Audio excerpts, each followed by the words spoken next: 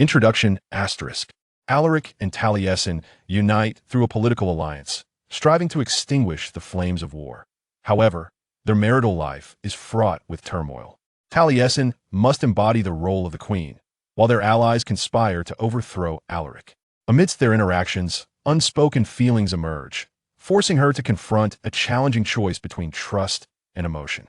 As a commander of the Shadow Legion, Alaric faces numerous challenges upon marrying the Light Weaver, Talasin. The tensions among nations escalate, compelling them to join forces against the apocalyptic magic of the Void's darkness. Yet his father harbors ulterior motives. This marriage tests his loyalty while igniting his desires. The hurricane of war continues, and amidst the shifting tides of magic and secrecy, it is time to define the purpose and target of their battles. The entire world awaits this transformation. Chapter 1. The enigmatic past of the Light Weaver. A gentle breeze, imbued with the essence of melting highland snow, swept across the desolate plains, howling through the sole window of the regent's private chamber. It collided with the wisps of shadow magic dancing among the stones, only to be consumed, vanishing along with the sunlight. An exception lay in a bright corner where a goldfinch lay basking in a patch of sunlight, restrained upon the table by gloved hands. The bird struggled fiercely within the grasp of three captors, emitting mournful chirps from its curved golden beak. As a fourth mage approached with a glass syringe in hand, the bird's eyes widened, glimmering like copper coins, while the hollow steel needle glinted ominously in the dim light as its holder stepped into the dissolution field. The mages of Garis appeared even more distressed than the goldfinch itself, experiencing the gradual loss of their own magic. Feeling the void where their souls once brimmed with ether was no trivial matter. Even standing at a safe distance before his father's throne, an instinctive memory surged through Alaric's veins, causing his gloved fingers to twitch involuntarily, almost succumbing to the urge to open the shadow gate, simply to ascertain if he could still perform the feat. This wretched creature ceaselessly sings when awake. A roar from the dagger-shaped throne drowned out the melodious lament of the goldfinch. Even if you failed to find clues to exploit its characteristics during your time in Ninavarr, you should have at least learned how to silence it. Alaric recalled the amplification magic array, the circles of metal wires and glass jars laid upon the marble tiles at the pinnacle of heaven, and the ruby core suspended within the sapphire curtain of magic. He shook his head. Why do I even bother to ask? The bitterness of disappointment was etched across Garis's face, riddled with furrows, scars, and cracks, starkly visible. You sailed southeast and returned empty-handed. What use are you as an emperor? As a needle pierced the goldfinch's neck vein, its cries rose in pitch. The sound resembled iron nails scraping against porcelain, amplified sevenfold, piercing Alaric's very heart. Yet, he could not allow this cry to affect him, especially not in front of Garis. Since the imperial delegation from Kesset returned from Ninavarr, the bird had been brought before the regent by Rear Admiral Maddle. In just 10 days, the regent appeared to have aged a decade.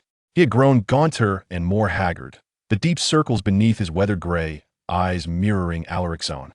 Father, if this bird song keeps you from sleeping, Alaric mustered his courage to say, aware that Garis took the goldfinch wherever he went, perhaps it would be best to leave it here in the chamber while you rest at night.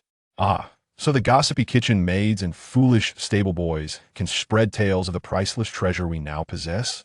Garis slammed his hand against the armrest of the throne, the shadowy tendrils surrounding him rising higher in response to his fury and paranoia. We should discuss your wife, yet you waste time prattling about my well-being. Startled by the regent's outburst, the mages hurriedly completed their task, injecting the goldfinch's blood into a small bottle with a cork, applying herbal disinfectant to the puncture site before returning the creature to its ornately decorated brass cage. They bowed to Garis, then to Alaric, and swiftly exited the chamber, the shadow gate flickering behind them. Listen to me, son. Once they were alone, Garis spoke in a low tone. After the void's darkness, the magic of the Light Weaver will have fulfilled its purpose. Similarly, there is no need to maintain the facade of peace with Ninavarr. We must strike swiftly to bring those islands under the dominion of the Night Empire. Thus, once you and your wife thwart the rift of the void, bring her here under the pretext of her obligation to attend court as stipulated in your marriage contract. What if by then you have yet to find a way to nullify her powers? Isn't there still that goldfinch to counterbalance her? You intend to use her as a hostage. Alaric stated numbly. By holding their Lachiska, the Ninavarr people will be more compliant, don't you think? Garis smirked, his lips as thin as parchment, devoid of any mirth. Should they defy us, we can remind them of what fate awaits their dragons before our void cannons. A series of horrifying images churned in Alaric's mind. Taliesin stripped of her powers as the dragons plummeted from the sky, their carcasses festooned with decay, sinking into the endless sea. Shadows enveloped the entire territory, as Kesset storm ships razed a civilization with millennia of glory to the ground, treating it like all the city-states of Saldovia. We have only wounded one dragon, yet they possess hundreds more. Alaric forced out the bitterness rising in his throat. I am uncertain if our reserves of voidfall material will suffice. Do not concern yourself with that. Leave it to me and my mages, Garis interjected sharply. Even if we exhaust all our supplies in the assault, there will be more waiting for us to seize, along with pristine ether crystals and other treasures from Ninavarr.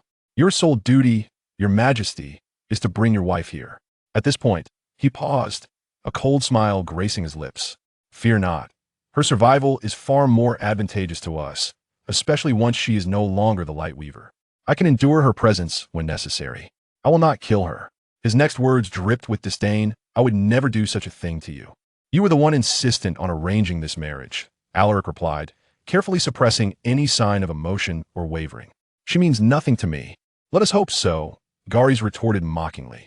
She grew up on this continent, fought for Saldovia, and is deeply entangled with that place. You cannot trust her. Alaric had always been aware of this fact, but hearing his father articulate it so plainly felt like something was tearing at his chest. He silently endured the pain, remaining mute. When she attends the coronation in a few days, Garis continued, keep a close watch on her. Do not allow her to roam freely, lest she senses the recent unrest. Inform all the generals that no one is to leak a word. Otherwise, their tongues will be nailed to the city gates. The recent unrest Garis spoke of referred to a series of uprisings occurring in several towns of the former Alfred region. During Alaric's absence in Ninavarr, the region had been preoccupied with quelling these disturbances, which undoubtedly added to his vexation. However, those were merely localized rebellions, too small and scattered to amount to anything significant. The Weaver of Light would not jeopardize peace for a handful of resistance warriors, Alaric contended. She understands the stakes. With less than 4 months remaining until the rift in the void erupts, death, the amethyst glow, and the roar of chaos will engulf this corner of Lyre. Only the fusion of light and shadow can avert it. Taliesin has already pledged her cooperation. She will not. You once told me that betting the future on a woman's whims is unwise. I shall not entrust the safety of our people to such an unpredictable factor. Alaric inhaled deeply, and Garis seemed to sag slightly, as if the weight of his own words bore heavily upon him. In that moment, an invisible thread tightened between them, tugged by the passage of time. The father and son found themselves entwined in this bond. Remember your mother, Garis murmured. Recall how she abandoned us in our time of need, leaving when her desires clashed with what Kaisat required for survival. I will still collaborate with you, Taliesin had declared on the rooftop, her eyes ablaze with fury, but do not ever attempt to persuade me that the Empire of Night rescued Saldovia from turmoil. No matter how grand a vision you believe you can create, it will always be built upon a foundation of blood. Indeed, Alaric replied hoarsely, I remember. Very well. During her visit, do not let the legionaries stray from her side, Garis warned. The moment an opportunity arises, she will assist those resistance warriors. Of that I am certain. In the Bellian mountains of the Ninavarr territory, the snow-capped peaks bore the burden of the onset of the rainy season, with iron-gray clouds heavy and foreboding, signaling the imminent arrival of rain, enveloping the lush greenery crowning the towering mountains. Yet from the summit of the highest peak, a colossal golden beam of light surged skyward, piercing through the ashen sky, resonating with a thunderous, celestial hymn that echoed through the misty air for miles around. At the center of that radiant pillar, amidst the golden light and surging magic, stood a woman. The blinding luminosity distorted her features, but two things were distinctly visible: the ceramic beads adorning her smooth forehead and the embroidered cloth she held tightly, cradling a weeping infant. Magic flickered and then concentrated, revealing images of houses, ladders, and bridges, all sculpted from cracked ochre earth. Together, they formed a parched city, rising tier upon tier above the tall grasses of the prairie and the rabbit tails swaying in the wind. The woman walked along a narrow earthen path, silently navigating through the indifferent crowd, clutching the child to her chest. She paused before a building, drab and rust-red like the others, and gently placed the squirming child on the steps before the door. Everything will be all right, she whispered, caressing the back of the child's head. Taliesin leaned in, eager to see the woman's face more clearly, yet the scene was but a tapestry woven from ether and memory. When the weaver's magic faded, so too did the vision. Taliesin staggered back, emerging from the sandstone fountain, no longer buffeted by the surging waves of magic at her node. She collapsed onto the stony ground, the pain shooting through her hips and spine, prompting an involuntary curse. Just then, a bolt of lightning split the night sky, illuminating the gnarled branches of an ancient oak, followed by a deafening thunderclap, and then the rain began to fall. She groaned as she stood. The fine rain streamed down her braided hair, trickling into her eyes, while she struggled to comprehend the vision she had witnessed, pondering all that the etheric space had revealed to her. It was precisely the scene from the day she was abandoned at the orphanage atop the mud-brick city of Hornbill. The beads upon that woman indicated her status as a servant of the Ninavarr court. She recalled hearing the woman's words while dreaming in the hollow of an ancient oak. Taliesin remembered that Indusa was the name of the nurse who was meant to escort her to the Dawn Isles, where they were to seek refuge among her mother's kin, ensuring their safety from the Ninavarr civil war. Yet Indusa had taken Taliesin in the entirely opposite direction, to the northwest, across the continent, to the most destitute city in the Alford region of Saldovia. Why? Had she lost her way? Taliesin recalled that during the height of the Civil War, 2 royal guards had also boarded the airship that took them away from the provincial capital. Where did they go? And why had Indusa abandoned the heir of the Dragon Throne in such a desolate place? Taliesin glared at the empty fountain in the overgrown courtyard of the Belian Temple, hoping that the power of the Weaver might once again surge forth from that dragon-shaped spout. She was eager to pursue this new lead, to unravel the thread of her mysterious tapestry of the past. Yet the fountain remained still, only the raindrops falling, deepening the color of its stones. After Alaric's fleet vanished from the skies of the territory, Taliesin waited impatiently for a few days before rushing to the Temple of the Weaver to revel in the newfound freedom gained from resisting Old Duja. She had camped there for nearly a week, casting etheric spells and exploring, even receiving a concerned messenger hawk sent by her father from far-off Iskaya. This was the first time since her arrival that her magical node had released its energy. It seemed unlikely to do so again before she had to depart, which was truly vexing. At least the power of the Weaver had shown her something useful, rather than the memories she struggled to expel during her waking hours. The hazy images and ethereal sensations of that wedding night, parched lips pressing against her bare skin, garments pushed aside, the flush upon her pale neck, the hoarse voice in the darkened bedroom, strong hands urging her to draw closer and hold tighter. A twig snapped behind her. She whirled around.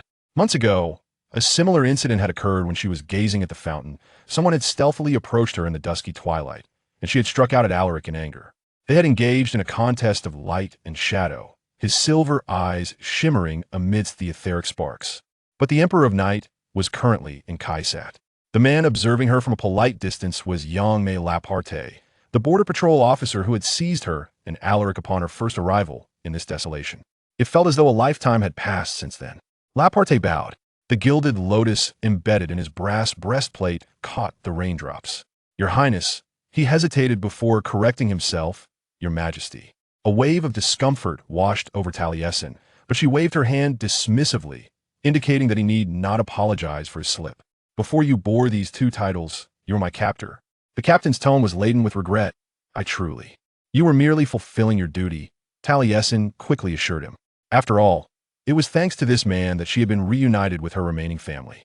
But what brings you here now? Doubt crept in her mind, mingling with the long-standing anger towards old Duja for never allowing her respite. Did my grandmother send you? Today is not the day. Lapate vaguely gestured towards a sandstone fountain. Your mother, Lady Hanan, used to frequent this place, Lachiska. I sometimes come here to reminisce and pay my respects to her. Although Taliesin felt a twinge of irritation for hastily drawing unfavorable conclusions about his motives, the surge of tension and excitement coursing through her veins soon supplanted that feeling. Were you close to my mother? Were you friends? The late princess was quite solitary in Iskaya, Lapate replied. She despised politics and had little patience for all the formalities and intrigues. I was one of her few confidants. Taliesin listened intently to every word Lapate uttered. In the court of her grandmother at the pinnacle of heaven, the name Hanan Afralis seemed to carry a taboo. Each time Taliesin attempted to broach the subject of the past, the nobles would shift the conversation and the servants would scurry away. Discussing it with Prince Elagabi was equally impossible, as her father was burdened by the civil war and the death of his wife.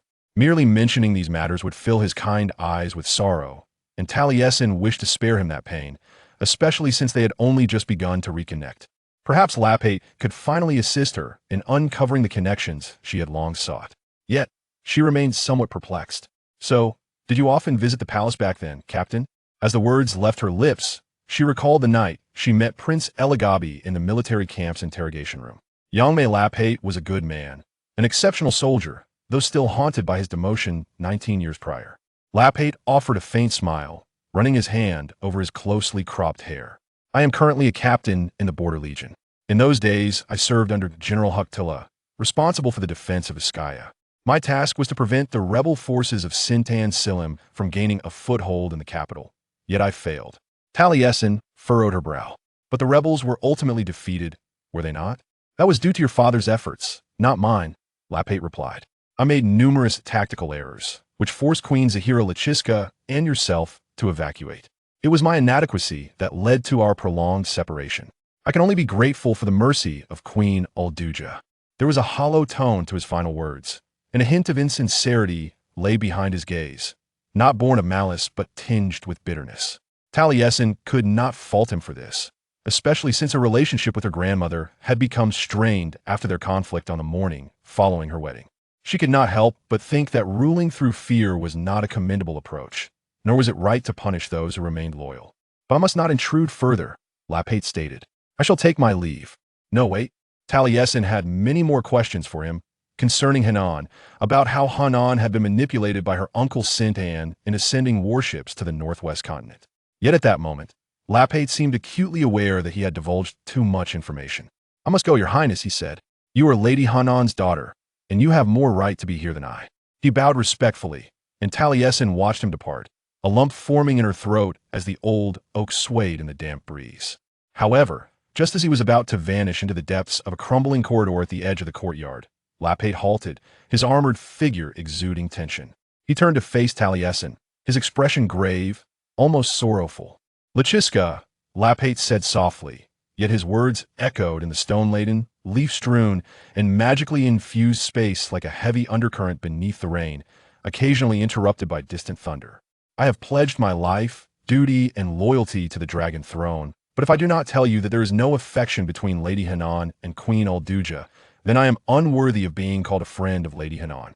Queen Zahira Lachiska is exceedingly displeased with Lady Hanan's refusal to become her heir, and Lady Hanan, in turn, does not wish to be declared an heir before you are old enough to make your own choices.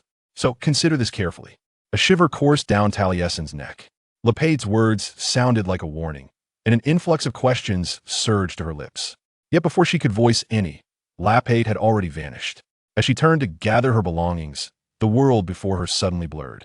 The ruins of Belian gradually faded, transforming into a deep blue expanse, sliding beneath her as if she were soaring through the air, gazing down from above. A hand, weathered and twisted by time, gripped tightly onto a jagged, snow-covered ridge. Thunder rumbled once more in the sky, startling Taliesin. The visions dissipated, and the stone courtyard reappeared clearly before her. What was happening?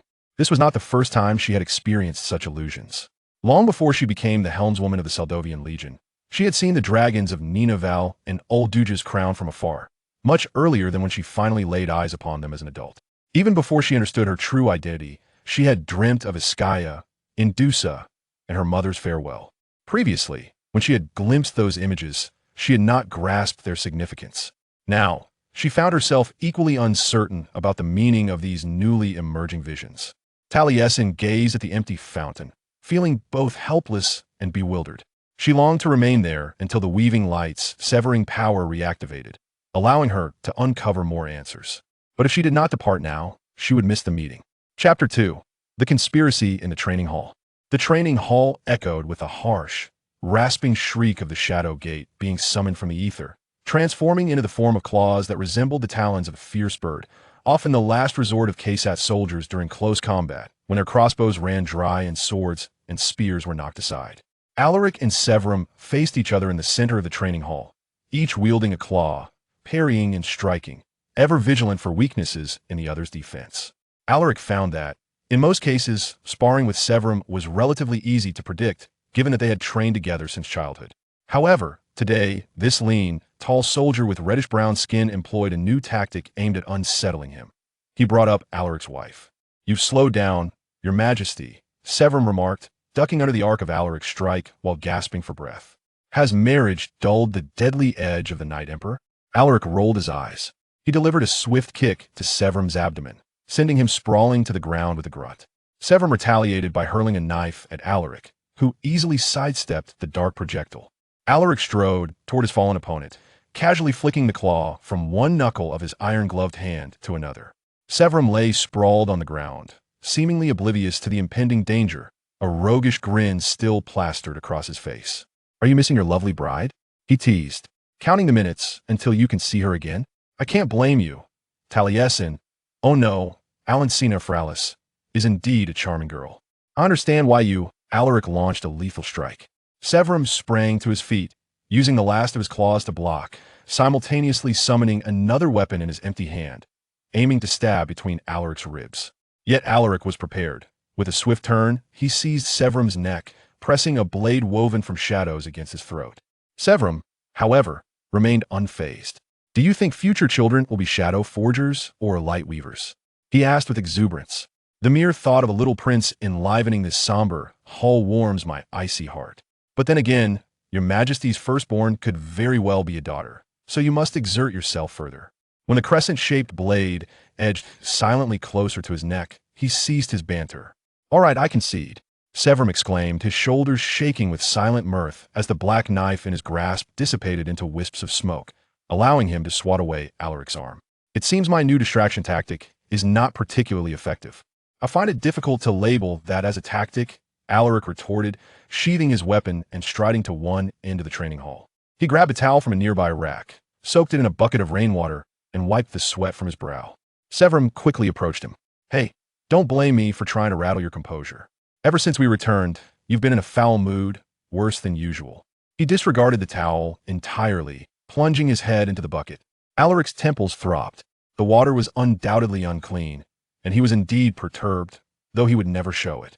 Since departing from Ninavarr, the image of Talasin watching him leave from the top step of heaven had lingered in his mind. At this moment, she was likely preparing for the 3-day journey aboard an airship to Kaisat to attend the ceremony of her coronation as his queen. The thought of seeing her again, not in the sweltering jungles of Ninavarr, but on this continent where the echoes of war still resonated, stirred a peculiar sensation within him. Severum's mention of progeny further unsettled him. Once, such thoughts had repulsed Alaric, yet now they merely evoked the indelible memories of that wedding night. How effortlessly he could have held Talasin closer, delving deeper into their intimacy.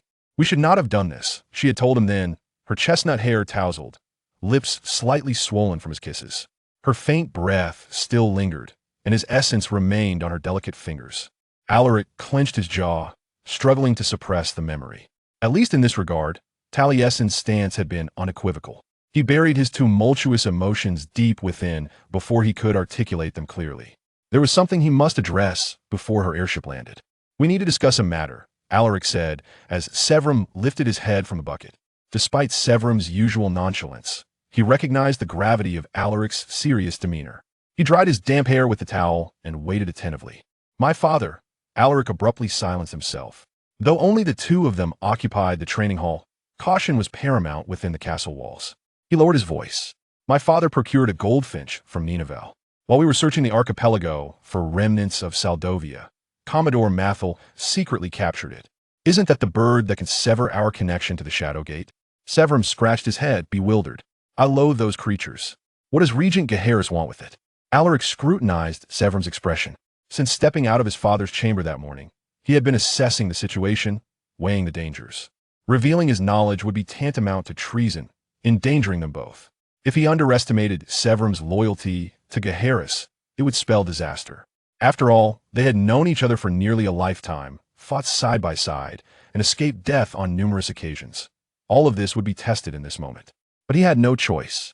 When Ishan Vakel explained how the mages of the territory suspended the blood of the goldfinch in the rain springs to manipulate its effects, only 2 Kaisations had been present. Alaric had to ensure this information never reached Gaheris's ears. Alaric remained steadfast in his belief that the Night Empire was the path forward. It would restore order and stability to the continent, shielding the Shadow Forgers from those who sought to annihilate them. On this point, he and his father were in agreement. However, Gaheris was shackled by the chains of the past, yet he aspired for a brighter future. He believed war was the sole option. Although Alaric knew he could not trust Taliesin, he had to devise a way to secure the Night Empire's stability without destroying her and her homeland. He needed to buy time. Alaric exerted considerable effort to maintain a calm expression and steady tone, which caused him great concern. Regent Gaheris believes that the Golden Finch may hold the key to permanently eradicating Taliesin's magic. Severum raised an eyebrow, but revealed no other emotion. Provoking the Ninavallans is unwise, Alaric hastily added. The trade agreements and mutual defense pacts that accompany the marriage alliance are far more beneficial for Kaisat than any potential gains from reigniting conflict so soon after the Hurricane War. My father is a wise man, but in this matter, I believe his hatred for the Light Weavers has rendered him reckless. While understandable, it is still a foolhardy course of action. And what is your opinion of the Light Weavers? Severum inquired. Alaric nearly paled, but managed to regain his composure at the last moment. Upon closer inspection, he discerned that the glint in Severum's eyes was playful rather than malicious. Yet Alaric was acutely aware that as a warrior, Severum excelled at luring enemies into revealing themselves, striking fiercely when they let their guard down. He must remain vigilant. Light magic is a great scourge upon this world, Alaric replied, echoing his father's words uttered countless times. Yet Taliesin's bloodline grants us access to Ninavarr, and we require her power. For now, at least until the arrival of the Moonless Dark. These words felt heavy upon his tongue. He felt as though he were lying. He could not convey to Severum that despite his deep-seated aversion to light magic, the mere thought of Taliesin forever severing her connection to it pierced his heart. To lose that which made her eyes shine and her skin glow, a magic that had nearly cost him his life on several occasions, yet had also intertwined with his shadow magic to create wondrous sights unseen across the entirety of Lyre, was an unbearable thought. That was something uniquely theirs. Severum regarded him for a long moment, long enough to induce an unsettling sensation. Finally, he shrugged, as if they had merely been discussing trivial matters. I wish our esteemed regent good fortune with his new endeavor, though I cannot fathom how his mages will accomplish this, considering the goldfinch can negate ether magic. Since Alaric first heard the melodious chirping of birds echoing in his father's dimly lit hall, the heavy burden that had weighed upon his heart began to lift. You truly do not know? He reiterated, almost incredulous. Not in the slightest, Severum replied, his grin both radiant and cunning. The Ninavarrians have never elucidated anything regarding those creatures to us, have they? They merely confined them in cages as a safeguard against the ether mages. Alaric swallowed hard.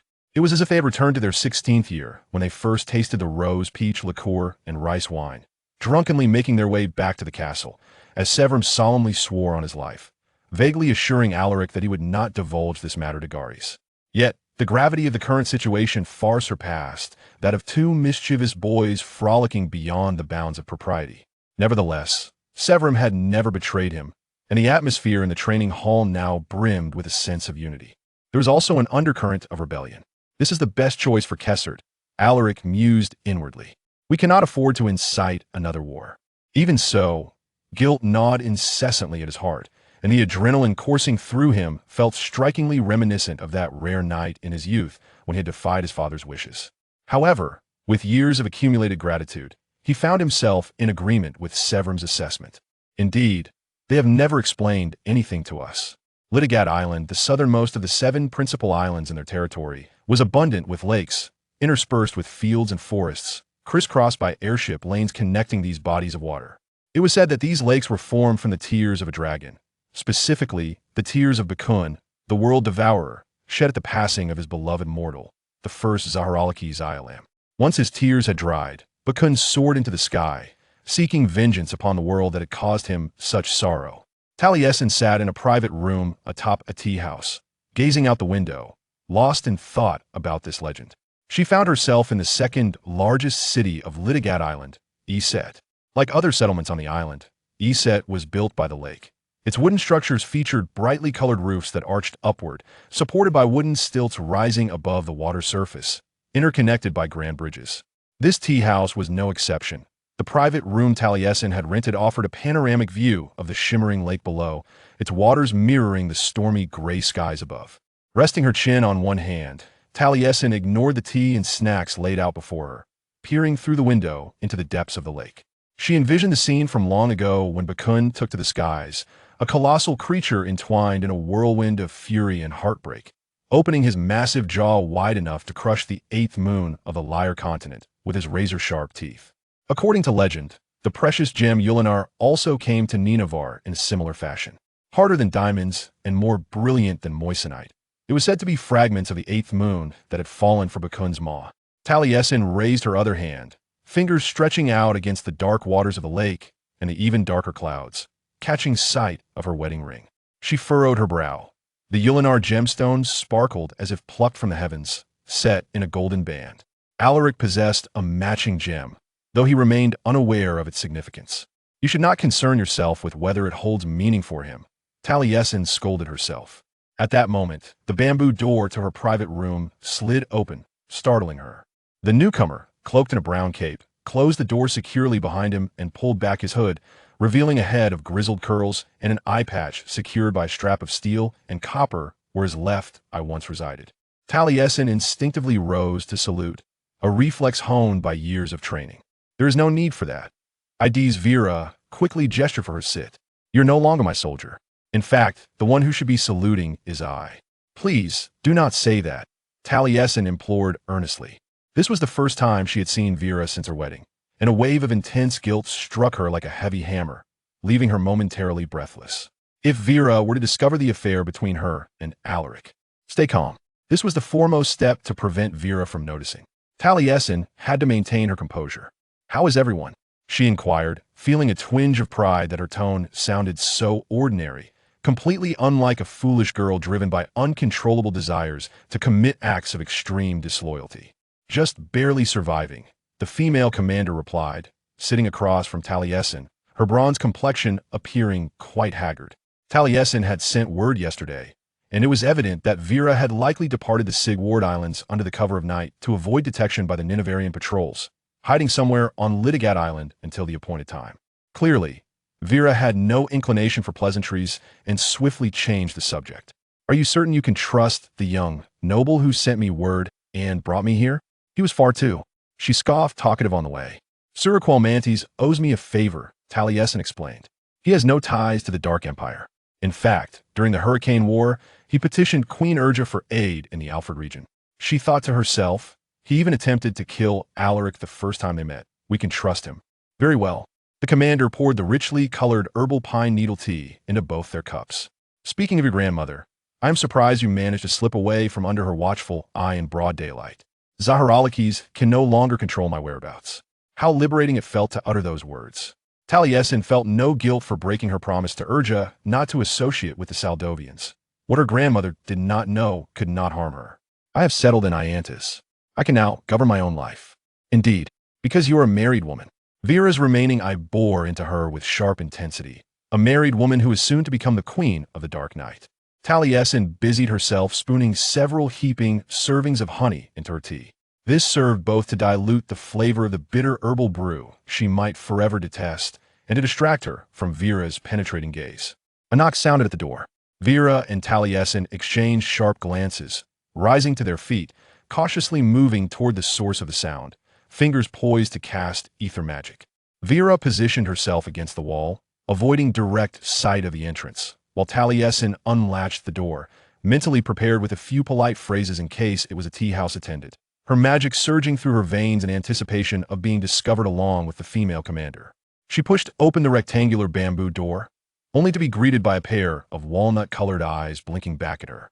You should be on lookout outside, Taliesin hissed in a low voice, seizing Sir Qualmantes by the collar and pulling him inside. Behind them, an equally vexed Vera secured the door once more that a group of young nobles passed by Esset and noticed me, Soliquil said, striding toward the tea and taking a cup for himself. I told them I was meeting a friend. That surely draws less suspicion than lurking in the corridors alone. He looked at the two ladies with eager anticipation from beneath his tousled brown bangs. What were we discussing just now? Vera clearly expressed her discontent with the new situation, but once she and Taliesin sat down at the table, they wasted no time. The progress on the repair and modification of our ships in this territory is slow, she informed them. Integrating the technology of Ninavarr and Saldovia is no easy feat, yet we are making gradual strides. That's insufficient, Taliesin murmured. We require the Hoopler fleet, but if Queen Ulduja openly jeopardizes our treaty with Kaisat for such an uncertain outcome, the court will undoubtedly oppose it. We need more supporters to persuade them. We require additional allies. Indeed, that is precisely why I have resumed dispatching envoys to other nations, Vera explained. I have sent forth our most skilled spies and politicians, individuals of unwavering trust who can stealthily negotiate with the right parties, those who will not betray us to Kaisat. Of course, they are at a disadvantage as we cannot reveal our hideout, but it is worth a try. Moreover, considering we can only act after the dark of the moon, they have ample time. Isn't that perilous? Taliesin inquired. If Queen Ulduja discovers. This endeavor is fraught with risks. Vera sipped her tea delicately. Yet I believe there is a reason the Ninalvans no longer patrol the waters southwest of the Eye of the Storm. I suspect your grandmother eagerly anticipates my rallying of nations sympathetic to the Saldovian cause during this time, hoping to leverage the additional forces to persuade the court to engage in battle. She glanced at Taliesin thoughtfully over the rim of her porcelain cup. You must also wisely utilize this time in your new identity. Thus far, Soliquil had comported himself with the decorum expected of an Ninalvan male, quietly listening to the lady's converse without interruption. However, upon hearing the mention of Taliesin's new identity, he exclaimed, "How can you tolerate it, Lachiska? Marrying that puppet, the source of all evils. It is precisely because Taliesin has wed into the Empire of the Night that we may have an opportunity to liberate the continent from its grasp," Vera reminded him. "That is unacceptable." Soliquil turned to Taliesin. "Did you not entertain the thought of plunging a knife into Alaric Osinus's heart while he lay in your bed?" "I must defend myself," Taliesin replied. "He has only lain in my bed once. Before I kicked him off, after we engaged in that act, I swore never to speak of again. However, when the time is right, I shall reveal whether I did indeed stab him." The wind began to pick up, rustling the edges of their cloaks and the thin curtains surrounding the windows. The numerous weather vanes of Esset spun wildly, and the clouds that had lingered in the sky all afternoon finally fulfilled their promise of rain, pouring down in torrents as the waters churned around the wooden piles supporting the city. "You are to depart for Kaisat tomorrow, are you not, Lachiska?" Soliquil inquired. "Indeed," Taliesin replied. "A storm is on the horizon. Travel will be tumultuous in this weather." "It truly is a tempest." Vera gazed at the surface of the lake. It seemed she discerned something within the dark, churning waves and lightning that compelled her to take a deep breath. "After the dark of the moon, Taliesin," she reiterated, "be prepared." Taliesin could only nod in response. The waters of Esset roiled violently along the shoreline, a chill wind piercing deep into her heart. Chapter 3. The Shadow wore at the pinnacle of power when they met again. He wore a mask. Taliesin descended the gangway of the diplomatic vessel that had carried her from the shores of Kaisat to its capital, pausing to survey her surroundings. The dock rose majestically, stretching out in elongated strips from the castle's command tower, resembling the tentacles of an octopus. The chill of the spring air pierced to the bone, a sensation so foreign after her prolonged absence from the northwestern continent. Previously, she had only seen this castle on a map, years ago, in a fit of desperation. Its villa and the other members of the Saldovia Alfred War Council had contemplated rescuing their soldiers from the castle's prison. However, upon grasping the dire circumstances they would face, they abandoned all such plans. Now, she walked above the castle with her grandmother, father, Maid Gia, and the royal guard, Lakistaro. And Taliesin finally understood why Vera had changed her mind. This place resembled a vast military stronghold more than a vibrant city. A series of robust stone edifices and expansive courtyards lay concealed behind thick walls adorned with watchtowers and crossbow platforms. Unlike the bustling settlement of Ninavarr, where the sky was filled with airships vying for the best landing spots, here, the elegantly designed airships emblazoned with the Osinus family's chimera emblem glided steadily along meticulously plotted routes. Beyond the castle walls, there was nothing but desolate fields and the hangars of storm warships, stretching endlessly to the horizon. Not even 5 minutes in, I was already feeling disheartened, Gia muttered, trailing behind Taliesin along with other representatives from Ninavarr. "Be quiet," Queen Erdija admonished softly. Taliesin heard Prince Alagbai chuckle, only to be silenced by his mother's reprimand. To be honest, Taliesin found herself in agreement with her maid's sentiment, yet the imposing figure of Alaric stood just a few feet away, capturing her full attention. He was clad in battle regalia, spiked pauldrons, clawed gauntlets, a short chainmail tunic, and a corseted breastplate, a striking blend of black and red, black as the night, red as blood. A few locks of dark, tousled hair fell across his pale forehead. His gray eyes, emotionless behind the obsidian half-mask engraved with wolf fangs, regarded her intently. Behind him stood Severum and two identical figures clad in matching armor, the Shadowforged twins. In her private musings, she referred to them as this guy and that guy. Talasin was uncertain of Alaric's thoughts as she steadied her legs, each step towards him feeling as if the metallic grid walk suspended over this city-like fortress might shatter beneath her. When she halted before him, he leaned forward, close enough that she had to tilt her head to discern his face. "Lachiska," he murmured. 2 weeks had elapsed since she last heard his voice, yet time had done nothing to diminish its profound impact on her. His voice, rich and deep like honey, wine, and oak, was shrouded by a mask, acquiring an ethereal, smoky quality that stirred an uncontrollable wave of irritation within her heart. "Your Majesty." She attempted to respond with composure. Alaric tilted his head slightly, gazing nonchalantly at the sky.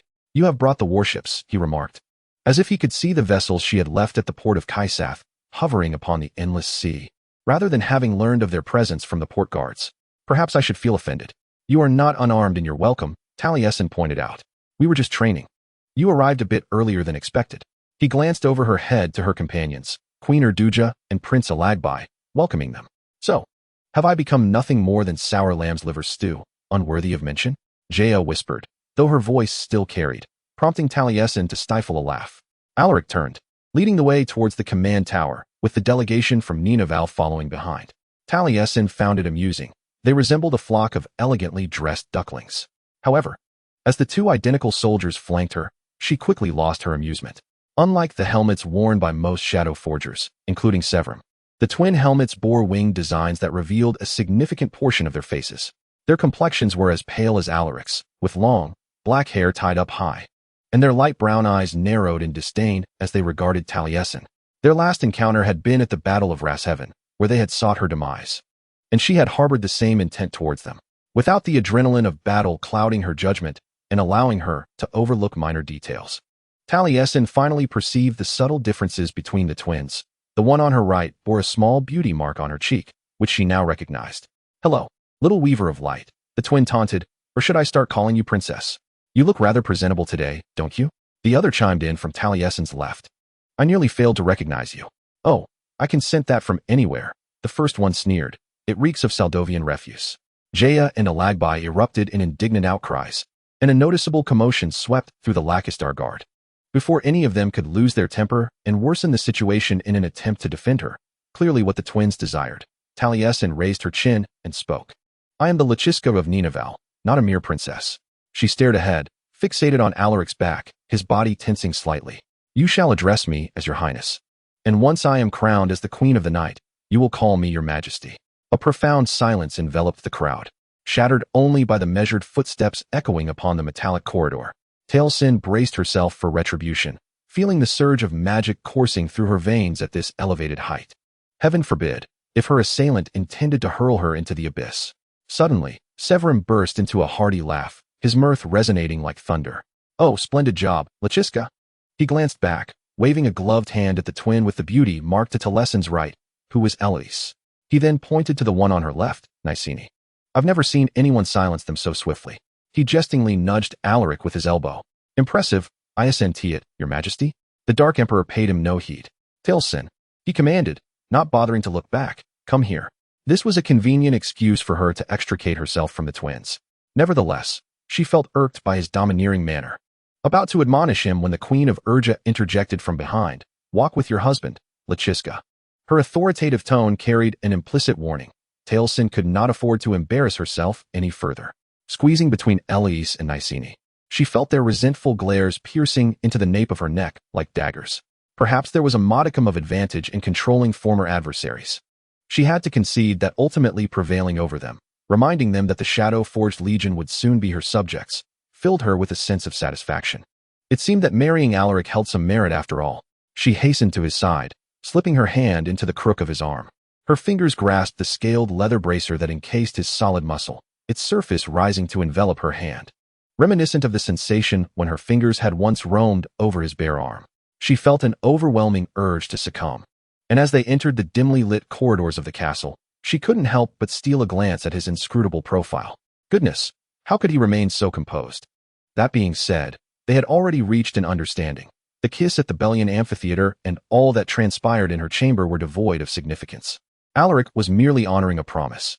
Those moments held no meaning, as they were inconsequential, and thus he acted as though they had never occurred, as was indeed the case. She too ought to adopt this demeanor. Are you intending to constrict my circulation, Your Highness? His deep voice punctured her reverie. Apologies. She released her grip on his arm. Alaric fell silent, his gray eyes lingering on her a fraction longer than necessary before swiftly averting their gaze. Was he also contemplating their wedding night? For him, did it also loom as a specter between them, an intangible current subtly quivering with the knowledge of their mutual feelings? Stop overthinking, Talasin chided herself. She had journeyed all the way to Kaisat not solely to be crowned the queen of the Dark Night. When the two found themselves alone, she intended to inquire whether Alaric had located Katie. He had promised to search for her friend in the castle's dungeon. If Katie were indeed here, Talasin would never abandon her. To accomplish this, she needed to maintain a clear mind. Eventually, Ninavarr and her companions were escorted to a series of interconnected rooms where they would reside until Talasin's coronation the following afternoon. The accommodations included a bedroom, a dining area, and a lounge, all adorned with black stone, grand fireplaces, and elegantly simple furnishings that gleamed with polish, interspersed with a few ancient tapestries. After a brief tour, Alaric stood in the circular lounge and announced that all meals would be served by servants. Upon hearing this, Queen Urge's eyebrows nearly shot up to her hairline. "Will you not dine with us, Your Majesty?" inquired Heir. "My schedule does not permit," he replied, his tone cool yet courteous. "However, there will be a celebration following the coronation tomorrow, at which time we shall dine together." Urge nodded, feeling somewhat reassured to discover that, in this unfamiliar environment, there remained a semblance of hospitality. Alaric departed the lounge without uttering another word, leaving Talasin staring at the spot he had just occupied, momentarily dazed. In her mind, fraught with anxiety and rehearsed scenarios of reunion, she had not anticipated such a mundane encounter. She felt a pang of annoyance towards him. Frustrated, she approached a table laden with beverages and various small dishes, where Gia and Alaric were already helping themselves. Gia bit into a skewer of roasted duck blood cubes, chewed tentatively, and grimaced. "It lacks flavor," she exclaimed. Alaric squinted sadly at the remaining vegetable roll between his fingers, the bean sprouts wilted and the sauce utterly uninspired. "It seems it falls upon Your Highness to introduce the culinary delights of your territory to the court of the Night Emperor," Gia declared. Talasin blinked at them, her mouth full of a sticky rice cake dipped in egg, her cheeks puffed out. They stared at her, and after she swallowed, she shrugged, unabashedly reaching for a plate of pickled shrimp and sea grapes. After all, food was food. Eventually, she was compelled to cease her eating as Queen Urge beckoned her to the sole window in the lounge. Reluctantly, Talasin approached. Since their quarrel, they had more or less been ignoring each other, though that dispute had granted her a degree of freedom within Ninavarr's territory. Yet, she should have known that such a state of uneasy peace could not endure indefinitely. "I have never left the Ninavarr territory," Heir stated, her tone suggesting that this was a source of pride. Perhaps it indeed was for her. She spoke in the sailor's lingua franca, adding, "Thus far, I have no favorable impressions of what I have seen here. It is a dilapidated place." Talasin yearned to convey to her grandmother that a few hours' journey away lay breathtaking scenery. Just a glimpse of the snow-covered highlands would reveal why they are referred to as the spine of the world. She longed to express that spring had arrived, with silvery blue rivers meandering through the inland canyons, lush greenery enveloping the gorges, and the meadows adorned with blooming flowers. Yet all of this belonged to the now-vanished Saldovia. So she simply remarked, "You need only endure until the day after tomorrow, Halakan." Indeed, Urdaja extended a slender arm, adorned with silk and gemstones, and with a tapered fingertip, indicated several locations, suggesting the addition of fountains there, and there. A walking path connecting the various buildings would also be splendid, perhaps some flowering trees as well. "I fear aesthetics may not be a priority in the Empire of the Night," Talasin commented. "Aesthetic appeal should be valued. The common folk delight in a touch of elegance. This city is the heart of your empire, is it not? You must ensure the happiness of its residents, and to achieve that, it must be a livable space." "This hardly constitutes my empire," Talasin was about to retort when Urdaja impatiently shook her head, interrupting her. "Do not dwell on that, Alancina. What is done is done. No one knows what the future holds, but for now, Zahil Rakiz once again gestured towards the skyline, this time waving her hand as if to encompass it all. The Emperor of the Night is yours, his realm is yours, his power is yours. It is time for you to take command. Your enthusiasm for this matter seems excessive. Taliesin squinted at her grandmother. You appear quite eager to see a granddaughter ascend to the Kaisat's throne. Why should I not be? Erdaja countered. Which matriarch would oppose her family gaining greater influence and higher prestige? We shall become significant players on the world stage. This you told me the day after your wedding. This will not last forever. The Empire of the Night will eventually fall. Taliesin wished to argue, but at that moment, Erdaja clasped her hands together. Her right index finger deliberately and slowly tapping against the knuckles of her left hand. Taliesin froze, recognizing this as a gesture of warning. She surveyed the sitting room, heightening her vigilance towards every detail within. More precisely, it was the architectural details that commanded her attention, the curved walls, the elliptical vaulted ceilings. Certain rooms at the pinnacle of heaven were constructed in a similar manner, designed to direct sound to a focal point. Erdaja's finger ceased its tapping, lazily extending towards a vast ebony fireplace that stretched from the floor to the ceiling, occupying a portion of the wall. It was large enough to conceal the entrance to another room, where one could eavesdrop on conversations within the sitting room. How did Erdaja know this? I am meticulous in my considerations, Zahira Rakis advises her, lowering her voice to converse in the Ninavarr language just in case, reiterating the words spoken 2 weeks prior. Thus, I am never caught off guard or unprepared. Talasin suddenly comprehends that Erdaja intends to create a false sense of security among the eavesdroppers by allowing them to believe that the territory is content with its newfound status, preoccupied with superficial matters such as renovations, rather than concealing the last bastion of the Saldovian Alfred region within the territory. I also note that Erdaja adds, your husband has placed us in this dimly lit corner, isolated from the rest of the castle. Her tone is casual, designed to lead any potential listeners to believe that the conversation remains trivial. Even if they cannot comprehend the words, it implies he wishes to limit his subject's contact with you. In turn, this suggests either he harbors secrets he does not wish for you to discover, or he possesses no genuine interest in a lasting alliance, or perhaps both. A twinge of discomfort grips Talasin's stomach. Is it the dubious vegetable rolls causing this? No, this is a different kind of pain. It spreads through her limbs, rendering her numb. Erdaja's words ring true, yet Alaric has hidden motives, which should not concern Talasin. After all, she has her own. However, when coupled with his recent cold demeanor, this realization pricks her heart. She is indeed poised to betray him.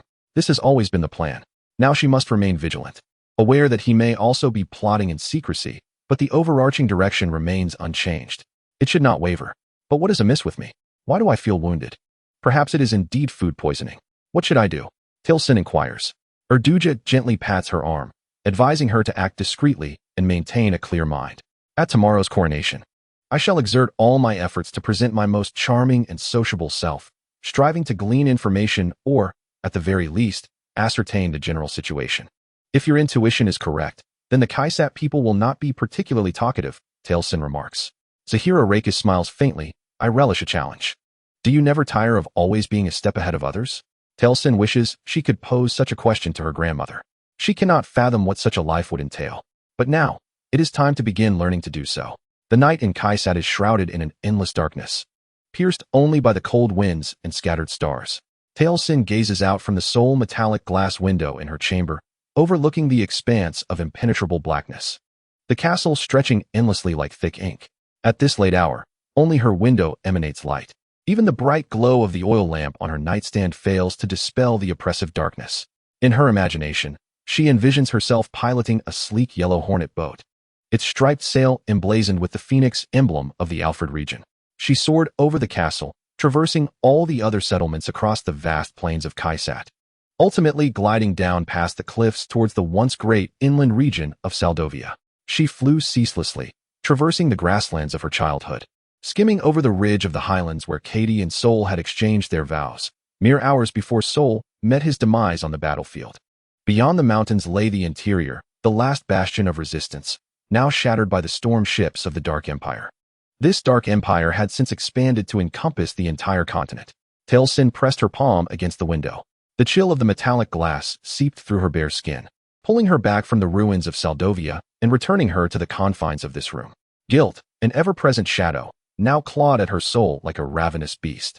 After such a long time, she found herself back on this continent, wed to the very man who had played a pivotal role in the devastation of much of it. I had no choice, she murmured to the reflection in the darkened glass that seemed to accuse her. This was the only way for everyone to survive. Except for Garis. At present, she felt utterly powerless against him. Ninavarr needed to maintain amicable relations with Kaisat to avert the fall of the void. But afterward, she could devise a plan to deal with the regent, to eliminate him, thereby aiding the remnants of Saldovia in reclaiming their lost homeland. She could trust that there would indeed be a afterward. Chapter 4. Struggles amidst the ashes of war. Despite Ulduja's profound wisdom and discretion, her right eyebrow arched slightly. As if to report to the ancestors above, and from this alone, Talasin could easily discern that Zyarachis found it peculiar to serve drinks before the coronation ceremony. During significant rituals, the anticipation of beverages helped maintain a semblance of decorum among the court of Ninavarr. Talasin was thoroughly convinced of this. Just as she firmly believed that the people of Kaisat required copious amounts of fine wine to endure the ceremony. In the spacious hall, the officers adorned in black and silver uniforms harbored no desire for her to ascend as the Dark Queen. To be fair, even the Dark Emperor himself was not keen on the notion. Yet thus far, Alaric had not retreated to the corners with his cohorts, whispering behind their goblets, casting glances of suspicion or ire in her direction. Talasin exerted every ounce of restraint to avoid returning their dark stares with equal disdain. The Hurricane War remained vividly etched in her memory, just as it was in theirs. She found herself encircled by former adversaries, wrapped in an impractical gown, a blend of red and black, with layers of cascading skirts and a trailing ribbon from an asymmetrical neckline, long sleeves, and fitted bodice. The attire struck her as absurd. It rendered her incapable of fighting or fleeing, both of which she would gladly do at this moment. Red and black, the colors of Alaric's battle regalia. She could not discern whether this choice of hue was mere coincidence or if Ulduja and the seamstress had conspired to craft a meticulously designed jest. She was curious about Alaric's thoughts on the matter, yet as they stood there, holding lychee wine and receiving brief congratulations and insincere praises from various guests, his granite-like visage remained as inscrutable as ever. The attendance at this momentous ceremony was far less than anticipated, with only a few rear admirals and generals present, and even fewer regional governors, corroborating Ulduja's suspicion that Alaric wished to limit the interaction between his subjects and the Ninavarr people. "Does your father believe it unnecessary to attend?" Talasin inquired of Alaric after yet another well-wisher departed. It was not that she particularly cared for Jaharis's choices, but the fact that he was absent from his daughter-in-law's coronation was rather dubious. Moreover, truth be told, she was eager to see the man for herself. To behold the shadowy specter that haunted the nightmares of every Saldovian child, the architect of endless destruction that had plagued the land for years. "He no longer makes public appearances," Alaric responded, "while your grandmother, on the other hand, seems to be enjoying herself." Talasin followed his gaze to see Zahira Larkus mingling among the governors, though she refrained from comment. "They are establishing diplomatic relations," he elucidated, "to promote profitable trade." "You mean to say that each of them is currying her favor, hoping she will prioritize the import of their regional products?" "Indeed, each region is vying for that coveted direct trade route to Ninavarr. The capital will surely secure it, will it not?" "Perhaps not," he scratched his chin, appearing somewhat uneasy. "This is what I have been striving to advance. For the nation's economic prosperity, we must disperse the focus away from the central region, rather than allowing others to languish. I believe this is one of the issues plaguing the Alfred region of Saldovia. Most trade benefits only the inland areas, while others gradually decline." Talasin fell silent. Her heart stirred.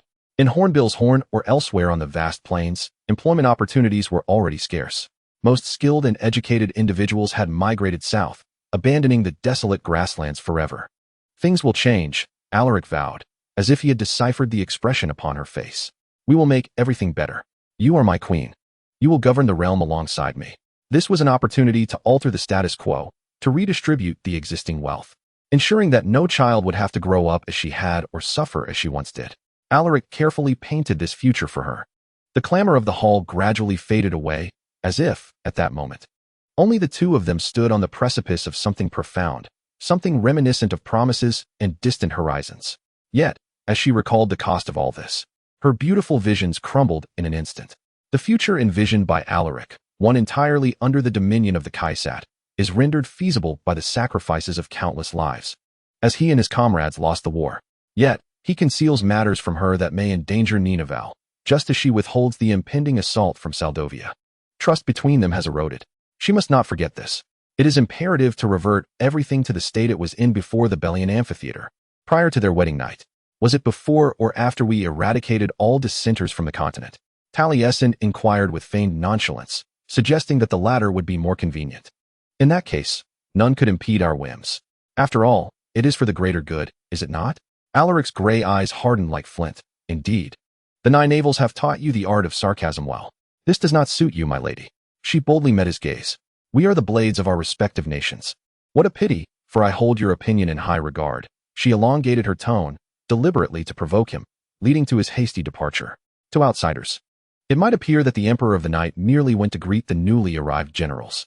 Only Taliesin understood that she had struck a nerve, and he seized the opportunity to distance himself from her. She could not bask in her small victory for long, as she now found herself awkwardly standing alone. Taliesin abruptly turned to seek Alagbai or Jay, but halted mid-step, her fingers tightly gripping the wine glass's stem upon encountering the bearded Kaisat officer who had stealthily approached from behind. The very person she least wished to encounter within the castle. Rakiska greeted Rear Admiral Darius, once a helmsman of Saldovia, who had betrayed the Alfred region in the final months of the Hurricane War. Or should I address you as your majesty? The last she had heard of Darius.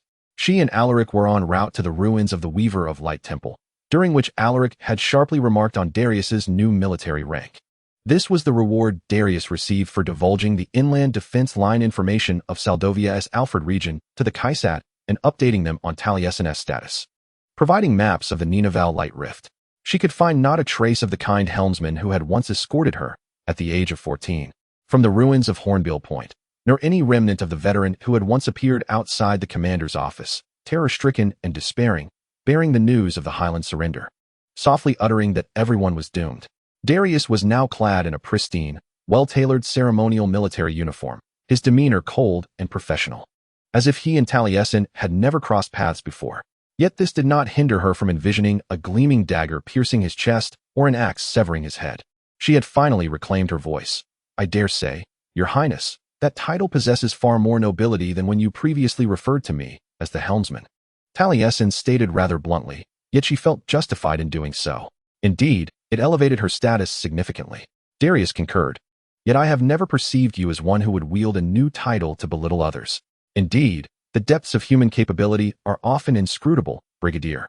Darius gestured for a handmaiden to approach, took a glass of plum brandy from her tray, and dismissed her. He gazed into the depths of the glass, gently swirling the liquid within, and remarked solemnly, similarly, no one can truly articulate how the instinct for survival alters a person. You may harbor hatred for me, yet some of us lack the distant royal bloodline upon which to rely. The Lady Commander would have laid down her life for you. Taliesin seethed in a lowered voice. That is the most absurd statement I have ever heard. He let out a derisive chuckle. Yes, Idis would die for Saldovia, for the defeat of the Night Empire. But not for me, nor for you. In her war, we are but pawns, mere sacrifices. Otherwise, why would she send a young girl across the sea alone to seek the Light Rift in such a hostile land? At this, he looked up at her, shrugged, and concluded, after all, we have both endured, have we not? Taliesin contemplated whether she could escape punishment by throwing the scarcely touched drink in his face. However, a glance around the hall dispelled that thought. Several Kaisat officers were eagerly watching her and Darius, clearly awaiting the unfolding drama between the Emperor's new consort and the one who had betrayed her during the war. She loathed the thought, likening it to vultures circling a feeble musk ox on the plains. Yet, her experiences in Ninavarr had prepared her for this. Never had she been more grateful for the time spent within the confines of the territorial court. She straightened herself, offering Darius the cold and enigmatic smile that Queen Erduja was renowned for. I find myself quite content with my fate. Darius's beard twitched, his upper lip curling slightly. And I suppose, speaking of this, Idis Vera has yet to sacrifice her life for Saldovia. Taliesin remained motionless, her face devoid of expression, relying solely on her formidable self-control as she hurriedly suppressed the paralyzing panic that surged from the depths of her soul. This was the gravest danger, one that she and the others involved in this desperate search for salvation had failed to consider. Darius was well acquainted with the Lady Commander. Having served as her capable aide for a decade, he was familiar with her resourcefulness, unwavering resolve, and myriad stratagems. He knew that Vera would never fall easily. Taliesin felt a wave of nausea, nearly expelling the few sips of drink she had reluctantly taken. At that moment, her father unexpectedly appeared, deftly linking his arm with hers and whisking her away from Darius, thus sparing her from the awkwardness. Goodness, what on earth was Asana's thinking, leaving you there unattended? Prince Elagabi lamented, asserting that he should have at least escorted you to either me or your grandmother. I believe, in addition to introducing them to superior cuisine, you ought to instruct his court on some social etiquette as well. He cast her a concerned sidelong glance, hoping he wasn't being too forward. My dear, you appeared rather uncomfortable while conversing with that individual. By the way, who is he? Would you like me to teach him a lesson? I shall explain everything later, Amaya. Taliesin assured him weakly, as gentle spring rain began to fall over the capital of Kaisat. Princess Alancina Ivralis of the Ninavarr territory was crowned as the Queen of the Night of Kaisat. Above the magnificent balcony of the castle, the roof shielded them from the drizzle, while black and silver banners emblazoned with the chimera crest of the Asana's family fluttered outside. Taliesin knelt before her husband, her train of blood-red and pitch-black fabric sprawling across the gleaming obsidian tiles, while Alaric held her crown aloft. This crown was yet another source of vexation. Crafted from platinum mined in the once prosperous region of Saldovia, the only place on the continent where such metal could be found. It was adorned with pearls from the coastal regions and rubies from the interior. By Ninavarr standards, the crown was rather modest. Yet it stood as a powerful symbol of the Night Empire's complete conquest of the land of Lyre. Delicate in design, it appeared diminutive in Alaric's gloved hands as he raised it above Taliesin's head, under the watchful gaze of Kaisat's senior generals, the representatives on the balcony, and the ranks of soldiers and legionnaires arrayed across the expansive square. Raindrops splattered against their ceremonial uniforms and black armor. Her knees began to ache subtly, silently urging Alaric to hasten the ceremony. Do you swear to govern the subjects of the Night Empire according to our laws, customs, and the teachings of the gods? He inquired, his steely gaze unwavering from her face. I swear. Her proclamation resonated in the air. Despite addressing those she despised most, her voice remained steady and calm. The female commander of Saldovia was still actively rallying allies in Ninavarr. Knowing there was a way forward allowed her to maintain her composure. For the time being, she would comply, for one day Kaisat would inevitably fall. Do you swear, as long as our marriage endures, to be loyal to my crown and obey my will? This part was particularly distasteful to her. I swear. A hint of defiance tinged her tone, nearly provoking an eye roll. She would show him what it meant to submit to his will. Alaric's lips curled upwards slightly, revealing a barely perceptible smile, as if he were fully aware of her thoughts. In that fleeting moment, a sense of unspoken understanding passed between them, as if their previous quarrel had never transpired. As he recited the final lines of the oath, his voice softened considerably. Will you stay by my side? He inquired. Surrounded by the obsidian architecture, the gentle rain, and the silver chimera fluttering on the black banners, he continued. Will you stand with me against my foes and aid me in building my empire? I will, Taliesin replied, her heart racing, though she was acutely aware of the falsehood in her words, a chill creeping from the depths of her being. He placed the crown upon her head, releasing his hands as they glided down her cheeks, his silk-clad fingers delicately brushing against her cheekbone. That moment was fleeting, exquisitely gentle, likely an inadvertent touch. Yet it made her heart skip a beat. She tilted her head to gaze at him, and was among the first to witness a storm battleship emerge from the thick gray rain clouds, soaring over his shoulder. It dove swiftly towards the castle, its lightning cannons extending outward, poised for launch, resembling hundreds of metallic limbs encircling the bulging hull. A significant expanse of the translucent metal glass panels forming its elliptical body bore the emblem of the Saldovian phoenix, which, even in the dim light, radiated a brilliant orange glow. To her astonishment, Taliesin recognized the vessel, the Chidon, one of the 3 storm battleships from the Alfred region that had survived the Battle of Lost Haven, and the only one that had failed to reach the eye of the storm god in Ninavarr. Like many others, she had assumed the Chidon had either been destroyed by Kaisat's search teams or had fled to the far reaches of the world. Yet now, it loomed ominously overhead, charging recklessly towards the site of the coronation, plunging the scene into chaos, a cacophony of sounds ringing deafeningly. Alaric swiftly pulled Taliesin up, pushing her away from the balcony railing towards the Ninavarr delegation. Just then, lightning surged forth like a tidal wave from the Kaidan's cannons. Blue and white bolts slicing through the air with searing ferocity, sweeping over the buildings and the crowd. As Alaric conjured an inky shield to protect himself from the onslaught, Taliesin exchanged a glance with her father beneath the shadow of the battleship, then turned on her heel and ran, her mind solely focused on bringing her father, Jay, and Ulja to safety.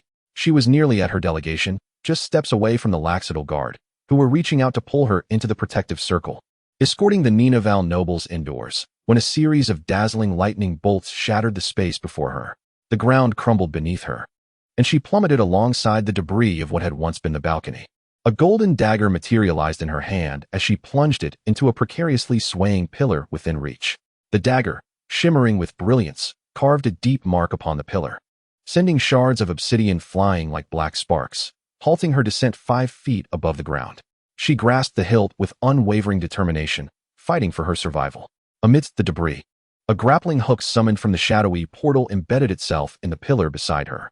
The crackling black rope attached to the hook quickly retracted, soon leaving Alaric suspended just slightly lower than her. "Jump!"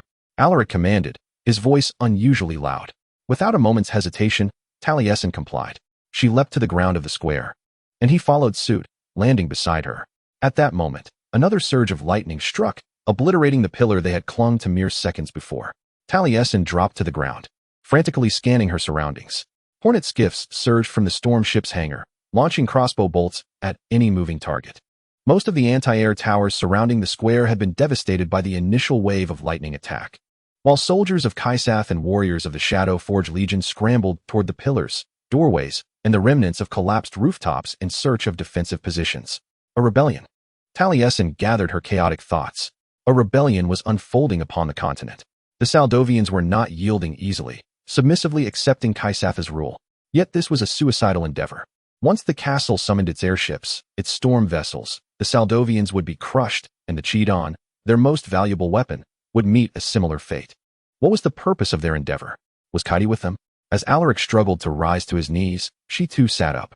Both of their crowns had been lost. "My family," she managed to utter amidst the cacophony of the battlefield. "I saw them go inside before the balcony collapsed. My people will look after them." He summoned a knife from the shadowy portal and slashed at the hem of her gown. "What are you doing?" she screamed as he tore through the silk fabric, ripping away the inner petticoat, hacking at the skirt's edges to sever the voluminous train. Had she not been concerned about the blade that danced perilously close to her bare leg, she would have kicked him. "This will make it easier for you to run," Alaric said, pleased with his handiwork. He stood just in time to encounter a throng of ragged Saldovian ground troops pouring forth from a decrepit small boat, which had landed in the square amidst the cover of the Kaidan's lightning assault. They were a disheveled group, lacking a uniform save for the orange-yellow armbands they wore. Some wielded crossbows, others bore swords, but most clutched farming implements. Talasin knew she could not save everyone, but she had to try. If only she could devise a means to inform them of their necessity to retreat without revealing her identity. If only she could convey that they should not squander that storm warship, but await the arrival of the female commander. A rounded ceramic object with a conical base was hurled into the space between her and Alaric. Instinctively, as if the essence of war had never left her, Talasin leapt aside just in time. The shell exploded upon impact, the thunderous sound ringing in her ears as the world was engulfed in shards of pottery, quicklime, and sulfur. Talasin scarcely had the time to assess Alaric's condition, for a hornet skiff, taking advantage of the unsettled dust, swooped down low and unleashed a volley of crossbow bolts in her direction.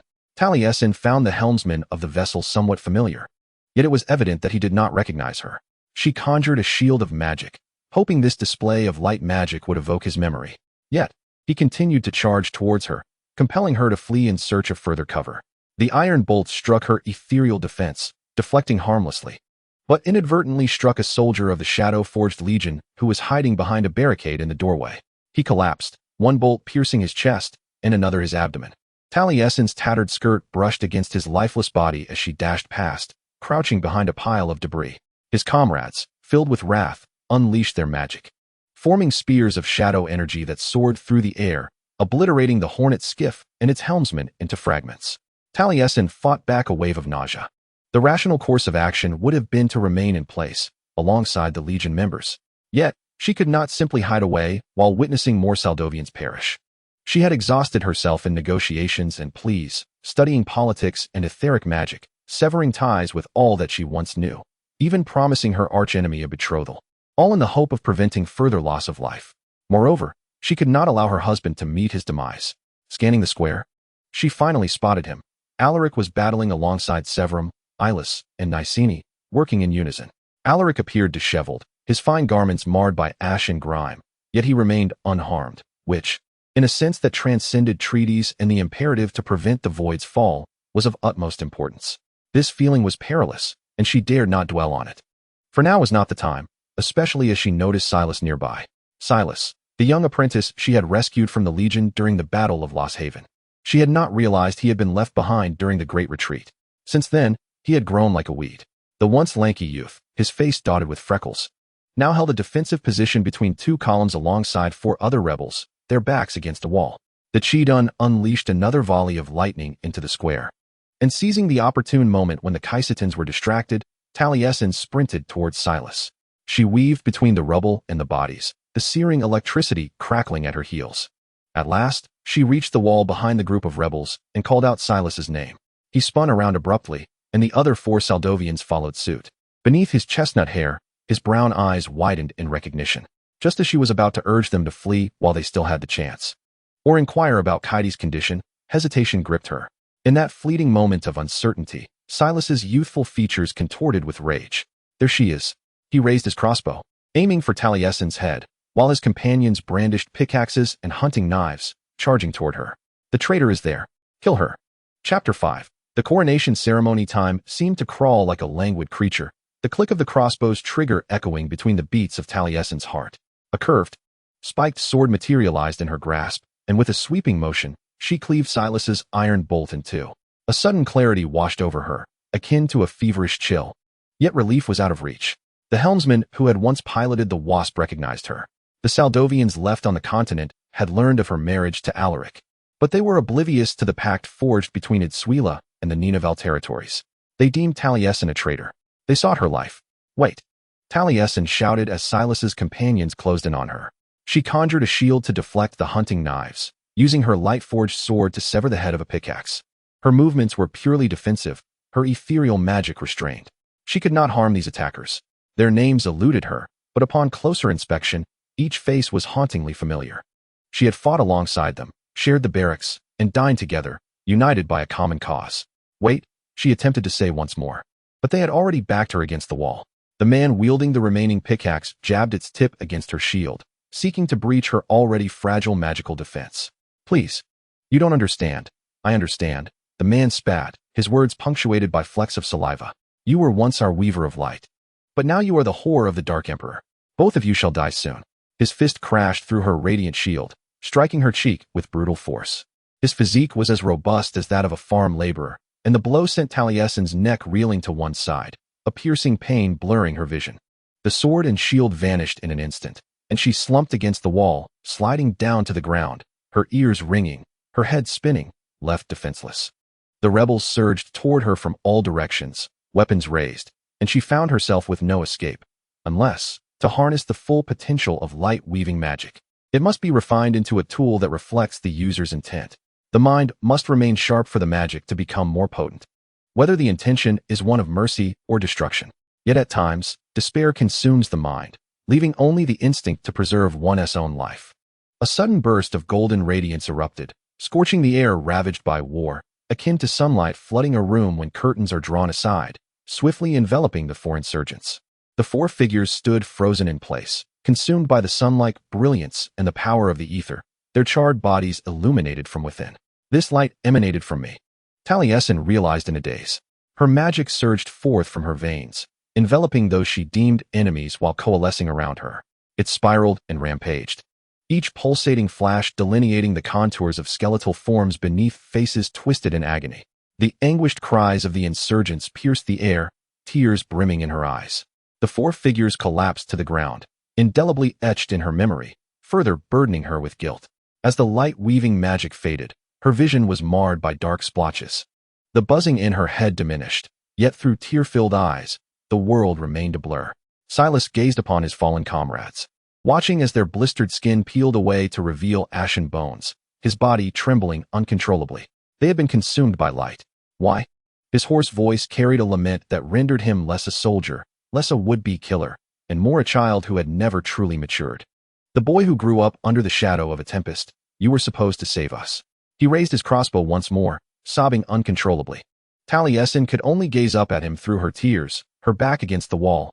As smoke enveloped the square, the storm channeling power within the chitin cannon depleted. The final flicker of lightning gradually extinguishing. For this storm vessel, for her, It was indeed a moment of desperation, as she could not bring herself to kill Silas. It was simply beyond her. Then, a roar erupted between clenched teeth, and as the shadow gate opened, the ether emitted a piercing wail. The tattered ceremonial cloak billowed in the wind as Alaric leaped in front of her, swinging his scythe towards Silas's crossbow. Silas's weapon was cleaved in two, and he screamed in terror. He sidestepped to evade Alaric's next strike, yet fear ultimately rendered him immobile. Talasin observed them from the side, Silas trembling like a leaf in the wind, while the Night Emperor's silver eyes blazed with frigid wrath as he raised his scythe to strike at the insurgent's head. Alaric! No! Talasin cried out.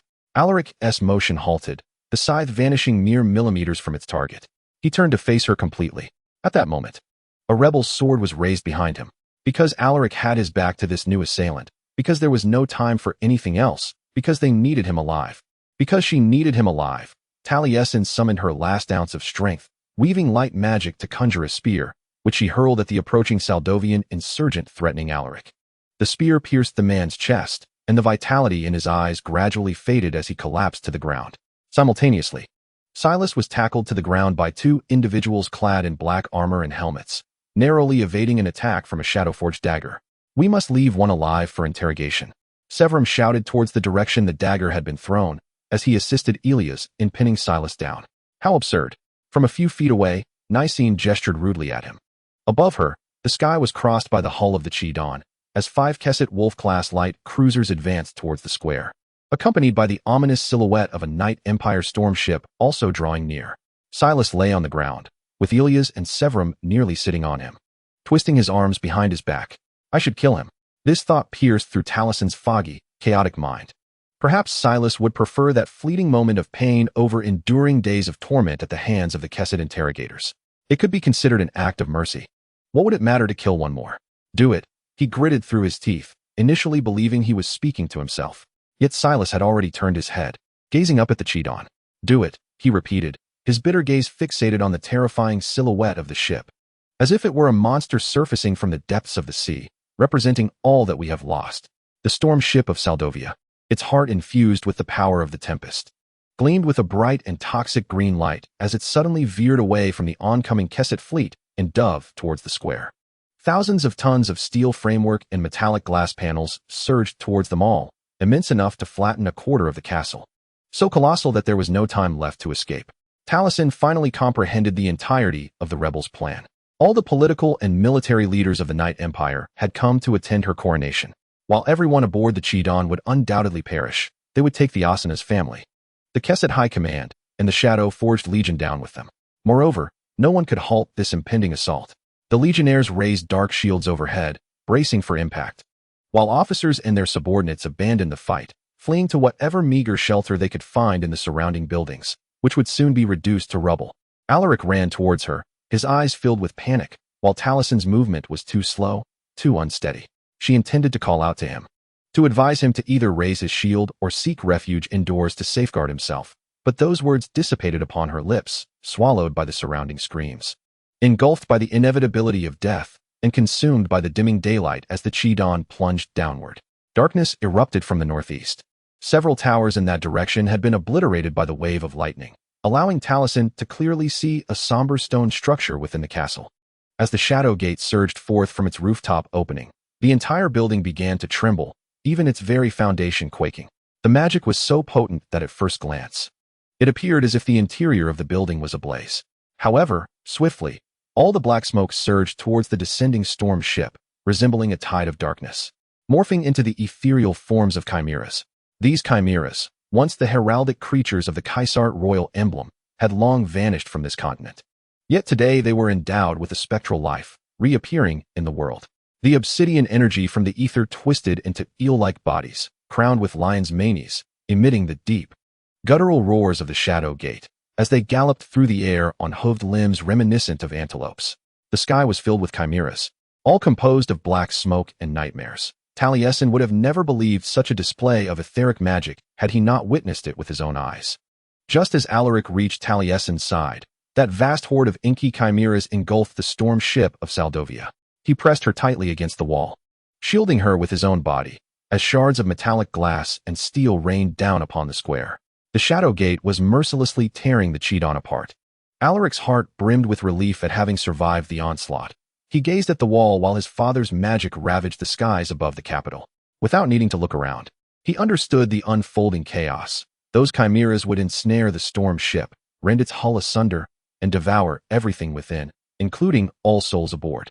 Such formidable magic came at a grave cost, yet it was a sacrifice deemed necessary. Today, the castle would not fall. Alaric felt Talasin tremble in his embrace as she took a deep breath. Instinctively, he bent lower, holding her more tightly. A primal urge to protect surging within him. This was all he could offer her in this moment. The sight of her nearly killed by her former kin left him shaken. He struggled to fathom that she had saved his life, having even slain her erstwhile comrades to do so. The thought that he and his people had been as defenseless as lambs awaiting slaughter against a surviving Saldovian storm ship tormented him. It was akin to the castle's vulnerability years ago against the assault of the Weavers of Light from the tranquil sun. As Alaric watched the dust cascade down the wall, he held Talasin close, mirroring how his mother had once shielded him, while his father bled and his grandfather perished somewhere beyond that tightly shut door. Now, war and devastation once again ravaged the city. Amidst the cacophony of twisted steel, shattered metallic glass, and the implosion of the heart of the ether, he pondered the reason we must continue to fight. Everything could be snatched away in the blink of an eye, an unending cycle. Enemies surrounded us. The sorrowful sobs sounded as if they emanated from a distant realm, despite the modest size of the sitting room where the delegation from Ninavarr convened. Far from producing such a sense of distance, Talasin felt an unsettling concern beneath the numbness and gradually dissipating adrenaline, fearing that the sound of sobbing might be her own. Yet, upon glancing around, she noticed Jay curled up in the adjacent armchair, weeping profusely, while Alaric gently patted her back in a clumsy attempt to console her. He occasionally cast incredulous glances at Talasin, as if struggling to comprehend her survival. When Alaric had brought her before Alaric, the situation had been dire. The prince of the realm had tightly embraced her, weeping upon her neck. Now it was Jay's turn to unravel emotionally. What manner of country is this? The poor girl wailed, trembling from head to toe. Oh, ancestors, I long to return home. In her previous life, Talasin might have found such outbursts perplexing, perhaps even quite irritating, but now she had come to understand the plight of those reared in affluence rather than in the crucible of war. Moreover, Jay was merely 16 years old. At such a tender age, and from such a background, facing the prospect of violence that could erupt beyond the harmonious confines of their realm was undoubtedly overwhelming. However, Urja, having experienced war, quickly seized control of the situation, rallying. Miss J, you must gather your strength. This is akin to the political strife within the Ninavarr court, merely a brutal contest for power among factions. You are a handmaiden of the Night Queen. To survive in this new game, resilience is paramount. Jay elegantly dabbed her nose with a silk handkerchief, stifling her sobs. Her eyes swollen and red. I will strive to do so, Hurakan. Talasin ought to have felt anger towards her grandmother's indifferent dismissal of the struggle to reclaim Alfreda. Yet her emotions were too dulled to stir. She vaguely recognized that she remained in a state of shock. Everything around her sounded muffled, her gaze fixated on her hands. Her mind incessantly replaying the deeds they had committed, the lives they had claimed. Miss J is correct, Alaric interjected. We must set sail back to the realm without delay. We cannot linger here. Who knows when further hostilities may erupt. I intend to depart within the hour, Urja stated, though I believe the insurgents have miscalculated their desperate gamble. One can never predict what other calamities may arise on this unfamiliar shore. Yet, there was a silver lining to this dreadful situation. It eliminated any lingering doubts among the Kaisat regarding the connection between Alancina and Alfreda. That is not my name.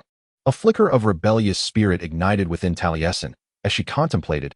Alancina I Valrys is the Night Queen, a traitor. She did not wish to become her. She yearned for the days spent beside Silas, laughing by the fire in the woods. Alas, once the dust settled, they had dragged him away. He was likely imprisoned deep within the castle, awaiting his fate alongside other surviving insurgents. He was hardly older than Jay. Hearing voices outside the door, accompanied by the sound of the bolt being drawn back, the members of the Lakesta loyal guard within the room instinctively reached for their weapons.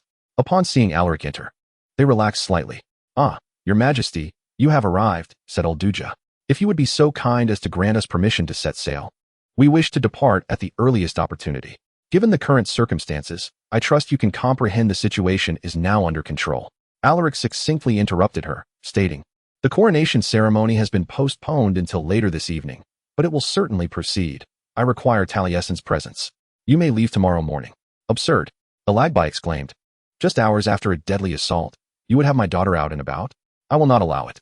Another option, Alaric countered, would be to send my wife to the docks while our interrogators have yet to extract any useful information from the rebels regarding their actions, and the aerial patrols have not completed their search for other enemy vessels.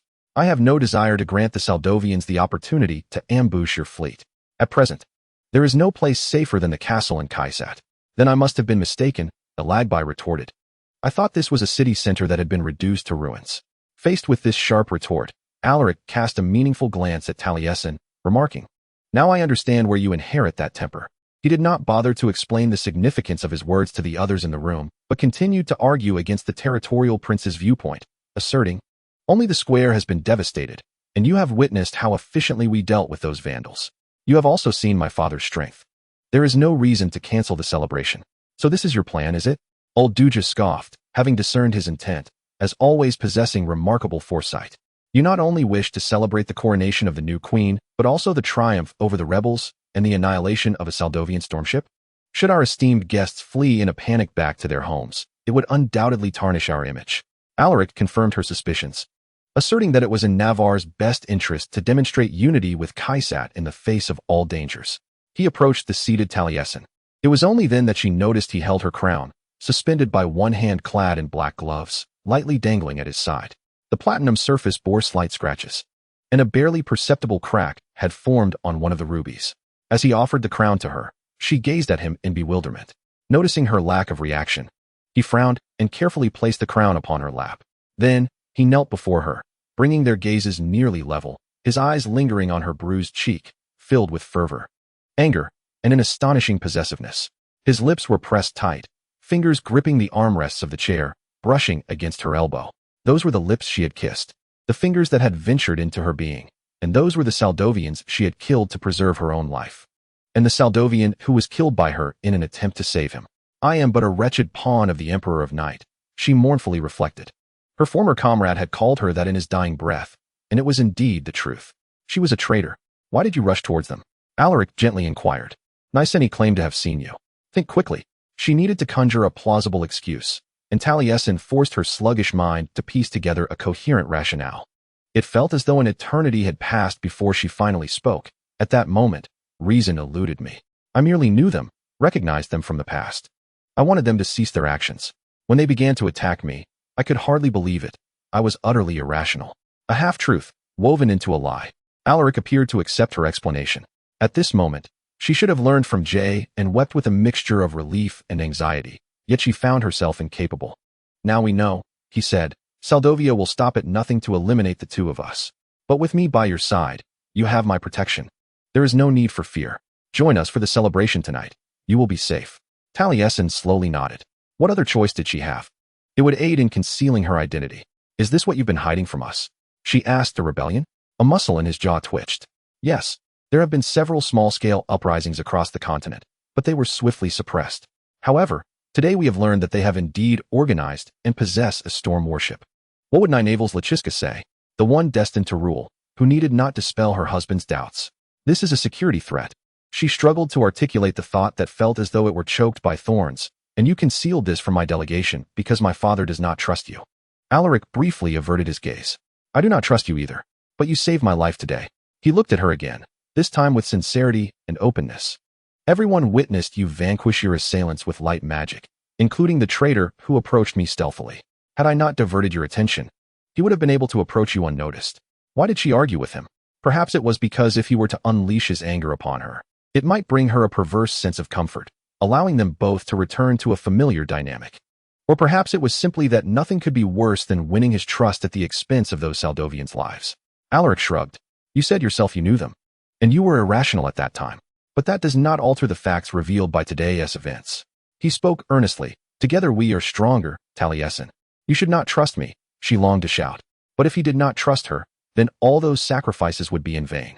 If he had not reacted so swiftly at that moment, if his mastery of magic had been less refined, even a mere second's delay could have led to a lightning bolt or a crossbow bolt striking him. Had she failed to incapacitate the sword-wielding traitor Alaric in time, today he would have become one of the fallen of the Shadow-Forged Legion. This harrowing experience forced her to confront a question she had long evaded.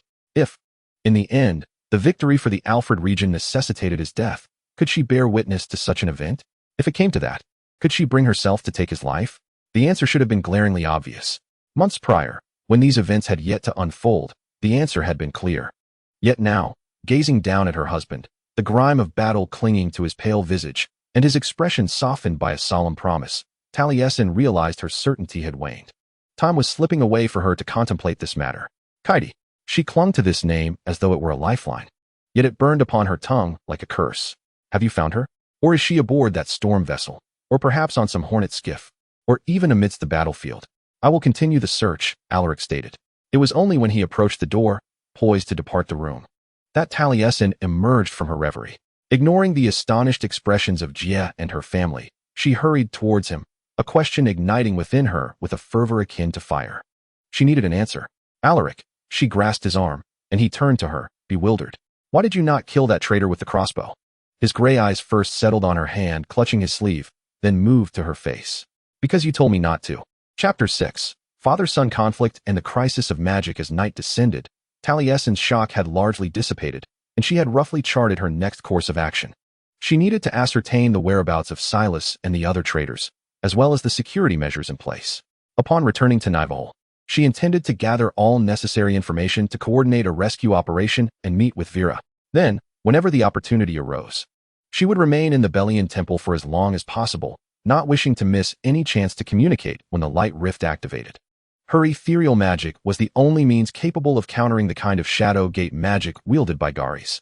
Taliesin had no idea where to begin in acquiring comparable skills, but she would find a way to cope, as she always had, striving to persevere despite the inevitable stumbles. But first, she had to endure this celebration. The gown she had worn during her coronation was no longer suitable, so Jia assisted her in donning another outfit in the Ninavarr style, made of crisp ice blue banana fiber, adorned with silver embroidered lace and embellished with pearls, complementing her scratched crown beautifully. The neckline of the dress at the back was alarmingly low, yet the thought that she would be seated for most of the event offered her some solace. Despite the fact that she would be positioned beside Alaric at a long banquet table crowded with his subordinate officers. The overall atmosphere was indeed rather festive. After all, it was the kind of celebratory ambience that Kaisat could create. The generals exchanged congratulations for successfully defending the square, endlessly praising the Emperor of the Night and the Regent, extolling the formidable power of shadow magic, and toasting to the downfall of the vessel, Qidun. Talasin endeavored to maintain the most neutral expression, yet internally, a tempest raged, rendering her stomach churning.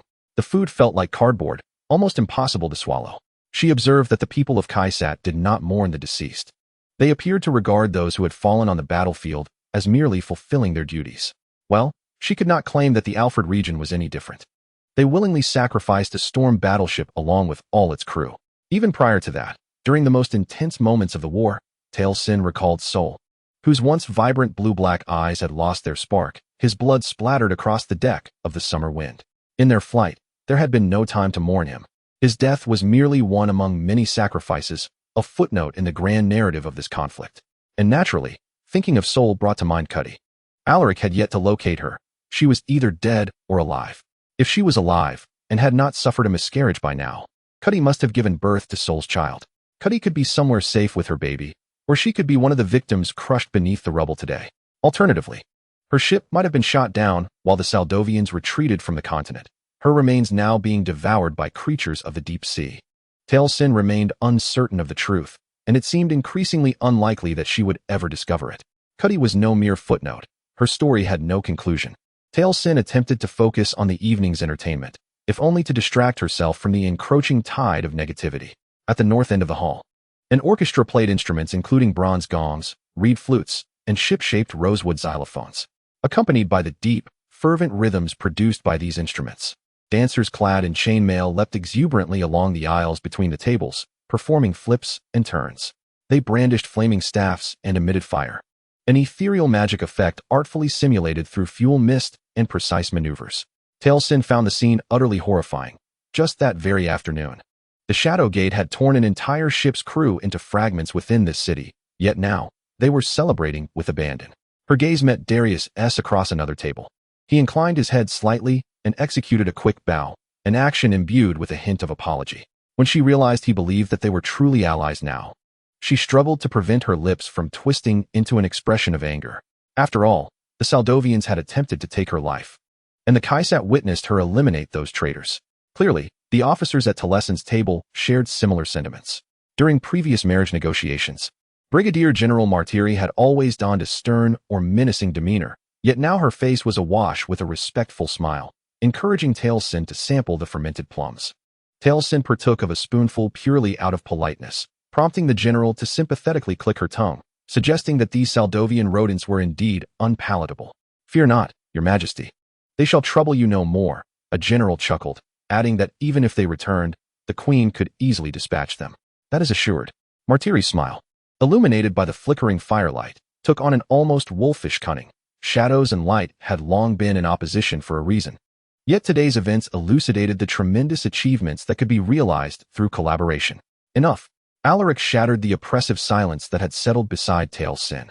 "My consort has already endured enough today. Allow her to dine in peace." His gaze directed at Martiri bore a hint of anger, leaving Talasin perplexed. For such ire seemed incongruous with the general's mere interruption of her meal. "Of course, Emperor Alaric." Martiri's smile dimmed slightly, but did not vanish entirely. Before Talasin could ponder this peculiar interaction further, a black figure emerged among the dancers and their flowing red-gold flames. A warrior from the Shadow-Forged Legion entered the hall, approaching Alaric and whispering into his ear. Talasin, in proximity, could hear the words, "Your Majesty, the regent wishes to see you." Once the legionnaire departed, Alaric gently placed a gloved hand on Talasin's shoulder, the touch feather-light and fleeting. "Are you well?" he inquired. She nearly bit her tongue, stifling the impulse to plead that he not leave her among this pack of wolves. Yet in Alaric's mind, how could she possibly be deemed more significant than Gaheris? Perhaps his absence would turn out to be a blessing in disguise. Without him watching closely, she might commence her plan to gather intelligence. "I am fine," she assured him. "Since your father has called, you must attend." Alaric's cheeks flushed slightly. She had once remarked that he was his father's dog, and she herself was uncertain whether this statement had been uttered innocently or with intent. Perhaps she sought to alleviate her own helplessness through venting. Or perhaps he deserved such words. Or perhaps, as he rose to leave, she had simply gazed too long at his retreating figure. Though Gaheris' private hall was merely a few buildings away, at most a 10-minute walk, it felt as though it were worlds apart from the celebratory atmosphere of the current gathering. The hall was silent, shrouded in dim light.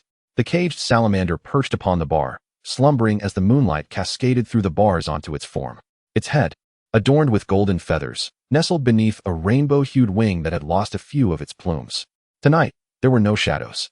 Garrus, who typically cloaked the hall in magic to obscure the highly confidential discussions taking place within, found himself in need of recuperation after wielding ethereal magic to reduce an entire storm warship to dust.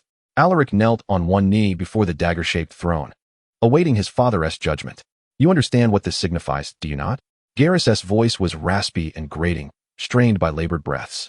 Witnessing his father's frailty, Alaric felt a pang of guilt. It was all his dereliction. Either its Vila still lived somewhere on the continent, or someone had taken her place. "We are on the brink of an all-out rebellion." "Yes, father," Alaric replied. "I am curious." Garrus elongated his words. "What would you have done had I not been present today?" Alaric swallowed hard. The clouds had been thick, allowing the rebels to approach under their cover. However, such tactics could only be employed once, for we would be more vigilant in the future. Without me, there would be no future. "You are astonishingly inept." Garrus straightened slightly, as if his anger had bestowed him with newfound strength. "Your incompetence is astounding. Even the Light Weaver had to intervene to save you. And your magic failed to vanquish the enemy, resulting in complications. This does not even account for your numerous shortcomings in dealing with the troubles of Ninavarr. What has come over you lately?" "I apologize," Alaric instinctively responded. The battlefield was teeming with Legion warriors, making it impossible to discern who among them had reported to his father. Apart from Severum, Ellis, and Nicini, anyone could have been responsible, and even the twins were uncertain. "What are you?" Taliesin's mocking tone resurfaced from the depths of his memory. A mere figurehead of an emperor? Yet, regardless of who had reported him, it was evident they had overlooked Taliesin's intervention that had prevented Alaric from taking action, as Garrus made no mention of it. Rebellion begins in such ways, emerging from the small loopholes that people exploit. This thought quietly emerged from a secluded corner of Alaric's mind, dangerously alluring, as if by following this thread, his failures would diminish in significance. "Now our subject's perception of the Light Weaver has softened," Garrus murmured, which is the gravest outcome of this crisis. She has slain several former comrades today, Alaric pointed out. They posed a threat to her and her family. And she chose to spare my life rather than that of the rebel. There is nothing to take pride in there. If you require a light weaver to save you, it would be better for you to perish. The words were undoubtedly hurtful, akin to a knife that suddenly emerged from nowhere, thrusting violently between the ribs. Yet, Alaric persisted, asserting, even so, does this not demonstrate that Lachiska's loyalty no longer resides with the Alfred region? Perhaps she truly wishes to collaborate with Kaisaf. Perhaps, Garis reluctantly conceded. Then perhaps there is no need to continue experiments with the Saruman bird. The moment the words escaped his lips, Alaric realized he had misspoken. The regent's eyes darkened, then flashed with a glimmer of silver. Shadows began to rise. This should not have occurred, especially after Garis had expended so much magic earlier that day. It should not have been possible. Yet, anger is a formidable driving force. My son has so swiftly cast aside the lessons of the past, the regent roared. You wish to have Kaisaf collaborate with the very magic that once sought to annihilate it. You dare to place your trust in those etheric sorcerers who brought about your grandfather's demise. Instead of taking the initiative, you would leave our territory at the mercy of the Dragon Queen, rendering it utterly defenseless. Alaric lowered his gaze. After all, you are simply not prepared, Garis continued, his voice trailing off, his face a mask of disdain. If I am so woefully inadequate, why do you not reclaim power for yourself? A rebellious thought surged within Alaric, silently reflecting. Of course, you would never do that, for you do not wish for others to discover how much the magic of the Shadow Gate has aged you. And you perceive assassins lurking everywhere. Startled by his own irreverent thought, no matter how clandestine it was, he averted his eyes to the ground. For far too long. I have indulged you, the regent concluded. Your wife must preside over her coronation banquet in your absence. Now stand up and face me, boy. Alaric rose, bracing himself for the impending confrontation. As he realized this was the very reason he had initially escaped accountability upon returning from Ninavarr 2 weeks prior. A profound sense of despair washed over him. Garis had been awaiting the most humiliating moment to exact punishment, with Alaric's new queen and her family present in the castle, while his officers puzzled over his whereabouts during this significant celebration. On a night that marked both a triumph and a turning point in his reign, he now found himself returning to his chamber, battered and alone, like a stray dog struck by a cart. His father was reminding him to recognize his place. Confronted by the shadows that enveloped him, Alaric felt utterly powerless. Aside from straightening his back and relying on his pride to stifle the cries of pain, he could do nothing. The tendrils of magic lashed against his skin, and all that lay before him was darkness, with etheric particles swirling within it. Like the specters of stars in a pitch-black night, he could only endure in silence, expelling the agony with each breath as waves of excruciating pain seared through his very marrow. Yet, it seemed that a part of him was experiencing this torment from a distant realm. A fragment of his consciousness detached from his corporeal form, enveloped in sunlight and concealed within a tapestry woven from memories. There, as he lay upon Talasin, she tenderly combed his hair with her fingers, an embrace of the softest touch he had ever felt. As the pain intensified, this sun-drenched sanctuary expanded. When another shadow lashed against the newly inflicted wound on his back, and his knees threatened to buckle under the onslaught, Alaric seized control of his father's magic. With a sweeping motion of his arms, he commanded the darkness to surge toward the throne. He was utterly unaware of how he accomplished this feat. It was only when the dust settled, and the waves of dark attacks receded from Garis, revealing that the regent had managed to conjure a shield just in time, that he fully grasped the enormity of his actions. Amidst the lingering agony that pierced his nerves like a knife, Alaric discerned a twisted smile of delight upon Garis's face. Pain is enlightening, Garis murmured. You now comprehend how it can ignite your fullest potential, do you not? Even I cannot manipulate another's etheric magic for my own ends. You are brimming with untamed power, child of darkness. I shall ensure you learn to wield it rightly, to rule effectively, so that you may protect our people for eternity. Warm, moist rivulets trickled down Alaric's cheek. Initially, he believed it was the anguish of his body that brought forth tears, but as he blinked, his lashes became ensnared by a substance far too viscous. It was not tears, but blood seeping from his wound.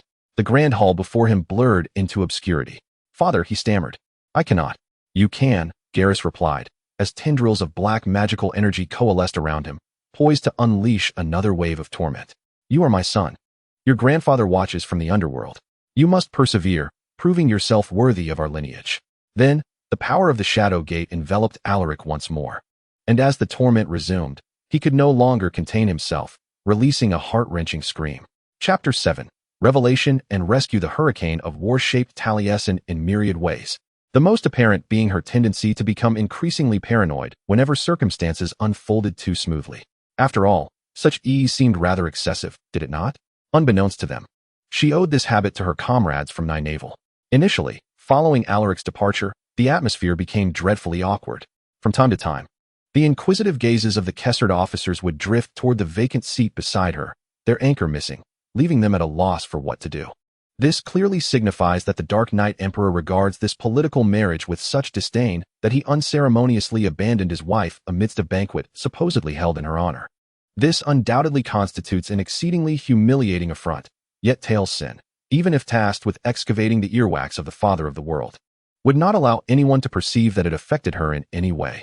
She stood tall, her head held high beneath the weight of the new crown, until old Duja, Alagbai, and Gia emerged to diffuse the tension. When these three united to draw even the most taciturn diners at their table into light-hearted and well-timed dinner conversation, the strained atmosphere was somewhat alleviated. Thereafter, it was merely a matter of waiting for the officers to relax, allowing the effects of the wine to loosen their tongues, after which opportunities would inevitably arise. It was only when Martiri became distracted that Talasin began to act. Although during negotiations, the nobles of the territory had expertly maneuvered this brigadier, clearly indicating her proficiency in hard-nosed political tactics rather than subterfuge, Talasin remained somewhat uneasy about her earlier enigmatic smile. Instilled with a certain intuition under old Duja's tutelage, she was cautioned against playing mind games with Martiri. Thus, until this lady and several other brigadiers engaged in animated discussions, Talasin turned to the general seated beside her. "General Vym, you cannot imagine how relieved I am."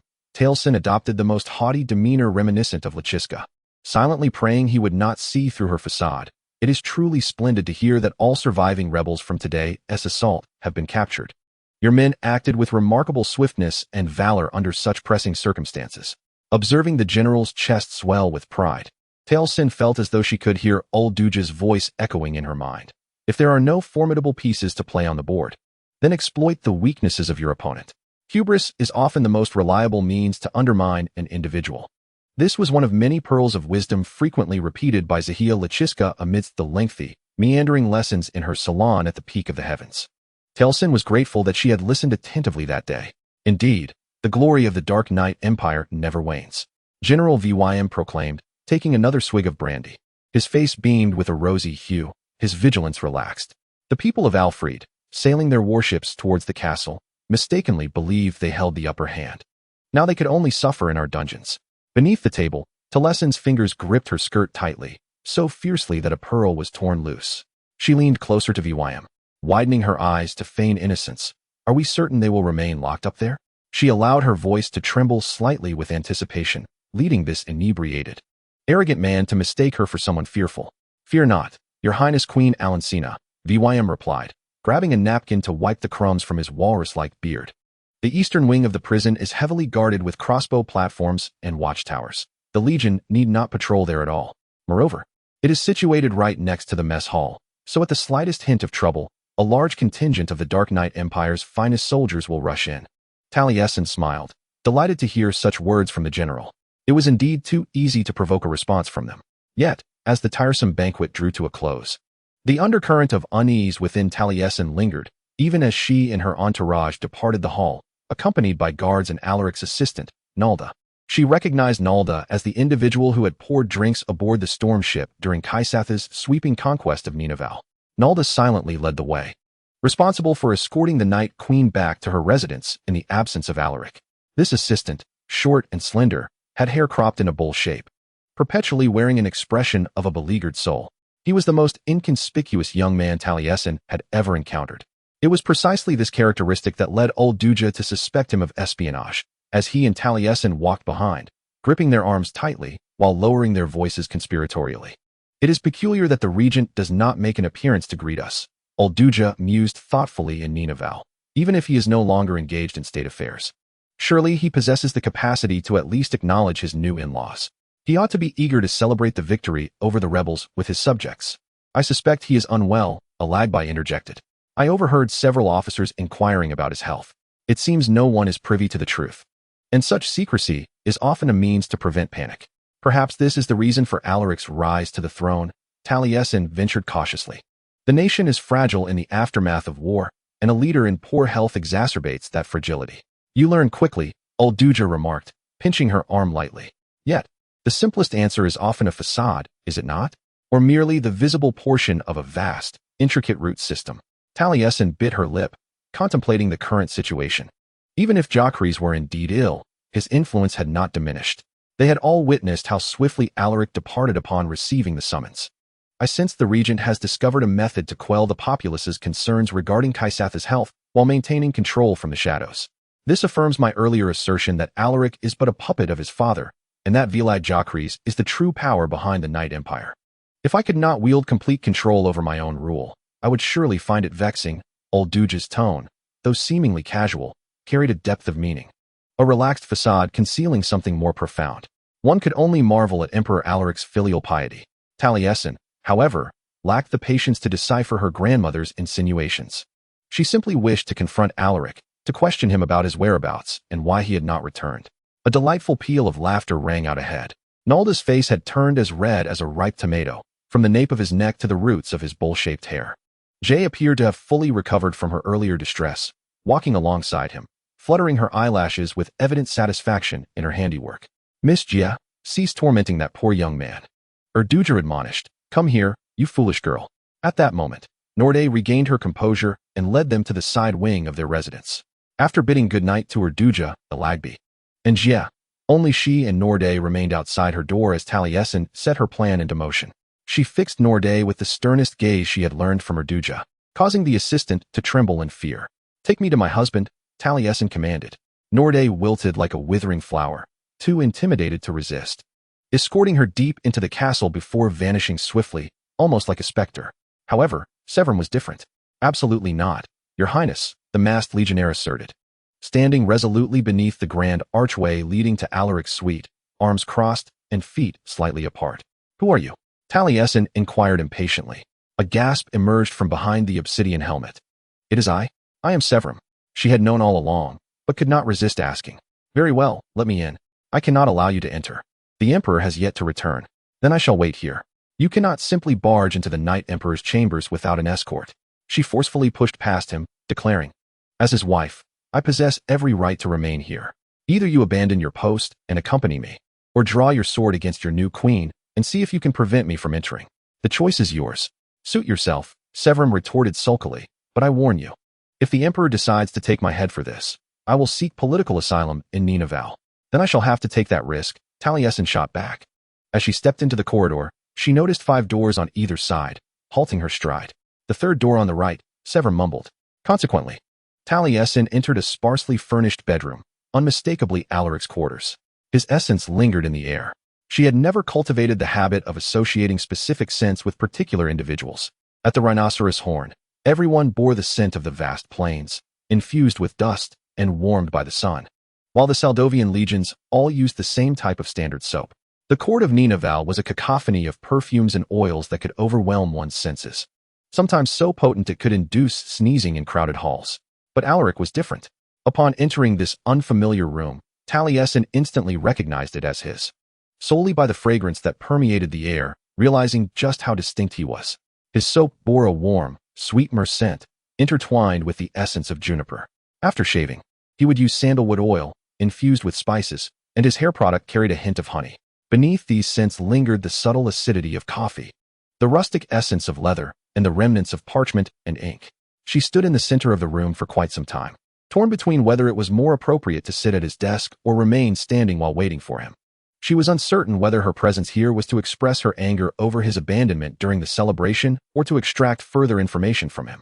By the time Alaric stumbled into the room, she had yet to decide on a course of action. Their eyes met, and they both widened in surprise as the door slammed shut behind him. A wound marred his forehead, his shoulders sagged, and his body leaned forward, teetering on the brink of a slow and dreadful collapse. Taliesin hurried to Alaric's side, catching him before he fell.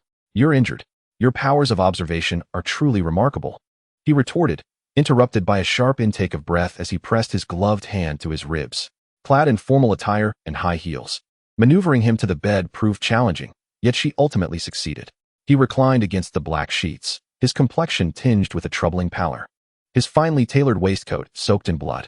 With great effort, she assisted him in removing the waistcoat and formal gloves, each movement eliciting a muffled groan of pain. Stirring her heart with sympathy, she settled beside his splayed form, his upper body exposed. Embarrassment was eclipsed by her focus on the horrific bruises and wounds strewn across his skin like a grotesque celestial map. What happened? She asked urgently, her tone laced with fury. These were not injuries sustained on the battlefield. The concentration of wounds suggested he had been utterly incapacitated. Moreover, she recognized the jagged scars left by the Shadow Gate magic. Who did this to you? Alaric turned his head away, avoiding her gaze, his lips pressed tightly together. Tell me, Taliesin implored, placing her hand on his cheek to redirect his focus to her. Otherwise, I will inquire with your guards. Don't do that. A fleeting spark of silver ether flickered in the depths of his pupils. However, the surge of emotion that provoked the magical disturbance was brief, dissipating swiftly. He lacked the strength to wield magic, and his pride crumbled before her obstinacy. It was my father, he rasped, each word seeming to be wrenched from his throat. As punishment for my dereliction of duty. Another wave of pain caused him to tremble, his eyes closing, eyelids twitching, long lashes quivering against his pale cheeks. A lesson for me. Taliesin was well aware of Gaheris's cruelty, yet she had never contemplated that such brutality would be inflicted upon his own son. This was his method of control. The realization filled her with nausea. The leader of the Shadow Forging Legion did not retaliate, indicating that such treatment had persisted for a considerable time, and the lack of resistance had become a deeply ingrained habit. She extended her hand, intending to wipe away some blood from his face with her thumb, but the moment she made contact, he flinched, causing a sharp pang in her heart. Memories of the orphanage flooded her mind, where the caretakers treated the beatings of her and other children as a game, and she had sneaked away at the first opportunity. Alaric, however, had no place to escape to after his mother had left. I will summon a healer, Taliesin announced as he rose to his feet. He had mentioned it before, but she had let him go. Alaric's large hand tightened around her wrist, pulling her back, insisting that no one else should see. Hesitation gripped her, torn between concern and urgency, and he spoke again, his tone unsteady, clutching her hand with greater force. Do not go, Taliesin. His evident panic silenced any argument she might have raised. A leader cannot appear weak before their people, especially not so soon after the war. His thumb anxiously rubbed her wrist's inner side, and her free hand, seemingly of its own accord, grasped his hand, giving it a gentle squeeze as a gesture of comfort while she inquired, Do you have any bandages or something similar? I can manage without it. Alaric gritted through his teeth. I can handle this. Your current condition is far from suitable. I can. No, you cannot.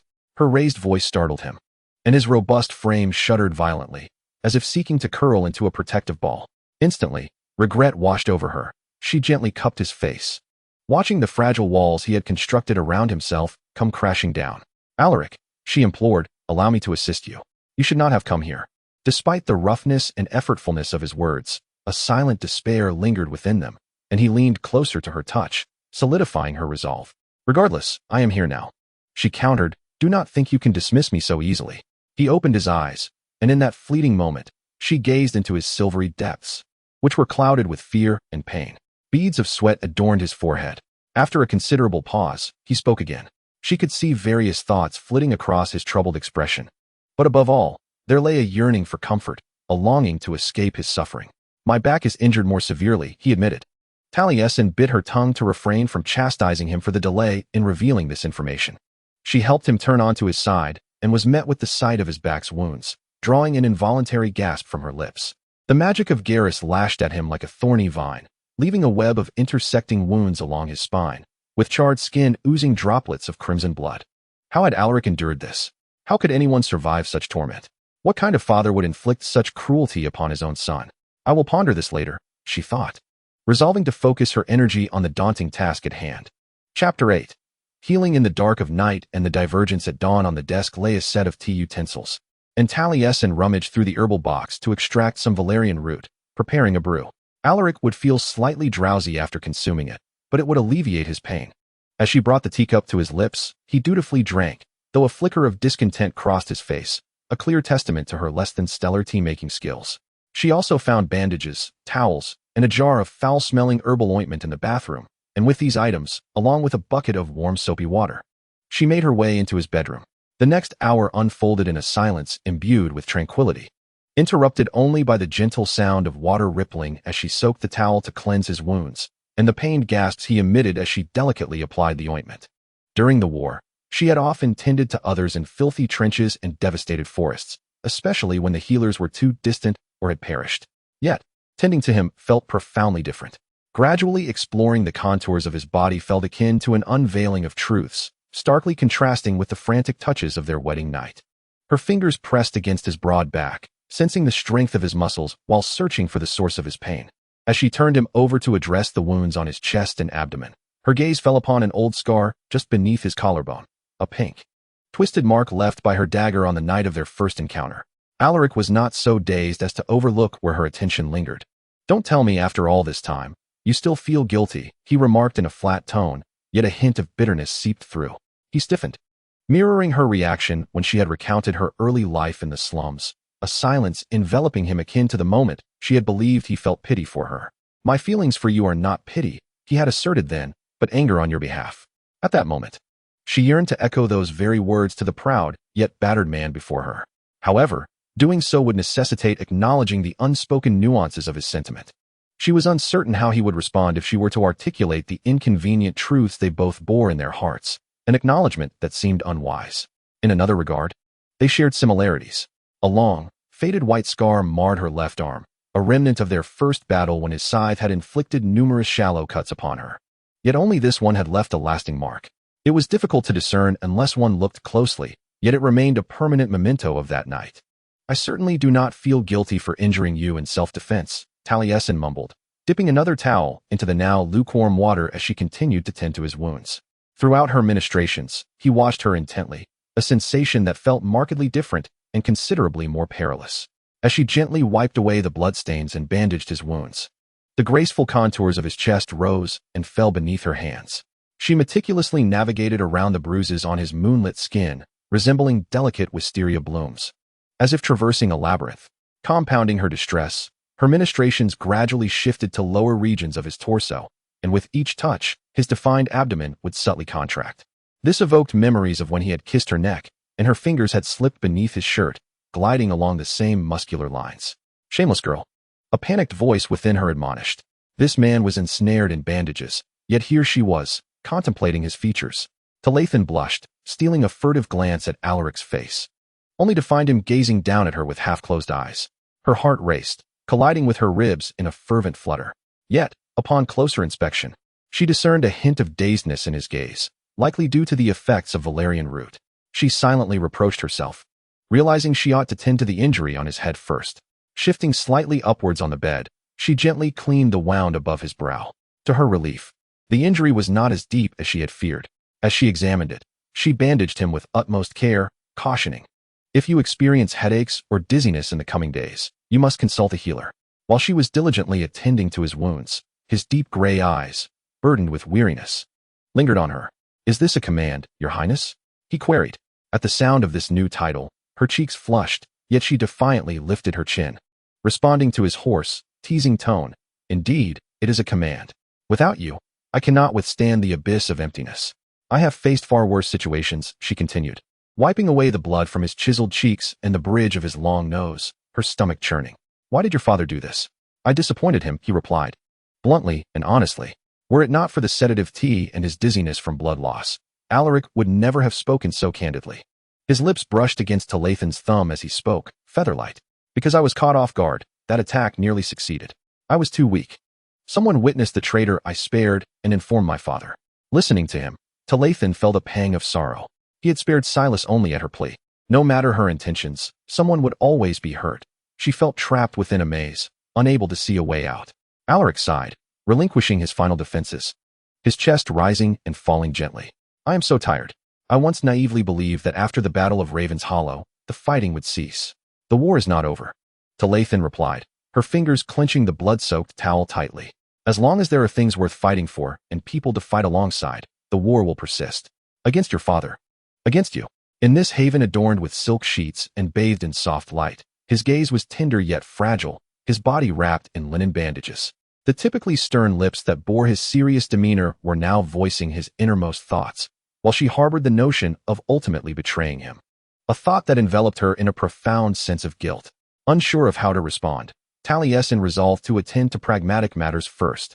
She rose, intending to tidy up the used towels and the water bucket, but Alaric grasped her elbow, an overwhelming despair surging from him like a tidal wave, pulling her towards him. She found herself leaning against his bare chest, her nose mere inches from his, involuntarily emitting a soft, indignant gasp. Fearful of disturbing the bandages, she dared not move. While his hand migrated from her elbow to the small of her back, where the cut of her blue gown revealed a patch of skin, his warm fingers glided along the base of her spine, igniting a spark of electricity, a sensitivity she had not realized existed within her. "Do not leave," he murmured hoarsely, his voice tinged with unease, like a fevered soul trapped in a nightmarish dream. "I will not mention the rebels again, not a single word. Just stay with me, Tara." It was the first time he uttered her name on their wedding night, igniting a cascade of memories in her mind, akin to starlight. While the name itself lodged in his throat, entwined with his next words, "I beg you." Taliesin gazed into the depths of Alaric's gray eyes, reflecting a profound loneliness and utter defeat. She understood this solitude, an understanding that penetrated to her very core. "I merely wish to tidy up, that is all." She spoke softly. "I will not leave. I just need to set down the bucket." "Forget the bucket," he interjected, a hint of his usual authority breaking through the haze of Valerian root. "Stay here." "Very well." Though this was hardly her most astute response, pressed against his sturdy form, with his hand resting on her lower back, she found it impossible to think clearly. "I shall remain." He appeared skeptical of her words, which sent a pang of hurt through her heart. She could not help but wonder if such moments were frequent, Alaric returning from punishment by Garis, dragging his wounded body back to his chamber, nursing his injuries in solitude, yearning for companionship. Suddenly, Taliesin felt an overwhelming desire to assure Alaric of her presence. She leaned fully against him, applying her weight as he had once done to her on another bed, burying her face in the crook of his neck, this time solely to offer him comfort. "I am here," she vowed against his warm, smooth skin. "I shall not go anywhere." A sound between a groan and a gasp escaped his throat. The hand upon her lower back began to unconsciously caress her spine, moving along her vertebrae, while his embrace around her arms tightened. The other hand wove into her hair. "I could not bring myself to kill that rebel," he whispered, his voice thick with emotion as he leaned closer to her ear. "With a single word from you, I would have lowered my guard. Countless times before, I found myself unable to act against you. If I am not a weapon, then what am I? What have you done to me?" His consciousness was ensnared within the lingering effects of Valerian root, rendering his spoken words seemingly devoid of consequence. Yet, amidst his melancholic inquiries, a glimmer of truth emerged. The voice echoing in Taliesin's mind was not that of Ulduja, even though it distinctly conveyed how Ulduja might interpret such a situation. "He cares for your thoughts." This was a whisper from the shadowy recesses of her own being, a point she could exploit. She cast this notion aside, refusing to dwell on the revelation, her focus solely on Alaric. His words evoked memories of the orphanage at Hornbill's Beak, recalling the brutal fists of the caretakers. Their cruel declarations that she and the other children were destined to remain forever in the wretched depths of society, devoid of hope for ascension. Her body instinctively softened in Alaric's embrace, reason yielding to the impulse to comfort him, to perform for another what no one had ever done for her. "You are more than just a weapon," she murmured against his neck.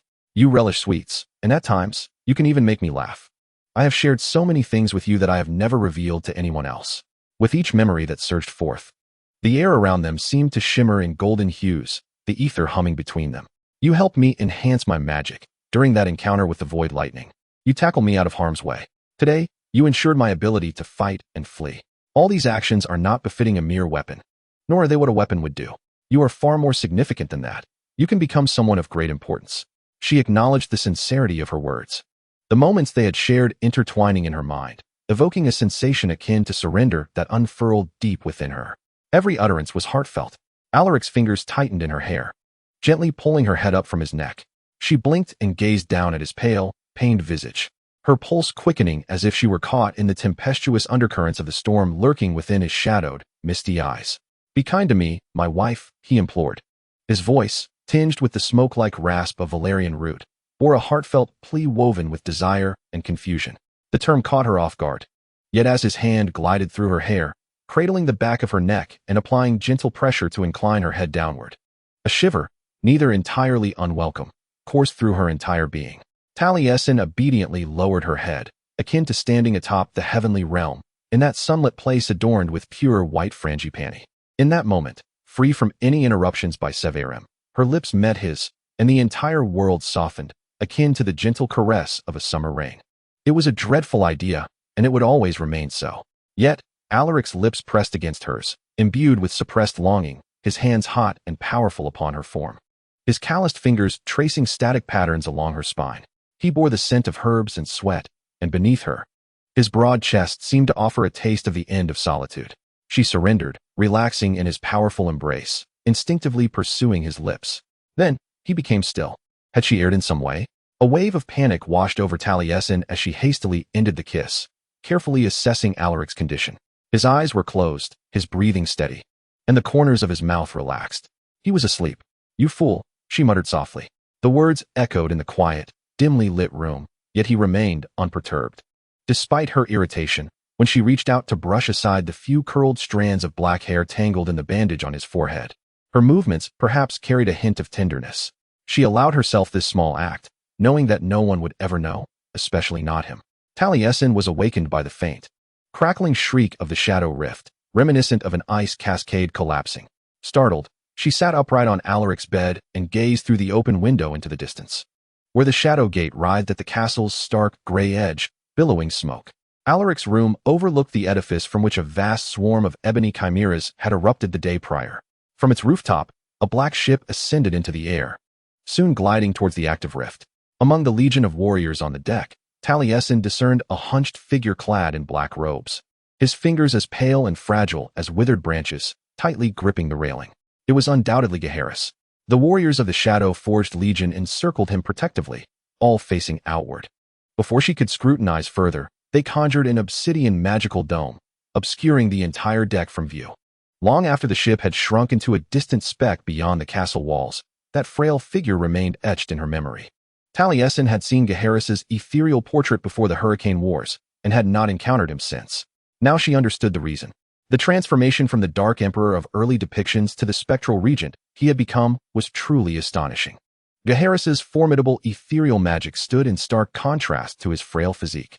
Alaric stirred beside her. Even in slumber, his brow was furrowed, revealing the immense pain he endured.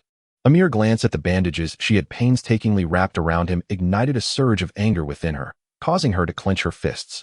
If only she had the chance, she would have thrown a light-woven dagger into his father's chest. She should leave now.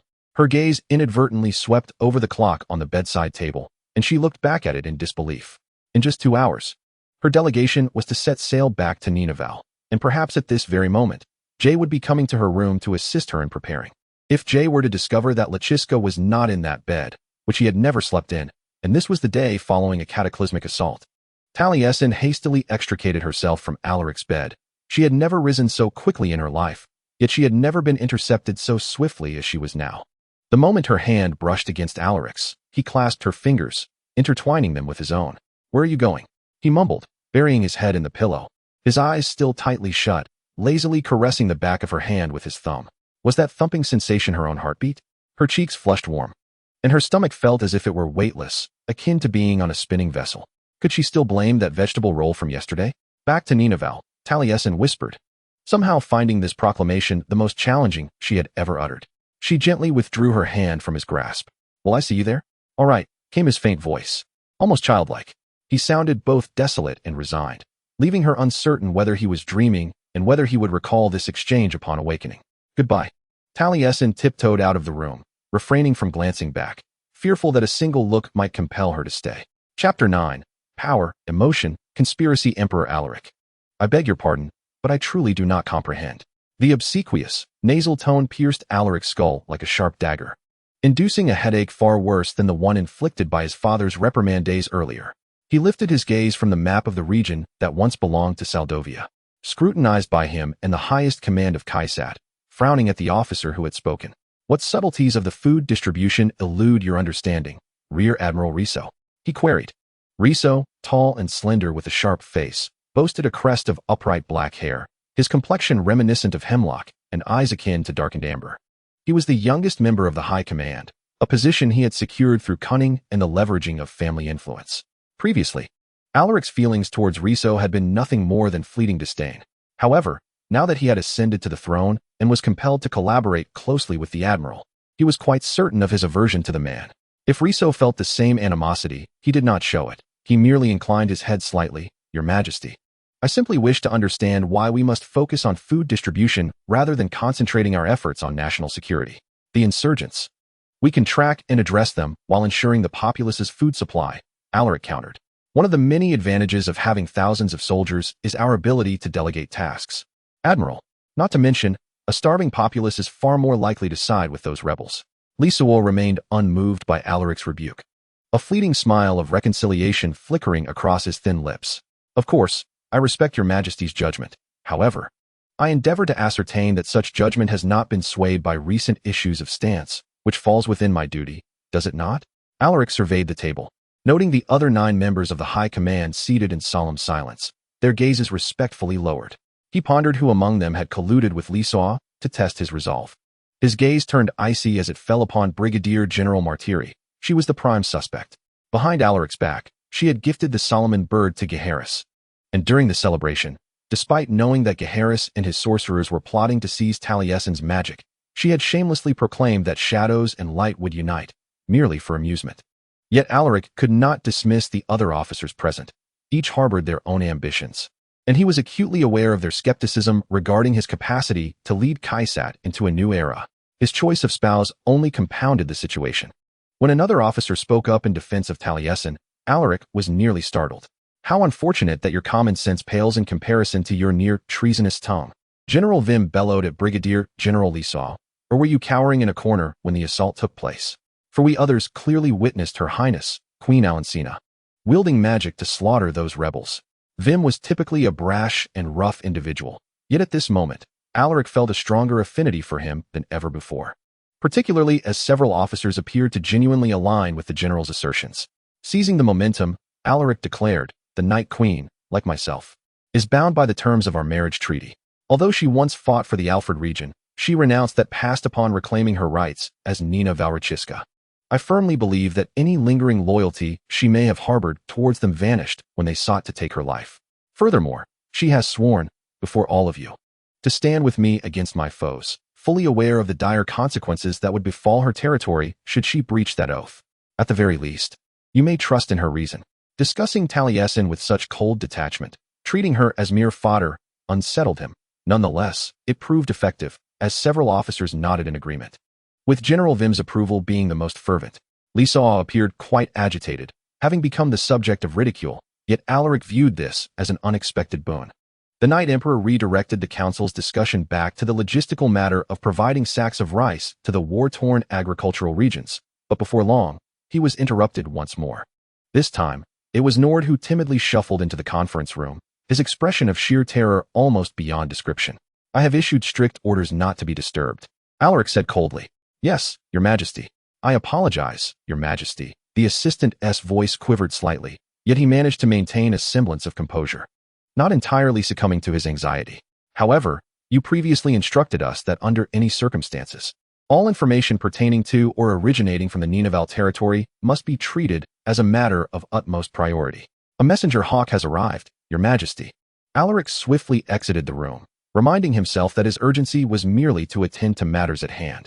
To a certain extent, this was indeed true, as he wished to leave no room for idle gossip or covert scheming within the High Command. Every second counted. Yet, he was also fervently eager to receive news from Taliesin. Only she could possibly send him messages through the Ninavarr's messenger bird in this land of Lyre.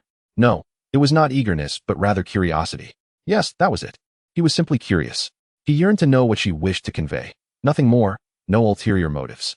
Days prior, he had awakened to find she had departed, leaving with her entourage. Thanks to the effects of valerian root, his memories of her tending to his wounds were but a hazy recollection. Yet, he distinctly remembered being quite talkative during that time. Every gentle touch of her hands seemed to coax words from his lips. He was certain that before he succumbed to a deep slumber that night, he had, at some point, divulged to her the reasons behind his father's punishment. A dreadful possibility abruptly flashed through Alaric's mind. What if this letter was not sent by Taliesin at all? What if she encountered some misfortune on her journey southeast? What if she had been attacked by rebels? He quickened his pace, his heartbeat echoing his rising anxiety. The castle's pigeon loft was a tower annexed to the High Command building. This domed structure was riddled with hive-like openings, allowing for ventilation and sunlight to pour in. The Kasat Legion S gulls and the Asana's family S crows could freely enter and exit through these apertures, whether for communication needs or otherwise. Inside the tower, the high walls were adorned with uneven shelves, crowded with dozens of nests, while wooden beams crisscrossed the majority of the space from floor to ceiling, providing perches for the birds. As Alaric strode into the pigeon loft, he was met with an unusual commotion. Throughout the tower's long history, the crows and gulls had managed to reach a tenuous state of coexistence. Yet today, feathers were flying in chaos. A Ninavarr hawk had landed among them, its curved, sharp talons gripping the lowest perch, a scroll of parchment bound to one leg. Several crows and gulls surrounded it, their glossy black and dark brown feathers fluttering wildly as they cawed and screeched, flapping their wings in alarm. This solitary hawk was poised for a confrontation. It is nearly the size of a small canoe, effortlessly outmatching its adversaries. The white feathers atop its head bristle as it twists its neck like a serpent. Its hissing echoes like that of a snake, amplifying the cacophony reverberating between the stones and wood. Its blue-gray eyes, imbued with the lethal intent characteristic of raptors, scrutinized the other birds. Norday rushed forward, emitting sounds meant to drive them away while waving his arms. Ravens and gulls scattered, gliding towards the shelf, but the eagle, embodying the ferocity of a beast from Ninavarr, swooped down with ferocity upon the dragons and those accursed cattle. Norday screamed and retreated, narrowly evading the grim fate of being gutted by that large, powerful beak. The eagle flapped its immense wings, seemingly aiming to pounce on the assistant, as if to peck him to death, yet Alaric wisely chose this moment to approach.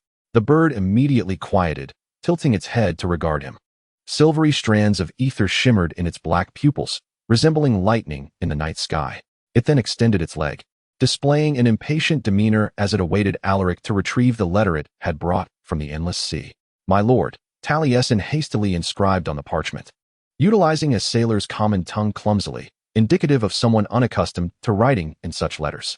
Her upbringing had afforded her little opportunity to write, likely only sufficient to manage daily necessities. "I write to inform you that there will be 3 consecutive lunar eclipses next month, a fortuitous time for your majesty's extended stay in Ninavarr, as we must prepare for the darkness of the new moon. I have settled in Yanta's castle, which is well equipped to host you and your family." Following this were some ink smudges, as if she had lingered too long with the quill, hesitating on what to write next, before continuing. "I hope you are feeling better." She signed her true name, Alancina Ephralis. Alaric furrowed his brow, scrutinizing the unfamiliar signature as if a barrier separated them, obscuring his view of her. Reminiscent of the first time he beheld her as Lachiska in the throne hall atop the celestial palace after the Hurricane Wars.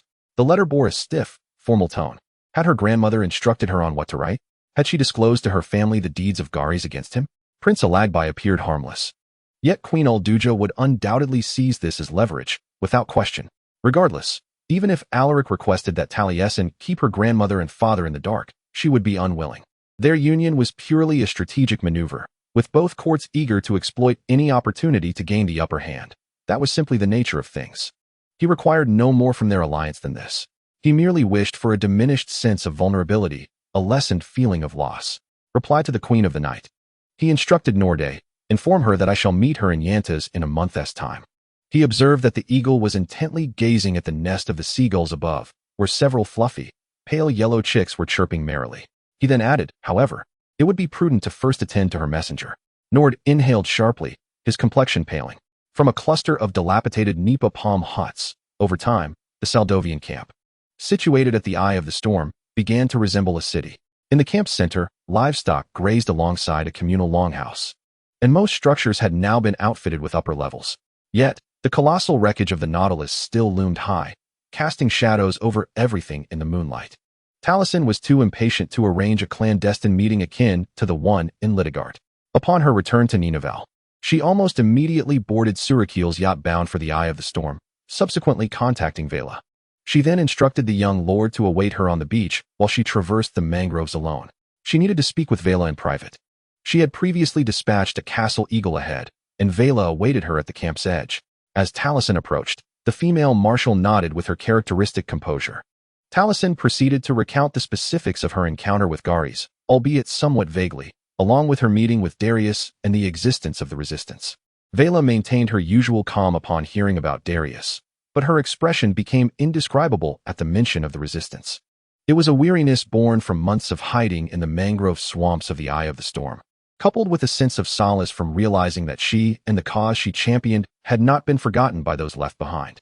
Talasin found it unbearable to witness that gentle countenance fade, yet she had no choice but to press on without delay. There is one more thing you must know, Marshal. The resistance launched an attack during my coronation. Vela's expression froze as Talasin recounted the entire dreadful ordeal, her head bowed, each word laced with a gnawing fear and shame. One of the 3 remaining Saldovian storm ships had been lost, and dozens of rebels had perished, 5 of whom she had slain herself, while Silas and others had been captured.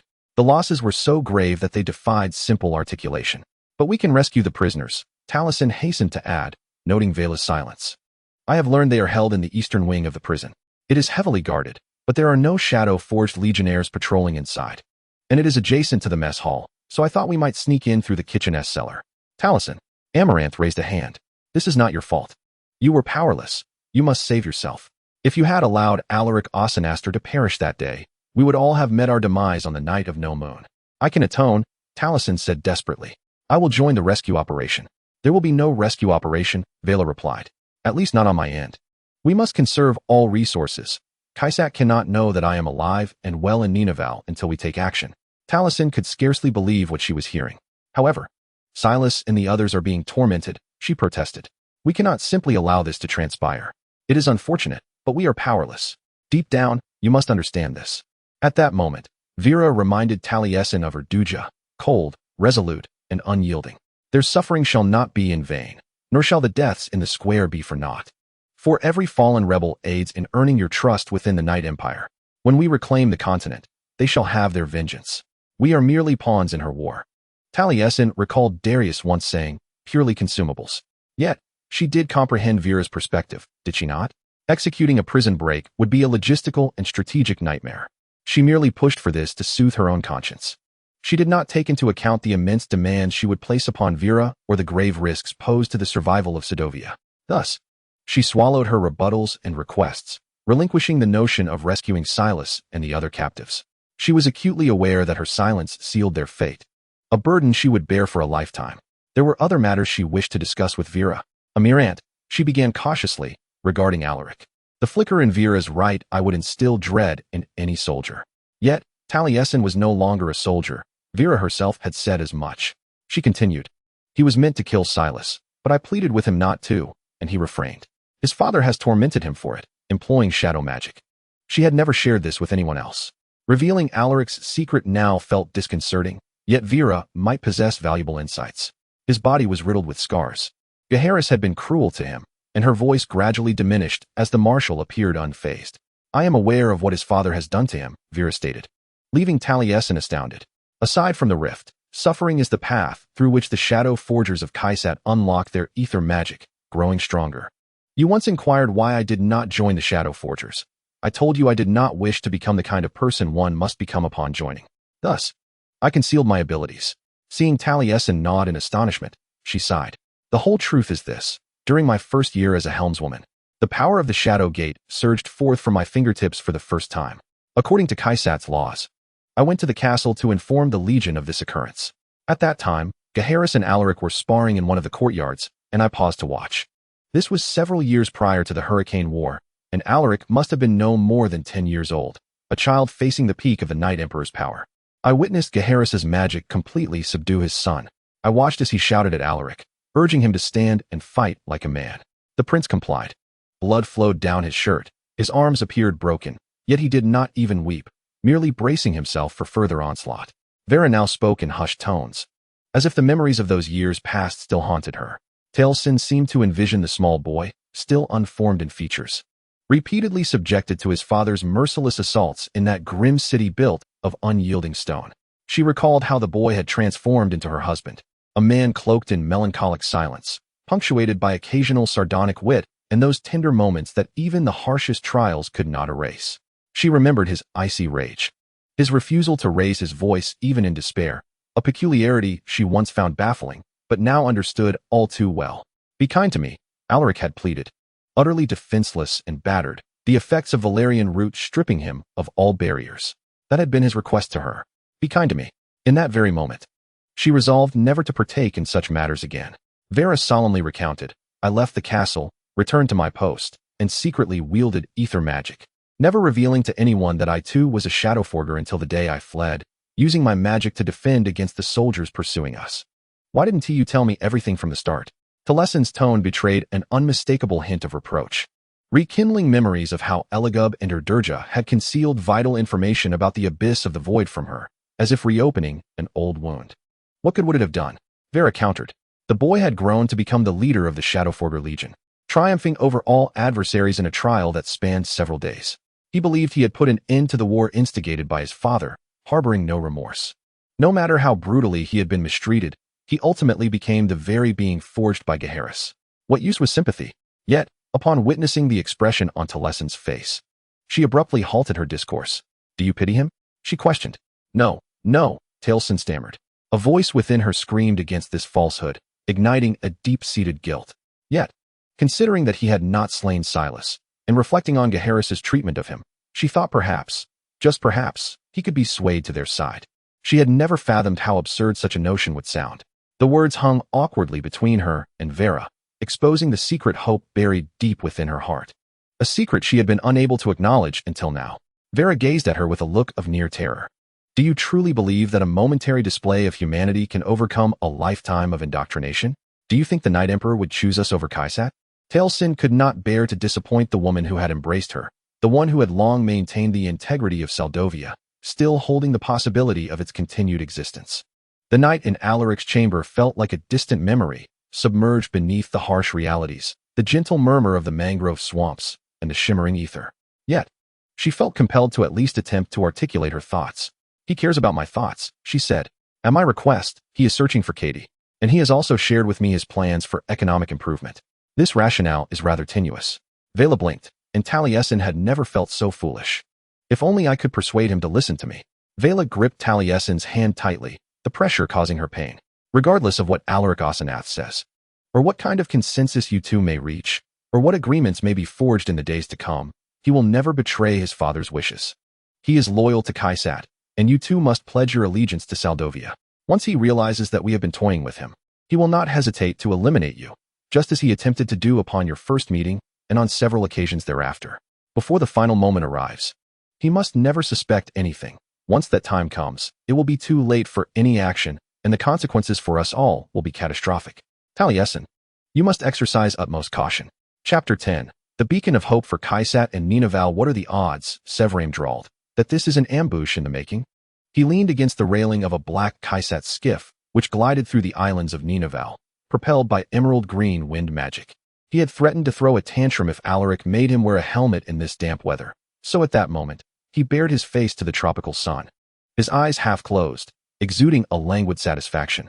Alaric stood at the bow of the airship, glaring fiercely at Severim, his expression laden with warning, yet the latter remained unfazed.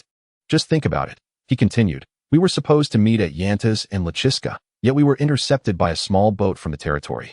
And now we find ourselves following them elsewhere, while our storm warship is docked at their port, at their mercy. This is highly suspicious. Nevertheless, as the legionnaire spoke, a mocking smile adorned his face, utterly incongruous with his words. Alaric could not help but point out, if your suspicions prove true, it will indeed become your dilemma. You know, the role of a bodyguard is never-ending. Severim agreed. The Majesty should bestow upon me a title. Besides the usual nicknames I call you. Severim laughed heartily, his laughter more boisterous than usual. Alaric could neither fault him nor the crew members on the skiff, who cast curious glances their way. Had they been within the Dark Empire's borders, they would not dare behave so. After enduring the cold, damp spring of Kaisat, arriving in Ninavarr felt refreshingly liberating. The sky was a brilliant azure, the breeze warm and pleasant, the beaches shimmered, and the city gleamed with splendor, surrounded by rainforest as dense as storm clouds. Were it not for the spectators, this should have been a picturesque scene. Alaric had previously traversed these islands by airship, either at an inopportune time or for reasons of safety, as civilian airships had been grounded. However, it was now afternoon, and the local authorities had evidently concluded that since Alaric had wed their Lachiska, he would not engage in the crude act of downing the casually passing Ninavarr vessels. Indeed, the Yantas squadron's moth-like craft, with its pearlescent hull, wing-like sails, and bronze cannons, was sufficiently imposing to deter other airships from venturing too close. Yet, This did not prevent those on various types of canoes, yachts, and cargo ships from gazing intently at Alaric, even while maintaining a safe distance. He could observe many individuals whispering among themselves, their vessels adorned with vibrant sails, flags fluttering in the gentle breeze, racing chaotically through the disordered waterways, intermingling haphazardly. Alaric felt fortunate to don that mask, reminiscent of a wolf's howl, which created an illusion of armor, shielding him from the gossip of the Ninavarr people. Yet he pondered whether it would be preferable to be unmasked. Even from such a distance, he was easily recognizable. The faces of the common folk bore expressions of curiosity and concern, attempting to connect this fearsome visage with their Luchiska's spouse. Speaking of Talasin, her visage illuminated his mind like sunlight streaming through a window. He furrowed his brow, perplexed by the fluttering sensation in his chest. Though this sensation had accompanied his every thought of her over the past month, it still felt peculiar. Alaric attributed this discomfort to anxiety. He was undeniably apprehensive about his father's plans. There remained time to dissuade Garis, especially since Kaisat's experiments with the salamander had yet to yield any promising results. Yet Alaric also worried about how Talasin would react if she learned of this matter. She would never believe that he had no connection to these experiments. Even if the gods favored him, allowing him to keep this secret from her, the act of stealing that salamander and subjecting it to such cruelty was, in itself, a profound betrayal. However, surely there must be a way to make amends. There had to be. He simply needed to discover it. Too many matters remained unresolved. The future held too many potential pathways, most of which were dire. Yet at the heart of it all was the present moment, the tension of seeing her again. The former adversary who had saved him on the battlefield. The first person to care for him after his father's reprimand. The wife he often dreamt of in hazy visions. With freckles, golden eyes, and gentle hands. After a while, as several passing airships cast fearful glances, Alaric made a decision. He removed his mask and handed it to a crew member, instructing him to stow it along with his other personal belongings. This mask was a lethal threat in the Alfred region of Saldovia, but a genuine alliance with the Ninavarr people could not be founded upon fear. Moreover, in the sweltering heat, the fresh air brushing against his newly revealed face brought him a sense of relief, though he would never admit this to Severin. The moth-like craft, serving as the vanguard, ultimately descended rapidly, followed closely by the other escort vessels, landing on Veja's Island, the central isle among the 7 major islands, which was also the site of the Void Chasm. A sinister premonition began to pierce Alaric's spine. Earlier that day, the abyss of Void erupted, its crystalline purple radiance illuminating the dawn. As his storm warship approached the waters of Ninavarr, he beheld this scene. What had befallen Talasin? Had she somehow been ensnared in this cataclysm? Was this the reason his vessel had been diverted? When the escort fleet anchored near a dense grove of coconut trees on the outskirts of a small village, Alaric felt a numbing dread. Several skimmer vessels were already moored at the landing platform, yet most of the space was occupied by a much larger warship, dwarfed only by the Kaisat's shallow craft. A member of the Talasin Royal Guard, clad in heavy armor reminiscent of a dragon's spine, stood out amongst the bustling soldiers as she awaited on the ground. As Alaric disembarked, she tightened her gauntlet adorned with spiked knuckles against her chest and rendered a salute characteristic of the territory. "Where is she?" Alaric inquired urgently, fear tightening around his heart. The woman raised an eyebrow, displeased by his tone, a subtle reminder that, within the matriarchal societal structure of Ninavarr, Alaric was first and foremost the consort of Luchiska, and only secondarily the Dark Emperor of Kaisat. She stood nearly as tall as Alaric. Her dark hair pulled back tightly from her square jaw. "Luchiska has instructed me to escort you to her, Your Majesty. I am Naylan Gao, the captain of your royal guard, at your service." Alaric and Severin followed Gao through the coconut grove, entering the village. The settlement was nothing more than a cluster of small huts, their steeply pitched thatched roofs high above, with walls constructed from woven bamboo in geometric patterns. From the landing platform, the village seemed rather ordinary, but as they ventured deeper, passing the initial few houses, they quickly discovered the dire circumstances. The first assault on Alaric's senses was the stench, a pervasive, acrid odor of sulfur mingled with the putrid scent of decay, interlaced with a sickeningly sweet undertone. He instantly recognized it as the foul aftermath of battle, as pungent as if corpses had been left to rot under the summer sun of the continent. The humidity of Ninavarr only exacerbated the horrid aroma. However, this small village had not witnessed a battle. Its residents were in flight. Their remains lay scattered along the meandering dirt paths between the huts. Chickens, pigs, sheep, and humans alike had been reduced to emaciated husks, charred black as if they had been rotting for weeks, piled grotesquely upon one another after a futile escape. Not a blade of green grass could be found by the roadside, nor in the enclosed backyards. The fruits on the vines had turned black, and the flowers in the gardens had withered. Distant wails echoed through the air. The volcano at the abyss of void is just a few kilometers to the north, Gao explained softly. It erupted suddenly just before dawn, roaring forth to engulf the villagers' fields and then surge into their homes. As soon as we heard the news, Lachiska hurried here from Yantas by boat. No one anticipated such a calamity. To witness such a massive eruption so far from the sevenfold lunar eclipse is unprecedented. I fear this may be an ominous harbinger of future developments. Queen Ulduja once expressed to Alaric that this year appears destined to be the most calamitous. In merely 2 months, the void rift will grow increasingly unstable, its ramifications expanding ever wider until it crosses the endless sea, subjecting the continent to a fate akin to that of this village. Alaric followed the winding path upwards, ultimately catching sight of his wife. The guards of the Lachi and other soldiers retreated to the rear, forming a protective perimeter, while the survivors gathered in the village square, with Talasin among them. As people wept, wringing their hands and futilely comforting wailing children, she spoke gently to them. Clad in a cotton bodice and trousers, her chestnut braid cascading over one shoulder, she bore little resemblance to a member of royalty. Yet, without a doubt, the equally disheveled populace surrounded her, hanging on to her every word. Their faces a mix of hope and despair as they watched her every gesture. It was the individuals at the edge of the crowd who first noticed Alaric. News of his appearance spread like ripples, prompting many to turn, eyes wide, inhaling sharply. What could he possibly assure them? That he bore no ill intent? Had not Ulduja Salim arranged for the heir to be wed to him, thus paving the way for such actions? Or even worse, had his father's storm ships not wreaked havoc and destruction upon numerous civilian settlements across the continent? What right did Alaric possess to guarantee their safety? Yet, when Talasin spotted him amidst the throng, her expression revealed neither anger nor fear. Instead, a tender and hesitant look graced her face, and before he fully grasped his intentions, he found himself approaching her, as if entranced in a lucid dream. Nearby, the Ninavarr people hastily stepped aside, tugging at one another to clear a path. As if he were a harbinger of plague, yet his gaze was solely fixed upon her. He halted before her, utterly uncertain of what to do next. She looked up at him as if they had not seen each other for many years. "How are you?" he began to inquire. "I am well," she replied simultaneously. They hesitated, falling into silence. Alaric felt his ears grow warm and gestured for her to speak first. "I thought it would be better to bring you here rather than leave you waiting in Yantas, fearing an ambush," Talasin murmured. He resolved to conceal from her the jest made by Severum earlier. He merely nodded. Noticing the wary expressions of the villagers, Talasin furrowed her brow slightly. Then, with renewed resolve, she straightened her shoulders and linked her arm through Alaric's. He realized this was a display of unity. Her sudden touch and the closeness of her presence nearly left him dazed. She spoke to the villagers in their dialect, a language rich with fluid syllables and melodic cadence. Alaric caught his own name and the mention of Yantas, but the rest eluded him. He observed as Talasin's narrative transformed the audience's wariness into a cautious optimism, a sentiment that deepened with each word she spoke.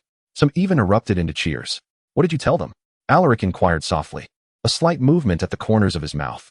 "I told them that." Talasin tightened her grip on his arm, insisting they accompany her to Yantas, where they would lack for nothing until their fields were once again fit for cultivation. "I also pledged that you and I would spare no effort to thwart the abyss on the night of reckoning." Talasin began orchestrating her soldiers' movements. The Lachi Darrow guards, the skiff's helmsman, and the crew of Yantas' solitary warship were dispatched to assist the villagers in gathering their belongings and burying the deceased. The bodies of the animals would later be attended to by the cleanup crew. However, with over 20 lives already claimed, Talasin was reluctant to force these grieving families to evacuate without proper rites. Yet, they needed to act swiftly, for no one could predict when the abyss might erupt once more. Captain Gao held considerable reservations regarding the relocation of the survivors to Yantas. "My lady, should we not first consult with Zahira Lachi?" she inquired as Talasin hurried past her, shovel in hand. "Why ask?" Talasin retorted without turning. "This castle was ceded as my dowry to my husband, so we shall dispose of it as we deem fit." Furthermore, she had already dispatched an etherwave message to the pinnacle of heaven, and no response had yet arrived. This silence likely indicated her grandmother's tacit approval to manage the situation independently. Alaric and Severum retreated to the northern edge of the village, where Talasin approached to find them silently gazing at the decayed, dark brown fields of sugarcane before them. On the horizon, shrouded in mist, loomed the majestic, conical silhouette of Dracontia Mountain, an ancient volcano that expelled not ash and lava, but the magic of the void. Its rugged slopes bore the color of deep tar, devoid of the lush vegetation adorning the other peaks of Ninavarr. Now, this eerie silence had spread, devastating the village's primary source of income, the land, and slaughtering their livestock. Take this. Talasin offered the shovel to Severim as they began to dig graves to lend their aid. This time, the legionnaire refrained from any jest. He accepted the shovel from her, following her instructions, while she stood beside Alaric. Are you angry? Talasin ventured cautiously. Because I intend to bring the villagers to the castle? After all, strictly speaking, it is your castle. Alaric's gaze shifted to her, his irises shimmering with a silver light in the sunlight. I am not angry. Then you are vexed. No, you are right. It is fair. He nodded towards the devastated fields to emphasize his point, suggesting that the cramped conditions within the castle paled in comparison to their suffering. It was only then that she became acutely aware of her longing for his approval of her decision. Somewhere within him, she mused, there remained a kernel of kindness, which filled her heart with a poignant ache. Perhaps the marshal was mistaken. Perhaps he was still capable of compassion. How may I assist you? Alaric's tone conveyed a profound sincerity. What do you require of me? Stand by my side. Talasin swallowed hard, forcing herself to return to the present, confronting the sea of death and the shadow of Dragon Tooth Mountain. Come, she said, turning away from him, leaving unspoken words behind as she returned to the task at hand. We must help load the ship. In theory, 100 surviving villagers could crowd onto the warship of Yantas, but one must also consider their woven baskets and bulging cloth bags, as well as the livestock that had successfully evaded the ravages of the void's abyss. Talasin resolved that during their journey, half of the baggage and several animals would be placed aboard the Night Emperor's shallow boat, thus resolving the issue. We will capsize, said Severim, standing on the landing platform, his skepticism unabashed as he watched a Kesset crew member cautiously lead a Sun Ox up the gangplank, voicing his doubts. I am not even sure we can take off. It will be fine. Alaric, lacking confidence himself, found no patience to assuage Severim's concerns. With one arm wedged under a basket filled with wet garments, and the other cradling a disgruntled, clucking hen. Stop complaining and help me with this.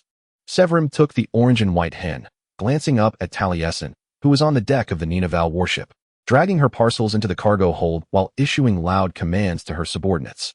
Our new queen, so petite, yet so commanding. Alaric's face drained of color, the memories of their wedding night striking him like a fist to the gut, flooding his mind. He was all too aware of how commanding Talasin could be, having experienced it firsthand. And now I have chicken droppings on me, Severim grumbled, as the hen nestled contentedly in his sleeve and cooed softly. Alaric followed Severim up the gangplank to the deck of the shallow boat. He navigated carefully through the maze of luggage and livestock, eventually finding a place to sit atop a pile of wicker baskets, beside the tethered Sun Ox.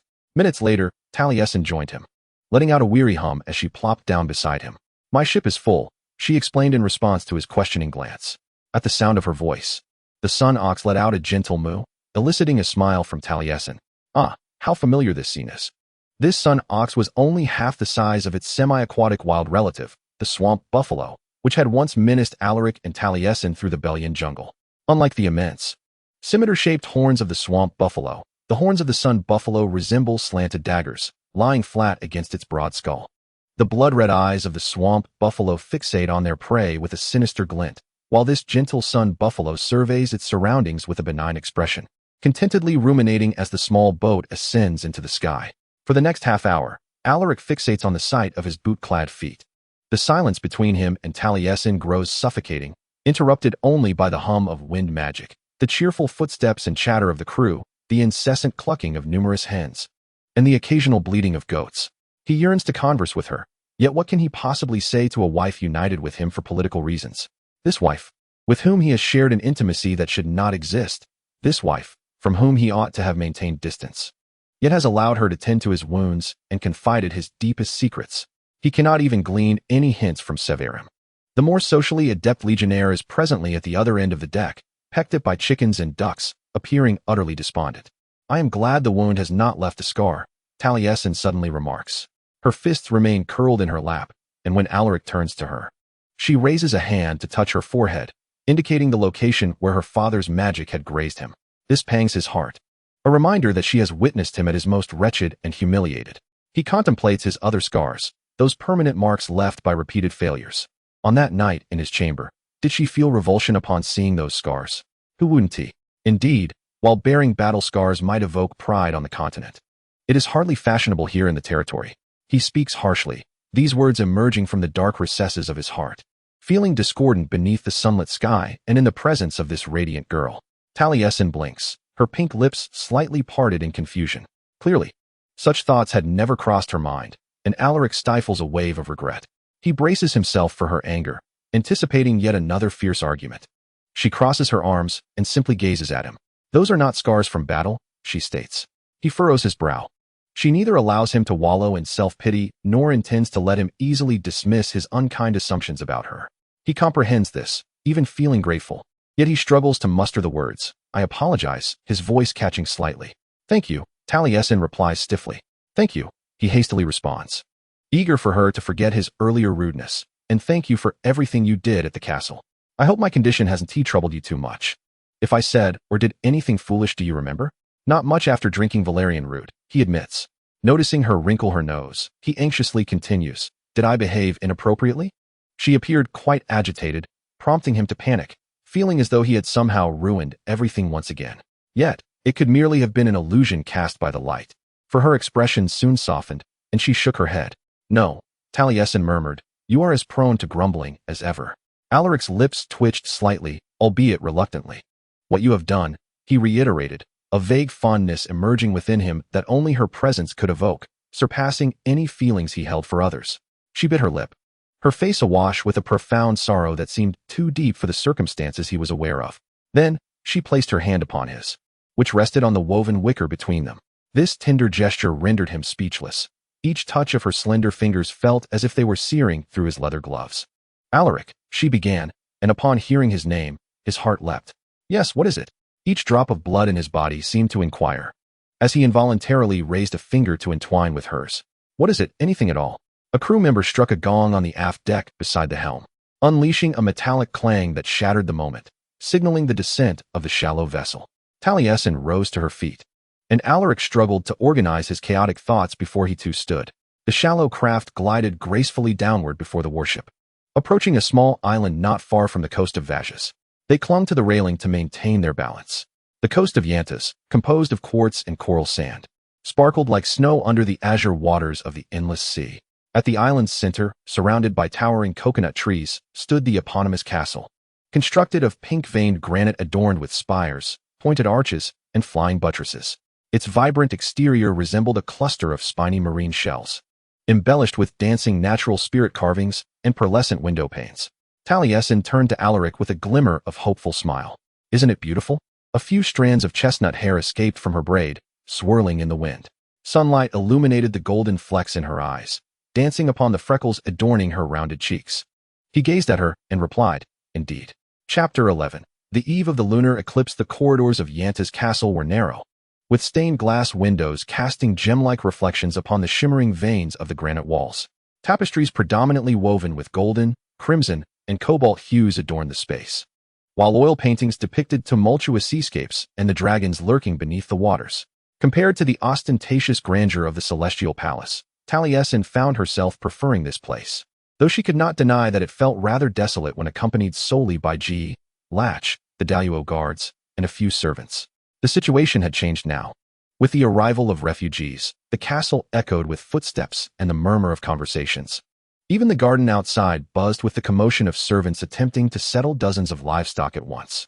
She busied herself with settling the villagers, while simultaneously, the entourage of Kaisat was ushered to their respective quarters. Managing her household proved to be less daunting than she had previously feared. She simply needed to adopt a military perspective, ensuring that everyone performed their designated duties.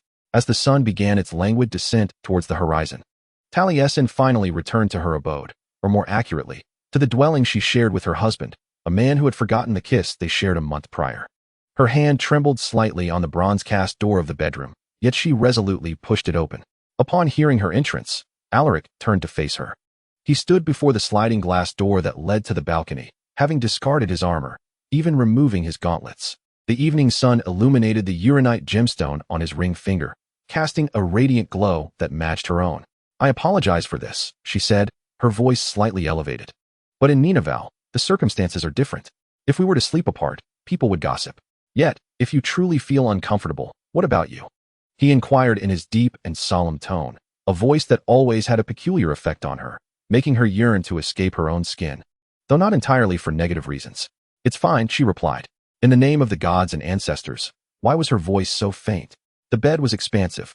Their gazes fell upon the large canopied mattress, which could easily accommodate 5 people, piled high with plush-down pillows, rich burgundy silk sheets, and gold-trimmed brocade curtains. Talasin struggled to suppress the blush that flooded her cheeks, recalling the countless nights she had lain alone on that bed, wide awake.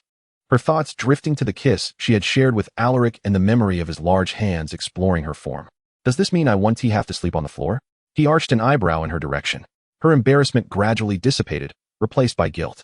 Given her newfound understanding of his past and acknowledging her own faults, it felt cruel to allow him to endure such discomfort. This is your home, she wished to convey to him. This is your sanctuary away from your father. Here, no one will harm you. Yet, in her flustered state, the first phrase that escaped her lips was, "This bed will always welcome you." It was only when Alaric sharply inhaled that Talasin realized the double entendre of her words. She needed to escape before she embarrassed herself further. As Alaric closed the distance between them, she remained rooted to the spot. He gently tucked a few strands of her wind-tossed hair behind her ear, the usual guarded expression on his face softening. "I haven't finished my earlier question," he murmured. "How have you been? You didn't respond to my letter." Talasin blurted out. "I really wanted to kick myself for choosing that question." He frowned. "You didn't receive it?" "I received the letter your assistant wrote on your behalf," she admitted, feeling a wave of embarrassment wash over her. This matter had occasionally troubled her over the past month, yet in the grand scheme of things, it seemed a trivial concern. "It's your fault," she thought. "You're standing too close." She found it difficult to think. Alaric's fingers cradled her cheek, his thumb gently gliding across her skin, reminiscent of that morning in his bedroom when he had caressed the back of her hand. "Next time, I shall respond personally." "Who says there will be a next time?" she scoffed, defiantly asserting, "I loathe writing letters. I never had to do so before being declared Lachiska. Hence my missives always feel rather awkward." He delicately lifted her chin, much like he had in the Temple of Balian. In that moment, everything reverberated with echoes of the past, yet was imbued with newfound significance. "I had thought Queen Erduja would instruct you on what to write," he confessed. "I imagine you shared tales of my father with her." "I did not," she hastily retorted. Though she had divulged to Vera, guilt surged within her once more, a tidal wave of remorse. Talasin attempted to retreat, to extricate herself from Alaric in the entanglement of emotions, the labyrinth of feelings. Yet, upon witnessing the look of relief that washed over his features, as if time itself had shed its burdens, she found herself immobilized.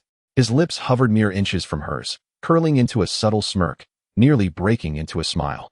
"Write to me again, Talasin," he urged, his tone laced with playful mockery. "I assure you, I shall reply. Together we shall endure the awkwardness of your letters." He leaned in so close, close enough to kiss, that her flicker of irritation evaporated in an instant. Perhaps she ought to kiss him to quell his triumphant demeanor.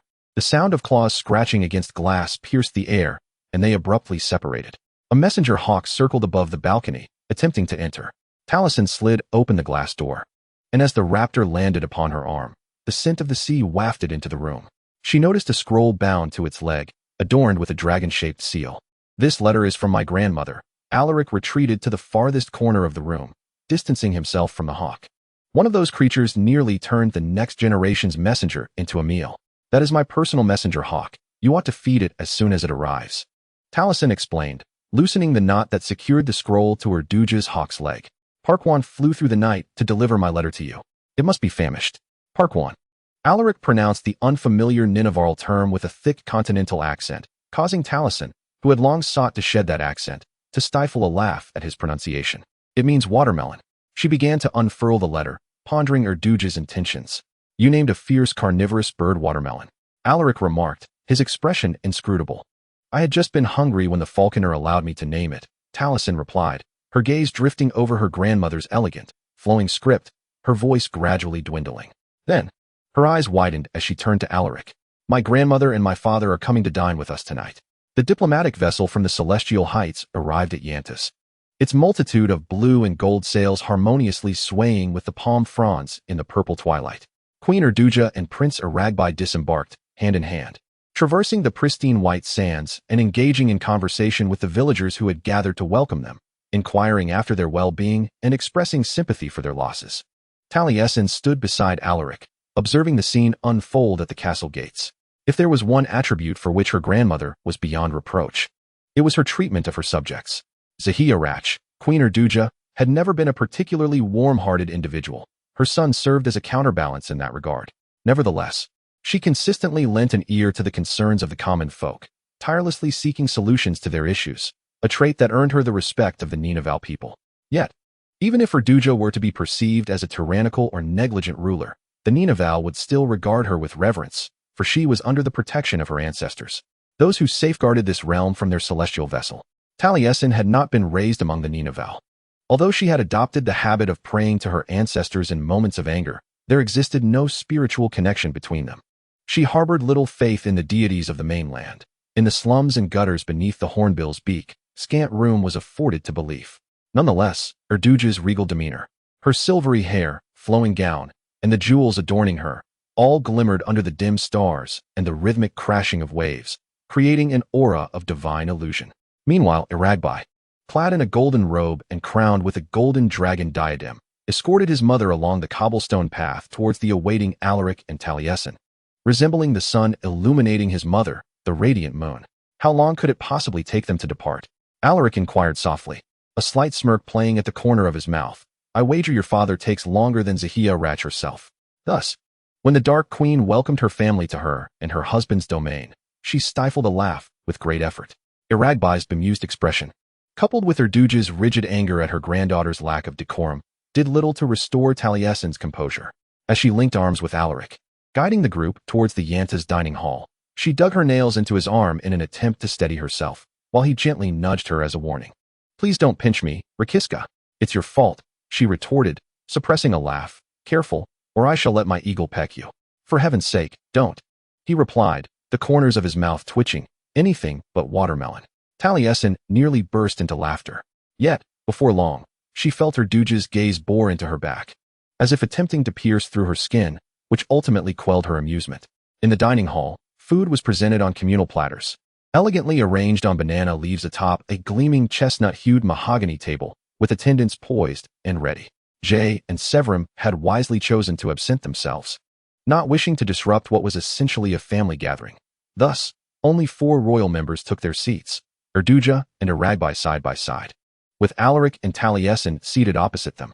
An awkward silence enveloped the gathering, as the attendants poured water and wine into their goblets.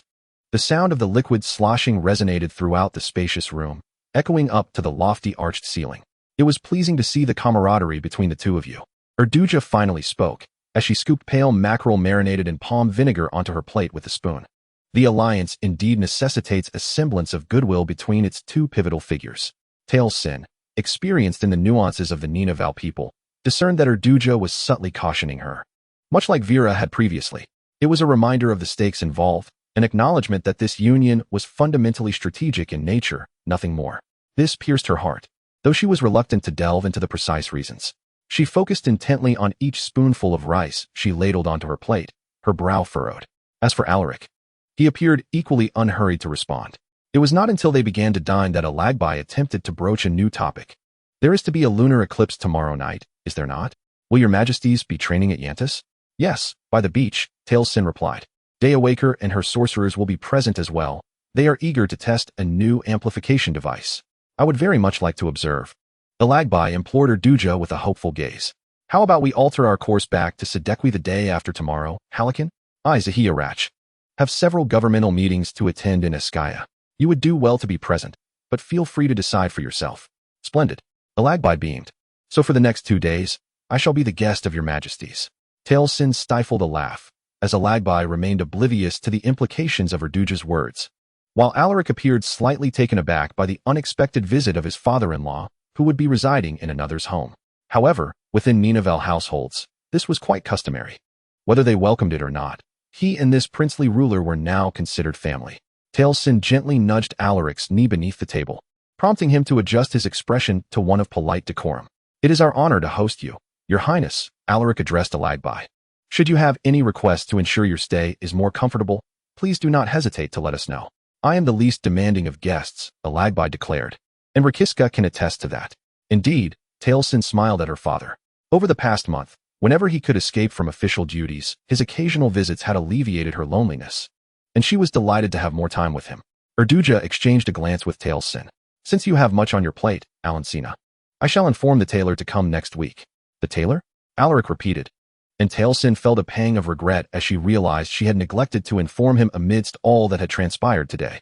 Following the dark of the new moon, we shall host a ball at Yanta's, she explained, a masquerade to celebrate our triumph over the abyss of nothingness.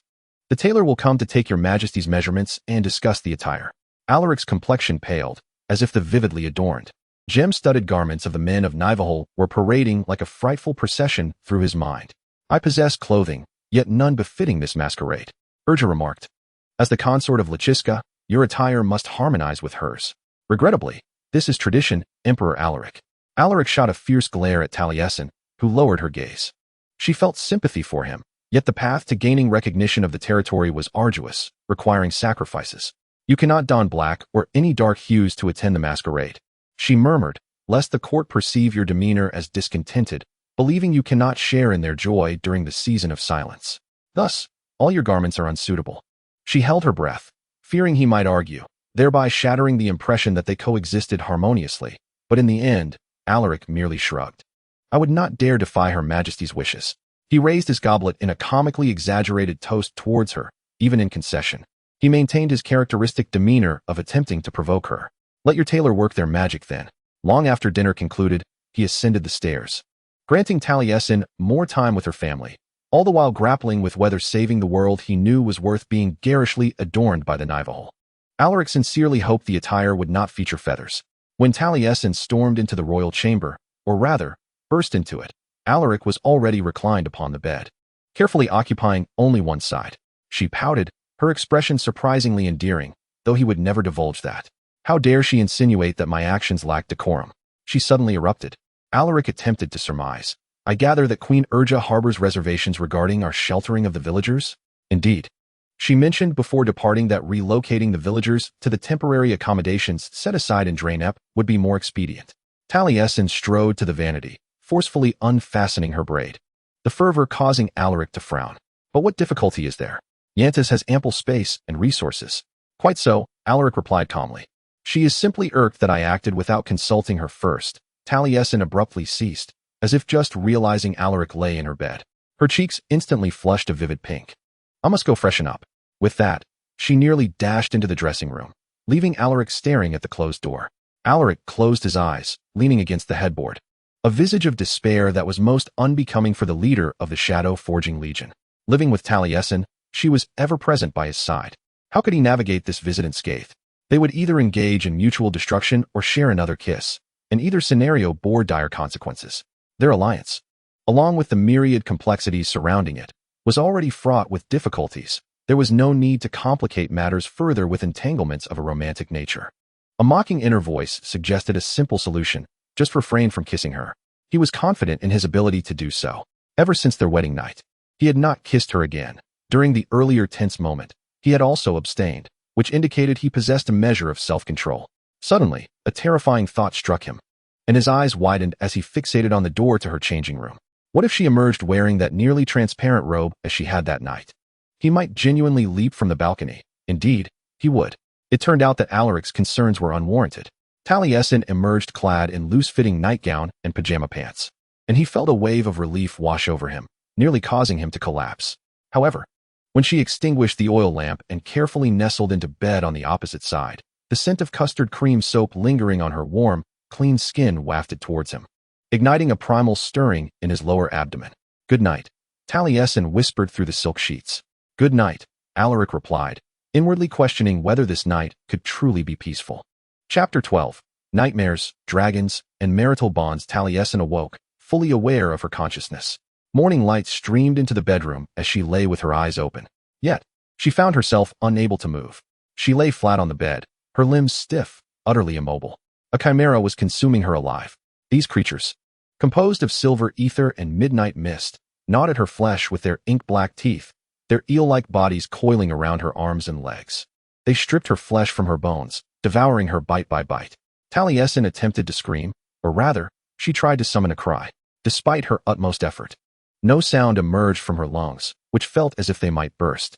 She was paralyzed, voiceless, and powerless to wield her etheric magic. In the corner, a shadow flickered. Darkness flowed from him like a river, and her gaze slowly ascended to meet his face. She expected to see the gaunt visage of Gares, believing the regent had stealthily entered her chamber under the cover of night. Instead, she was met with Alaric's gray eyes, smiling as he allowed his magic to consume her entirely. She screamed once more, her voice dry and strained, a mere quiver escaping her fear-parched throat. Suddenly, she jolted upright, breaking free from the paralyzing shackles and the waking nightmare. The shadows she had once perceived so vividly, along with the figure that summoned them, vanished without a trace. Amid her racing heartbeat, as fear began to dissipate, she realized another pressing need. She urgently required a trip to the restroom. Her bare feet thudded heavily against the cold floor, startling her. Dragging her heavy legs, she stumbled toward the bathroom. Her mind was in utter turmoil.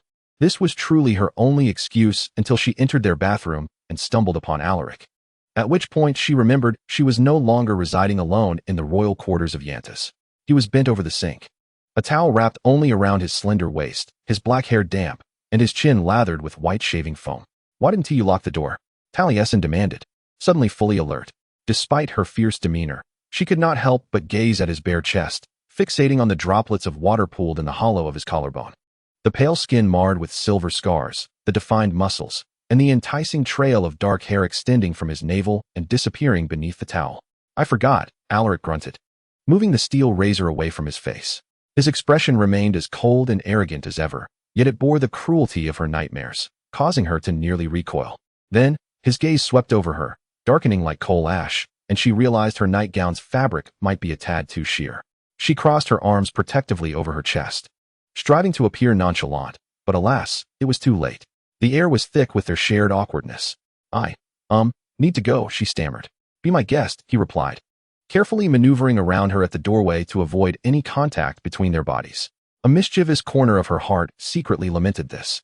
The entire morning, Talasin spent time with her father atop a grassy knoll on the western side of the castle. This spot overlooked the beach, and the advantage was that it was far from Alaric. In the dappled shade of the lush coconut trees, she and Alagby picnicked while playing Karsanka, a game of counting and capturing. The game utilized small, shell-shaped tokens and a slender board featuring 2 rows of cup-like holes, referred to as houses, with larger holes at either end representing each player's territory. The objective was to scoop all the tokens from one house in one go and distribute them clockwise into the other houses, ultimately ensuring that one's own territory held more tokens than the opponent's. Each player's turn concluded when the last token fell into an empty house, and the game ended when all houses were empty.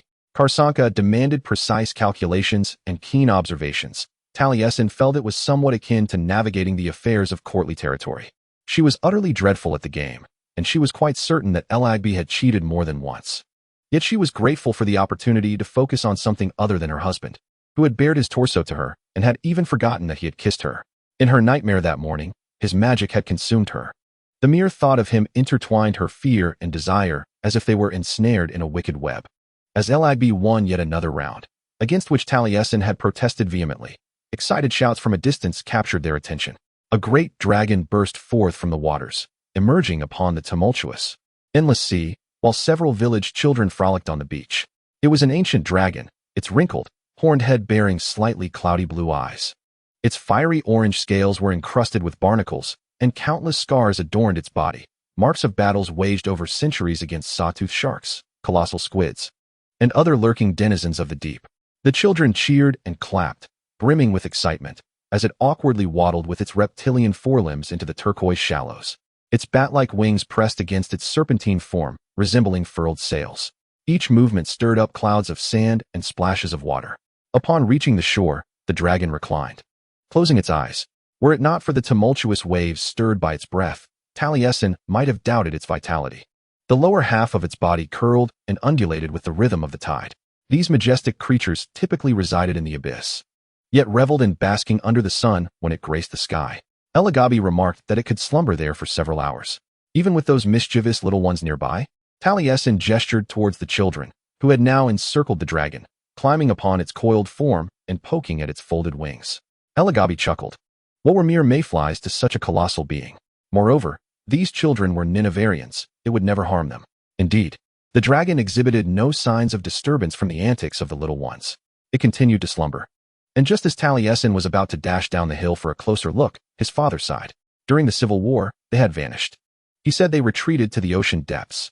For those long months, no dragon basked upon the shores, nor soared through the skies. Their absence was an ominous omen. We felt they had departed from us forever, and our nation's fragmentation was the consequence we deserved. In the past, Taliesin had refrained from probing too deeply into the Ninavarr civil war, mindful of Elagabi's pain and wary of inciting the wrath of Queen Erduja. Yet in Yantas, a liberating atmosphere prevailed, 2 hours distant from the vigilant gaze of the celestial summit and Zahira. The brilliant sunlight bathed the pristine sands, seemingly capable of incinerating all secrets, while the briny, refreshing breeze offered solace to their wounds. Elagabi had vanquished the rebel leader, his brother Sintan, after which the insurrection surrendered.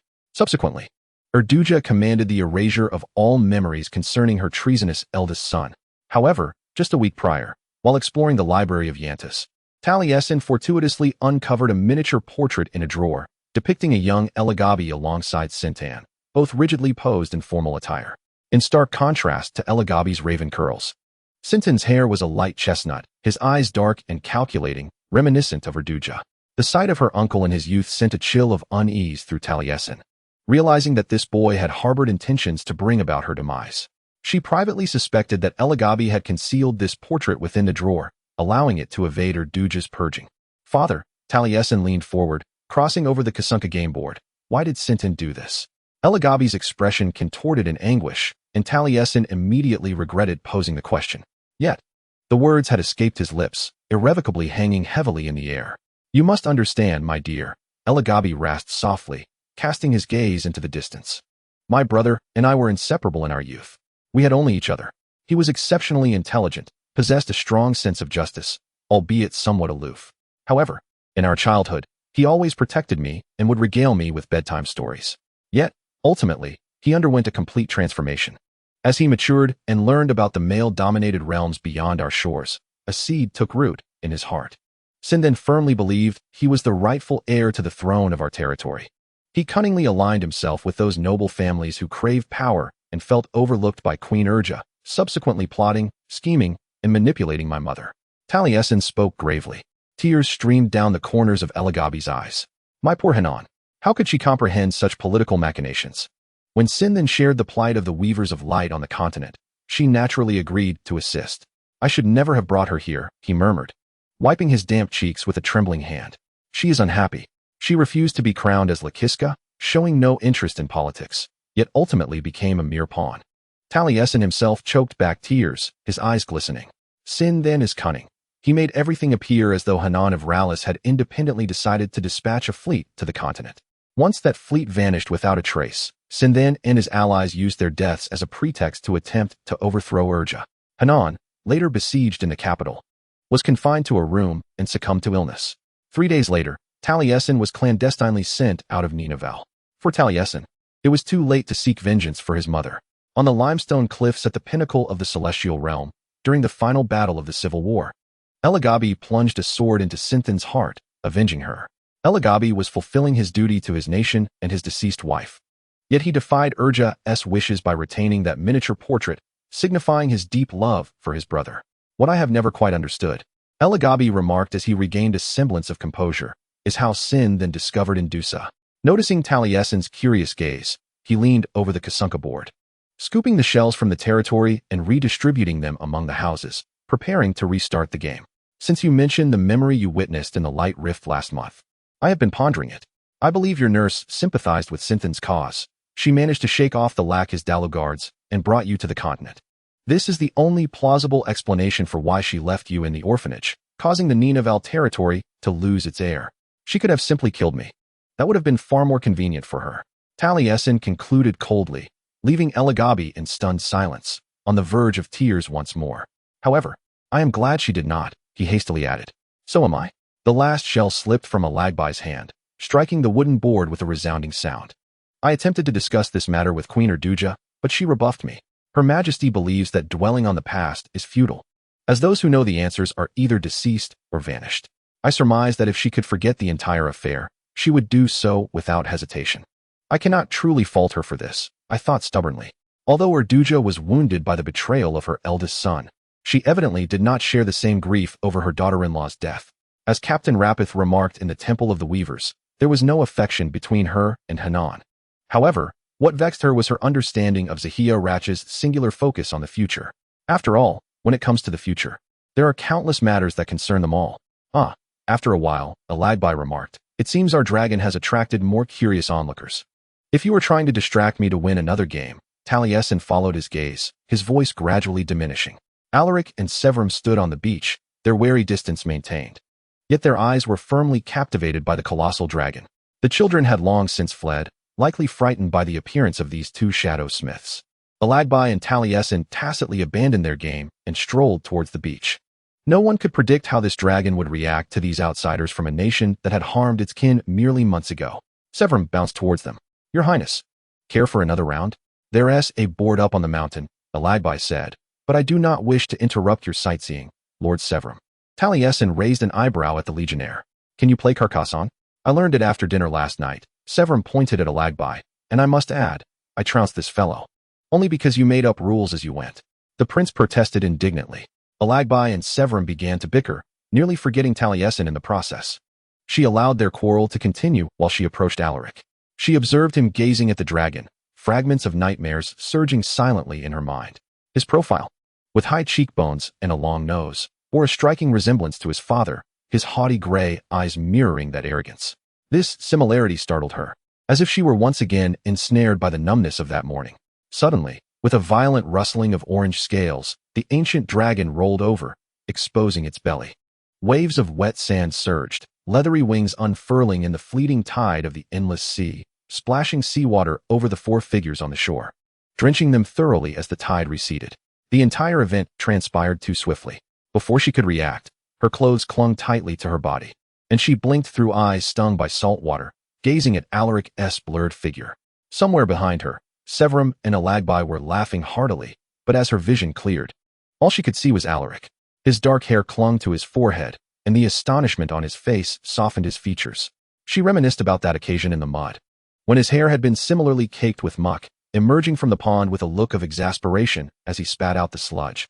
Just before that swamp buffalo had chased them into the jungle.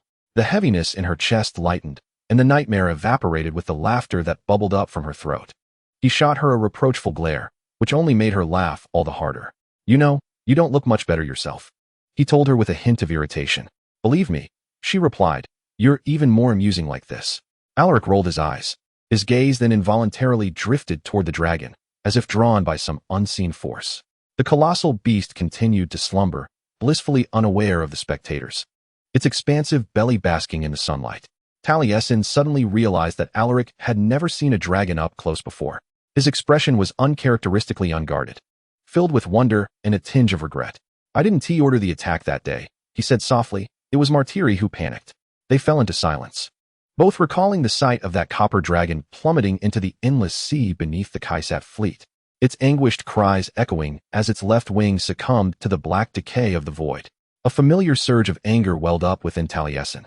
"I don't know if things would have been different had I not given the order," Alaric continued, "but such an event shall not be repeated. I swear it." Taliesin pondered that if Martiri had not fired the void cannon at the dragon, a conflict might have erupted between the Kaisat fleet and the territorial ships stationed at Samad Harbor. All the dragons would have surged forth from the sea to protect the Ninavarr, and nothing could have stopped them until they either downed all the ships of the Empire of the Night or perished in the attempt, one or the other. It would have been a bloody massacre. Perhaps it was for the best that events unfolded as they did, with the other dragons safe and the Kaisat blissfully unaware of their precarious position. Taliesin realized she must learn to view the larger picture, much like Vera and her Durja. Taking a deep breath, she set aside her anger. Alaric seemed to be waiting for her to respond in some manner. She could not offer forgiveness, and she truly did not know whether his order to fire had made a difference, but she could change the subject. "Would you like to touch it?" she asked, pointing at the dragon. He promptly replied, "No, thank you." "Are you scared?" she teased him. "Wise," he succinctly corrected. She smiled triumphantly. "What if I dared you to?"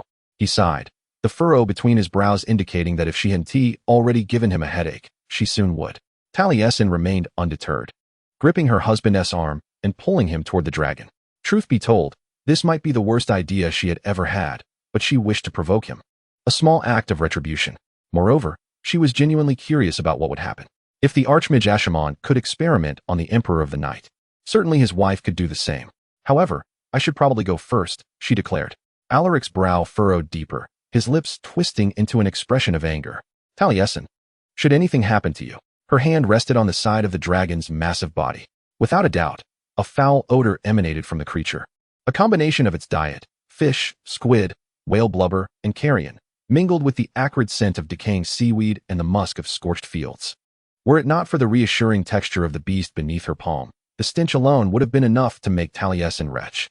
The hard orange scales were surprisingly smooth to the touch, each scale featuring a ridge down its center, with triangular gaps where they overlapped. The heat radiating from the scales was almost unbearable, akin to the fleeting moment before withdrawing one's hand from a scalding pan, yet drawn out infinitely. The great dragon seemed to lean slightly towards Taliesin's touch in its slumber, its skin rising and falling with each languid breath beneath her hand. Ethereal energy flowed from its body into hers, then back again, creating a pulsing, endless tide of magic. This was the luminous fire, the sunlight capable of igniting a conflagration. With her free hand, Taliesin silently drew Alaric's wrist closer to the dragon. His palm rested beside hers on the reptile's scaled side, their fingers brushing gently against one another. The ether flowed into him and out again, a shadow cast by the sun, a volcanic fire raging in the subterranean darkness. All things are interconnected. Their heartbeats, along with that of the great beast, synchronized with the rhythm of the ocean waves. The eternal summer's light reflected off the edges of Alaric's faint smile, flowing into Taliesin's gaze. The dragon snored, its sound long and deep, the tendrils on its snout quivering slightly. Taliesin smiled. Alaric's expression softened. It's almost as loud as your snoring, he remarked. How dare you say that? I do not snore. Ask my sleepless nights, she retorted, his seriousness making her chuckle again. That fragile hope resurfaced, rising in the sunlight, intoxicated by the undeniable truth. He was not like his father. Alaric reached out to gently brush the sand from her shoulder. Taliesin feigned swatting his hand away, yet her fingers lingered on his for a moment. She glanced towards the shore, where Elagby and Severim stood at a distance, with Elagby's gaze fixed upon her and Alaric, looking distinctly worried. Chapter 13. The night training of Yantas. Even after the dragon had quietly returned to the endless sea, Alaric could still detect its scent. As night fell over Ninavarr, he felt the lingering traces of dragon fire upon his skin, intertwined with the echoes of Taliesin's touch. In mere moments, the night would witness the first lunar eclipse of the month. The coast of the small island was alive with activity. In Kaisat, outdoor training in ethereal magic frequently captivates a multitude of onlookers who observe in silence, bestowing the shadow-forging legion the respect it duly deserves, while carefully maintaining a respectful distance to avoid any actions that might distract from the proceedings. However, Alaric found himself quite displeased with the situation in Yantas. Villagers and castle staff alike had congregated at the beach, where a bonfire blazed. Bottles of distilled coconut liquor were being passed around, while fresh coconuts, their tops expertly sliced off, revealed creamy white flesh and sweet coconut water, sipped through bamboo straws for the young and abstainers. Initially, a curious throng clustered around the Aximan mages as they arranged jars and wires upon the moonlit sand. Yet, after Taliesin exchanged a few jovial words, they amicably retreated to a distance from the shore. This stood in stark contrast to the atmosphere just months prior within the territory's court, where gazes frequently drifted towards the cage of the Salam Man, as if it were an amulet of protection, and Alaric's conjuration of the Shadow Gate had once sparked panicked screams. People often fear the unknown, Taliesin noted. Perceiving Alaric's confusion, he explained, they have come to understand us. They know our magic can thwart the abyss of void. Thus, I believe they have begun to accept us. Alaric sensed there was more to it than that. Beneath the flickering flames and the glow of the sevenfold moon, he was acutely aware of the Ninavarrians' profound affection for their Rakiska. This sentiment was well-founded. Not only did Taliesin unhesitatingly open his home to those in need, but Alaric's 2 days on this island had sufficed to reveal her kind and equitable treatment of her servants. It was not difficult to embrace someone like her. Your Majesty, Your Majesty. Severim approached them with unsteady steps, a bottle in hand. Care for a sip? What are you doing drinking on duty? Alaric hissed under his breath. The legionary pouted. There's nothing here needing your protection. To think otherwise would be a disrespect to the hospitality of Rakiska.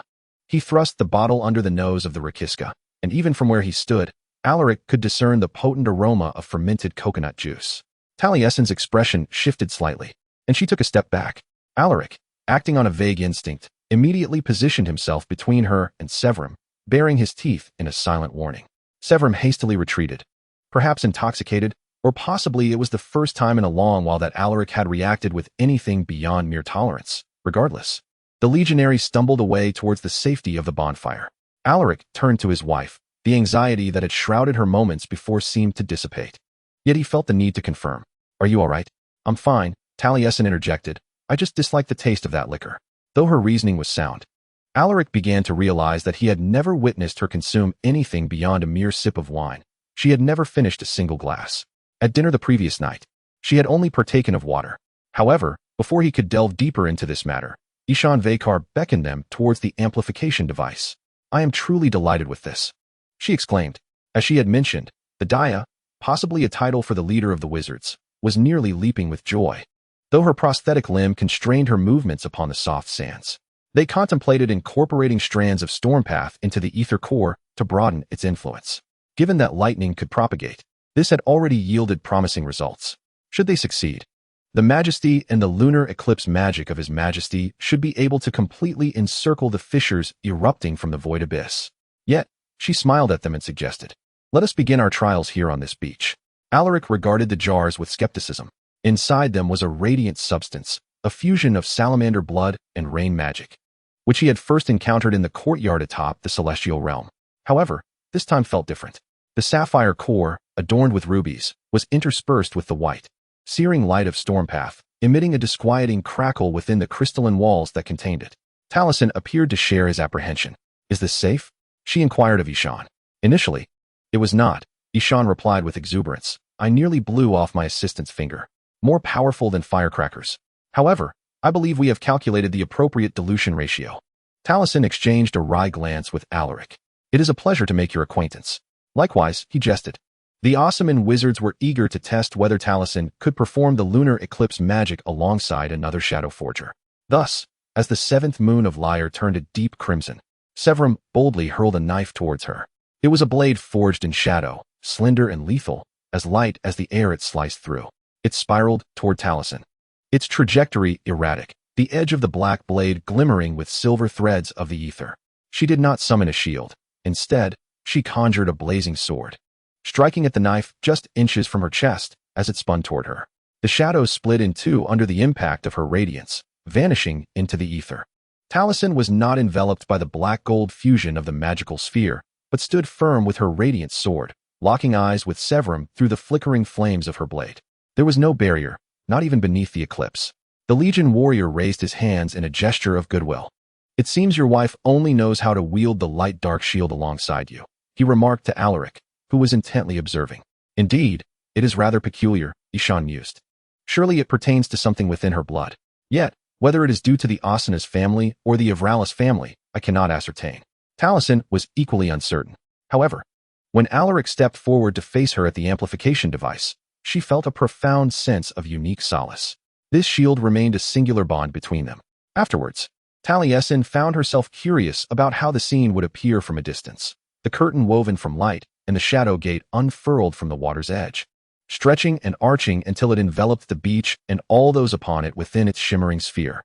The core of the ether flickered in its vessel, crackling with energy. While the moon of Lyre continued its dance in the sky above, its seventh sister partially cloaked in deep crimson. Magnificent, truly magnificent. Like the other magicians, Eshan extended her arms, meticulously controlling the surging energy coursing through the heated wires connected to the vessel, eager to see how long they could sustain it. This marked the first occasion, apart from Alaric, that someone stood with Taliesin within the sphere of light and shadow. Eshan leaned in closely, her commands audible amidst the thunderous magic, yet the words of those further from the waterline remained indistinct. The barrier dulled the moonlight, and the ribbons of the shadow gate blurred the glow of the campfire, allowing her only fleeting glimpses of other Ninavallans through the flickering ether as they gazed around in awe. Before the light-weaving waves made him vanish from sight, she caught a glimpse of Alagbai's childlike fascination etched upon his face. However, Alaric stood right beside her. She could see him clearly, his eyes shimmering with an icy brilliance, his figure entwined within the intermingling web of light and shadow, reminiscent of a dream she once had, ethereal and surreal. "Taliesin, you are not focused," he admonished sharply, shattering the dreamlike atmosphere. Furrowing her brow, she felt irritation rise once more at his words, yet dutifully dismissed all distractions. The magic flowing from her fingertips grew denser, weaving through the curtain along the peaks of the amplifier. Sand swirled beneath her feet, stirred by an unnatural breeze. The last time Talasin had cast a barrier with Alaric within the amplification device was in the courtyard atop the Celestial Palace, where she felt her magic soaring, transcending the sum of its parts. In this moment, upon the shores of Yantas, the enhanced ether core allowed the barrier to extend further, a familiar yet altered sensation. The longer Talasin wielded the etheric magic, the more she sensed something within her, deep beneath her heart, somewhere along her spine, beginning to awaken. She could not afford to disappoint anyone. She had no choice but to endure this feeling, which resembled fear, yet was not entirely so. As if something was stirring to life. Beads of sweat formed upon her temples, and she cast a quick glance at Alaric, whose pallor was waxen, his jaw clenched, clearly indicating his own distress. Soon, a critical threshold was reached, and the vessel erupted in a series of explosions. The wires short-circuited, and the world blurred into shards of glass, rain, and lightning. Startled, Talasin lost her focus, the light and shadow barrier collapsing inward, first dissolving into wisps of smoke, then vanishing entirely as the magicians directed the ruptured ether core into the sea to prevent harm to anyone. Not as stable as I had imagined, Ishan muttered. But it held for half an hour, so we have made progress. Just a few more adjustments. She suddenly fell silent, terror etched upon her face. Your Highness? Talasin trembled, feeling a feverish heat enveloping her entire being. Had merely 30 minutes truly elapsed? It felt like an eternity. Her throat parched, her body ablaze. She thought drowsily that she must be suffering from heat stroke, akin to the scorching summers on the vast plains.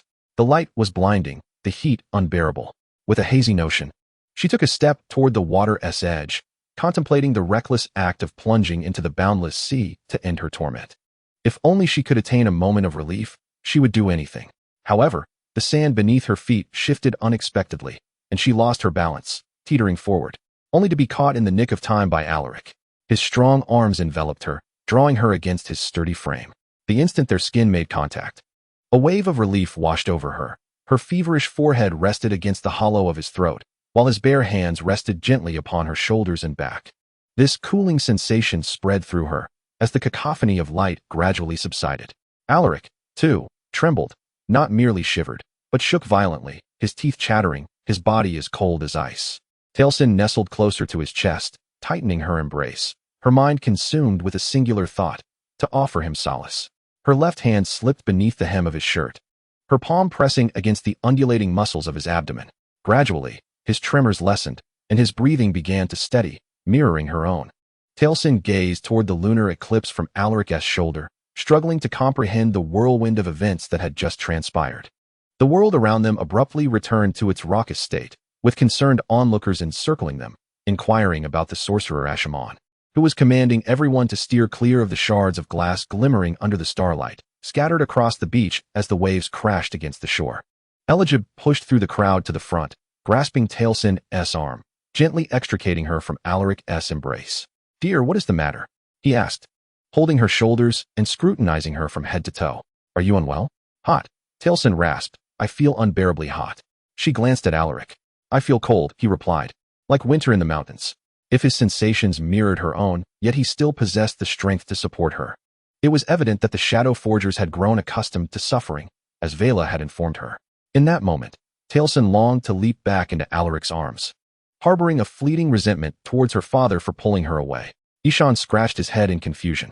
A familiar pang of guilt surged within Talasin. Ever since she had met this Daya, it seemed she had consistently brought her trouble. Lunar eclipse magic, amplifiers, these were novel concepts within the realm of sorcery, lacking established documentation. Ishan finally remarked, "It is possible that the device we designed has influenced His Majesty and His Majesty's ethereal magic on an internal level. Did no one think to inform me of such a risk?" Alaric's tone was laced with a chilling, suppressed fury. This reminded Talasin of the bubbling seawater around the dragon's mouth earlier that day, the surface ripples merely a faint indication of the tumultuous anger roiling beneath. "Throughout my compliance with these experiments, did no one consider it necessary to alert me that my magic could be altered?" Ishan appeared momentarily bewildered by the reproach of a man, yet she quickly regained her composure and straightened her posture. "I cannot forewarn you of risks of which I am ignorant, Emperor Alaric. As I mentioned, This is uncharted territory for us as well. Yet you shamelessly feign certainty. He thundered in a low voice. Shadow magic is the bulwark my people rely upon to fend off external threats. Should my ether magic sustain any harm, I would be unable to protect them. If Lachiska and I were to perish due to your contraptions, all our plans would be rendered futile. We foolishly entrusted everything to an adult. Taliesin hastily grasped his sleeve before he could label one of the most powerful nobles in the realm a charlatan or worse. When Alaric turned his furious gaze toward her, she perceived the fear lurking behind his anger and understood its origin. However, the situation needed de-escalation. She strained to conjure words and maintain a serene expression. Before she could articulate her thoughts, he shrugged off her hand and strode away. Alaric stormed up the expansive granite steps, the shadow gate crackling at his fingertips, chipping away at the marble balustrade. At least he could still wield this. He was utterly at a loss, with no idea how to proceed. All he knew was that he never wished to feel that way again. He wanted neither to endure the frigid cold that made him feel as though he were on the brink of death, nor to experience Taliesin's touch, which infused warmth into his veins like salvation. For she was not his salvation. She wielded a perilous ancient magic that had nearly obliterated his nation. What had he been thinking, allowing her and her companions to tamper with the very essence of his ether magic, even if they claimed it was unintentional? He had been too complacent. He had allowed her too close. She would be his downfall. Light and shadow cannot coexist without annihilating one another. Alaric, Taliesin called after him, ascending the stairs two at a time. Reluctantly, he paused, allowing her a moment to catch her breath on the step below him. Listen, she swallowed hard.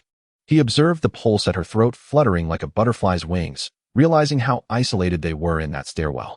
The amplification device's effect on our ether magic. I know it troubles you, to say the least, but it also impacts my ether magic. We must persevere. This remains our best opportunity to thwart the abyss of void. We are indeed the best hope against the abyss of void. He replied, thus, until the opportune moment arrives. We must not gamble with our lives. That is merely temporary. We are both unharmed for now, she countered, then noticed the fissures carved into the balustrade by shadow magic. Her hands balled into fists. You cannot just wreak havoc. Someone must repair it. Alaric felt a bittersweet urge to laugh and an incredulous desire to groan. This woman was perpetually undaunted. Regardless of the circumstances, his wife would invariably reveal her claws. Yet perhaps this is precisely what he requires at this moment. He needs to quell the incessant accumulation of anxiety and frustration within him, while also seeking affirmation that his magic remains intact. Without the Shadow Gate, what is he? Without it, how can he lead and protect the empire of the night? You are not merely a weapon, Taliesin once told him. He vaguely recalls her whispering those words under the dim light as she held him close. There are greater possibilities for you. He stifled a tremor, one that bore no relation to the peculiar chill he had felt earlier. New threads of shadow magic seeped through his fingers, which were tightly gripping the railing. The marble shattered under the force of this impact. What do you intend to do about this? Alaric inquired softly. Taliesin narrowed her eyes, her expression revealing both recognition of his intent and a challenge. As for me, Severum declared, I'm too inebriated to concern myself with you lot. He kicked at the sand illuminated by the moonlight, too intoxicated to focus. Silence, Severum, Alaric and Taliesin said in unison. They stood a few feet apart, a dense wall of coconut trees shielding them from prying eyes. The lunar eclipse had concluded, and the others from Yantas had returned indoors. The castle's silhouette was marred by its numerous darkened windows. Lachiska needs to enhance her focus, Alaric remarked slowly. She remains easily distracted. No amount of amplification devices will remedy this.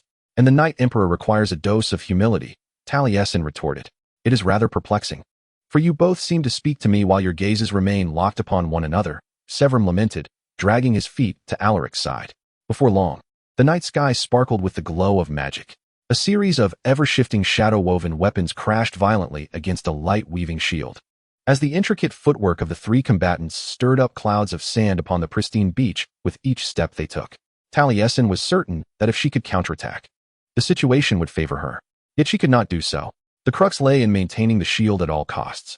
This meant that Alaric and Severum would take turns assaulting her, each time wielding a different weapon, while she could only bury her bare feet deep into the sand, exerting every ounce of strength to prevent her sole defense from wavering, even as their onslaught rattled her teeth. Well done, Lachiska, Severum shouted after Taliesin deflected his shadow sword. I must say, your majesty is far too apprehensive. No one asked you, Alaric retorted sharply. Do not speak. He hurled a shadow spear towards Taliesin, who effortlessly sidestepped behind the shield, The shadow dissipated upon contact with the golden barrier. However, Alaric suddenly appeared to her left, conjuring another spear to launch at her unguarded flank. She pivoted just in time, the shield absorbing the blow before her two adversaries charged at her from opposite directions.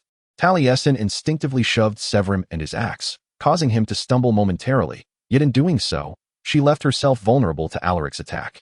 When her shield absorbed the full force of Alaric's undulating dual-bladed Culus sword, it flickered a few times before vanishing entirely.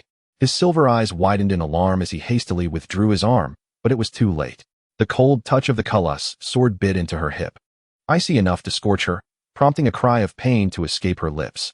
Alaric sheathed his weapon, his gaze fixated on the blood welling up between Taliesin's bodice and trousers. He took a step forward, seemingly intending to assist her, but then appeared to reconsider, swallowing hard. "Fetch a healer," he instructed Severin. "It's not that serious," Taliesin interjected, halting the legionnaire who was about to obey the command to return to the fortress. "If we stop for every little wound, we will accomplish nothing." Alaric glared at her, while she met his gaze with equal bewilderment. They had been adversaries in war, leaving each other with numerous scars and bruises. What was different this time? Besides, he was the one who had initially suggested the sparring. Very well, he gritted through clenched teeth. "Next time, let your ether magic come into play. Adjust your shield when in distress, rather than relying on your body to evade or block." She nodded, confident in her ability to do so. They resumed their training, the assaults from the two shadow forgers becoming increasingly simultaneous. While she concentrated on shifting her shield as needed, from the continent's teardrop-shaped war shield to the rectangular forked shield of Ninavarr, adapting to the varied weapons and angles. It was a somewhat grueling process. Alaric and Severin were unrelenting, yet under the illumination of the 7 moons, she gradually found her rhythm. Simultaneously, she felt a sense of relief, grateful that her ether magic continued to function properly.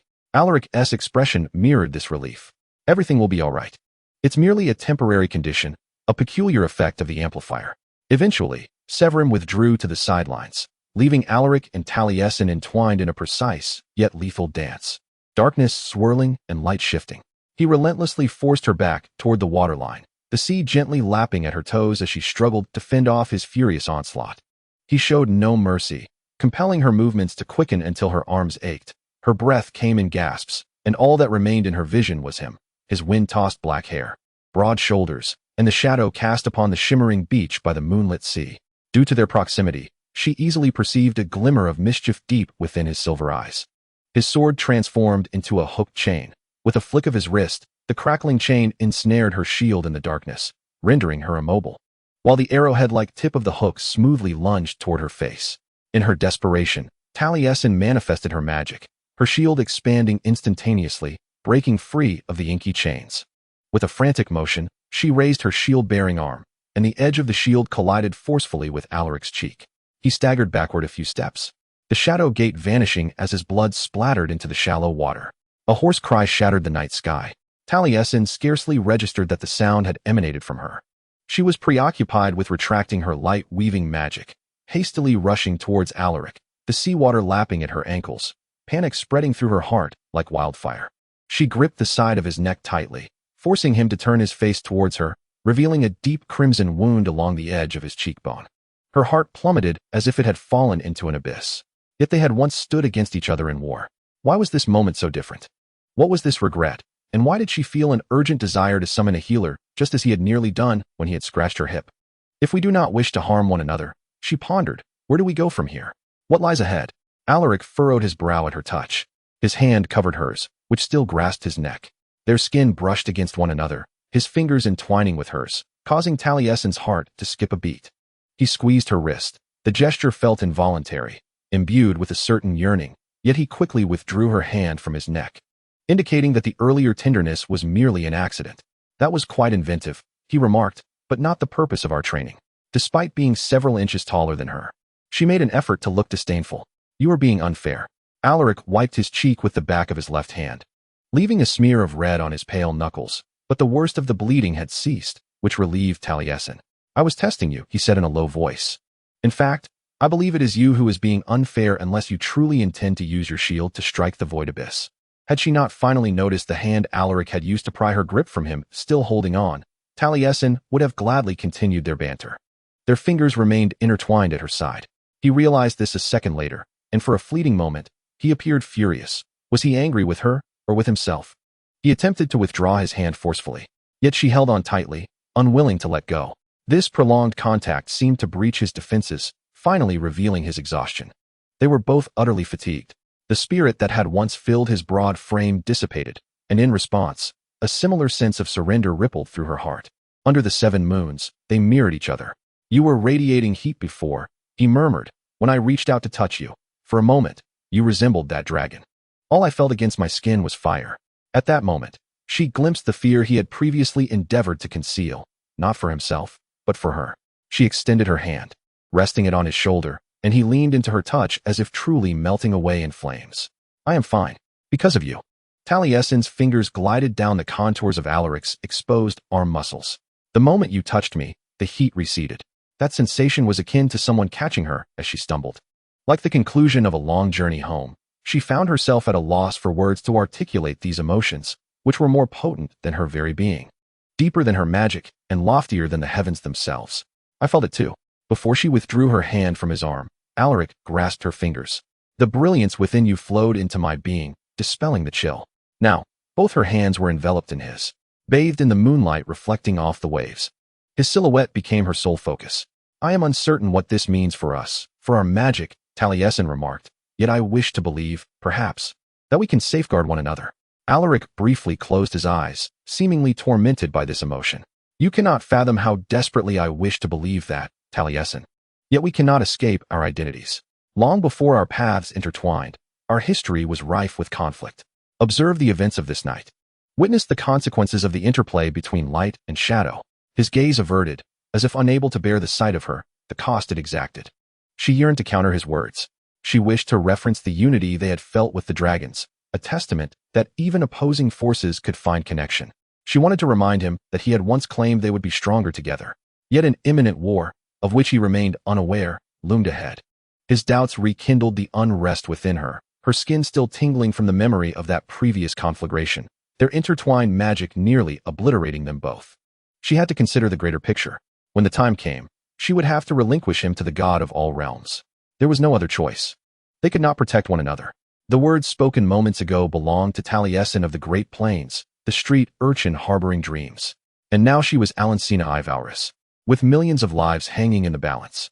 Let go, reason urged her. Yet her hands remained entwined with his, unyielding. He did not withdraw his grasp. She was paralyzed. Against this insatiable yearning, which she could not even name, she felt powerless. I do not know what I desire. I am aware of what Vera and Ulduja want. I understand what is most advantageous for Sedovia and Ninavarr, but I had not anticipated that no one would inform me how arduous this would be.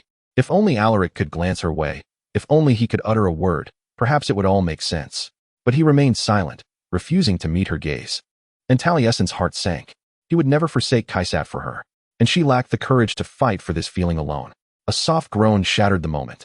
Severum lay face down on the beach a few feet away. They had entirely forgotten him.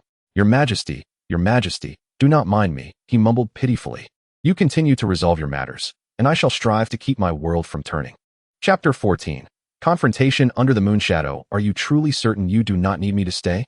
The following afternoon, at the airship landing field in Yantis, engulfed by swirling dust, Eligaby gazed with unabashed concern at Taliesin, standing in the shadow of the diplomatic vessel that was soon to return him to Iscaria. You know, I could stay. Your grandmother would understand. I truly doubt she would, Taliesin replied with a smile, attempting to soften the sting of his words. But I shall be fine. Amma, do not neglect your duties in the capital for my sake. I am merely worried. Eligaby's gaze darted towards the castle windows, as if he anticipated Alaric to materialize suddenly like a brooding specter. Taliesin scoffed disdainfully. The Emperor of the Dark Night is perpetually in a foul mood. I assure you, I can handle him. It was only after Eligaby bid farewell and boarded the vessel, which soon shrank to a mere silhouette on the horizon, that Taliesin allowed her shoulders to slump. With Eligaby gone, the days would surely become unbearable. Last night, Alaric had slept in the study, and today he had sequestered himself there for most of the day, emerging only for meals, where he merely glared at his plate in silence. Taliesin could hardly blame him. Each encounter became increasingly convoluted. She feared the myriad of emotions he evoked within her, while he seemed disinclined to care for her well-being or thoughts. Moreover, their magic had taken on a new dimension. Light and shadow, though still starkly opposed, now complemented each other, compensating for one another's weaknesses. This situation resembled a complex web. Perhaps maintaining distance was the wisest course of action for now. As the new week dawned, the royal tailor arrived in Yantas. His name was Burlock, in his 40s, gaunt, with skin the hue of cocoa, adorned in perhaps the most ostentatious attire Alaric had ever encountered. His moss-green fitted coat, accented with blue and pink striped cuffs, was embroidered with a gecko motif in silver thread. Even the most resplendent garments of old Dujo would pale in comparison. The golden belt, encrusted with crystals, shimmered so brightly that Alaric dared not gaze directly at it in the harsh sunlight, fearing it might blind him. Like all men of Ninavarr, Burlock had a penchant for jewelry. After enduring the discomfort of having several aides measure him, Burlock settled into a chair, tapping his fingers rhythmically on the armrests, the gemstones adorning his rings glinting in the air. Meanwhile, the aide stood by the tailor's side, diligently recording measurements on parchment. I regret to inform you, Emperor Alaric, but a mere ordinary formal coat will simply not suffice, Burlock declared, his irritation unabashedly evident. The women's designer from Rakiska kindly sent me her sketches, and they are nothing short of lavish. Your Majesty, standing beside your wife, you would appear as a mere steward. I cannot allow such a scenario to transpire. A muscle twitched beneath Alaric's left eye. Very well, he conceded stiffly, as long as it remains within the bounds of refined taste. That is, of course, a given. The tailor seemed to be offended. Now, let us deliberate on the design concept. Your masquerade attire must strike a delicate balance between complementing La Chisca's ensemble and not overshadowing her presence, one might say. Do you wish to showcase the splendor of a peacock, the primal strength of a tiger, or the virility of a stag? That would be a misstep. Perhaps the ill temper of a swamp buffalo? The stubbornness of an ordinary donkey? Belrock retorted. Alaric smirked. I must ultimately decline those last two options, Belrock. I have no desire to eclipse your prominence. During their ensuing meeting, the two engaged in heated arguments, mockery, and exchanged fierce glares. When they finally settled on a design, Belrock stormed off with his assistants, leaving Alaric in a thoroughly foul mood.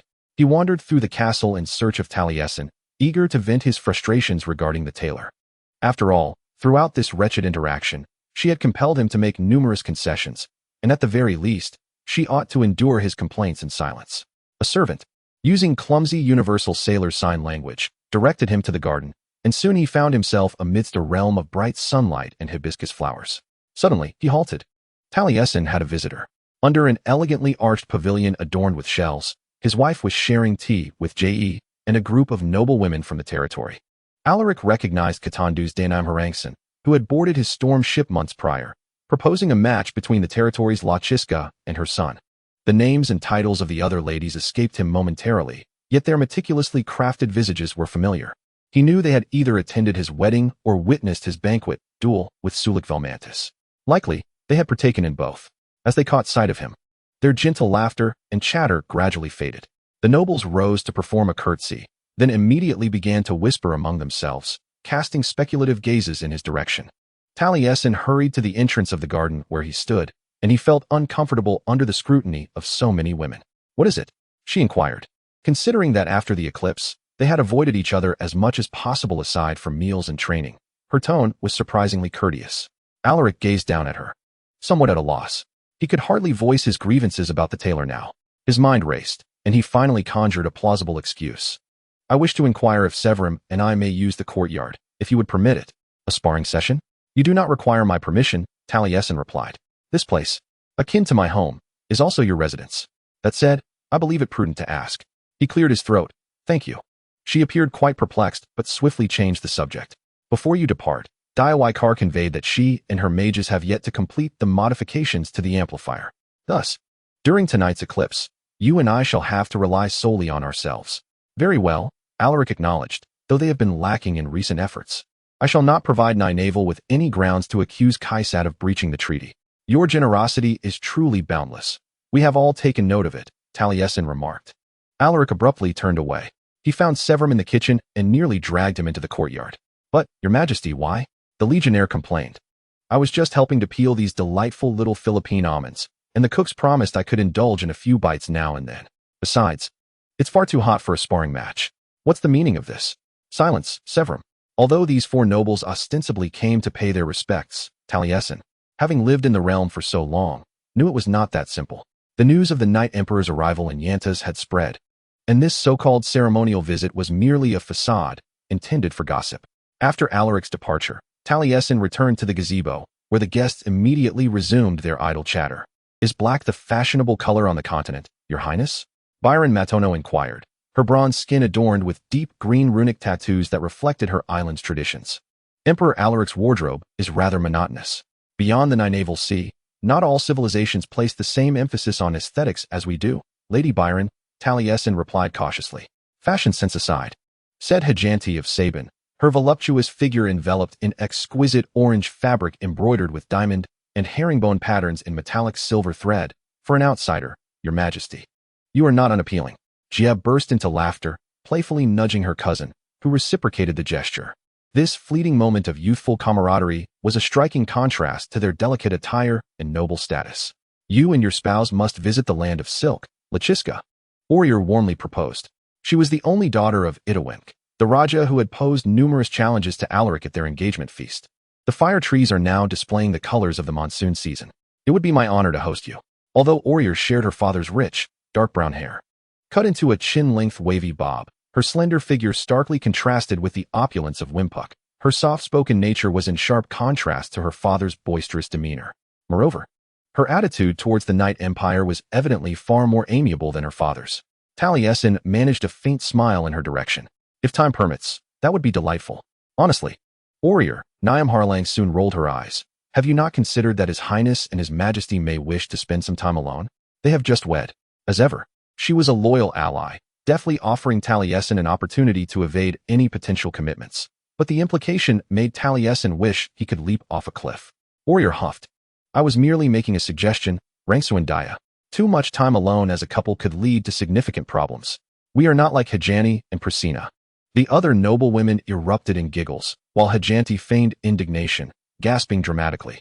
The unabashed affection between Daya of Sabin and her spouse has become a source of amusement within the court of the territory, as marriages here are typically forged from strategic alliances rather than the antiquated notion of romantic love. However, Talasin cannot help but recall the blissful harmony exhibited by Hajanti and Praise during their engagement banquet, and how they joined forces to alleviate any awkwardness.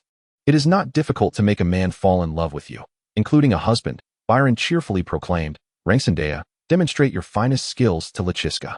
Jai Orior. And Hajanti erupted in laughter. Niama waved her petite fists at Byron, but soon straightened in her seat, clearing her throat with poise. The atmosphere brimmed with joy. Yet Talasin began to feel a headache brewing. It is indeed quite simple, Your Highness, Niama asserted. First, reveal a mysterious smile, as if you harbor a secret. Then gaze at him through your lashes rather than locking eyes directly.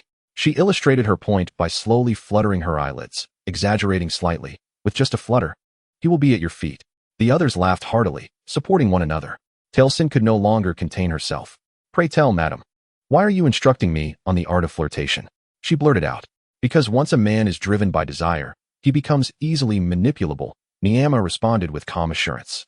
You need not incite a burning passion, but graceful gestures often yield unexpectedly fruitful results.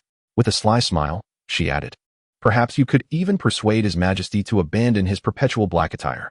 This final remark, though seemingly jestful, lingered long enough in Niama's gaze towards Talasin to suggest it was far more than mere jest. It was indeed a lesson to be heeded. Given the impending circumstances, they needed to render Alaric Osinus as manageable as possible. However, Talasin had no intention of seducing the Emperor of Night anytime soon. And what have you successfully persuaded Lord Shuraquel about, Rangsuandaya? She retorted, deftly redirecting the conversation. Upon mention of Shuraquel Mantis, Niama's complexion paled, while the others erupted in laughter. Orior was the first to regain composure, wiping tears from the corners of his eyes. Ah, Shuraquel, the only man impervious to Niama's charms. Talasin was not so certain. Shuraquel had named his yacht after Niama, and during their journey towards the Eye of the Storm God, the expression on his face when she inquired about it spoke volumes. In the past, Talasin had struggled for survival under the Hornbill's head, and then fought for existence amidst the ravages of war, leaving little time to ponder romantic pursuits. Yet now, as life has settled into a comfortable cadence, she increasingly realizes the void of what she has never possessed. No one has ever regarded her with the same expression as Shuraquel, nor has anyone looked at her as Praise does at Hajanti. A tinge of melancholy stirred within her. As the guests took their leave, and Jai rushed off to send a letter, the echoes of this sentiment lingered long after. when a servant informed Taliesin that Alaric and Severim were still engaged in their sparring. A blend of curiosity and unease compelled her to ascend the staircase to a serene tower room overlooking the courtyard. She cautiously peered through the window.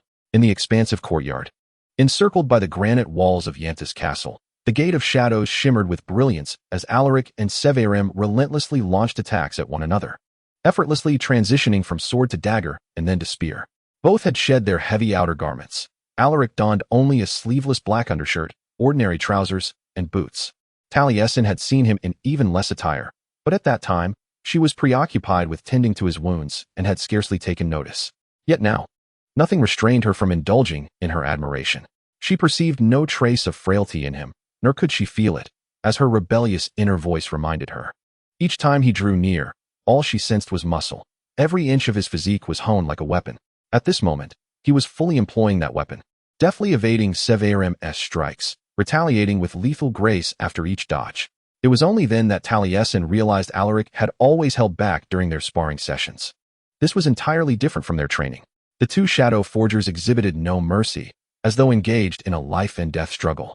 Alaric's raven hair, damp with sweat, clung to his bare neck, his cheeks flushed with vigor, and a wildness glimmered in his silver eyes. With each thrust and parry, the taut tendons of his pale arms rippled with movement, and when his strike nearly severed Severim's head from his shoulders, he emitted a roar that was almost beast-like. Taliesin swallowed hard. Her husband was a dangerous man. Observing him in this manner easily led her back to memories of the past, viewing him as a monster.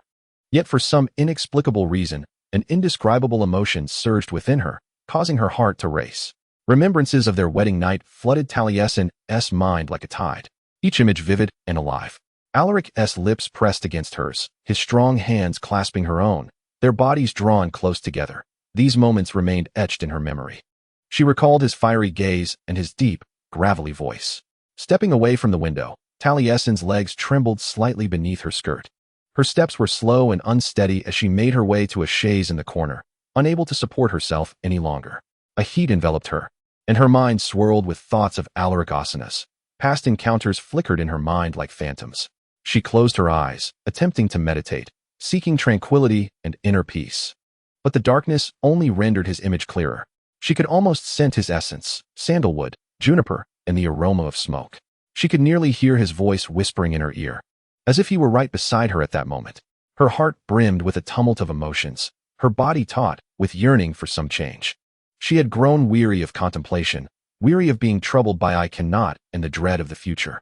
I feel so alone. In the secret realms of her heart, she whispered softly, a soliloquy that no one would ever know. A single, searing tear gathered at the corner of her eye. She blinked and wiped it away. At that moment, a tumult of emotions surged within her, leaving her uncertain of how to confront this intricate sentiment. The eclipse began, a shield of light and shadow rising over the boundless sea. Severim conceived an ingenious plan, instructing the warships of Yantas to unleash their void cannons, one after another, upon Alaric and Taliesin, who stood upon the deck of a small vessel within the castle fleet. At that instant, the luxurious yacht was enveloped in a sphere shimmering with dark golden light, while purple energy beams futilely collided against its surface. The yacht swirling in the air above the churning, shadowy sea, where the explosions of energy resembled flickering fireworks. This was an excellent rehearsal. The looming threat of death magic kept Taliesin acutely focused, even as she cast etheric spells alongside the man she had envisioned caressing herself that very afternoon.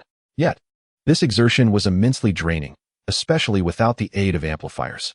When the last void cannon was fired and successfully repelled, her legs could no longer support her, and she collapsed backward onto the cold deck of teak and nails.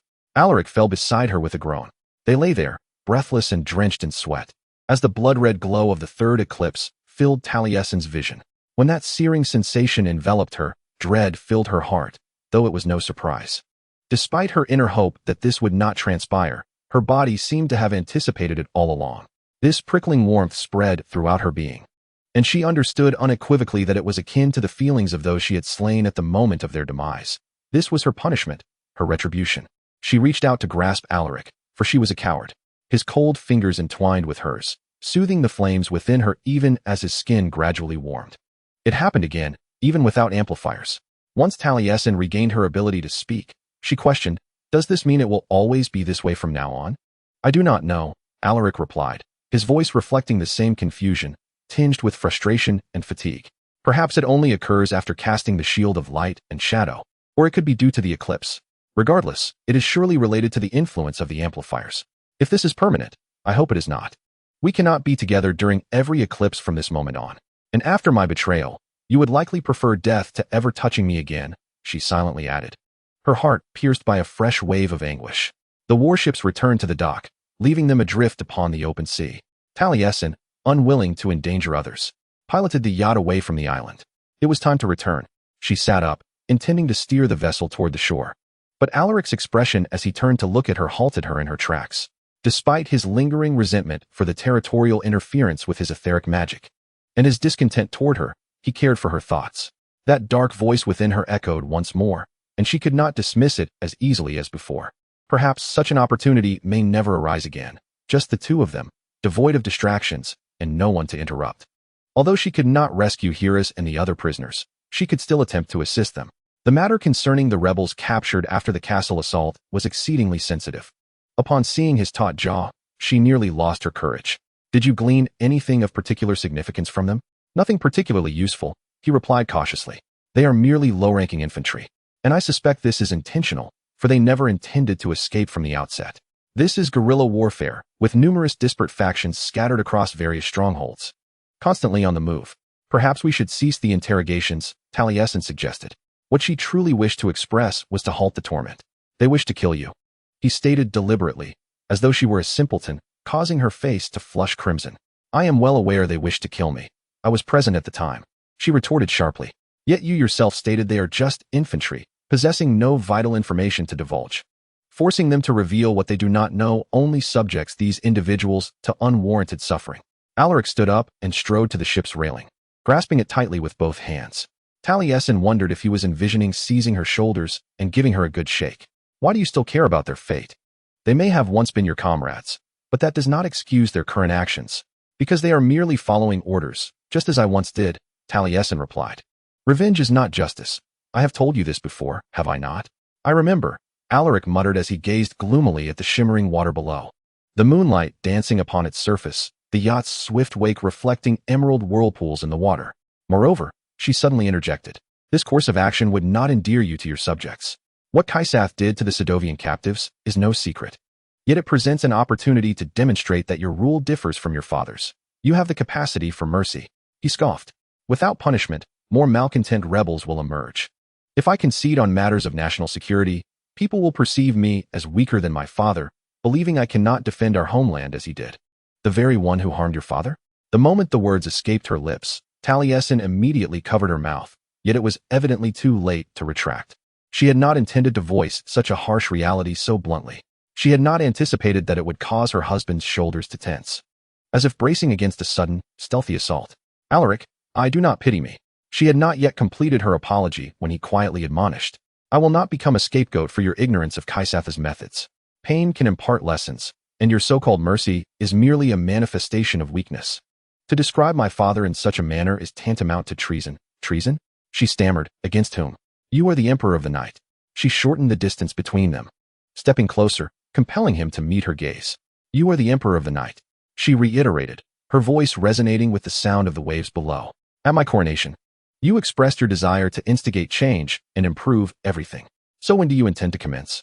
He swallowed hard, and for a fleeting moment, he resembled a cornered beast, trapped and desperate. There was an evident fear in him, perhaps a fear of the transformation she could compel him to undertake.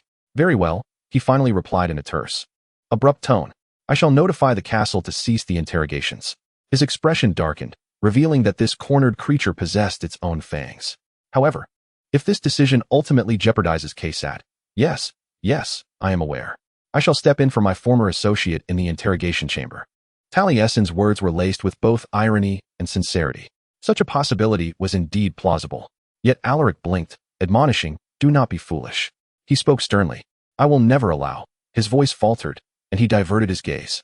In the abrupt motion of turning his head, he let out a grunt, muttering a curse, then froze. Alaric seldom resorted to profanity.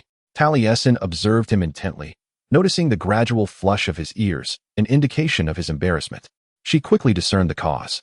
He had been sleeping in the study, which lacked even a sofa. Could you possibly sleep in the bed tonight? She implored. He shook his head. The motion slow yet resolute, evidently a struggle against his aching muscles. The third lunar eclipse of this month approaches. We must conserve our strength to be at our best. Taliesin stated. This is the last eclipse before the new moon.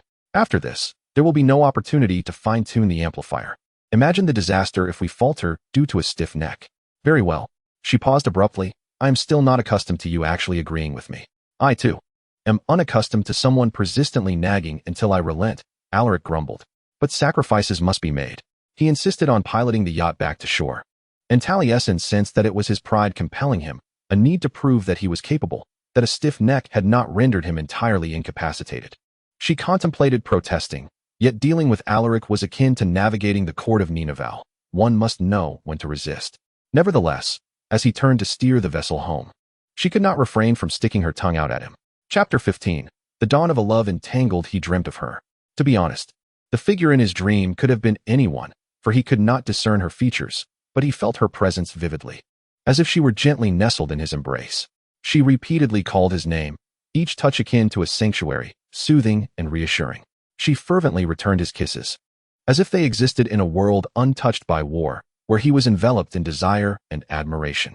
It was then that he realized he was dreaming. Alaric opened his eyes, the soft morning light filtering through the gaps in the curtains, casting a gentle glow. Reality gradually coalesces into a coherent image through a mosaic of vivid sights and sensations, enveloping him. At some moment during the night, perhaps at the break of dawn, he encounters Taliesin in the center of the mattress. He draws her close, pressing her back against his chest, enveloping her in a tight embrace. One arm firmly encircles her waist while the other extends upward in a gentle arc. At some point, his dreams seeped into the realm of reality, and his body instinctively gravitated towards hers. Alaric knew he ought to halt. He should extricate himself from Taliesin's side and return to his own half of the bed.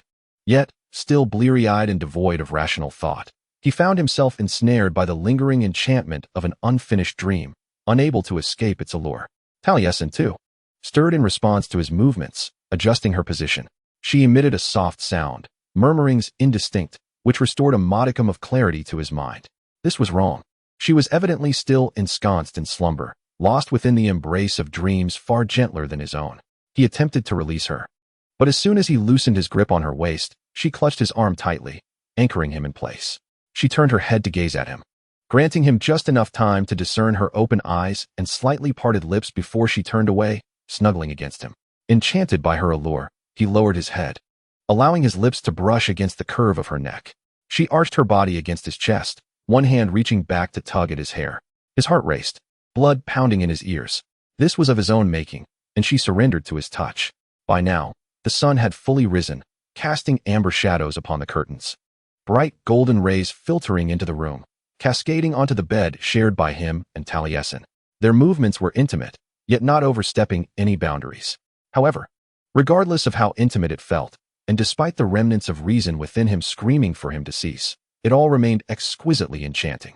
Alaric lifted his hand from Taliesin's waist, gently encircling the nape of her neck. The warmth of her flushed skin contrasted with the cold metal of his wedding ring. "You little imp," he murmured. Taliesin abruptly jabbed her elbow into his abdomen. How rude. Despite the genuine breathlessness that followed, he could not help but grin. In response, he playfully pinched her arm, eliciting a delightful squeal as she writhed against him. He buried his nose in her silken hair, inhaling the fragrant bouquet of mango and jasmine, his body inching closer to her, heart racing ever faster. "Stop." She buried her face in the pillow, her voice hoarse and on the verge of breaking. "Alaric, we must stop." His hand immediately withdrew from her form. His other limbs reacted more slowly, but eventually, he retreated abruptly to the edge of the bed. The sudden loss of her contact brought him a measure of clarity. Taliesin trembled, her back turned to him, her rapid breaths causing her body to undulate. It sounded as though she were on the verge of tears. Alaric could only gaze at her blankly until the fog of desire that had clouded his reason began to dissipate, leaving behind the cold grip of reality. His proud and resilient wife curled up on the bed, appearing so small and fragmented against the sheets. The air was thick with her every panicked gasp. Her confusion was almost palpable, deeply piercing him like despair itself. This was all his fault. All along, he had unleashed his wrath upon her, responding with indifference.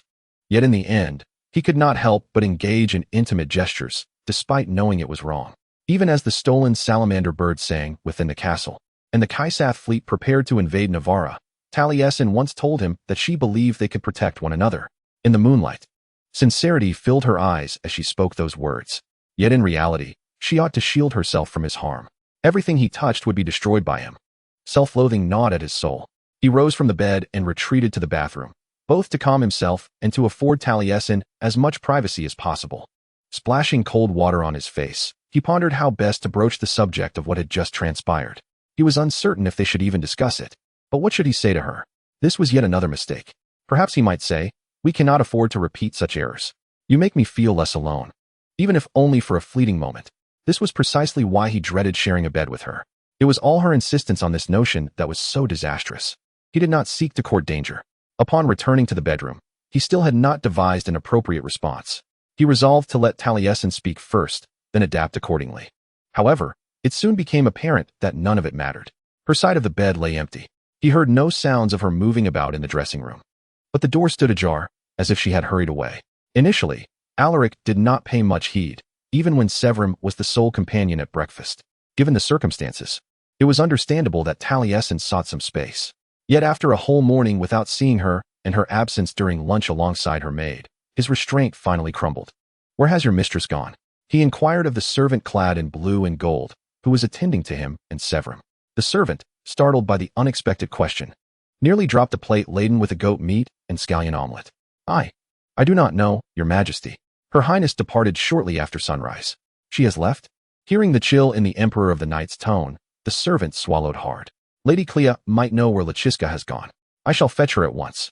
Meanwhile, Severim was indulging in freshly opened oysters, adorned with the first peppercorns brought from Kaisath.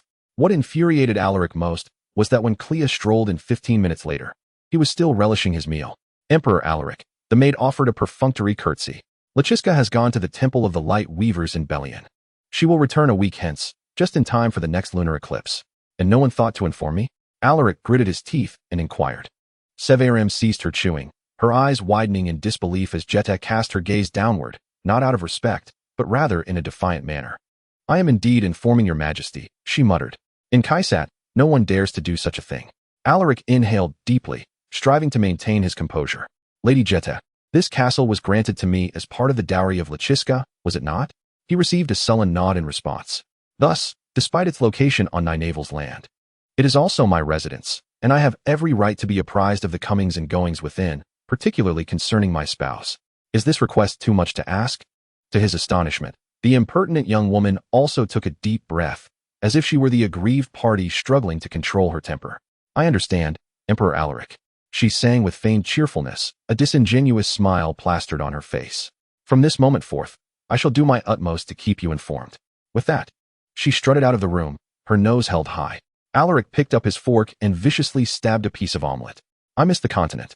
"I do not," Severim replied. That scene was far more entertaining. Under normal circumstances, Alaric would have reprimanded Severim or at least cast him a sharp glance. But today he lacked the inclination. He ate slowly, acutely aware of Severim's gaze upon him. "If her abrupt departure troubles you," the legionnaire finally ventured, "if it reminds you of—" "Not at all."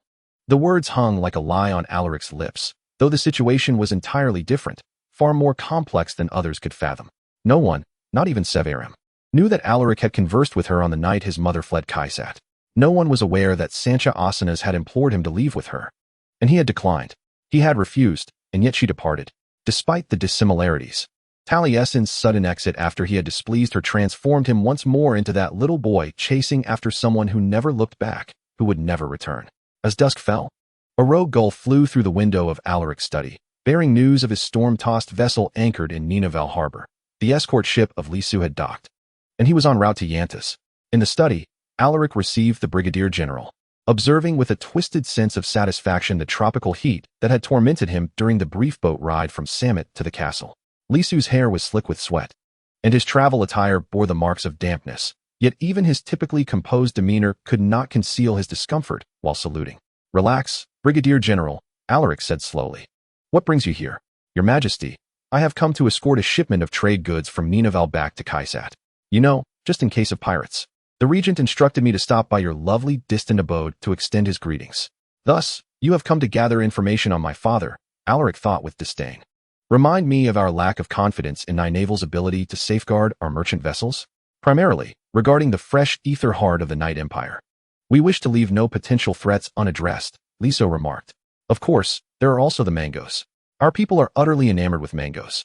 A few days prior, Urja had delivered her trading list to Alaric. She was far more generous with her mango supply than with ether crystals, which left Alaric with mixed emotions.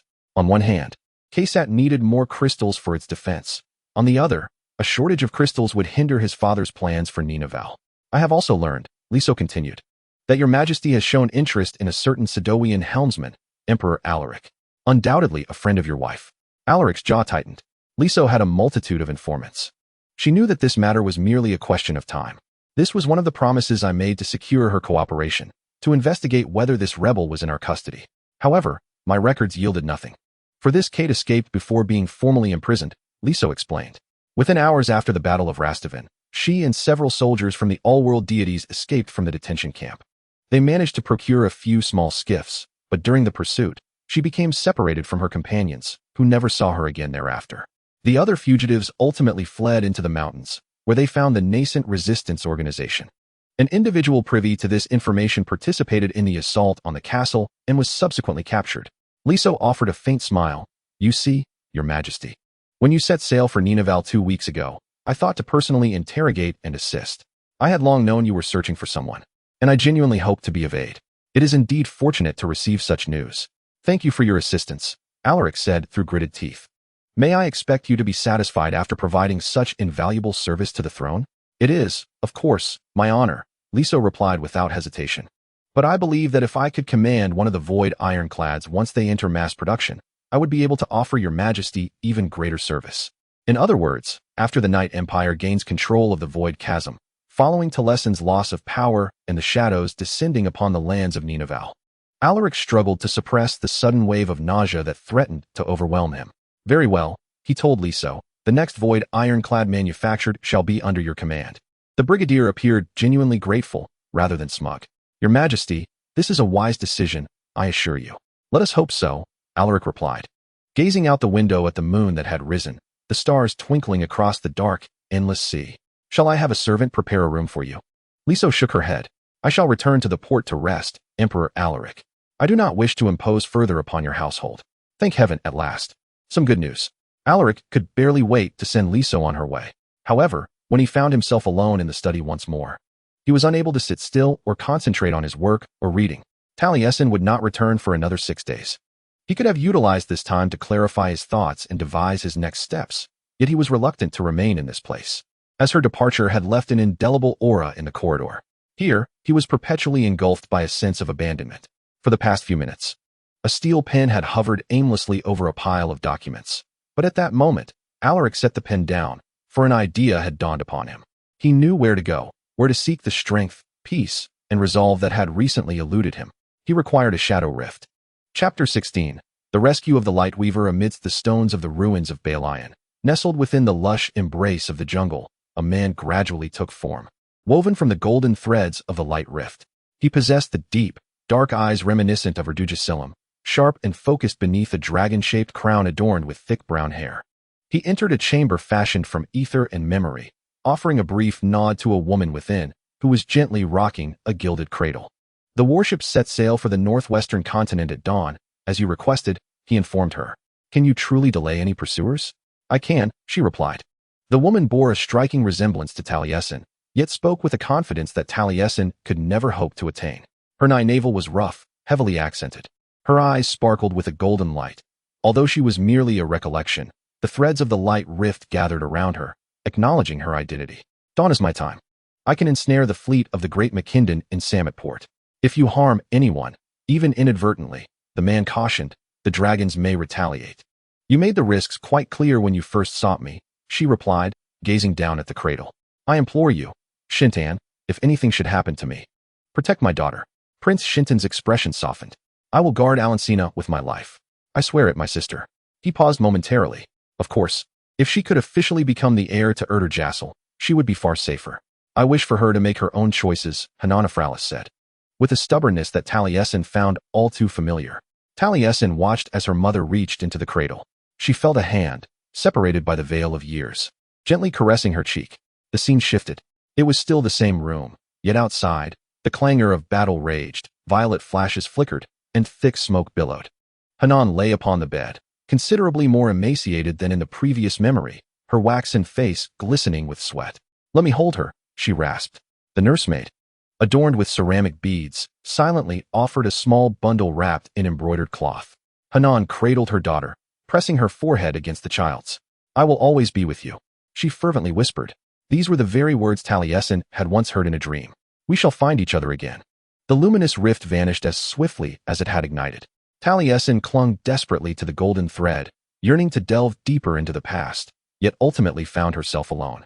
Kneeling in the vacant center of the fountain, tears cascading down her cheeks. In the afternoon, beneath the iron-gray sky of the open-air theater, she extended an arm, and ribbons of light magic flowed from her fingertips. She wept until every tear had been expended.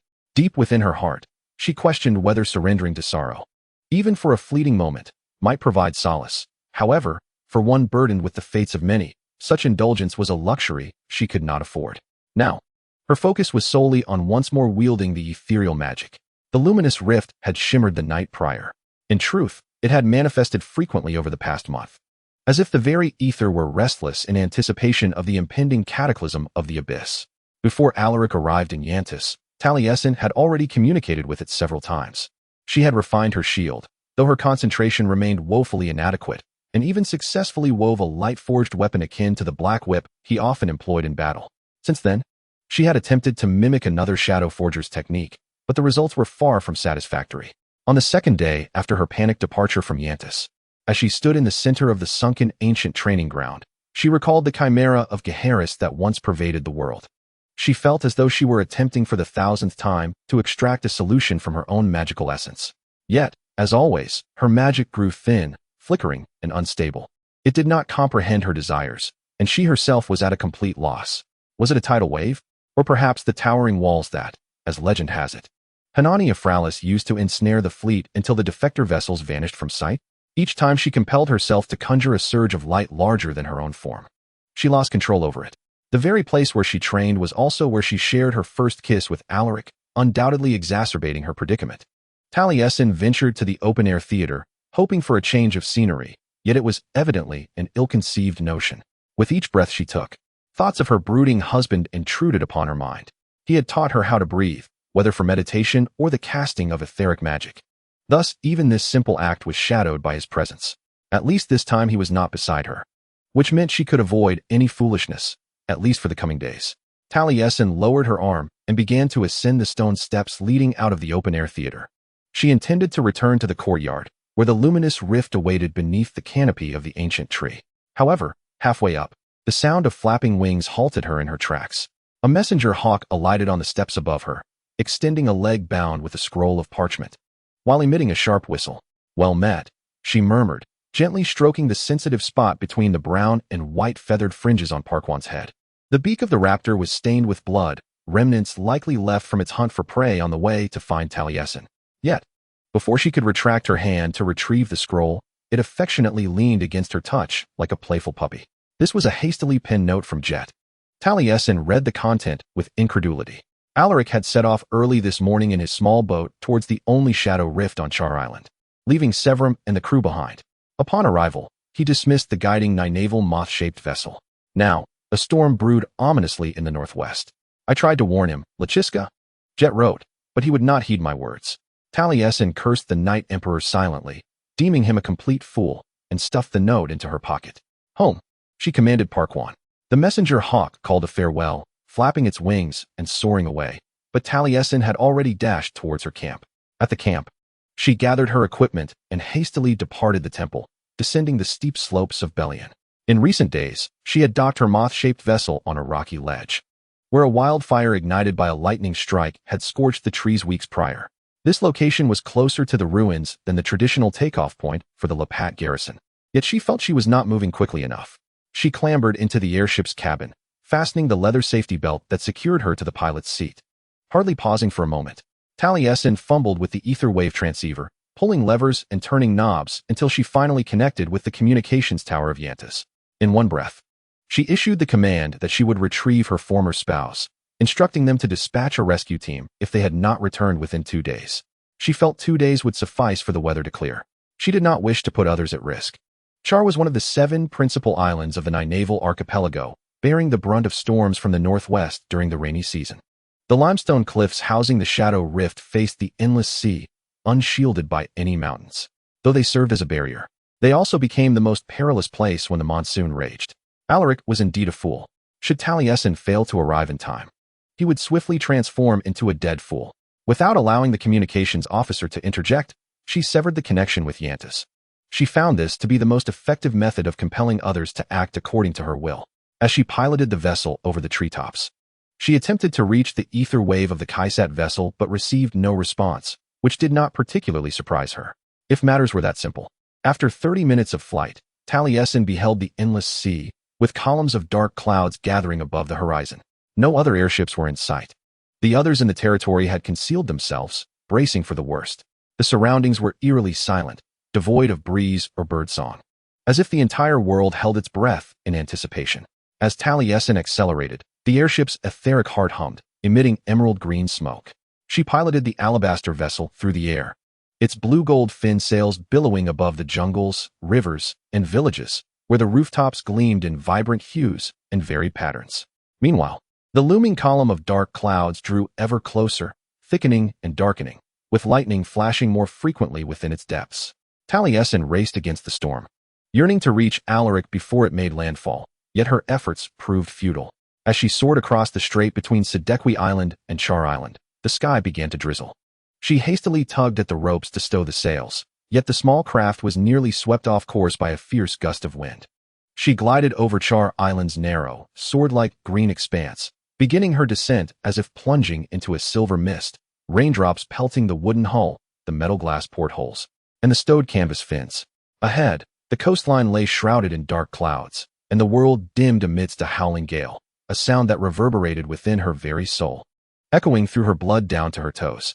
A tempest raged. Everything was a deluge of rain and shrieking winds, slicing across her skin like a razor. However, the Arendari airship of Ninavarr was constructed to withstand weather far more severe than that conjured by continental magic. It surged through the waves, rising and falling with the currents.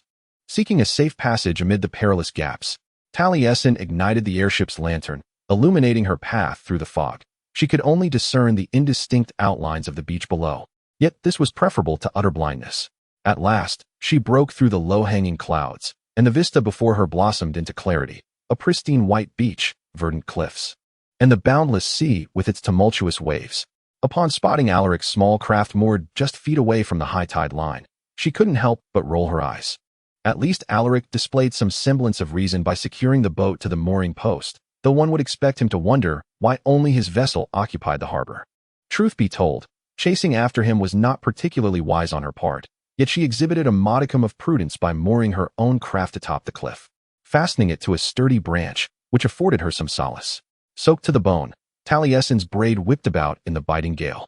She hoisted her backpack filled with supplies and took a measured breath, as her progress in etheric magic was about to be tested once more.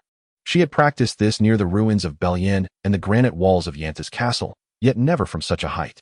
She began to run and leaped boldly from the cliff's edge, the endless sea below rolling menacingly, each swell hinting at the possibility of being engulfed by the water's grip and swept into the darkness of death. During her descent, Talasin deftly wove a grappling hook in the shape of a lily with a hooked crown. She hurled the hook toward the cliff face, which connected to her hand via an ever-lengthening chain of light, the golden barbs embedded into the rock. The light chain coiling around her as she was abruptly yanked up the rugged limestone wall, where she diligently emulated Alaric's technique from when the balcony collapsed at the castle. Quickly finding her footing, she had meticulously studied that memory and even sought guidance from the light rift. Yet a part of her remained incredulous that this endeavor had truly succeeded. As she descended the cliff, the storm intensified, her magic murmuring in her grasp, while the limestone became treacherously slick under the relentless rain, rendering her focus nearly impossible. Each time her knees, elbows, and the soles of her boots slipped from the wet surface, her heart raced to her throat. At last, she reached the base of the cliff, plunging into the damp and darkening sands of Char Island's westernmost shore. The somber sky rumbled with thunder, and torrential rain poured down. Waves surged forth like the spines of a colossal dragon, rising like a swaying tower, while the fierce winds nearly bent the coconut trees along the beach in half. As Taliesin struggled up the rocks leading to the Shadow's Mouth cave, it felt as though the gale might whisk her away. The Ninavarr people referred to this place as Buchan Nabi, meaning Mouth of Night. Here, the Gate of Shadows seeped from the ethereal realm, transforming into columns of steam rising from fissures in the ground, unlike the plumes of smoke that soared into the sky on the mainland. True to its name, the entrance of the Mouth of Night resembled an open, jagged maw at the base of the cliff, sculpted by millennia of oceanic battering against the limestone. The waters of the endless sea gushed in, creating a turbulent flow over the boulders and stalagmites as Taliesin navigated the perilous path within, cursing her husband fervently in her mind while struggling to grasp the treacherously slick cave walls. Another surge of frothy waves crashed against the rocks, the briny sea spray dousing her already rain-soaked form, as if to add insult to injury. Despite the respite from the heavens within the Mouth of Night, the conditions were scarcely better. Floodwaters surged, causing the river to swell, and Taliesin had to tread cautiously on the narrow stone outcroppings that served as riverbanks. The howling winds echoed through the tunnel, whipping past her spine, and as she ventured deeper, the feeble daylight dwindled further. Alaric. Her voice reverberated in the darkness, swiftly consumed by the sounds of rushing water and wind cascading over the rocks. Again and again, she called, but received no reply. This subterranean river was capricious, particularly during the monsoon season, which was the very reason she had hurried to the Mouth of Night. What if he had drowned? The thought pierced her heart with acute anguish. She cautiously maneuvered along the water's edge, unable to shake the haunting images that lingered in the darkness behind her closed eyelids. His pale skin turning a shade of blue, his black hair entangled in seaweed. His once vibrant warrior's body now lifeless and swollen, shattered against the rocks, forever beyond her reach. Something surged in Taliesin's throat, a sharp pang behind her nose, dangerously resembling tears threatening to overflow. Good heavens! To weep for her Kasath husband felt unprecedentedly humiliating. Shaking her head to dispel such emotions, an unexpected event transpired. Her foot slipped, her left leg suddenly lost its support, and she plunged into the frigid, biting river. The water rose to her chest, and before she could regain her footing, a powerful current swept through the cave, carrying her away. Chapter 17. Redemption. In the torrent of the rift, salt water surged into Taliesin's lungs, stinging her eyes. She could not swim. On the vast prairie, not a single pond could be found. Faced with the ever-deepening torrent that threatened to engulf her in the night's embrace, she felt utterly powerless. As she attempted to conjure another grappling hook or any other means to combat the relentless current, the world around her was reduced to the sensation of dampness, an icy chill that pierced her to the bone, and the fading glimmer of magic. Yet, her ethereal magic was no match for the overwhelming tide of fear and panic. Unable to contend with the furious rush of water, she was swept through the winding channels of the cave, tumbling until she plunged over a small waterfall into a dark, abyssal pool. There, despite her desperate kicks and struggles, her efforts proved fruitless. Gasping for air, she sank deeper, her consciousness gradually fading, when a firm grip seized her arm, powerful enough to threaten to crush her bones, dragging her onto the damp ground. Under the faint sunlight filtering through the limestone fissures overhead, mingled with raindrops, Taliesin barely had time to glimpse Alaric's furious, chiseled visage before doubling over and expelling the seawater from her lungs. Each cough and heave echoed in the cavern where she found herself, magnified by the silence. After what seemed an eternity, she regained her breath. At that moment, she nearly collapsed, while Alaric knelt beside her, still clutching her arm tightly. However, as her gaze fell upon his bare hand resting upon her skin, he immediately released his grip. He then began to chastise her. "This," he said, a glint of anger flashing in his silver eyes, revealing the fury concealed beneath his calm, succinct tone, "is the most foolish thing you have ever done." "Me?" Taliesin stammered, sitting upright. "You disregarded the weather warning and flew to the coast. The storm here was unlike those we encountered on the mainland, at least, those formed by nature. You could have lost your life." Such words came from a girl who had just been pulled from the lake. "Is surviving drowning among your many talents?" She scoffed. Alaric had constructed a comfortable camp on a rocky platform, yet as she glanced at the waterline, she noted that the level was steadily rising with the influx of more seawater. Upon reflection, it dawned on her that both of them might very well drown. "So, this is the most foolish thing you have ever done," he reiterated with an irritable impatience, which vexed her greatly. In truth, her teeth were chattering. The adrenaline had worn off, replaced by a bone-deep chill. Taliesin crossed her arms over her chest, futilely attempting to warm herself. She was drenched, her clothes and shoes saturated. Every inch of her skin trembling. Alaric shifted behind her, and though she wanted to inquire about his actions, her shivering rendered her mute. When he enveloped her in his arms, drawing her close, she could only emit a faint, choked sound. Why did he always act so casually? Seizing her and bending her to his will, and why did she always allow him to do so? Her back pressed tightly against his broad chest. And as his thighs pressed against hers, she gradually realized that her dependable leather satchel was no longer between them. She lost it in the river, a vessel containing provisions, fire-starting tools, and other essential supplies. Yet, in that moment, it seemed an inconsequential matter. She nestled against him, savoring the warmth he radiated, despite their close proximity stirring unsettling memories within her. She recalled the previous morning, when they had nearly mirrored the same pose, entwined together on the bed. Memories of him practicing swordsmanship in the tower room flooded her mind, evoking emotions that ensnared her in a web of inner turmoil. She had once fantasized alone about his closeness, a sentiment that unfurled within her, indescribable yet profound. This feeling starkly contrasted with the occasional loneliness she had experienced before their acquaintance. It was intense, laced with an allure that both fascinated and frightened her. She continued to tremble as his broad palm glided lightly over her wrist, arm, abdomen, chest, and hips, seeking warmth in every reachable space. His warmth was entirely different from the searing heat that ignited her veins when she wielded her ethereal magic. Rather, it was a comforting heat akin to the fragrant smoke wafting from applewood burning merrily in a hearth during the depths of a cold Sidorvian winter. Taliesin struggled to suppress the urge to close her eyes, for that would render everything too real, too intoxicating. The solace Alaric offered was as terrifying as it was delightful, equally forbidden. "You will catch a chill," he remarked, his tone tinged with irritation, causing her heart to flutter unexpectedly. "We must remove your wet clothes." Both fell silent. His somewhat inappropriate comment hung in the air like dark clouds over the ground, igniting a different kind of heat within Taliesin. Her cheeks flushed with warmth, and it was no surprise.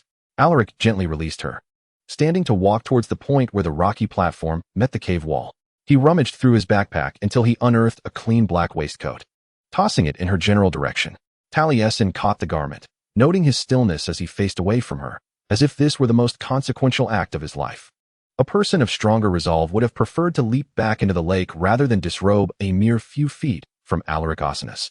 However, the discomfort of her soaked clothes compelled Taliesin to change quickly. The hem of his waistcoat barely brushed her knees.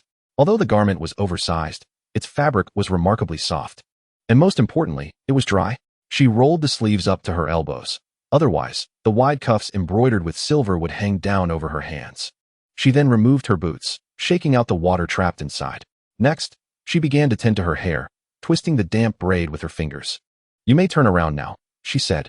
After a considerable pause, Alaric finally turned, yet he did not meet her gaze. The light was dim, but Taliesin was almost certain that his sharply defined cheekbones and ears had taken on a slight flush, as if he were bashful.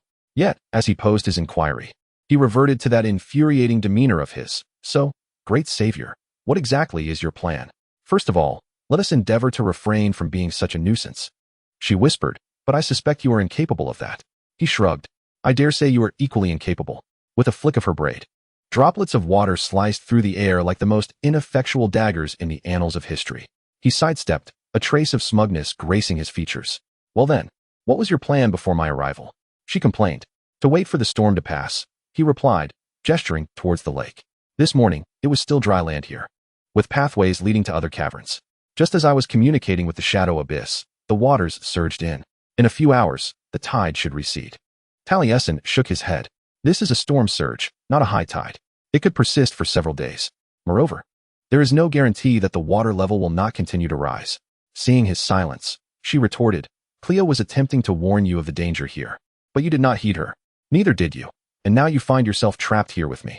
Taliesin seethed in silence at this counterargument, while Alaric settled down, casting a dubious glance around. It was no wonder the ancient shadow forgers abandoned Ninavarr. Their sole connection point was inundated every time the weather shifted.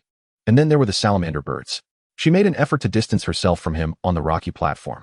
Upon mention of those birds, his expression turned grave, and she sensed a resonance with her own latent unease towards them.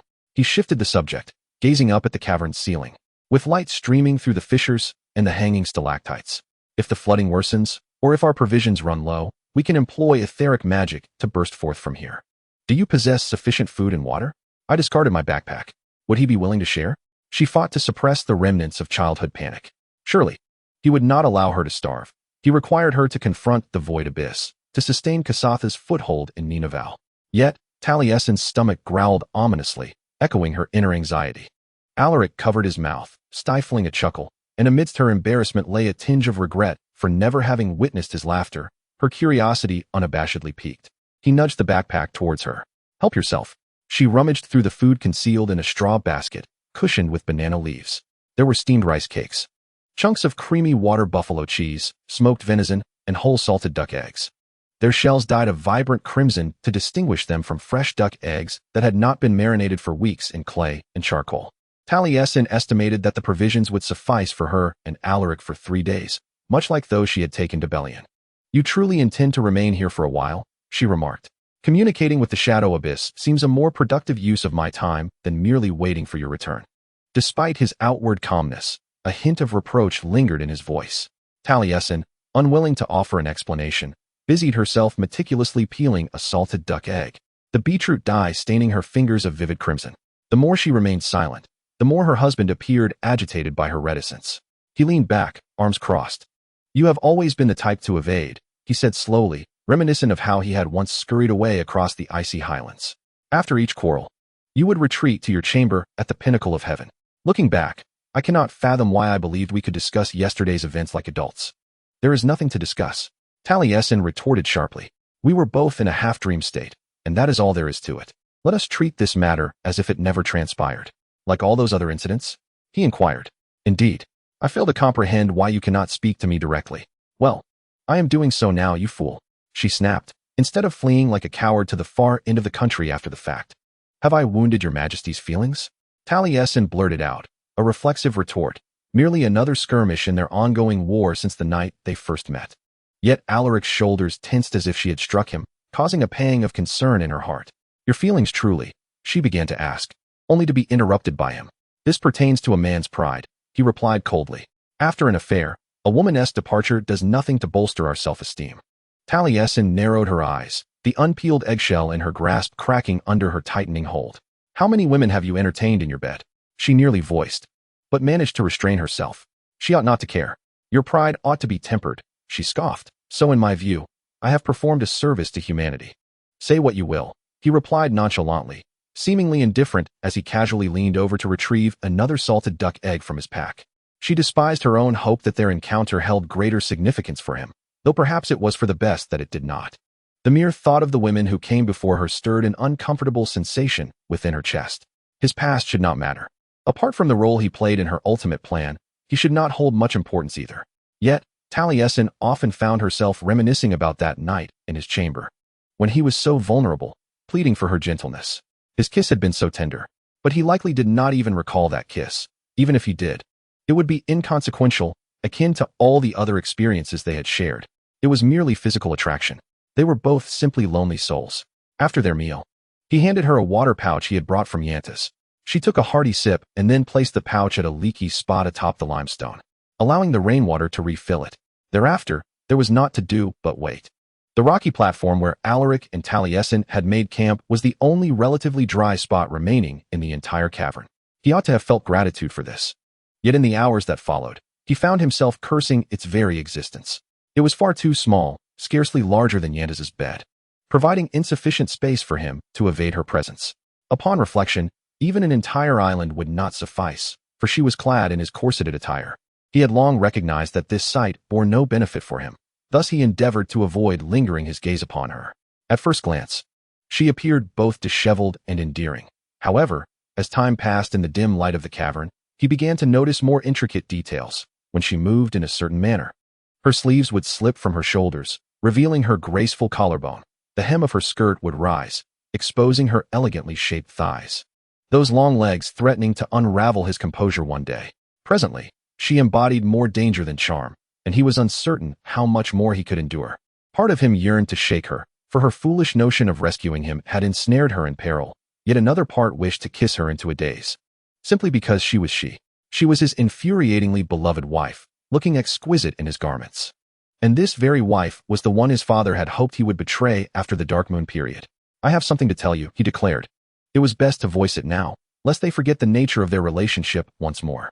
She turned, her full attention fixed upon him.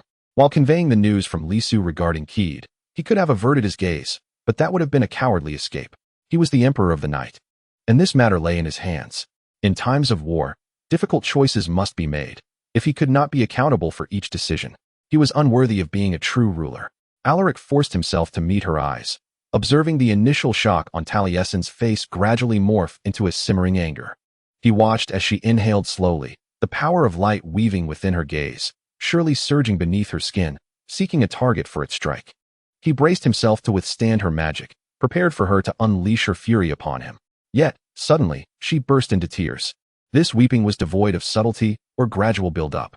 Taliesin wept with the same fervor she applied to all her endeavors, fully committed and never half-hearted. She drew her knees to her chest, her slender form trembling with sobs, and before Alaric could fully comprehend his actions, he found himself beside her, extending his arm to embrace her shoulders. Softness will lead to your downfall, his father's voice whispered in his mind. She lifted her tear-streaked face from her arms. In the dim light of the cavern, the freckles on her face sparkled with traces of tears. She appeared so fragile, and an overwhelming wave of self-loathing surged within him. Sudden, sharp, and fierce. In that moment, he acutely realized how young she truly was. Too young to endure defeat. Too young to bear the fate of an entire civilization. Too young to shoulder the burdens brought forth by a broken man. He could not help but raise his hand, gently cradling her chin, wiping away the tears that cascaded from her jawline, as if brushing away raindrops. He did not wear gloves. Thus he was acutely aware of the warmth of her tears, the silkiness of her skin, and the fragile structure of the bones beneath. Suddenly, her fingers clutched tightly at his wrist, and he realized that her tears were not born of sorrow, but rather from a pure and profound sense of solace. Kate was still alive. She spoke in a hoarse voice, declaring that during the war, there was no finer helmsman than her. If she had found a small boat, she would have surely cast off your people. She was still alive. Both she and her child were alive. Alaric felt a pang of reluctance to shatter her hope, for the likelihood of that was exceedingly slim. He was uncertain how he would feel if her conjecture proved true. In such a case, Cade would be one among many enemies of the state still at large. The turmoil within him must have been evident, or perhaps Taliesin simply knew him too well.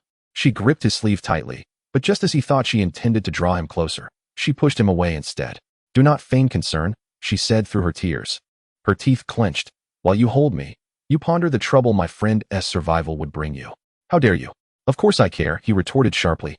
I exchanged command of a next-generation invincible warship for this news, so it is evident that I am concerned, Taliesin. She interrupted him, using the borrowed sleeve of her corset to wipe her nose.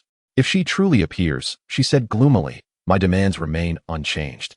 She and her child shall stay in Ninavarr, under my protection. It is only right, but I am pleased that you have recently grown accustomed to making demands of me. Taliesin hiccuped. May I request that you cease your chatter? Alaric regarded her with a furrowed brow. Unless you stop crying. She did not heed his words. She had seldom listened to him before, and she had no intention of cultivating the habit now. Taliesin wept freely before the shimmering black lake, her salty tears mingling with the raindrops cascading from the limestone cave ceiling. At some point after the war, she had locked Kate away in a corner of her mind, allowing herself only occasional glances. It was a self-preservation mechanism that enabled her to maintain focus without succumbing to madness from envisioning the worst outcomes repeatedly. Yet now, that door had been violently flung open, and Taliesin unleashed all her emotions, guilt, fear, and hope. Once she began to cry, it seemed she could not stop. This was the indulgence in grief she had long evaded, the breaking point she had always feared to touch. Should Alaric attempt to approach her again, she would surely gouge out his eyes. Fortunately, he understood her well enough not to try. Was this not a tragic irony? Did this not provide yet another reason for her tears? In this new existence, not a single soul understood her better than her arch-nemesis. At the periphery of her blurred vision, he stood like a ghost, awkwardly lingering as she wiped her snot and tears on the borrowed sleeve of his corset. Finally, utterly exhausted, she collapsed against the wall of the rock platform, drained yet enveloped in a strange sense of tranquility. He immediately approached her, raising the water pouch to her parched lips. Reluctantly, she took a few sips before closing her weary eyes. In the darkness that followed, she felt Alaric's fingers gently brush against the inner side of her wrist as he set the water pouch down. It was a tender, albeit cautious, gesture, perhaps entirely unintentional. Yet her heart clung tightly to this gentle touch. I am so tired. This thought, so simple, pierced her. With her eyes still closed, she lingered in the sensation of his touch for a moment before it withdrew. For an instant, she envisioned what it would be like to live in a world where she could hold his hand.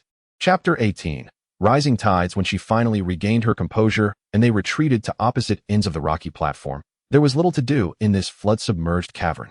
Alaric paid close attention to the rising water level, lost in his gloomy thoughts. Occasionally, he caught a glimpse of Talasin fiddling with the wedding ring on her ring finger. Perhaps it was out of boredom, or perhaps a desire to rid herself of it. He could not blame her, were it not for him. Were it not for his haste to escape the seemingly desolate castle. Ignoring Jie's warning, they would not be in this predicament. As more rain poured in through the crevices above, accompanied by the deep rumble of thunder reverberating through the rocks, the already dim sunlight grew even fainter. The lake water stirred restlessly at the shore, and the waterfall at the cave's entrance quickened its flow. Alaric squinted at the cave's ceiling, their only means of escape. If I were to bring down the ceiling, he said, could you protect us both from the falling debris? I can, Talasin replied without hesitation. I suppose you would employ the same skill you used when destroying the rebel storm ship with Gaheris. In truth, I have never attempted it, Alaric admitted. If the lake overflows, we shall see if I am truly my father's son. But you are not, she softly interjected, her words barely audible beneath the faint rustle of the wind in the upper world. When he turned to look at her, she bit her lip, seemingly regretting her statement, but quickly continued with the familiar stubbornness he had come to know. You are nothing like him. You would never harm your own children as he did. Such a simple statement struck deep, like a blade piercing the heart. With pain surging within him, anger rose to his lips, ready to reprimand her. But upon seeing her curled up against the wall, clad in his tailored coat and appearing so diminutive, with a genuine glimmer in her brown eyes, he paused. She seemed to be mustering courage, but for what purpose? Alaric held his breath. Talasin anticipated his retaliation. Every time she broached the subject of his father, he typically responded with anger and threats. Her gaze mirrored that of his mother when she looked at Gaheris, awaiting the inevitable eruption. I want to do better than I have in the past, Alaric thought, in this matter and in many others. He raised an eyebrow. My own children? He dryly repeated. So this is a matter for us to consider for the future. Then, Lachiska? The words achieved their desired effect, rendering Talasin speechless with rage. Alaric, seemingly unfazed, continued. Upon reflection, it is evident that both our courts eagerly anticipate heirs. Shall we devote some time to ponder names? She rose, her face contorted as if she had consumed an entire lime, no longer concerned about incurring his wrath. Her worries had been cast aside. After a moment's contemplation, he exhaled, declaring, I shall decide the name. My son shall not be called Watermelon Asanas. That is not what I intended to imply, and you are well aware of it. She retorted, her voice filled with fury. He tilted his head. Are you planning to name him Guava? Ah. She lunged at him, the impulsive young weaver truly pouncing upon him. Alaric's back collided with the damp, hard ground, emitting a muffled grunt. In stark contrast, he cradled her warm, soft form, who was now gasping and accusing him of being the most despicable scoundrel. He was perplexed by her unusually eloquent insult and gently tugged at Talasin's braid. She lifted her face from his chest, gazing down at him, the dimming light barely revealing her freckled cheeks, now flushed with embarrassment. Have you forgotten the insults of the mainland? He inquired. Oh, be quiet. Her face grew even redder. Try living in a foreign land where they speak a different language for nearly a year. I have already called you a bastard. I can think of nothing else. She abruptly ceased speaking, evidently realizing simultaneously with him that there was no space between them from the neck down. Her legs were entwined around his waist, his chest rising and falling beneath her. His hand rested on her bare thigh, fingers brushing the edge of her bodice. He regretted lending her that garment, for she was now atop him, clad in his clothing, his gaze fixated on her lips, feeling only her presence. You have me pinned down, Alaric said, startled by the rasp in his own voice. What now? I do not know, Talasin murmured, her gaze also drawn to his mouth. Their hearts raced in unison, pounding fervently. I had not thought that far ahead. What a pity. His fingers wandered up her thigh, caressing her silken skin. She swallowed hard, her hand sliding down his abdomen, silently inviting him. A new surge rushed into the cavern. The lake rippled violently, and from the corner of Alaric's eye, he caught sight of the swelling waves. He clutched Talasin tightly, attempting to roll them to safety, but it was too late. The waves crashed against the rocky platform. The frigid, damp sea drenched them both thoroughly.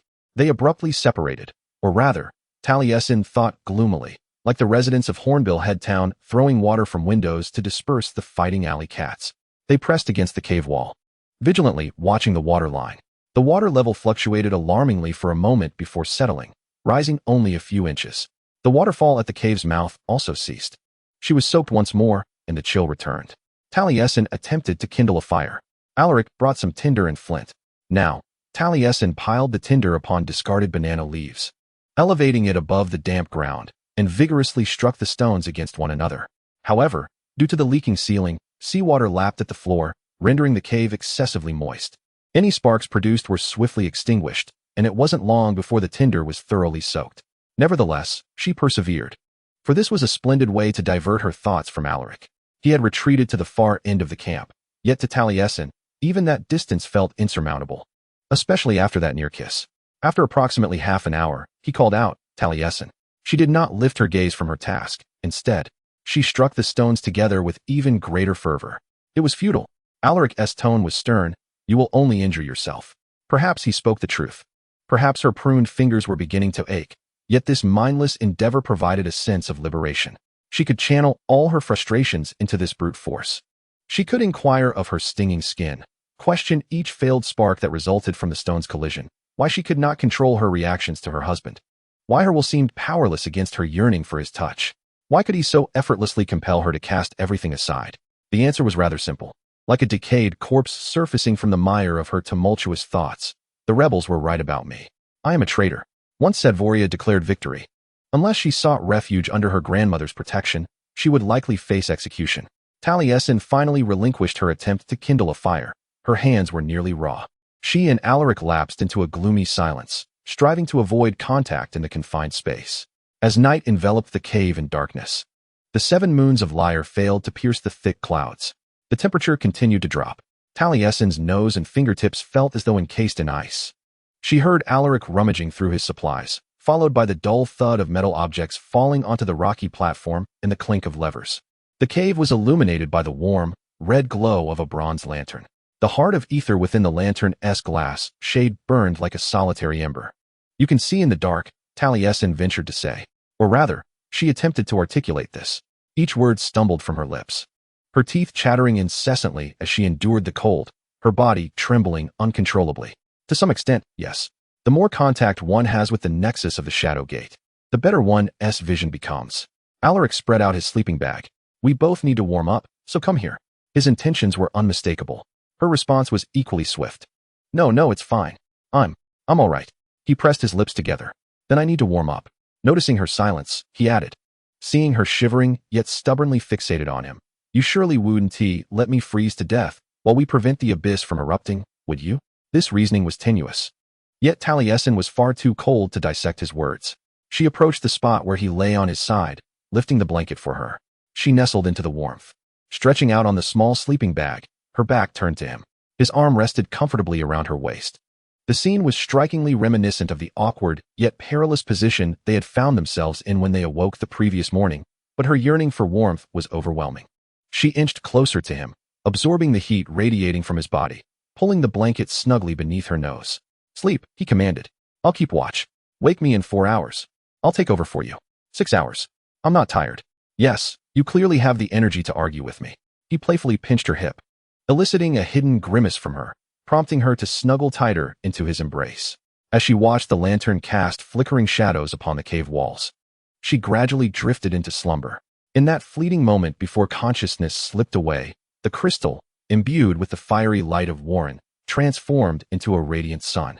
The surrounding limestone morphed into a brilliant sky, and the endless sea flowed beneath her like the vision from a month prior. This time, colossal scales undulated with each breath, spiraling above the azure surface, while a twisted hand reached skyward, accompanied by a thunderous roar. "What's wrong?" Alaric inquired. Taliesin realized that her body had stiffened in his loose embrace. It was not easy to extricate herself from that vision, where the skies and soaring imagery, along with the sensation of her soul racing towards an indistinct precipice, seemed ever present. Yet ultimately, she felt as though she had scaled that cliff, returning to the realm of reality, where the firelight illuminated the distinct lines of Alaric's forearm as he held her. "Did you see anything?" She swallowed hard. When you weren't communicating with the Shadow Rift." "No," he replied. "What did you see?" "Memories. For a long time, I believed they were merely my own recollections, my magic connecting me to the past, but recently, I shared with him visions of tumultuous seas, skeletal hands, and snow-capped ridges. Alaric fell silent for a moment. Taliesin could almost hear the whirlwind of thoughts swirling within his mind. In the Shadow Forgers, I have never encountered anything like that. The visions might be a characteristic of the Light Weavers, but that remains uncertain. Because your country exterminated them all. At that moment, tension enveloped them.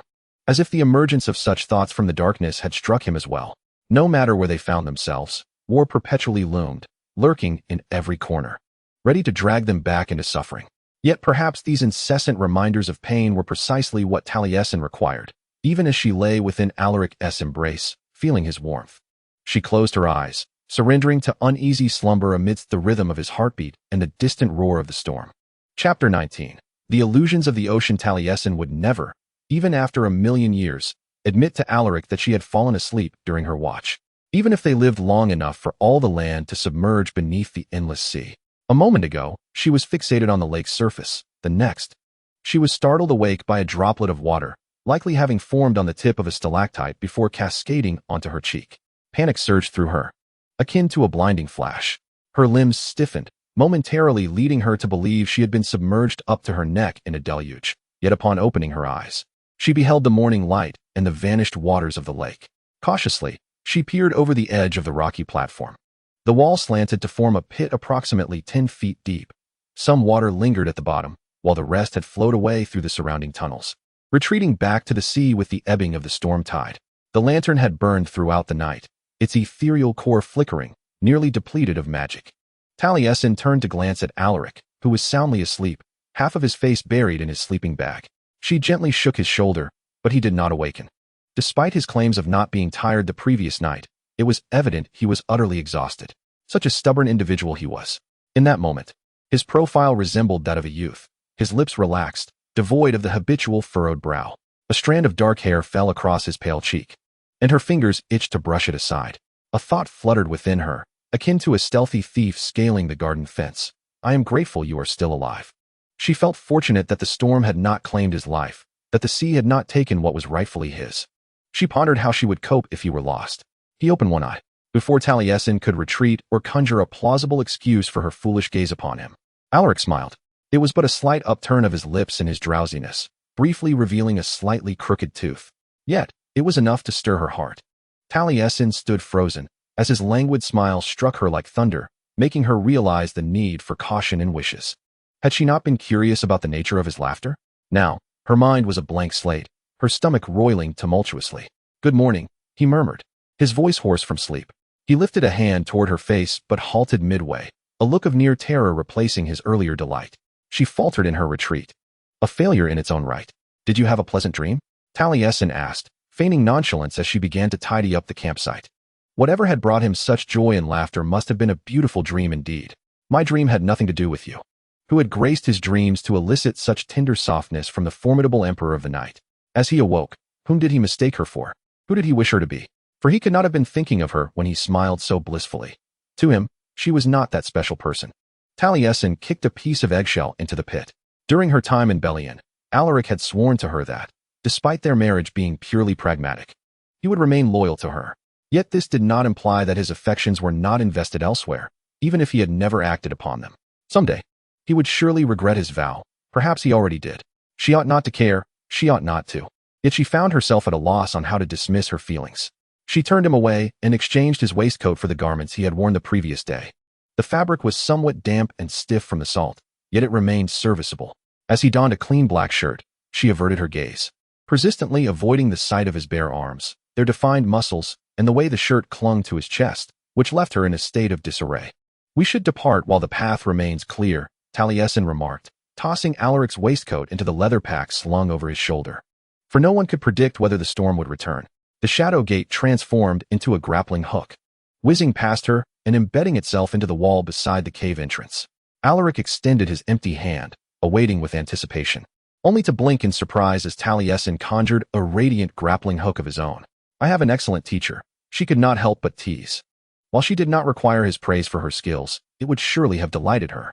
However, he merely grunted, his outstretched hand making a brief gesture for her to proceed first. She quickly leaped down from the rocky platform, swinging across the pit to the cave entrance. ensuring he could not see her confusion and displeasure towards his demeanor. The first time she had forged a sturdy shield with etheric magic, he had been more than willing to commend her. Without the impetus of the flood, Talasin found traversing the mouth of night exceptionally arduous. He had to climb over collapsed rocks, crouch low under the limestone ceiling, and navigate the narrow vertical passage with great difficulty. Throughout the journey, Alaric trailed behind her, sullen and silent as a tomb, though he would extend a hand to assist her whenever necessary. The aftermath of the storm left the cave system saturated with the scent of salt and fish. As she walked, tendrils of seaweed entwined around her. Higher up, near the exit, lay shallow pools brimming with water, remnants of the receding sea. These pools ultimately led to a stream trickling in from the cave entrance, now tranquil and serene beneath the embrace of sunlight. Having dwelled in the darkness of the mouth of night for so long, the light did not strike her eyes as painfully as Talasin had envisioned. Instead, she felt as though she absorbed the light, much like plants in the morning. Her exploration of the light rift had rendered her more resilient to sunlight, akin to how Alaric could navigate the dark with ease. This bittersweet reflection brought her to mind of its Velra. All the shadow rifts on the continent resided in the half of Kezarath, while Amalint of Sedovia would never master her shadow magic to attain such prowess. An ether mage is nothing without a connection point. Alaric and Talasin emerged from the mouth of night, walking along the creek. The rain had ceased, and the wind was no longer biting, though the sky remained an endless iron gray. Unsurprisingly, Kaisat's small boat had been overturned by the storm surge that had inundated the beach, its mooring line loosened. In the shadow of uprooted coconut trees, the boat lay helplessly on the white sand, a pitiful sight. It was too heavy for the two of them to right. Even attempting to do so might strain their backs. Meanwhile, Taliesin's moth-shaped vessel rested precariously atop the cliff, its cabin too cramped to accommodate them both. "Let me contact Lady Byrange for assistance," Taliesin suggested.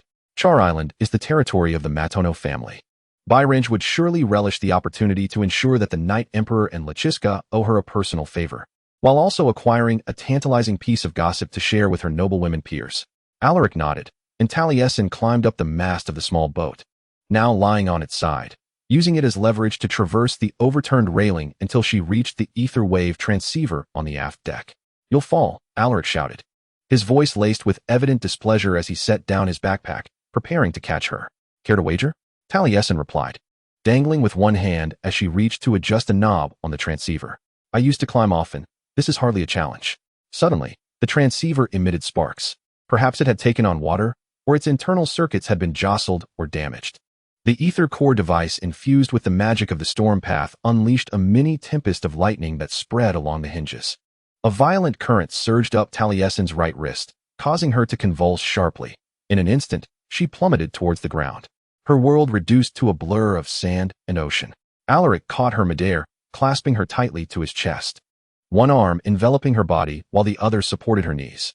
It felt as though the lightning lingered within her, transforming into strands of static electricity. In his embrace, she felt both insignificant and secure. "Thank you," she gasped. Alaric swallowed hard, then furrowed his brow as he hastily set her down on the beach, stepping back a pace. "The transceiver is broken." Taliesin knew this was a futile statement, yet she felt a twinge of panic. He had scarcely spoken to her since waking. "We could use the one on my ship, but it's so high up there." She gestured towards the cliff summit. "Don't concern yourself with me," he said, his gaze fixed on the sea, unwavering. "Once you make contact, you should leave. Return to Belian, or Yantas, or wherever you wish to go. I will await rescue here." "I came to rescue you," Taliesin pointed out dryly. "And do you not desire company?" "I do not require it," he replied tersely, almost shouting at her. "You have more pressing matters to attend to. I cannot simply leave you here. You have done so before. I harbor no doubt that you would encounter no difficulties in proceeding thus."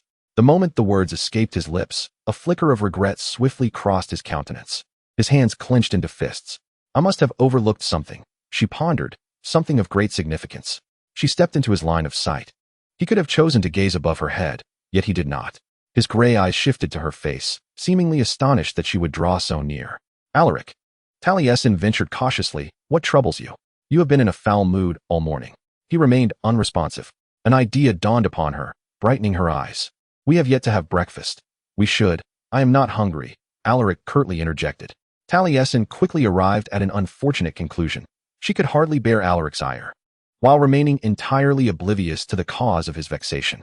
In her moment of confusion, she recalled the ways Nima had taught her to soften a man's heart. Although she was clad in salt-stained garments, her hair in disarray, and her skin bearing the grime of the cave, she resolved that, regardless of her appearance, she was still a Lachiska of Ninavarr. She could summon the legendary charm of her kin to mollify her husband's temper. Perhaps a morsel of food would ease your agitation, Talasin suggested. Recalling Nima's teachings, she allowed a gentle smile to grace her lips, softening her expression, and she gazed up at Alaric through her lashes. He stared at her, a look of bewilderment on his face. What is wrong with your face? Do you hurt? Before him, she had endured numerous moments of embarrassment, yet this instance surpassed them all. This mortification transcended mere blushes or paralyzing regret, extending to a point where she wished to vanish into the ether. It also drained the last vestiges of her patience, which had been scant to begin with. Enough, Talasin exclaimed, her voice sharp as a blade. You are utterly unreasonable. Alaric's brow furrowed. What? Your reactions to everything are abnormal. Her voice, laced with fury, intertwined with the crashing waves. I bandage your wounds, and you kiss me. I kiss you back, and you fall asleep, forgetting the matter entirely. I write to you, and you send your assistant to respond. I come to rescue you, and you call me foolish. As she enumerated his transgressions, she pointed an accusing finger at him. You are angry because we did not discuss our intimate encounter in that half-dream state, but when we finally begin to talk, you bring up another woman. I awaken you, and you smile at the thought of me as someone else. I demonstrate how your enhancement of my etheric magic has been invaluable, and you merely grunt. I thank you for catching me, and you nearly cast me aside. I propose a solution to our predicament, and you tell me to leave. I invite you to dine, and your impatience is palpable. I flirt with you, and you inquire about my face. She raised her hands in exasperation. I have had enough. You may remain here to rot. I care not. Talasin trembled with indignation, abruptly turning away and stomping along the water's edge, splashing droplets and wet sand in her wake. The wind picked up once more, carrying a sharp chill, grazing her body like a delicate finger, as a dark cloud unfurled across the horizon. With merciless intent, the ominous clouds advanced toward the shore, sending countless ripples across the vast sea. Talasin glanced back, intending to shout at Alaric to find shelter before the impending deluge. But she halted, turning just as he came running toward her. The soft sand made his eager strides laborious, yet propelled by an unwavering resolve, he pressed forward, arriving at her side just as the first gentle raindrops began to fall. What now? Talasin said with a hint of irritation. Alaric gritted his teeth, the muscles in his face twitching momentarily. First, he replied through clenched jaws, I do not know how to respond to you. You are infuriating, insufferably self-assured, and always manage to provoke my anger. Secondly, no other woman before you has ever left me feeling so vexed, yet here you are, invading my dreams. Only you linger in my slumber relentlessly. Lastly, his voice deepened into a growl. The next time I kiss you, I shall remember all of this. As he leaned closer, raindrops fell upon his cheeks. Pulling her toward him, a flash of lightning tore through the sky. When his lips pressed fervently against hers, the dark waves of the boundless sea crashed violently upon the shore. Chapter 20. The rainstorm's fury in Talasin's life. Such exquisite moments were rare. Alaric held her tightly, shielding her from the onslaught of the tempest. His lips fervently melded with hers, the sound of the waves mingling with the rhythm of her heartbeat in her ears. In that fleeting instant, she instinctively wrapped her arms around his neck, seeking refuge, as if the world beneath her feet might vanish at any moment. She deepened the kiss, and he emitted a low sound of approval, his fingers meandering along her hip. This kiss was unlike any before. Their movements bore an ineffable emotion, while Alaric seemed to convey something through his lips, tongue, and hands, to which her body responded involuntarily. I need you. At this moment, let us forget everything. Had it not been for the sudden intensification of the rain, Talasin was certain they would remain lost in this bliss. A thunderclap heralded the torrential rain's arrival, with large droplets pouring from the heavens. She wriggled free from her husband's embrace, releasing a sound that was both a scream and a laugh, as rainwater splashed into her eyes, and the surging waves sprayed her clothing. Just before they began to flee, she caught a glimpse of genuine joy flickering across Alaric's face. They dashed back to the slanted airship, seeking refuge under the portside eaves, the makeshift roof shielding them from the storm. He was reluctant to release her. His eyes sparkled with intensity as he gently caressed her neck, her knees weakening, her toes curling instinctively, leaning back against the boat's weathered wooden interior. Her fingers wove through his hair, blood pulsing through her veins, lost in this intoxicating ecstasy. Do not tease me like this again, he said, for I fear I may not withstand it. If it were not for the instability in his tone and his urgent proximity, she would undoubtedly feel even more bashful. I am uncertain, yet I sense that this time the effect is rather pleasing. He gently nibbles at her throat. I am not jesting with you. Taliesin tugged at Alaric's hair, kissing his lips once more. On this desolate beach, amidst the torrential downpour, his hands caressed her body tenderly, and she, with an unusual focus and fervor, engaged in the kiss. Patiently, she overcame the awkwardness and shyness of their initial intimacy, persistently continuing, while he reciprocated with equal fervor, gradually rediscovering the sweet and intimate sensations of their wedding night. His large hand glided down her back, softly brushing her thigh, clasping her waist. Ultimately, his hand grasped the hem of her corset, slowly lifting it upwards. Instinctively, she allowed his actions, as if deep within her, she yearned for this closeness. The fabric gathered at her collarbone and chest. His fingers ascended along her exposed ribs, leaving a trail of warmth, halting at the edge of her undergarment.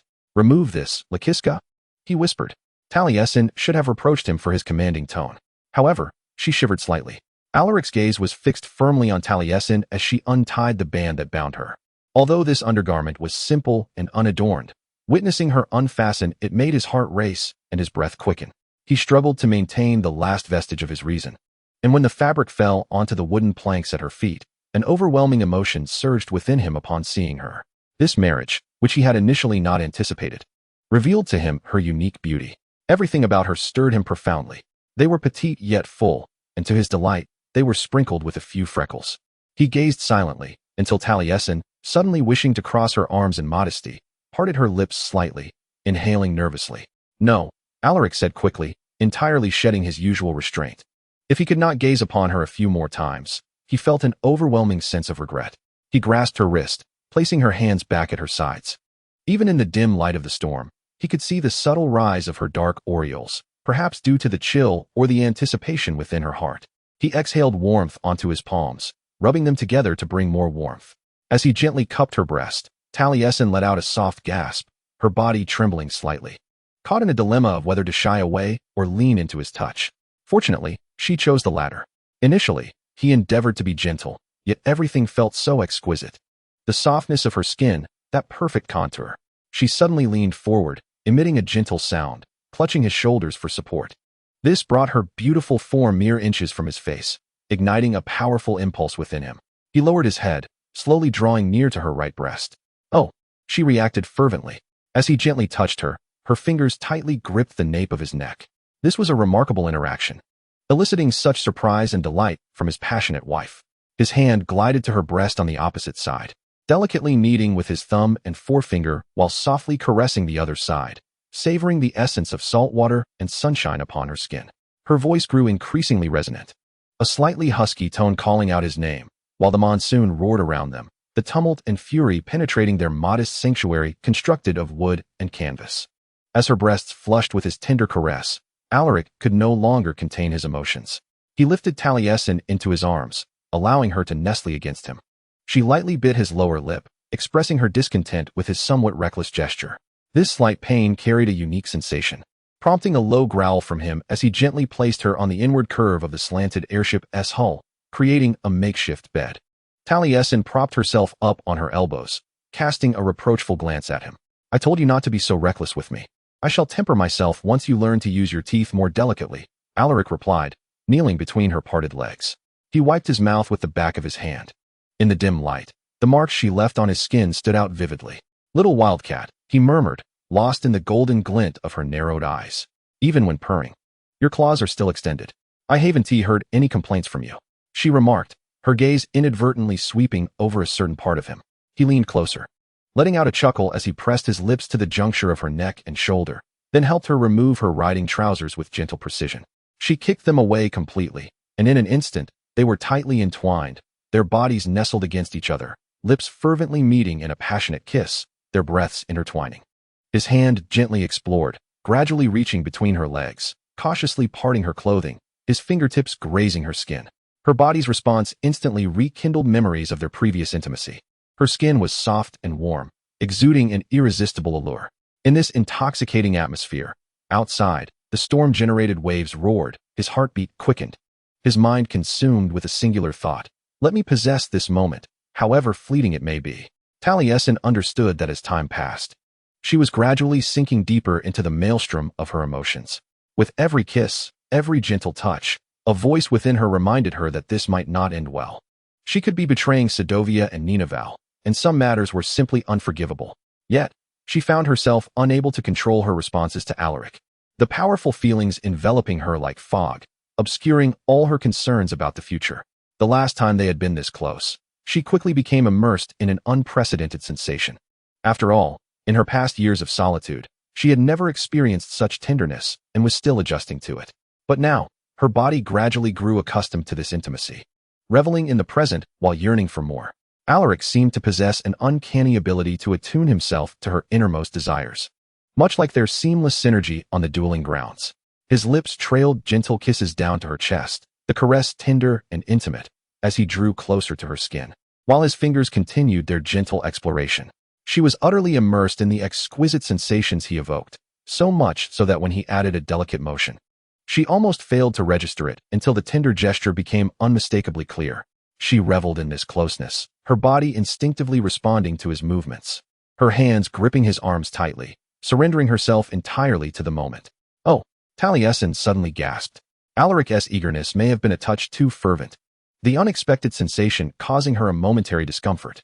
He immediately lifted his head from her chest, concern and remorse etched across his features in the dim light. Did I press too hard? Your hands are different from mine, and no one has ever touched me so intimately before. She was on the verge of voicing a complaint when she caught a fleeting glimmer of understanding in his eyes, which transformed into a fervent and unique emotion. He leaned in once more, their lips softly meeting, his tongue gently intertwining with hers, while his actions grew increasingly tender, seeking out her most comfortable rhythm. Soon, waves of pleasure surged through her again, as if they had never been interrupted. Outside, the wind howled, and the rain lashed against the airship, the cacophony harmonizing with the rapid beat of her heart, perfectly mirroring the tumult of her feelings for him. His movements possessed a special gentleness. Each subtle gesture seemed to narrate a silent story, allowing her to experience an extraordinary intimacy. She felt herself nearing the pinnacle of emotion, just a breath away. Just like that, Tal, Alaric murmured, placing a deep kiss upon her temple, followed by a tender peck on her chin. His voice resonated with the same excitement she felt, his deep timbre exuding a kind of magic that beckoned her ever forward. Her body surrendered to the release of her innermost feelings, enveloped in warmth and satisfaction, trembling slightly. He gazed at her intently, his eyes brimming with tenderness, as if she were the most precious being in existence. Yet, for reasons unknown, a lingering sense of incompleteness gnawed at her, an unfulfilled yearning that remained unaddressed. Alaric appeared to sense her unspoken thoughts, perhaps from her expression or the subtle way her hand instinctively reached for him. He leaned back against the cabin wall of the small boat, gently pulling her onto his lap. Talasin obediently straddled him, the closeness igniting a different kind of spark within her, causing her to inhale sharply. A flash of lightning illuminated the edge of her vision, yet it paled in comparison to the fervent emotions reflected in his gaze. He looked at her, his eyes radiating unabashed desire, as if governed by a powerful sentiment, and she felt herself lost within that gaze. Her clothing disheveled, her hair danced in the wind, and amidst the roaring tempest and the tumultuous sea, there existed a unique atmosphere between them. At this moment, the world seems to dissolve into mere intimacy between them, rendering everything else a blur. She harmonizes with him as they shed garments that hinder their closeness. In this untamed natural setting, she is nearly bare, save for her boots, her hair dancing in the wind, while her man gazes at her with fervor and reverence. This atmosphere imbues her with a primal and untainted strength, as if the swaying trees, the surging waves, and the rain upon her skin bestow it upon her. Emboldened yet bashful, she reaches to gently untie his restraints. Upon touching him, a thrilling blend of tension and excitement unfurls within her. She slightly bends her knees, adjusting her position above him. And when their most intimate parts brush against one another, he trembles ever so slightly. He presses his forehead against hers, their breaths quickening. The unspoken inquiry in his eyes is unmistakable. She silently affirms within her heart, yes, yet dares not vocalize this simple word. She fears that uttering it would unveil her inner fragility, exposing the profound impact he has on her emotions. Her hesitation lingers longer than anticipated. Alaric leans back slightly, narrowing his gray eyes at her. He asks in a low voice. A blush creeps onto his cheeks, swiftly spreading to his ears. He had confided in her that before her, he had never shared such intimacy with anyone. They are both novices in this realm, Perhaps she ought to be more understanding. What is with them? Taliesin playfully reproaches, her own cheeks warming. It's me in this moment, is it not? If you do not wish to, oh dear. Alaric mutters through clenched teeth. He hastily plants a kiss on the freckles adorning her nose, tinged with a hint of resignation, then gently clasps her waist, guiding her downward as she reciprocates, bringing them closer still. Despite her immersion in emotions for quite some time, the initial contact evokes an unfamiliar sensation, prompting her to softly exclaim. This sound reverberates within the wooden confines of the small boat, soon overshadowed by the torrential rain outside. Taliesin feels a rush of shyness, while Alaric appears exceedingly anxious. Shall we stop? He asks in a hoarse voice, his hands firmly gripping her waist to halt her movements. Worry etches his chiseled features. We can pause, she replies, slightly shifting her body, gazing at him with a hint of defiance, and moving down just a fraction. The tension in his face dissipates, transforming into gentleness as he envelopes her tightly in his embrace. Her soft gasps, born of their increased closeness, are absorbed by his chest, followed by a series of tender kisses on her temple and the nape of her neck. She eagerly responds, playfully tugging at his hair and lightly biting his chin, sensing the intoxication in his eyes before he buries his face in her collarbone. Then, he slowly advances, deepening their connection. At first, she was enveloped in a sense of novelty and unfamiliarity, a wondrous feeling of fulfillment and being filled. Talasin breathed with a slight urgency, striving to acclimate to this extraordinary experience. Uncertain of her next move, she attempted to gently twist her body, finding it a delightful beginning, one that brought her comfort. This intimate connection gradually alleviated her initial sense of strangeness. Finding it intriguing, she slightly lifted her body before gently descending once more. Oh, she murmured softly, repeating the motion time and again, her hands firmly gripping Alaric's shoulders for balance. Before long, she sensed that his shoulders were taut like ropes bracing against a tempest on the beach. At first glance, her husband appeared as still as a statue, his face nestled against her collarbone. Yet, upon closer inspection, one could discern every muscle in his body held in restraint, fearful that any movement might discomfort her. A wave of emotion surged within her as she gently lifted his head, finding herself gazing into his fervent silver eyes, ablaze with feeling. Tala, he spoke, his voice trembling, the utterance of her name imbued with deep affection and longing, as if conveying love amidst the storm. May I? Yes, Talasin replied softly, her response akin to relinquishing her worries and courageously embracing this emotion. I believe I can. Yes. Alaric tenderly kissed her once more, and together they began to sway in this tempestuous environment, resonating with a unique rhythm, attuned to one another's feelings. Her gentleness and warmth transported Alaric into a world brimming with love, leaving only her image in his mind. As he interacted with her delicately, Talasin remained mostly quiet, with only the occasional soft sigh escaping her lips. Her hands eloquently expressed her innermost emotions, fingers gliding gently over his arms, tracing the contours of his face, and then venturing beneath his clothing, wandering lightly along his ribs. Soon, she began to actively synchronize with his rhythm, this intimate exchange captivating him entirely. He had never experienced such exquisite sensations, yearning to remain ensconced in this closeness with her. He couldn't help but tenderly kiss every inch of her skin that he could reach. In that moment, their profound connection seemed to become the very center of his universe. When she gently pushed him away, a low sound escaped him involuntarily. Yet, when she pressed his shoulders firmly against the wall with her small, yet powerful hands and engaged with him more passionately, that sound swiftly transformed into a sigh of satisfaction. Alaric felt himself lost in the enchantment of this exquisite emotion. Talasin's focused expression, the unique charm she radiated, captivated him deeply. Her beauty and passion, revealed with each interaction, ensnared him further, her gaze ablaze, lips slightly upturned in a captivating smile, tinged with the blush of their kisses. With perhaps a playful smile, you present an enchanting visage. My dear, in this moment, she embodies the unique allure of the Nivaran people, stirring within him an overwhelming sensation of affection.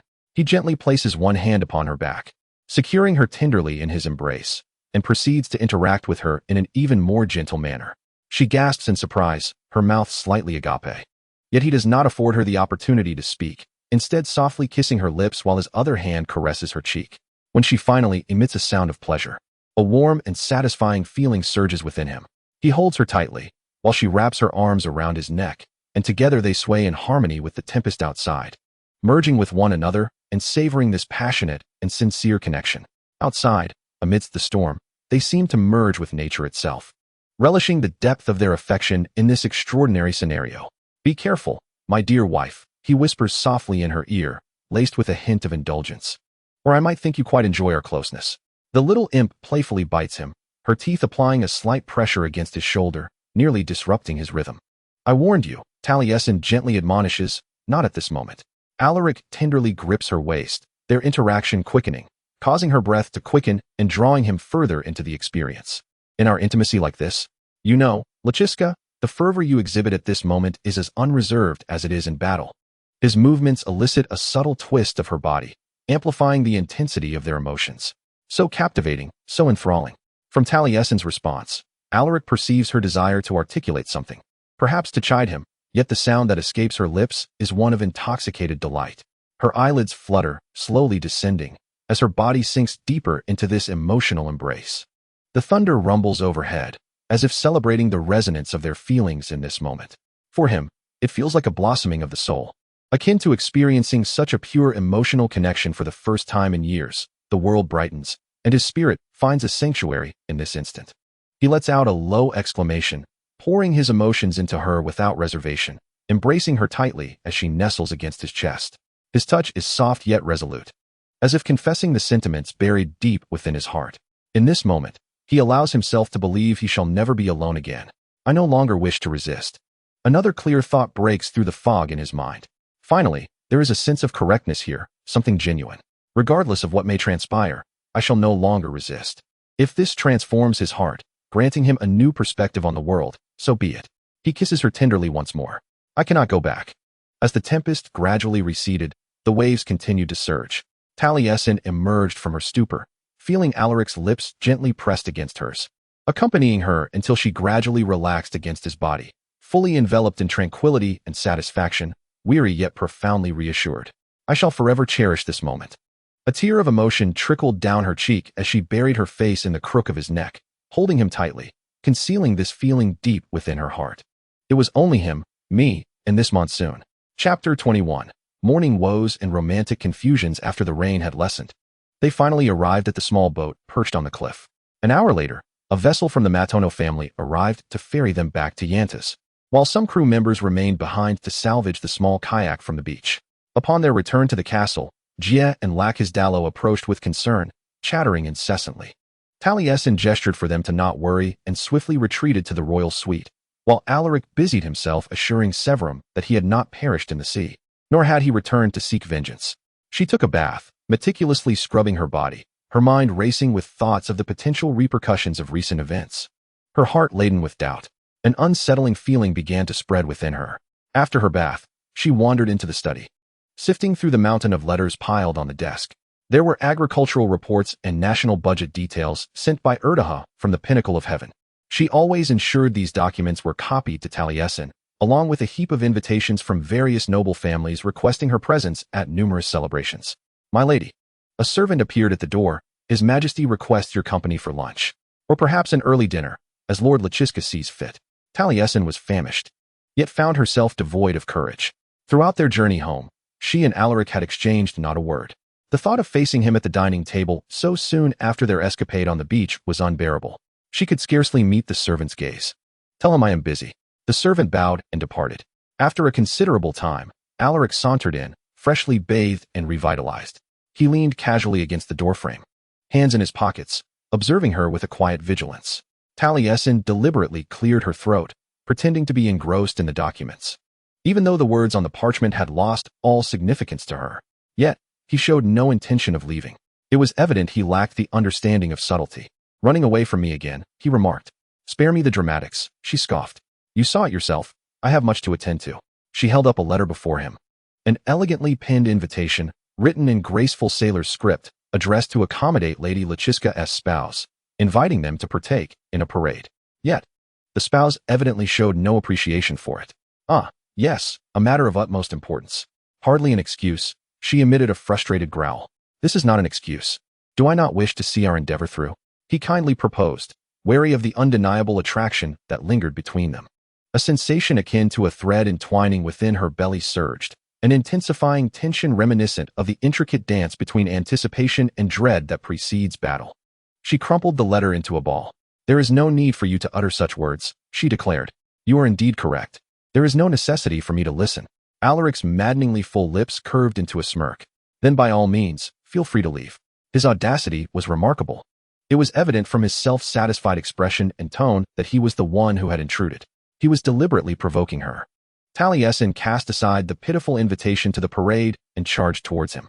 The weight of suppressed emotions had become overwhelming. She desperately sought an outlet. And in that moment of rushing towards Alaric, her pent-up fury erupted. "It was I who arrived here first, you insufferably irritating man."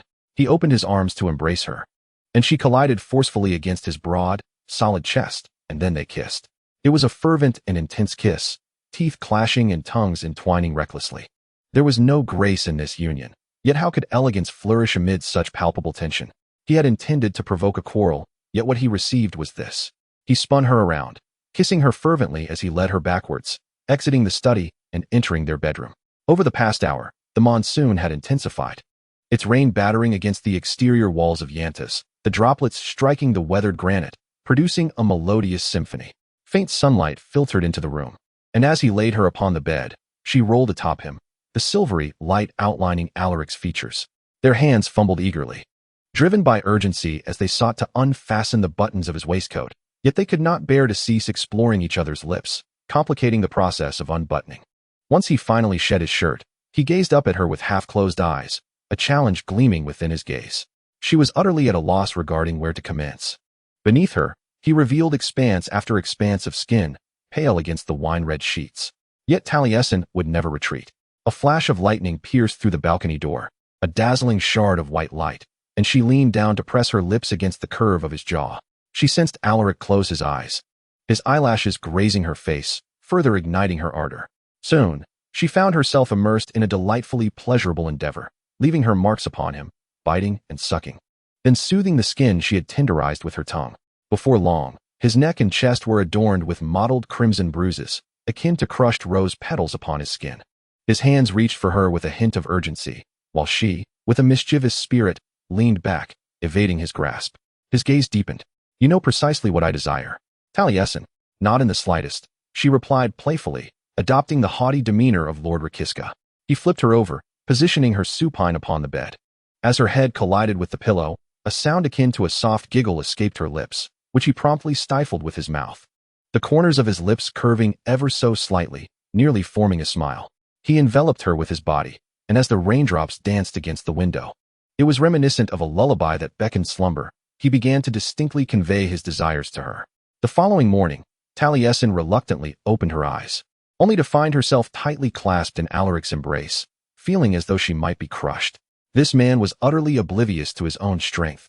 His arms encircled her waist, pressing her back against his bare chest, holding her as one would a cherished toy, too tightly for her to breathe comfortably. She squirmed as much as she could, attempting to extricate herself from his grasp, yet he remained unyielding, mumbling indistinct protests into her hair. Suddenly, Taliesin froze. Alaric may have still been asleep, yet some part of him was undeniably prepared to greet the new day. She nearly burst into laughter, but was swiftly engulfed by the cold reality that surged within her, a sharp pang spreading through her heart. In a panic, she summoned an unexpected strength and forcibly pried open Alaric's arms. She sat up, her legs dangling off the edge of the bed, frantically searching the room for her undergarments, recalling where she had tossed them the night before.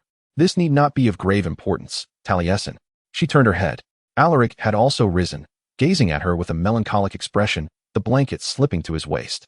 There were several red marks on his well-defined chest, remnants of her teeth and nails.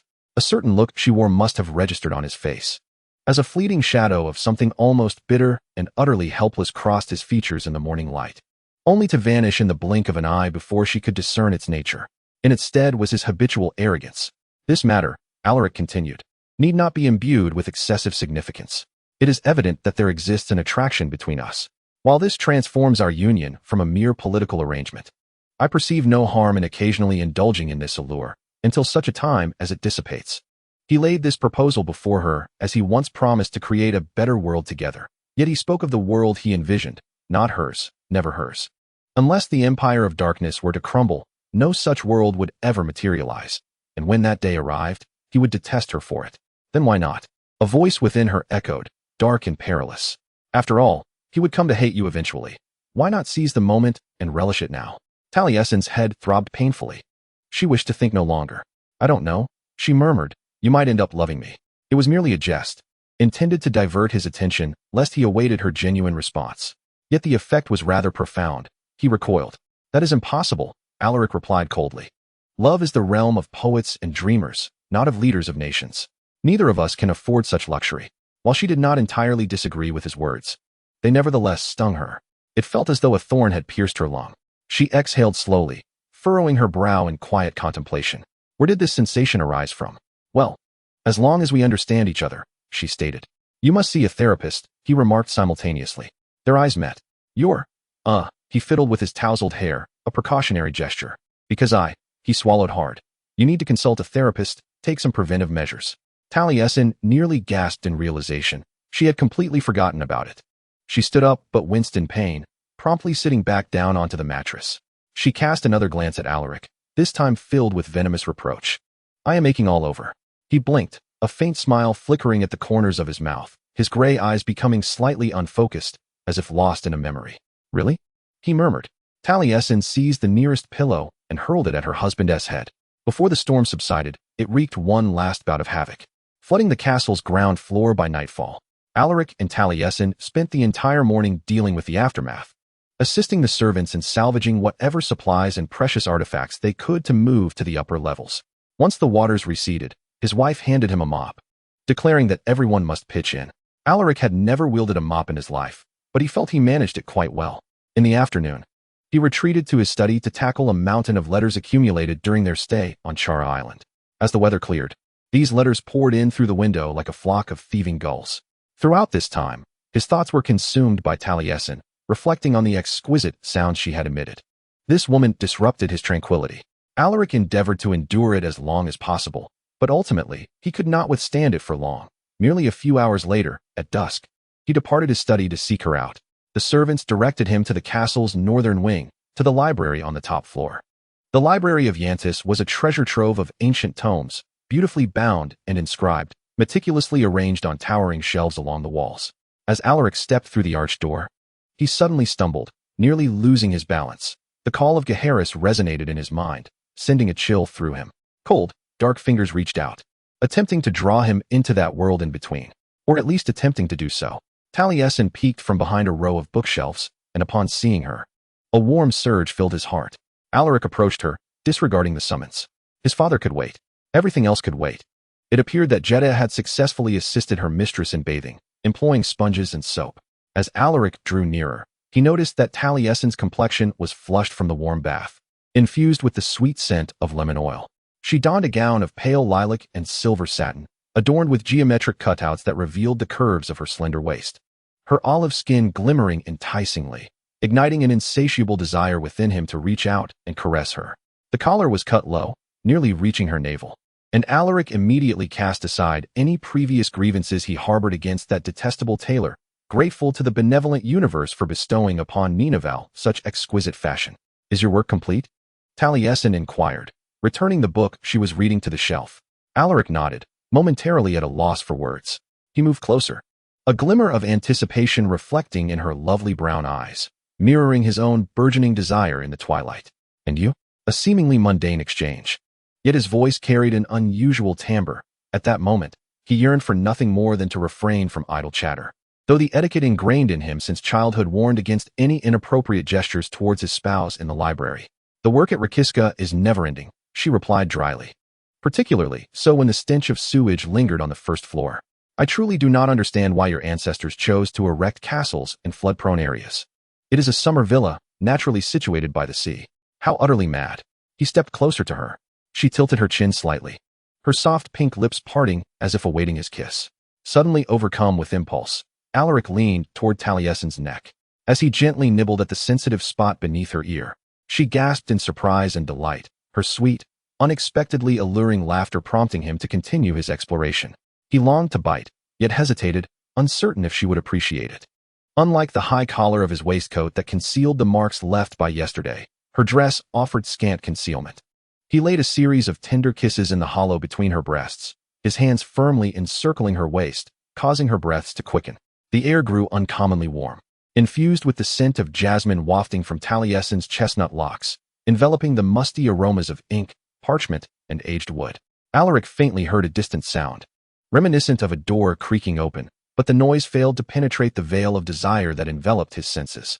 His thoughts had simplified to the most primal instincts, and as he kissed the freckles adorning his wife's left breast, he dismissed the sound as inconsequential. A loud throat clearing startled them into stillness, their gazes snapping toward the library entrance. Prince Elagabi stood there, arms crossed, his face a mask of fury. Alaric Osinus, the Dark Emperor of Kaysat, felt his life flash before his eyes. Chapter 22. Scars and Rum. Taliesin had always prided herself on her exceptional abilities. During the Hurricane War, her wit and adaptability had saved her life countless times. No matter the emergency, she met every challenge with intelligence, courage, and the capacity to adjust to changing circumstances. Yet now, she found herself utterly unprepared for the situation of being discovered by her father in an intimate moment with her husband, or at least the prelude to intimacy. As she was tightly embraced by her husband, his lips lingering near her chest, while her father stood at the doorway, a scowl etched upon his face. How long had Elagabi been standing there? What had he witnessed? Alaric and Taliesin sprang apart like coiled springs, leaving several inches between them, their hands hanging by their sides, deliberately signaling their lack of contact. It seemed as if a century had passed before Elagabi's demeanor softened. He performed an elegant courtly bow before the royal couple and approached them. "My dear," he said to Taliesin, extending his arm, "there are whispers of an adventure you encountered during the storm. As soon as the skies cleared, I set sail from Eskaya to ensure your safety. The floods earlier today were quite alarming." Taliesin replied weakly, placing her hand in the crook of his arm. "I fear those lovely carpets may have been ruined." Elagabi clicked his tongue. "That is not what I meant, and you know it. I certainly did not expect you to venture to Charles Island amidst such a tempest. Thankfully, it appears all ended well. Shall we dine?" Taliesin glanced at Alaric, her eyes wide as the plates intended for their meal. Of course, she managed. As Elagabi escorted Taliesin from the library, Alaric remained frozen in place until the territorial prince called out, "After all, there is nothing amiss with the three of us enjoying a splendid meal together." This prompted the Knight Emperor to hastily follow in their wake. On their way to the small dining room on the second floor, the ground floor dining area was still drying and thus unfit for use. Elagabi maintained a gentle and amiable expression. Gia and Sephram awaited their arrival. Thus commenced one of the most awkward meals in the history of Lyre. "We were unaware of your whereabouts, my Lord Rakiska," Gia cheerfully announced. "I am delighted that Prince Elagabi successfully located you." Taliesin's spoon clanged against her soup bowl. At the other end of the table, Alaric appeared to choke on a sip of wine. Hastily setting down his glass and dabbing the wine stains from his chin with a napkin. They were in the library, Elagabi smiled. "I spent much time there in my youth. It is a treasury of knowledge. I dare say it is a sacred place, filled with many ancient and fragile manuscripts." Gia blinked, seeming perplexed by the emphasis in Elagabi's words, but Sephram came to her aid. "Indeed, the staff of Yantas maintains the library exceptionally well. Thus far, I have yet to find any literature on Universal Sailor Sign Language, but this place is truly remarkable. From what I observe, Emperor Alaric seems to agree," Elagabi remarked. Taliesin longed to dig a hole in the ground with her spoon and disappear into it forever. But before she could attempt this, Sephram inquired, "What book have you been reading today, my lady?" Initially, Taliesin struggled to recall the book she had been holding before Alaric entered and began kissing her collarbone. But the cover finally flickered in her mind. "Sonnets. I scarcely encountered poetry while on the continent. It is quite fascinating." Gia cast a glance at Alaric, attempting to draw him into what she perceived as merely a casual social exchange. What about His Majesty? She was undoubtedly fulfilling her duty. Yet the poor girl could not fathom the unfolding events. Thus, when Alaric furrowed his brow and adopted a defensive demeanor, she instinctively recoiled. Whatever Alaric, the emperor, was engrossed in, it was clear he found it immensely beneficial. Elagabi declared, after dinner, "I would very much like to engage him in conversation over a glass of rum." Talasin felt as though her spirit had momentarily left her body. She realized that Alaric could not possibly decline such a seemingly gentle invitation from his father-in-law, particularly in the presence of Gia and Sephram. "Very well, let it be so," Alaric muttered, his tone devoid of enthusiasm, akin to a reluctant acceptance of an invitation to walk barefoot over red-hot coals. However, Alaric's usual demeanor rendered this interaction unremarkable to Gia and Sephram. The conversation shifted to other matters, but this reprieve was fleeting. Once the final plate was cleared, Elagabi feigned exasperation as he slapped his forehead. "How foolish of me. I just remembered I need to speak with you as well, my dear, he said to Talasin, assuring her it would not take long. As she and her father made their way to the parlor, Talasin nearly mouthed a plea for help to Alaric, but refrained, knowing such a gesture would be futile. Alaric was hardly in a position to assist himself. Talasin, Elagabi began once they were alone. He regarded her with his concerned dark eyes, clearly disheartened. His brow furrowed as he pondered the most tactful way to broach the subject. Talasin remained silent. She was acutely aware of her missteps in this regard, requiring no admonition from others. Yet, the weight of disappointing her father was nearly unbearable. The entire situation has been quite challenging, Elagabi finally confessed. They stood by the window, gazing out at the beach as he spoke, fiddling with the exquisite carvings on the window pane, not merely concerning the alliance with Kaisat, but encompassing everything. In my memory, for 19 years, you have remained a child, small, precocious, full of energy, and particularly prone to tantrums. Do you recall how you despised being hugged? What? Talasin exclaimed, incredulously laughing. Did I really dislike it? You loathed it. Every time Hanan and I attempted to embrace you, you would kick us away. If I had known what was to come, I would have cherished every touch, every moment. Her voice trembled oddly. He reached out to gently pat her cheek, and she vaguely remembered someone else doing the same. Their fingers long, their eyes reminiscent of hers. What matters is that you are here now. The reality is, upon your return to me, you emerged as a fully grown woman, so strong, confident, and bold. I still recall you insisting that Zahira Latches listen to you aboard the Veda.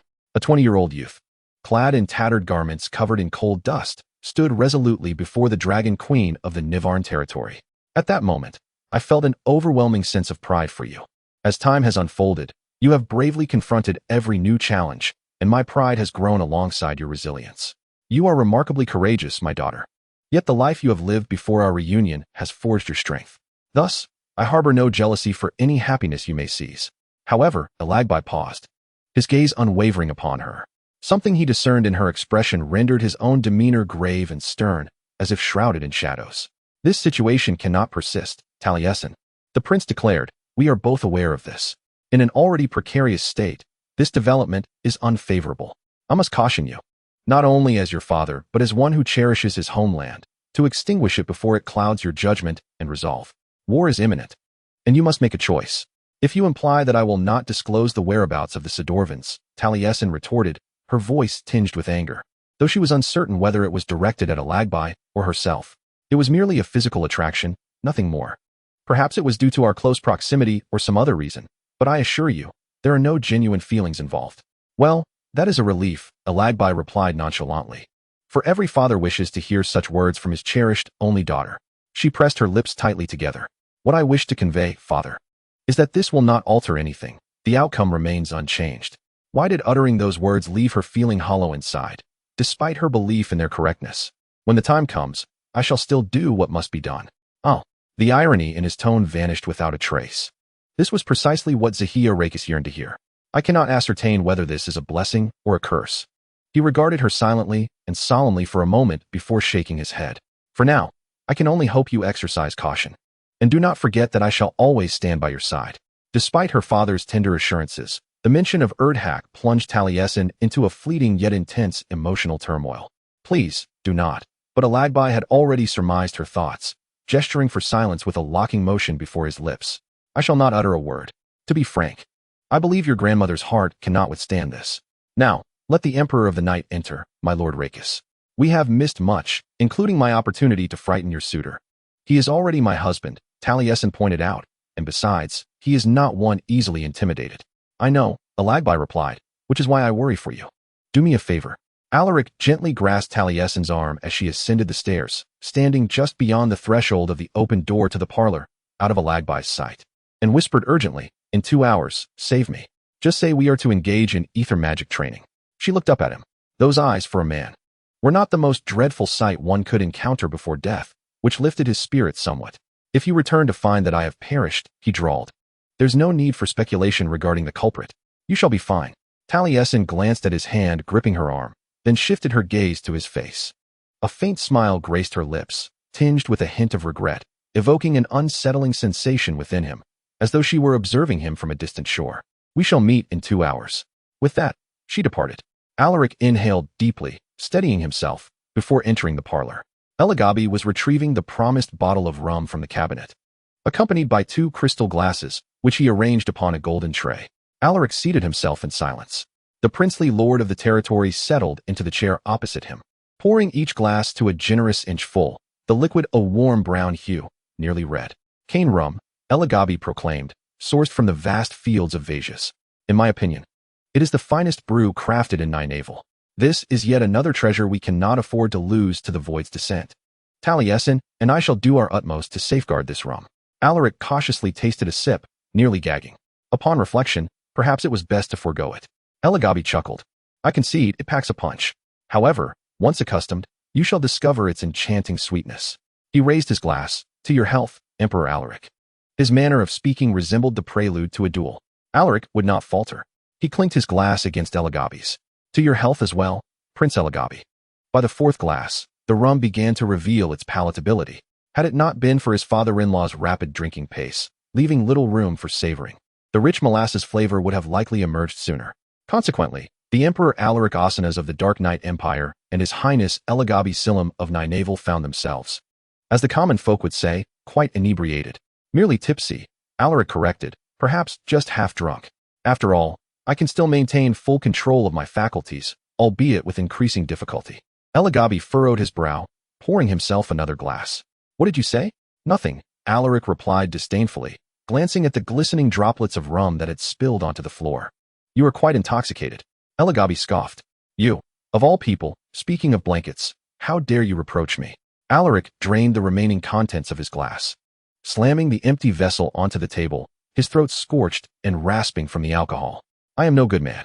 Certainly unworthy of my daughter. Elagabi cheerfully concurred. This may be a significant political alliance, but I shall not bestow my blessings upon you. I require none, Alaric declared triumphantly. I have already wed her. Elagabi muttered a curse in Ninavarr, scratching his head. The translation might be akin to wishing lightning would scorch your milk, conveying a sentiment that clearly drained him of his temper. He slumped in his chair, pouring more rum into Alaric's glass. Do you recall the moments we shared aboard your storm ship, sipping wine, whilst our ancestors looked on? Why is it that we always find ourselves indulging in this nectar? I remarked on your exquisite taste for wine. Alaric, ever cautious, nodded knowingly, squinting as he sought out any hidden traps in our conversation, pondering where they might lie in wait. Perhaps another sip of rum would aid him in unveiling such snares. He took another generous draught. Your response at that moment was peculiar, Elagabi mused, as if you were at a loss for how to respond to such a simple compliment. I wondered then when this young man had last heard words of praise. It is hard to fathom that a mere sentence, a simple question, could unlock the door to one's heart. Alaric genuinely could not recall a time when his father's commendations were devoid of admonitions. His eyes moistened, and he hastily wiped them, relieved that Elagabi was preoccupied with another gulp of wine and had not noticed. That was the only instance I felt sympathy for you. The prince mumbled, you, the one who has sullied my daughter. Alaric recollected the fading marks of a kiss upon his chest and the scratches upon his back. If anyone had been sullied, it was she who had sullied me. Just then, the son wandered into the living room. Amma, I must escort the Emperor of the Night away. We need to continue our training.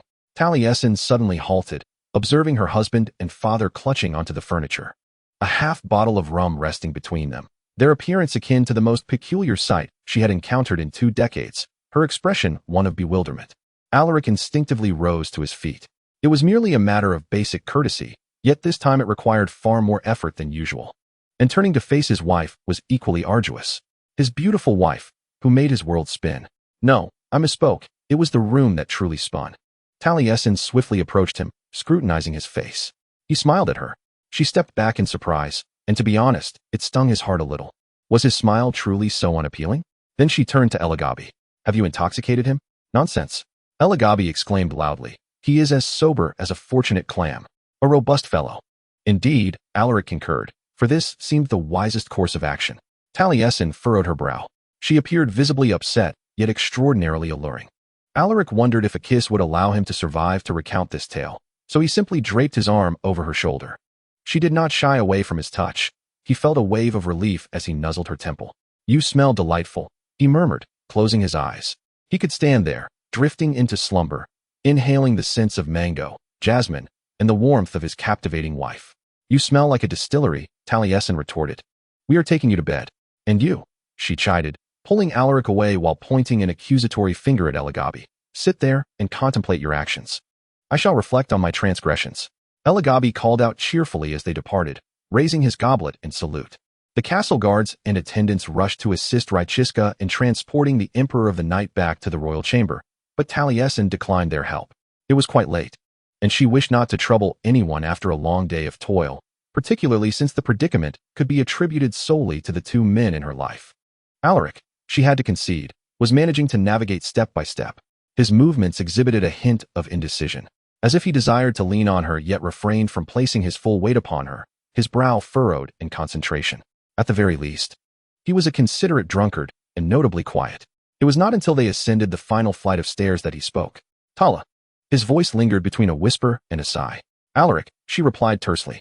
He fell silent for a moment, and when she curiously glanced at him, she discovered he was surreptitiously observing her. He smiled again, that familiar crooked grin which had astonished her both in the night's embrace and in the living room.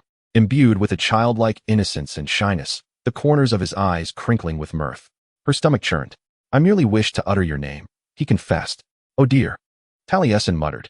Her husband's inebriation rendered him overly sentimental. Yet, there was a silver lining to his foolishness. Whenever she found herself amidst inebriated company, a flicker of anxiety would arise within her, and his silliness served to alleviate that tension. Her experiences within the Sedovian Legion and the court of the territory had taught her that not all inebriates resembled the stern matrons of orphanages. Yet she struggled to shake off the haunting memories of the past, unable to suppress the inexplicable dread that accompanied the scent of alcohol. After what felt like an eternity, they finally reached their chamber. Your father, Taliesin teased, guiding Alaric to sit at the edge of the bed, is quite the rascal. In that regard, he bears a striking resemblance to his son-in-law, she retorted, kneeling between his legs. Suddenly, Alaric shifted, his hand lifted from the shadows, body leaning forward, his skin reeking of pungent rum. Taliesin shrieked, retreating as if she had reverted to childhood, raising her arms to shield her head in anticipation of a blow. Yet, the strike never came. When she summoned the courage to gaze up at him, he remained frozen, his hand suspended mere inches from the other boot. He merely sought to assist her in removing her footwear, not to harm her. Her heartbeat gradually returned to its normal rhythm, and she felt both foolish and diminutive. In a moment of despair, she recognized she could never escape the specter of her past. Do you? Alaric stammered, each word seemingly extracted with great effort from a daze. Do you think I would strike you? Taliesin remained silent for far too long, long enough for him to ascertain that, though unspoken, her answer was affirmative. I would not, he declared, kneeling and inching closer to her. She straightened, intending to assist him to his feet, yet he wrapped his arms around her waist. Tala, I shall never.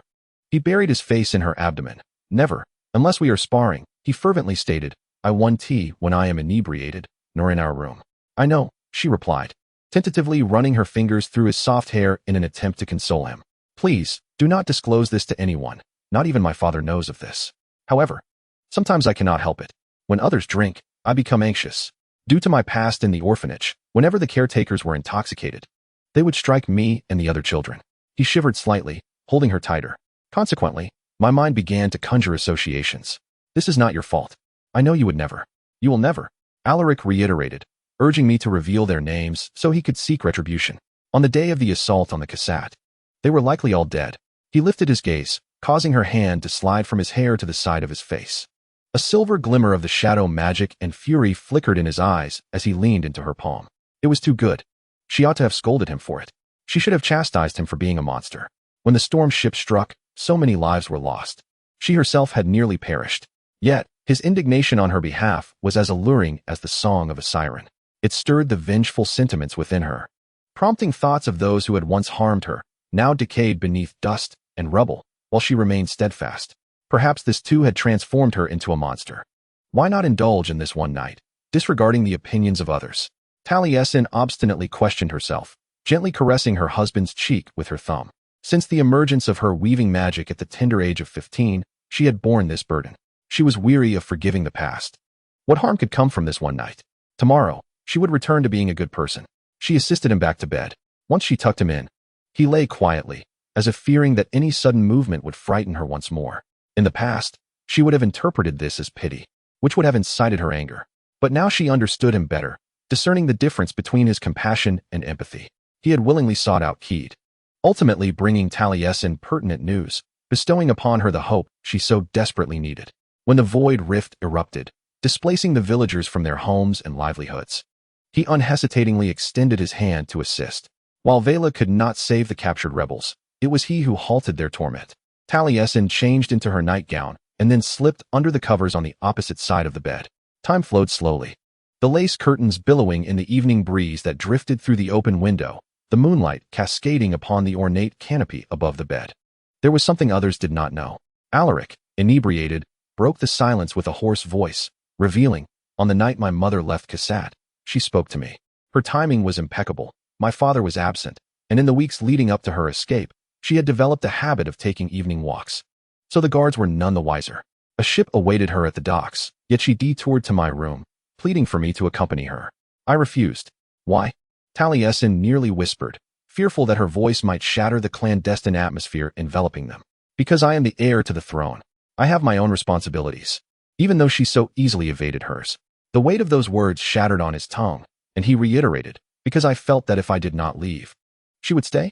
Taliesin's hand slowly reached toward him. Alaric surely heard the rustle of silk, or perhaps caught sight of her hand moving in the moonlight. In any case, he extended his hand in response to hers. Their fingertips brushed against one another, evoking a tentative sensation, a novel experience for her. As you departed, his hand trembled slightly upon hers, and in that moment, I was transported back to that time. Thus, I felt compelled to seek solace elsewhere to regain my clarity. It is not your fault. However, my mind will inevitably conjure associations. Taliesin's heart constricted painfully within her chest, leaving no room for anything but that serious child with gray eyes, shaped by solitude and responsibility. That child once held a glimmer of hope for a mother's love, only to be met with disappointment, and the man he grew into, cold and fearsome on the battlefield, yet capable of yielding tenderness, would offer gentle caresses in moments shared solely between them and the starlight. She threaded her fingers through the gaps between his. He grasped her hand firmly, without a trace of hesitation, his thumb softly stroking the inside of her wrist. For some inexplicable reason, in the darkness, their clasped hands felt more intimate than anything they had shared prior. Chapter 23. The Shield Crisis 4 days later. Erda Hassalam returned to Yanta's in splendid attire to witness the final practical demonstration of the shield amplifier. Aside from Alaric's impending departure back to Kaisat the following day, no further eclipses would occur before the dark, moonless sevenfold eclipse. This was the last fine-tuning, ensuring a flawless opportunity. Thus, the pressure was considerable. Alaric, after wishing them well, ambled towards the coastline alongside Taliesin, a wry smile gracing his lips.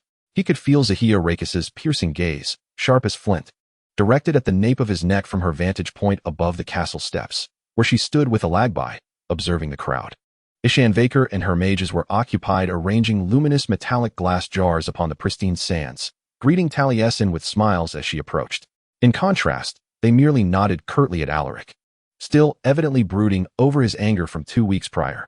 Yet, Alaric was indifferent. He believed he had ample reason for his ire at the time. He greeted the Aximan mages with a cold irony, and upon catching Taliesin's reproachful glance, he could not suppress a smirk. This time, it will undoubtedly succeed, Ishan declared. If not, I shall be covered in thorny fruits and hide away in the woods. Her determination as a Daya was commendable. As darkness enveloped much of the seventh moon of Leal, leaving only a sliver of silver light, hope surged within Alaric as the shield ascended, suggesting that their efforts were not in vain. Light and shadow unfurled from where he and Taliesin stood, blanketing the entire island. The newly modified ether core emitted a low rumble, yet the jars and wires held firm, while the flickering black and gold web of light spread along the coastline. Surmounting the treetops, shimmering in the star-studded night sky, the assault commenced. Several warships dispatched from Eskaya encircled the island, opening fire in unison for this demonstration. A cascade of amethyst-hued magical beams sliced through the night sky, yet upon colliding with the shield, they dissipated harmlessly. Within the mist where light wove with shadow, Alaric beheld the flickering impacts of void energy, surging and vanishing, reminiscent of the fireworks that once illuminated the skies over Eskaya. He recalled the rooftop in the capital of their territory, where he had grasped Taliesin's gaunt shoulder, leaning in slightly, almost in supplication. No matter how splendid a world you believe you can create, she had told him, it will always be built upon a foundation of blood. If they succeeded, if they could rescue Ninavarr and the continent from the clutches of the void, would that signify the possibility of a new beginning? Once the tide of death magic receded, could humanity blink in the radiance of a new world, remaining unscathed over the next 1,000 years, believing that everything could indeed start anew? Alaric possessed no answers. Yet he had never been more resolute in one conviction. He must strive to make it a reality. If they could endure the darkness of the moonless night, Kasath would cease its wars. This resolve transcended the visceral pain he felt at the mere thought of stripping Talasin of her magic. It was a genuine yearning to ultimately live in an era of peace, to protect the beautiful and enigmatic land that belonged to his wife, and to rebuild his own country. Enough, Alaric stood beside Talasin, silently vowing. Together, they shielded against the amethyst energy beams, repelling decay, safeguarding their isle. To achieve this, he would confront his father. After quelling the Sedovian insurgents, it would all come to an end. Approximately 40 minutes later, Talasin began to feel her strength wane. The warship had long since ceased simultaneous attacks. Now opting for alternating cannon fire, the territory was conserving its use of the ether core until the void rift could be stabilized and new magical energy extracted. However, during the night of devourment, the void would not relent until an hour had passed. She needed to endure that long. Sustained casting of ether magic felt akin to climbing an endless staircase. Initially effortless, her body operated methodically through muscle memory. The process was so natural that it became difficult to discern when fatigue began its subtle encroachment. Before long, her limbs ached, her lungs felt constricted, her breath became rapid, and a metallic taste coated the back of her throat. Yet, there was no choice but to continue, for retreat was no longer an option. Talasin felt not only these physical strains, but much more. Sweat trickled down her spine. Every part of her ached. Miraculously, she maintained her focus. Employing concentration exercises practiced with Alaric, and drawing upon the strength gained from the raw essence of the light rift, she sustained her power. With 10 minutes remaining until the hour's end, a dreadful sensation overtook her. This feeling could only be likened to the moment when the ether core exploded during her first experiment earlier this month. However, this time, the shattering sensation emanated from within her very soul. Her body reached a critical threshold. Her magic was pushed to its limits, amplified by rain, blood, and tempest, beginning to turn inward and consume her. Within the confines of the shield, it had nowhere to escape. A blinding light engulfed her outstretched hand. Tendrils of black smoke from the shadow gate entwining around it. Her arm felt both searing and frigid in an instant, this sensation swiftly spreading throughout her entire being, surging into the wound at her side, permeating every fissure of her trembling form. Another strike of void magic crashed against the shield. Alaric beside her drew a sharp breath. Shadows coiled around his arm, intertwining with the luminous weaving of magic. He gazed at her, his silver eyes reflecting inquiry.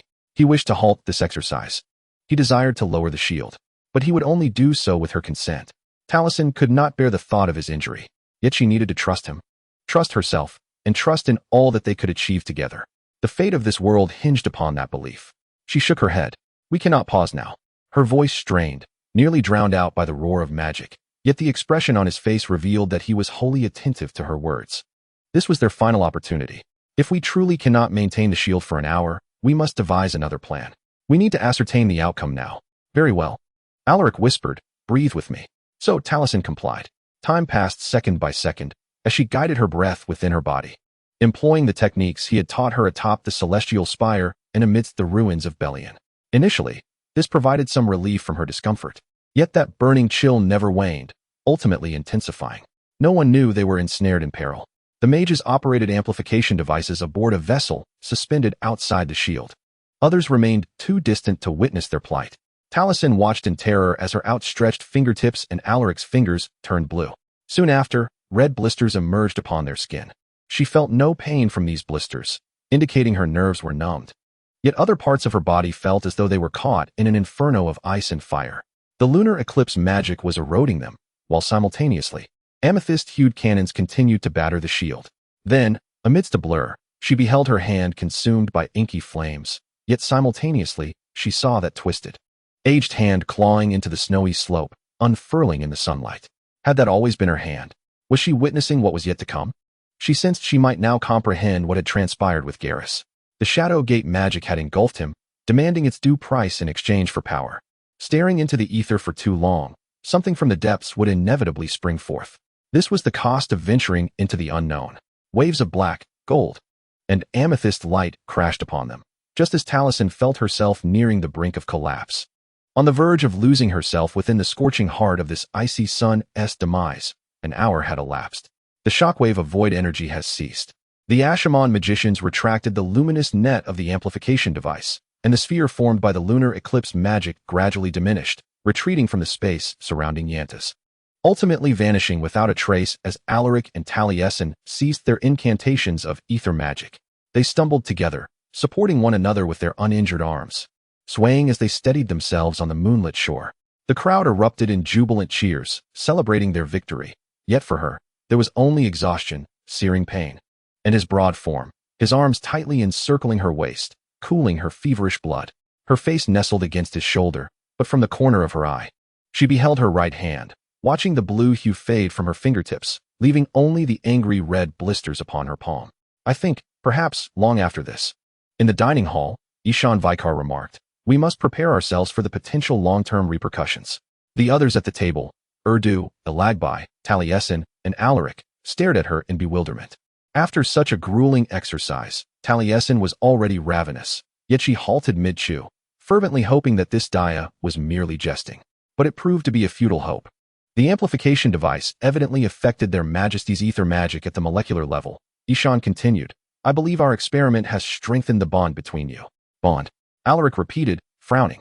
Something that allows your magic to merge with that of Lord Lachiska, Ishan elucidated. If only the magicians could also manipulate the light-weaving and shadowgate magics, I could study it more effectively. She sighed with longing, yet returned to the pressing matter at hand. The effects of the amplification device might dissipate like poison, gradually expelling itself from the body through metabolism. Alternatively, it could manifest as a chronic condition, with changes that would be far more enduring. It remains uncertain what the ultimate outcome will be.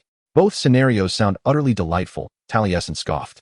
Well, let us hope for the former, Alagbai said, furrowing his brow and exchanging a hostile glance with Alaric. I suppose there is no other way, Urdu added. This is the price we pay to shield ourselves from the desolation of the dead season. Like her father and husband, Taliesin could not help but frown. Zahia Lachiska seemed overly indifferent to her granddaughter's unexpected chronic connection with the enemy. Yet, on the other hand, it provided yet another leverage against the Emperor of the Night, aligning perfectly with Urdu's plans. This should have been my plan as well, should it not? Another wave of guilt washed over Taliesin, rendering her food in her mouth akin to chewing wax. She and Zahia Lachiska ought to have collaborated, seizing every advantage to reclaim the continent for the Sedovia alliance by year's end. It was the right thing to do, the only thing to do. Yet she remained uncertain of Alaric's role in all of this. She still did not know if, when that moment arrived, she would be able to act as she ought to towards him. Regarding the injuries sustained during the casting of spells, Ishan remarked that it was evident that this ethereal magic possesses a threshold. The caldera of Actimasak is slightly smaller than this island. Yet the amount of magic required to repel the Void Ripper would be tenfold that of the present. Therefore, I recommend continuing our practice. Ishan gazed despondently at his plate, admitting that this was all he could think of at the moment. Alaric opened his mouth, undoubtedly poised to utter something ungracious to the Daya. But Taliesin discreetly placed her hand on his thigh beneath the table, a clear indication for him to refrain from acting impulsively. This is far too perilous, Elagabi asserted. We should devise an alternative method to halt the season of silence. This is the best option we have for now, Amara, Taliesin countered. She raised her right hand, revealing that the blister had vanished. Both Emperor Alaric and I possess magical resistance. We can succeed, especially now that we comprehend the necessary preparations. Despite her words, Taliesin felt a knot of anxiety within her. Alaric was departing the following day, leaving her to contend with these challenges alone. A servant hurried into the room, carrying a bottle of fermented pearl barley beverage, pouring ample amounts for Uldaha, Elagabi, and Ishan. As the castle staff were well aware of Talasin's aversion to alcohol and thus refrained from serving her. However, when the servant approached Alaric and prepared to pour for him, Alaric's gray eyes flickered towards Taliesin. He covered his cup with his hand. Bring me water, he instructed the servant curtly. The servant bowed and moved to the other end of the table to fetch a pitcher of water. Some choices are made with caution, meticulously weighed like a carefully orchestrated game of Kashinkar, while others are born of impulsive fervor, akin to a fleeting spark that momentarily ignites the embers of the human spirit. Even if he ultimately despises me, Taliesin remained seated at the dining table, gazing at Alaric long after he averted his gaze, her heart ablaze with conflicting emotions. She summoned all her political training to ensure not a hint of emotion betrayed her. Even if they were to execute me for this, fear indeed lingered. Yet it was accompanied by an exhilarating thrill, a rebellious excitement born from making a decision entirely her own.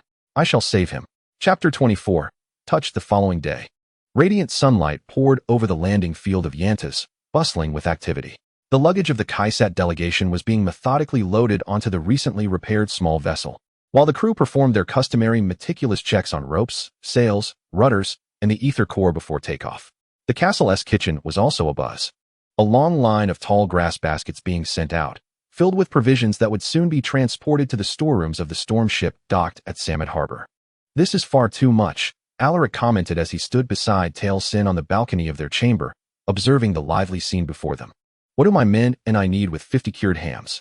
"To eat, of course," his wife replied, "paired with water buffalo cheddar and dried mango. The flavor is exquisite." "Are you referring to those 20 wheels of cheddar cheese and 5 bags of dried mango?" She wrinkled her nose at him. "This journey will take 3 days. Anything could happen during that time. What if the ship meets with disaster and you find yourself stranded on a deserted island? Then I shall fashion a raft from pig legs," he replied, his expression unyielding. Talasin hastily covered her mouth, stifling a hearty laugh into an awkward snort. Alaric struggled to contain his mirth, yet the thought of being able to bring her joy filled him with warmth. In truth, he had been restless throughout the morning. The realization that he would not hear her laughter or see her for at least a month only offered fleeting relief to his tumultuous emotions. He had to return to Kaisat, there was no doubt about it. He needed to oversee the preparations for the large-scale evacuations that were to commence before the dark of the moon descended. He had been away too long, and his officers were growing anxious, their letters inquiring about his anticipated return becoming increasingly urgent. He had already received a list of meetings from Rear Admiral Mathel, conveyed by carrier pigeon, which required his immediate attendance and could no longer be postponed. And then there was his father, ever lurking at the edges of shadowed doorways, summoning him from the world in between. Talasin had ceased her laughter, now chiding him for his apparent ingratitude, merely wishing to ensure that he and his crew would not go hungry. The dress she wore today seemed chosen specifically to punish him for his impending departure. The fitted bodice clung to her slender form, resembling flowing bronze. Her chestnut hair cascaded down, framing her face like soft waves upon shimmering silk, and Alaric's fingers itched to caress that fabric. "You could stay," that dangerous thought intruded upon his mind. A fantasy unfolded before him, remaining forever in this coastal castle, spending his days listening to the lively chatter of this fiery young woman.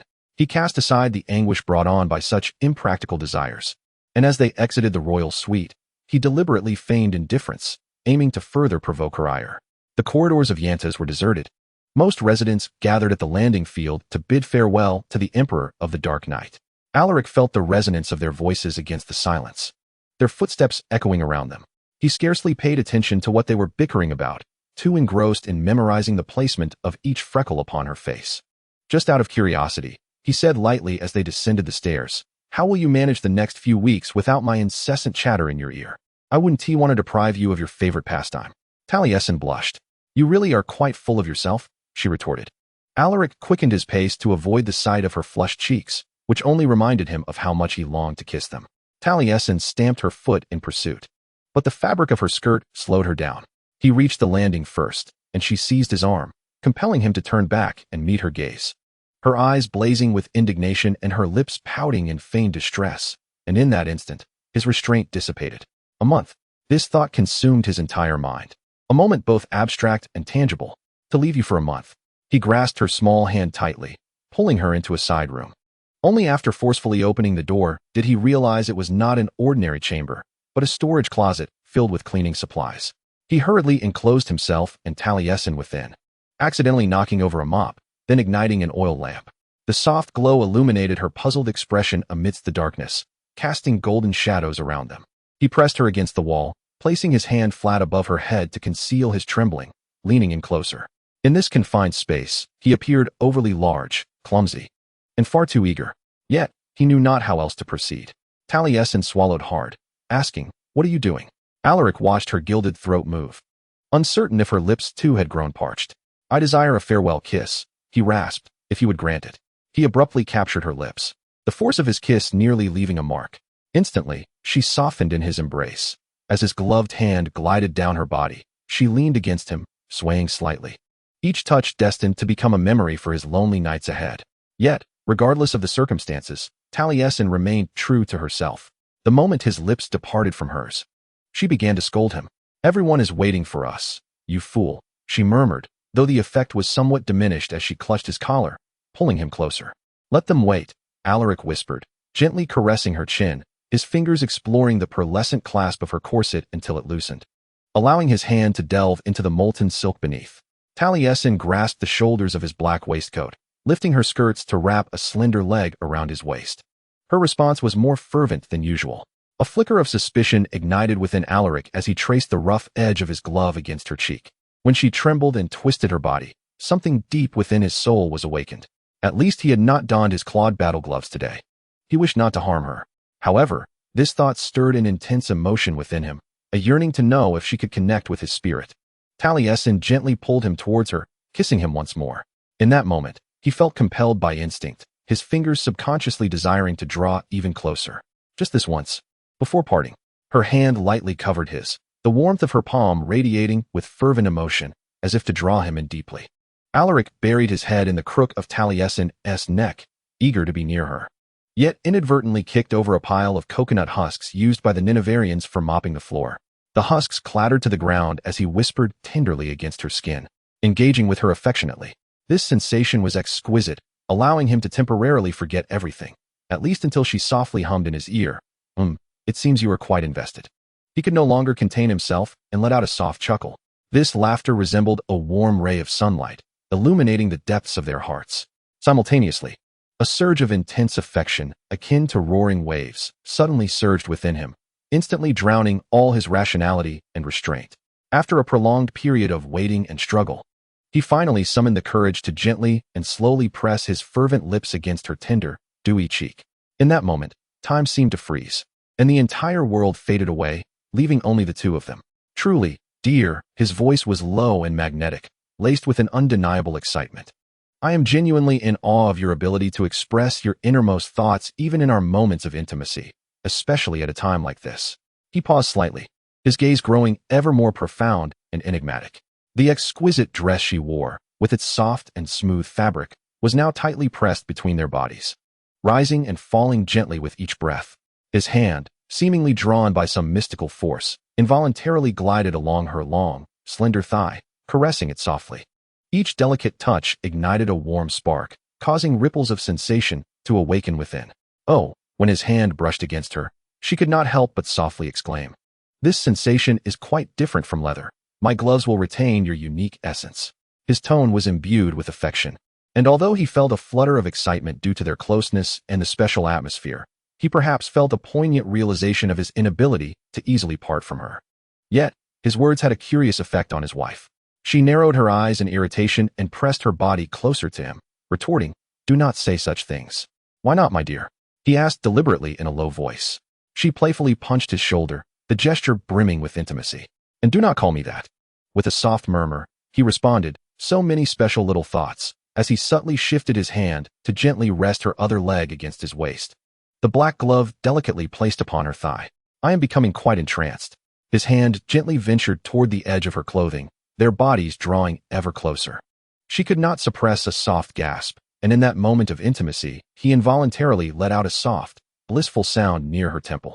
As Alaric's emotions intensified, the surroundings, water buckets, feather dusters, and shelves laden with cloths, seemed to sway slightly, as if affected by an invisible force. The hem of Taliesin's dress softly nestled between them, bearing witness to this extraordinary moment. Her voice, compared to before, unconsciously softened. Alaric pondered that perhaps it was the unique and clandestine emotions within this atmosphere that drew their hearts closer together. In this small storage room, though their garments remained intact, they were already attuned in this intimate space, jointly pursuing a deeper emotional connection. Their gazes intertwined, conveying the tumultuous emotions that surged within, as warm breaths delicately caressed each other's skin. For Alaric, the impending separation felt like a gossamer veil, soft yet heavy, enveloping his heart. He yearned for her to experience the profound and weighty essence of their feelings as he did. "Look at you, Lady Taliesin," he said, his voice slightly hoarse, tender yet imbued with deep affection, revealing the complex interplay of feigned strength and undeniable longing that characterized his words. "You often express your concern for me, yet you remain immersed in the cherished moments we share. Even before others, you must carry this depth of emotion with you as we bid farewell." "You rascal," Taliesin replied softly, her face nestled against his neck. As she reveled in the exquisite beauty of their closeness, her fingers gently traced through his hair. She lifted her gaze slightly, and he glimpsed the golden glimmer in her eyes, a radiant reflection of their shared emotions. Alaric, if only. But her right leg slipped to the ground, and he murmured in frustration.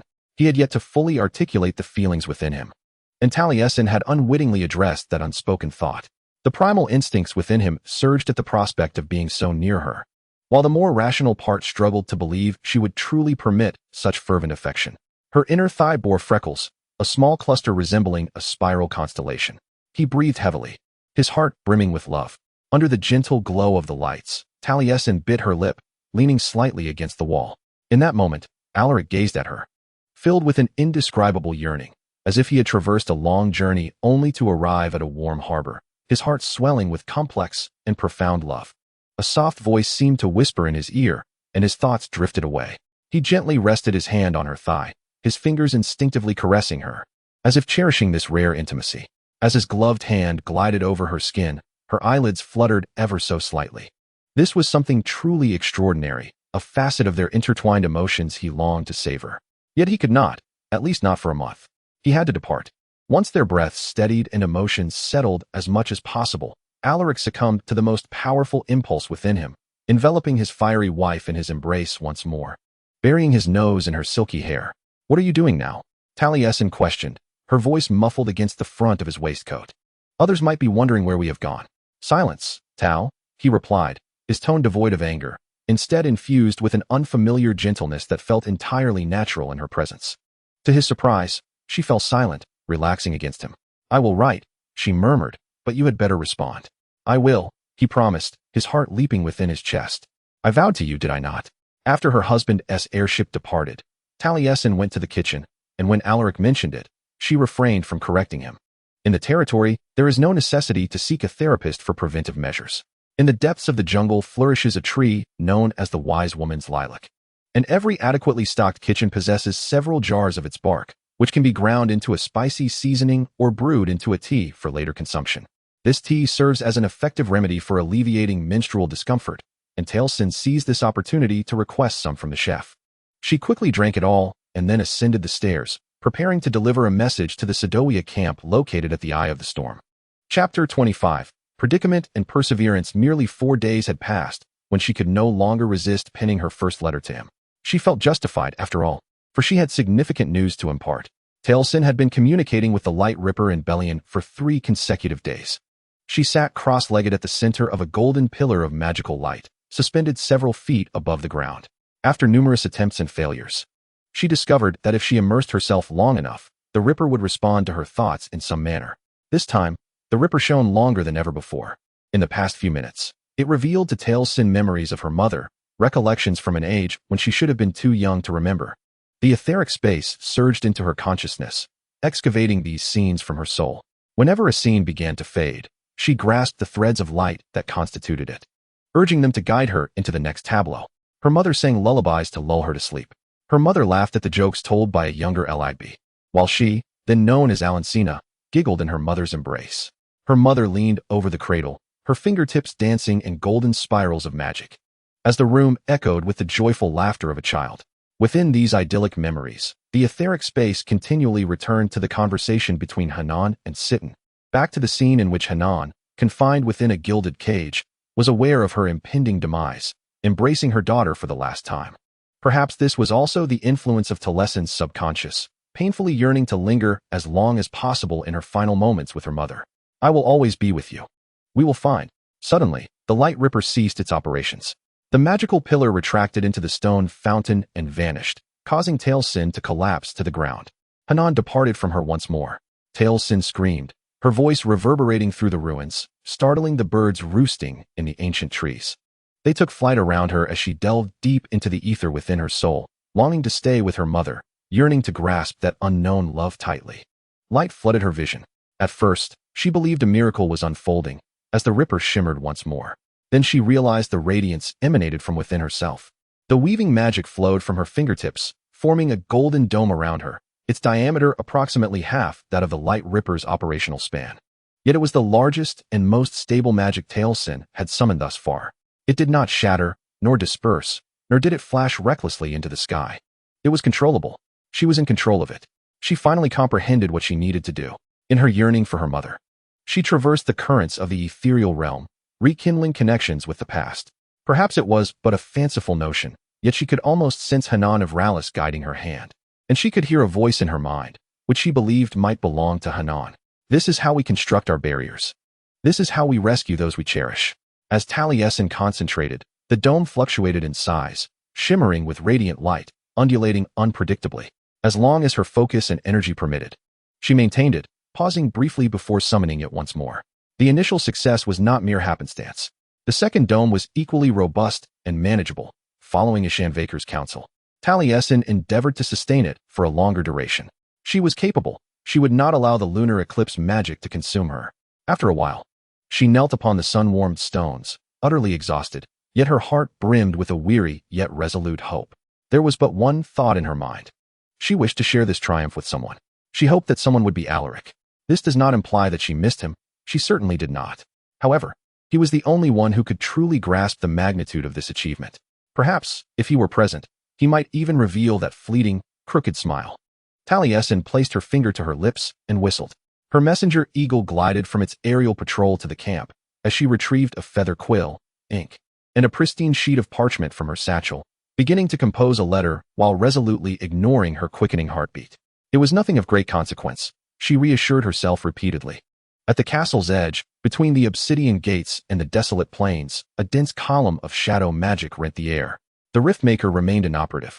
All that primal, shrieking energy emanated from the Night Emperor, who stood at the center of a protective circle woven from shadows that ebbed and flowed like black flames. This shroud of darkness steadfastly withstood the assaults from a dozen legion soldiers, each clash of shadow blades roaring forth and flashing with silvery light. Alaric's power began to wane. The exercise had persisted for nearly an hour, longer than any prior attempt, yet it still fell short. His gaze remained fixed on the timer resting on the barren ground at his feet. Just a bit longer. A formidable-looking great axe breached the protective circle. The wielder, Ninavarr, swung the axe blade toward Alaric, who swiftly sidestepped, letting out a frustrated hiss as he dispelled the barrier. The axe and other weapons surrounding him vanished in an instant, and the muted training ground returned to tranquility. Alaric succinctly commanded the legion soldiers to return to the castle. They turned and marched in formation toward the towering gates, while Ninavarr glanced back and flashed a triumphant smile. Soon, only Alaric and Sephram remained outside the castle walls, watched over by the sentinels stationed above. Alaric crossed his arms and raised an eyebrow at the other. "You're still here because I merely wish to inform you that none among us could surpass your efforts today," Sephram replied softly, "and perhaps it would be prudent for you to take a respite." "You need not bear the weight of civilization's fate alone," Alaric retorted, "for reasons unbeknownst to me. This burden has fallen upon my shoulders. I shall rest only after the dark moon has passed." Sephram furrowed his brow. "Should we return to Ninavarr, and you appear as though you have succumbed to death, utterly exhausted and unable to stave off the abyss, your wife?" "We shall not journey back to Ninavarr together," Alaric interjected. "You and the other legionnaires will remain here to assist with the evacuation efforts. On the eve of the final battle, you shall board the vessels heading north, away from the zone of devastation." Sephram's visage turned pale. "I cannot allow you to proceed alone. I did not seek your consent. This is an order." "But," Alaric raised a hand imperiously. This gesture, seldom employed to silence Sephram, compelled the latter to fall into a sullen silence. "If Taliesin and I fail," Alaric continued, "you and the other Kaisets still have a chance at survival. Should that come to pass, I require your presence by my father's side, to deter him from waging war and taking any reckless actions. I need you to ensure he focuses on rebuilding this land once the death magic engulfs the continent." "The regent will not heed my words," Sephram said, feeling aggrieved. "He still regards me as that novice who organized revelries in the barracks, inebriating everyone before their oaths."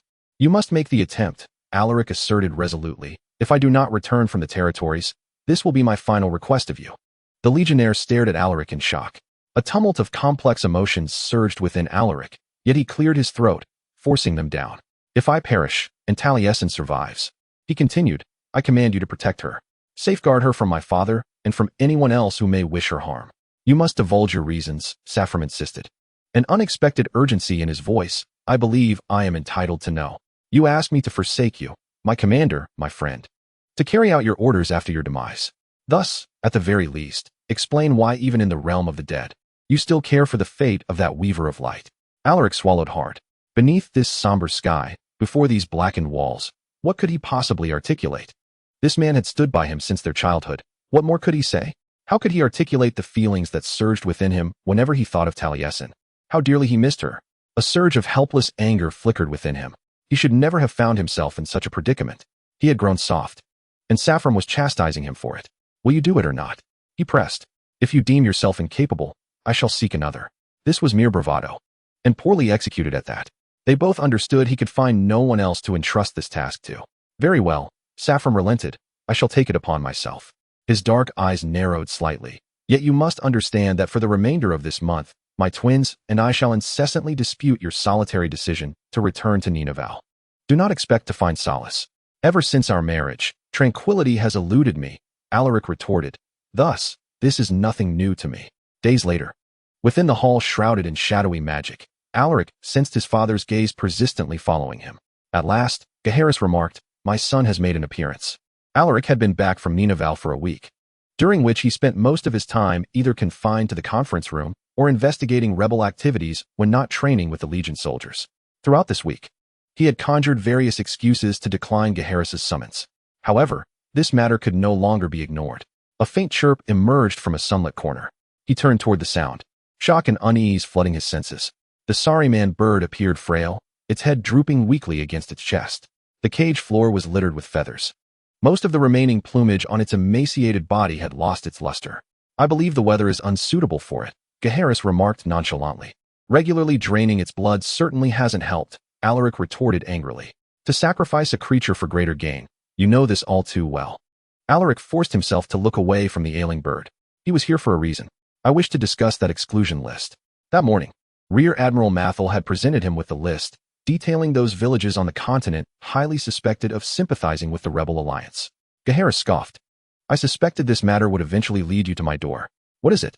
Isn't it common sense to prevent the enemies of Kaisat from boarding our ships? It is too cruel, Alaric obstinately insisted. The list does not merely encompass a few isolated individuals, but entire towns. I cannot abandon innocent civilians based on mere rumors. We have not abandoned them. They may evacuate on their own accord. They simply cannot use our vessels. Then whose ships shall they take?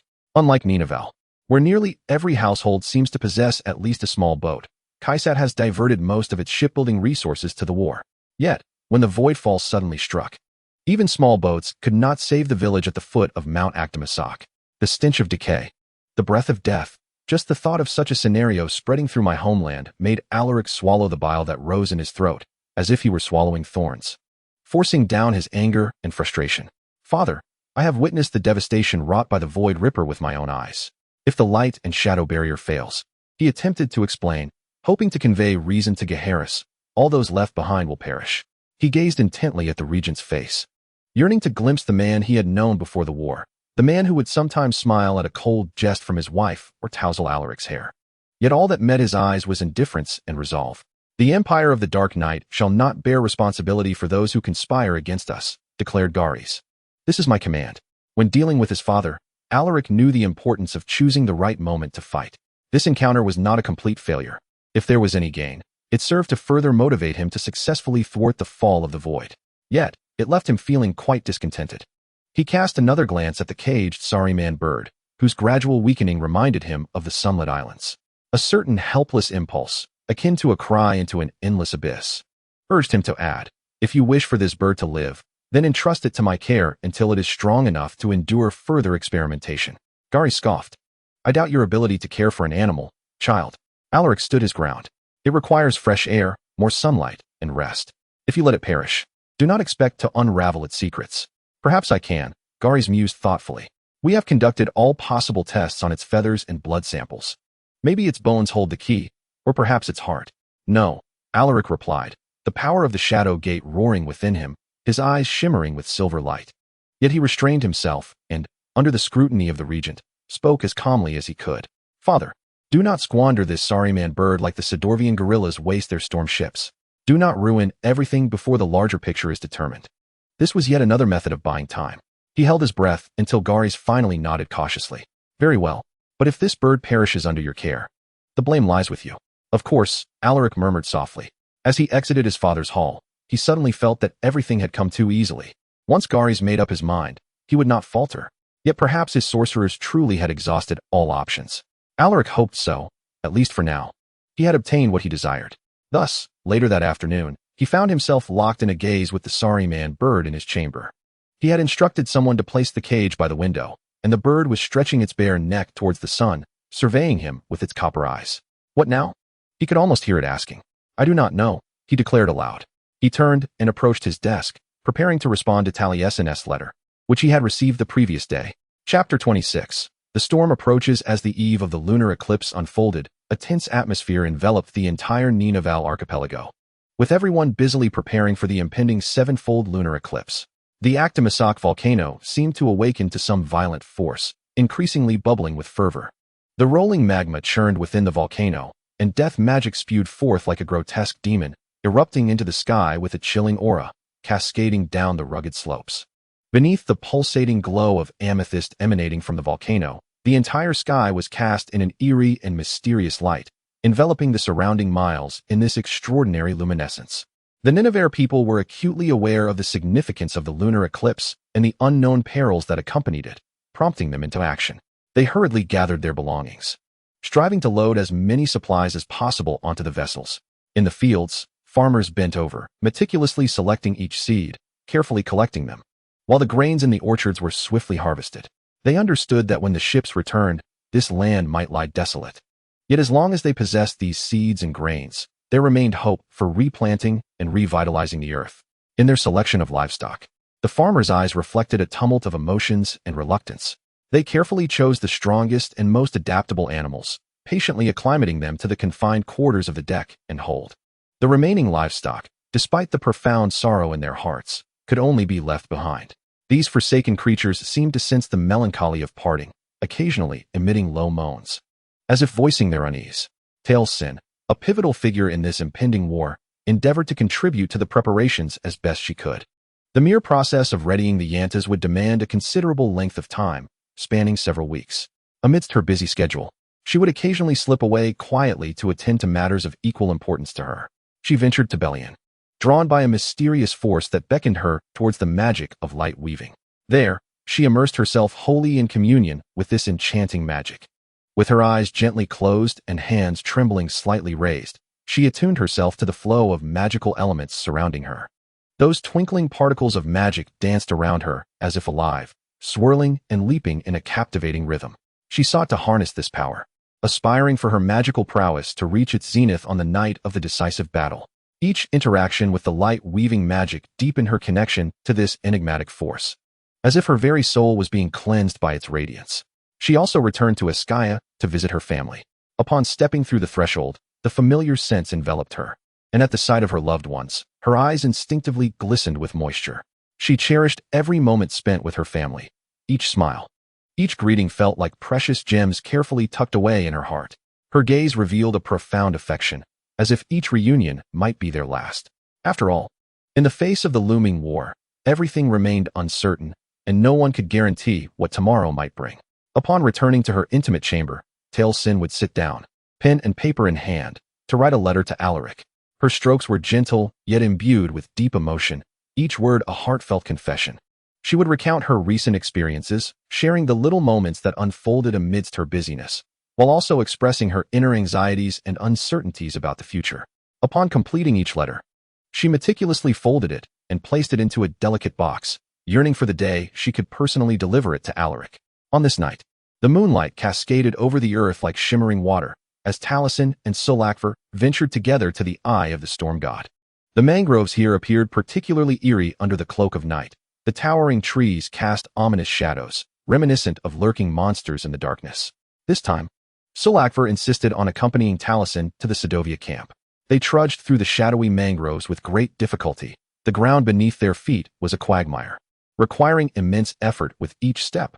As they walked, Solakvar spoke, intentionally lowering his voice, though it still seemed somewhat jarring in the stillness of the night. So, my lord Lachiska, when shall we strike him while your husband slumbers? Lower your voice, Talasin urgently admonished, casting a wary glance around, fearful of being overheard.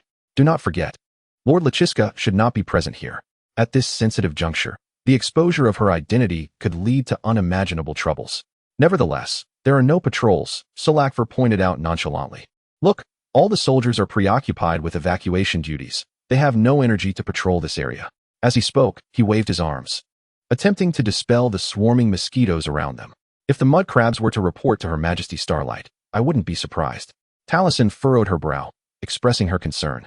For in this mystical mangrove, anything bizarre could transpire. At her remark, Sulakvar could not help but chuckle. Under the moonlight, his pearly white teeth gleamed, and his walnut-brown eyes sparkled with mirth. He raised his hand, sweeping his tousled hair back from his broad forehead. A casual gesture that drew attention to the ring on his finger. It was a large silver ring, engraved with a serpentine design akin to that on the sails of his yacht. This ring was no trivial adornment. It bore the seal of the Mantis family of Viane, and its exquisite metalwork was a hallmark of Litigat, representing the territory of Niama. But you haven't answered my question yet, Sulakvar pressed on, clearly unwilling to let the topic fade. Will you act immediately after the lunar eclipse? Though I suspect you anticipated such a course of action, perhaps you should first concern yourself with your own romantic entanglements. Talasin interjected with irritation. You named your yacht Lansandea. She gifted you a ring. Yet neither of you has expressed your feelings. I truly do not comprehend it. Talasin, wishing to divert the conversation away from the assassination of Alaric, redirected the focus towards Sulakvar's love life. At her words, Sulakvar opened his mouth to respond but quickly shut it, the smile fading from his face in an instant. It seemed that Talasin's forthrightness had left him without his usual lazy, sardonic retorts. Thus, they fell into a silence amidst the marsh, their footsteps and the occasional chirp of insects the only sounds breaking the stillness. After a considerable pause, Surikvel finally spoke, his voice tinged with a hint of melancholy. Niama is to wed another. He slightly lifted his gaze, peering into the distance, his eyes betraying a sense of helplessness. This was an agreement forged long ago between her mother and the other mother, kept shrouded in secrecy. After all, an alliance with the Lonsoran family is a potent political strategy. Yet, the announcement could be made at any moment. Oh, Taliesin, upon hearing this news, was momentarily taken aback. His throat constricted as if caught by some unseen force, taking a long while to swallow. Surikvel, impatient, shrugged and once again interrupted her. It is as it is. The homeland nurtures families. Families are the birthplace of responsibility. Is this not an ancient saying of Ninavarr? How could Lansarandea contravene her late mother's wishes? Each word seemed to be squeezed from between his teeth, steeped in profound resentment. Listening to him, Taliesin felt a swell of sympathy, yet was at a loss for how to respond. Fortunately, they soon emerged from the woods. Taliesin immediately spotted Vera waiting there, her eyes reflecting a trace of anxiety, as if anticipating some crucial news. In the distance, the storm ship Nautilus lay quietly at anchor, its grid shimmering with etheric sparks, reminiscent of twinkling stars in the night sky, or perhaps enigmatic magical runes. The translucent metallic glass panels glowed, revealing the bustling figures within. Shipwrights were engaged in internal renovations, their tools producing a rhythmic clattering that echoed in the night. They meticulously installed ether cores and circuits, each movement cautious, fearful of the slightest mistake. Nearby, a smaller escort vessel was also undergoing repairs. Its cannons were being loaded with a pulsating, amethyst-hued heart radiating void energy, the mysterious glow sending shivers down one's spine, as if poised to unleash annihilating power at any moment. As Ninavarr's stock of death magic dwindled, Admiral Vera, upon seeing Taliesin, immediately spoke, her voice laced with concern. After the lunar eclipse, we can only gather more void hearts safely from the Acta Masak Mountains. The current situation is far from optimistic. Without timely replenishment, our advantage in the war will be severely compromised. Good evening, Surikvel interjected, attempting to lighten the rather somber atmosphere.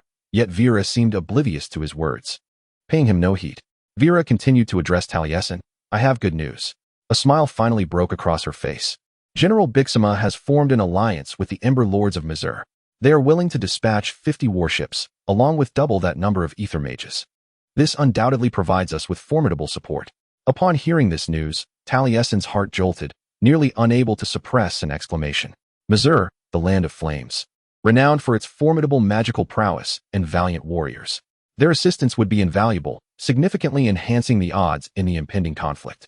However, after spending countless months under the tutelage of Erdaha, Taliesin has learned to contemplate matters from various perspectives. She could not help but inquire, what benefits do they stand to gain? In a world rife with conflicting interests, no aid is rendered without ulterior motives. The Ether Heart. Surikvel interjected before Vela could respond. I have been there. Their land is excessively hot, inhibiting the proper formation of crystals. Furthermore, Their neighboring countries have been exporting at exorbitant prices, plunging them into hardship. Thus, they are in dire need of our ether hearts.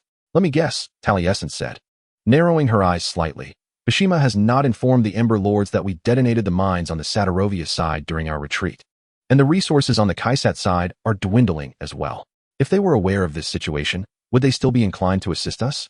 The entirety of the continent now belongs to Kaisat, Vela countered, her brow furrowed, her gaze betraying a hint of resolve. This is the issue we must address first. Our immediate priority is to unite all forces to vanquish Kaisat. As for subsequent matters, we can devise solutions later. Ninavarr possesses an abundance of ether hearts, Lord Rakiska. Surikvel reminded Taliesin. I am confident that once we achieve victory, we can negotiate some form of accord. Exchanging our ether hearts for Mazur's support would be a most advantageous transaction. Once we emerge victorious, Taliesin silently echoed this phrase in her mind, yet for reasons unknown, this optimism was tinged with an ominous premonition. Her brow knitted tightly, her eyes reflecting a sense of confusion. Perhaps her unease stemmed from the absence of a clear path forward. The future loomed like a dense fog, fraught with uncertainties and variables. Moreover, Vela continued, Orang has agreed to serve as a gathering point. They are a small nation. While they cannot provide ships or warriors, our allies from the west can recharge the ether cores there and replenish supplies. As for what benefit this holds for them, well, Kaisat is uncomfortably close. The remnants of Satarovia are the sole barrier between them and potential invasion. Should Satarovia be utterly eradicated, Orang would be directly confronted with the threat of Kaisat.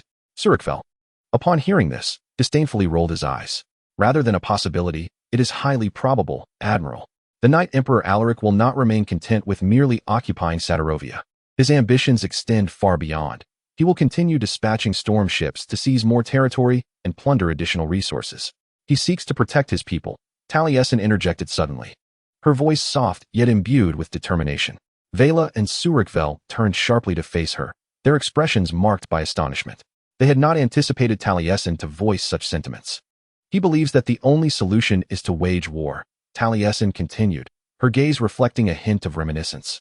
Recalling the frenzied expression on Alaric's face and the barely concealed panic in his voice, she vividly recalls a room in a somber city, where the air was thick with the scent of hot water and valerian, as her wounded husband beseeched her. If I am not a weapon, then who am I? What have you done to me? He regarded Sedovia as a formidable threat in the wake of cataclysm and hurricane warfare. Moreover, the realm of Ninavarr had long dispatched ships to assist the light weavers. Yet, a nation like Orang, which had never acted against Kaisat, would not be spared. Taliesin gradually fell silent, her subsequent words choking in her throat as she observed Vera's expression. Vera's gaze brimmed with shock and fury, even upon learning of Darius's betrayal. The Admiral had not displayed such intensity. You are defending him, Surikvel stammered, his eyes wide as if witnessing something unfathomable. Lord Lachiska, how could you? I am not. Taliesin hastily insisted, her heart sinking, a heavy stone pressing upon her stomach. I merely wish to elucidate Alaric's perspective. I do not wish for you to misconstrue him or complicate this war further. Should I then instruct my envoy to inform Orang? Vera inquired, her tone low and laced with disdain. Taliesin felt a profound urge to vanish into the ground. She had never anticipated her words would elicit such a reaction. She promptly shook her head. No, of course not. She suddenly found herself at a loss for words. What was her true intention? To persuade Vera and Surikvel that Alaric was unlike his father? Or was she laying the groundwork for his clemency? She felt lost in her own confusion. Rapidly blinking, she focused on the mud-stained tips of her boots, striving to compose herself. She felt ensnared in a desperate plight, as if caught in an invisible net, obscuring her path forward. I warned you to be cautious, Vera admonished sharply, her voice tinged with bitterness and disdain. I told you not to feel sympathy for him.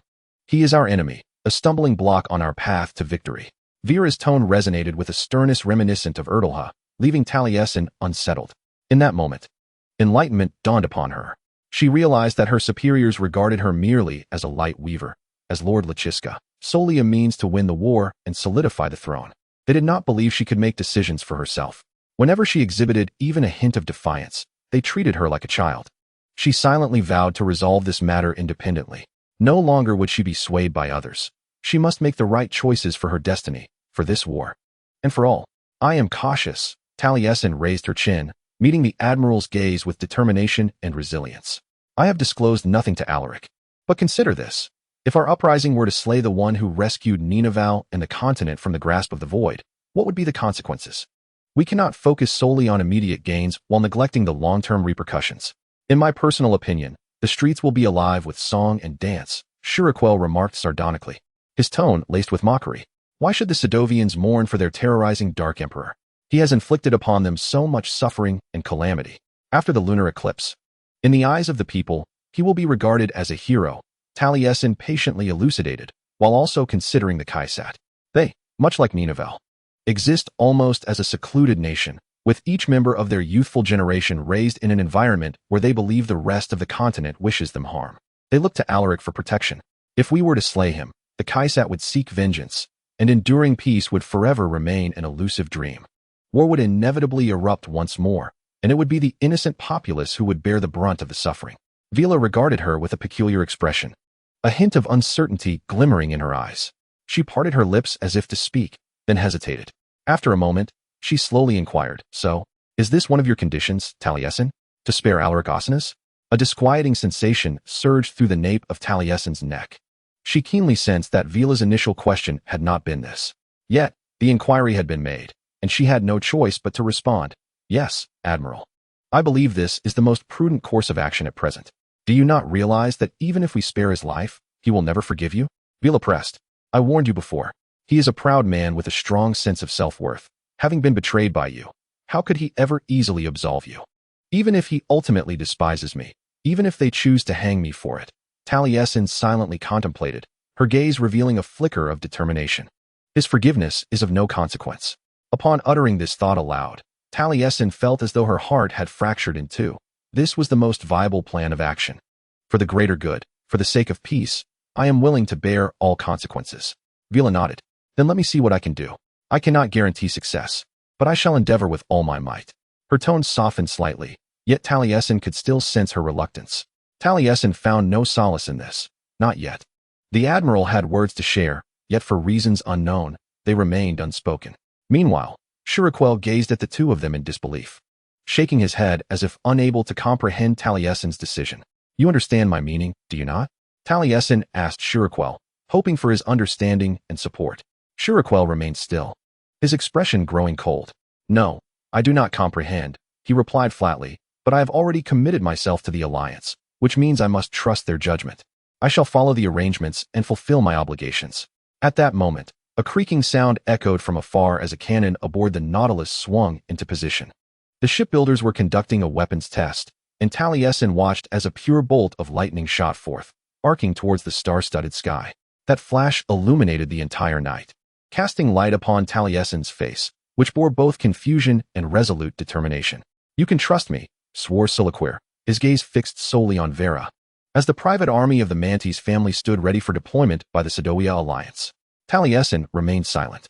The newly repaired and recharged lightning cannon rent the night sky into shards of white. Her eyes brimmed with tempestuous energy.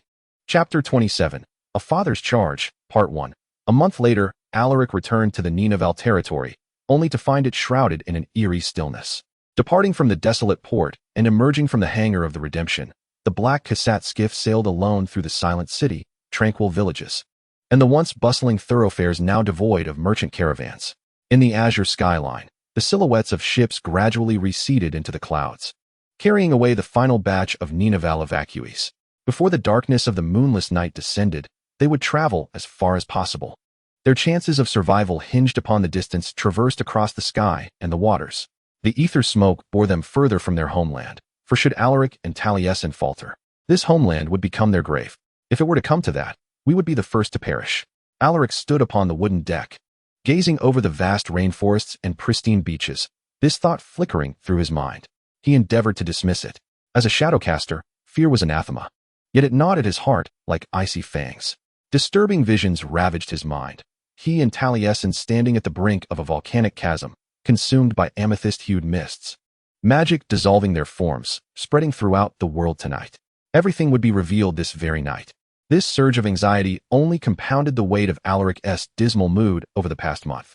Given the widespread evacuation across the continent, rebel activities had diminished. Yet he would rather face the simplicity of direct combat than contend with bureaucratic matters.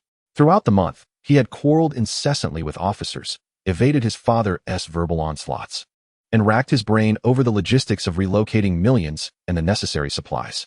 Ultimately, they failed to evacuate everyone, and even those not on the exclusion list could not be moved. The vessels were simply insufficient. This month had been fraught with failure and desperation, while the song of the sorry man bird echoed within the walls of his chamber.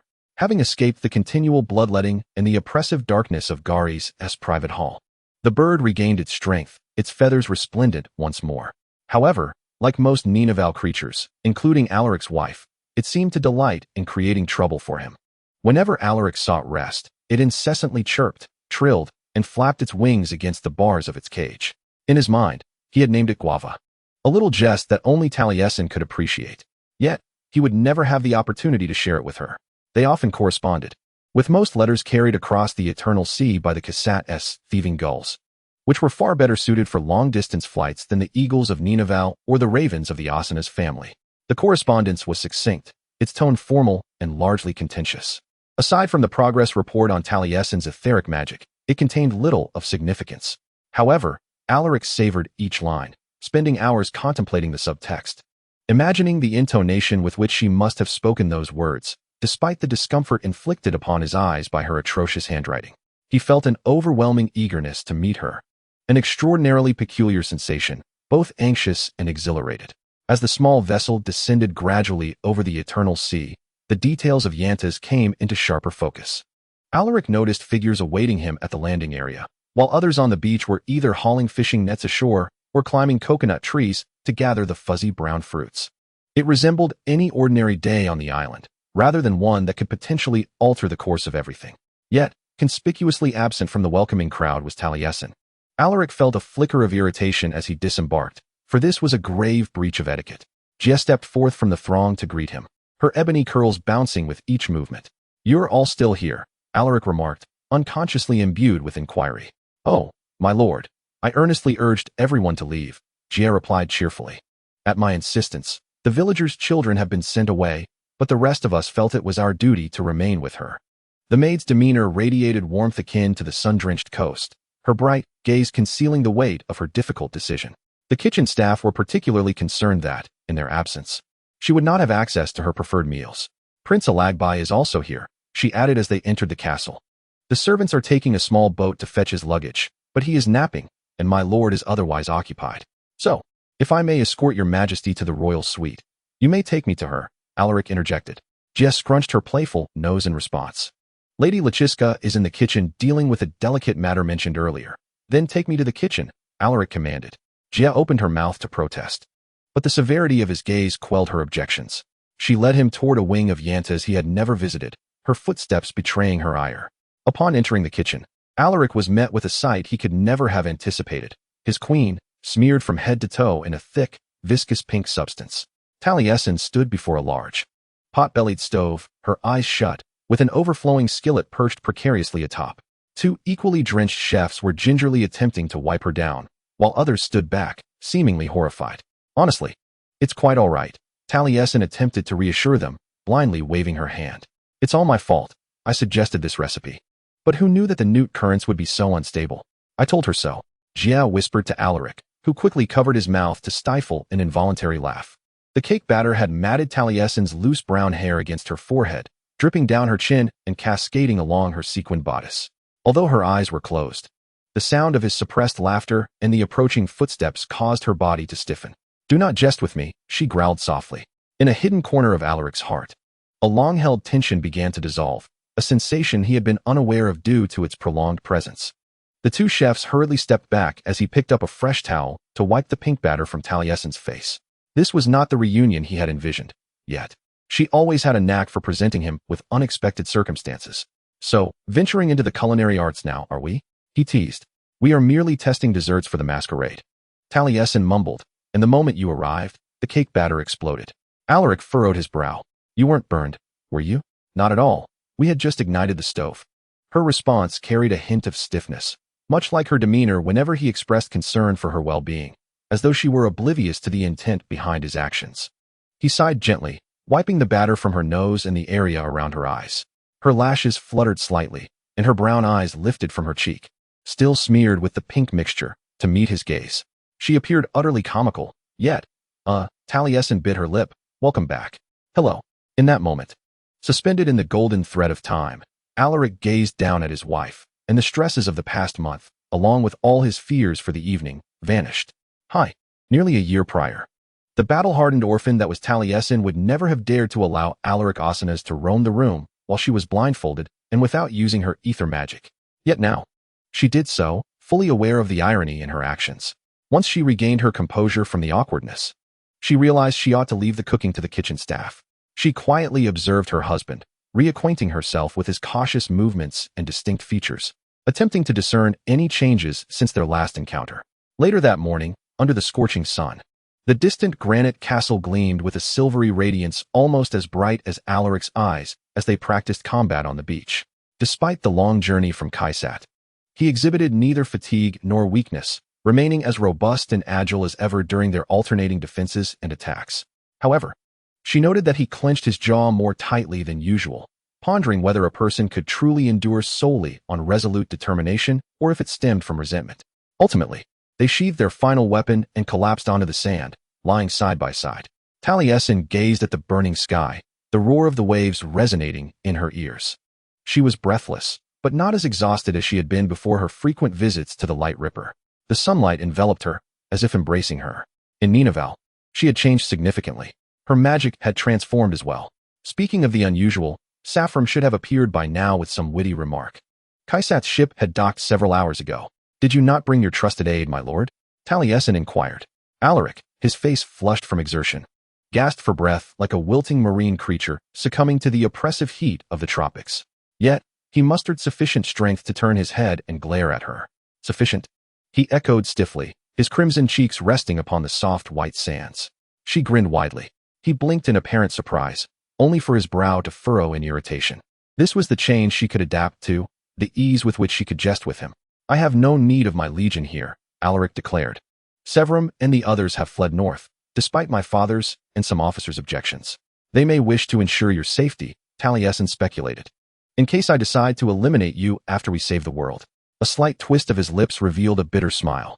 To be honest, I am more concerned about those officers who offered little opposition. No further explanation was necessary. She had learned much from Erdaha and understood his meaning. She envisioned him returning to that frigid obsidian fortress, surrounded by those he could not trust. Her gaze instinctively fell beside his hand, mere inches from hers, and she longed to grasp it. Yet, he too could not place his trust in her. She hesitated to reach for his hand, aware that such an act might suggest she was superior to his officers. She harbored ulterior motives of her own. Chapter 28. A Father's Charge, Part 2. A shadow enveloped them. It was Prince Aragbai, appearing invigorated after his afternoon nap. I have arranged for refreshments, Lord Lachiska, he proclaimed proudly, gesturing theatrically towards the coconut trees further down the beach, where the castle staff were preparing a sumptuous luncheon. He cast a concerned glance at Alaric.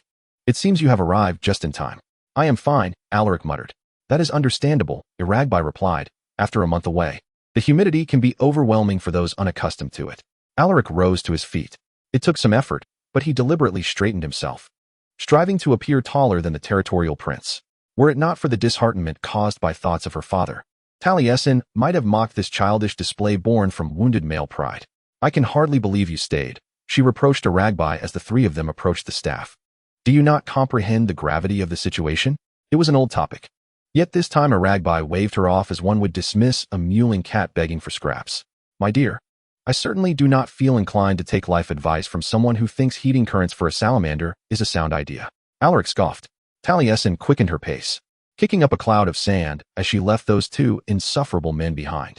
She glanced back just in time to see Aragbai stifling a laugh as he gently patted Alaric on the back. Alaric lowered his gaze, and she shook her head in disgust. Indeed, the only time these two were cordial was when they were at her expense. As Alaric and Taliesin practiced their combat drills, the remaining inhabitants of Yantas prepared for a grand feast. The rabbit fish roasted in bamboo tubes, fermented crabs wrapped in silver-leaved reeds, chicken simmered in a clay pot, rice, and blood sausages, all laid out upon a makeshift table, beside which stood several pigs stuffed with lemongrass, whole and roasted on skewers. From Lakhisdalo to the maid, everyone eagerly grasped at the food, laughter and merriment filling the air. As Alaric approached, he braced himself for the inevitable silence that would descend, with all eyes fixated upon him.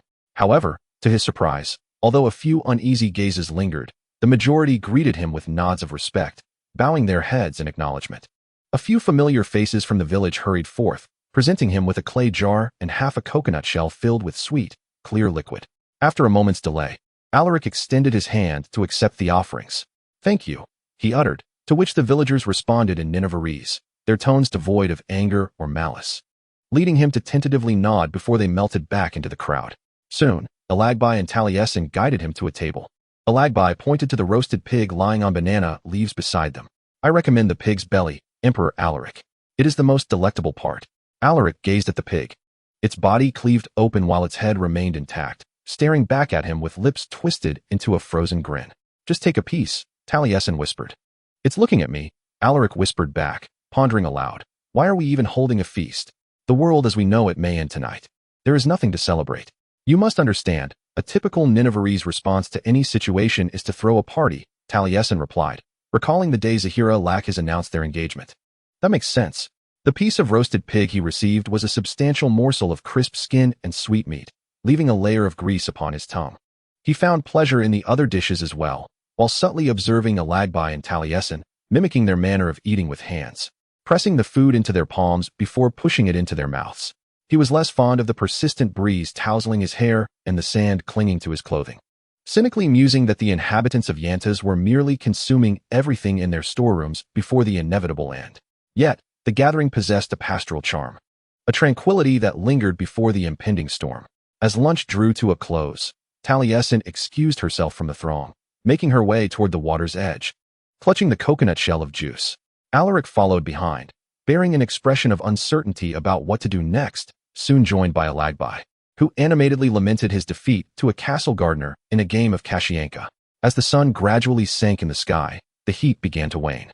In a few hours, daylight would conclude, and the night, perhaps the last night, would unfold. "Father," Taliesin turned to her parent. The gentle smile he offered her was imbued with such warmth and tranquility that an unexpected fear gripped her heart, the fear of never witnessing such a smile again. This dread, akin to the chill of winter, spread across the golden expanse before them. "You should venture forth with Zahia Rakis," he advised. "What if the shield fails? What if it succeeds?" Alagbai asserted with unwavering conviction, "I have faith in you." "Yet," she replied, "if it does not succeed, then I shall sail alongside our ancestors." Aware that in the end, she found solace in not leaving her daughter to face this alone. It was reminiscent of the moment on her wedding day when she first beheld her father. Taliesin felt utterly helpless and speechless in the face of such profound affection. All their quarrels over the preceding weeks culminated in this singular moment. She leaned against Alagbai, resting her head upon his shoulder, while he tenderly stroked her hair. Alaric stood stoically at a distance, striving to afford them a semblance of privacy. Upon returning to the castle, he was more withdrawn than usual. As dusk deepened, Taliesin's own anxieties burgeoned, an unsettling presence shadowing each of her movements and restless gestures. None could predict what midnight would bring.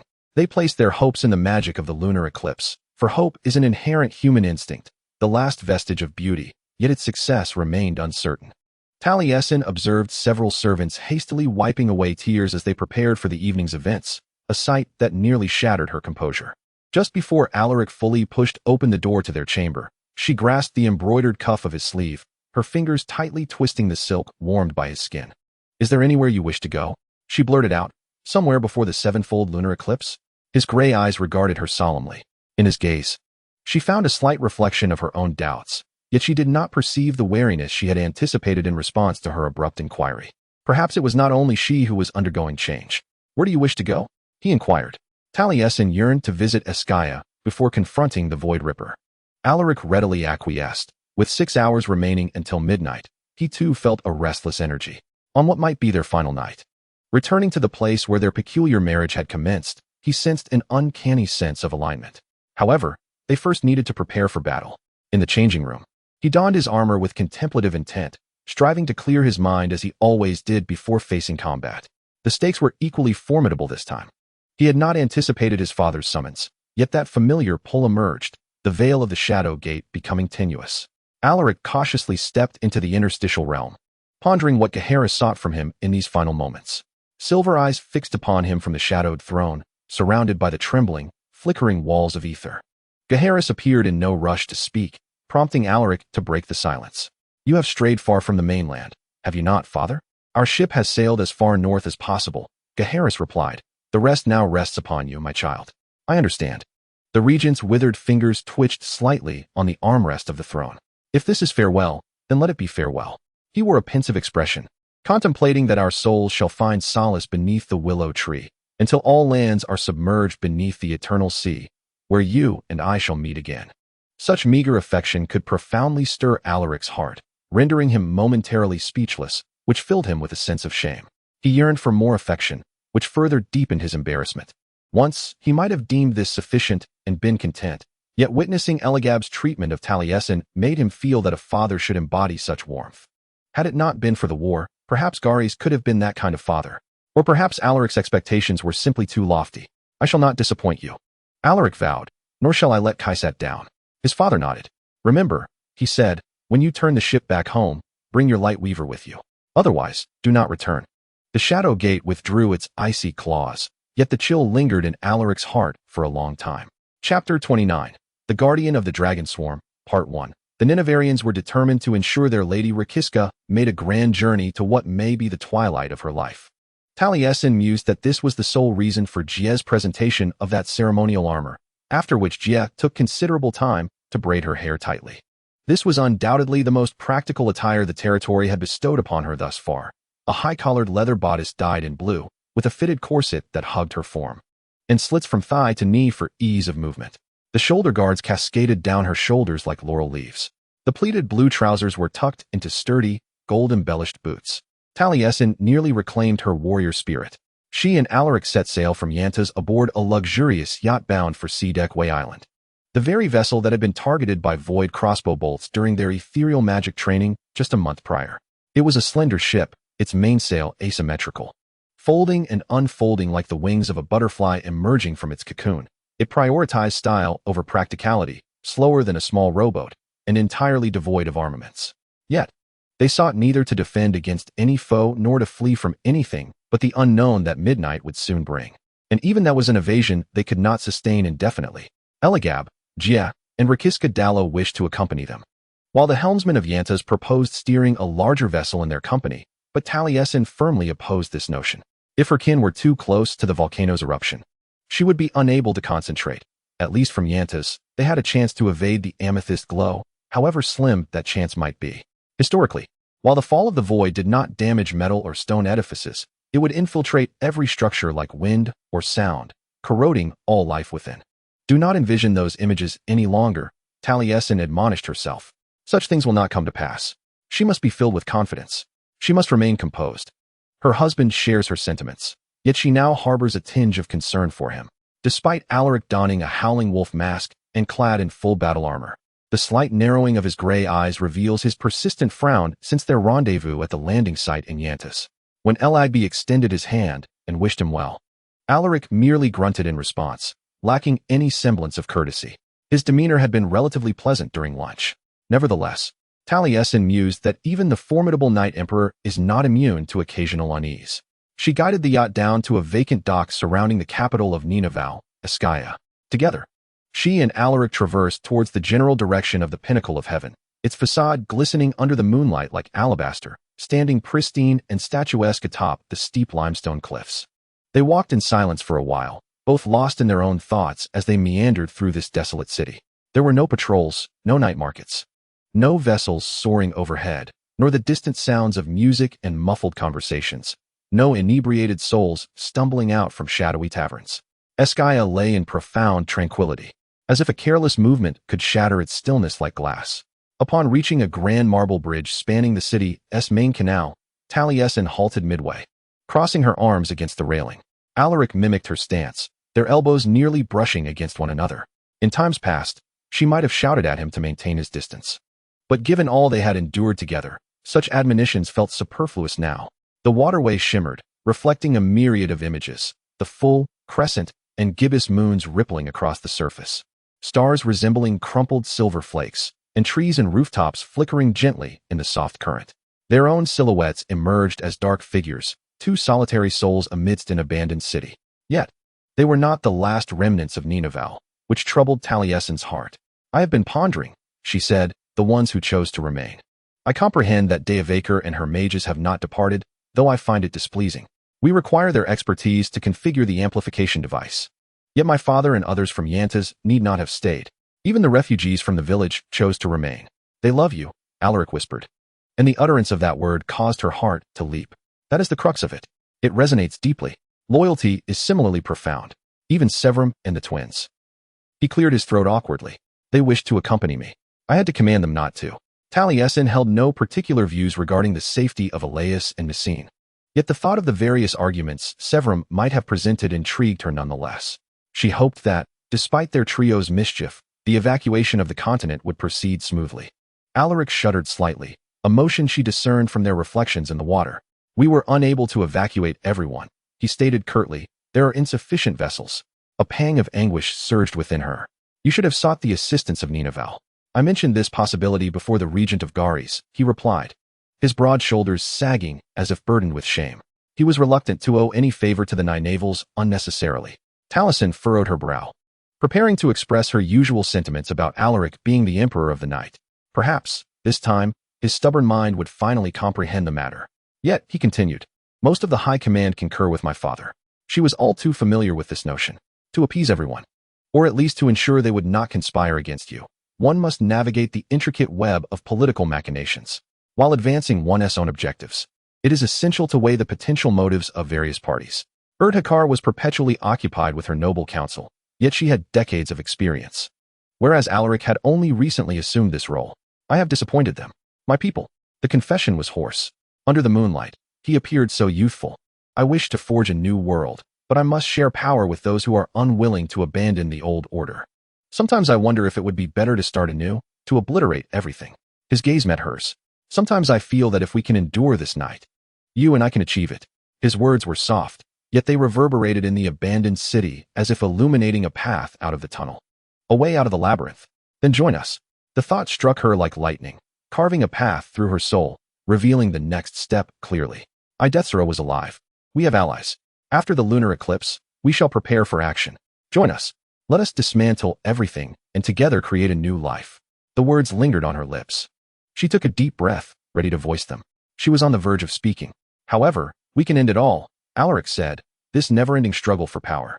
First, we shall crush the resistance of Sedovia and pursue their leaders. Then, we shall deal with those conservative Kaisat who oppose change. Once all threats on the continent are eradicated, we can rebuild it together, truly beginning to alter the status quo. A sharp pain surged in Talasin's chest. She slowly, silently endured the ache, just as she had long harbored hope within. He drew closer, his broad frame turning toward her, removing his mask. He leaned in, a resolute expression flickering across his pale face. He is going to kiss me, Talasin thought.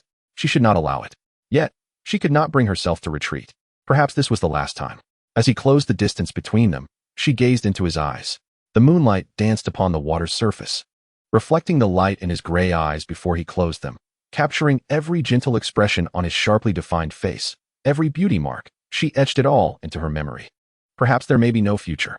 It was only when his lips grazed hers that she finally closed her eyes, surrendering to the sensation. In that fleeting moment, it felt like a glimpse of the future they might have had. In the strait between the islands of Sidek Way and Vasias, the waters several miles below began to stir. Talasin adjusted the control stick, tempering the wind magic that propelled the yacht, and, alongside Alaric, peered over the starboard side, where an astonishing sight unfolded before them. A multitude of dragons emerged from the depths of the eternal sea. Dozens of them, with frilled heads rising from the dark abyss. Their necks resembling rough-barked trunks, their serpentine bodies twisting amidst the waves. Were it not for the fact that these dragons remained still upon sighting the small yacht, their gem-like eyes tracking every movement, one might liken the scene to the chaotic feeding frenzy of eels in a fishery. Chapter 30, The Dragon's Guard, Part 2. Another ordinary day in Ninavarr? Alaric inquired tentatively, a hint of anticipation in his voice. No, Talasin replied, her lips barely moving, mirroring his unease. The vigilance of these colossal beasts was unsettling. Even the smallest among them was large enough to swallow their vessel whole. I don't understand. I thought they began their migration south last week to escort the evacuation ships. She recalled having seen several dragons escorting the flagship Vita on either side until the fleet vanished beyond the horizon, never departing their post. Alaric flexed his fingers. Clad in bracers, preparing to wield ether magic. Stay closer to me. They will not attack anyone of Ninavarr blood, Taliesin reassured him. If anything, you should draw nearer to me. At that moment, no fewer than 4 dragons took to the skies, encircling the yacht, causing Taliesin to gasp in astonishment. Would the last word she heard in her lifetime be Alaric Osnaz's mocking, "What did you just say?" But they were not. The majestic beasts formed a formation reminiscent of their escort of the Vita. One soared above, another beneath the yacht, flanked by one on each side. Each moving with utmost caution, their massive wings never brushing against the vessel. Taliesin continued steering the yacht towards the shadowed ridges of Vicias, while Alaric's gaze brimmed with awe, an unusual sight for him, captivated by the scales swirling around them. The thunderous sound of leathery wings beat in Taliesin's ears, the warm breath expelled from their fire-breathing lungs hissing like a torrential downpour. Before long, the cacophony swelled, accompanied by the tumult of great bodies thrashing in the water. Turning back, she beheld the remaining dragons rising from the eternal sea, trailing behind the yacht at a respectful distance, seemingly intent on avoiding collision. Taliesin. Alaric rasped through his mask. What is happening? What is going on? She locked eyes with the dragon to her left. Its amber gaze, featuring a black slit pupil, shone like the sun even in the encroaching twilight. Something unfurled within her, an essence far older than her own magic. The colossal beast raised its head and let out a roar, unleashing a brilliant plume of orange flame that engulfed the stars. It was a greeting, not a warning. The dragon's roar resonated with the rhythm of her own heartbeat. She felt its flames, akin to the warmth of blood coursing through her veins. The world shifted once more. Reminiscent of the moment she first stepped into the rift of light. It was akin to the first kiss from Alaric, when the air was suffused with a glow of shadowy light. Was her destiny to ceaselessly transform, in this eternal summer realm, shedding one existence for another like the changing of seasons? Was she destined to one day no longer recognize the girl from the horn of the rhinoceros? Just as the pure white of winter leaves no trace of the fiery autumn that preceded it? I think, Taliesin mused, they are guarding me. Not only did Ashanvaker concur with Taliesin's assessment, but Alaric also noticed that Dia remained remarkably composed in the presence of the throng of dragons surging forth with Lord Lachiska and the Emperor of Night. I just knew something like this would happen, Ishan exclaimed. Dragons will always protect the people of Ninavarr, and since some of us remain, it is only natural that some of them would stay behind, right? How do they decide who migrates and who stays? Such fascinating creatures. An excited chatter emanated from the yacht's transmitter. Ishan's voice carried through the stormy waters via her little moth-like skiff. Every Ashaman mage present tonight floated in their spectral boats, encircling the caldera of the Actimasak volcano. Hovering directly above the abyss was this yacht. It was rather diminutive, Alaric thought uneasily. The amplification devices on the deck, a haphazard collection of jars and wires, appeared too fragile against the backdrop of that yawning, bottomless chasm. He was a shadowcaster. He should not fear the darkness. Yet, within this darkness lurked a terror that Alaric could not confront alone. Somehow, Ishan continued to prattle on, speculating on the means of communication among dragons. Taliesin distanced herself from the ether wave transmitter's microphone. Imagine if the void rift gained the upper hand due to Vicar Dia's unpredictable attention, she muttered. At least it's not our fault, Alaric replied. The survivors will harbor goodwill towards us. Taliesin scoffed. Bathed in moonlight, she donned armor of blue and gold, shimmering brilliantly, while her dragons circled above her. Some dragons had embedded their claws deep into the volcanic slope, as if poised to pounce on anything emerging from the caldera. Of the 7 moons of Lyre, 4 had already vanished from the sky. Ishan finally ceased her chatter, perhaps realizing that no one was listening on the other end. In this silence, Alaric suddenly halted. What was he about to say? Taliesin gazed up at him, blinking in surprise. I apologize for everything. I relish the art of writing to you. I shall not allow my father to harm you. We both believe our connection is merely physical, yet at times, I find myself living in a reverie of future possibilities since our paths first crossed. However, these sentiments are ones he can never convey to her. To utter a single word would be preferable to perishing this night. Prior to devising a resolution to this dilemma, he must never divulge the secret of the stolen Saruman bird and the plans of Garis. If this is farewell, Alaric began, mimicking his father's words. For this was the only expression of affection he understood, imbued with its own significance. Then, this is not farewell. Taliesin interrupted fervently. You once said in Bellion, remember? When I inquired if you truly believed we could halt the fall of the void, you asserted we could. Otherwise, we would all perish. You may have spoken rather brusquely. Yet you were correct. We shall endure. We will fight for our survival. It is you who has taught me this. 2 more moons vanished, leaving only the 7th. Yet all the illumination he required resided in her eyes, the golden glimmer reflecting unwavering conviction. So cease your brooding, let us take action. Alaric smiled behind his mask. He reached out, gently tucking a strand of chestnut hair that perpetually escaped Taliesin's braid behind her ear. His movements delicate to avoid scratching her temple with the claws of his arm guard. Her skin quivered at his touch, the faint silver glow of the 7th moon bathing her freckled cheek. He absorbed every moment of it. If I believe in anything, he stated, it is your stubbornness. It often vexes me, yet it has the power to move mountains. Tonight, I desire no one else by my side. Taliesin rolled her eyes. Next time we argue, I shall wield that against you. Alaric shrugged. I am simply glad there will be a next time. The etherwave transceiver crackled to life, Ishan inquiring if they were prepared. Shadows spilled like ink from a bottle, slowly engulfing the final moon on the pristine parchment. We are ready, Taliesin confirmed into the receiver. Upon receiving Ishan's response in Ninavarr, the communication ended. Alaric and Taliesin drew closer, standing face to face within the amplification device. What did Vikaldai say? He inquired. A faint, wistful smile graced Taliesin's lips as she translated for him. We shall either meet again after all this, or find ourselves in the skies above, where our ancestors sail. Chapter 31. The Battle of the Lunar Eclipse, Part 1. The 7th moon slipped behind the others, aligning for the first time in a millennium, obstructing the sunlight and all its reflections from reaching the planet Lyre. The sky was adorned solely with stars, yet their luminescence was so feeble that the world was, in effect, shrouded in darkness. In the depths of this moonless night, a chorus of dragons roared, exhaled, and beat their wings. This primal cacophony resonated with magic far older than these islands. Soon, a deep rumble emanated from the volcanic crater beneath Alaric's feet, intertwining with the tumult. He gazed beyond the yacht. Violet embers gracefully ascended from the darkness, captivating in their multitude, flickering like fireflies rising from the underbrush at the onset of early summer twilight. However, these fireflies bore the weight of death upon their wings. Alaric and Taliesin summoned a protective shield from the ether.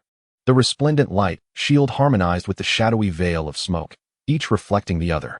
Witnessing her shield's unwavering strength filled him with a sense of pride. A stark contrast to the days when she could scarcely summon a shield. This was my teaching. Through the shimmering edge of the shield, mist flecked with silver glimmered, drawing his gaze to her eyes, which had transformed entirely into a golden hue, radiating like the midday sun. Together, we are stronger.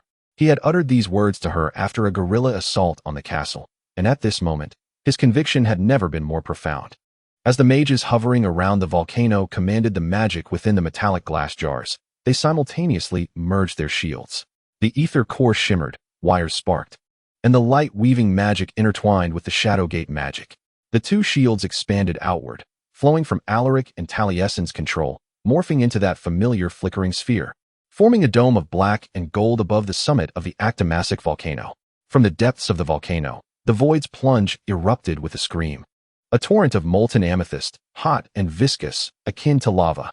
It struck the lower half of the barrier, and to be frank, Alaric had not anticipated its immense force. Even if they had trained not for mere months, but for years, he could not have prepared for such overwhelming power. Nothing could ready him for it.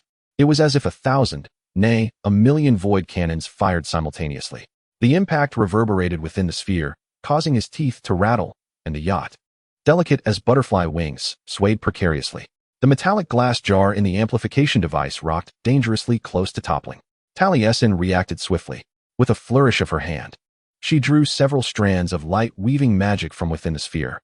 She wove them into ropes, skillfully directing the magic to ensure the ropes did not sever the hull, wrapping them around the bow and stern of the yacht. At the other end, she connected them back to the sphere. The yacht steadied, ensnared by the golden magical ropes, securely anchored to the shield's undulating, shimmering surface. Alaric blinked. A splendid idea.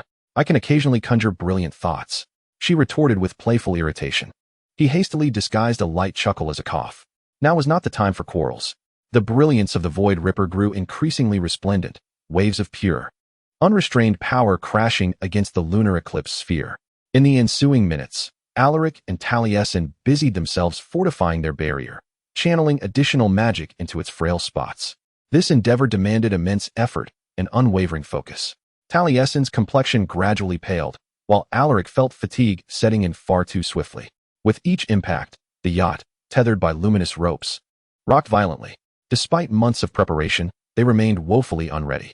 Though the amplifiers elevated their etheric magic to unprecedented heights, they felt as if they were standing firm against a tempest capable of splintering an oak.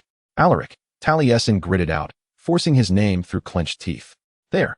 She gestured towards a star-shaped purple pattern swirling below them, which was continuously expanding, swiftly encroaching upon the vortex interwoven with light and darkness.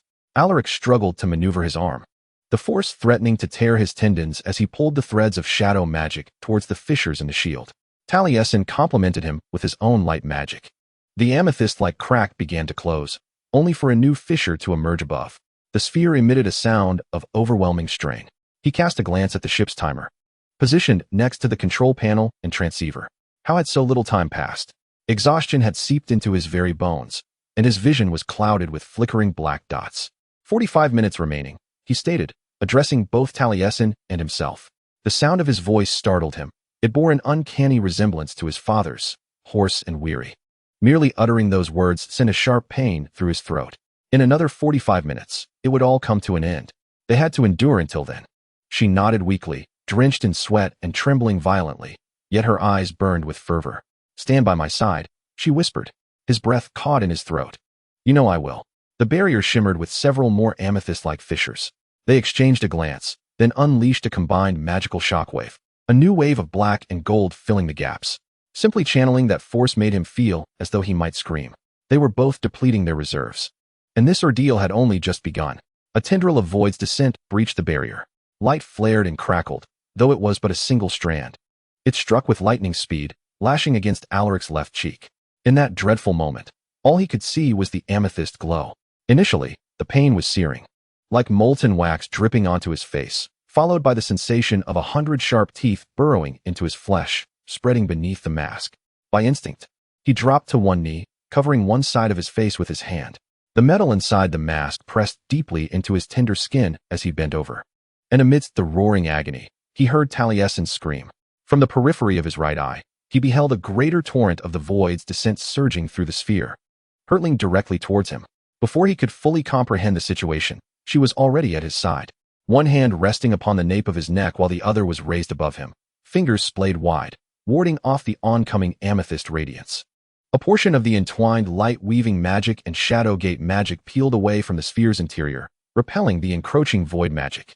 Talasin independently controlled the eclipse barrier, her hand's edge shimmering as if being consumed by that black golden luminescence. The veins on the inner side of her wrist and forearm flushed crimson, blistering as though they were just beginning to frostbite, resembling the marks of a burn, spreading across her olive skin. Alaric was in such agony that coherent thought was nearly beyond his grasp. Yet, one certainty anchored him steadfastly before he teetered on the brink of unconsciousness. He would not allow Talasin to be scorched. More violet fissures collided against the pulsing sphere, clinging tightly to its surface and slowly burrowing within. Alaric rose to his feet, Talasin's hands slipping from the nape of his neck as their magic converged around him. He grasped the threads of magic, and beneath the sevenfold eclipse, they shone in unison, utilizing the amplifiers of rain, blood, and tempest. Another wave of light-weaving magic and shadow gate magic swept through the Void's descent, sealing the fissures. No further cracks emerged. Chapter 32, The Battle of the Eclipse, Part 2, At the critical moment of the sevenfold eclipse. Alaric and Talasin exerted their utmost to resist the frenzied onslaught of the Void's descent.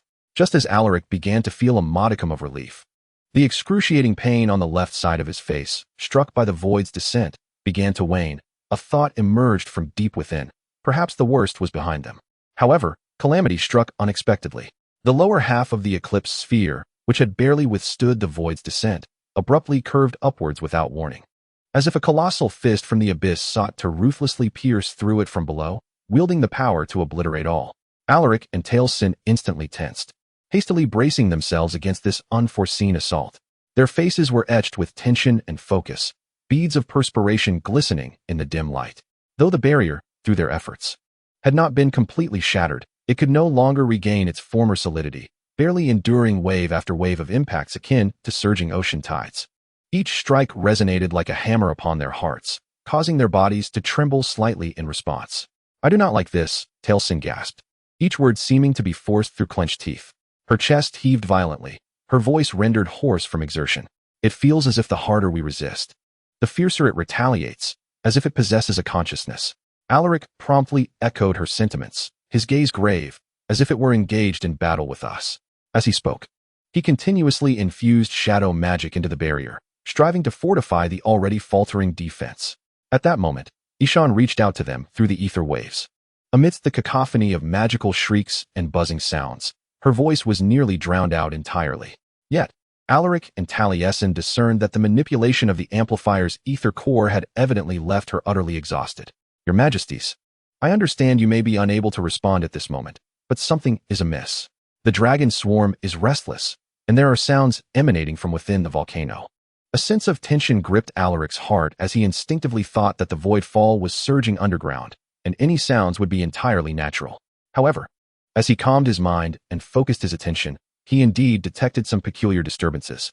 Beyond the chaotic dissonance of the light weaves from the ether space, the shadow gates, and the discordant notes of the void fall, amidst the continuous rumbling of the earth and the occasional faint cries from the dragon swarm. There was an unusual sound, a blend of breathing and snorting, reminiscent of a massive serpent slithering over loose rocks, producing an eerie rustling noise. From Taliesin's suddenly tense expression, Alaric realized she too had perceived this strange sound. He couldn't help but ponder in silence. If they could discern this noise amidst the chaotic, magic-ridden sphere, how loud must it be outside? What entity could be the source of such a sound? Suddenly, the previously frenzied Void Ripper seemed to be abruptly summoned by some unseen force, ceasing its assault. Its radiant energy waves, akin to amethyst, quickly retreated into the volcano's mouth.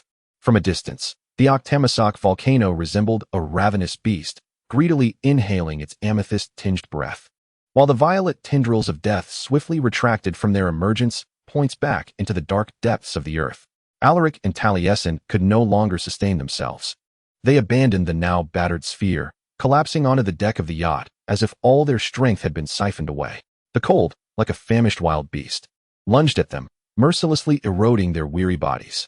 In a state of extreme fatigue, Alaric desperately reached for Taliesin, pressing his forehead against hers, as if he could absorb a modicum of warmth and strength from her. Taliesin cupped Alaric's face with her burning palms, and the residual effects of their combined magic began to dissipate. Her fingers cautiously curled, delicately resting upon the metal mask and his skin, deliberately avoiding the areas struck by the voidfall. Alaric immediately sensed something amiss. His heart sank abruptly, even before she gasped in shock and exclaimed, "Alaric, your face, my heavens." He had already sensed the ominous turn of events.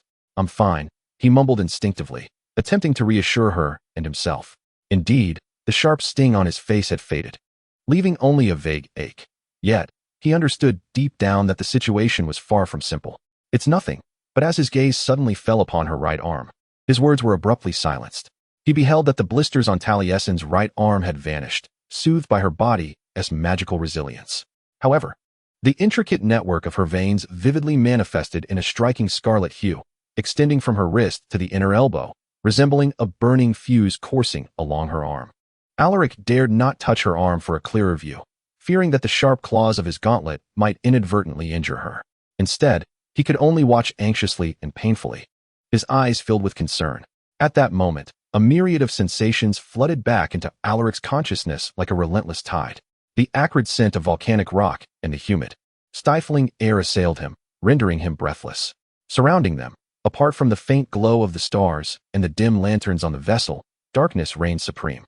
The once encircling dragons had fallen eerily silent, their absence of sound sending shivers down one's spine. It was far too early.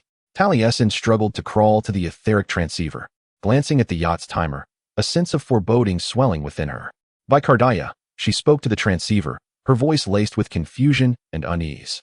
"There are 30 minutes left until the lunar eclipse. Why is the Void Ripper?" "I do not know." Ishan's voice emerged from the transceiver, soft yet filled with uncertainty, clearly as bewildered by the sudden change as they were. "Perhaps we frightened it away." Alaric scoffed, attempting to lighten the tense atmosphere with his feigned nonchalance, only to earn a sharp glare from his wife. Nonetheless, he was far too exhausted to care. He felt as though his very essence had been siphoned away, leaving him unwilling to move even an inch. Yet fate seemed disinclined to grant them a respite. As the rumbling echoed again in their ears, more profound and overwhelming than before, Taliesin hastily rose to her feet, and Alaric gritted his teeth, forcing himself to stand as well. They gazed down into the volcano's maw, and through the unique vision of the Shadow Forged. Alaric discerned an enormous gaping mouth and rows of razor-like teeth hurtling toward them with astonishing speed.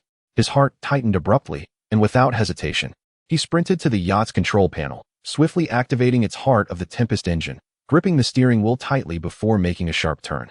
"What is that?" Taliesin clutched the railing, her voice tinged with fear. Alaric was too preoccupied to respond. He knew she would soon discover the answer.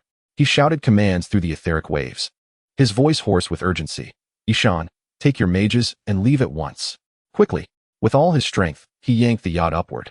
Behind him, Taliesin saw the lantern at the bow illuminating the monstrous entity rising from the depths of the Actimasoc volcano, prompting her to curse loudly. Just as their small vessel took flight from the volcano's rim, the gaping maw filled with fangs surged forth like a black whirlwind in pursuit. First came the chilling, tooth-filled mouth, followed by the elongated, tapering snout. Then there was a brow lined with ridges, accompanied by enormous, curved horns emitting an eerie glow, and eyes resembling those of a purple reptile, exuding an unsettling radiance. All of this emerged from the abyss, connecting to a neck covered in white scales, as thick as the Strait of Lyre. The moon seemed to vanish, frightened by this terrifying sight, while the stars continued their helpless dance in the sky. The world devourer, Bakun, the fabled first dragon, loomed before them in all its immense glory, roaring with a voice as ancient as time itself, filled with endless fury and sorrow. It raised its head atop the volcanic peak, opened its cavernous maw, and unleashed a deep, resounding roar that seemed to threaten the very foundations of the earth, echoing throughout the world. Chapter 33, Confronting the World Devourer, Part 1. The western wind sighed, and the moons vanished. Bakun, dreaming of his lost love, rose to consume the world above. Taliesin recalled the chilling nursery rhyme she had first heard from children playing clapping games on the streets of Iskaya, now ominously resonating in her mind. She had once believed that the other dragons she had encountered were the largest beings she would ever see. Yet in comparison to this colossal beast, they were nothing, though much of it remained hidden within the depths of the Actimasoc volcano. The exposed parts alone could crush the entirety of Yanta's castle with a mere rap. The pain in her right arm persisted, yet the adrenaline surged like a tidal wave, rendering her almost oblivious to it. Her entire focus was on this world devourer, this creature that had stepped forth from myth. Bakun lunged once more toward the yacht. Alaric abruptly turned the vessel to the right, the dragon's massive jaws snapping empty, the impact reverberating like thunder. The small moth-like boats carrying the mages had reached a relatively safe distance, and Eshan pleaded through the ether for Taliesin to join them. Taliesin shut off the transceiver, severing the voice of Daya. "If we flee, it will take to the skies in pursuit of us. We can never stop it," she said to Alaric. "We must ensure it does not leave the volcano." He raised an eyebrow. "So I'll flit around its head like a little bug, will I?" "Yes. Just be as irritating as you usually are," she retorted. Despite the inopportune nature of their bickering in such dire circumstances, it provided a comforting effect, a familiar, reliable, and tangible presence. Alaric mumbled under his breath, but complied with her request. The yacht circled chaotically around the volcano, as Bakun's neck followed suit. The great white dragon fixated on their every movement. It roared and snapped, imbued with the keen alertness of a predator. A massive forelimb emerged from the abyss, claws gripping the edge of the volcano, tearing at the soil and rock. Clearly, this dragon harbored no reservations about harming any of the Ninavarr bloodline. However, the other dragons, those escorting the yacht to Vajas, which had been circling or resting on the slopes nearby, rushed forth to protect Taliesin. The night sky was adorned with wings, and as they approached from above, fear seized her heart. They seemed so minuscule compared to the world devourer. She could not allow any of them to perish. Hastily, she relayed a plan to Alaric. He appeared skeptical, yet he navigated the vessel downward. Bakun's violet gaze briefly followed them before shifting towards the approaching horde of dragons. It lifted its head, inhaling simultaneously with them. An orange flame illuminated the night sky, shooting towards Bakun, grander than the world itself and brighter than the sun. However, it paled in comparison to the crystalline wave of purple magic that erupted from the maw of the great white dragon, accompanied by another piercing scream. The flames collided with the void, poised for a catastrophic clash. The air groaned under the impact, and the barrier between the ethereal realm and the material world fractured. Yet, in the half-second before these two energies converged, a new black-gold magical shield blossomed between them, emanating from the yacht below. The moon-eclipsed sphere enveloped the volcanic peak, ensnaring Bakun within. The flames expelled by the young dragons harmlessly struck the barrier and extinguished. The shockwave from the void rebounded from the inner walls, with debris falling like rain upon the yacht, striking Alaric and Talasin as they crafted a second shield within the larger one to safeguard themselves. Now we are trapped here with this bloodthirsty dragon spewing death magic, her husband lamented. Alaric, Talasin sweetly interjected, her heart entwined with affection and exasperation. Do be quiet. Bakun thrashed violently within the barrier. Each time the mingling magic brushed against its exterior, it emitted a howl, yet it relentlessly sought a means of escape. Despite the emergence of black wounds upon its snowy scales, with inky blood dripping forth, Talasin was uncertain of their next course of action. She and Alaric could not maintain this shield indefinitely. It would only hold until the eclipse concluded. She gazed upward, noticing the edge of one moon becoming visible, casting a soft silver glow through the mist of the barrier. Talasin forced herself to avert her gaze, only to meet Bakun's eyes directly. The World Devourer had turned, facing her squarely. Its snout was level with the yacht, dangerously close. The rest of its body remained still, its long-horned head tilted as if to observe her more clearly. She felt it again, that strange connection in the depths of those ancient, ether-stained eyes. Something was beckoning her, an impulse she could not discern as instinct or compulsion. It tugged at her senses like the beating of war drums. Could she trust it? Was there any other choice? Alaric spoke, his tone succinct yet profound. I believe we can slay it. Look at the wounds on its scales where they touch the barrier. If we attack it with eclipse magic, his reasoning resonated. To slay Bakun would signify severing the sole source of the void's descent upon the planet Lyre. Yet would this guarantee the eternal winter would never return? What is the sacrifice of this ancient being when weighed against the lives of millions? Nevertheless, such an impulse grew increasingly difficult to suppress as she locked eyes with the ancient dragon. It beckoned her like a rift of light. If she could not trust in her own magic, how could she truly call herself an ether mage? What if she and Alaric could save everyone, including this dragon? Talasin swallowed hard and unraveled the luminous weave of magic enveloping the yacht. It detached from the corresponding threads of shadow magic, and the smaller shield vanished. Alaric suddenly halted, seemingly overwhelmed by a torrent of stern reprimands swirling in his mind, unsure of where to begin. He positioned himself between her and Bakun, the outline of a war scythe materializing in his hand. Upon seeing the weapon of the Shadowcaster, Bakun emitted a warning roar, faint strands of void magic escaping from its jaws. Talasin placed her hand gently on Alaric's arm. It does not wish to fight, she conveyed, her gaze still locked with that of the World Devourer. I sense it does not genuinely desire conflict. No beast yearns for battle. All actions are driven by primal instincts to protect territory, propagate species, and ensure survival. Even wolves, when given the choice, will select the easiest prey. You ask me to wager your life on trusting this creature, Alaric roared. No. Talasin softly traced her fingers along his bracer. In this moment, it was the most soothing gesture she could muster. I need you to believe in me. He did not sheath his weapon, yet as she advanced towards Bakun, he remained rooted in place, while she tread carefully upon the yacht's wooden deck. Tendrils of luminous magic peeled away from the main shield, gathering around her like a cloak or perhaps a shroud. Her magic endeavored to protect her to the utmost. Her hair danced in an unnatural breeze. When the tips of her boots met the inner wall of the yacht, halting her advance, Talasin paused.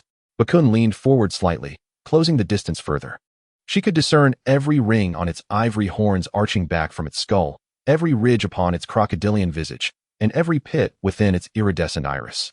Moreover, she could see every star within its black vertical pupils, with the lunar eclipse magic no longer cloaking her. Something within her was abruptly drawn into the depths of its amethyst-hued eyes. Ether intertwined with memory. Everything converged upon ether and memory. Beneath the swirling dome of magic and the sevenfold lunar eclipse, akin to that day on the sun-warmed beach, she felt a soul, or the shadow of a soul, flowing between her, Alaric, and the slumbering dragon. All things are connected, even if sometimes merely by a thread. Within the circle formed by the blood of the Saruman bird, the spring rains, and the path of storms, everything magnified. Even the past seeped into the present's influence. Even the ether mage is intertwined with the currents of your, Alancina. An inner voice intoned, a voice that was both Talasin's own and yet not entirely so, a singular sound resonating with the echoes of countless others. Images swirled like constellations in the dark, their fragments spiraling back through the river of time. Red sun, 7 moons, a long line of Ninavarr queens suspended above the waters. Speaking to her from the skies beyond the skies, through her. From the very inception of the world, you were there. You have witnessed the heart of the first dragon. Taliesin found herself engulfed in that peculiar vision she often encountered, yet this time the contours were sharp and solid, the images finally coalescing in her mind. What she beheld was not the future, but the past. The eternal sea was darker and deeper, and the islands within it lacked the distinct outlines of her own era. A winged shadow soared above land and water, white scales undulating against the sky. A hunchback crone, her long silver hair woven with emeralds, clutched tightly not at a snow-capped ridge, but at the rough brow of a dragon. Her other hand was raised towards the heavens, fingers trembling as they reached for a younger red sun. Chapter 34. Confronting the World Devourer, Part 2. Not much longer, the old woman murmured, closing her eyes as she soared above the world. The dragon she rode emitted a piercing cry. This memory lingered in Taliesin's heart long enough for her to grasp everything. Then she returned to reality, where Bakun gazed at her, its fearsome jaws moving as it produced a low sound reminiscent of human speech. Ialam. There has never been an eighth moon. That is a fable woven by the ancestors to explain the Valana stone and the phenomenon of lunar eclipses.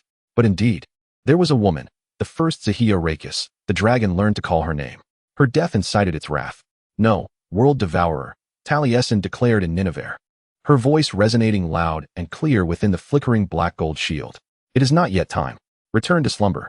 Bakun screamed once more, a sound that was both as deep as the caverns of night and sharp enough to raise the hairs on the back of Taliesin's neck. She stared at its bifurcated tongue, set within the gaping pale purple maw, each protruding sharp tooth as formidable as a towering tree. The heat, imbued with the scent of sulfur, enveloped her. Then, the world devourer began to ascend. Bakun emerged ever more from the crater of the Actimasoc volcano. A shimmering form abruptly collided with the side of the yacht, the force of the impact causing them to sway, and the amplifier shattered. The core within, having endured pressure for too long, dissolved in an explosion of metallic glass and unstable magic. The luminous weave of light and shadow above the volcano flickered a few times before vanishing entirely. Once again, two fragments of the moon returned to the sky. Beneath their dim glow, Taliesin beheld Bakun soaring high, his eyes shimmering with a fervent light of freedom. She was uncertain whether it was instinct or madness that compelled her to act next. Perhaps it was the fear of the devastation that would ensue if this colossal beast were allowed to rampage across the earth. Alaric was endeavoring to reconstruct the shield. Yet she leapt from the edge of the yacht, vaulting onto Bakun's neck, desperately climbing up using the protrusions between his thick scales. She clung to him just as she had once navigated the ladders and bridges of the vertical mud brick city. Higher and higher she ascended, towards the sky and the heavens. When suddenly, a shadowy magical rope ensnared a massive spike along the dragon's spine, and in an instant, Alaric was at her side. Beneath the wild dance of his black hair, fresh scars marred his visage, and the veins at his temples seemed ready to burst. I swear to the gods, Taliesin. You need not follow, he exclaimed. They continued their ascent, traversing the undulating protrusions of scales, bumping upward until they reached the summit of Bakun's head, where the danger of being thrown off lessened. Taliesin clung tightly to one of his horns, while Alaric grasped the other. She glanced downward to see white wings unfurling from the volcanic crater, soaring into the clouds. Bakun roared as he propelled himself skyward, leaving behind the small boats of the mages, the young dragons, and the barren ridges of Actimasoc. The gusts of wind nearly swept Taliesin away, yet she held firmly to the dragon's horn, her body pressed against its curved form. Beneath her feet, she could feel the pulsing of the dragon's veins, her arms encircling the horn, as she sensed its insatiable thirst for slaughter. She could almost taste the flavor of the abyss on her tongue. Since the onset of its first long slumber, Bakun had not left his lair, content to awaken once every millennium, exhaling breath from the depths. Until tonight. Until it sensed something was resisting. In that moment, it spread its wings, liberated from the confines of rock and soil, its body ablaze like a colossal furnace. It felt invincible, filled with ambition. It yearned to engulf the world, to see her once more, to exhale. No. Taliesin pressed her heel against Bakun's scales. He grunted and soared even higher, surpassing the airship, ascending beyond the heights an eagle could reach. It was akin to riding a mountain or standing atop one, feeling it grow ever upward, guiding her closer to the majestic voyages of her ancestors. As altitude increased, a chill enveloped her, followed by rain? No, not mist. She exhaled a breath of clouds. She thought that had Alaric not been equally drenched in the fog, he would surely mock her. At first, she could only catch brief glimpses of him in the twinkling starlight, but as the moon gradually reclaimed its place in the sky, his figure became increasingly distinct in the moonlight. They soared upon ancient wings, traversing the world, gliding through the pale crescent moon and silvery mists, their gazes entwined. Yet, they had little time to bask in this wondrous spectacle as Bakun abruptly lifted his head, and Taliesin trembled, her feet leaving the ground. She gripped the dragon's horns with fervor, her jaw clenched, summoning every ounce of her strength. The colossal dragon roared once more, unleashing a fresh surge of void magic that surged skyward.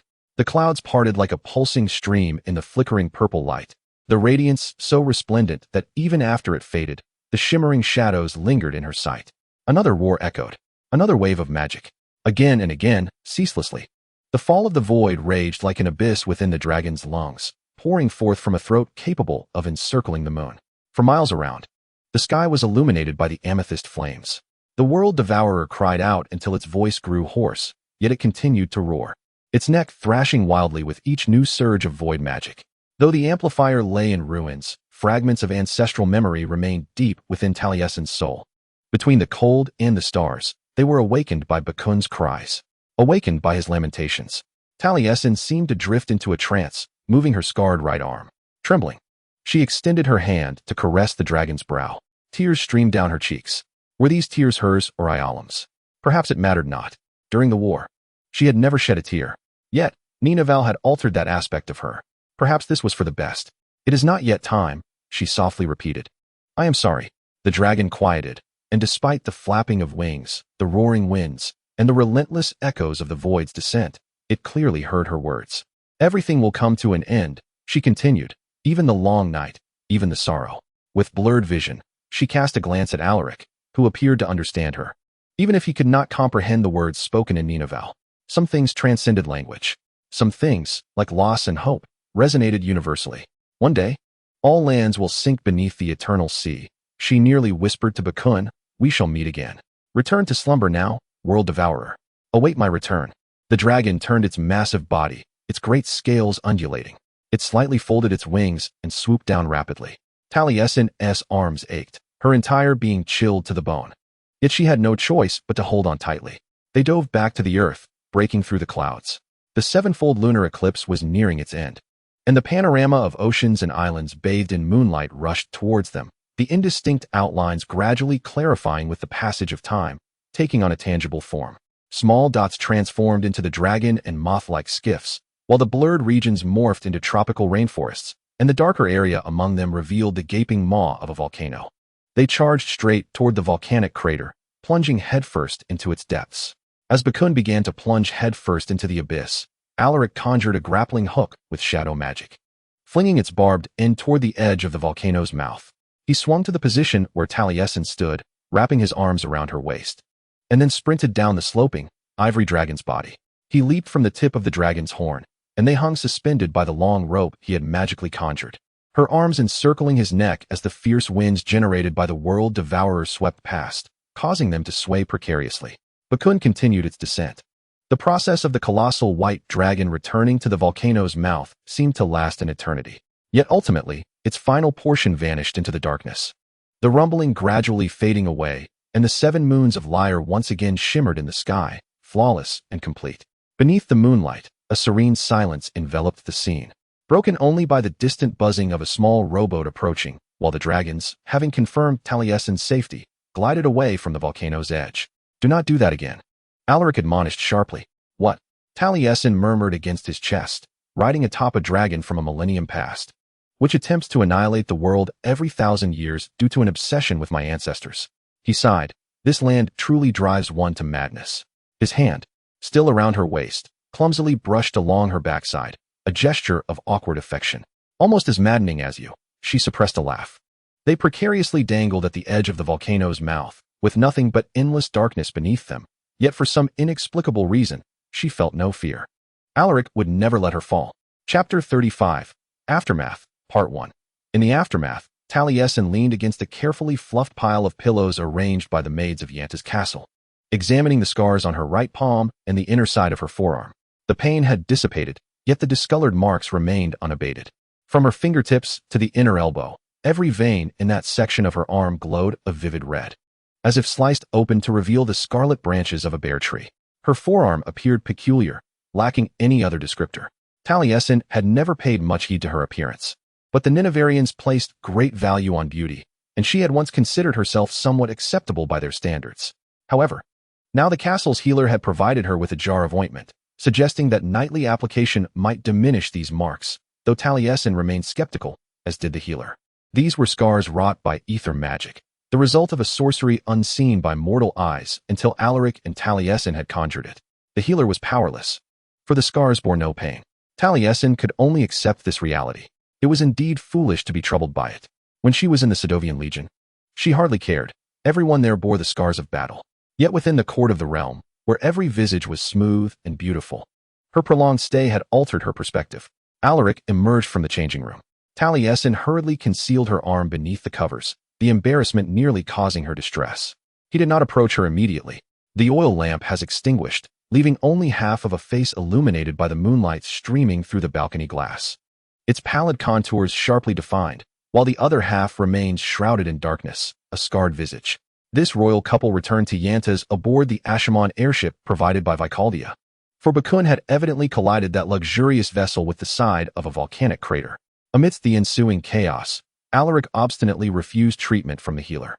Clad in full armor, with his mask still affixed, he strode directly into the changing room, where he lingered for an extended period. Taliesin recalled the moment after the initial wave of the void's descent had subsided, when he had attempted to evade her on the deck. She envisioned him gazing at his reflection in the changing room mirror, scrutinizing his scars in the same manner she studied her own. The darkness of the moonless night had irrevocably transformed them both, yet they need not face their burdens in solitude. Come, lie down, Taliesin urged. You must be weary. Alaric stood motionless. We could sleep in the study. I want you to rest here. Her tone brooked no dissent. He approached her stiffly, akin to one walking towards the gallows. Lowering his head as he ascended the bed frame, the mattress sank beneath his weight, and he turned his left cheek away, shunning her gaze. Taliesin's heart clenched as if gripped by an unyielding fist. She cradled Alaric's face, entirely forgetting her own scars. He attempted to resist, yet she managed to pivot him completely towards her. At last, she beheld the full extent of the scar that had emerged beneath the mask when the magic of the void had struck him. A vortex as dark as midnight spread from his ear, traversing his cheek, with tendrils of black extending onto the bridge of his nose and the outer corner of his eye. The overall shape evoked the fluttering leaves of an oak in the wind. Each inky line curled like wisps of smoke upon his noble visage, the skin kissed by moonlight. Initially, his gaze remained obstinately fixed on the sheets, but after a time, his gray eyes met hers with a glint of irritated defiance. Does it hurt? She asked in a hoarse whisper. Not at all. His fingers lightly brushed against her right arm, barely grazing the red marks. What about this? Taliesin shook her head. She swept Alaric's dark hair from his forehead, then gently bestowed a kiss upon the scar at the corner of his eye. His robust form trembled slightly, his eyelashes grazing her cheekbone. She leaned closer, her lips tracing the remnants of the death magic that marred his skin. Upon reflection, he murmured, there is still a twinge. You should continue, he added playfully. The unexpected jest elicited a laugh from her. No, she giggled. Her laughter of late had become disconcertingly frequent in his presence. She continued to kiss his scarred face, and somehow, their lips met, her laughter gradually transforming into a sigh. In the darkness of a moonless night, he remained unharmed, which stirred within her a profound sense of solace akin to the thunderous barrage of cannon fire. For the past several hours, she had stifled this feeling, her attention diverted by the myriad of pressing concerns following their narrow escape from calamity. Yet now, she attuned herself to every sound he made, every rise and fall of his chest, lifting them toward the specter of death, which receded like shadows dissipating as the sun ascends to its zenith. Alaric had never kissed her in such a manner, so tender and exploratory. It evoked an indescribable fear within Taliesin, yet she allowed it to unfold. Her palm gliding over his warm, sturdy chest, entranced by the rhythm of his heartbeat beneath her fingertips. They had just emerged from peril, with further dangers lurking ahead. But tonight, beneath these silken tapestries, they were alive. That was all that truly mattered. She helped him pull his shirt over his head, which landed on the floor, soon accompanied by her own garment as he slid her shirt from her shoulders, kissing every inch of skin revealed. As their remaining clothing joined the pile, she trembled, her toes curling. Why did this languorous rhythm evoke both unbearable longing and exquisite delight? She reclined back against the pillow, and he followed suit, their lips pressed closely together. His elongated form nestled between her legs. His body responded unmistakably, a searing warmth enveloping her, igniting a fervent desire that caused her body to involuntarily tense. Yet, he seemed enraptured in this intimate moment, leisurely savoring it as if time were an infinite resource. His lips gently graced her throat, tenderly caressing, sending shivers coursing through her, before meandering down to her collarbone, kissing delicately as if uncovering a hidden treasure. His kisses continued their descent, landing upon her bosom, each touch tender and affectionate, igniting the flames of passion within her heart. She instinctively writhed beneath him, a blush blooming on her cheeks, the hue painted by love and longing, her emotions intensifying under his gentle onslaught. Talasin's right arm lay limply atop the pillow, raised above her head. When Alaric kissed the freckles on her chest, he caught a glimpse of her arm, and that mere glance resurrected her embarrassment, a cold and ugly sensation piercing through the haze of desire. He had once found her alluring, a force more potent than the animosity between them or his hatred for the Light Weaver. It was an influence she had wielded over him. Now, however, that attraction had vanished. She shifted her arm, uncertain whether to conceal it at her side or tuck it beneath the pillow, but he prevented her, firmly grasping her wrist. "You need not feel shame for this." He kissed her arm, a testament to the scars born from battle, an emblem of pride. With fervor and longing reminiscent of his kisses upon her neck, he traced each vein outlined in crimson upon her skin. "You have thwarted the descent into the void. You have saved our world. Together, you and I have preserved it." She intertwined their fingers, while her other hand caressed the web-like black scars upon his face. "Outside, I fought in the manner you taught me." As he tilted his head once more to kiss her, it was akin to embers slowly igniting, sparking with fervor. She was utterly immersed, yearning for sensations beyond fear, beyond the sorrow of the world devourer, beyond the labyrinth of schemes and power. She kissed him incessantly, her fingers gliding over both old and new scars, then journeying downwards, guiding him into her being. Alaric slid one arm between the mattress and her shoulder blade, while the other gently raised her knee, adjusting it to a more favorable angle. This interruption of their kiss elicited a disgruntled growl from Talasin, prompting a raspy chuckle from him. Under the moonlight, he smiled, then pressed his lips to her temple as he entered her body. Skin against skin, breath mingling with magic. They were alive and no longer alone. She wrapped her legs around him, urging him deeper within her, as he moved rhythmically, opening herself to him, his lips alternating between her mouth and other accessible places. "When you retracted your half of the shield," his voice shattered like hers. "And when you leaped upon the dragon's back, I truly believed it was over." She whispered into his hair, "I am fine. We are both alive." The sensation of uttering those words was exhilarating, affirming their escape that night was thrilling. Each time she closed her eyes, she still beheld the amethyst aura of Bakun pulsating in the darkness. "We are safe." As they moved together, she clung to him, both exhilarated. As the hand of death receded, everything felt so tender, a stark contrast to their previous demeanor towards one another. The metal of his wedding band brushed against her hip as she kissed his temple. It all felt so perilous, awakening a flutter within her, that churning in her stomach unrelated to desire, or perhaps intensified by it.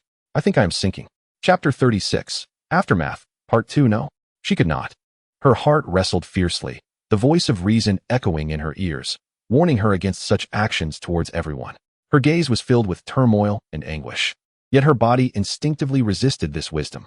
This contradictory emotion ensnared her like an invisible net. Only when Alaric paused above her did Talasin awaken from her reverie. Realizing her entire body was taut, every muscle seemingly pulled by an unseen force. "What is it?" he inquired in a rough voice, laced with concern and confusion.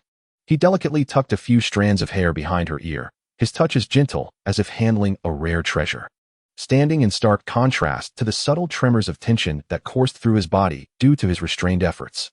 "No matter what, I will resolve it," he asserted with unwavering conviction, yet his words faltered at the brink of utterance, as if a myriad of sentiments surged within him.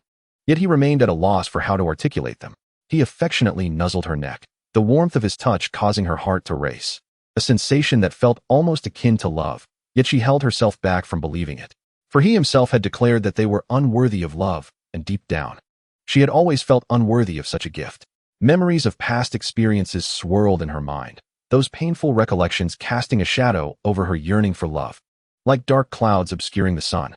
What if he were to uncover the secrets she harbored within? Would everything change once he discovered the truths hidden in her heart? Her chaotic thoughts whirled like a tempest in her mind, intensifying her inner turmoil. Yet amidst this tumult of emotions, One thing remained steadfast: her fervent feelings for him and her profound attachment to this moment. This attachment shone like a beacon in the darkness, illuminating the softest corners of her heart. Taliesin gently traced her husband's back with her fingertips, feeling the subtle shiver that coursed through his body in response. Alaric inhaled softly and then pressed a light kiss upon her neck as a reply, a kiss that was gentle yet tinged with playful reproach, infused more with affection than anything else. His breath warmed her skin, sending ripples across her flesh.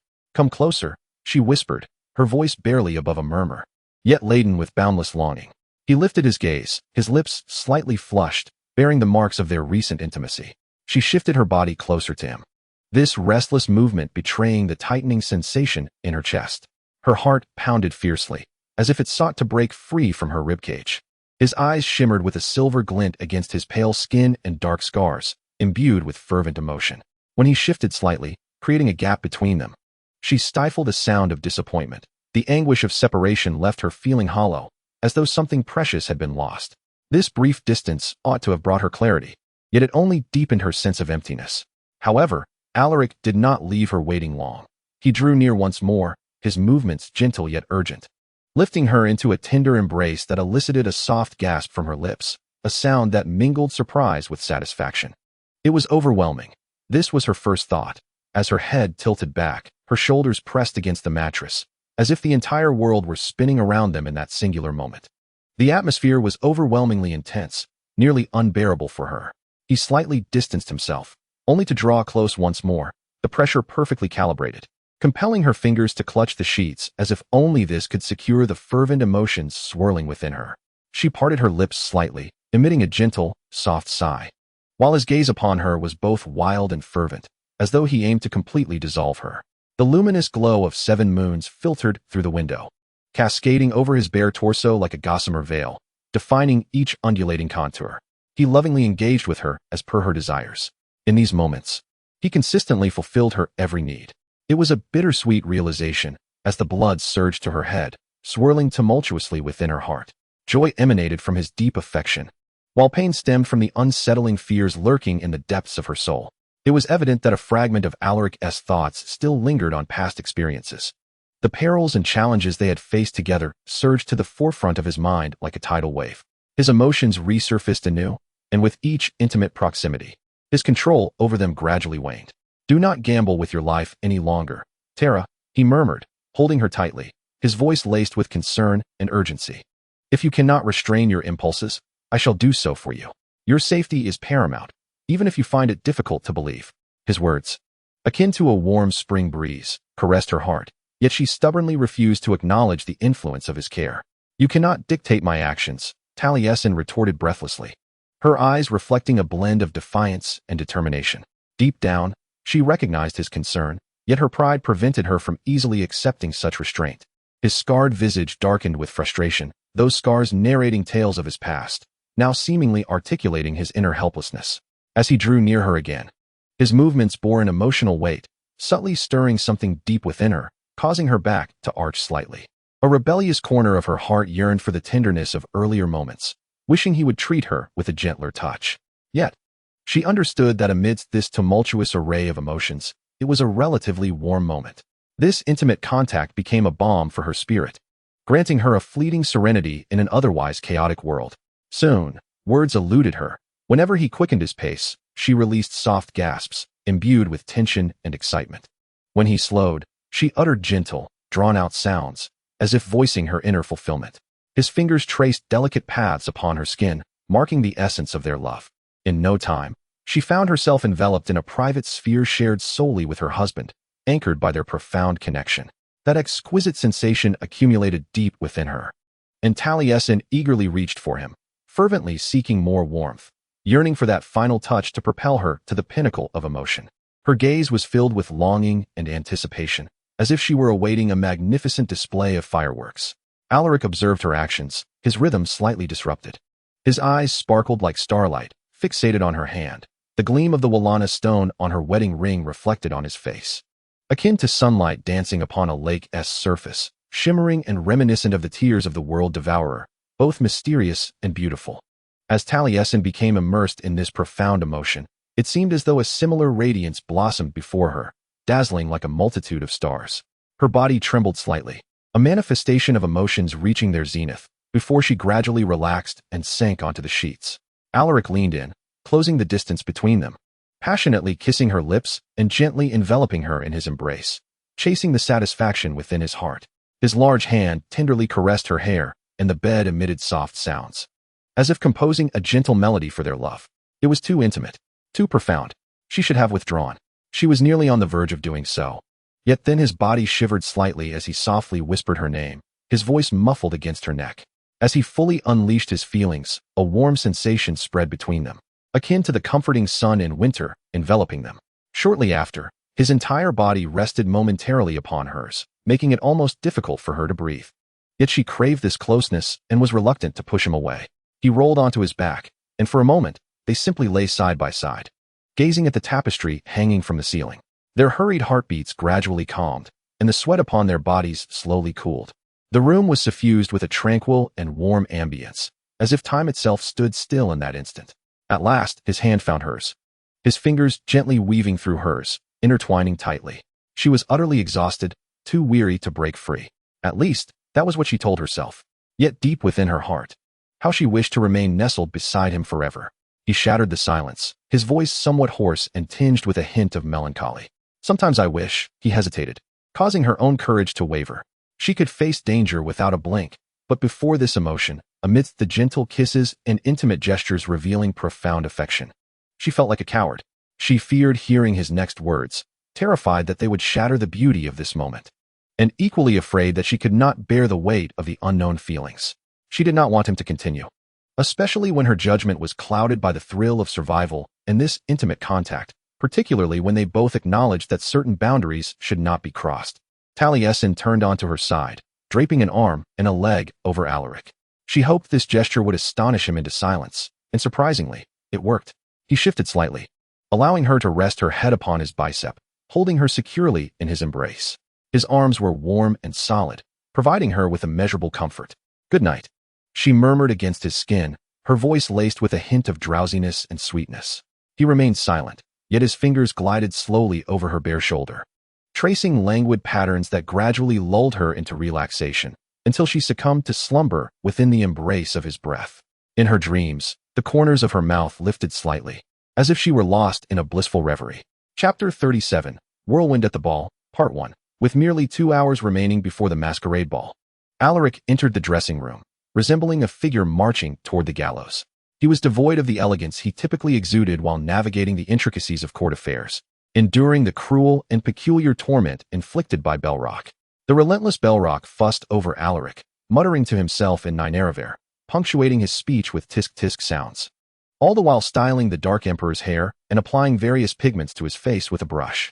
Goodness, how does Talasin endure this ordeal nearly every day? After a while, Alaric heard his wife and her attendants enter the royal suite, their footsteps and the sound of women's laughter filtering through the walls into his ears. Just as he began to rise, contemplating a greeting for Talasin, he was interrupted by a shriek from Belrock that could only be described as a scream. "Your Majesty, forgive my boldness, but this is a delicate task. Please, do not move." This outburst drew a dark glare from Alaric, yet Belrock merely snorted and resolutely continued his work, reaching for yet another brush from the array of intricate tools. "After all, it is far better for you both to meet once you are fully adorned. Only then can the complete effect be appreciated." As dusk descended and darkness enveloped the room, Belrock finally expressed satisfaction, raising a hand mirror for Alaric to inspect his reflection. Alaric blinked at the mirror, realizing the situation was not as dire as he had feared. Indeed, he resembled someone who had a bucket of glitter poured over him. Though most of it was concentrated in his hair, the golden powder intertwining with his elegantly tousled black locks. The shimmer dust that settled on his face graced his temples, cheekbones, and the ethereal lines of his scars. His eyebrows were adorned with tiny gold flakes, and deep black eyeshadow surrounded his gaze. A gleaming streak of golden paint adorned the center of his lower lip.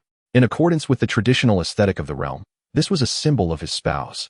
"Alaric Emperor," Belrock noted as he observed Alaric's gaze in the mirror, explaining, "It signifies the kiss of Lady Lachescaff, indicating your favor has been bestowed upon you." The tailor tilted his head, somewhat amused, and added, "Your Majesty, you look rather splendid." "You are merely tooting your own horn," Alaric remarked with an icy tone. "Oh, naturally. Belrock replied proudly. We must seize every opportunity to accept praise. Otherwise, life would be quite tragic. Once attired, Alaric awaited Taliesin's emergence from her dressing chamber in their bedroom. He chose to stand, for should the tailor once again caution him to be wary of sitting upon his cloak, he might very well hurl Belrock out of the window. The mask that was forcibly thrust upon him starkly contrasted with his usual armor style, obscuring his eyes, nose, and upper cheeks. Yet, it bore the same weight. Crafted from pure gold and adorned with a plethora of jewels. A young maid hurriedly entered, dressed in her finest gown and donning a long-nosed mask embellished with delicate, sparkling whiskers. Everyone has arrived, she exclaimed with a heavy sailor's accent, her excitement palpable. It is nearly time to commence. Please make your way downstairs. She approached, scrutinizing Alaric closely, and couldn't help but steal another glance. Oh, your majesty, you look quite splendid. She hastily performed a curtsy before darting away. Alaric furrowed his brow, while Belrock appeared overly pleased. The door to Taliesin's dressing room slid open, and she emerged. In that instant, Alaric found himself momentarily speechless, breathless. The seamstress of J.E. and Ninavarr, along with her assistants, followed, but at that moment, his gaze was solely fixated on his wife. In that fleeting moment, he could not bear to look at anyone else. Taliesin's chestnut hair was elegantly piled atop her head, interwoven with a delicate chain of golden lilies, adorned with tiny emeralds and diamonds. These same gemstones were lavishly embedded in the magnificent butterfly wing mask that concealed the upper half of her face. Her collarbone and shoulders were bared, strikingly alluring, yet she required no necklace, for the tightly fitted bodice of her attire was itself a grand piece of jewelry. A slender band, entirely composed of golden leaves, encircled her torso, barely covering the gentle swell of her bosom. These leaves sprouted from graceful stems, artfully spaced to reveal her elegantly contoured abdomen, leading down to a glossy green skirt. The front hem was shorter, exposing her shapely calves, with delicate diamonds cascading down from the laces of her high-heeled shoes, entwined around her slender ankles. Alaric felt his mind turn to mush, not solely due to Taliesin's ethereal, forest goddess-like silhouette, but also because of the vast expanse of skin she so boldly displayed. Her skin radiated a glow, as if illuminated from within. Logically, he understood that they must have bathed her in goat's milk and pearl powder to achieve such a result, yet Taliesin herself seemed to emanate light, composed of that very brilliance, which would overshadow him and the other attendees of the ball. A voice in the darkest corners of his mind whispered. He had previously seen her in revealing attire, but it was only today that he faced the reality of sharing this visual feast with a room full of noblemen. The thought of other men gazing at Taliesin through their masks, undoubtedly queuing to kiss her hand, to dance with her, to place their hands upon her, stirred a tight, searing sensation in his chest. Good heavens, he even felt an urge to kick Belrock out of the room simply for casting a glance her way. You cannot dress like this, Alaric growled. Taliesin, startled, squinted at him from behind her golden mask. What did you say? Gia and the other women acted swiftly, capturing Belrock and escaping the room. After finding themselves alone, Alaric clenched his fists. You heard what I said, he asserted.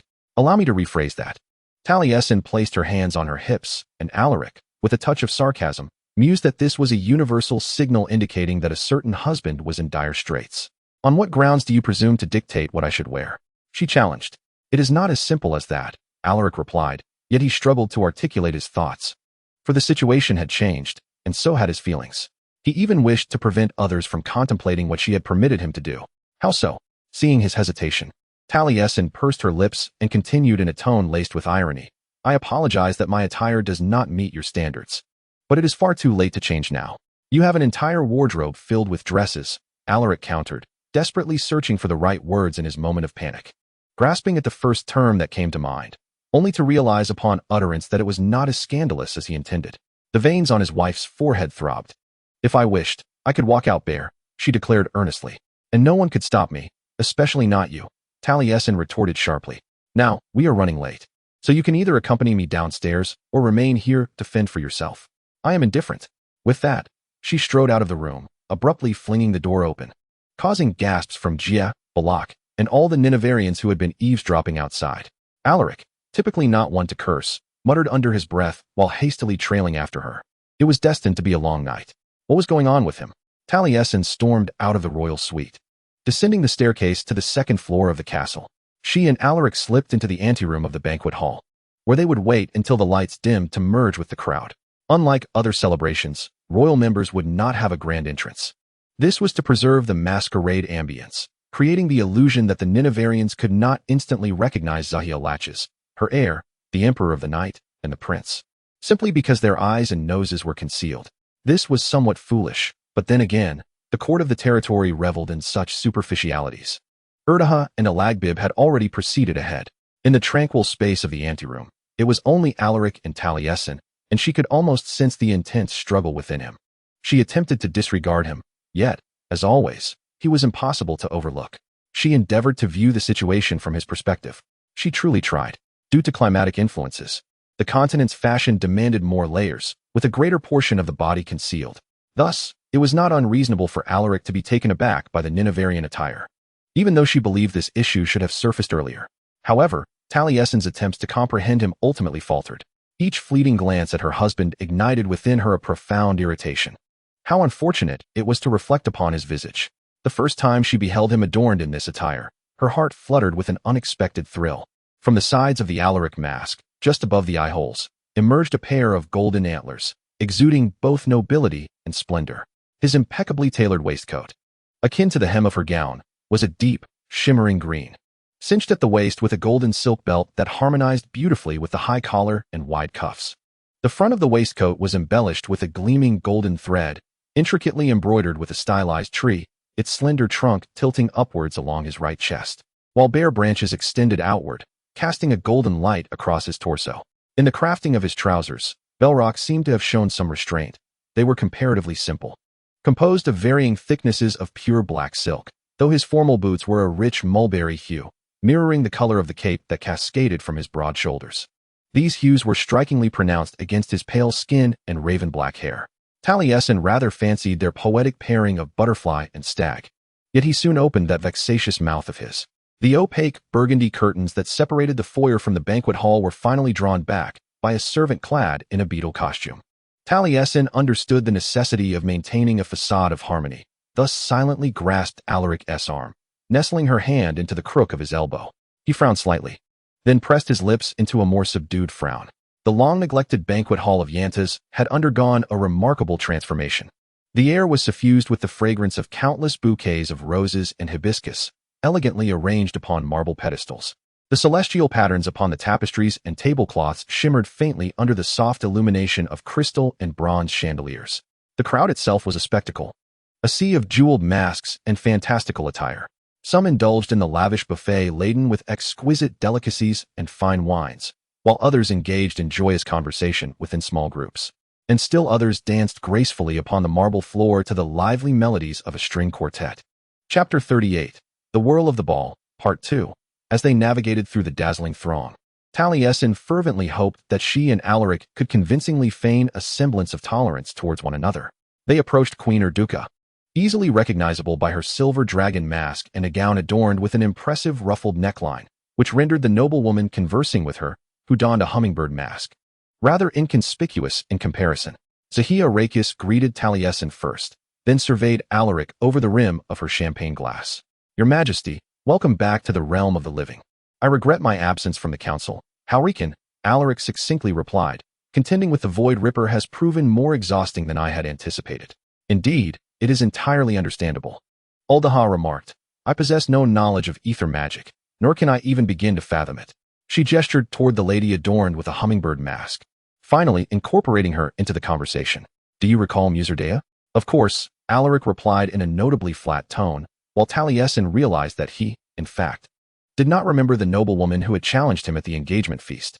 She quickly interjected, eager to avert any awkwardness. "It is splendid that you two can become acquainted in a more pleasant atmosphere.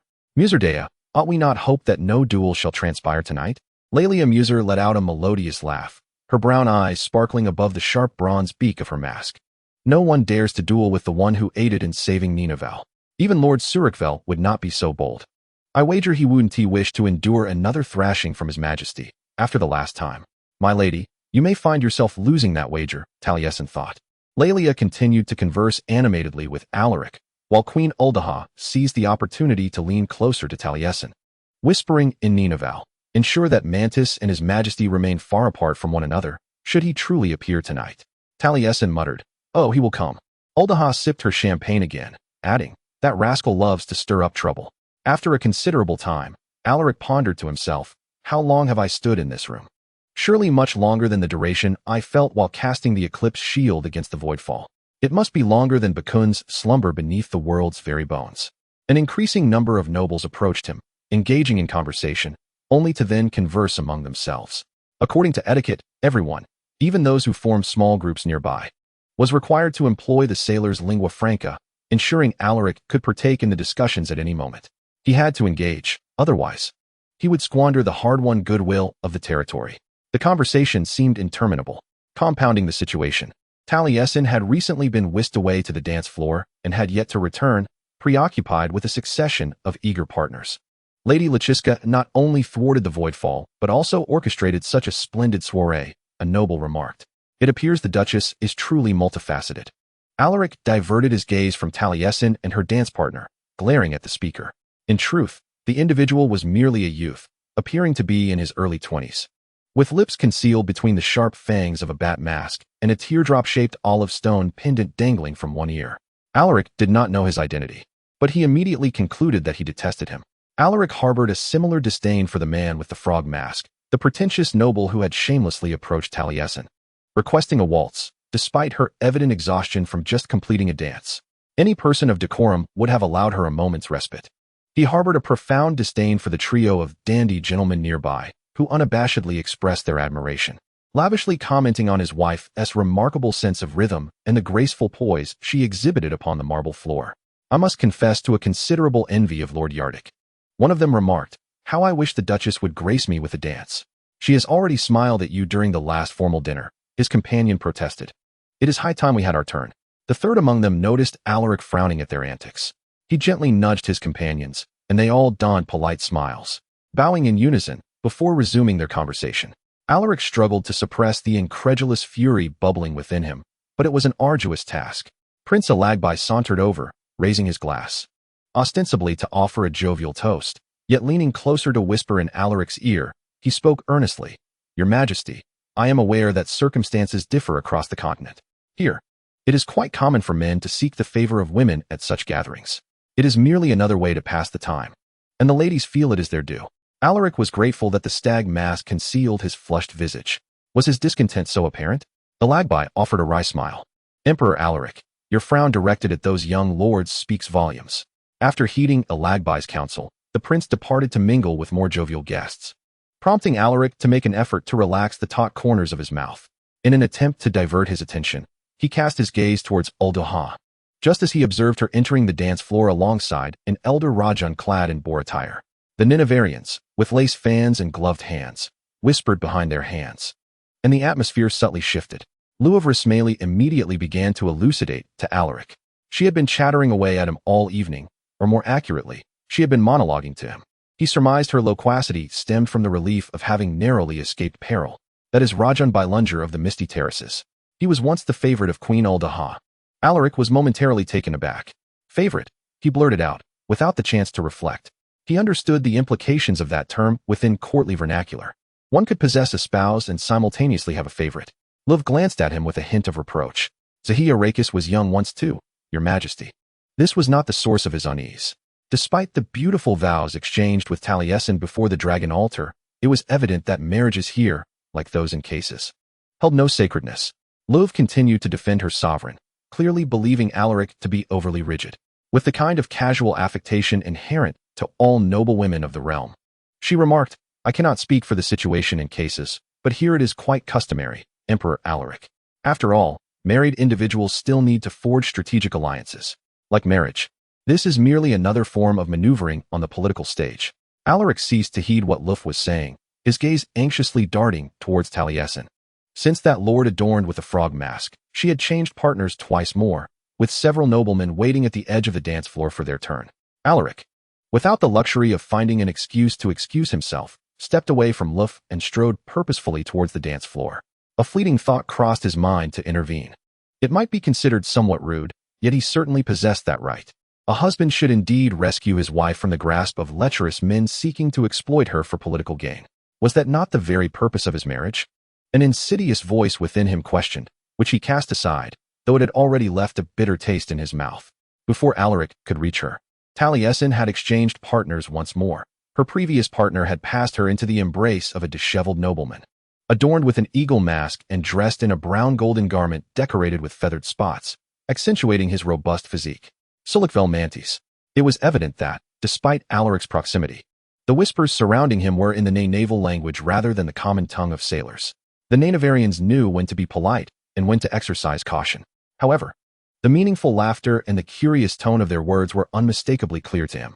Sulikvel held Taliesin closer than necessary, and she leaned slightly forward. The two engaged in hushed conversation as they danced. A nauseating blend of anger and despair surged within Alaric, nearly blurring his vision. Perhaps he should have anticipated this day ever since that night, when Taliesin stood before Sulikvel, directly addressing him by name. Perhaps from that moment on. It was merely a matter of time. Suddenly, the lights in the banquet hall became blindingly bright, and the cacophony of the crowd reached a nearly deafening crescendo. Alaric clenched his fists, attempting to quell the trembling in his fingers, and before he could reflect further, he resolutely continued towards his wife. Yes, she was indeed his wife. Chapter 39. The Waltz of Love, Part 1. They danced the waltz, and Sulikvel leaned close to Taliesin, whispering, "As per your request, I have contacted the Alliance.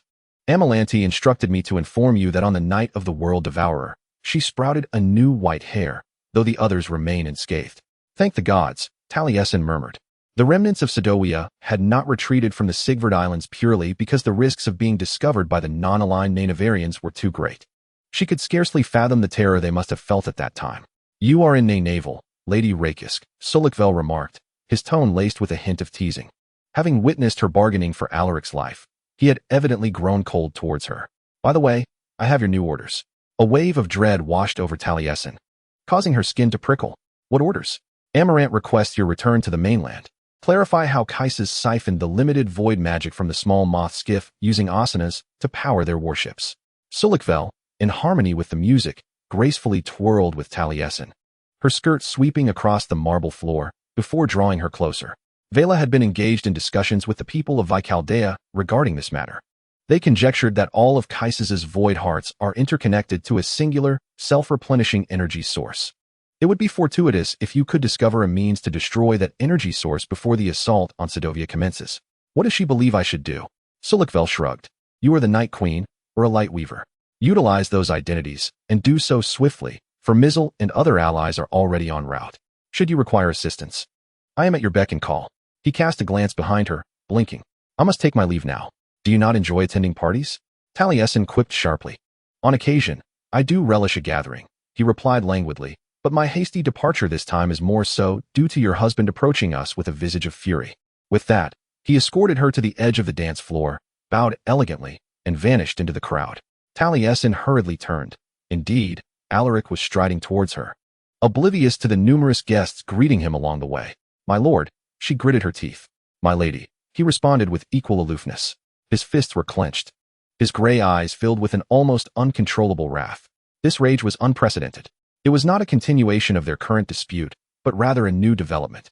Having just discussed the remnants of the Sedovia forces with Sulikvel, Taliesin was suddenly engulfed by profound dread. Alaric had discovered their conversation. Someone had eavesdropped and informed him. Or perhaps one of Erda's allies had finally betrayed her, passing on the information. This notion seemed absurd, yet she could not shake the agonizing possibility. Beyond the tightness in her chest, her entire body felt numb.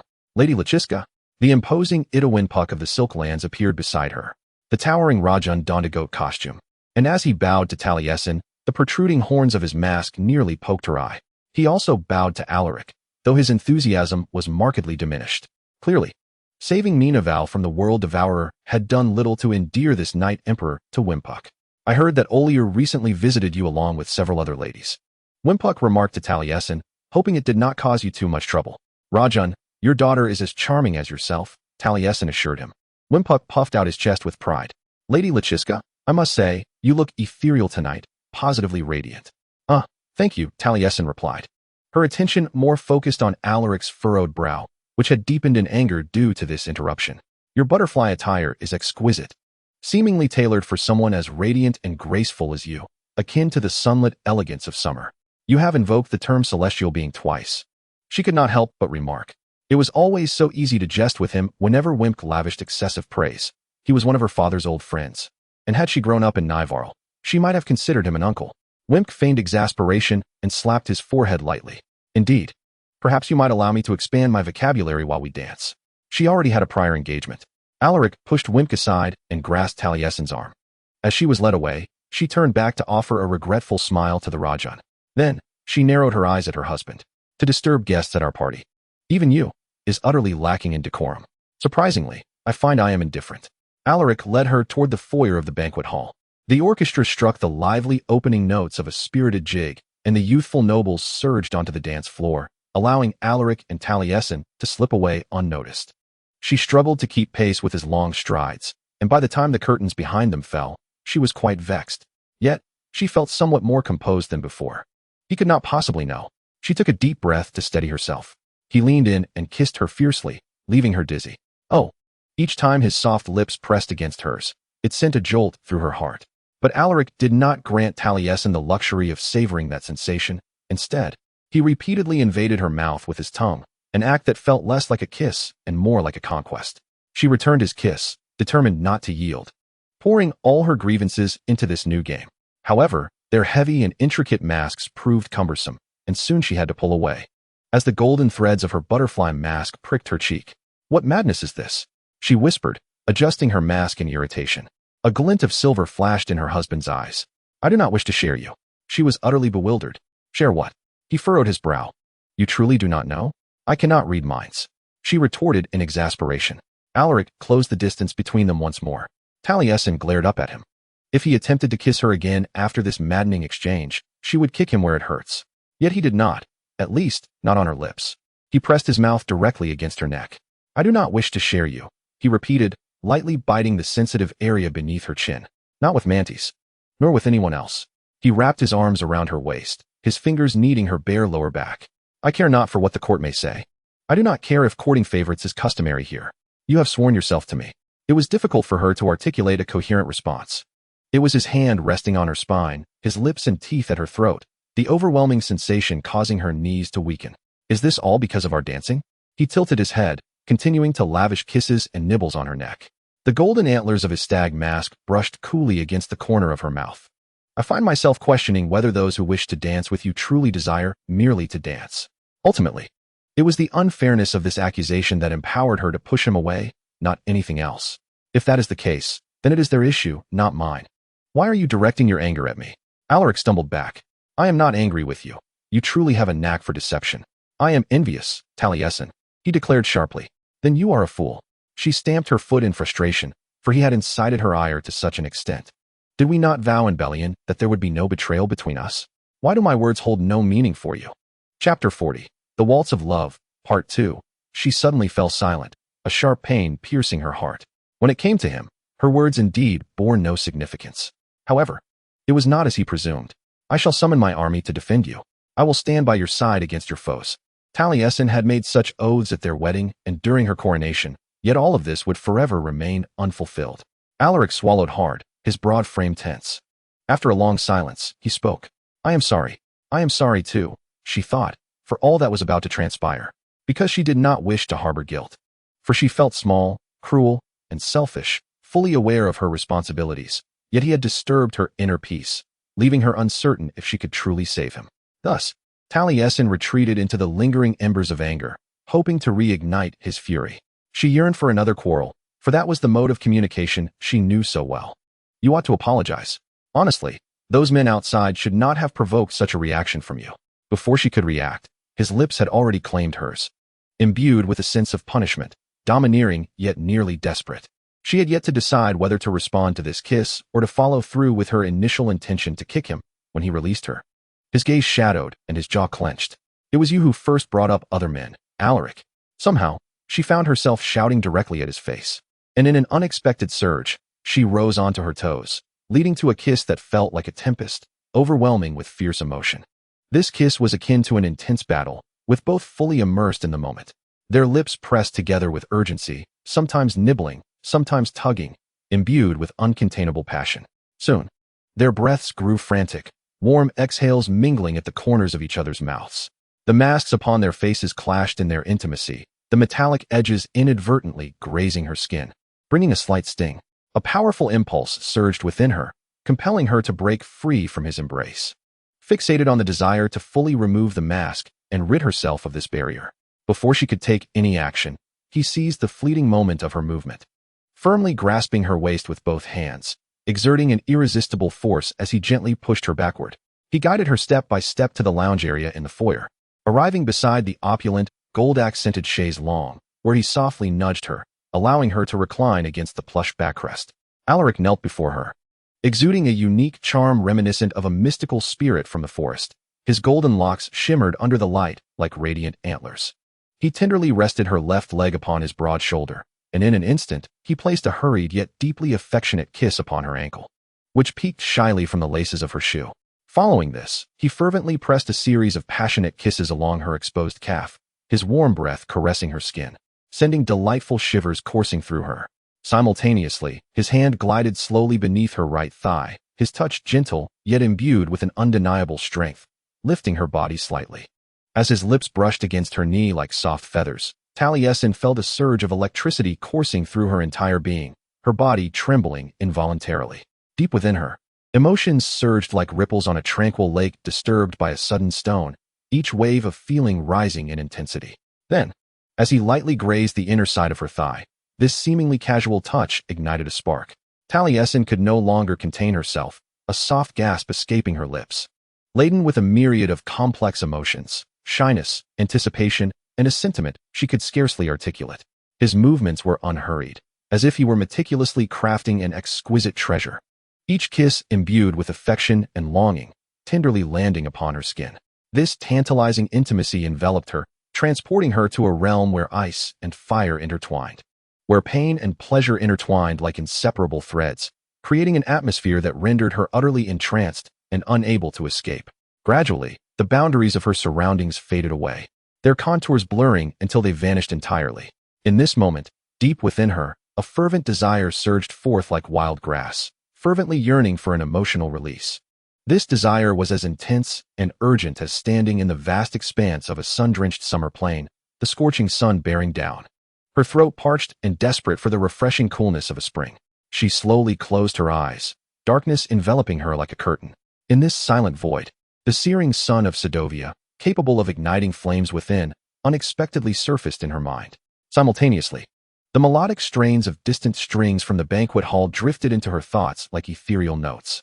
Both sensations interwove and collided, igniting a fire within her heart, drawing her deeper into this intricate and fervent emotional whirlpool. As the orchestra transitioned to play Tavanderlin, the melody flowed with a silken grace reminiscent of Mercury, light as air, enveloping them in the enchanting rhythm of the dance. His large hand eagerly grasped the edge of her lingerie, pulling with fervor, leaving her astonished that it remained intact. She responded by swaying her hips, a motion perhaps slightly awkward, yet ultimately successful in shedding the garment. However, Alaric, unable to contain himself, had just removed the silk from one of her legs before abandoning his pursuit, swiftly returning to her side. He afforded Talasin no time for modesty, instantly closing the distance between them. The moment of their intimate contact ignited like a fierce flame, resonating with the beauty of music, electrifying as a current, and intoxicating as the vast sky. Since first hearing of such intimacy within the Alliance legions, she had often pondered its essence. Yet, upon experiencing it firsthand, she was struck by the stark contrast between her previous imaginings and reality. As he drew near, his breath brushed softly against her, each tender caress flowing through her body like a warm tide. With every gentle conclusion, the sensation felt akin to a soft, affectionate gesture, each feeling transforming into ripples of delight that resonated within her heart, gradually obscuring her consciousness. Her fingers instinctively tangled in his hair, her body swaying gently in tune with her emotions. At times, the intensity was nearly overwhelming, yet at others, it felt insufficiently potent. Nevertheless, she found herself urging him with whispered entreaties to slow down or intensify. Fortunately, her husband was remarkably perceptive, quickly discovering the rhythm that enveloped her in bliss. Steadfastly maintaining it, Talasin nearly gasped, her spine arching involuntarily, her head tilting back. Inadvertently, she caught her reflection in the mirror on the ceiling, the emerald of her skirt complementing the burgundy velvet pillows, her lips slightly parted, Alaric's figure entwined with hers, their silhouettes bathed in golden light. The masks of butterflies and stags added an air of mystery and allure to the scene, making her feel as if she were a revered goddess.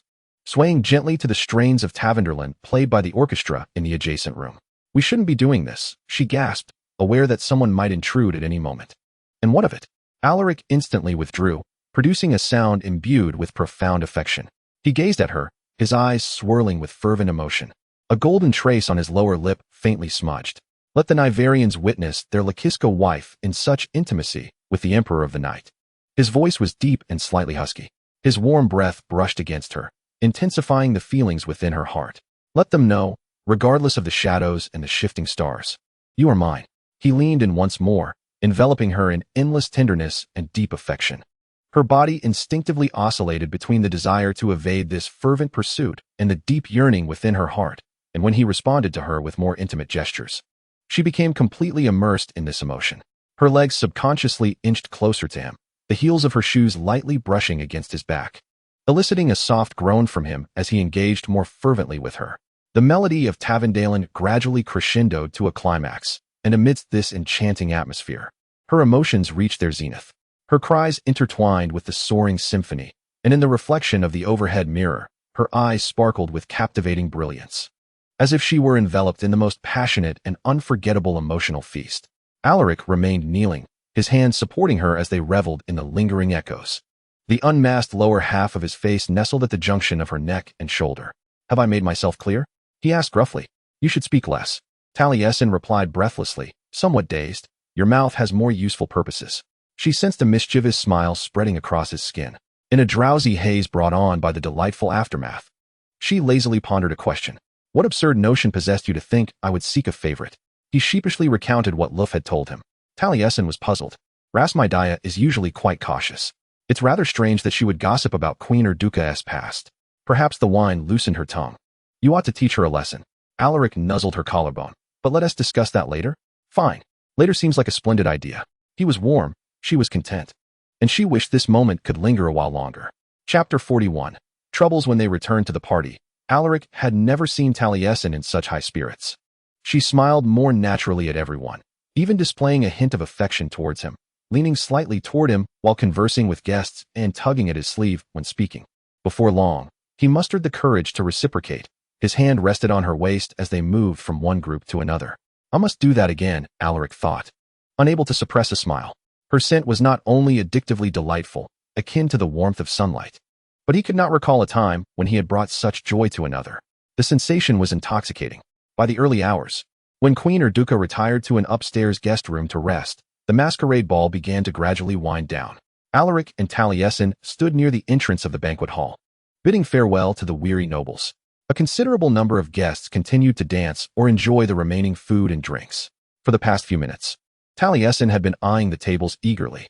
"I'm going to get something to eat," she announced, and Alaric was not surprised in the least.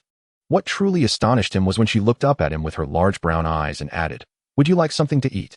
"I have had my fill," he said lazily. She blushed. He watched her hurriedly flee, suppressing a chuckle once more. On the way to fetch food, Taliesin once again found herself face to face with Lalia Muser. The Daya, adorned with a hummingbird beak mask, accompanied by Kejitab, who was disguised as a porcupine. Due to poor vision, the Rajun did not wear a mask, but in keeping with the theme, golden spikes adorned the frames of his glasses. "Oh, Lady Rakiska," Lalia said with fervor, "Kejitab and I were just discussing how brave you and His Majesty were during the night of the World Devourer. You saved us all, and we are eternally grateful." "Indeed," Kejitab remarked, "while my colleagues and I have often found ourselves at odds with the royal family, this near-catastrophic event has illuminated what truly matters. Henceforth, all the resources of my family shall be at your disposal." "So shall mine," Lalia retorted, determined. "Teparasak supports you, Duchess." Her feathered earrings trembled with her excited fervor. Taliesin shyly expressed her gratitude to them, feeling a swell of pride within herself. She was garnering allies from the most unexpected places. A few months prior, in the hall adorned with portraits at the pinnacle of heaven, Kejitab had privately pledged his loyalty. His public declaration now affirmed the seriousness of his commitment. It took some effort for her to politely extricate herself from the two nobles, ultimately succeeding, though her stomach was now audibly protesting its emptiness. As she began to indulge at the table bathed in moonlight beside the grand windows of the banquet hall, another group approached, Jia, Niama, and two other noble ladies who had visited the newly arrived Alaric at Yantas. They excitedly gathered around her. "Lady Rakiska." You and His Majesty seem particularly close tonight, Byron exclaimed. I believe his hand has not left your waist for hours. A true inseparable pair, all your sighed dreamily, her breath wafting through the rose-colored mantis wings that adorned her from neck to toe. Beneath her matching eye mask, her cheeks glimmered with small flowers painted in bright red. Just as a quill compliments Kegetab's glasses. Laughter erupted among them, while Taliesin desperately fought to keep her cheeks from reddening. I sincerely hope you ladies have found time to enjoy the festivities amidst your scrutiny of us, she said, her mouth full of char siu mooncake, her cheeks puffed out. Gazing at you is part of the enjoyment, Byron replied. Do tell us, did your romance begin while stranded on Char Island? Taliesin nearly spat out the mooncake in her mouth. I would be heartbroken if my rescue vessel interrupted anything. Byron would never know how close her teasing was to the truth. Before Taliesin could hastily conjure a response, Jess suddenly nudged Niamh with her elbow, His Majesty rushing towards the Duchess and Lord Surikvel. Lanso and Dadiah, were you not relieved at that moment? I sighed with relief. Primarily because Surikvel had not once stepped on the Duchess's toes, Niamh remarked. Olier let out a hum of acknowledgement. Indeed. I recall those dance lessons we attended in our youth. He was the clumsiest among us. Amidst the laughter, Niamh cast a curious glance at Taliesin, who was uncertain whether it stemmed from Niamh's feelings for Surikvel or her unpermitted affections for Alaric. Taliesin admonished herself, insisting that she harbored no feelings for him, that it was merely an attraction, nothing more.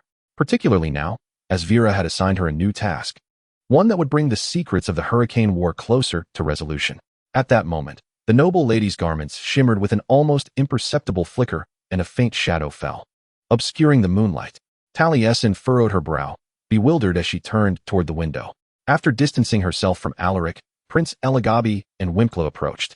Alaric found himself hesitant to meet his father-in-law's gaze, considering his recent actions toward his daughter, yet the prince seemed determined to endear Wimpla to Alaric. The two elder gentlemen had consumed copious amounts of wine throughout the evening, which somewhat alleviated the tension, making the conversation less awkward than anticipated. As Elagabi and Wimpla animatedly recounted a wild tale from their youth, Alaric noticed two masked figures slipping into the banquet hall. These individuals should not have been present. Excusing himself from Elagabi and Wimpla, he strode purposefully towards the uninvited guests, who, upon sensing his approach, swiftly turned and led him into a secluded alcove. What brings you here? Alaric inquired bluntly. And what are you doing dressed like that? Severum retorted, bewildered, gesturing at Alaric's shimmering gold-green attire. Get to the point. Elise impatiently urged Severum. She addressed Alaric, saying, Your Majesty, we bring urgent news. Regent Garrus has dispatched us to ensure your immediate return to the continent. He insists we personally guarantee your departure home. Garrus could have summoned Alaric from the spirit realm. All Legion soldiers were aware of this.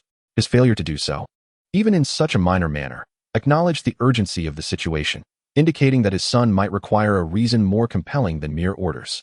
Alaric's heart raced. What has transpired? During the night of the new moon, a prison break occurred, Elise explained. Sadoian guerrillas infiltrated the castle, severing the throats of the guards and liberating all their comrades. None were left behind. Chapter 42, The Escape Plan in Retrospect. Alaric understood that there could have been no more opportune moment for the rebels to strike than during the night of the new moon, when the castle was defended only by a skeleton crew and Garrus was absent. What of the remaining Legion soldiers? He inquired. Why were they unable to thwart the attack? The Sidorvian people orchestrated a diversionary incident, drawing the Legion soldiers further away. Severum mentioned that they had been led to the far end of the castle. The traitors had prior knowledge of the prison's layout, as did Emperor Alaric. Someone had alerted them to the fact that their comrade was imprisoned in the eastern wing. Brigadier Darius and Brigadier Matilda were currently in pursuit of this informant, while Nicene led a contingent to apprehend the fugitives. But your presence is essential. We must depart at once. Alaric numbly contemplated that the only advantage of this directive was that he would not have to take Taliesin to meet his father. He could use this emergency as an excuse, claiming he had no time to persuade her to accompany him. Inform the crew of the small vessel to prepare for departure. Alaric commanded his 2 legionnaires, and send word to my storm ship to be ready for our arrival at the dock. I will first bid farewell to my Dark Queen. Severum bowed. Yes, resplendent Majesty. It shall be done at once, brilliant Master. Elise, I have another command. Alaric nodded towards Severum. Throw this fellow into the sea. After Elise dragged the laughing Severum away, Alaric surveyed the banquet hall until his gaze fell upon Taliesin, who was gathered with her friends near the refreshment table. Behind her, the windows of the banquet hall, facing the sea, flickered with light as numerous stones plummeted from the sky. Hail, in Ninavarr? How peculiar. Alaric squinted. The stones grew larger. They were not falling from above, but hurled towards the windows by an unseen force. Furthermore, they were uniform in shape, with smooth edges and conical bases resembling shells. Alaric sprinted towards the table. Talasin and her friends were too close to the windows and too far from him. He was not swift enough. The ceramic shells struck their targets, and with each shattering pane of glass, the vast banquet hall echoed with countless explosions as shards rained down upon the crowd. For the Shadow-Forged Legion, ambush situations were not unfamiliar. Years of training and a prolonged conflict with the Sidorvians had equipped Alaric to handle such crises. Yet at that moment, all his wisdom seemed to evaporate. One thought consumed his mind, one name. As he fought his way through the panicked nobles, he repeated that name over and over. Someone crawled through the broken window, firing crossbow bolts at the ceiling and walls. A massive chandelier crashed down, extinguishing the oil lamps and plunging the banquet hall into darkness, but Alaric scarcely registered the chaos. His sole focus was to locate Talasin. It was a fierce struggle. The Ninavarrians shoved, collided, and fell, their cries drowning out Alaric's voice, while pure instinct compelled him to continually call out Talasin's name. He removed the cumbersome golden mask, letting it fall to the ground, where it mingled with the bodies of those who had stumbled or been struck in the frantic escape. Talasin was nowhere to be found. He frantically scanned the banquet hall, feeling as though something within his soul had abruptly snapped. The power of the shadow gate ebbed away from him, leaving behind a painful void. Alaric had experienced this sensation before and immediately recognized its nature, a Saruman energy dissolution field. Long ago, he had commanded Ninavarr to remove those cages from his vicinity, and now, despite their absence, the effect was still profoundly felt, causing him to lean against a nearby pillar for support. Gripping the column tightly, he surveyed his surroundings, attempting to ascertain the situation. The assailants moved with a disordered yet purposeful precision amidst the chaos. Clad in leather helmets and armor, several of them wielded crossbows and void firearms. Their deliberate aim, rather than indiscriminate fire upon the crowd, indicated that this was no ordinary incursion into their territory. Rather, they seemed to be searching for someone. Alaric quickly deduced the identity of their quarry. Crystalline violet beams shot towards him. "Stay here," Talasin whispered, and remained silent. Clea, Niamh, Olier, and Baron nodded in agreement, huddling together with wide eyes. As a window shattered, Talasin ushered the four noble women beneath a table. Now emerging from her refuge, she dashed into the turmoil, seeking Alaric and Eligab. Then, the power of the light weaving abruptly vanished. It was Saruman, she realized, a wave of nausea momentarily immobilizing her. Yet that fleeting instant proved long enough for the panicked guests to knock her to the ground. Someone trampled over her, as if she were merely part of the floor. And she sprang up, shaking off the weight before it could crush her ribs. "Whoever you are, I apologize." A flicker of guilt crossed her mind as she kicked off her shoes and struggled to rise, only to behold the gleaming muzzle of a Ninavarr firearm, shining bronze in the moonlight. Talasin ripped off her mask and hurled it at the attacker. The man screamed as the jewel-encrusted butterfly struck his face, seizing the opportunity. She snatched the firearm, twisting the barrel against him and firing a shot into his chest. Distant gunfire echoed, illuminating the darkness with violet magic. Seizing a new weapon from the corpse, she charged toward the light. Alaric narrowly sheltered behind a pillar as the granite quaked under the impact of numerous void energy beams. Then he bolted away, merging into the throng of fleeing guests. Reason urged him to follow suit, yet he remained. Without Talasin, he would not depart. More gunshots rang out behind him. Utilizing the constantly shifting crowd as cover, Alaric made his way toward the most densely packed and chaotic areas. Two marble pedestals adorned with flowers toppled over. As he drew near, they reflected the crystalline violet light of the void's descent, prompting him to swiftly take cover behind them. Lying flat against the ground, the pedestals trembled under the magical assault, and the air grew thick with the cloying stench of decaying roses. Alaric crawled forward on his elbows until he reached the edge of the dance floor's resting area, where most tables and chairs had been overturned in the turmoil. A table lay toppled on the ground, and a slender arm reached out from behind it, exerting remarkable force to pull Alaric forward. "Are you all right?" Talasin inquired softly. "I'm fine." He caressed her form in the darkness, scarcely able to believe she was alive and so near. "What about you?" "I can no longer wield ether magic," she replied. "How did they manage this?" Alaric recalled the layout of Yanta's in his mind. There was a terrace surrounding the banquet hall. If they had placed Saruman's cage there, he did not finish his thought. Each Saruman could only project its nullifying field within a radius of 7 feet.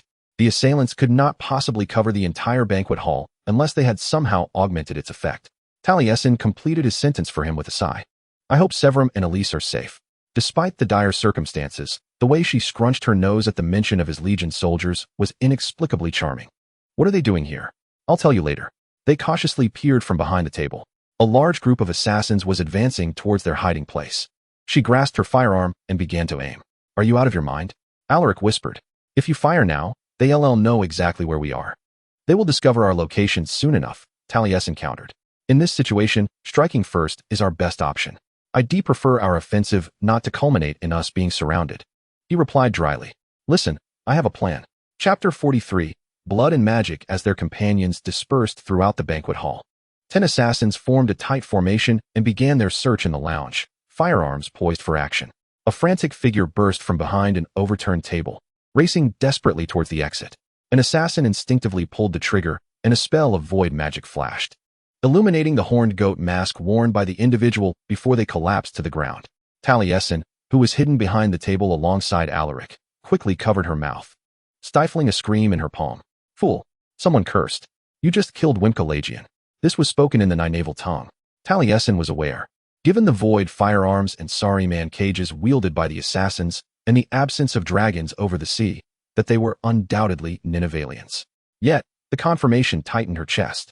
With Wimka now dead, there was no time for mourning. The one who had slain him was advancing towards their hiding place. Screams echoed from the other end of the banquet hall, cutting through the din. It was Olier's shattered cries, mixed with Amaya's shouts and silent sobs. Olier had seen her father slain. Take action, Alaric commanded. Although the round table was somewhat heavy, they managed to lift it with effort, and it was large enough to provide some cover. Alaric hoisted the table, using it as a barrier before them, while he and Taliesin charged towards their adversaries, she relentlessly unleashing void magic projectiles. This table served as both a shield and a battering ram, plunging directly into the ranks of their foes, disrupting the formation of the assassins. Alaric and Taliesin successfully felled several attackers, but others quickly regrouped. Soon, under the onslaught of crossbow bolts, the table shattered into splinters, leaving the two with no choice but to separate. She was acutely aware of their slim chances. Their ether magic had faltered, and the enemy far outnumbered them. Yet, Alaric fought with the ferocity of a trapped tiger, igniting her own spirit of defiance. She concealed herself behind a column, crawling beneath the fallen chandelier. And when the ether core of her firearm depleted, she fought unhesitatingly with her fists, elbows, and teeth. A trail of corpses lay behind her. But soon 2 assassins flanked her. As they opened fire, she immediately dropped to the ground, one of them struck down by his companion's void magic.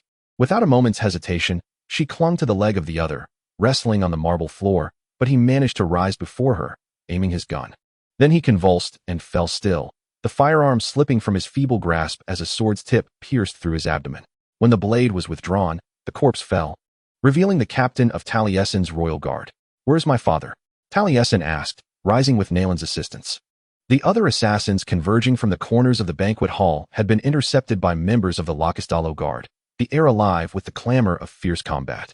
Prince Elagabi had been safely rescued by his own guard, High stated, as he made his way with Zahira Lakis to Iskaya. The soldiers in the castle had been poisoned. Duchess, the attackers have surrounded the banquet hall. We must extricate you. We will carve a bloody path.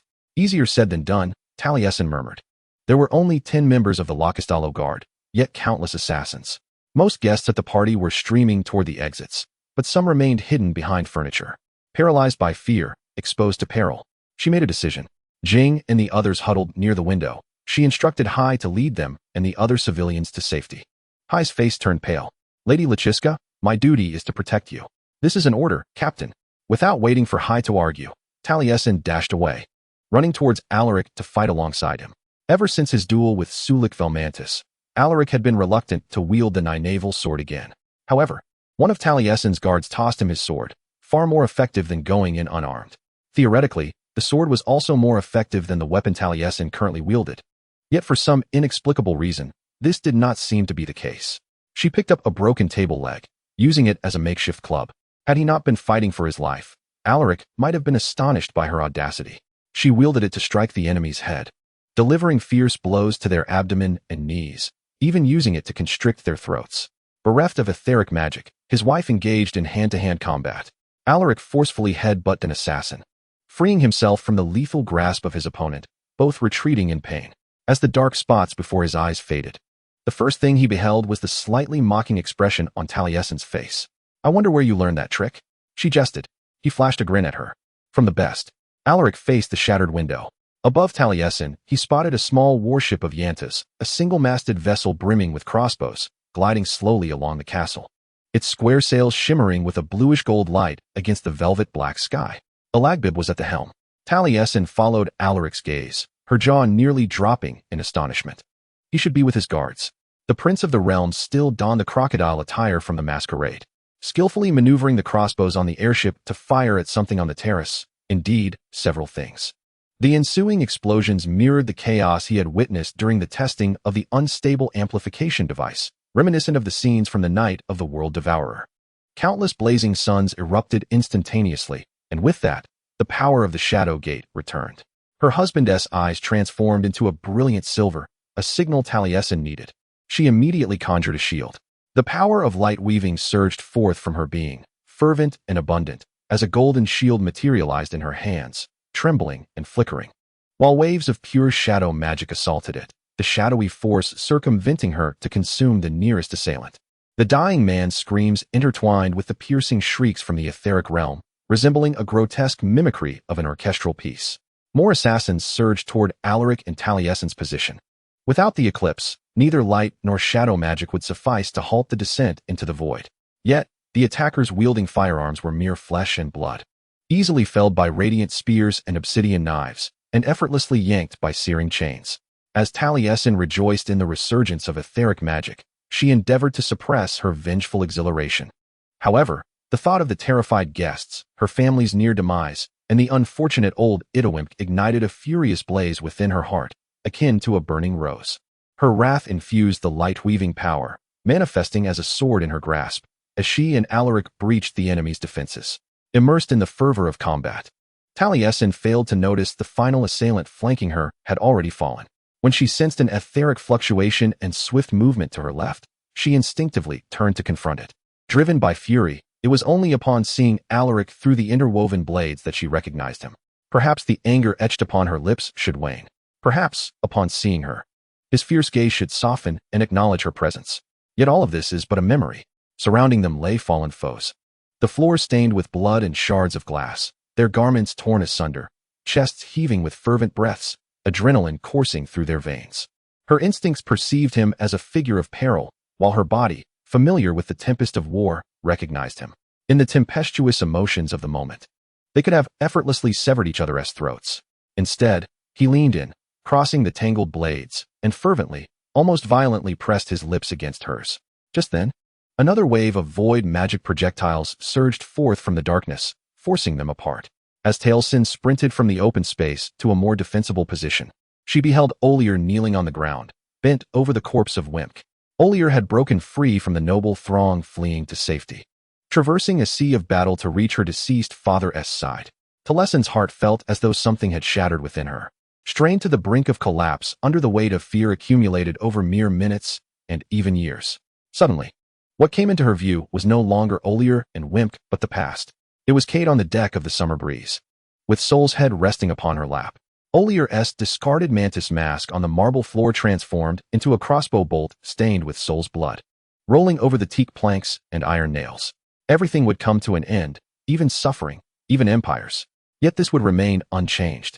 War is an eternal season, a perpetual state. No matter what Taliesin does, no matter what crown she wears, no matter whom she loves or does not love, someone will always perish. Olier raised her head. Their gazes met. Chapter 44. The darkest hour. In that fleeting moment, a flicker of white spark ignited in Olier's eyes, shimmering amidst her tears. Yet Taliesin must have been hallucinating, or perhaps it was merely a reflection of moonlight. In any case, she had no time to ponder. Several assassins had encircled her, all wielding blades rather than firearms. The heart of the void had likely exhausted its energy. This battle was nearing its conclusion, even as the war raged on endlessly. She conjured a golden dagger, weaving through the bodies of her assailants. One by one, they fell, and when Taliesin finally broke free, Olier was nowhere to be found. Taliesin frantically scanned her surroundings, her heart racing. She had to locate Olier and lead her away from this place. In Rasthaven, she had lost Cade. leaving her to face an uncertain fate. Yet she would not betray this person again. She would not forsake the one thing still salvageable. In the darkness, she caught a glimpse of a rose-hued skirt disappearing into the foyer from which she and Alaric had previously emerged. Talasin pursued, leaving the battle behind. Hai had mentioned that the assassins had surrounded the banquet hall. They might also be lurking outside the foyer, poised to mercilessly slay anyone who emerged, just as they had coldly executed Wimk. Just before she slipped into that small room, Talasin cast one last glance at Alaric. He had his back to her, fighting alongside her guards. He had restored the ethereal magic and was accompanied by allies, while Aaliyah stood alone. Taliesin had to intervene. However, as she turned to depart, an exceedingly peculiar sensation stirred within her stomach. Fleeting and devoid of logic, it nonetheless existed palpably, a fleeting thought whispering to her that she might never see him again. This feeling had visited her countless times before, deeply rooted in her psyche. In the past, amidst the endless conflicts that ravaged the continent, under the shadow of the storm vessel, one could always be observing another, and that would be the final glance. Yet such a fate would not unfold here. She would escort Aaliyah to safety and then return to Alaric's side. Taliesin dashed into the foyer. It was empty, yet the door leading to the corridor stood wide open. Outside the threshold lay several corpses, two clad in assassin's armor. She was astonished that Aaliyah had managed such a feat, but then again, when cornered, even a noblewoman could rise in defiance. She stepped over the bodies, a vague sense of doubt creeping into her mind. The corpses still clutched their weapons. How had Aaliyah?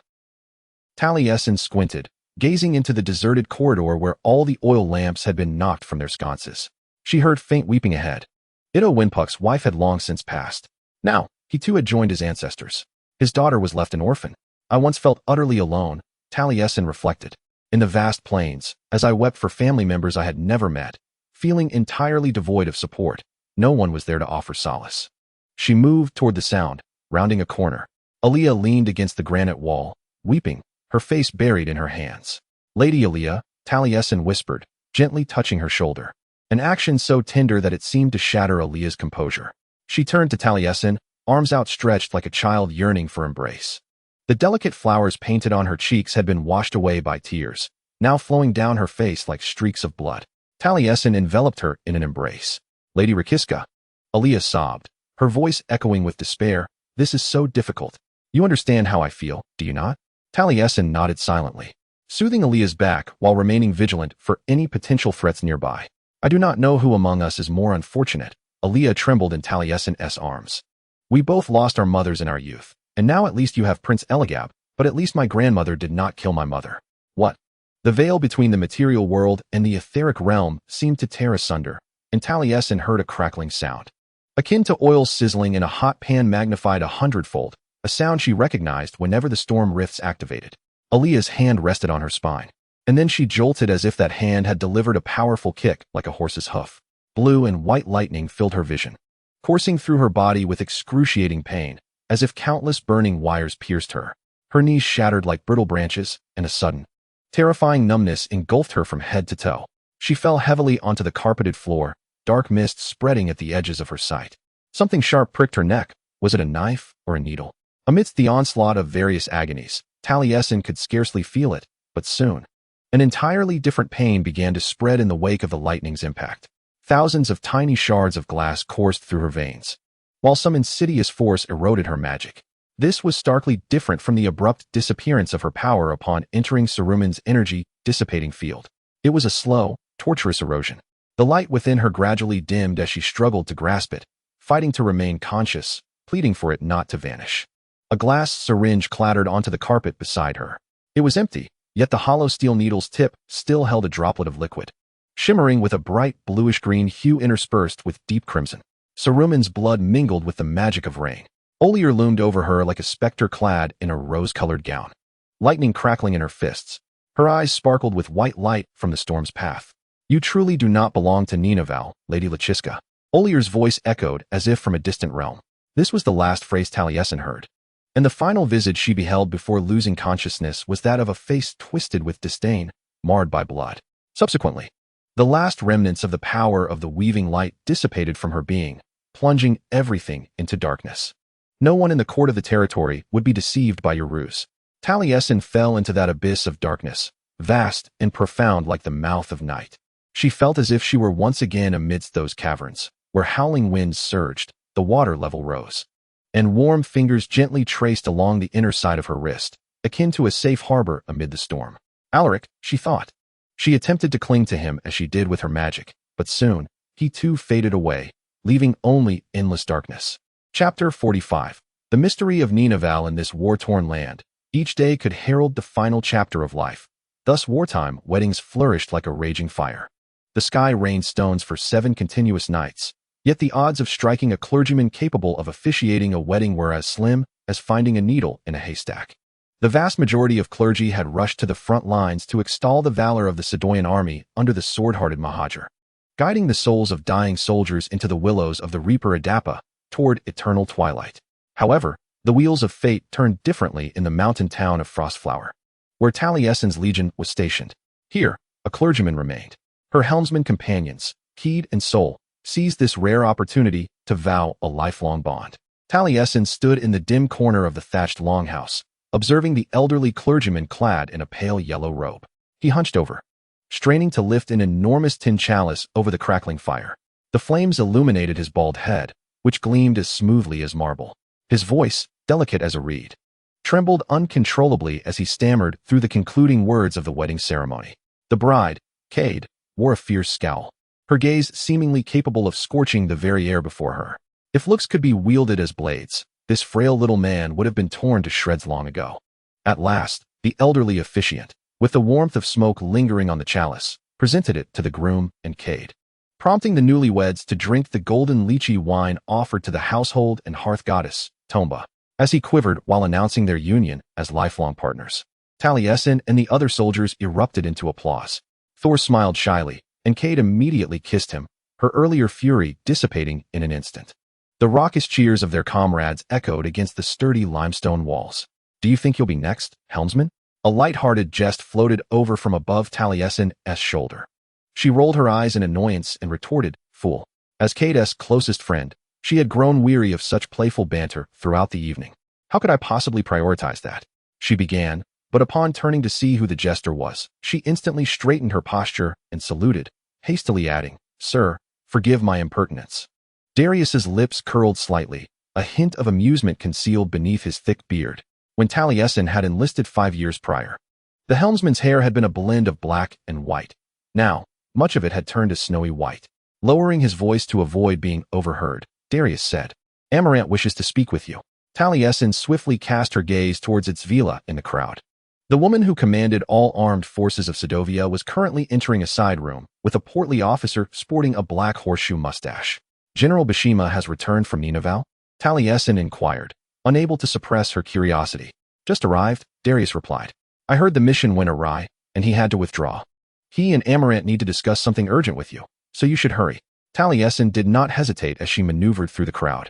Using her elbows to create a path, her eyes fixed intently on the door through which Bashima and Amaranth had vanished. Her curiosity burned fiercely, not merely from being summoned, but also due to the air of mystery surrounding General Bashima's recent venture to Ninavarr. The Sedovian Alliance, an organization comprised of numerous nations fraught with internal strife, yet united against the Night Empire, had dispatched General Bashima to the enigmatic Ninavarr archipelago in the southeastern continent. They hoped the general could leverage his diplomatic prowess to persuade the Queen of Ninavarr to aid Sedovia in defeating the Night Empire. If the ancient legends held any truth, perhaps old alliances could be rekindled. Yet, the general's swift return suggested that matters had not unfolded as planned. Nevertheless, the very fact that Bashima had journeyed to Ninavarr was enough to set Taliesin's heart racing. The thought of the Ninavarr territory stirred within her a complex swirl of curiosity and unease. She had never ventured beyond the ever-shrinking borders of Sedovia. Yet the mere mention of the isolated archipelago across the reverse sea stirred an inner voice within her, as if she had forgotten something profoundly significant that yearned to be unraveled. For 2 decades, this secret lay buried deep within her, too fragile to disclose to anyone. Now, the prospect of conversing with someone recently returned from that place seemed to be a pivotal step towards unraveling the mystery. Though her heart raced with urgency, Talasin slowed her pace as she passed a private station to escort General Bashima on a diplomatic mission. The boy, his cheeks flushed from the biting cold, had snowflakes melting upon the collar of his uniform. He animatedly recounted his adventurous exploits to a small gathering of captivated wedding guests. The attendees were clad in military attire, woolen trousers, sturdy boots, and thick orange cotton coats. In these tumultuous times, there was little opportunity for elegant gowns or grand ceremonies. This wedding was merely a fleeting moment of tranquility seized between two skirmishes. The situation is as dire as when we last sent envoys to the Ninavarr territory, the private remarked, recalling a previous encounter from years past. Though this time they allowed us to disembark without expelling us from the port. It was merely for rest and resupply. Their queen, Zahiarakis, still refused to meet us. Bishima evaded the port guards and rode straight to the capital. Yet he couldn't even gain entry to the palace. When we attempted to explain our intentions, the port guards dismissed us, claiming that the affairs of outsiders were of no concern to the territory. An archer leaned forward, eyes alight with curiosity, and eagerly inquired, "Did you see any dragons there?"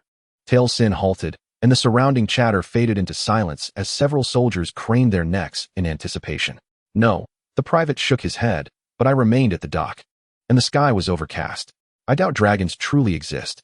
A foot soldier scoffed, asserting that all they heard were mere rumors. "In my opinion, the Ninavarr people cleverly convinced those from other lands that they possess dragons. If everyone believes you command a host of fire-breathing behemoths, no one would dare to provoke you." "I wish I had a fire-breathing dragon," the archer mused dreamily. "With even one, we could win this war." The group soon fell into a debate about whether a dragon could bring down a storm ship. Talasin chose to disregard their chatter and continued on her way. As she took a step forward, a cascade of blurred images surged into her mind unannounced, crashing like a tide before fading away almost instantaneously. Before she could fully comprehend, these visions vanished without a trace. Among the fleeting images were smooth scales glistening in sunlight and a crown sharp as diamonds, transparent as ice. The soldier's conversation seemed to awaken something imprisoned deep within her, struggling desperately to break free from its confines. What was this? Talasin blinked, and the enigmatic images vanished entirely. Yet her sense of bewilderment only deepened. She quickened her pace, approaching the enigmatic door, oblivious to the earth-shattering secrets that awaited her beyond it. Chapter 46, To the Bitter End. Inside the longhouse, the air was thick with the fragrant smoke of resin wafting from numerous braziers, and the close quarters filled with people made it difficult to breathe. Thor, with his kind and charming demeanor, was beloved by many, as evidenced by nearly a quarter of the Legion's soldiers attending his wedding. The gathering was certainly not in homage to his bride, Cade. Cade, with her coarse temperament, fiery disposition, and sharp tongue, was hardly amiable, yet Thor's love for her was profound enough to rival that of 100 men. Taliesin stood before the closed door of a side chamber, glancing back at the newlyweds. They were encircled by a throng of exuberant well-wishers, each holding a warm mug of malted ale. The Legion's field band played a lively tune on flutes, horns, and goatskin drums. Joyful, Thor continuously kissed the back of Cade's hand, while Cade feigned annoyance, her brow furrowed, yet her lips betrayed her with the slightest upward curve. The couple donned the winter military garb of a helmsman, adorned only by wreaths of dried flowers around their necks, the sole symbols of their union. Cade occasionally placed her free hand upon her still flat belly, while Thor's deep blue-black eyes sparkled against his oak-hued skin, reminiscent of a bright summer sea. Observing this scene, Taliesin's heart was a tumult of emotions. She felt happiness for them, yet could not suppress a twinge of envy. As an orphan, she had yearned for a home of her own and someone to rely upon for the past 20 years. Thor chuckled at Cade's words, wrapping his arms around her waist and burying his face in her neck. Taliesin couldn't help but wonder what it would feel like to share such laughter and be caressed so tenderly by someone special. Lost in this fleeting reverie, a sudden pang of sorrow pierced her heart. At that moment, a drunken soldier stumbled forward, splashing ale onto the ground beside Taliesin's boots. The sour odor assailed her senses, instantly resurrecting painful memories of her childhood in the orphanage, those caregivers reeking of alcohol and sour milk, their words harsh and their hands cruel. Yet, those days were now behind her. The orphanage in the slums, along with other places in Hornbale Head, had been destroyed, and the malevolent caregivers likely met their end in the rubble. She could not allow such trivial matters to plunge her into despair, especially when important discussions with her superiors awaited. Taliesin straightened her back, inhaling deeply to regain her composure, then lightly tapped on the door of the side chamber. Just then, a deep, jarring alarm bell rang out, piercing the limestone walls and shattering the joyful atmosphere. All music and conversation ceased abruptly, and Taliesin and her comrades surveyed their surroundings, the lookout tower continuing to sound the urgent alarm. Initially, everyone stood in shock, unable to comprehend, but soon, A wave of tense activity swept through the illuminated longhouse as the guests at the wedding sprang into action. It was the Dark Empire that had come to attack. Taliesin plunged into the silvery night without hesitation, adrenaline coursing wildly through her veins. The frigid air stung her exposed cheeks, yet brought with it a numbing sense of protection. The lights throughout Frostplum Town extinguished one by one, the windows that once radiated cheerful golden warmth gradually merging into the encroaching darkness. This was a precautionary measure to avoid becoming a target of aerial bombardment. However, under the illumination of the 7 celestial bodies that hung in the sky above the Lyre continent, each in varying phases of waxing and waning, the effectiveness of such measures seemed limited. The snow-capped mountains glimmered with a cold radiance in the moonlight, and if the Kaisa forces had indeed brought their storm ships, the entire city would be as fragile as dandelion fluff in the wind, utterly defenseless. Though the homes here were constructed of stone and mortar, adorned with wooden frameworks and layers of thatch to withstand the harsh elements, they were no match for the lightning cannons of the Empire of the Night. Nestled deep within the Sedowia Highlands, Frostplum Town had long been a tranquil settlement, cradled in the embrace of long-needled pines. Yet tonight, it was engulfed in chaos. The townsfolk, clad in furs, frantically rushed toward the shelters, shouting desperately to one another amidst the clamor of military operations. This was precisely why Taliesin's legion had been stationed here. The fears that had long plagued them had finally materialized. Archers swiftly took their positions atop the city walls. Infantry hurriedly erected barricades in the streets, while helmsmen sprinted toward the docking area for the ships. Taliesin squinted at the twinkling stars above, surmising that there might be no storm ships. Had there been, she would have surely seen their imposing silhouettes by now. She quickened her pace, merging with the throngs racing toward the docking bay. The sound of dozens of military boots trampling the snow into slush. It seemed an eternity before they reached the city's edge, where slender skiffs were moored upon a honeycomb of steel platforms, their hulls adorned with the orange and red striped banners of the Sedowia Alliance.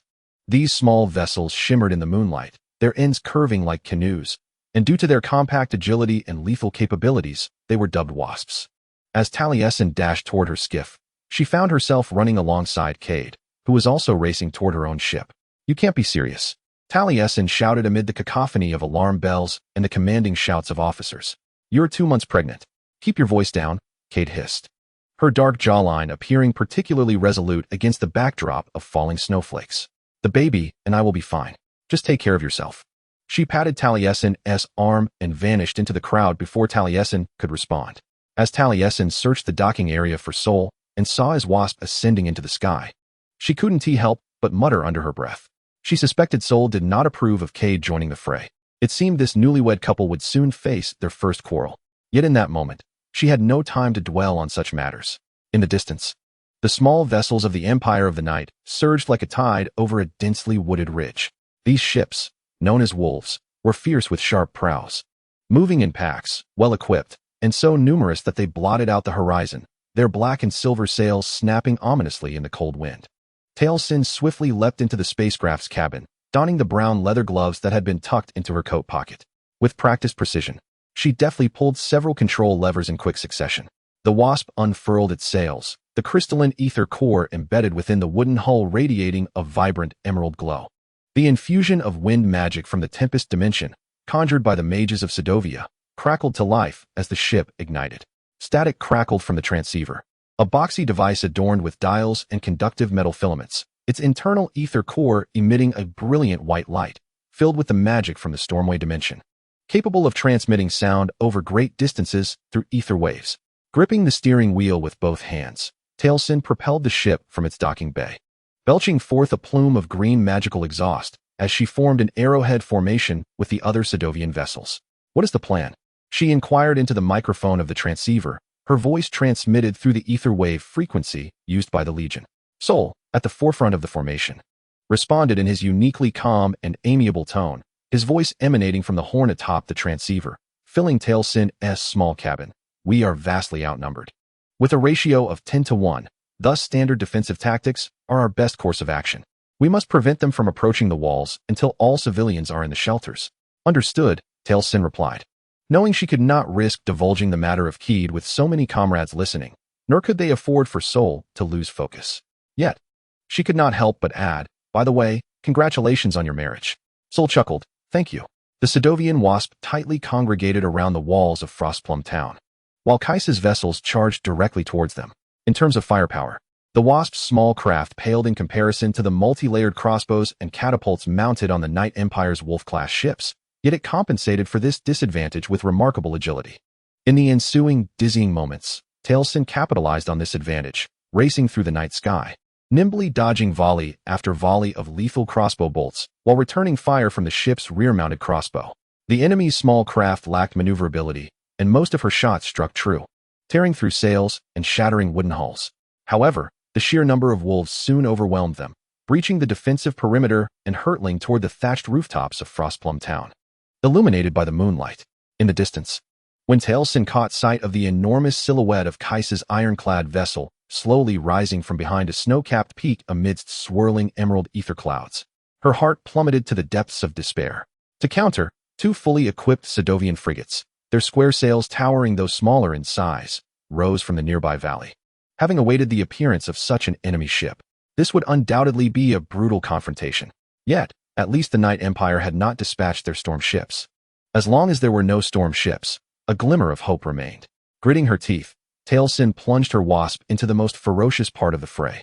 Fully focused on combat and flight, she noticed out of the corner of her eye her comrades' vessels igniting in flames around her or crashing against the battlements and treetops. Not long ago, they were safely and blissfully celebrating the marriage of Keed and Soul within the Longhouse, a scene that now feels like a distant, unattainable dream. Amidst this tempest of war, there are no warm corners, no fleeting moments of joy that remain unscathed. Wherever the dark empire of Kaisa spreads, everything is ruthlessly destroyed. Suddenly, a faint ember of burning rose ignited within her heart, spreading like a searing steel needle from her core to her fingertips, lurking beneath her skin. Stay alert, she silently roared within, determined that no one must know. You swore an oath to Amalanti. Talasin desperately stifled that burning sensation, striving to quell the flames within her soul. But by the time she realized the peril, it was too late. Several wolf ships had taken advantage of her distraction and successfully encircled her from the flanks. Iron projectiles, launched from catapults, rained down upon her vessel from all directions, and soon the world spun chaotically as her ship plummeted towards the ground. Chapter 47. Awakening in desperation amidst the fog of dreams, Talasin found herself transported back to the age of 15. As the familiar yet strange sights of Hornbill Head City unfolded before her. This city, constructed from rammed earth, wooden frames, and animal hides, rose abruptly from the parched grasslands of the vast plains, resembling a precariously stacked multi-tiered cake, encircled by towering mud bricks and salt walls. At that time, she was evading the guards' pursuit, her tattered pockets stuffed with pilfered flatbread and dried berries. With each breath, she cursed the vigilance of the shopkeepers. The inhabitants of Hornbill Head City learned to climb high from a young age, and Talasin was no exception. She scrambled up ladders and ledges, sprinting across rooftops and weaving between rickety bridges connecting the buildings, with the guards closely behind, the sharp whistle of bird bone echoing in her ears. She ran higher and higher, feeling the ache in her limbs from the exertion and the surge of fear from being hunted. Ultimately, she reached the parapet of the western wall. The biting cold wind clawed at her hair and stung her cracked lips, while the whistle of the guards grew increasingly urgent. Initially, she intended to circle back down to the lower slums, the refuge shared by her and other impoverished residents. After all, the guards would hardly expend effort over an Orphan Street rat who had stolen a bit of food.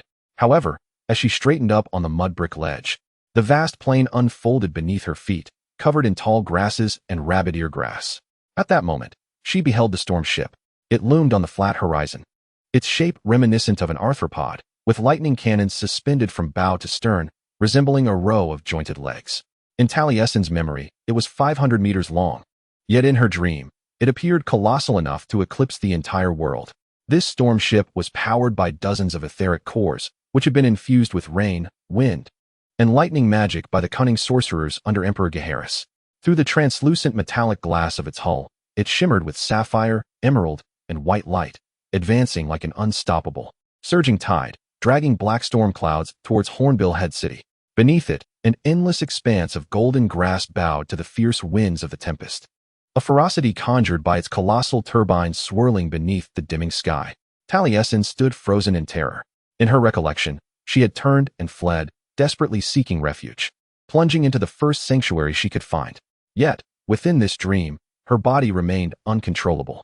The storm vessel drew ever closer, the gales piercing her heart like iron arrows. And at that moment, she jolted awake.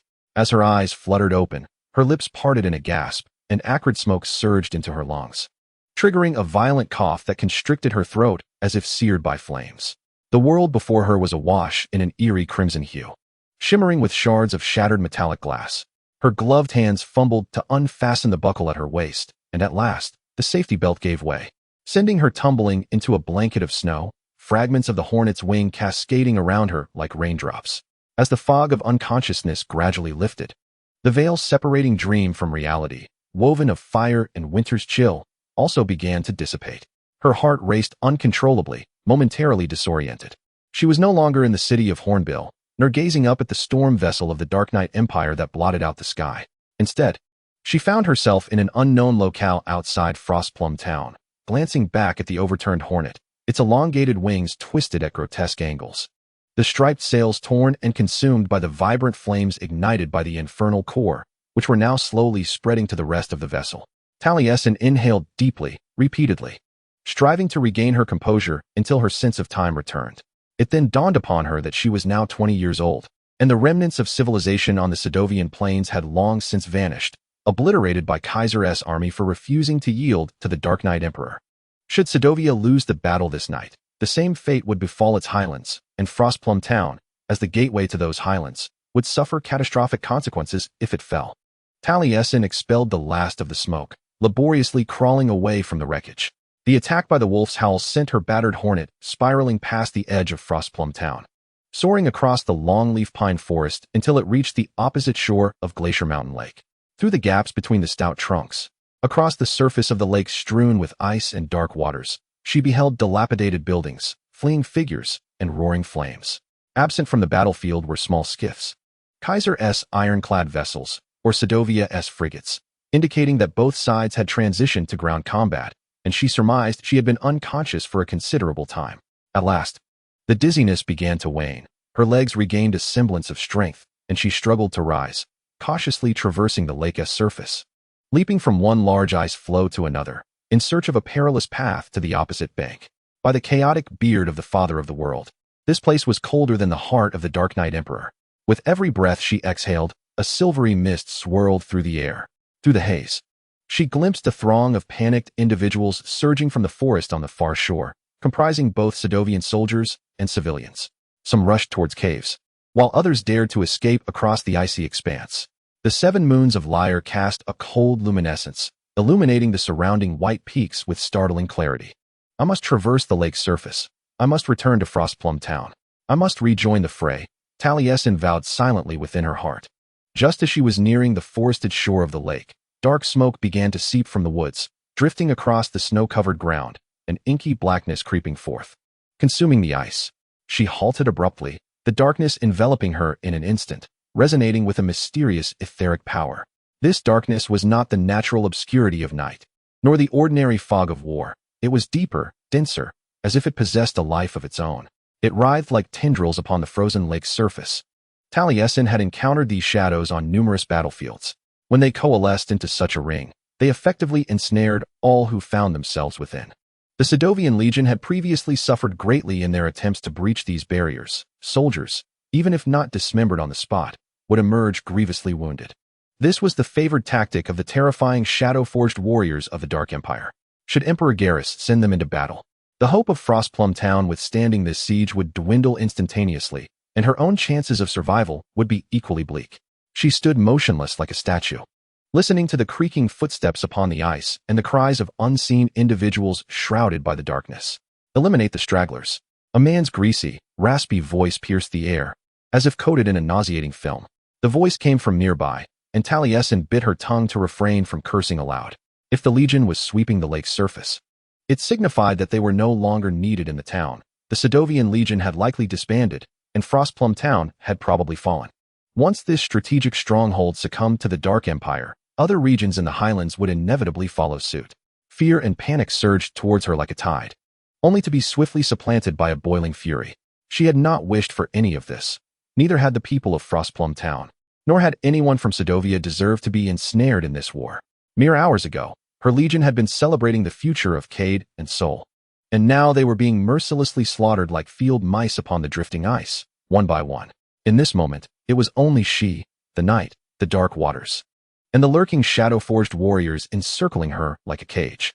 Yet, she would not allow it to end this way. As anger surged within her, a spark ignited in Taliesin's heart. She felt it burning as before, but this time with greater intensity. The flame was sharp, fervent, filled with a yearning for justice.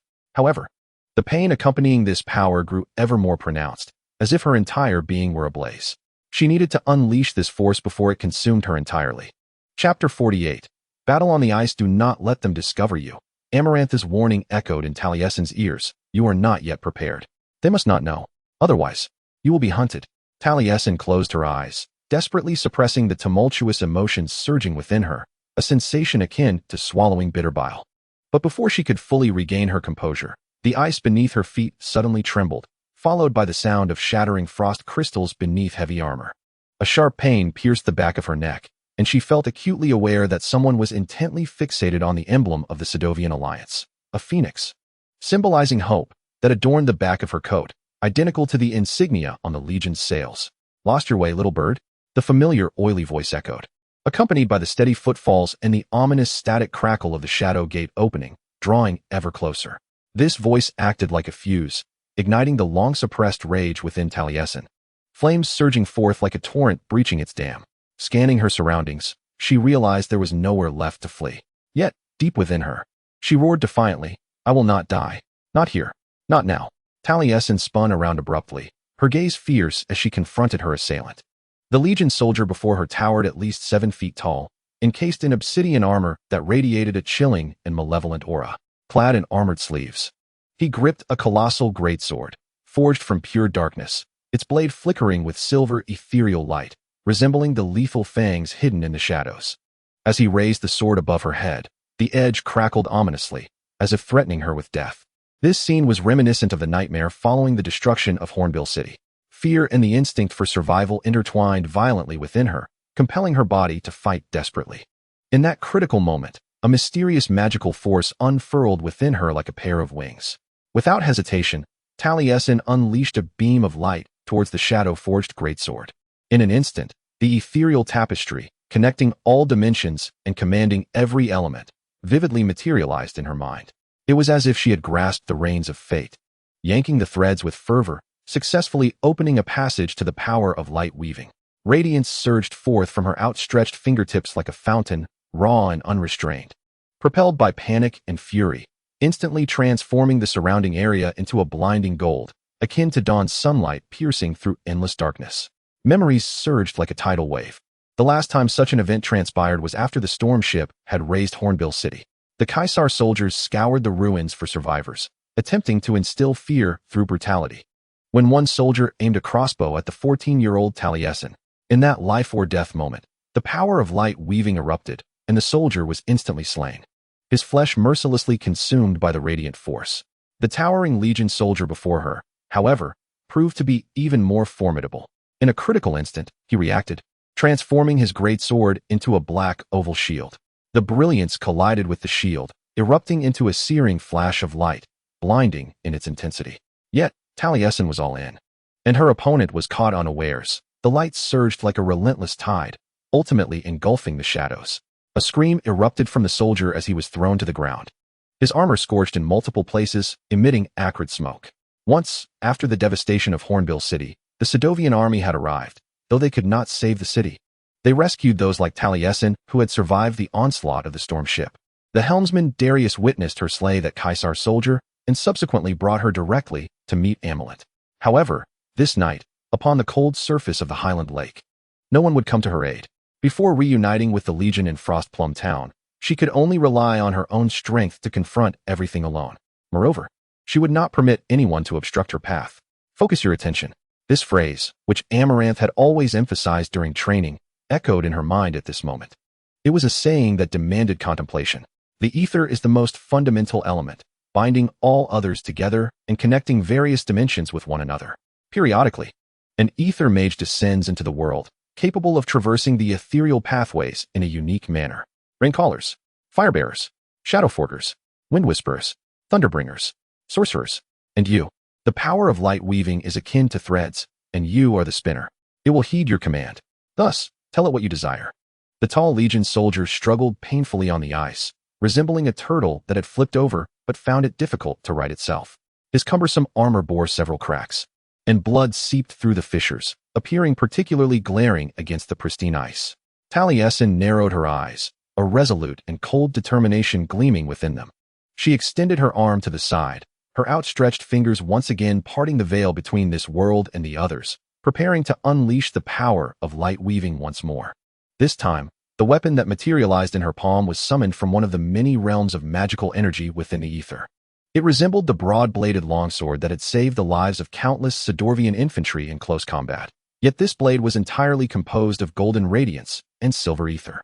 Its serrated edge shimmered in the darkness, akin to rays of sunlight piercing through the gloom, emanating formidable power, as if declaring Taliesin's unwavering resolve against the darkness. Chapter 49. Confrontation. Though the Shadowforger wore a mask, his palpable panic spread like a tangible essence. Taliesin advanced step by step, while he could only awkwardly maneuver backward on his elbows, as his legs were evidently incapacitated.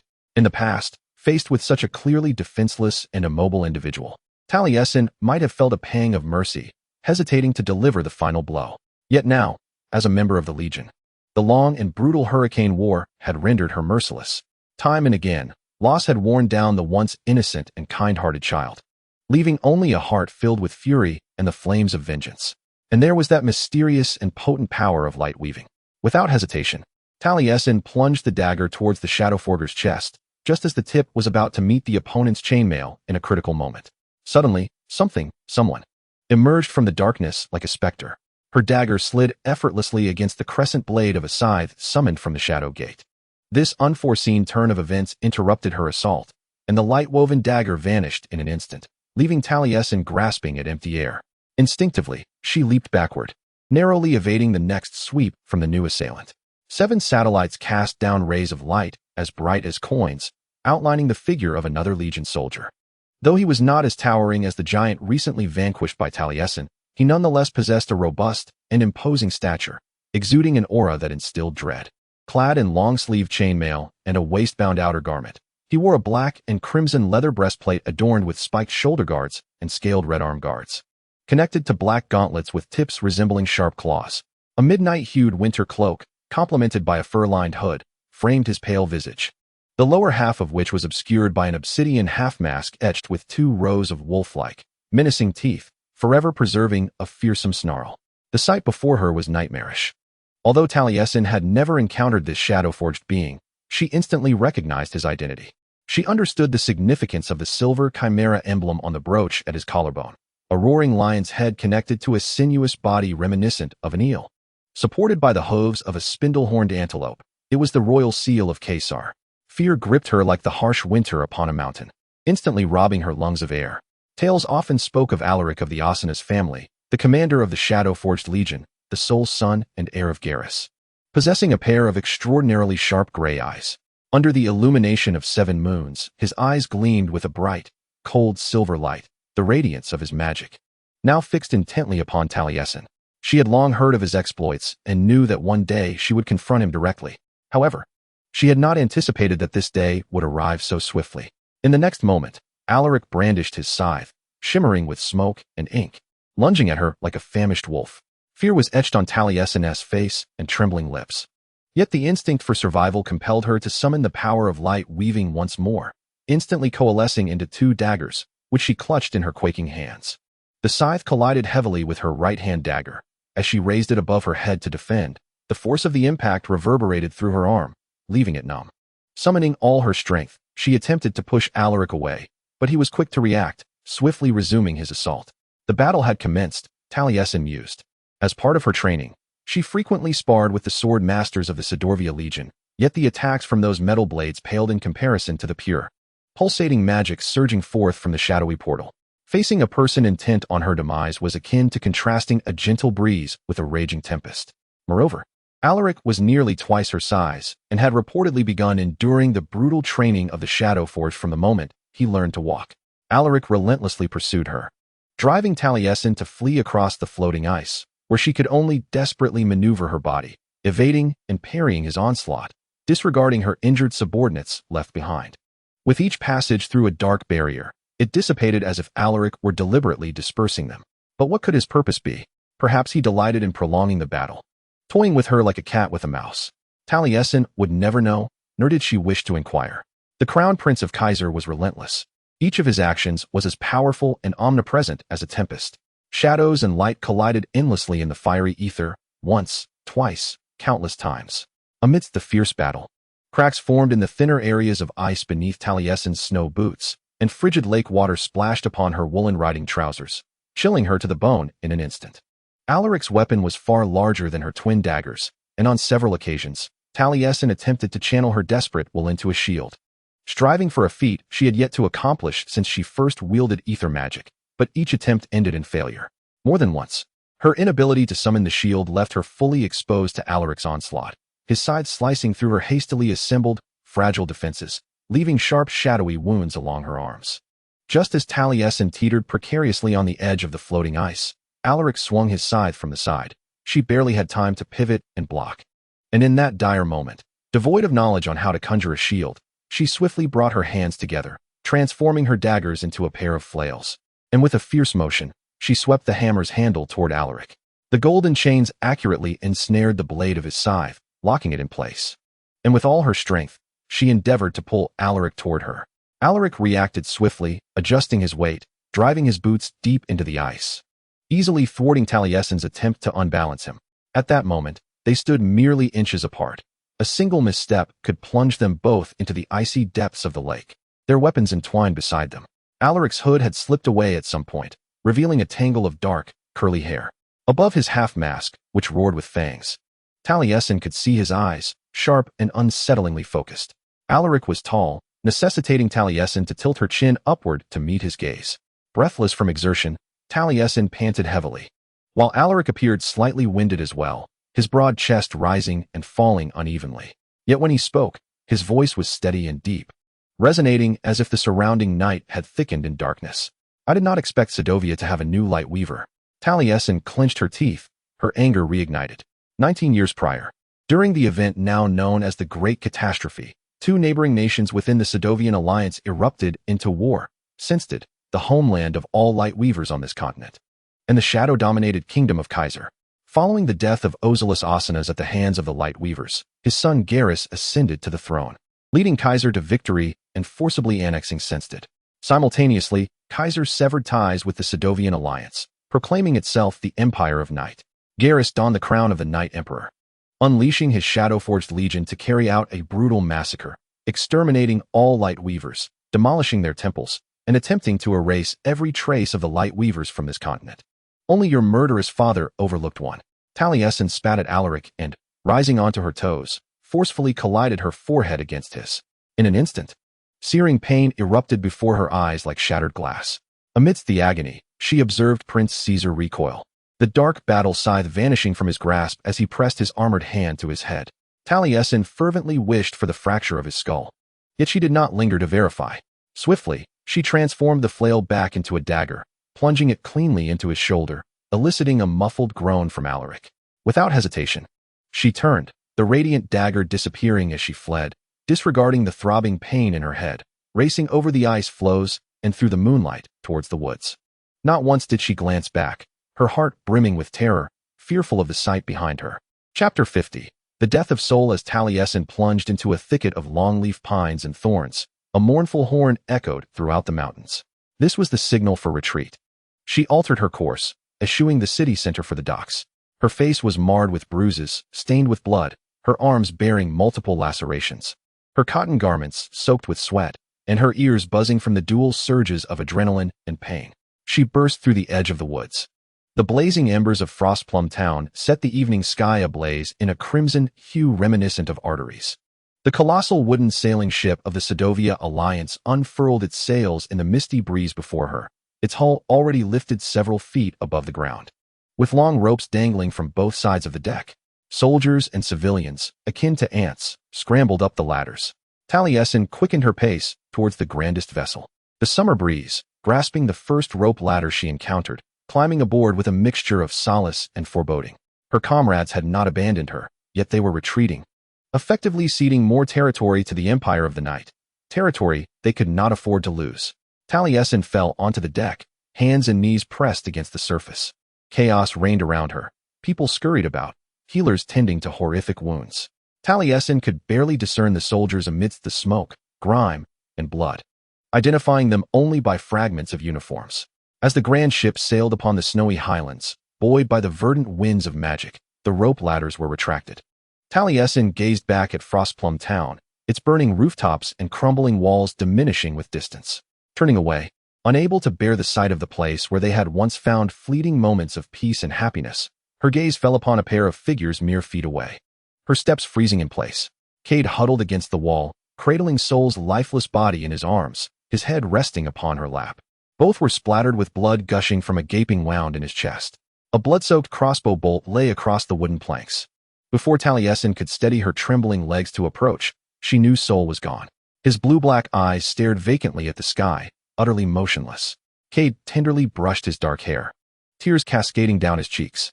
The wedding ring that Thor had placed upon her finger just hours earlier shimmered in the interplay of moonlight and lamplight.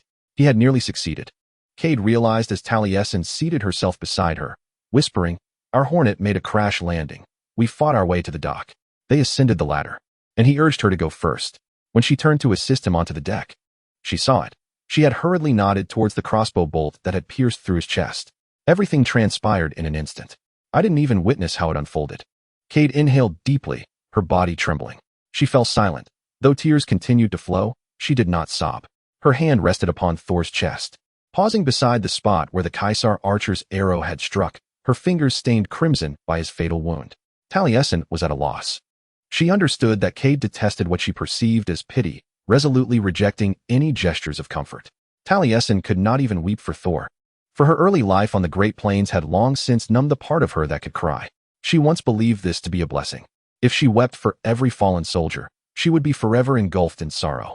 But now, gazing upon Thor's lifeless form, recalling his gentle smile and kind-hearted jest, remembering the joy he had brought to her friends, she found her numbness loathsome. Surely he deserved the tears that her exhaustion had denied her? Her gaze shifted to Cade's abdomen, a wave of nausea rising in her throat. "You must tell Vera you are pregnant. That way she can relieve you from active duty." "I will fight until I can fight no more," Cade growled softly, interrupting her. "And do not dare tell her. I am the finest helmsman in the Alliance. You need me." She did not remove the hand resting on Thor's still chest, but gently caressed her own belly. "The baby will be all right." Her lower lip quivered slightly before she pressed it into a firm line. "They will be as strong as their father." Witnessing the intertwining sorrow and determination etched upon the woman's face, Taliesin resolved not to persuade her further. Now was not the moment. Instead, she searched the bustling deck for the officiant of the wedding, only to catch a glimpse of a corner of a pale yellow robe emerging from the makeshift shroud covering a still, supine body. Thus, the task would fall upon her, just as she had done in battlefields across the continent, for those far from temples and healing. Taliesin bent down, gently closing Thor's vacant eyes, the skin beneath her fingertips devoid of life's warmth. "May your soul find rest among the willows," she whispered, "until all lands sink beneath the reverse sea, and we are reunited once more." Beside her, Cade gasped sharply, the sound nearly resembling a stifled sob. The tall ship soared over mountains and valleys, propelled by the winter winds and starlight. Why did Caesar not dispatch the storm vessel? After Taliesin presented the situation, her question shattered the tense silence that enveloped Amelante's office. Half an hour earlier, she had assisted in wrapping Sol in a shroud and ensured that Cade was settled in a spare cot for rest. Now, she sat opposite Vera, her damp and singed outer garment replaced by a blanket draped over her cotton attire. Given the terrain and prevailing conditions, the addition of inclement weather would be catastrophic for all parties involved. Avalanches often severely dampen morale. Vera, seated behind her desk, spoke with a calm and authoritative tone, emphasizing that, in contrast to the plains or coastal cities, Frostplum's smaller scale would result in disproportionately high casualties among civilians and allies. "This is why we did not deploy the storm vessels," Taliesin pointed out. Indeed, a wry smile flickered across Amelante's weathered bronze face. Last year, a Legion member had gouged out her left eye, replaced by a meticulously crafted copper steel eye patch, which paradoxically augmented her stature in the eyes of the soldiers. As for Caesar, I suspect they believe they can achieve victory without the storm vessels. I also doubt they are eager to pursue us, having already obtained what they desired. They certainly have, the helmsman Darius remarked tersely. Leaning against the wall, arms crossed, he appeared a far cry from the witty officer Talasin had encountered in the longhouse. Now worn and haggard, with Garrus having secured Frostplum, he now occupied an excellent position for conquering the surrounding highlands. It would not be long before he could compel the Mountain King to submit. Vera remained silent, and Darius sighed, his brow furrowed as he gazed at her. Ides, the territories of the Sidovian alliance are shrinking year by year. Soon we will have nowhere to retreat. So what do you propose we do? Vera retorted, asserting that surrender was unequivocally not an option. You and I knew this when we departed from Caesar. Garrus had made it abundantly clear. Anyone who obstructed the fate of his empire would meet a dreadful end. This time, it was Darius who fell silent. Yet he continued to fixate on Amelanti, who returned his gaze. Talasin often felt like an intruder, witnessing a dialogue she could not hear. Vera and Darius shared their own unspoken language. They had known each other since she joined Caesar's fleet, having defected a decade ago with several officers and loyal soldiers. Crossing the border with 8 storm vessels into Sidovia, both Vera and Darius were resolute in halting the oppressive reign of the Night Emperor that loomed over the continent. Yet, as the Hurricane War dragged on, Sidovia was now left with merely 5 storm vessels, and Talasin began to perceive the fissures beneath her superior surfaces. Darius wearily wiped his face with his hand. If only Bishima had succeeded, he murmured, if only the Ninavarians had agreed to assist. From the outset, that hope had been quite tenuous. They previously rejected our envoys, Vera replied. I am certain the Ninavarians are still resentful over their last assistance to a nation in Sidovia. Once again, the mere mention of anything pertaining to the territories caused Talasin's heart to race. So is this true then? She blurted out, during the cataclysm. Did Ninavarr dispatch ships to aid the Weavers of Light in Senstiad? She had heard those ancient tales whispered in taverns and markets, and even in the barracks. Indeed, Vera affirmed, at that time, I was the quartermaster of the Caesar fleet. I caught a distant glimpse of Nynaeval's armada, yet they never reached our shores. The Emperor Garrus had sent forth the prototype of the storm ship to confront them. It was a favored project of his father. Darius grimaced in disdain and added, Ozilus had just been slain in battle. Garrus had just ascended to the throne, filled with both fury and anxiety. He ordered the deployment of the first storm ship. That vessel was untested, yet it proved effective. Nynaeval's fleet stood no chance. Talasin conjured an image in his mind. Relentless gales, torrential rain, and devastating lightning ravaging the deep blue opposing seas, crushing the ships of the realm like matchsticks. After Caesar annexed Senstiad and became the Night Empire, they incessantly constructed more of these dreadful weapons, massive armored vessels, nearly impervious to destruction, unleashing endless devastation upon the land. Each storm ship required hundreds of ether cores to operate fully, but Caesar's mines were nearing depletion, prompting Garrus to set his sights on neighboring lands. The other nations of the Sidorvian alliance rejected his overtures. Garrus resolved to seize the ether cores of Sidorvia by force, commencing the conquest of the alliance's cities. With each victory expanding the borders of his Night Empire, Vera, Darius, and their kin instigated a rebellion, introducing the technology of storm ships to the Sidorvian army, and now, a decade later, they still struggled in this interminable war. Speaking of Garrus, Vera remarked, her remaining eye fixed upon Talasin and the father and son duo. Indeed, Darius's expression grew increasingly grave. So, Alaric Asanas is aware that you are a weaver of light. Talasin nodded. Chapter 51. Talasin's choice. He must have informed Garrus by now. Vera stated, they will stop at nothing to eliminate you. Your magic not only counters theirs, but it has become a personal vendetta for them. Garrus witnessed the Weavers of Light from Senstiad slay his father, and he has instilled the same thirst for vengeance in his son. You have become their target. I am sorry, Talasin murmured, shame coloring her cheeks. Sidorvia needed a helmsman, and she had demonstrated a remarkable talent for navigating the wasp skiff.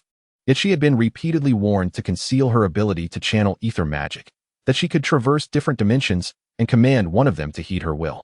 You did what you had to survive, Darius acknowledged, but it indeed means you must begin earnest training now. Training alone will not suffice, Vera asserted gravely, and it cannot be sustained for long. Fortunately, we may have found a solution. Talasin had yet to inquire about her meaning when Amelant turned to Darius and said, Go see if Bishima has arrived at the door. He has. It was not until Darius stepped aside to allow Bishima into the office that Talasin remembered their prior intention to meet her in the longhouse of Frostmay Town. Although the mere thought of that wedding caused her heart to ache, a flicker of curiosity from days gone by surfaced within her, mingled with a significant degree of caution. The officer, sporting a black horseshoe mustache, merely grunted in acknowledgement of Taliesin's salute, offering no further response. She dismissed it from her mind. Behema unfurled an object resembling a map, spreading it across Vera's desk, appearing deep in contemplation. Amaranth gestured for Taliesin to come closer, which she did, positioning herself beside Darius. Upon closer inspection, she discerned that this aged, faded map illustrated the southeastern coastline of Sedovia and the territory of Ninavarr, with a grid of the reverse sea between them. In stark contrast to the intricate details of Sedovia depicted on the map, Ninavarr was rendered as a scattering of islands, illustrated quite crudely, most of which were unmarked. As if the cartographer had lacked the time to meticulously explore the region. Taliesin found this explanation plausible. The map had undoubtedly been crafted aboard an airship. Aside from the most reckless of crew members, no one would linger in the airspace rumored to be guarded by fire-breathing dragons, especially since their airships were primarily wooden. However, new ink marks adorned this rust-colored paper, denoting place names, landmarks, and annotations. The most conspicuous was a black cross marked on a mountain range between Sametport, where Behema's airship was docked, and the capital of the territory, Eskaya. According to the private, the general had evidently ventured into Eskaya alone. Before we were so rudely interrupted by the scum of Caesar, Behema said in a low tone, "I had already mentioned, I believe this is feasible." She dipped a steel pen into a nearby inkwell and traced a route with a series of dotted lines. A solitary hornet would undoubtedly be less conspicuous than a grand sailing vessel, thus she need not take a long detour like us. If she departed from central Sedovia, navigating along the shipwreck abyss and hugging the forest to reach the coast, she could escape unscathed. As long as she avoided the Night Empire's outposts in the Salt Reef Isles, they would remain oblivious. Taliesin raised an eyebrow. "Why do I feel, Commander," she hastily added upon catching Behema's sharp gaze, "that the she we are discussing is actually me? Because it is you." Vera's tone was quite stern, causing Taliesin to refrain from further comment. If Amaranth intended to exude authority, it was indeed formidable. A former traitor of Caesar would not be promoted to commander of the Sedovia Alliance army for tolerating fools. By now, those chatty escorts sent to accompany me had surely spread word of my attempt to infiltrate the capital. Behema addressed Taliesin directly. Faced with such bluntness, she could only shrug, accepting it as a form of acknowledgement. I had thought that if I appeared directly at her doorstep, the Zahia latches of Ninavarr might not refuse to meet me. Behema's expression soured. Unfortunately, the palace guards nearly speared me with their pikes, and my horse almost met a dire fate as well. I fled on that poor beast without even catching a glimpse of Queen Olduja. However, I indeed witnessed something remarkable. He pointed to the mark on the map. On the journey back to Sametport, the sky to my left blazed as if the sun had descended. A beam of light erupted from the mountain peak, illuminating the sky for miles around. I could not investigate further, as I needed to return to the airship without delay. After the commotion in front of her palace, I feared that Olduja would demand my head, along with that of my entire crew. Nevertheless, I was certain of what I had seen. The general stood tall, meeting Taliesin's questioning gaze with steadiness. "That is a light rift," he stated. "Such a phenomenon has not graced this continent since the Geharis invasion of Sinstead, which obliterated all remnants of light-weaving power here." Taliesin's eyes widened in astonishment. A light rift, an incision in the ether manifesting in the material realm, where light-weaving power exists without invocation. It is a nexus from which she could amplify and refine her magic. Akin to how the legions of the Night Empire have strengthened their prowess through the numerous shadow rifts scattered across the territory of Kisa. Hope and excitement surged within her heart. Then, she distinctly recalled the location of this light rift, and the newly awakened emotions swiftly morphed into a near panic. She glanced at Vera. "You wish for me to venture into Ninavarr alone? I apologize for placing this burden upon you," Amalani remarked, "but General Bishima's conjecture holds merit. A wasp is less likely to attract attention. Given the current state of our relations with the territory, I suspect that no matter how many envoys we send, they will grant you no passage within their domain, and we lack the time to send further envoys. The Night Empire is closing in." Taliesin swallowed hard. "So, I must infiltrate stealthily, enter, establish contact with the light rift, and then exit," Vera articulated, "without being detected." "Easier said than done," Taliesin murmured, only to remember that such thoughts should remain unvoiced. Vera furrowed her brow. "I am serious, helmsman. We cannot afford to further provoke the Ninavarrians, especially since someone has already stirred their ire with reckless actions." She cast a sidelong glance at Bishima, seemingly gauging his reaction, yet his expression remained largely unchanged. "I concede," he said. Vera's lips curved slightly. However, when she spoke again, it was directed at Taliesin. "Trust me, if I believed that requesting assistance from the territory would yield any benefit. No, you are correct, Amelanti, Taliesin interrupted, shaking his head. We are out of time. After a decade of conflict, the territory of Sedovia has diminished to half its original size. The highlands are nearly lost, scarcely holding more than a fraction. They have no alternative. This is their final hope. This girl cannot sail into the territory unprepared. After Bashima joined them, Darius spoke for the first time.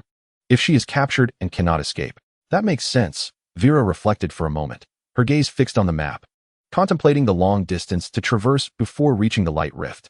Then we shall depart in 2 weeks. Taliesin, starting tomorrow, you shall undergo more rigorous training alongside me and the master swordsman, Castar. We will equip you to journey to Ninavarr, capable of self-defense. This will also afford me ample time to meticulously chart the land route to the Rift of Light.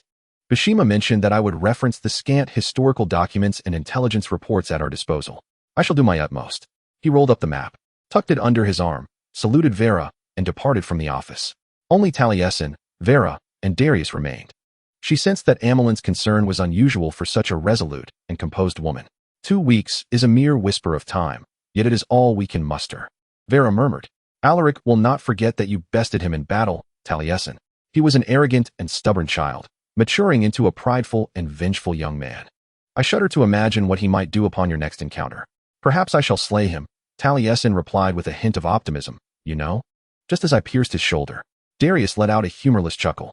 If that were the case, many of our troubles would be resolved, would they not? The light-woven dagger cannot kill Alaric, Vera remarked. He is the most formidable shadowforger in centuries. There is a reason he became the legate at the tender age of 18. When you next face him, Taliesin, you must be prepared. Taliesin's heart raced, recalling the dark prince she had encountered on the floating ice. The lethal dance they had engaged in. She remembered the way his gray eyes sparkled with silver light under the glow of 7 moons. Regarding her as though she were his prey, a shiver coursed through her. Chapter 52. The mission time slipped away like sand, the fortnight vanishing in an instant. During this period, Taliesin fervently urged Cade to confess her pregnancy to Amelet, so she could rest and recuperate before the child's birth. Yet, Cade remained obstinate, rendering Taliesin's efforts futile. Ironically, it was Taliesin herself who had been reassigned from active duty, fully immersed in training. Cade even jested about this. Though Taliesin could hardly fault her, there had been too few things to elicit a smile from Cade in recent days. In a sense, keeping Cade occupied with airship battles might indeed allow her to momentarily escape her anguish, and that was the solace Taliesin clung to. Their legion's new base was situated at the edge of the wilds, nestled within a deep, fertile valley at the heart of Sedovia. Here, winter was not as biting as in the mountains. The ground still bore vestiges of autumn's vibrant hues, a stark contrast to the dilapidated orphanage in the impoverished slums of Hornbeak City. The orphanage, built of rammed earth, suffered from a leaky roof year-round, devoid of trees, with its grass mats moldy and the cesspools overflowing. The caretakers were cold and indifferent, squandering their meager funds on women, dice, and strong liquor. This potent spirit, distilled from barley and fermented with musk milk, serves as the most economical and effective means to withstand the chill of the vast plains. Wherever Taliesin roams, it is infinitely superior to that orphanage. Yet, she scarcely finds the opportunity to truly appreciate the beauty of her new surroundings. Every waking moment is consumed by rigorous training, either honing her ether magic under the stringent guidance of Vera or engaging in martial practice with Maricastor. The power of light weaving can effortlessly penetrate physical weapons, prompting Taliesin and the swordmaster to train with swords, daggers, spears, and flails in combat drills. The intensity of the training is formidable, but as time passes, Taliesin is pleasantly surprised to discover her movements becoming increasingly agile, her focus sharpening when channeling magic, as though a profound synergy has developed between her body and the arcane forces. Now, Kaiser is aware of Talasin's identity as a light weaver, and she no longer needs to conceal her abilities from the Legion. Previously, she had harbored concerns about spies within the ranks or captured soldiers revealing the presence of a light weaver among them, which had constrained her actions. However, she can now train openly, often attracting a crowd of amazed soldiers as she displays her magical prowess. Previously, her training in ether magic was limited due to the necessity of facing hundreds of shadow forgers, rendering her role as a light weaver on the front lines of little significance. Yet now, Alaric Asanas has acknowledged her existence, and Gary's, protected by Sedovia, is resolutely intent on annihilating the last light weaver on the continent. Taliesin understands that she must grow stronger, ensuring she never again falls into peril so easily. The figure of Alaric frequently materializes in Talasin's thoughts, not by her own volition, yet he intrudes upon her mind unexpectedly, particularly when she is least prepared. Alaric, tall and imposing in his armor, exudes an air of lethal confidence with every movement. His mastery of magic flows effortlessly, starkly contrasting her initial chaotic attempts. Though the wounds on her arms have long since healed, she finds herself unwittingly revisiting their duel, pondering the moments when he could have easily taken her life, yet chose to show mercy. Is her survival merely a stroke of luck, or did he hold back? Why would he do such a thing? Could it be that he is not the invincible warrior that tales suggest? Perhaps his fearsome reputation is largely derived from his daunting presence. Whenever Talasin reflects on Alaric's eyes, those silver gleaming orbs set against his pale, half-covered visage, she is overcome by a peculiar and intricate emotion. There is fear, an instinctive response to a formidable foe, yet intertwined with it is an inexplicable allure. It feels as though an invisible force compels this memory to surface in her thoughts, igniting a yearning she doesn't fully comprehend. Nevertheless, pondering these matters proves futile. She must continue her diligent training, forging a connection with the Light Rift. The next time she encounters Alaric, she is determined to demonstrate her prowess, vowing to show no mercy. Meanwhile, the battles in the highlands raged with fervor. A mere few days after settling at the border of the wilderness, most of the reinforcements were dispatched there. Talasin, burdened with anxiety over the impending mission to Ninavarr, was also consumed with concern for Keed's safety. Feeling an overwhelming sense of guilt for her inability to assist on the highland battlefield, her heart heavy with helplessness. Fortunately, on the eve of Talasin's departure, Keed returned safely. However, the misfortune lay in the fact that her return was merely to await new orders, as most of the mountain cities had already surrendered. The War Council commenced discussions on reallocating all available resources to the central regions and the coast. Many referred to this as a strategic withdrawal, yet to Talasin, the Hurricane War seemed nothing more than a series of strategic retreats for Sidowia. She buried this thought deep within, mindful of the already low morale among her comrades, unwilling to add to their burdens. Do you truly know how to establish contact with the Rift of Light? What is the exact process? Keed's voice shattered the silence between them. They sat on the deep brown grass outside the barracks, the crisp fallen leaves beneath them, while overhead loomed a coppery cedar tree, shedding its leaves yet remaining vibrant. The sun of the wilderness border dipped toward the horizon, casting deep crimson rays that illuminated the canyon's edges like a brilliant flame. A biting northern wind howled from the north, laden with the chilling essence of distant polar tundras. From their vantage point, they could overlook a riverbed that, when spring thawed, would reveal waters of a verdant hue, yet at this moment, it lay as a broad expanse of cracked earth, fringed with gorse and mountain ash. Were it not for the fact that this was a wind-riven land, the riverbed might have gone unnoticed. The power of the Tempest dimension sometimes seeped forth from this very place. A Sidowian mage clad in a flowing white robe stood by the riverbank, a box filled with empty ether cores at his feet, patiently awaiting the release of energy from the rift to gather the ensuing magic. Mages in the realm of Lyre were the most precious ether mages, capable of manipulating the pathways of storms, the Tempest dimension, the Inferno, and the Rain Wells, provided there was a viable energy source to draw from. In this land, they served as the backbone for both factions in the Hurricane War, distanced from the smoke of battle, tirelessly crafting the cores that powered airships and storm vessels day after day. It was a laborious and thankless undertaking. And as Talasin watched the mage, a wave of guilt washed over her. She had caused numerous wasp skiffs to crash in the fray, wasting the multiple ether cores equipped on each vessel.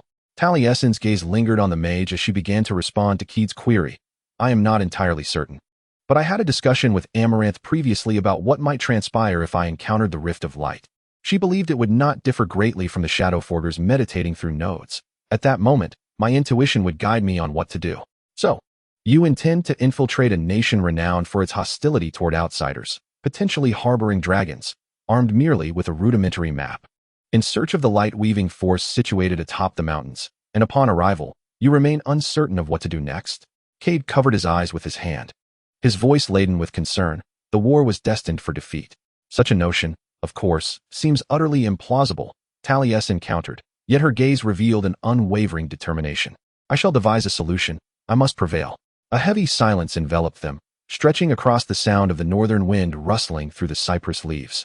Talasin contemplated whether to broach the subject of soul. They had laid soul to rest in this gorge alongside other departed souls, and Cade had returned to the highlands shortly thereafter. However, before Taliesin could gather her thoughts on what to say, or whether to speak at all, Cade broke the silence once more. What do you know about Ninavarr? I know it is calling to me, Taliesin mused inwardly. I know, for reasons unknown. It evokes a sense of familiarity. I know I yearn to uncover the reason. She longed to share the emotions that Ninavarr stirred within her with Cade or someone else. Yet the words remained lodged in her throat. She understood her friend too well. She wished to shield herself from the pity of others. Cade would undoubtedly perceive her as someone recklessly yearning for a sense of belonging, lost in the foolish fantasies of an orphan. Thus, Taliesin pieced together the fragments of information she had gleaned over the years from other Sedovians about their enigmatic neighbor across the sea. It comprised 7 large islands and thousands of smaller ones, basking in a tropical climate, and was governed by a matriarchal society. She had learned this term from a shopkeeper in Hornbill Head City while she awaited the opportune moment to stealthily pocket items from his store. As he regaled customers with tales of Ninavarr, "Let us not forget that there is gold aplenty there," Cade interjected. "Indeed," Taliesin replied with a slight smile, mimicking the tone of an older child from her days at the orphanage in the slums. An island nation ruled by a queen, where dragons soar through the skies and the streets are paved with gold. She could scarcely fathom a land possessing such vast quantities of precious metals, enough to adorn its roads. Perhaps this was the reason the territory refrained from engaging in worldly affairs. They simply could not afford to do so. Yet, 19 years prior, some force had indeed compelled them to forsake tradition and extend a hand to the light weavers of Sendade. "Have you heard the fisherman's warning?" Cade inquired. Taliesin shook her head. "Well, I suppose you wouldn't have. You were raised on the Great Plains," Cade reflected, biting his lip, lost in thought and perhaps tinged with nostalgia. "It is a saying from the coastal regions, a sort of legend. Approximately every 1,000 years, a brilliant amethyst light appears on the horizon above the reverse sea, heralding tumultuous waves and poor fishing yields in the months that follow. The last time this occurred, the Sedovan alliance had yet to be formed, and of course, we had no airships. Most coastal inhabitants dismiss the fisherman's warning as mere myth, yet those who believe, particularly the older generation, my grandfather included, rest his soul among the willows. They say that light emanates from the southeast, from Ninavarr. Then if I were to witness this peculiar purple light, I would return to inform you," Taliesin jested. He briefly returned a bitter smile, saying, "Bring back a dragon. That would be far more useful. Even one would ensure our victory in this war." The archer had once uttered such words within the stone longhouse of Frostplum Town. This seemingly ordinary recollection pierced Taliesin's heart with a pang of pain. Exhaustion enveloped everyone, yet they yearned not merely for the end of conflict, but for triumph. For an alternative outcome would bind them for the rest of their days to the shackles of shadows and empire. She would contribute her share, for Cade, for Amalanti, for Sol, and for all those who sacrificed themselves to usher in the dawn for Sedowia once more. "How do you feel?" Taliesin finally summoned the courage to inquire. Cade's body stiffened, her dark eyes narrowing into a glare of ire. Then, something within her seemed to collapse. As if she had finally exhaled after holding her breath for far too long, her body relaxing. "It's hard to believe. He is truly gone," she admitted, her voice hoarse with sorrow. "I always thought this was a nightmare from which I would awaken. Yet, at times, I suddenly realize I will never see him again. And that longing constricts my heart, making it hard to breathe." Cade turned the wedding ring on her finger, the golden band glimmering in the dimming light. Her shoulders straightened with resolute determination. "But Sol would want me to move forward. He left this world with faith in the Sedowia alliance, believing we would prevail. I will ensure our victory. My children will grow up in a better world." "They will," Taliesin softly affirmed. She genuinely believed this, despite the uncertainty of the future. Some truths must exist, for if they did not, what meaning would the struggle hold? Cade reached out to pat Taliesin's knee. "Come back safe. I cannot bear to lose you as well." Leaning against the cedar trunk, she withdrew her hand and placed an open palm upon her abdomen. The lingering rays of the setting sun cast a glow upon her face, accentuating her inescapable sorrow and rendering her appearance far older than her mere 23 years. Chapter 53. As night falls, the mission begins. After conversing with Cade, Taliesin profoundly recognized that Sol's death would cast an unshakable shadow over Cade's life. Her friend seemed to have had a part of her soul extracted, forever remaining in the canyon where Sol was laid to rest, ensnared within the agony wrought by the hurricane of war. Though Taliesin understood that equating her feelings with Cade's suffering might seem selfish, she could not help but feel a twinge of gratitude for her own lack of belonging, for it meant she would not have to endure such excruciating anguish. Silently, she mused, "Thank the gods, I shall never love another to such an extent." After dinner, Taliesin made her way to Vela's office. Amalanti handed her a meticulously prepared, more detailed map and intelligence dossier from General Basaima, along with a series of crucial instructions for her impending journey. Afterward, Vela approached the arched window of the office, her hands clasped behind her back, gazing down at the breathtaking panorama of the wilderness border bathed in silvery moonlight. She softly remarked, "I believe everything will be all right. Even if they capture you, no prison or means of restraint can hold a weaver of light for long." "They won't catch me," Taliesin replied with unwavering conviction, a determination stemming not from blind confidence, but from her resolute refusal to be taken captive. Vela extended a hand, a few strands of shadow magic swirling above her fingertips, dissipating like smoke and consuming the twinkling starlight. The power of light weaving and the gates of shadow can be summoned and manipulated through similar fundamental methods, which is fortunate for us, yet they are fundamentally different. "I have taught you all that I can." "I understand," Taliesin responded softly. "I must go, so we may win this war." She silently added in her heart, "For Sedovia, for the child of Cade who lost their father before birth, and for herself." She needed to uncover the reason behind Ninavarr's allure and ensure that when next she confronted Alaric, he would be fully prepared for battle. Yet she was acutely aware that the Hurricane War had reached a critical juncture, and her current skills only allowed her to wield weaponry in combat. Legend spoke of the powerful magic wielded by the light weavers of Sandstead, yet her last attempt to create a protective barrier had nearly led to disaster. Ninavarr's light rift represented a rare opportunity for her to harness her magical potential and truly make an impact. Vela clenched her fist, and the swirling darkness vanished in an instant. "Then go rest. You shall depart at dawn." As Taliesin was about to leave, her hand resting on the doorknob, she suddenly recalled a question she had long wished to ask. Gathering her courage during this uncertain moment, she inquired, "Amirant, before your defection, I mean, when you were still with the Gezer army, why did you not join the Shadowforged Legion?" Vela remained silent for a long while, and just as Taliesin thought she would not respond, she slowly began to speak. "I was quite young when I enlisted as a helmsman. My abilities did not manifest until much later. Yet, I chose to conceal them because, at that time, I was unsure of what was right and what was wrong. All I knew was that I did not wish to become the person the Legion expected me to be. If I succumbed to that darkness, the Empire of Night would consume me entirely." Vela met Taliesin's gaze in the reflection of the glass. "You have the chance to end all of this, Taliesin. Become the beacon that leads us out of darkness and into freedom." After leaving Vela's office, Taliesin leaned against the wall, striving to steady her emotions. Amarant's words weighed heavily upon her, yet her greater concern lay with the impending journey to Ninavarr. In just over 24 hours, she would arrive, finally able to unravel the mystery that had captivated her. However, she admonished herself against overthinking. Perhaps her magical abilities were merely a result of being descended from the light weavers of Sandstead, and it was best to remain focused on her mission. At that moment, slow and heavy footsteps echoed in the corridor as helmsman Darius approached, stopping before Taliesin. "You are about to depart, aren't you?" She nodded cautiously, rendered speechless. Darius appeared utterly despondent, as if all hope had been extinguished. He murmured to himself, contemplating the efficacy of the situation. Then, recalling Taliesin's presence nearby, he remarked, "News has just arrived from the Highlands. It is all over. The King of the Mountains has surrendered to the Empire of Darkness, and the Shadowforged Legion has severed his head." Fear surged through Taliesin's veins like a cold tide. The Sedowian alliance, after enduring years of warfare, now found itself reduced to merely 2 besieged regions, the situation perilously dire. "It is not yet finished," Taliesin attempted to persuade Darius, and in doing so, herself. "We shall bolster our defenses. I will establish contact with the light rift of Ninavarr, and then return to the front lines." "What good will that do?" Darius erupted suddenly, his words reverberating off the stone walls. Taliesin's complexion paled, recalling the stinging slap from the orphanage caretaker. Darius soon regained his composure, yet his voice dripped with despair. "What can a trained lightweaver do for the entire Legion? And that is under the assumption you can successfully reach the rift of the territory.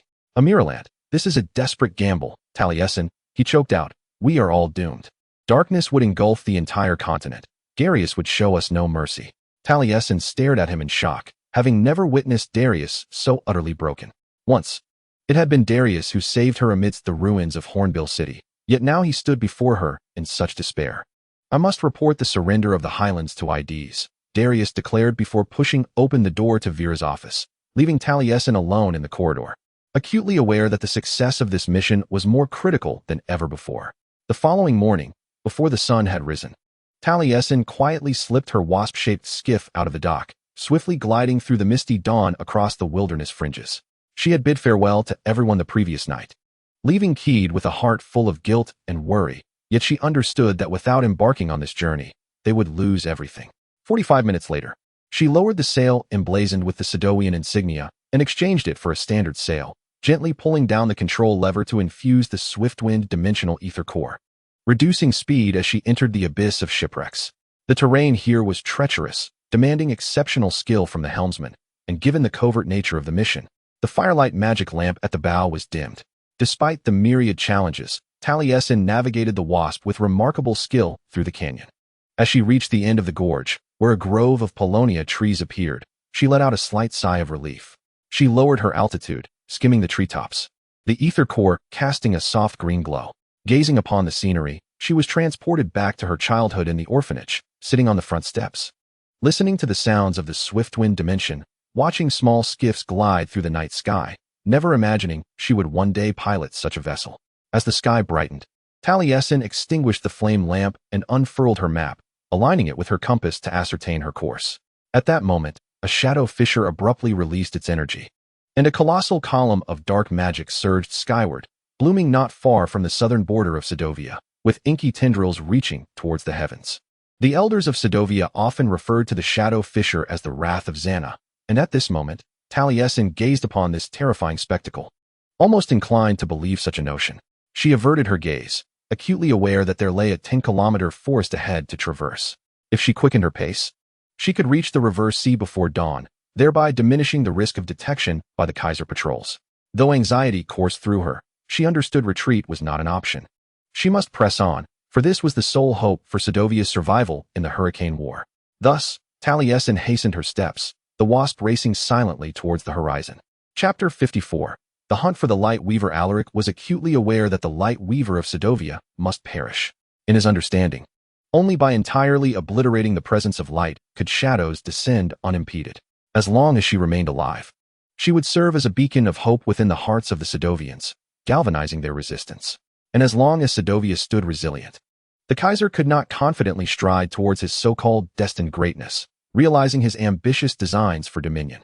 "We are surrounded by enemies," his father's words echoed persistently in Alaric's ears. The Light Weaver was undoubtedly one of the most perilous foes.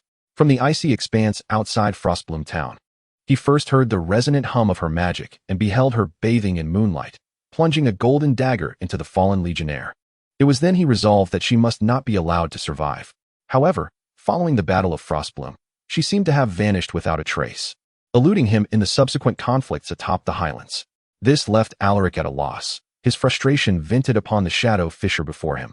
The fissure cascading from the cliffside was not in its complete form, but rather a remnant of the Light Weaver's temple ruins. Once situated at the border of Sinstead and the inland region, the Legion soldiers tasked with its destruction had not entirely succeeded, resulting in residual power of the fissure seeping from the earth to the surface. Alaric silently rejoiced that Sidovia had long since evacuated the area, and that the Kaiser patrol had discovered this magical force beforehand. Had that Light Weaver managed to harness such a nexus, her strength would become unimaginable. Extending his hand clad in black gauntlets, Alaric unleashed the power of the Shadow Gate, eradicating a small segment of the struggling light-weaving force. He then swiftly descended along the cliff face, spotting 3 Legion soldiers fixated on a broader fissure, gradually eroding it with the Shadow Gate.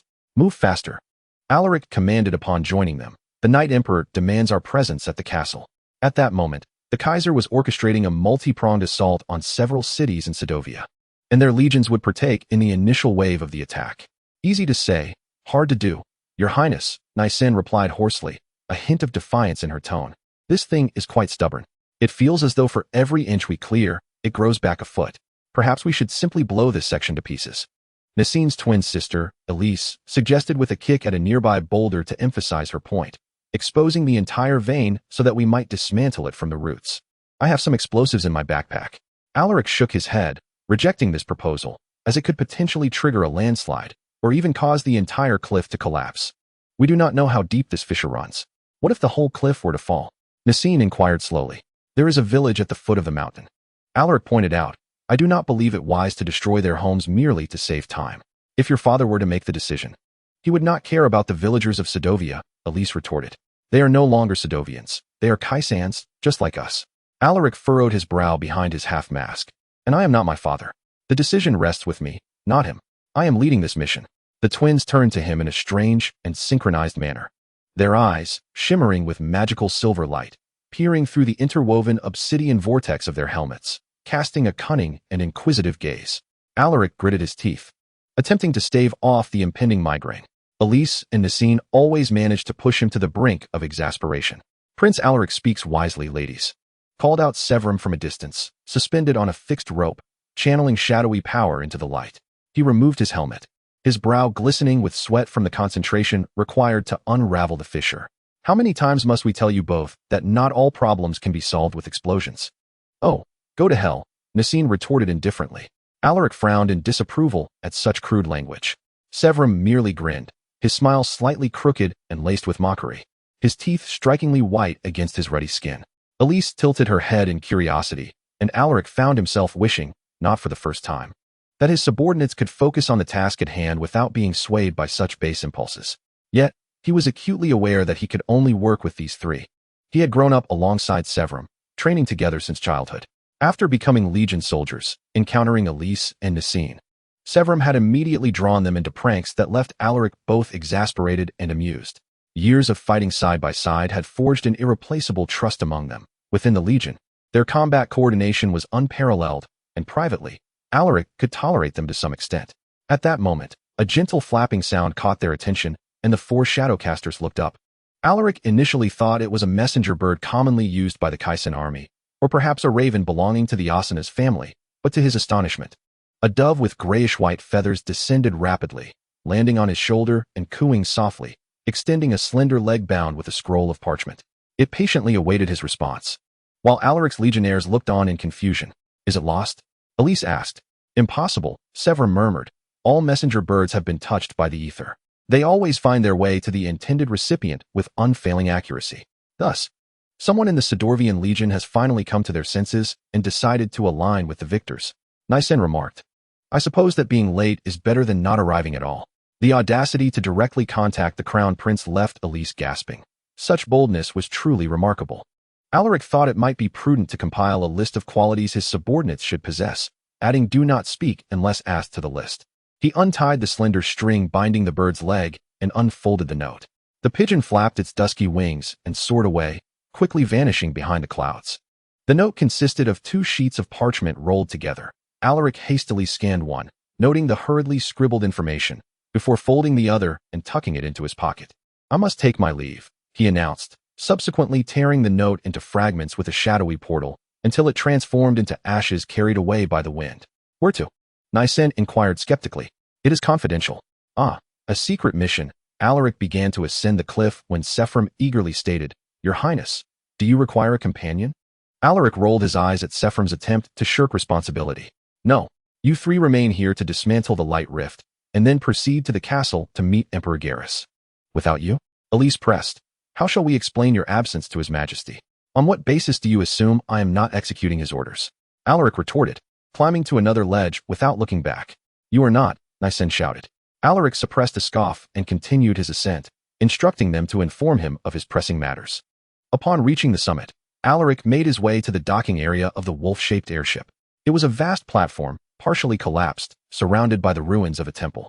The small boats, aptly named for their pointed bows, shimmered with a dark sheen in the afternoon sun, their sturdy hulls adorned with silver designs of the Chimera. Alaric slipped into the cabin of his boat, raised the black sail, and took flight. The wolf's prow cleaved through the air like a scimitar, the ether core emitting emerald, rainbow-hued smoke as it surged towards the treacherous sea. The letter commenced with, This is a token of sincerity, in exchange for the hope of leniency. Alaric understood that it was only a matter of time before an officer in Sidorvia would defect, and the timing of this traitor's appearance was fortuitous. Securing intelligence on Sidorvia's defensive strategies would ensure the success of the imminent large-scale assault by the Empire of Night, an endeavor unprecedented in scale and fraught with peril. Regarding the information provided by the traitor, Alaric extracted the map delivered by the pigeon, studying it carefully as he mentally charted the most expedient route. The Light Weaver had set out over half a day earlier, but he was confident he could catch up with her. Whether in the skies or within the borders of Ninavarr, He must thwart her before she reached the territory's light rift. Alaric endeavored to dismiss the cynical voice within, which reminded him that had he eliminated her on the ice 2 weeks prior, he would not be embroiled in this potentially diplomatic crisis-inducing chase, nor would he have neglected other vital responsibilities. Once Garrus learns of his unauthorized actions based on new intelligence, he is bound to erupt in fury. After all, this could potentially be a trap. If it is not a trap, the worst-case scenario would be that the Dark Knight Emperor discovers his heir has trespassed into the territory of Zahia Larkus, inciting the wrath of Queen Ninavarr. Regardless of the situation, the consequences are unimaginable. Alaric even believes that being executed by the Ninavarrians would be far more merciful than facing his father's wrath. Yet, he has no alternative. In his 26 years of life, he has never encountered anyone quite like the Light Weaver of Sedovia. Petite in stature, she exhibits remarkable bravery and tenacity in battle. Despite lacking formal training and having minimal exposure to nodes, she has bested his most formidable legion soldiers. Once she harnesses the power of the nodes, she is likely to become invincible. He truly should have dealt with her outside Frostbloom Town. However, at that moment, Alaric found himself deeply captivated by her. Perhaps that word does not quite capture the essence of his feelings, but it was indeed his sentiment at the time. Surrounded by numerous powerful dark barriers, capable of tearing her apart, he felt an impulsive urge to disperse those barriers, despite her innate resistance.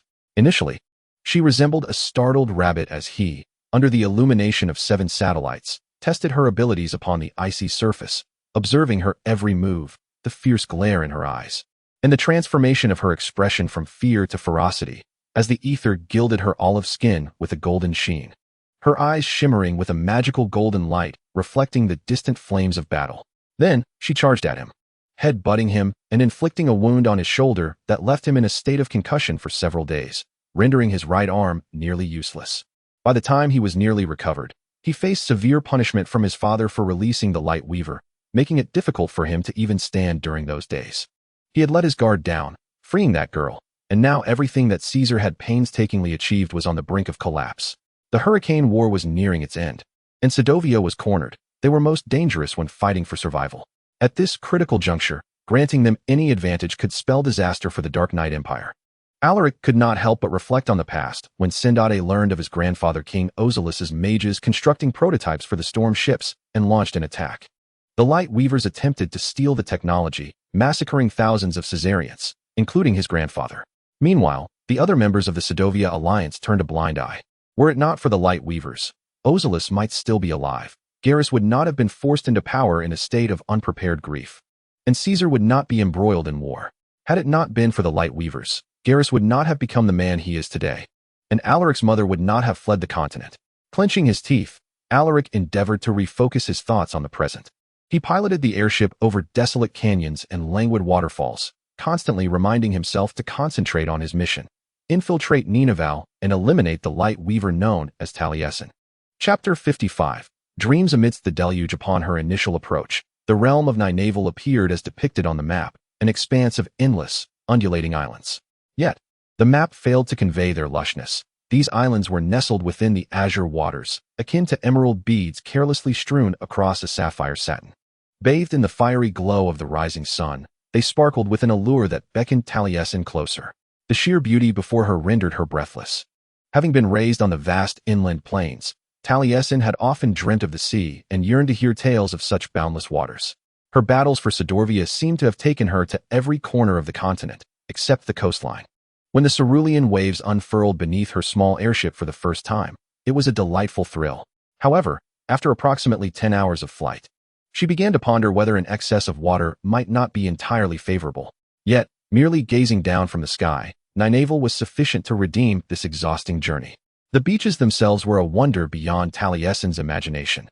Soft and gentle, they meandered like pearl-hued ribbons along the turquoise shallows, adorned with spiny palm trees that swayed in the breeze, shedding plump brown fruits.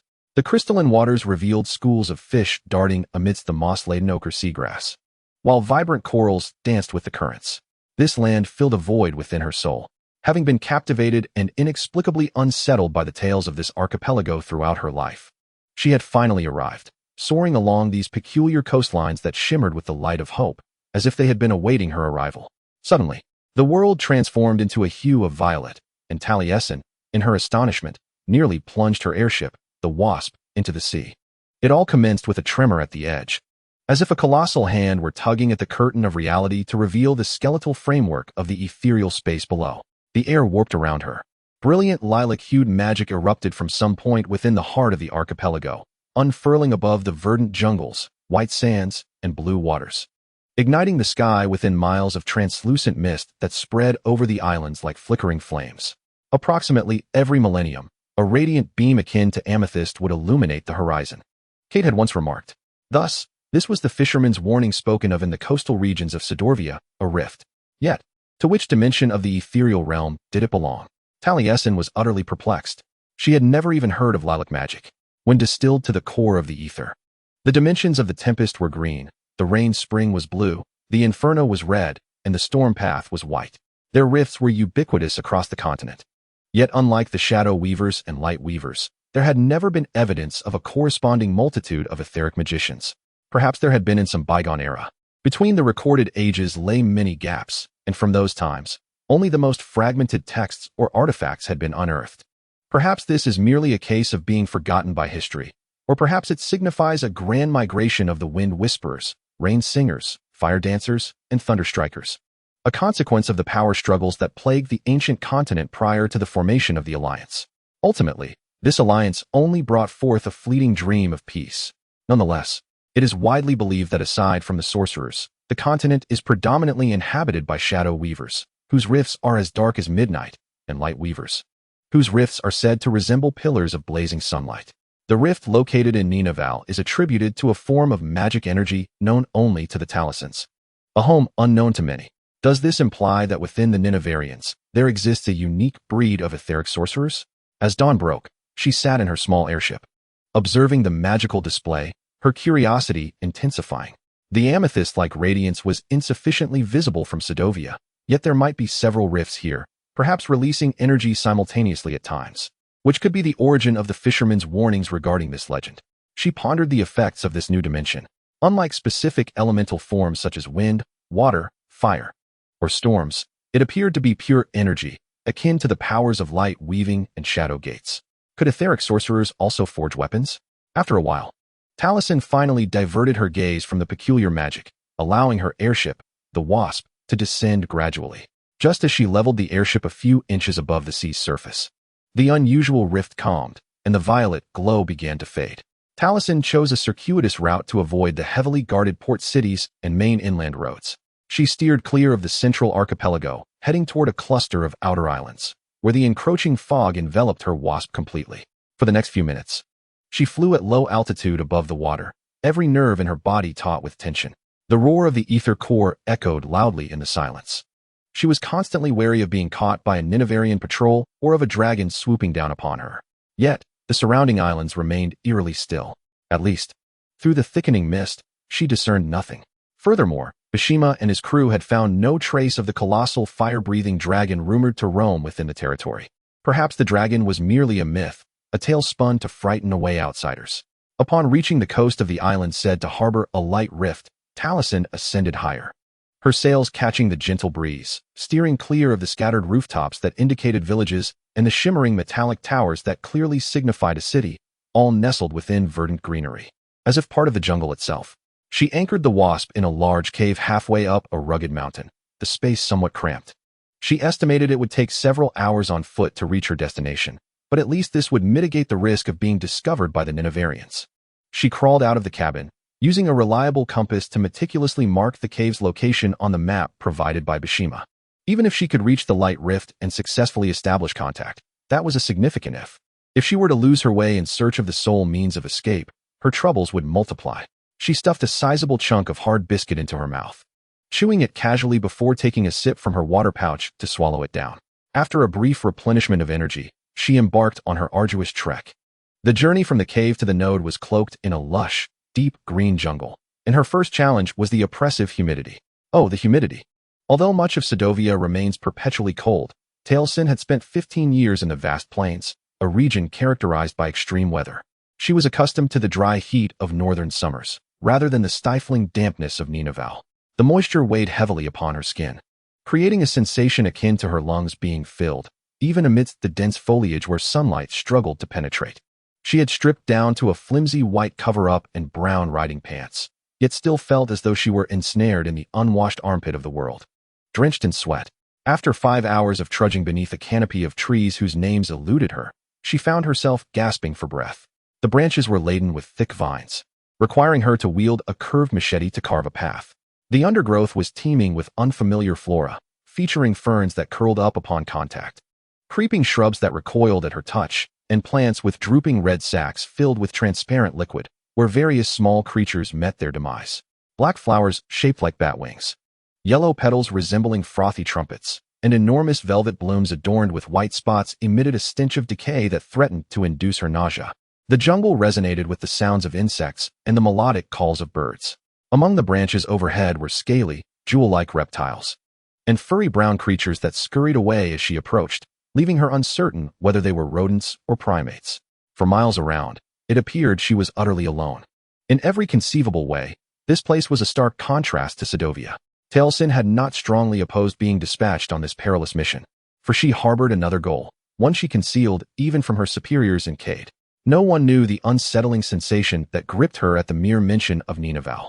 No one understood the inexplicable familiarity she felt towards this place. She journeyed towards the territory, anticipating something, though she could not articulate what that something was. She sought answers to questions that eluded expression. Yet thus far, it seemed there were few answers to be found. Exhausted and grimy, she had lost more moisture through sweat than she could replenish by drinking, lest she prematurely deplete her water supply. In the afternoon, Talasin ascended a tree to ascertain her location. The tree resembled a hunchbacked elder, its sparse foliage and twisted branches adorned with aerial roots. Its bark twisted together, appearing woven from wooden ropes, riddled with hollows utilizing a grappling hook and the natural protrusions of the rough, sturdy trunk as footholds. The climb was not particularly challenging. As she journeyed onward, she encountered dozens of those furry brown creatures, now convinced they were primates, albeit ones not yet larger than her palm. Most scurried away at the mere sight of her, yet a few clung tightly to the branches with their slender fingers, their golden, round eyes, almost engulfing their entire small heads, watching her warily. "Do not mind me," Talasin panted as she squeezed past 3 little beings, merely passing through. This marked the first instance in over a day that she had spoken aloud to another creature. However, the trio, resembling a cross between mice and monkeys, did not feel honored. They squeaked in indignation before vanishing without a trace. One moment they were present, and the next, they had disappeared. Perhaps they had merely darted into the foliage too swiftly for her to perceive, yet the overall impression was that they had vanished into thin air to escape her voice. "Such has been my life," Talasin muttered to herself. Estimating the tree to be 400 feet tall, she climbed to the highest branch, breaking through the jungle canopy, unveiling a landscape both foreign and wild, with rolling ridges cloaked in dense, deep green foliage. In the distance, the outlines of azure mountains emerged, shrouded in mist. Flocks of birds soared past her perch, their feathers adorned with vibrant hues, their tails trailing like ethereal sprays behind them, while the air resonated with the flutter of rainbow-hued wings and melodious notes akin to glass wind chimes. A gentle breeze caressed Talasin's face, refreshingly cool, a striking contrast to the humid surroundings. The wind carried the scents of rain and sweet fruits, infused with the essence of the monsoon, evoking hazy and fleeting memories that left her dizzy. She clutched the branch tightly, fearing a fall. "I have been here before." This thought took root in her mind, persistent and unshakable. "I know this place." Images and sensations surged like a raging torrent within her consciousness, rapidly shifting and blurring into the intangible. Yet, she felt the rough hands brushing against her face. A city of gold. A woman's voice whispered to her, "I shall always be with you. We shall find each other again." Raindrops fell upon Talasin's cheeks.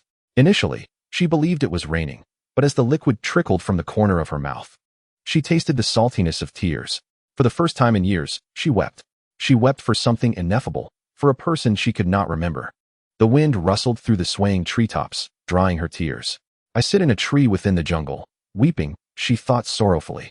"I am the most ridiculous person in the world." Suddenly, a thunderous sound reverberated through the air. A beam of light ascended from a northern peak, bathing the jungle canopy in golden hues. The brilliance was nearly tangible, silver strands of ethereal light rippling within, shooting straight towards the heavens. Talasin gazed at this radiance, her heart pounding like a drum. The light crackled, beckoning her. It stirred something deep within her veins. As the radiant beam vanished, she nearly voiced her protest. The column of light initially spun, erupting with intense brilliance, only to ultimately flicker out, leaving no trace of its former existence. She began her descent from the tree, vowing to uncover why Ninavarr evoked such a sense of familiarity within her. The answer lay somewhere within reach. However, foremost in her mind was the imperative to locate the light fissure.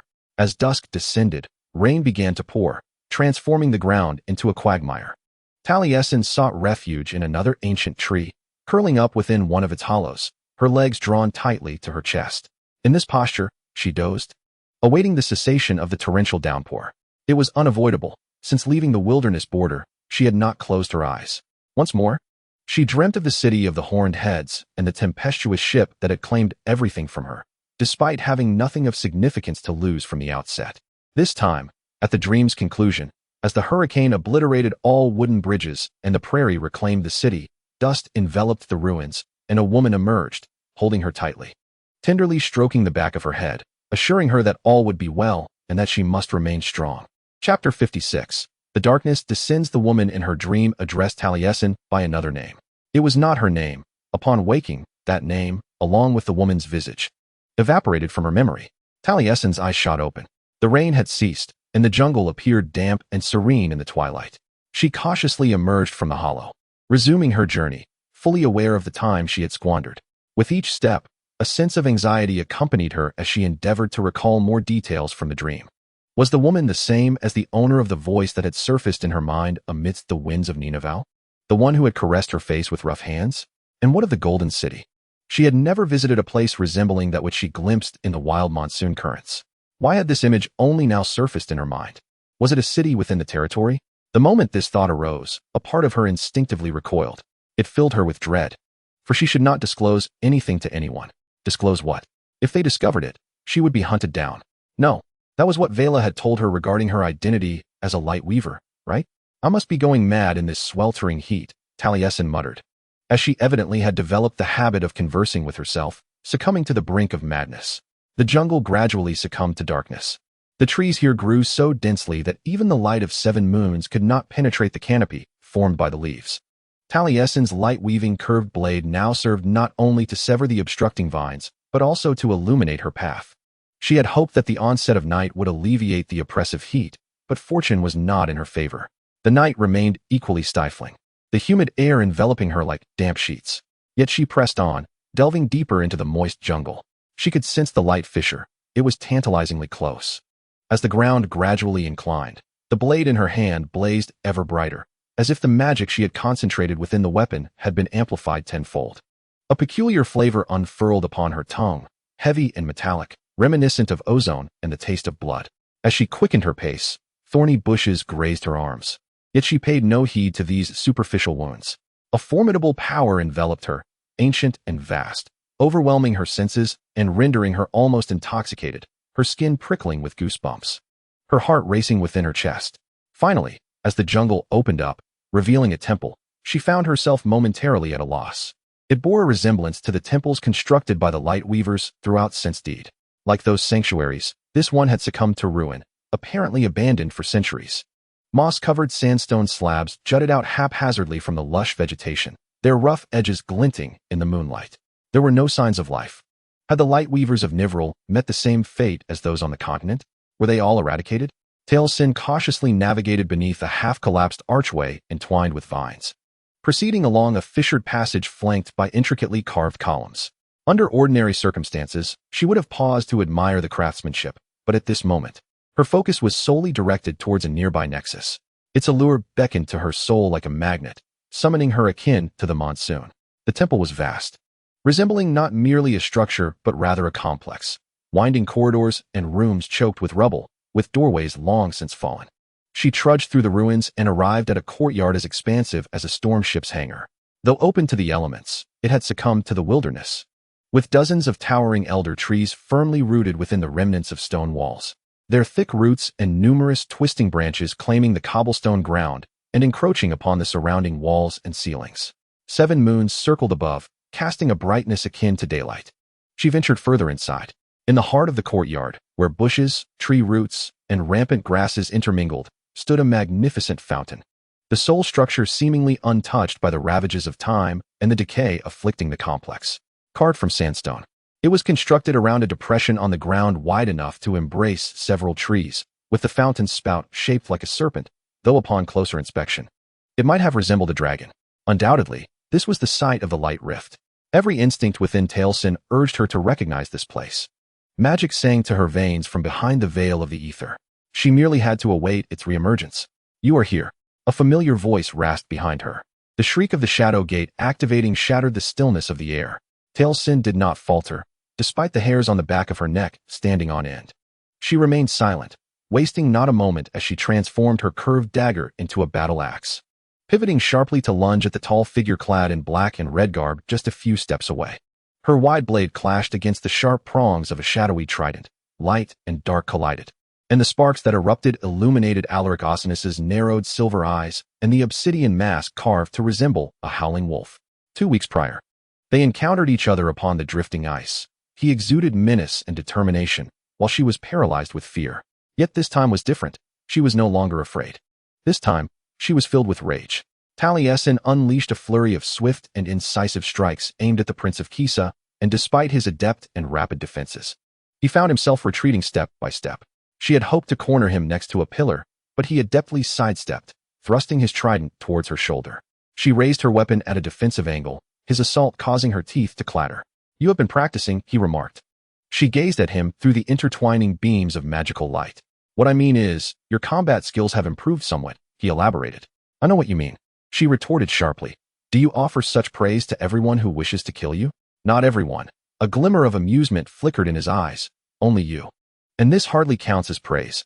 I simply find it delightful that our duel has become far more engaging." Fueled by her indignation, she pushed him back forcefully, breaking free from their weapons impasse.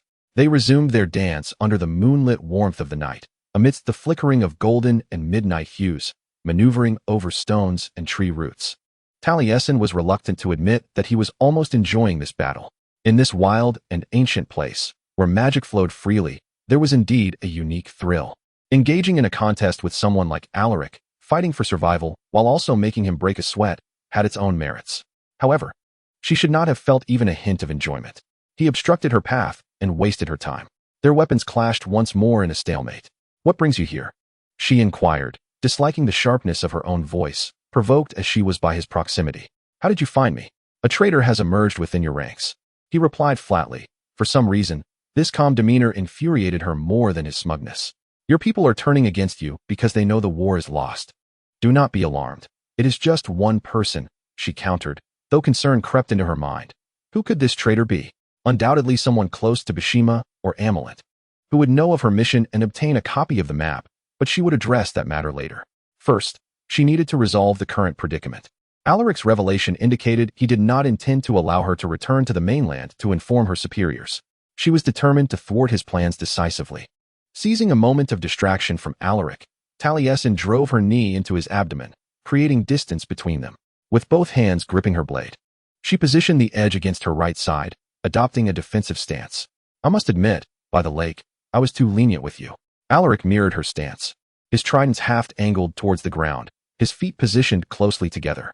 "It has become evident that you have brought far too much trouble. I retract my previous misguided sympathy."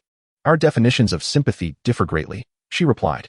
As they clashed once more, the battle intensified into a brutal confrontation, each strike aimed at the opponent's vital points.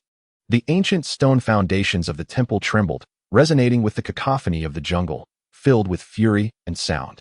After yet another round of combat, as they parted, Alaric waved his armored hand, unleashing the tendrils of the shadow portal that ensnared Talasin's waist, lifting her off the ground and dragging her toward the razor-sharp tip of his trident. Summoning every ounce of strength, she twisted in midair and charged at him. He fell to the courtyard floor, landing on his back, while she straddled his waist, her battle axe morphing into a dagger poised at his throat. "Who is the traitor?" she demanded fiercely. Alaric's fingers twitched. With a resounding crash, the massive tree beside the roof was torn apart by fragments of shadow magic. The remaining trunk plummeted toward them. And instinctively, Talasin attempted to evade, but just as the dagger shifted away from his throat, Alaric surged upward, flipping her aside. The light-woven dagger vanished from her grip, and the fallen tree crashed where they had been a mere heartbeat before, shaking the ground beneath them. At that moment, Alaric pinned her down, and Taliesin glared up at his inscrutable, half-hidden face. You nearly killed us both. Considering our respective objectives, perhaps perishing together would save us considerable time, Alaric mused thoughtfully. You talk too much. Her fingers fumbled on the stone slab, seeking to conjure another weapon, but he would not allow her to succeed. With his heavy hands, he pressed her wrists to the ground, the sharp edges of his gauntlets breaking her skin. Just then, the light-woven power dissipated. It slipped away from Taliesin's veins. A sudden absence akin to the deafening silence following the abrupt closure of a door. She felt utterly devoid of strength. What is happening? Alaric whispered. His body taut over hers. Why am I unable to? It was evident that the ability to open the shadow portal had also eluded him. Taliesin opened her mouth, ready to hurl sharp retorts at him, blaming him for the ruin of everything, for being the scourge of both herself and the world. However, at that moment, footsteps echoed through the courtyard. Get up, a stern male voice commanded, slowly. Raise your hands so we can see. The words were spoken in the universal sailor's tongue, a language that had served as a common dialect across the continent for centuries, yet delivered with an accent Taliesin had never encountered before. The light of 7 moons illuminated 30 armored figures who, unbeknownst to them, had emerged from the ruins, surrounding Taliesin and Alaric with caution, aiming long iron tubes equipped with triangular handles and some sort of trigger mechanism at them. Many soldiers bore on their backs what resembled metallic birdcages, secured to their shoulders and waists. Once, the mysterious and powerful light-woven energy had shone like brilliant stars across this land, but now it left behind a profound, haunting void deep within Taliesin's soul. She gently separated herself from Alaric, struggling to rise to her feet. Each movement felt burdensome, as if she bore the weight of the entire world, were it not for a faint instinct deep within her, ringing like a warning bell, cautioning her that any abrupt action could unleash unforeseen peril. She might have impulsively thrust her hands out, driven by pure fury and spite, to shove Alaric away. Nevertheless, she ultimately restrained her tumultuous emotions, biting her lip and squeezing out a harsh retort through clenched teeth. If we are fortunate enough to escape this place, I shall not let you go unscathed. I will personally twist your neck. The words hung in the air like a curse, sending chills down the spine. If only. He distinctly emphasized the word. Taliesin contemplated the likelihood of fighting her way out. For reasons unknown, she could not wield ethereal magic, yet she still possessed fists and teeth. Ultimately, she had to concede that there were too many soldiers, and she remained uncertain of the purpose of the iron tubes and the consequences they may entail. They vaguely reminded her of cannons, but handheld cannons? The man from Ninavarr, who had commanded her and Alaric to stand, took a few steps forward, allowing Taliesin a clearer view of his armor. It was a combination of brass plate and chainmail, adorned with a lotus pattern that appeared to be crafted from genuine gold. He was lean, exuding the composed and authoritative demeanor of an esteemed officer, with graying short hair and dark eyes fixated on Taliesin. Initially filled with anger, his expression shifted to one of recognition and disbelief, followed by a sorrow that sent shivers across her skin. The officer shook his head and muttered a few phrases in a language Taliesin did not understand, yet found oddly familiar. He raised his voice, issuing a brief command to his subordinates. Waves of violet magic erupted from the iron tubes, the very same type she had witnessed earlier that day, albeit in a lighter and softer hue. Out of the corner of her eye, she saw Alaric fall to the ground. She attempted to evade and counterattack, but magic rained down from all directions. Several beams struck her body, and she felt a surge of warmth and static coursing through her, before darkness enveloped her. Chapter 57. Confrontation in the cell. Upon regaining consciousness, Taliesin felt a heaviness in her head, pondering the necessity of seeking a healer, for being rendered unconscious twice within a fortnight was more than anyone could endure. She soon realized she was confined within a cell, thrown onto a small bed. The thin mattress and worn pillow offered scant relief from the hardness beneath. As she sat up, the bed frame creaked ominously. Surveying her surroundings, she noticed a high window in the distant wall, barred with iron, its narrow spacing rendering escape impossible. The humid tropical air and silvery moonlight seeped through the window, and by the light, she discerned a tall figure sitting on the opposite small bed. As she recognized who it was, Taliesin nervously swallowed. It was none other than Alaric, and for the first time, she beheld his true countenance. He and she were quite different from what they had imagined. They had expected him to be older, given his formidable reputation and valor in battle. However, he appeared to be merely in his 20s. His tousled black curls framed his pale, chiseled visage, adorned with a few beauty spots.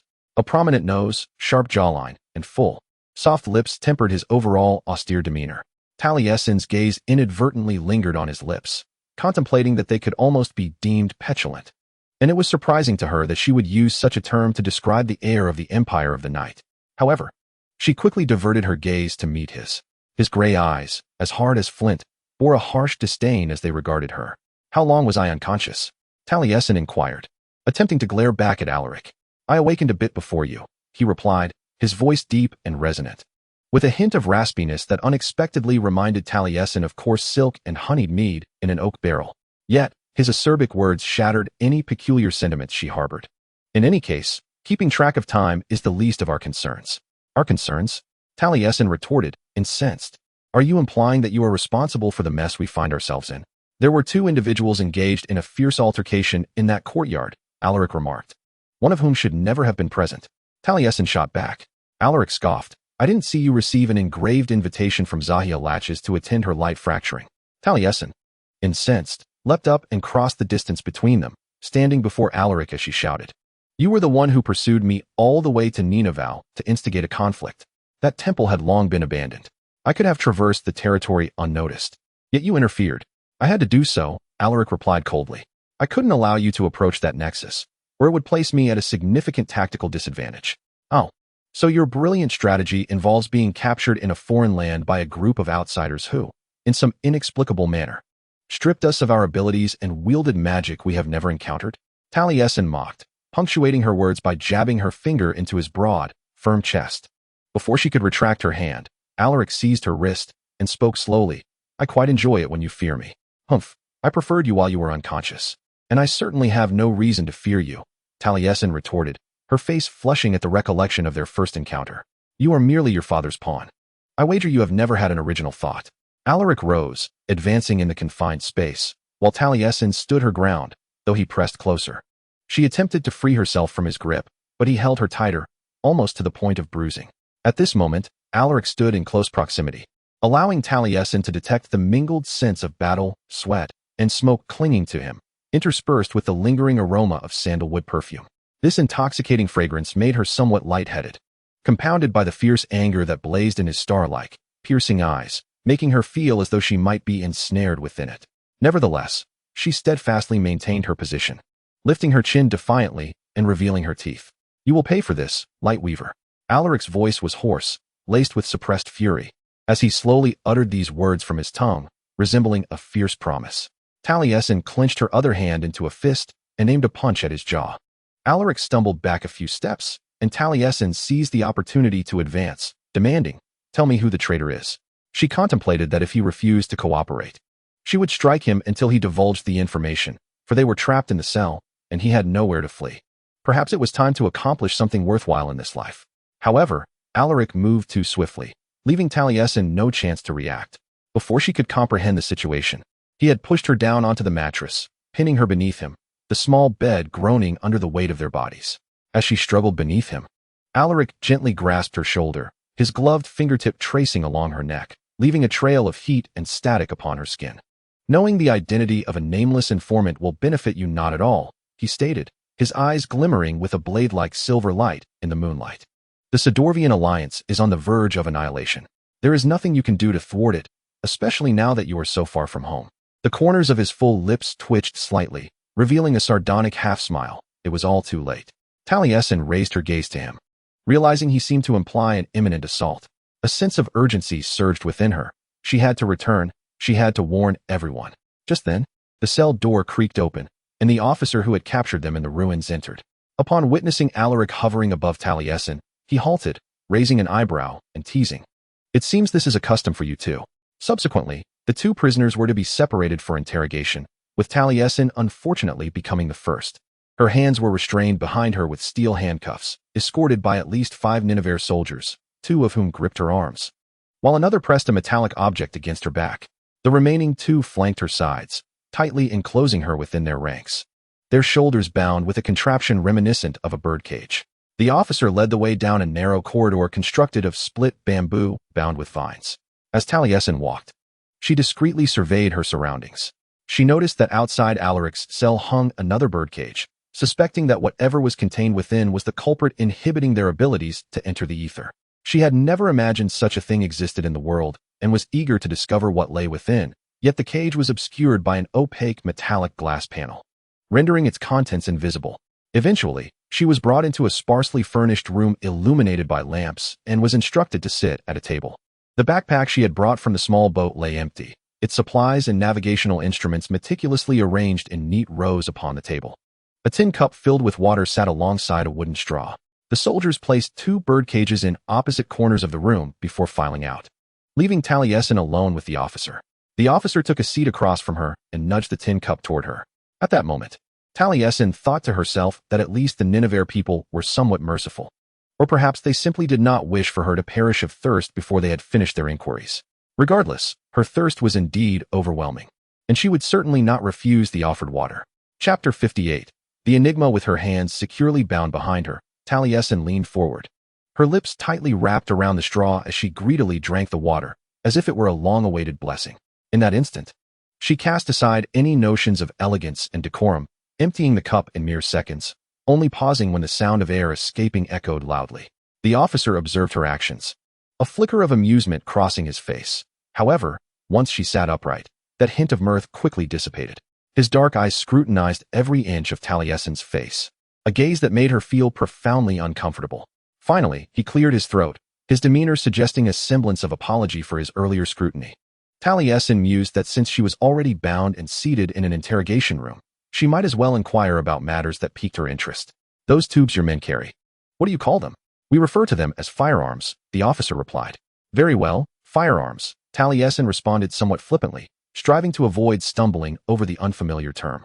"What sort of magic do they unleash? Is it derived from the etheric realm? I suspect the northwestern continent has yet to discover the dimension of the void's fall." The officer replied, "It is a particularly useful necromantic magic. It can kill, or it can adjust settings, merely inducing a state of disorientation."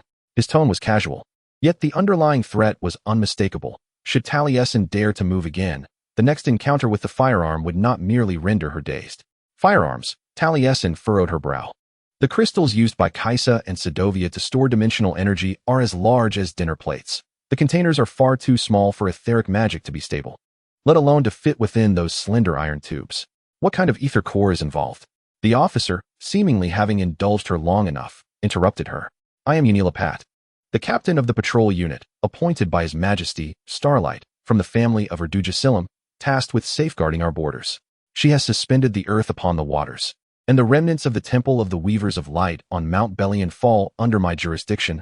Thus, the judgment regarding your trespass into this domain is mine to execute.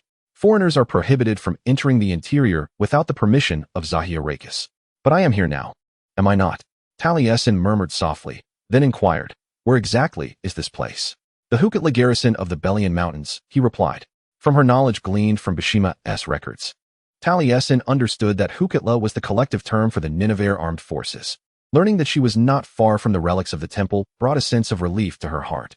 Contemplating the possibility of escape, Talasin mused that it should not pose a significant challenge to elude her pursuers within the dense jungle, find her bearings, and return to the cave where the small yellow boat lay hidden. However, perhaps escape was not the only option. This officer, this captain, might be reasonable. "Listen," Talasin began. "I sincerely apologize for trespassing in this place. It was never my intention to cause harm." Lapart leaned forward to retrieve Talasin's map. "In comparison, considering our reluctance to disclose our nation's geographical layout to outsiders, this map was remarkably detailed. In addition to marking the location of the Light Rift, the cartographer had delineated the entire route from our port to the capital. I trust this will enable you to plan your journey while circumventing the busy thoroughfares." The last outsider to venture this far inland, the only one capable of creating such a map, was General Bishima of the Sedovian Alliance, who disregarded our laws, failing to remain at the port and attempting to infiltrate the Palace of Heaven. Noticing the look of confusion on Talasin's face, he clarified, "The palace. In 2 weeks, you appeared here, wreaking havoc upon one of our most significant historical sites. Such actions are not characteristic of someone who claims to have no intention of causing harm." In light of this, the circumstances appeared exceedingly unfavorable for Talasin. She strained to recall whether she had heard of outsiders being executed for trespassing into Ninavarr territory. Yet, upon reflection, if this were customary, no one would live to recount it. Perhaps she would merely face indefinite detention, which was still a considerable predicament. When she initially agreed to undertake this mission, Vela had entrusted it to her, confident in the light weaver's ability to extricate herself from peril. Yet now, devoid of that capability, her options were perilously limited. Taliesin's gaze drifted to the opaque birdcage in the corner. If only she could discern how it functioned, what it contained, and how to dismantle it. She speculated that whatever mechanism suppressed ether magic likely operated within a specific radius, as the Ninavarrians had consistently placed it around her and Alaric, though she was uncertain of the extent of its influence. Laphart followed her gaze, a strained smile appearing on his face. That is a Saariman cage, he explained. Such contraptions are not found elsewhere in the Lyre world. Most garrisons possess at least a few, but my men are the only ones who carry several while on patrol, specifically to safeguard the Belian light rift from unauthorized light weavers like yourself. This prototype was commissioned by the 4th Zaya, Lakhis, as a countermeasure against ether mages. You see, such power cannot be left unchecked. Mages are useful, but those others pose a threat to the ruling family. You drove them all away, Taliesin conjectured, her mind conjuring the image of a crumbling, forsaken temple surrounded by wilderness. Or perhaps you killed them.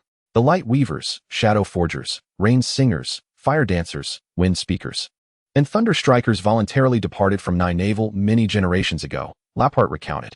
They refused to be subjugated by Saariman cages and the will of the Dragon Queen, seeking other nodes elsewhere. The Dragon Queen, Taliesin pondered this title in her mind, contemplating whether it referred to a genuine individual or merely a fragment of the mythos of the kingdom of Ninavarr. Could there truly exist an ether mage capable of commanding the void-fallen dimensions? In Ninavarr, such ether mages had never been recorded. I mean, Rafiat interjected impatiently, dismissing the topic. There has never been an act of genocide here. Ninavarr is not Kaisa. Taliesin clenched her jaw. So, you are indeed aware of the events that transpired in Sedovia. We are aware, Rafiat affirmed. Unfortunately, we are powerless to intervene. Ninavarr has endured for so long precisely because we refrain from meddling in the affairs of other nations. And they, in turn, leave us be. Our fleet's solitary venture northwest culminated in a collision with Kaisa's stormship. For a fleeting moment, a shadow of past pain flickered across the captain's visage. Queen Ulduja was right. They should not have ventured forth. Taliesin was perplexed. Did they set sail without her permission? Is she not the monarch?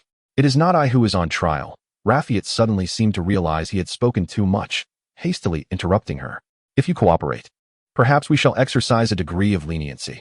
Now, what is your name? Reluctantly, Taliesin replied. It was the name she had received at the orphanage, a mockery of Taliazalan, a type of useless bulrush common across the Great Plains. Even in her most cheerful moments, she had never taken a liking to it. One question after another flowed from Rafiat, and Taliesin endeavored to provide vague answers rooted in truth, just enough to evade scrutiny. When Rafiat pushed a map before her and inquired where she had moored the Wasp's skiff, she casually pointed to a location along the coastline. She did indeed disclose to Rafiat who Alaric was and the reason for their altercation, harboring thoughts of vengeance, hoping the captain would realize he had detained the Kaisa crown prince, and that this might incite diplomatic turmoil, inducing a sense of unease. Yet, Rafiat's expression remained unchanged until he posed his final question, taking a deep breath as if summoning the courage to voice what lay ahead. He appeared suddenly aged beyond his years. What is your relationship with Hananafralis? Taliesin blinked in confusion. I do not know who that is. Rafiat furrowed his brow. Who are your parents? Taliesin's heart constricted sharply. I do not know. I was left at the doorstep of an orphanage in the city of Hornbill on the Sedovian plains when I was about a year old. How old are you now? 20. Rafiat's composure evaporated in an instant. He stared at Taliesin, visibly trembling, momentarily rendered speechless. Before Taliesin could fully contemplate this peculiar turn of events, the door swung open, and a soldier leaned in, conversing with Rafiat in the mellifluous tongue of Ninavarr. Chapter 59. The mysterious pursuit. You cannot be my family, Taliesin reiterated, her voice quavering yet resolutely firm. I refuse to believe it. Alan Talasin. Iragbai hastily retracted his words upon noticing the instant defensiveness that flared up in her when he misnamed her, a tinge of bitterness washing over him. Allow me to elucidate. Let us sit and converse. Rapate, please untie those damned bonds. It is utterly preposterous to treat Lachiska as a criminal. Lachiska? Taliesin's heart tightened. The term sounded rather unfriendly. Had she been subjected to an insult in the Ninavarr tongue? Rapate cautiously maneuvered behind her and unfastened her restraints. Taliesin flexed her sore wrists, allowing the blood to flow freely once more, then extended her stiff arms that had been bound for far too long. Yet her gaze remained fiercely directed at Iragbai, her feet seemingly rooted to the spot. She understood clearly that if the situation turned awry, she must flee at once. No, she must devise a means to escape from this place. Alaric had previously hinted at an impending assault on the Sidorvian alliance, if that were indeed the case. She needed to return post-haste, for that was her homeland, and her comrades remained uncertain of their fates. If Taliesin's refusal to sit displeased Aragbai, he did not betray it upon his countenance. Instead, he remained standing, casting a regal glance at Rapate before gesturing towards the doorway. The troubled captain appeared poised to argue but swallowed his words, casting one last contemplative look at Taliesin before turning to exit. Yennelepet is a good man. Once the room was devoid of all but himself and Taliesin, Aragbai spoke slowly. He is an exceptional soldier, though he still harbors grievances over his demotion 19 years ago. Taliesin was perplexed, utterly bewildered as to why she should concern herself with Rapate's military history. Was it truly this moment that Aragbai sought to engage in idle chatter? Aragbai sighed softly, his eyes filled with resignation. I wish to share everything with you, Taliesin, and sincerely hope that one day you will be willing to hear me out completely. However, considering your current state of mind and the urgency of the situation, I believe it best to address the matter directly and explain why you were sent away. Trust me, had there been any other options, the prince hesitated slightly, his gaze growing distant as if traversing time, glimpsing a painful scene from the past visible only to him. After a moment, he continued. When you were but a year old, a brutal civil war erupted in Ninavarr. My brother, Sintan, initiated a rebellion, rallying followers around him. These individuals, intoxicated by their so-called ideals, were unwavering in their convictions, willing to eliminate anyone who obstructed their path. They launched a ferocious assault on the capital, and our forces were unable to withstand the onslaught, retreating in disarray. In that dire moment, you and His Majesty Starlight were evacuated via airship. How I wished for our family to be united. Yet as a member of Ninavarr, I was compelled to remain and defend our homeland and its people. Aragbai's voice unconsciously lowered, tinged with tension and sorrow. Your situation was exceedingly perilous. You are Luchiska, the heir to the throne of Ninavarr. In our realm, only women are deemed worthy to ascend the dragon throne. That madman, Sintan, will not spare you, even if you are merely an infant of 1 year. Even if you are his own niece. His heart has been utterly distorted by power and desire, leaving him devoid of reason. A week later, I confronted him atop the heavens in a life-and-death struggle, ultimately taking his life with my own hands. With his demise, the tide of battle shifted. The Hoktra forces rallied valiantly, reclaiming the capital and quelling the rebellion. Queen Ulduja returned safely, yet you have vanished without a trace. We searched high and low, but you remained elusive. Your airship lost signal amidst the ether waves, disappearing as if into thin air. Who else was aboard? Talasin's voice was low, almost a murmur, yet tinged with urgency. Accompanying you were your nurse and 2 members of the Rakistallo, the royal guard, Alagbai responded. They were to escort you to your mother's homeland, the Dawn Isles, a place distant from Sedovia, nearly half a world away. I truly do not understand how you ended up in Sedovia. My mother. Talasin uttered those words, feeling an alien sensation, as if they were foreign to her. Is she not a Ninavarr? Upon seeing Alagbai shake his head, Talasin could not suppress her next question. Where is she? The moment those words escaped her lips, she abruptly halted. Deep down, she already suspected the answer, did she not? She had overheard Alagbai speaking of his late wife to Rapate. Perhaps from the very beginning. She subconsciously refused to believe Alagbai, out of fear of confronting this harsh reality. If Alagbai were indeed her father, it would imply that her mother, whom she had never met, was no longer alive. Hanan departed this world shortly before you were sent out of the capital, Alagbai replied, though time had passed. The sorrow in his eyes remained vividly evident, making it easy to envision the depth of his past anguish. It was an abrupt and severe illness. A high fever that struck with ferocity. Before the healers could ascertain the cause, she was gone. Talasin found herself momentarily at a loss. Her heart a tumult of complex emotions, utterly confounding.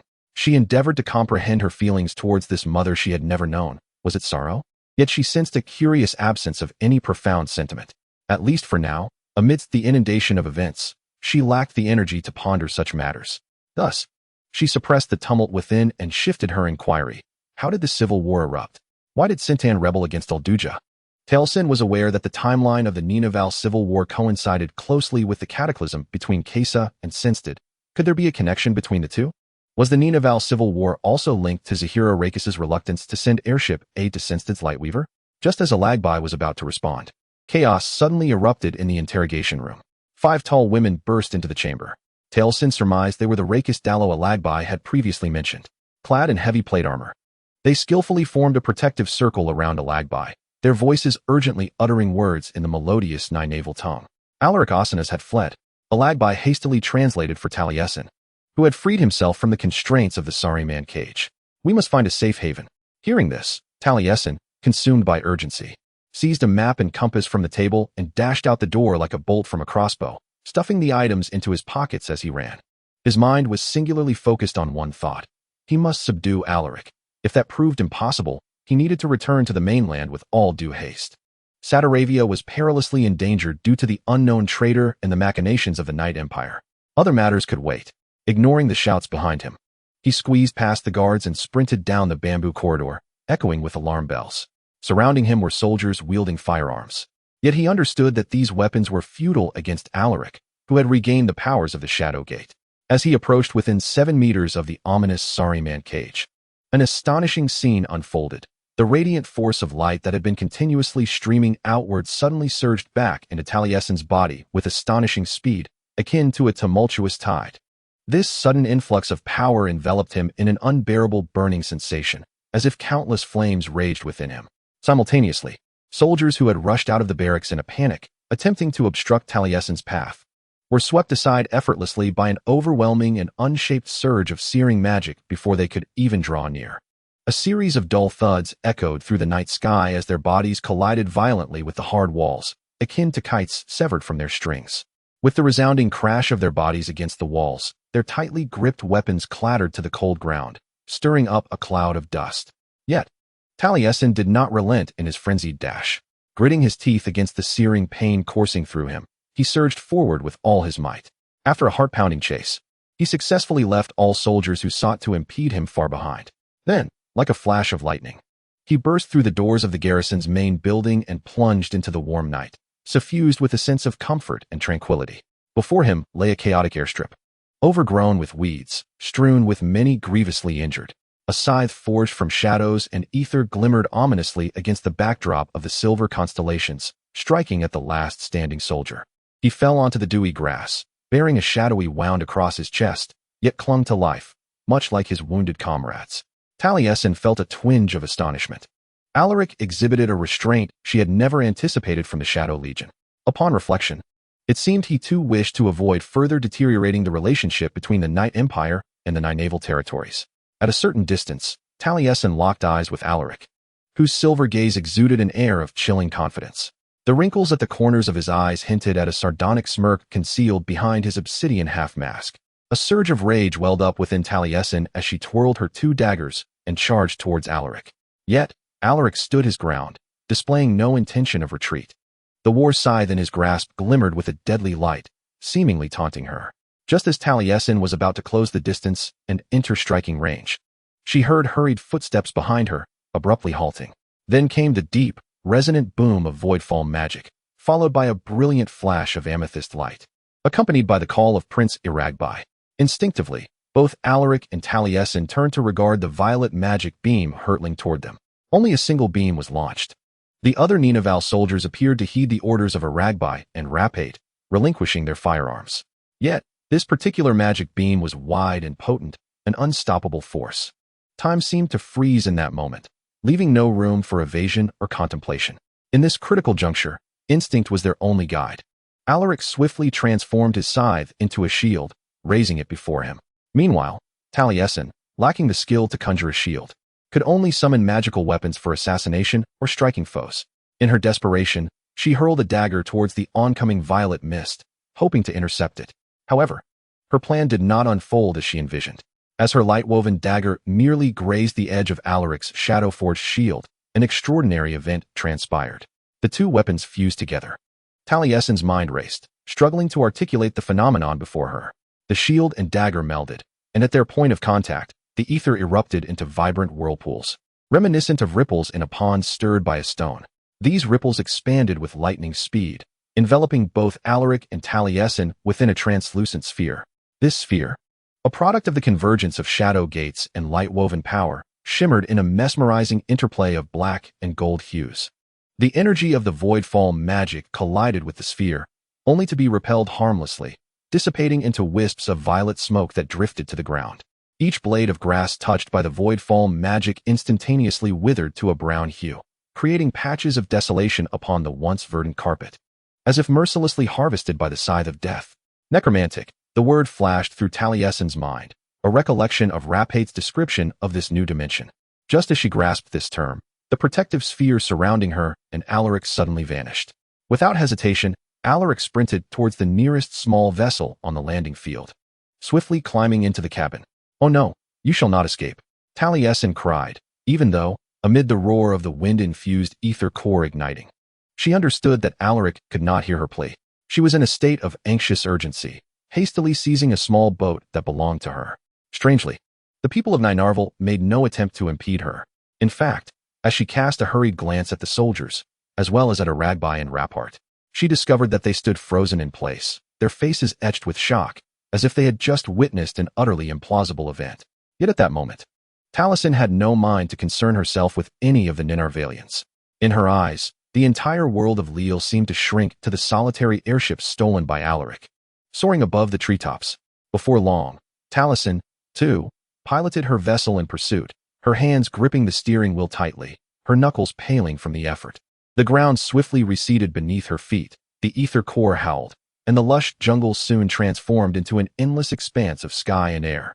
Chapter 60, Struggle. Prince Aragbai had arrived. Rapart translated for Talasin while keeping a vigilant gaze on her, as though she were an astonishing creature. "I invited him. I believe it would be prudent for you both to meet." This unexpected turn of events filled Talasin with skepticism. She could hardly comprehend that in Ninavarr, it was customary for royal members to personally interrogate captured intruders. Upon departing from Sedovia, she had prepared herself for a long flight, arduous trekking, and even bloody battles. But she never anticipated that Alaric Asanas would interfere, let alone that a prince of noble lineage would emerge. Before long, a distinguished figure strode into the room with an air of authority, undoubtedly Prince Aragbai. He was tall, adorned in a light blue-fitted coat paired with a golden silk cloak, exuding an innate regal presence. His gray-white hair was swept back by a uniquely designed golden serpentine crown, which, in its exquisite opulence, accentuated the prince's face, though marked by time. It remained perfectly symmetrical and finely defined. Yet, what captivated Talasin's attention was not his appearance or status. This Ninavarr prince evoked a profound sense of familiarity within her, as if she had encountered him before, yet she could not recall where. This sensation clung to her like a toothache. Reason told her it was impossible, yet the feeling of déjà vu persisted. As Aragbai entered the interrogation room, his dark eyes fixated on Rapart, conversing in Ninavarrian. Talasin found this both impolite and perilous. What if they conspired about her fate, while she remained oblivious to their words?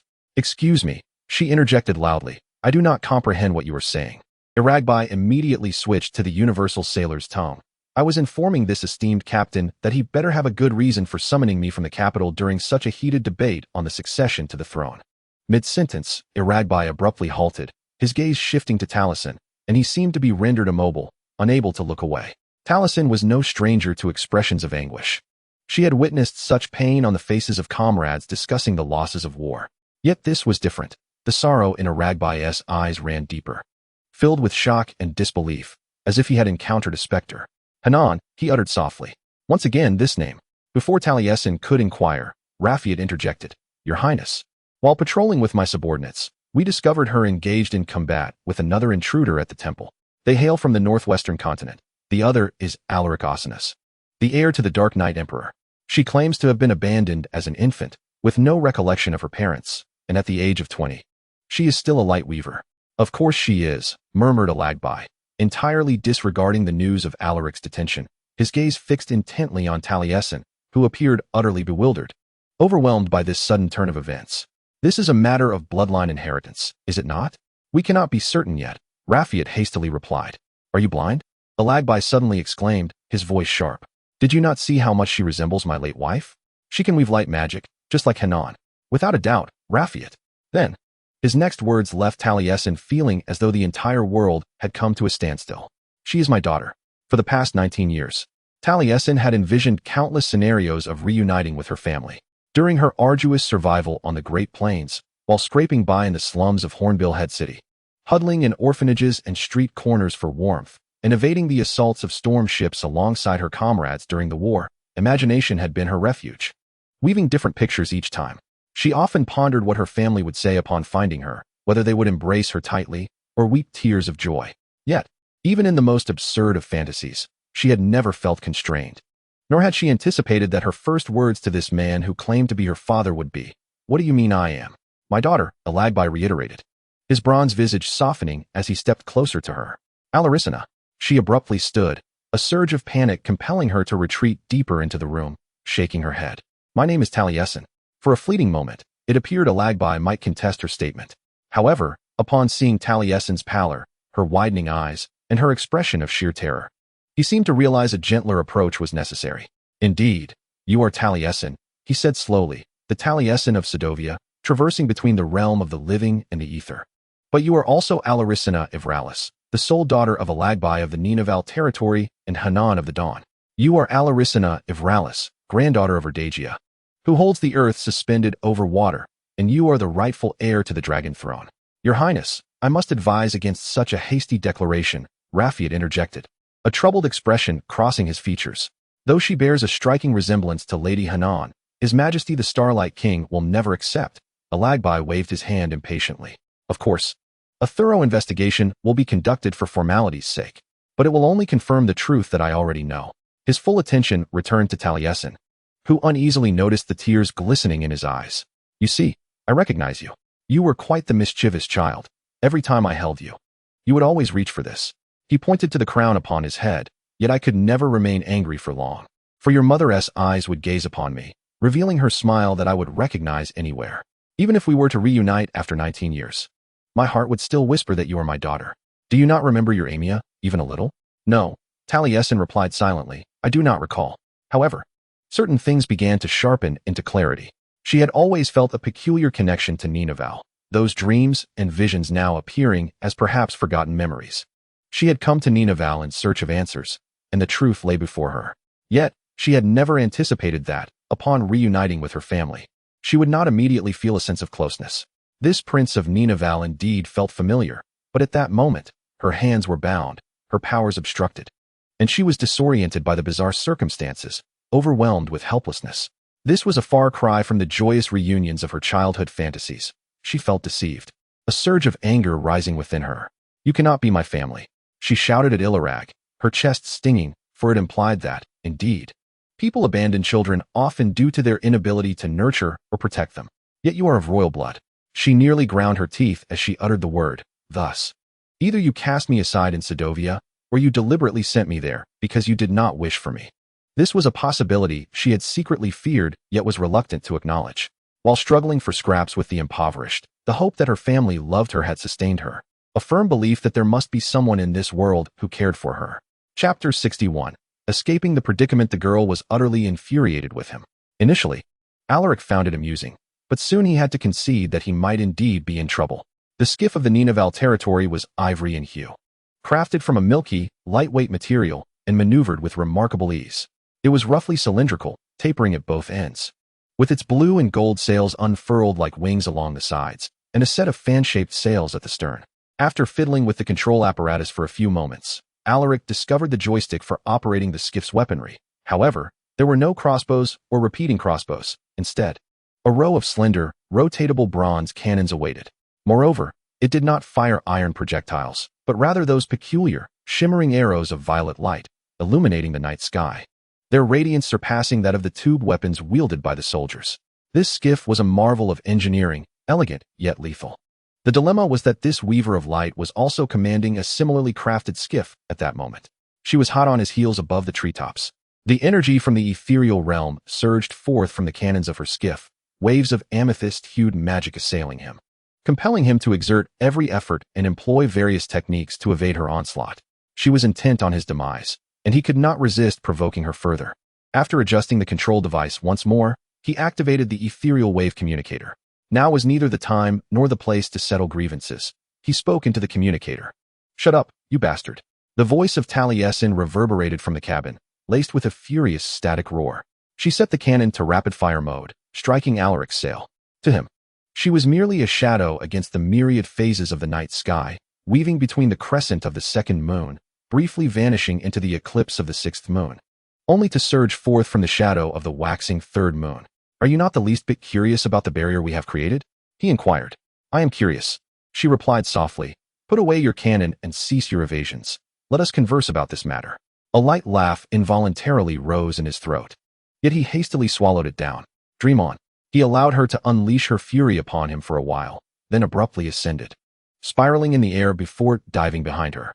He had hoped to catch her off guard, but unfortunately, Taliesin's reflexes were extraordinarily keen. Her small craft executed a sharp turn that, had it been anyone else, might have resulted in a broken neck, which took him by surprise. They charged towards one another, the strange magic erupting from their cannons colliding violently, showering sparks upon the treetops, where leaves and branches withered instantly. They raced towards the point of collision. As he realized she would not evade in the immediate future, he furrowed his brow. The soul weavers of light from Sedovia displayed an utter lack of self-preservation instincts. It was nothing short of a miracle that she had survived this war thus far. Just seconds before the impending catastrophic clash, Alaric sharply veered to the right.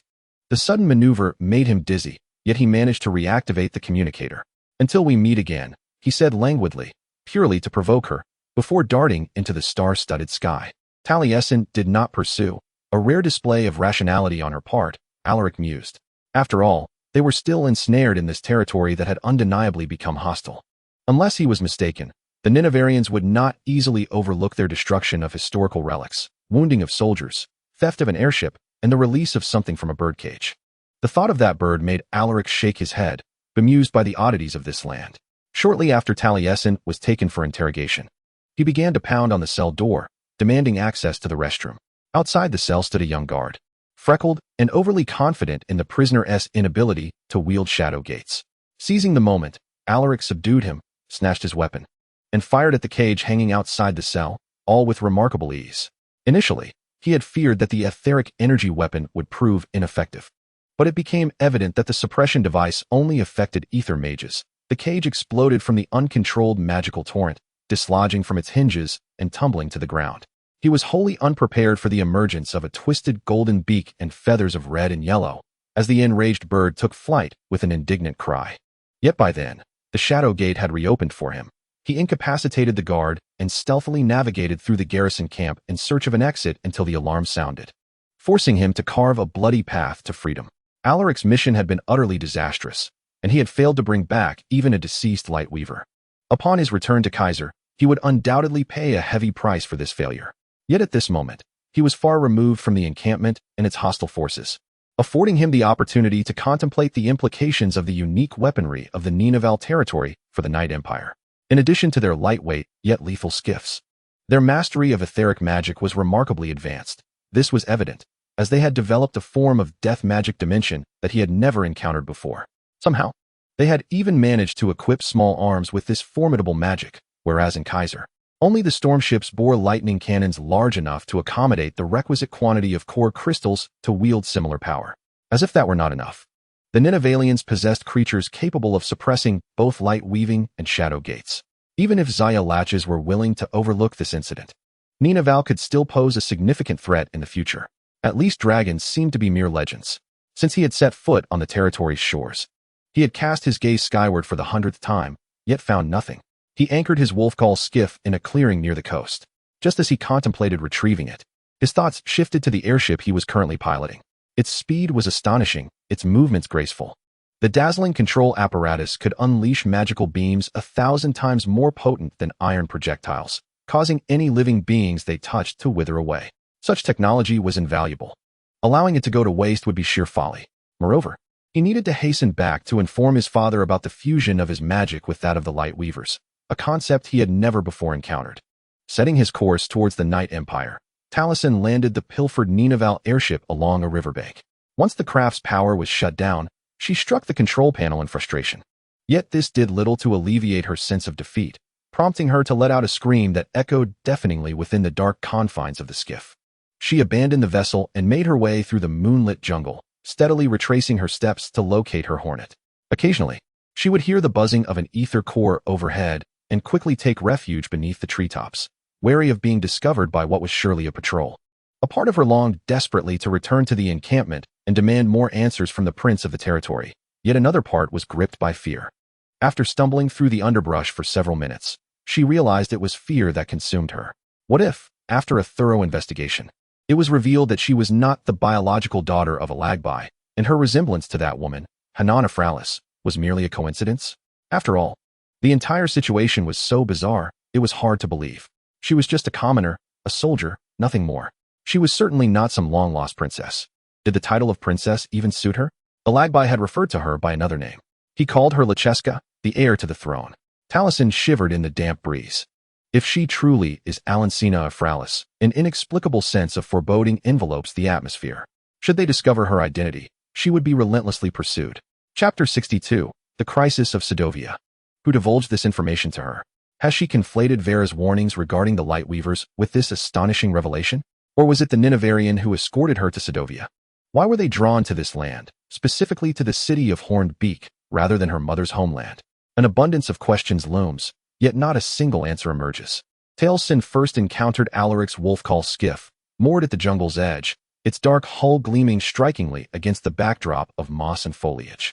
As she passed by, she playfully kicked the vessel's side, dismissing it entirely. Let it serve as evidence of the Night Empire's encroachment. After another hour of journeying, the horizon began to blush with the faintest light of dawn, leading her to the cave of the Hornet. Within, an astonishing congregation of fruit bats took flight at her approach, shrieking in panic. Once aboard her airship, Talasin stared vacantly ahead, contemplating the myriad events that had transpired and weighing her options. Yet, what she ought to do was undeniably clear, was it not? I must depart, she proclaimed, attempting to articulate the sentiment. Reluctantly, she prepared to leave, still enshrouded in the mystery of her lineage, yet the Sedovian alliance required her.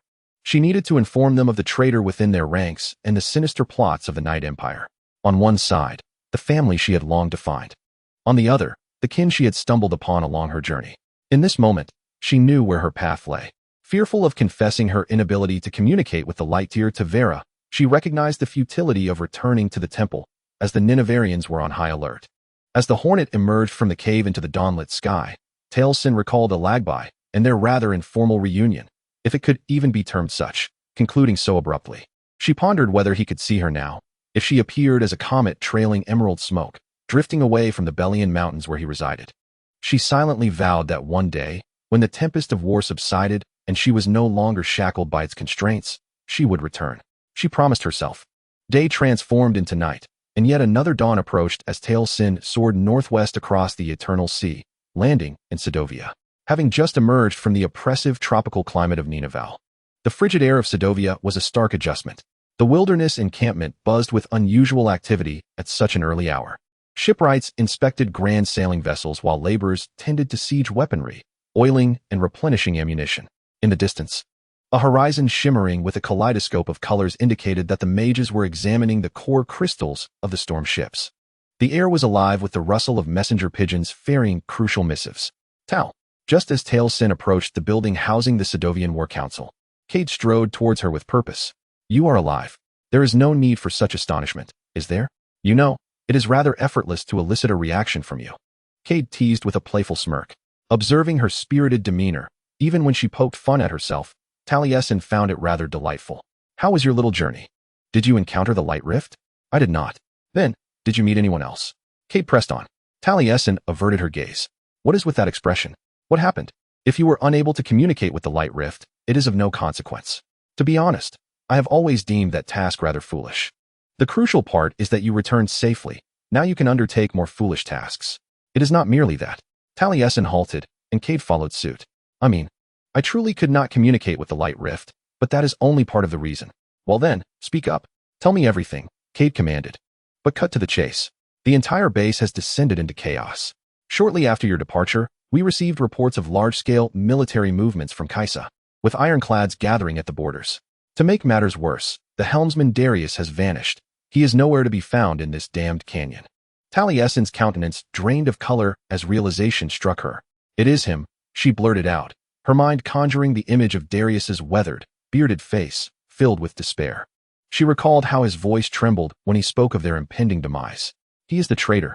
She relayed the entire sequence of events to Cade as swiftly as possible, scarcely pausing for breath, disregarding the fact that she would need to recount it to Amaranth in mere minutes.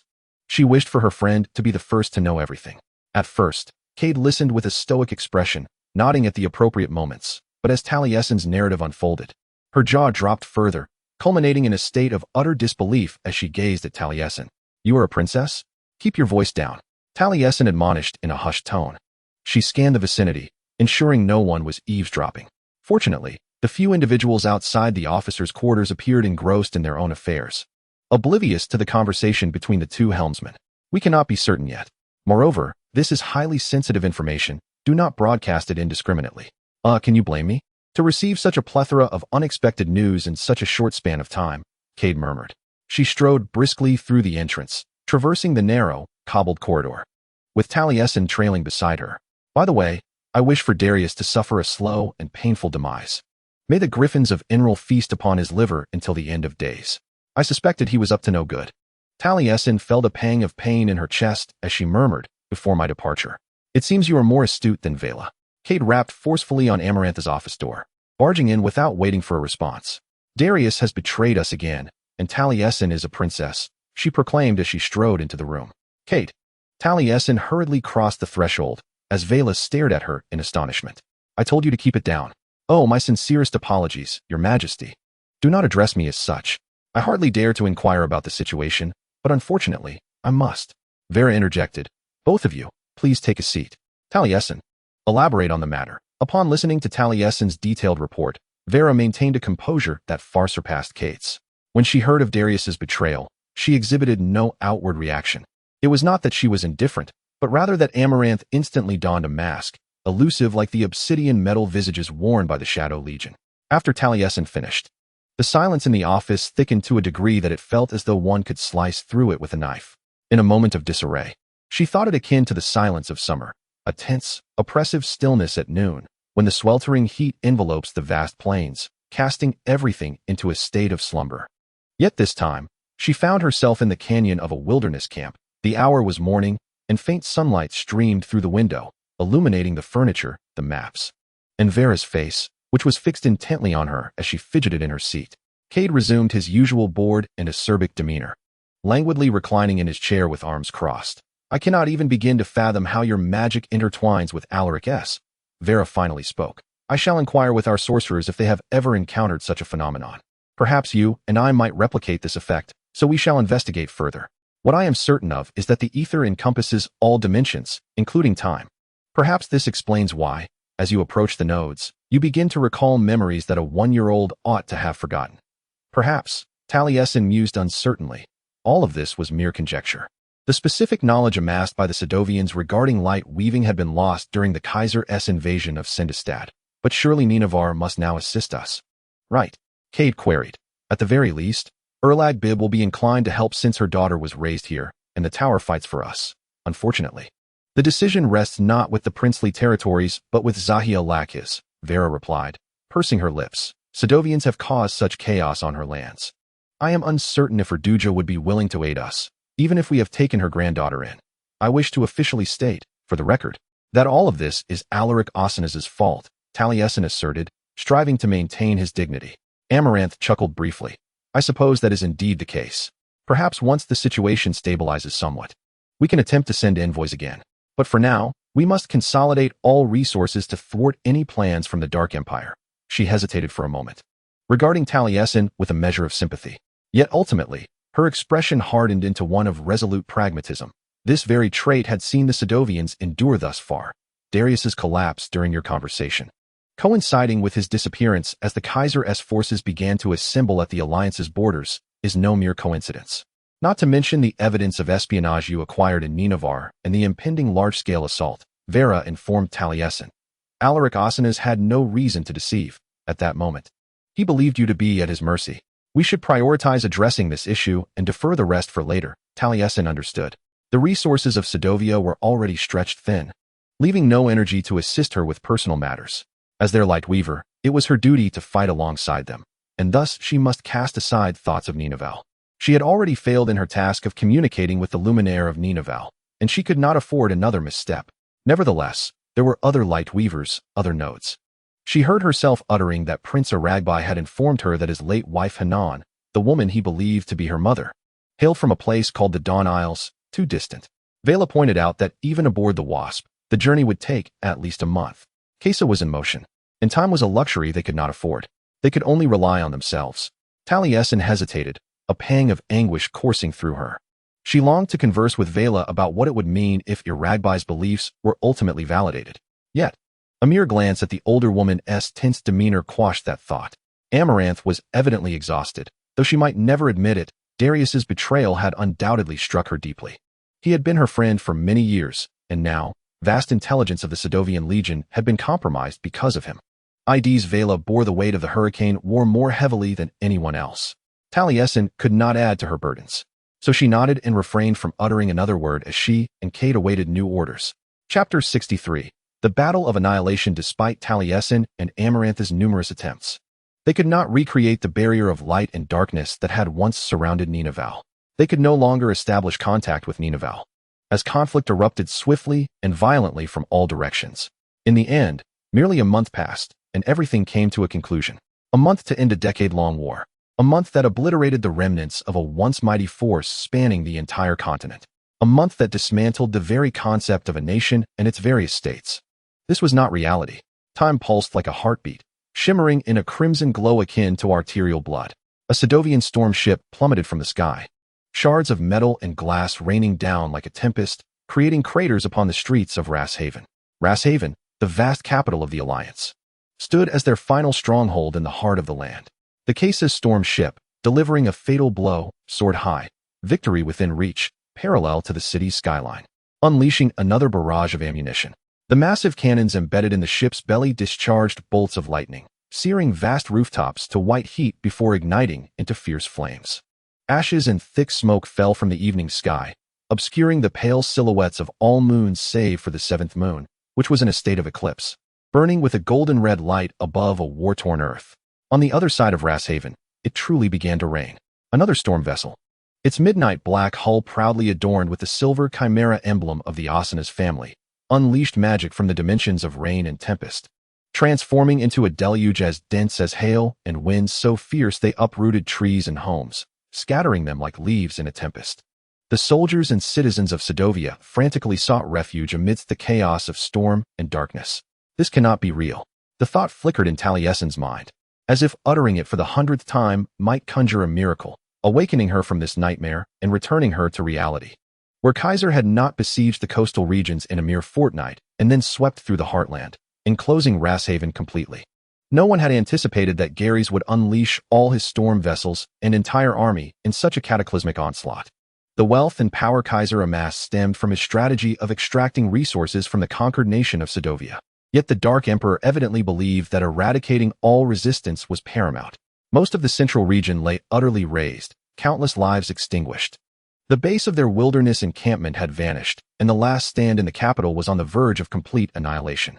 Within the industrial sector of Rasthaven, the ruins of mills and workshops, ravaged by lightning, provided Taliesin and her two companions with a modicum of shelter from the fiercest winds as they trudged through the debris. The rain had not yet reached this part of the city, a small stroke of fortune in an otherwise dismal day. "How is she?" Taliesin inquired, her gaze fixed upon Vera, who was being supported by a military academy cadet. The air was thick with dust, stained deep red by countless flames. Yet Taliesin was close enough to see Amalanti struggling for breath, her complexion ashen and lifeless. A cloak draped over her, serving as a makeshift bandage, was soaked in blood. The wound inflicted by a massive sword forged of shadow, blood gushing forth in torrents. Following the crash of Vera's escort ship, she had been attacked by the same colossal shadow forger that Taliesin had encountered and ambushed a month and a half prior on the frozen lake. It must be him. No matter where, Taliesin could recognize his form and the style of his armor. Taliesin had slain him with her light-woven blade. If only she had done so that fateful night outside Frostbloom Town. Amalanti's condition was dire. She wouldn't last much longer, the cadet said. He was still a boy, several years younger than Taliesin, shivering in oversized boots, yet he bravely attempted to maintain a facade of composure. "We must take her to a healer at once." Taliesin squinted through the dim light. Ahead on the street was a gathering point, or rather, what remained of the street. The only silver lining was that this area had been devastated, thus diverting the Dark Empire's attention elsewhere. This region was deserted, heaps of rubble isolating it from the ground battles scattered throughout the rest of the city. From the moment Talasin rescued Vera and the military academy cadets from the grasp of the colossal legionnaire, She had clung to the hope that the assembly system was still functional. These gathering points had been marked prior to the battle. There should be healers present, along with teams responsible for evacuating individuals to the large sailing ships. Although it was likely that no safe refuge remained after the battle, she endeavored to suppress such thoughts. A tower had collapsed on their intended path, leaving a narrow opening amid the twisted metal debris, just wide enough for their group to squeeze through sequentially. Talasin gestured for the cadets to proceed first. Then she gently urged Vera forward, softly encouraging the injured and dazed woman. Under Talasin's fingertips, her bones felt astonishingly fragile. Just as Vera disappeared through the gap, Talasin heard the piercing wail of the shadow gate, crackling with malevolent intent. "Damn it! Hurry!" She called to the cadets through the opening. "I will hold them off." He began to protest, but she brusquely interrupted him. "You must take Amalanti to the assembly point. Someone has to buy time. Go. I will catch up with you." Once Vera and the cadets had safely departed, Talasin turned to face the three helmeted figures emerging from the mists of battle. She adopted a stance that was not entirely offensive, more akin to a meditative pose. As she assessed the situation while the shadow weavers spread out, preparing to launch a simultaneous attack from different directions. The figure directly in front of her was likely the legionnaire who had gouged out Vera's eye with a shadow-forged dagger last year. Talasin could not be entirely certain, as the individual to her right bore an identical physique and armor, but one of them was undoubtedly the same. Their distinctive helmet design revealed brown eyes that now gleamed with twisted delight as they regarded her. She had encountered them the previous week during a fierce battle aboard a Caesarian ironclad ship that the Sadoian forces had attempted to seize, but ultimately failed. In her mind, she referred to them as this guy and the other guy. "Hello there, little light weaver." This guy spoke softly. "Rasthaven has fallen. The remnants of your fleet are scattered. It is not too late to beg for mercy. Perhaps that way, we will grant you a swift death. I understand this may come as a shock, but I do not exist for your convenience," Talasin calmly replied. The individual to her left let out a light chuckle. He was tall and relaxed in posture. Yet the nunchaku casually draped over his shoulder, shimmering with dark light, was not to be underestimated. "If I were you, I wouldn't make too many jokes," he remarked. "You could suffer endless torment. These twins are furious with you for having slain that hulking brute, Bran. You know, they were quite fond of him." "Silence, Sephram," this guy bellowed. It was then that Talasin realized the brutish legionnaire was indeed named Bran. She shrugged and feigned nonchalance as she said, "May his soul find rest among the willows under the all-seeing gaze of Xena, but to be honest, I harbor doubts about that." At that moment, another shadow weaver to Taliesin's right spoke up, her black cloak rustling as a spiked mace materialized in her armored hand, poised for attack. "You are finished, light weaver. The Sadoian alliance is no more."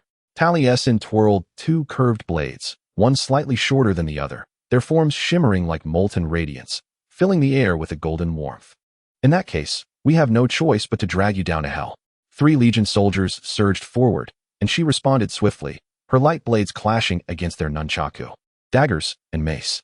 Taliesin adeptly leveraged the collapsed columns and overturned shelves, leaping from above to slash at her foes, all the while calculating the optimal moment for retreat. She needed to wait for Vela and the Academy cadets to approach the rendezvous point, yet Taliesin was undeniably at a disadvantage, outnumbered and outmatched.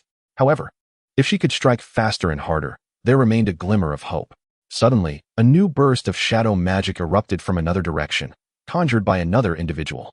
Dark chains ensnared a large fallen stone, which, just before Sephram's nunchaku could crash into Taliesin's head, was hurled forcefully against his wrist. Sephram cursed under his breath as his weapon vanished in an instant. "What have I done wrong this time?" he lamented. While Alaric Osinas positioned himself between his legion soldiers and Taliesin, she could only gaze blankly at the broad back of the prince, the spikes on his shoulder armor glinting with an eerie, skull-like luminescence in the nearby flames. "Go find your own prey," Alaric commanded in a low, gravelly voice. "I have unfinished business with this one." Taliesin seethed with rage.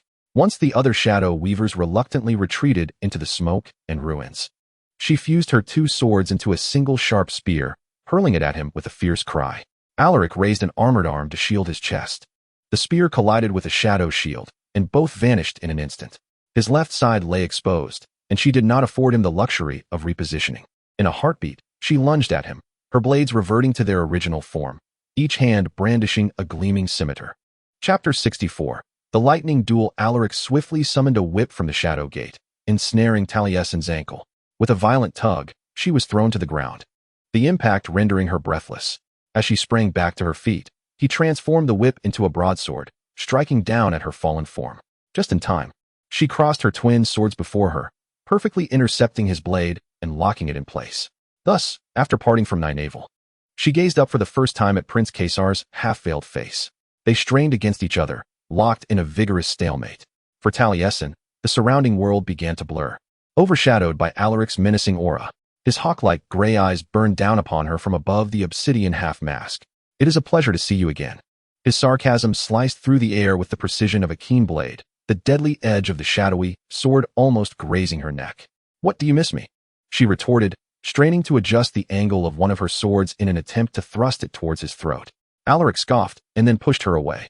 She stumbled back, but quickly regained her footing and lunged at her opponent once more. They became embroiled in a series of fierce attacks, parries, and counterattacks, moving deftly amidst the ruins of the industrial district. Under the blood-red lunar eclipse of the 7th month, lightning rolled beneath the clouds. Talasin took a deep breath, her eyes revealing a glimmer of resignation and determination. After an intense exchange, she realized that her current tactics could not possibly overcome the formidable enemy before her, Alaric. He stood like an indomitable fortress. No matter how Talasin struck, she could scarcely breach his steadfast defenses. Each assault was effortlessly neutralized, leaving her increasingly on the defensive. Furthermore, the prolonged skirmish with Alaric left Talasin utterly exhausted, her energy dwindling. Yet, the gravity of the situation allowed no room for hesitation or retreat. The Sadarovian forces were in dire straits, urgently requiring her assistance for a safe evacuation. Resolute, Talasin gritted her teeth and made a swift decision. With a flick of her wrist, she sheathed the shorter of her two swords. Then, she whispered an incantation, conjuring a mysterious spell. In a flash of light, the long sword in her grasp transformed into a massive bear spear. The spearhead was broad and sharp, reminiscent of a beautiful laurel leaf, shimmering with a cold glint. The shaft was sufficiently long, enabling Talasin to wield it with ease while awaiting the moment to escape, defending herself against opponents as formidable as bears. Grasping the bear spear, Talasin felt a surge of confidence. Though the path ahead remained fraught with peril, she firmly believed that with the adept use of her new weapon and strategy, she could successfully extricate herself from Alaric's clutches and rush to aid the Sadarovian forces. Alaric observed her silently, his gray eyes inscrutable, yet he was undoubtedly aware, as she was, that the war had reached its conclusion. The fate of Talasin and her comrades was etched in every rumble of thunder, inscribed in every collapsed structure, recorded in every beleaguered Hornet airship, and marked by every bolt that pierced the Alliance's insignia. After this battle, Sadarovia would cease to exist. "Perhaps you should surrender," Alaric said, his deep voice tinged with a hint of hoarseness. Talasin scoffed inwardly, thinking that after issuing orders to kill all day, his throat must be sore. She brandished the spear, assuming an offensive stance. He charged at her wielding his shadow-forged sword and shield. However, when their weapons clashed again, there was an absence of his usual brute force. It was as if he had not put his heart into it at all. Wasn't that utterly absurd? He bent low to evade her assault, and they continued to test each other, light, darkness, and ether illuminating their dim surroundings, while the sky continued to collapse. She danced gracefully, skillfully guiding him away from the direction of their alliance's rendezvous point. The two engaged in a deadly waltz, their figures spinning and swirling, the magic in their hands shimmering like vibrant ribbons entwined in the air. They weaved and darted, swiftly shifting from a street utterly ravaged to another equally battered alleyway. Unbeknownst to them, they plunged headlong into the fierce battlefield where Sadovian and Casa infantry were locked in brutal combat. In this area, the sharp whistling of crossbow bolts and ceramic shells slicing through the air echoed resoundingly, as soldiers on both sides fled in terror, attempting to evade the perilous path carved by the two formidable ether mages. Dazzling light and unfathomable darkness accompanied the violent clash of metal in the air, igniting a multitude of sparks and unleashing a chilling, piercing shriek.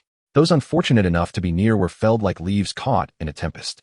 Time raced forward in every chaotic and bloody moment, when suddenly, a colossal storm ship loomed, resembling a moving mountain, casting a shadow that blotted out the sun.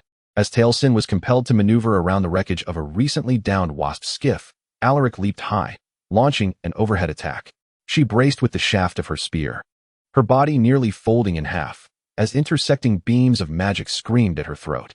"It is over, Talasin." His gaze was hollow, yet his voice bore an unsettling calmness, devoid of the triumphant joy one would expect from such a declaration. Shock nearly caused her to stumble backward. This was the first time he had uttered her name.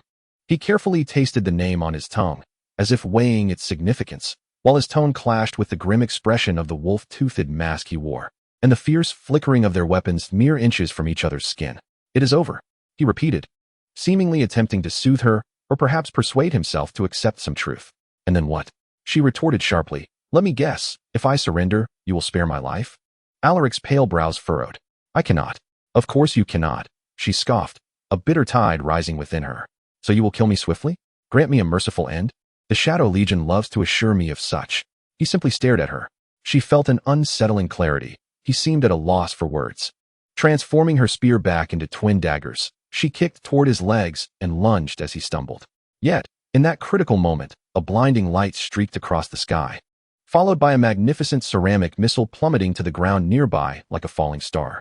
It rolled along, igniting a cascade of sparks as it scraped against the unforgiving ground, ultimately erupting with a deafening blast upon impact. Within the ceramic missile, the combustible mixture swiftly reached its critical point under conditions of extreme temperature and pressure, triggering a cataclysmic explosion. Fiery flames surged forth like a tempest, the searing shockwave toppling everything in its vicinity. At that moment, a colossal stone pillar, standing tall and robust directly before her, was not spared from the devastation. The foundational stone at its base was shattered by the violent explosion, causing the once unyielding support to disintegrate in an instant. With a thunderous roar, the towering pillar, soaring several meters high, began to lean precariously, akin to a tree uprooted from its foundation. Accompanied by the chilling sound of its collapse, the pillar crashed forward with overwhelming force, whipping up a gale that swept towards the ground, stirring up clouds of dust as if it sought to engulf the entire world. Talasin loathed her subsequent actions, detesting her instinctual response and her unreflective nature. She glanced at Alaric, and a profound understanding surged between them, as brilliant and electric as a flash of lightning. With determination, she hurled a dagger towards the falling pillar, and he followed suit with a shadowy blade of his own. The two weapons intertwined, conjuring the black and gold sphere once more, its luminous darkness resonating like silver glass, rippling outward. Upon collision with the barrier, the pillar disintegrated instantly into countless fragments.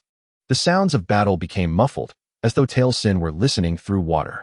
Alaric rose slowly from his seat, each minute movement deliberate and cautious, reminiscent of a predator stealthily approaching its prey, silent yet menacing. His piercing gaze remained fixated on her, without the slightest deviation or relaxation. She clenched her fists tightly, her knuckles paling from the exertion.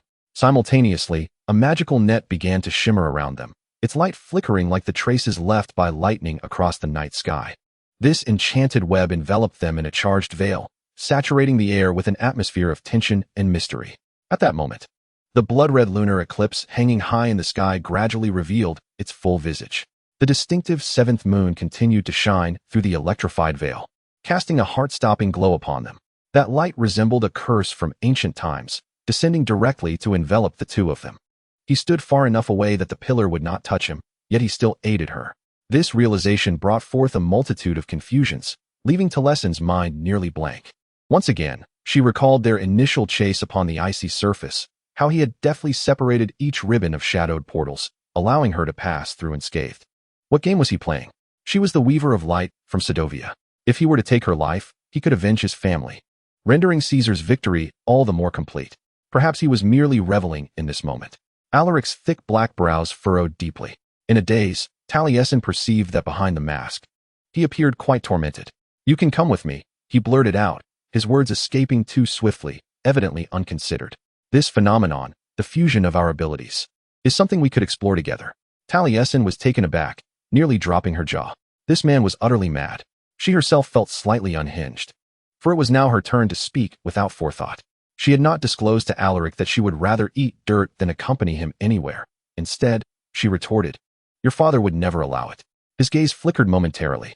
He almost, just barely, seemed to waver. What a peculiar individual, she mused inwardly, astonished by his audacity. It was not that she was particularly curious about the barrier that seemed to only be conjured with him, but rather, "Do you truly believe I would accept that the Emperor of the Night would welcome a light weaver into his ranks?" Talasin challenged. Suddenly, she realized that this must be the scheme of the son of the Emperor of the Night, narrowing her eyes in suspicion. "Do you genuinely think I would fall for such an obvious trap? That I would cast aside all reason merely for a chance at survival?" The more she accused Alaric, The paler his complexion became. She had assumed he would not blush like an ordinary person, yet his thick black hair, tousled by the storm's winds and the battle below, revealed the tips of his ears, which were now flushed a hue reminiscent of a lunar eclipse. While her anger towards him and his ilk had not entirely dissipated, it was somewhat diluted by confusion. What was the matter with him? Never mind. Alaric gritted his teeth, suddenly adopting a fierce demeanor. Forget I said anything. The sound of a gong reverberated through the air. Though muted by the obsidian orb, it remained distinctly audible. This was the signal for all Sidorvian troops to retreat, leaving only dust, rubble, and corpses in their wake. Taliesin tugged at her magical threads, and Alaric followed suit, unraveling the magical web they had woven together. The barrier dissipated instantaneously, revealing the chaos of the street. Those Sidorvian soldiers who had not retreated immediately were providing cover for their comrades' withdrawal with crossbow bolts and additional ceramic projectiles. Taliesin braced herself for Alaric's next offensive. Yet, the attack did not come. "Until we meet again, Light Weaver," he said, his gray eyes turning cold and indifferent once more. "In the meantime, try not to be struck by falling debris while I am absent." Taliesin felt a tumult of confusion and anger, shaking with rage. She could not conjure a retort. The illusory words weighed heavily on her tongue, refusing to emerge. She could no longer engage him in battle. She needed to aid in repelling Caesar's forces during Sidorvian withdrawal. Alaric was evidently aware of this as well. The corners of his mouth curled upward, as if he were mocking her behind that toothy mask. However, something lingered in her heart, refusing to fade away. There is something amiss in this matter. Beneath the surface of this fleeting moment lies an unsettling dissonance. Beneath his cold and authoritative tone, as well as his elusive gaze, she remained oblivious until he turned away, evidently intent on leaving her to stand alone. It was then that she grasped the reality of the situation. "Are you going to let me go?" Taliesin blurted out. "Is it really that simple?" Alaric froze. He did not glance back at her, yet a gloved fist clenched tightly at his side. It was futile to slay one who had already failed. His response was light, yet it shattered her world like thunder. "To me, it is a waste of energy. You are likely to perish soon during your retreat." With that, he departed, leaving her seething with rage and pondering the motives behind his actions, even as the very fabric of Sidovia crumbled around her. Chapter 65. The Eternal Sea. The summer wind limped through the air towards the Eternal Sea, gradually distancing itself from the mainland. It was severely damaged, leaning precariously to one side, its wooden frame riddled with dents and cannonball holes, and the once majestic sails were now tattered. Several core crystals infused with Tempest magic had imploded, leaving scant spare crystals, which rendered the airship's journey south a sluggish crawl. The other vessels accompanying it were in similar states of disrepair, and their numbers were few. Aside from the summer wind, there was only one other large sailing ship, a heavy frigate, a dozen Hornet skiffs, and Sidovia's storm ship, the Nautilus. The Nautilus struggled along at the rear of the fleet, resembling a beleaguered behemoth, its damaged hull cloaked in a layer of soot, and its ether core's radiance dimmed. Taliesin stood on the aft deck of the summer wind, arms crossed upon the railing, her gaze lingering on the cotton candy clouds drifting by, though she did not truly see them. Not far away, wizards clad in white robes were intently focused on the airship's frantically whirring instruments, managing the signals transmitted back and forth through the encrypted channels, striving to keep the remnants of the Alliance apprised of each other's locations. The Summer Wind and its escort fleet were not the only vessels to have successfully evacuated, yet the evacuation was chaotic, and after a protracted series of days, the Sidovians were scattered across this expanse of the Eternal Sea. Occasionally, an ether wave signal would vanish, and Taliesin could only suppress her frantic conjectures regarding the fate of the airship on the other end. Allowing her thoughts to wander would only lead to madness. She had to concentrate on the present, ensuring that everyone in the escort fleet survived.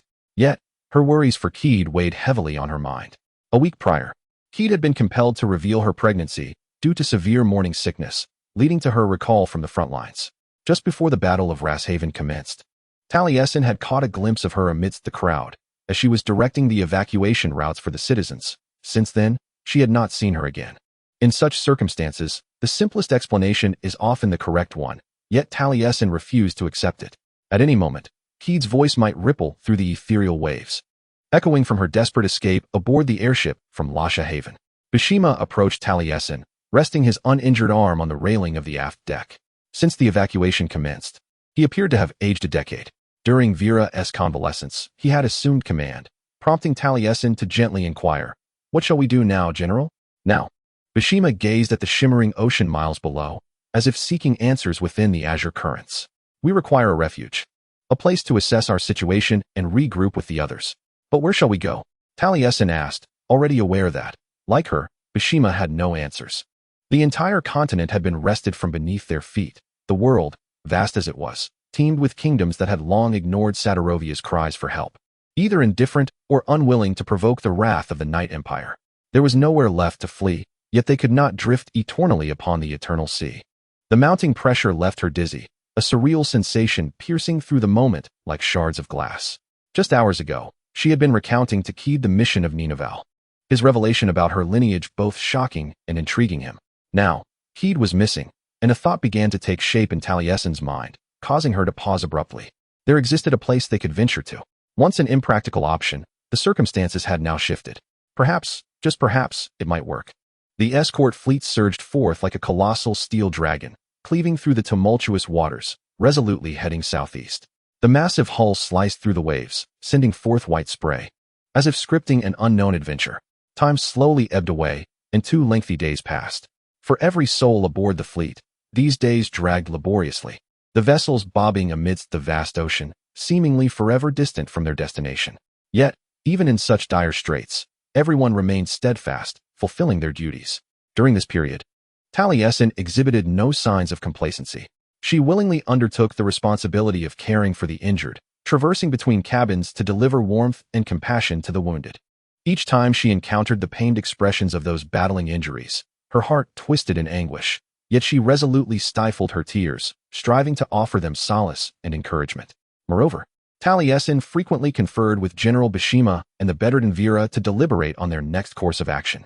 They gathered around nautical charts and various intelligence reports, meticulously analyzing the current situation, weighing pros and cons, in an effort to devise the safest and most effective route forward. Simultaneously, Taliesin remained vigilant, attuned to the movements of the ethereal waves, silently praying for any news regarding Keed. She understood that within the depths of this boundless ocean lay countless dangers and uncertainties, and Keed may be ensnared, in dire need of rescue. At first, when tasked with managing those who succumbed under the weight of their injuries, Taliesin found it unbearable to engage in such grim duties. Each time she confronted the frigid body and the lifeless visage devoid of vitality, a wave of dread and helplessness washed over her. Yet, as time progressed and the crew aboard the Summer Wind grew increasingly strained, Taliesin recognized that she could no longer retreat. Thus, summoning her courage, she grasped the tattered cloth and surplus canvas, embarking on the solemn task of fashioning shrouds for the deceased. With meticulous care, she enveloped the bodies in a final garment, as if bestowing upon them their last attire. Before consigning the corpses to the depths of the ocean, she gently closed their vacant, unseeing eyes, as though this act could grant them repose in another realm. Each instance of witnessing once vibrant lives vanish into the eternal waves and foam of the sea stirred within Taliesin a profound sorrow and a sense of futility.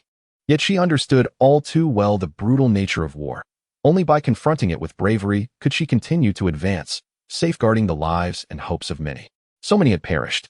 If Gezer pursued, the Empire of the Night could merely follow the trail of bodies adrift upon the sea's surface. The air was thick with the taste of salt and grief. On the second day of their new voyage, as the sun began its descent in the west, Taliesin ascended the main mast of the Summer Wind. Towering at 120 feet, it posed no challenge to her, having grown up in the city of Hornbills. She was accustomed to navigating its towering structures, where everyone knew how to climb higher. She had just assisted in wrapping Maricaster's body in a makeshift shroud before casting it into the eternal sea, and now she sought solitude, yearning to distance herself from the crowded confines of the ship and the aimless souls wandering the deck. The mast was the farthest refuge available to her. Taliesin squeezed into the barrel-shaped crow's nest, remaining there, her heart heavy and her mind a blank slate. Master Swordswoman Castor was an iconic figure from the very beginning. She had been present, personally training all the new recruits. Her demise seemed to symbolize the downfall of the Sadovian army. It was she who had taught Taliesin the art of wielding swords, spears, daggers, and an array of other weapons, initially leaving Taliesin unsure of how to grasp even the most basic of implements. Castor was a demanding instructor, and their rapport had rarely been harmonious. Yet Taliesin gradually came to the painful realization that she would never again encounter this formidable, stoic veteran. This awareness brought a twinge of anguish. A familiar sting that experience told her would soon scab over like countless old wounds. When would this all come to an end? Up here, Taliesin pondered. As the horizon's edge was bathed in deep crimson by the setting sun, golden rays spilling over the vast expanse and the shifting waves. The hurricane of war relentlessly demanded its toll, yet so much remained at stake. She turned around, the wooden planks of the crow's nest creaking beneath her boots. Her gaze fell upon the Nautilus, trailing slowly behind two large sailing vessels, its size nearly 7 times that of their combined bulk. Keat had fled to the heart of the storm after it ravaged her fishing village. She had once confided in Taliesin that the tempestuous ship reminded her of the peculiar creatures occasionally ensnared in fishing nets alongside the day's catch. These creatures emerge from the abyssal depths of the eternal sea, akin to the inhabitants of the lower slums of Taliesin, once home to the destitute of the Horned City. They dwell in the ocean's depths, resembling insects more than fish, their bodies oval and segmented, with softer regions shielded by a shell as resilient as armor. However, it is an external steel framework that safeguards vessels such as the Nautilus, binding together panels of exceptionally durable metal glass and iron ore.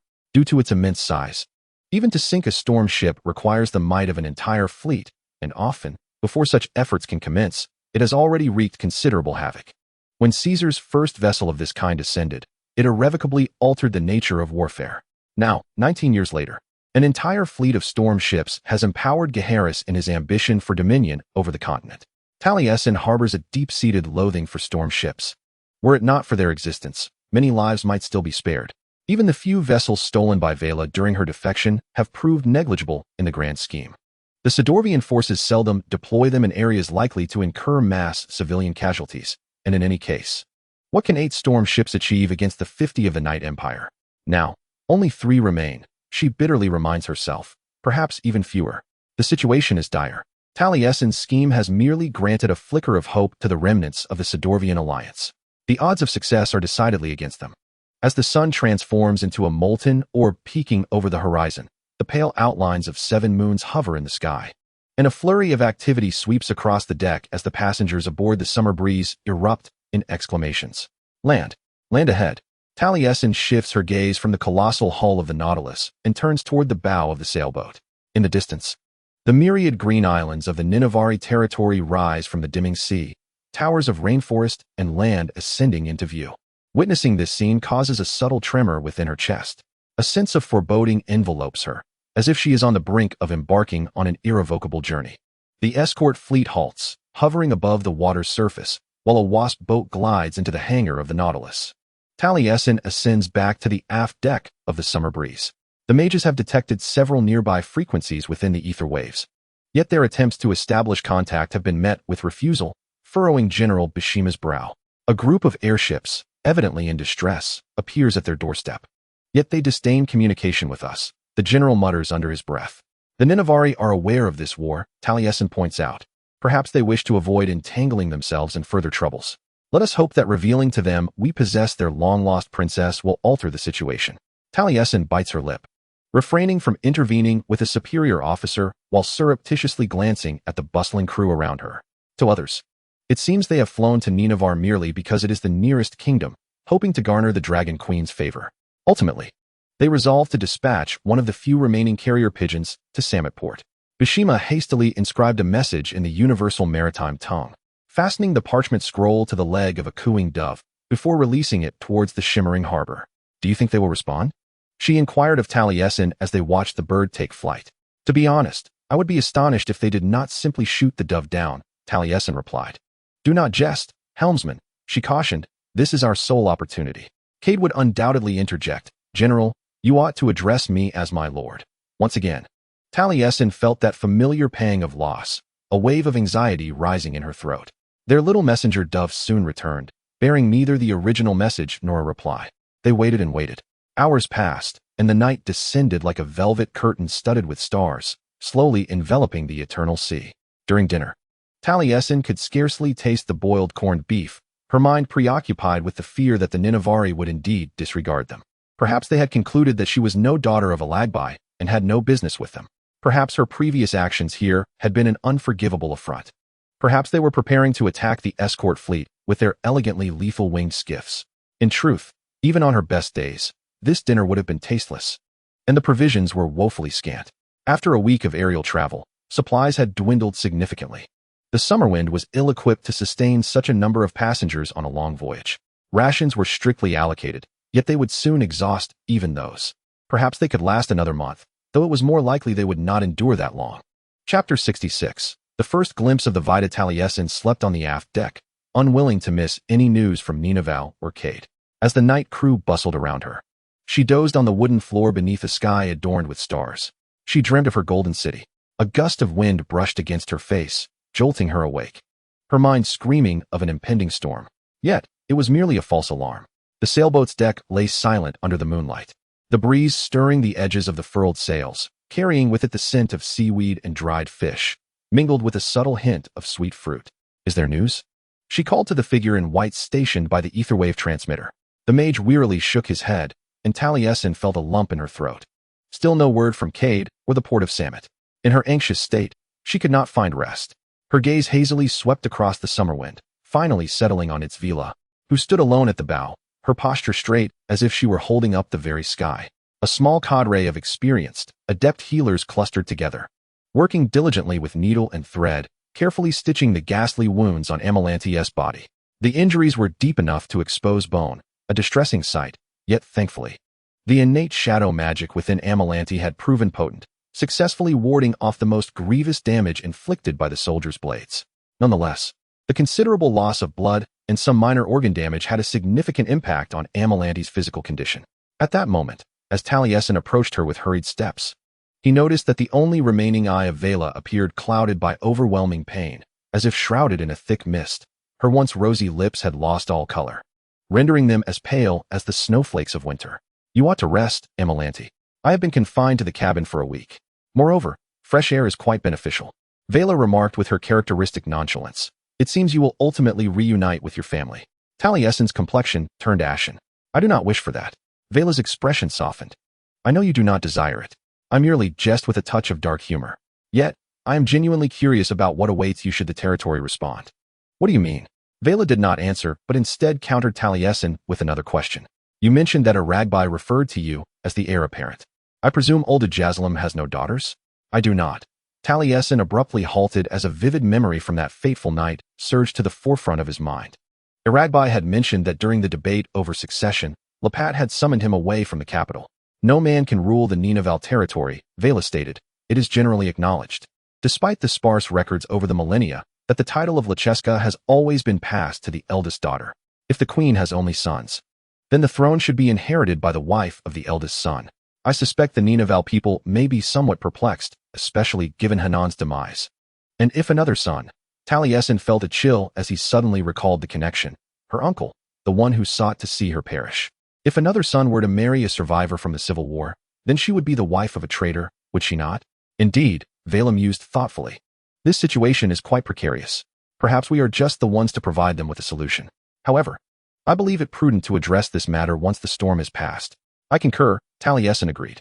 In truth, he was relieved to momentarily set aside the topic.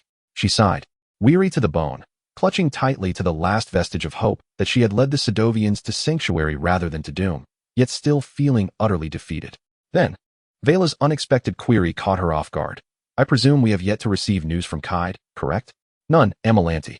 In the past, Vela had seldom engaged her subordinates in personal matters. She had always focused on the next battle, the subsequent tactical maneuver. Perhaps due to her injuries, she was somewhat uncharacteristic.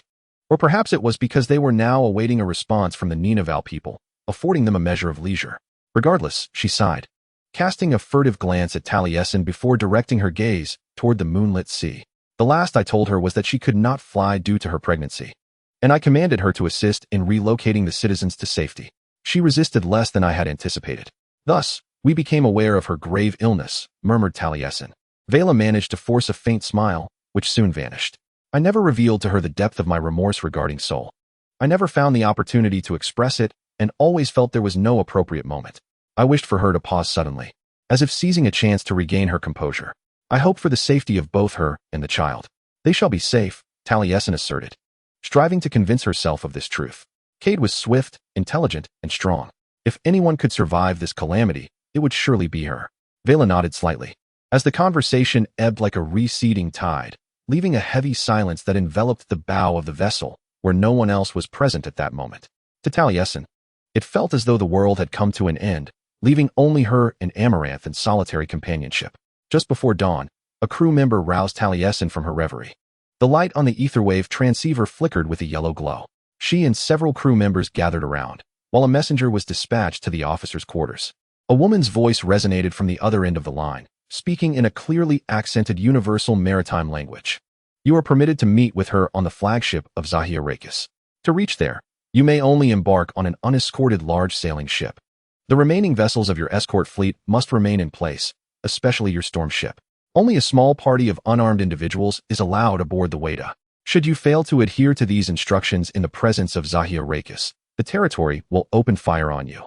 Subsequently, the voice rapidly relayed a series of detailed coordinates before the transmission abruptly ceased, leaving those aboard the Summer Wind without even a moment to interject. For Taliesin, the familiar feelings associated with matters concerning Ninavarr were no longer foreign. Yet this time, she was acutely aware of their origins. She had once set foot on this land, and it had been merely a little over a month since her last visit. At that time, as the first rays of morning sunlight pierced the pervasive mist, she had flitted between the numerous rugged islands that the grand vessel was now traversing like a nimble bird. In contrast to other areas of the ship, the elevated aft deck exuded tranquility and serenity. Elsewhere, people jostled and pushed against one another, a weary and despondent throng huddled against the railings, yearning to catch a clearer glimpse of the dense mangroves, the vast rainforests, and the pristine, snow-white beaches. The mist was thick and cool, swirling like ethereal dancers in the air, silently draping a delicate veil of dew upon the faces and exposed limbs of the crowd.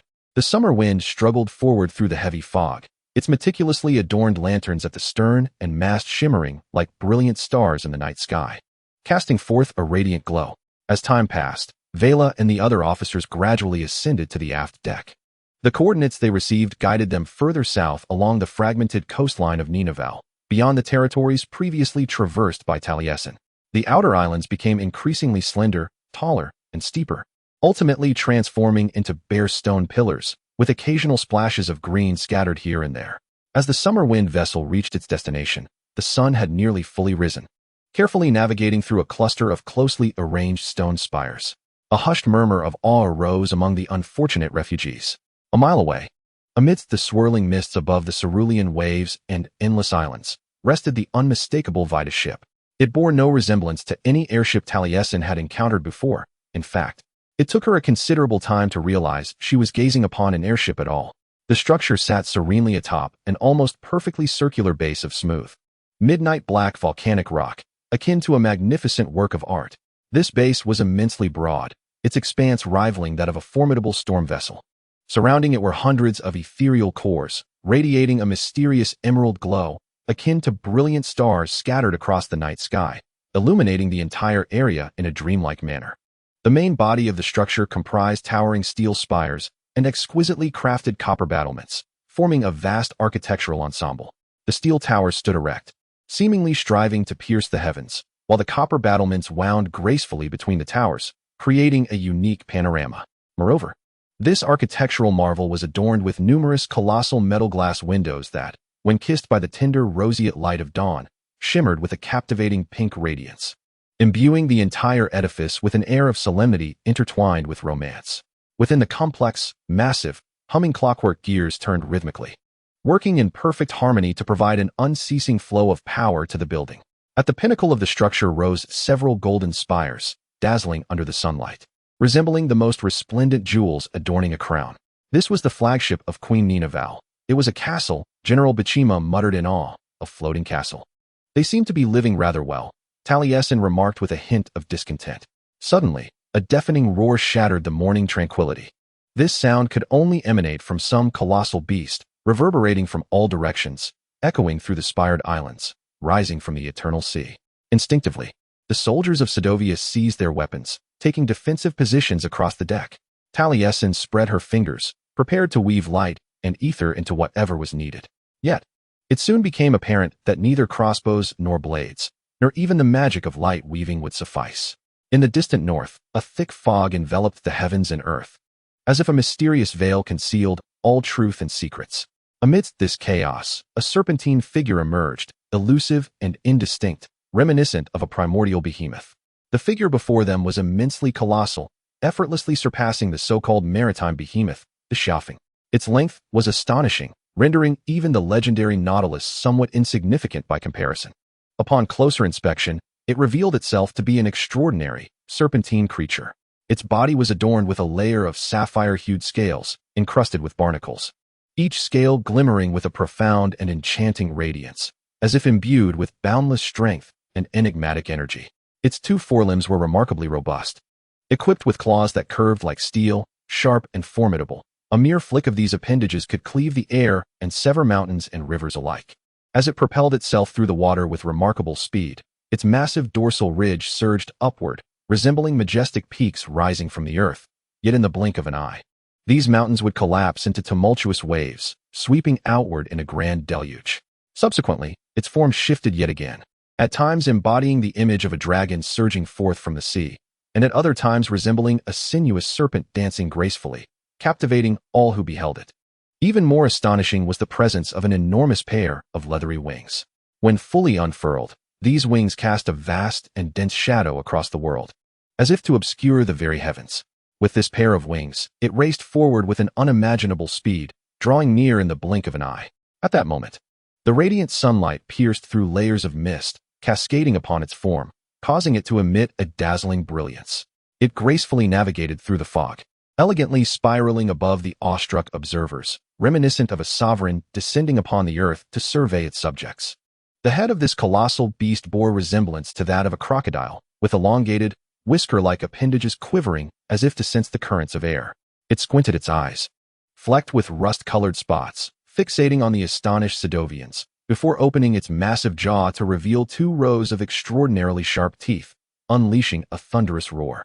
Talasin was engulfed in goosebumps when another creature of similar stature breached the surface of the eternal sea. This beast was adorned with blood-red scales, glistening with moisture and dripping with strands of seaweed. It leapt into the air, stirring up so much seawater that it drenched the nearest passengers on the Xiaofeng's railing. Together with its companion, it traced expansive arcs in the sky, showcasing a lethal yet graceful dance. The dawn air was suffused with the scent of plankton, the upturned seabed, the decaying wood of shipwrecks, and the essence of soft creatures that lived and perished in the dark depths where sunlight could not reach. General Bexima's incredulous voice shattered the shock and silence that enveloped the aft deck. It seemed that Ninavarr indeed possessed dragons. Chapter 67. The dragons. Talasin gazed intently at these dragons. Their size was so overwhelming that she could scarcely comprehend them in their entirety. Yet her eyes remained fixated upon them. It struck her as peculiar that the flagship of Zahia Rakis was unaccompanied by armed escorts. Even though the Vita vessel concealed weaponry within its black and gold exterior, nestled among the copper pillars. The unpredictable nature of the impending confrontation with a desperate and battle-hardened group of outsiders warranted the addition of several small boats. Yet, in the presence of these magnificent dragons, who would still require small boats or cannons, these two dragons perched regally on either side of the floating fortress, buoyed by the winds as they hovered in the air, powerfully flapping their wings. They watched the large sailing ship with keen vigilance, ready to spring into action at the slightest hint of threat. It was likely they could breathe fire. Now that the ancient legends had proven true, there was no reason to doubt it. Those who believed a single dragon could bring down a storm ship were indeed correct. Just a glance at those immense claws suggested they could effortlessly rend metal and glass with a mere swipe. A sudden surge of emotion overwhelmed Talasin, compelling her to cry, to scream, to roar at the heavens. These creatures were both terrifying and beautiful, and for the remnants of the Sedovian alliance, it was far too late to witness them. She couldn't help but ponder how many lives could have been spared had the Ninavarr territories agreed to assist in the fight against the Night Empire. The stormship fleet would not have long remained Garrus's trump card. The Hurricane War might have concluded before the central cities were reduced to rubble. Darius would not have become a traitor, Sol and the Swordmaster Castrol would still be alive, and Keed would not have gone missing. Yet, with just a glance at Vera's expression, Talasin steeled herself. Amalint appeared tormented, seemingly troubled by similar thoughts. To alleviate her burden, Talasin endeavored to maintain a composed demeanor. And after a while, Vera too adjusted her expression. A sound resonated from the ether wave. A cheerful voice commanded the summer wind to halt and informed them that a small boarding party could be dispatched at their earliest convenience. God knows what that truly meant. I suspect their implication was that if we did not act swiftly, those damned colossal insects would devour us, Bashima grumbled. Naturally, given Bashima's prior conduct in Ninavarr. He was deemed unfit to join the boarding party. After some deliberation, Vera decided that the duo they formed would be small and pose no threat, leading her and Talasin towards the area where the small boats for the large sailing ship were stored. These small, flat-bottomed vessels were commonly used as shuttles or escape pods. Soldiers and refugees respectfully parted to clear a path, yet Talasin was acutely aware of their anxious whispers and the bewildered, questioning gazes directed at her. She could not blame them. They were now within the strike range of the dragons, and a single blow from those scaled tails could easily cleave the summer wind in two. As she assisted Amulet into the small boat, activated the ether core, and steered away from the deck of the large sailing ship towards the shimmering castle in the sky, all eyes were fixed upon her. The dragons appeared immense even from a distance, but up close, their colossal forms made Talasin feel as diminutive as an ant. Their gem-like eyes meticulously tracked the movements of the small boat and its passengers, missing not a single detail. It was not until she and Amelanti reached the landing platform hewn from the rocks at the base of the castle that she dared to exhale, although relaxation remained elusive. Alagbai awaited them at the main entrance, accompanied by the formidable Rakis Dallo from the Bellian Mountains. Initially, Taliesin stood in a daze, only moving forward under the gentle prodding of Vera, her nerves heightened as she approached this imposing figure. Utterly uncertain of the proper etiquette to greet her estranged father for the second time. Should she embrace him? Heaven forbid, she hoped not. Perhaps, given his princely status. A curtsy was in order, but was she not the heir to the throne? Did her station not surpass his? Perhaps it should be he who performed the curtsy, no? That was not right. Men did not curtsy. Alagbai took her hands in his, providing her with some solace.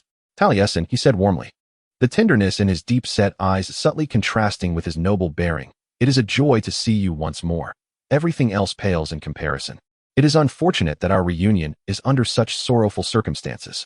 I apologize for what happened last time, Taliesin stammered, internally chiding herself for sounding so discomposed in comparison to him. I had to return immediately. Do not worry, Alagbai replied. We retrieved your requisitioned Alandari with little effort. And it was not you who left a group of wounded Ninavarri soldiers behind. His expression darkened with the last remark, and in that moment, Taliesin felt a resonance with him. She understood all too well the feeling of having one's day ruined by Alaric Osinus. With effort, Taliesin introduced Vera, who nodded respectfully to the prince of the territory. It was then that Taliesin suddenly noticed that despite the fresh stitches running from her sternum to her hips, undoubtedly still aching, Vera stood tall and composed. Your Highness, Vera's normally assertive tone softened slightly. Thank you for receiving us. Alagbai smiled and bowed, stepping back with one leg, his right hand resting on his abdomen while his left hand gestured elegantly outward. Amelanti, it is my honor. I also thank you for sheltering my daughter over the years and treating her kindly. Now please follow me. As they entered the castle, Rakis Dallos surrounded them. The winding corridors of the Vita were as luxurious as its exterior. The walls and floors were adorned with bronze-colored marble flecked with gold. The metal-framed glass windows, edged in rich ivory, offered panoramic views of the islands in the emerald waters below, along with the vigilant dragons circling above. Were it not for the low hum of the ether core beneath her feet, Taliesin might have found it hard to believe she was aboard an airship. Alagbai and Vera spoke in hushed, serious tones, recounting the events of how the last bastion of Sedovia fell and why the survivors had sailed toward Ninavarr. Taliesin felt grateful for Vera's leadership in the conversation. The castle seemed interminable, and she felt unprepared to engage in casual dialogue with someone she had just learned might be her father while traversing the lengthy corridor. They paused before a grand golden door intricately carved with elaborate designs. On either side of the door stood a guard. As Alagbai conversed with them, Vera leaned closer to Taliesin and whispered, if I may offer you a piece of advice regarding the forthcoming meeting with the Dragon Queen, it would be best for me to take the lead in our discourse. In other words, do not allow your emotions to govern you, and refrain from using harsh language. I do not have a penchant for cursing, Taliesin retorted with a hint of defiance. But why must we tread so cautiously? Because, Vera replied, if the ancient legends hold any truth, within the ruthless whirlpool of political intrigue that defines the society of Ninavarr, only specific types of women can seize and wield power. The Queen of Erduja has reigned for so long. She is undoubtedly one of those women. We must proceed with utmost care. The guard pushed open the grand door, and Alagbai promptly led Vera and Taliesin to meet Zahia Rakis. Unlike other areas of the vessel, here the dawn's light streamed in like a river. Yet the grand hall's floor-to-ceiling windows were obscured by heavy dark blue silk curtains, a measure taken for privacy, Taliesin presumed. Without the flickering fire lamps, this hall would have been shrouded in darkness. These lamps, unlike those on the continent, emitted a pale, bright light tinged with silver and blue, casting an ethereal glow over the marble columns, the celestial tapestry, the motionless silhouette of Queen Rakis Dallo at various entrances, and the imposing white throne at the end of the hall.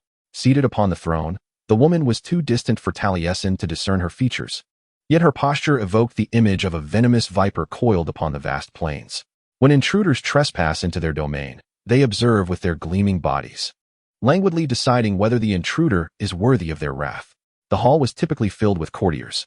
As Alaric guided Vera and Talasin deeper into the throne room, he remarked, "However, given the sensitivity of this meeting, my mother and I deemed caution to be prudent. I believe they could have chosen a smaller airship," Talasin murmured to Vera. "This is an exhibition of power," Vera calmly replied, "a display of strength and authority. A cowed opponent is far easier to negotiate with." Talasin felt perplexed by the term opponent in reference to Amulet, but as they approached the dais and she beheld the Dragon Queen more clearly, she found herself in agreement. It was difficult not to feel a sense of trepidation. The Erduja of the Silum family, her age was as formidable and awe-inspiring as the mountains, enduring the erosion of time while lesser beings had long since perished. Her snow-white hair was gathered into a tight chignon with a string of star-shaped crystals, cascading down her high forehead as ornamentation. Adorning her head was a crown that appeared to be sculpted from ice, elegantly spiraling upward like the antlers of a multi-tined stag pointing toward the star-speckled ceiling. Her long lashes were tipped with delicate diamonds that sparkled above her obsidian eyes, while her lips bore a hue nearly as dark as blue, contrasting sharply with her olive complexion. She donned a long-sleeved gown of deep crimson silk, intricately embroidered with silver thread.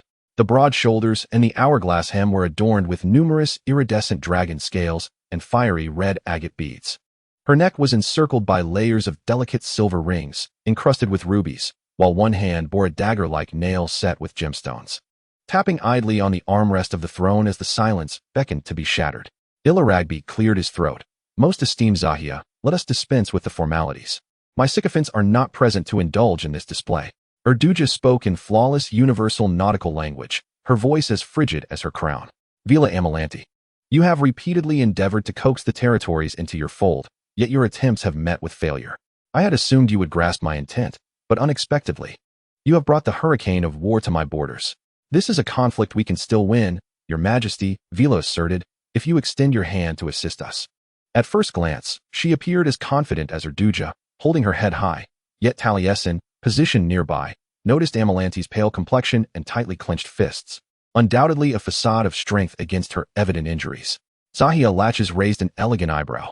"Do you wish for me to dispatch my fleet to battle the Empire of the Night on your behalf?" "No," Vila replied. "I implore you to grant us sanctuary. I beseech you to open your borders to my fleet, allowing us to rest and regroup. Then I would become the protector of the most reviled enemy of Kaiser." Erduja replied slowly. "Gaharis has yet to cast his gaze upon Ninavarr, but I harbor doubts he would remain indifferent. He may not even notice, and even if he does, what of it?" Vila countered. "With your great dragon present, his warships cannot launch a large-scale invasion of these islands." "I am not so certain. Outsiders are unpredictable." A hint of anger finally seeped into Erduja's icy tone. "Your general, if I recall correctly, named Bashima, recently intruded upon our territory."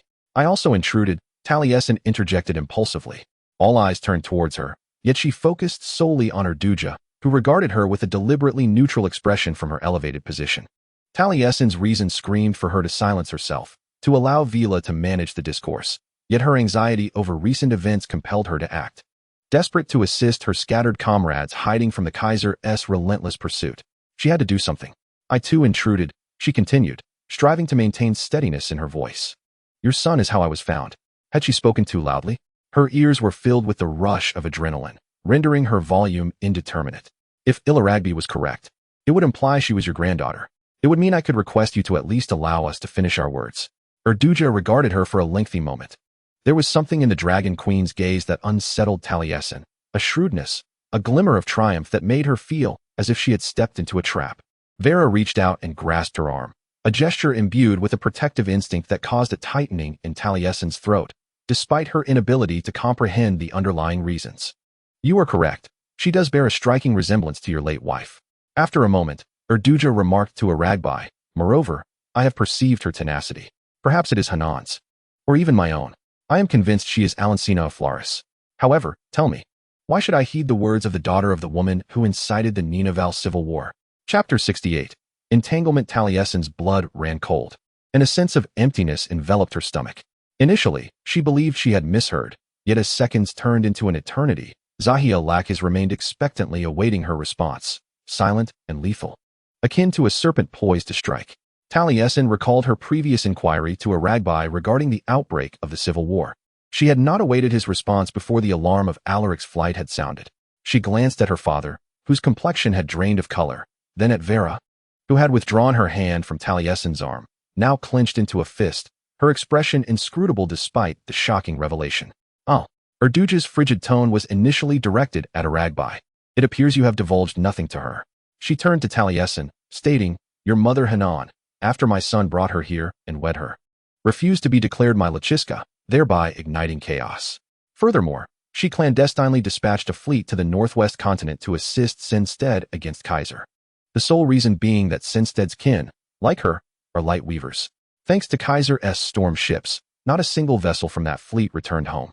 My other son, she continued, her nostrils flaring with a hint of indignation, exploited this calamity to further his own ambitions. He accuses me of weakness, rallying hundreds of islands in an attempt to usurp my throne. A half-year of bloodshed has pushed a millennia-old civilization to the brink of obliteration. All traceable back to that outsider, Hanan of Flaris. You indeed possess my bloodline, yet you are also imbued with hers. How can I place my trust in you, Lightweaver? Erduja spat the title as though it were a curse. Taliesin stood dumbfounded, unable to conceive of any means to salvage the situation. Her thoughts were inexplicably chaotic and sluggish. Harlika and Aragbai straightened his shoulders, his dark eyes filled with pleading as he gazed at Zahia Lakis. You and I both understand that my wife was manipulated by your enemies. This is not her fault, even if it were. Taliesin should not bear the burden of her actions. She was raised in an orphanage, far removed from her ancestral homeland. She is a victim of these circumstances, not the one to be blamed. Erduja appeared still unconvinced. Indeed, her expression was stoic, her flawless visage betraying little emotion, yet Taliesin felt utterly at a loss. If Ninavarr refused to shelter the Sedovians, all hope would be extinguished.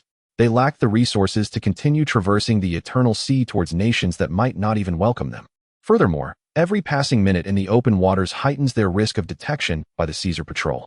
A decade of sacrifice, blood, sweat, heroic deeds, and countless losses cannot culminate in such a dismal conclusion. Taliesin was willing to do anything. You may ask anything of me, she exclaimed. I cannot apologize for what transpired when I was but a year old, but if you consent to grant us refuge, I assure you I shall not trouble you. I swear. She held her breath, awaiting a response. Erduja's dark lips curled into a sardonic smile. Very well. I have made my decision. At the far western edge of my territory lies a cluster of uninhabited islands, known as Sigvard, the Eye of the Storm God.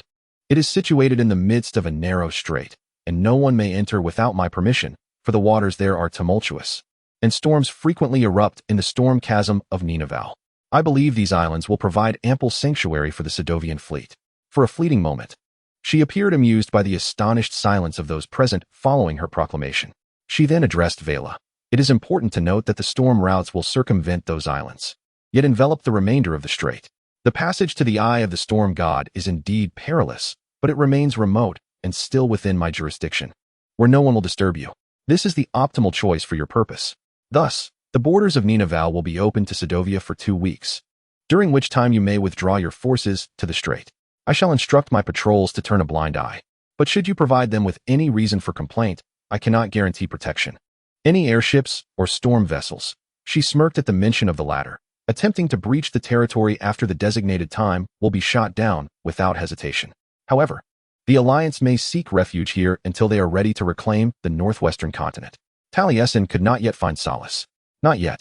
A palpable tension hung in the air, and Vela's posture grew rigid, indicating that matters were not as straightforward as they seemed. Indeed, it was not long before the Dragon Queen added, in exchange, Alensina must, of course, remain in the capital. There, she shall assume the responsibilities of the Ninavarr territory of Lachiska, in the private suite aboard the Redemption, the grandest storm vessel of Caesar and his father's primary means of transport during war and state affairs.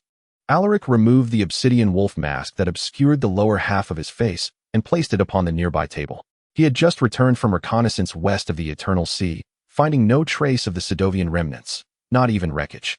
Garrus was in relatively good spirits, still basking in the joy of a decisive victory, yet the memory of his son allowing the Light Weaver to escape would soon tarnish this good mood. To be frank, it was all Alaric's fault. He had allowed her to slip from his grasp, and despite a long period of reflection on their encounter during the siege of Rasha Haven, he remained perplexed by the reasons behind it. Something compelled him to turn away, an ineffable force, and not long before that, something had prompted him to suggest she accompany him. Each time he recalls that scene, a shiver runs down his spine. Galrus had once expressed a curiosity regarding the amalgamation of light-weaving magic and the Shadow Gate, yet ultimately he determined that the Shadow-Forged Legion required none of the Light Weaver's offerings. So, for the love of the gods, why would Alaric extend such a proposal to his most formidable adversary? Why does she linger in his thoughts? Perhaps he feels a twinge of sorrow for her. Everything she held dear has turned to dust. Alaric strode purposefully to the window, gazing through layers of metallic glass at the distorted ruins of the central cities, miles below. The death toll in the capital alone had reached hundreds of thousands. Such devastation had never been witnessed since Caesar's annexation of the inland territories, an event that had precipitated its Velia's defection and ignited the Tempest Wars. Yet all is now irrevocably concluded. The Night Empire has emerged victorious. Shadows, as if destined, enveloped the continent. As Alaric surveyed the desolation, observing the flattened edifices and mountains of corpses, he questioned whether it was all worthwhile. It was but a fleeting thought, yet it clung to him until the etherwave transceiver in his suite crackled to life, a member of the Legion informing him that his father wished to see him. Its Velia's sternness was renowned, yet Taliesin rarely witnessed her genuine distress. The woman who had scarcely blinked upon learning of helmsman Darius's betrayal was now pacing in the small anteroom where old Duja had consented to allow her and Taliesin a few minutes to discuss the proposal. "Did you see how swiftly she imposed those conditions?" Vela questioned. "We haven't even boarded the ship, and she had it all mapped out from the very beginning." "Indeed, quite swiftly, Amaralt," Taliesin cautiously concurred. "This indicates her reign is perilously unstable." Vela whispered. "She needs to secure the succession. Other noble families are surely vying to replace a queen without an heir. Old Duja would go to great lengths to preserve her throne. You better have a compelling reason for summoning me away from the capital during the succession debate." Taliesin recalled Alagbai's words to Rapith. Was Zahia Rakis already in dire straits then? Perhaps ever since the quell of Sinton's rebellion, the ship carrying Alancina Eflaris has yet to return. Just as Alagbai stepped into the anteroom, Vela turned to face him with astonishing speed. "You," she exclaimed, seemingly unperturbed by his royal status. "Do you know of this?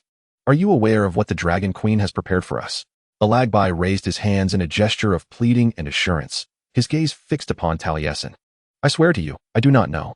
Amaralt's anger had yet to abate.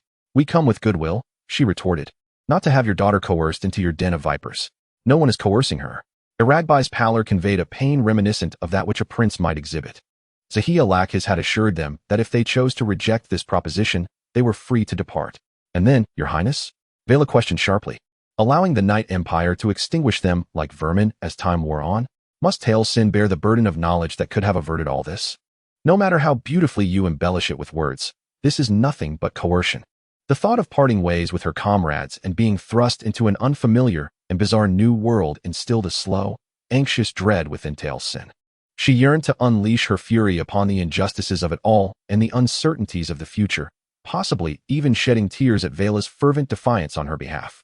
Yet, she had resolved in the throne room that she must take action, and this was the course available to her. It was the only course. She had to be strong. "I have made my choice," she declared, her gaze fixed solely upon Aragbai, for to glimpse Vela's face might waver her resolve. "I am willing. I shall become Lachiska." The vessel known as Redemption 34, where Garrus resided, was a colossal ship navigating through the tempest. His office aboard it, however, was furnished in a pragmatic style. The room was indeed modest in size, as the storm ship required most of its space to accommodate a multitude of ether cores. Consequently, the entire chamber felt somewhat constricted and crowded. It was perpetually shrouded in heavy shadows, as if darkness were the eternal sovereign of this place. The scant beams of afternoon sunlight timidly infiltrated through the narrow crevices of the curtains, yet they faltered long before reaching the center of the room, unable to illuminate the figure seated amidst the shadows. However, within this dimness, a withered and gaunt hand slowly emerged, reaching directly into the pallid light. It trembled slightly, as if attempting to grasp something, or perhaps merely seeking to draw attention. Then, A deep and raspy voice resonated.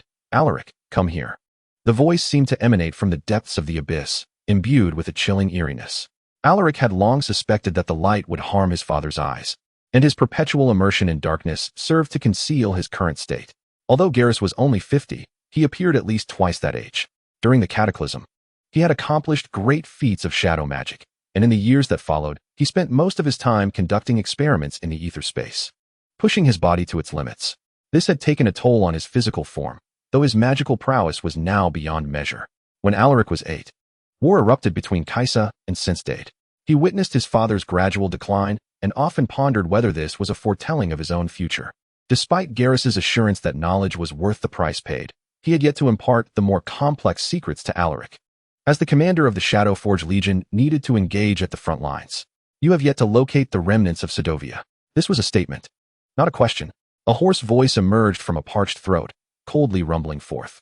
You have released the Light Weaver, and now she eludes you, along with the others. She may very well be at the farthest reaches of the world, accompanied by Idis Vera. As long as Vela draws breath, and as long as there exists a Light Weaver to unite the people, this kingdom remains perilous, akin to a match that can ignite the darkness. Alaric lowered his head. I am sorry, father. We have conducted extensive searches, but if you would permit us to journey southeast. No, not yet. We are ill-prepared to entangle ourselves with the territories of Ninavarr. After your actions, they are surely on high alert, which is a fitting response. Alaric remained silent. Silence was a powerless justification, yet at this moment, it was his most prudent choice. The time is not ripe.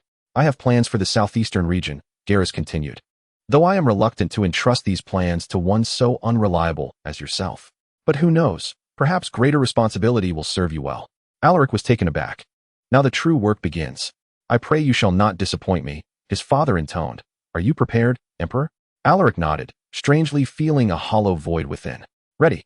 Chapter 69. The crisis of the Kaiser's fleet approaches. Talasin ascended the highest tower of Heaven's Peak, the rope taut, the steel hook gripping the edge of the battlements a dozen meters above her head. It was now late morning in the Ninavarr territory. The brilliant sunlight made her squint, while a damp breeze caressed her sweat-drenched forehead. As she climbed higher, her heart raced and adrenaline surged.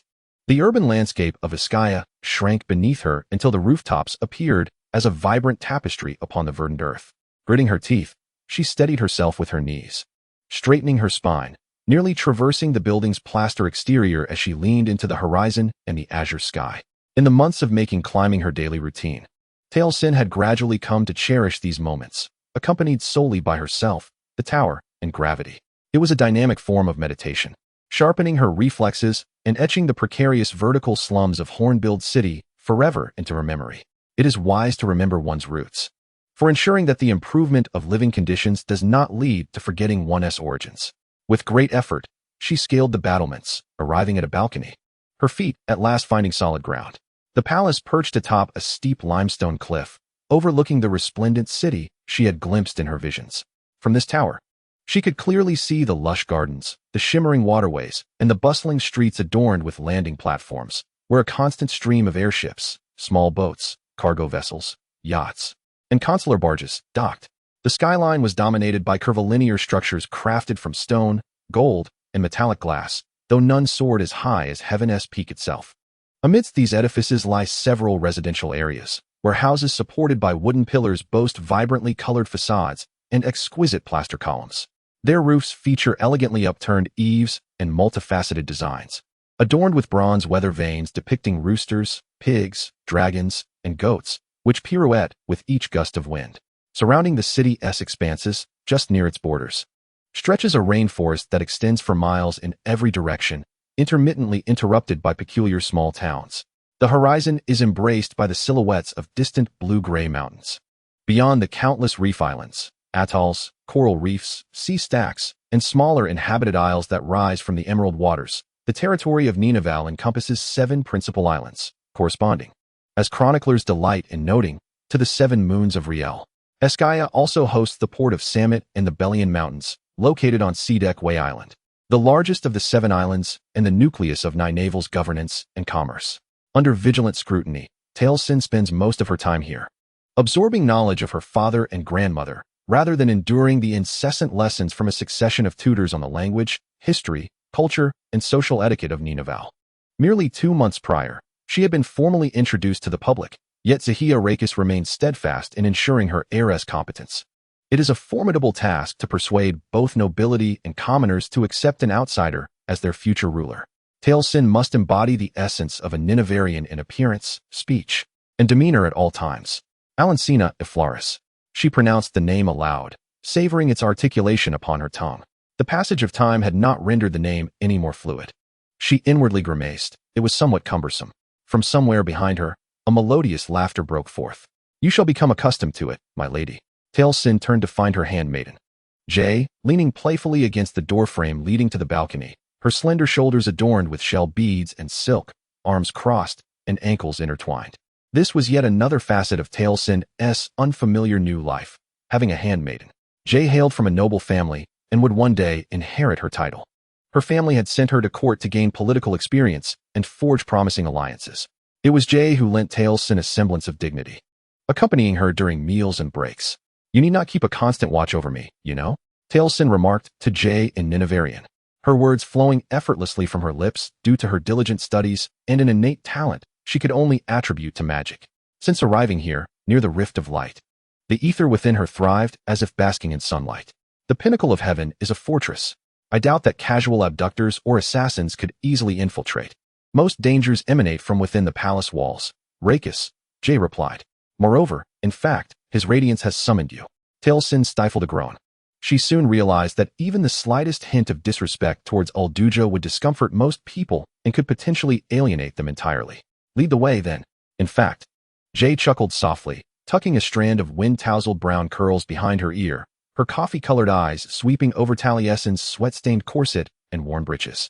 Let us first prepare you. My lady, we are off for tea. The Dragon Queen's reception room was located in the East Wing, spacious and airy, adorned with murals and carpets featuring vibrant geometric patterns in hues of purple, orange, and red. Like most rooms in the palace, it boasted white marble walls embellished with ivory and gold accents, shimmering in the sunlight streaming through the stained glass windows. Taliesin wore a chiffon dress, its champagne-colored hem embellished with sheer hibiscus flowers. As she attempted to cross her legs, the fabric rustled audibly. She knew all too well that if Cade were to see her in this state, he would surely erupt in laughter. You wouldn't fare much better if you were here. Taliesin imagined retorting to her absent friend. Cade remained missing. Taliesin had grown accustomed to pretending to converse with her, as if she were still present. It might have seemed somewhat childish, yet it was preferable to allowing herself to be tormented by the worst of possibilities. She placed one foot, clad in pointed shoes, back on the ground, at which point Ulduja was gazing at her from across the mahogany table laden with exquisite pastries and porcelain cups. Zahia Rakis had yet to don her refined public appearance makeup, but her bare face was equally formidable, with granite-like features and a piercing gaze. I wish to confirm that since my last decree, there have been no unpleasantness between us. Ulduja's tone suggested that Taliesin had little room for negotiation, implying that she had surely come to understand the situation. I comprehend, Halaklin, Taliesin assured her, mustering a semblance of contrition as she addressed Ulduja with the equivalent of Your Majesty in Ninavarr and uttering a falsehood. Days prior, they had engaged in a fierce argument, stemming from Ulduja's assertion that Taliesin's continued visits to the hiding place of the Sidorvian in the eye of the storm were perilously reckless. Taliesin had resolved that no one could dictate to her where she could or could not go, though her grandmother need not be privy to that decision. Stealing a moth boat from among numerous hangars in the dead of night and returning to Eskaya before dawn was a trivial matter for her. However, for this plan to succeed, Ulduja had to be convinced of Taliesin's compliance. Zahia Rakis refrained from broaching the topic again. She never spoke of the Sidorvians unless absolutely necessary. Her closest allies were aware of the situation, but generally speaking, no agreements had been reached regarding territory, and its Velra's fleet held no presence within the archipelago. Instead, Ulduja shifted the conversation to the next contentious point mentioned during their recent quarrel. I understand your desire to further explore your abilities, which is why you have persistently advocated for entry into the Belian Rift. However, obtaining such access is not part of our agreement. You are my heir, and now it is time for you to concentrate on your royal duties and learn the art of governance. My days in this world are numbered, and I wish to depart with peace of mind, knowing that my kingdom is entrusted to capable hands. Taliesin held back a multitude of retorts. Given that soldiers regularly patrol that area, stealthily infiltrating the ruins of the Lumweaver Temple would prove quite challenging, yet she felt compelled to attempt it. As always, I defer to your judgment, Harlequin, she said calmly. Her words were somewhat exaggerated, prompting Ulduja to cast a skeptical glance in her direction.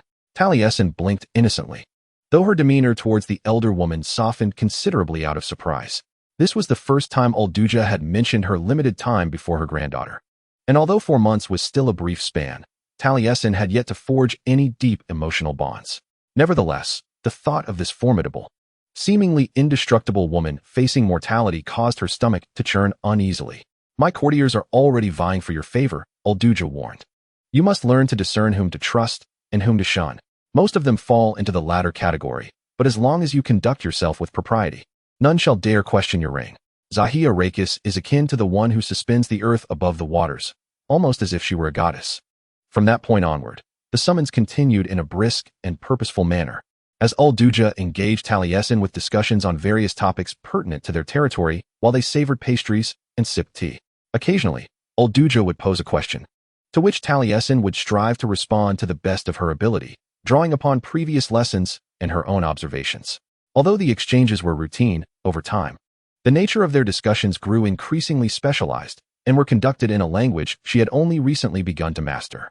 When a servant entered the room to announce the arrival of Prince Alagbai, Taliesin felt utterly exhausted and was grateful for the prospect of a brief respite. She rose to greet her father. Technically, she was not required to do so, as her status surpassed his, but within the court, he remained her closest true ally. Aside from Jay and Rakis Dallo, who had always accompanied her, Alagbai was the person she spent the most time with daily, unless he was away on duty. As he kissed her cheek, she could not help but smile. It was just as she had often imagined her parents would do every morning or when bidding goodnight.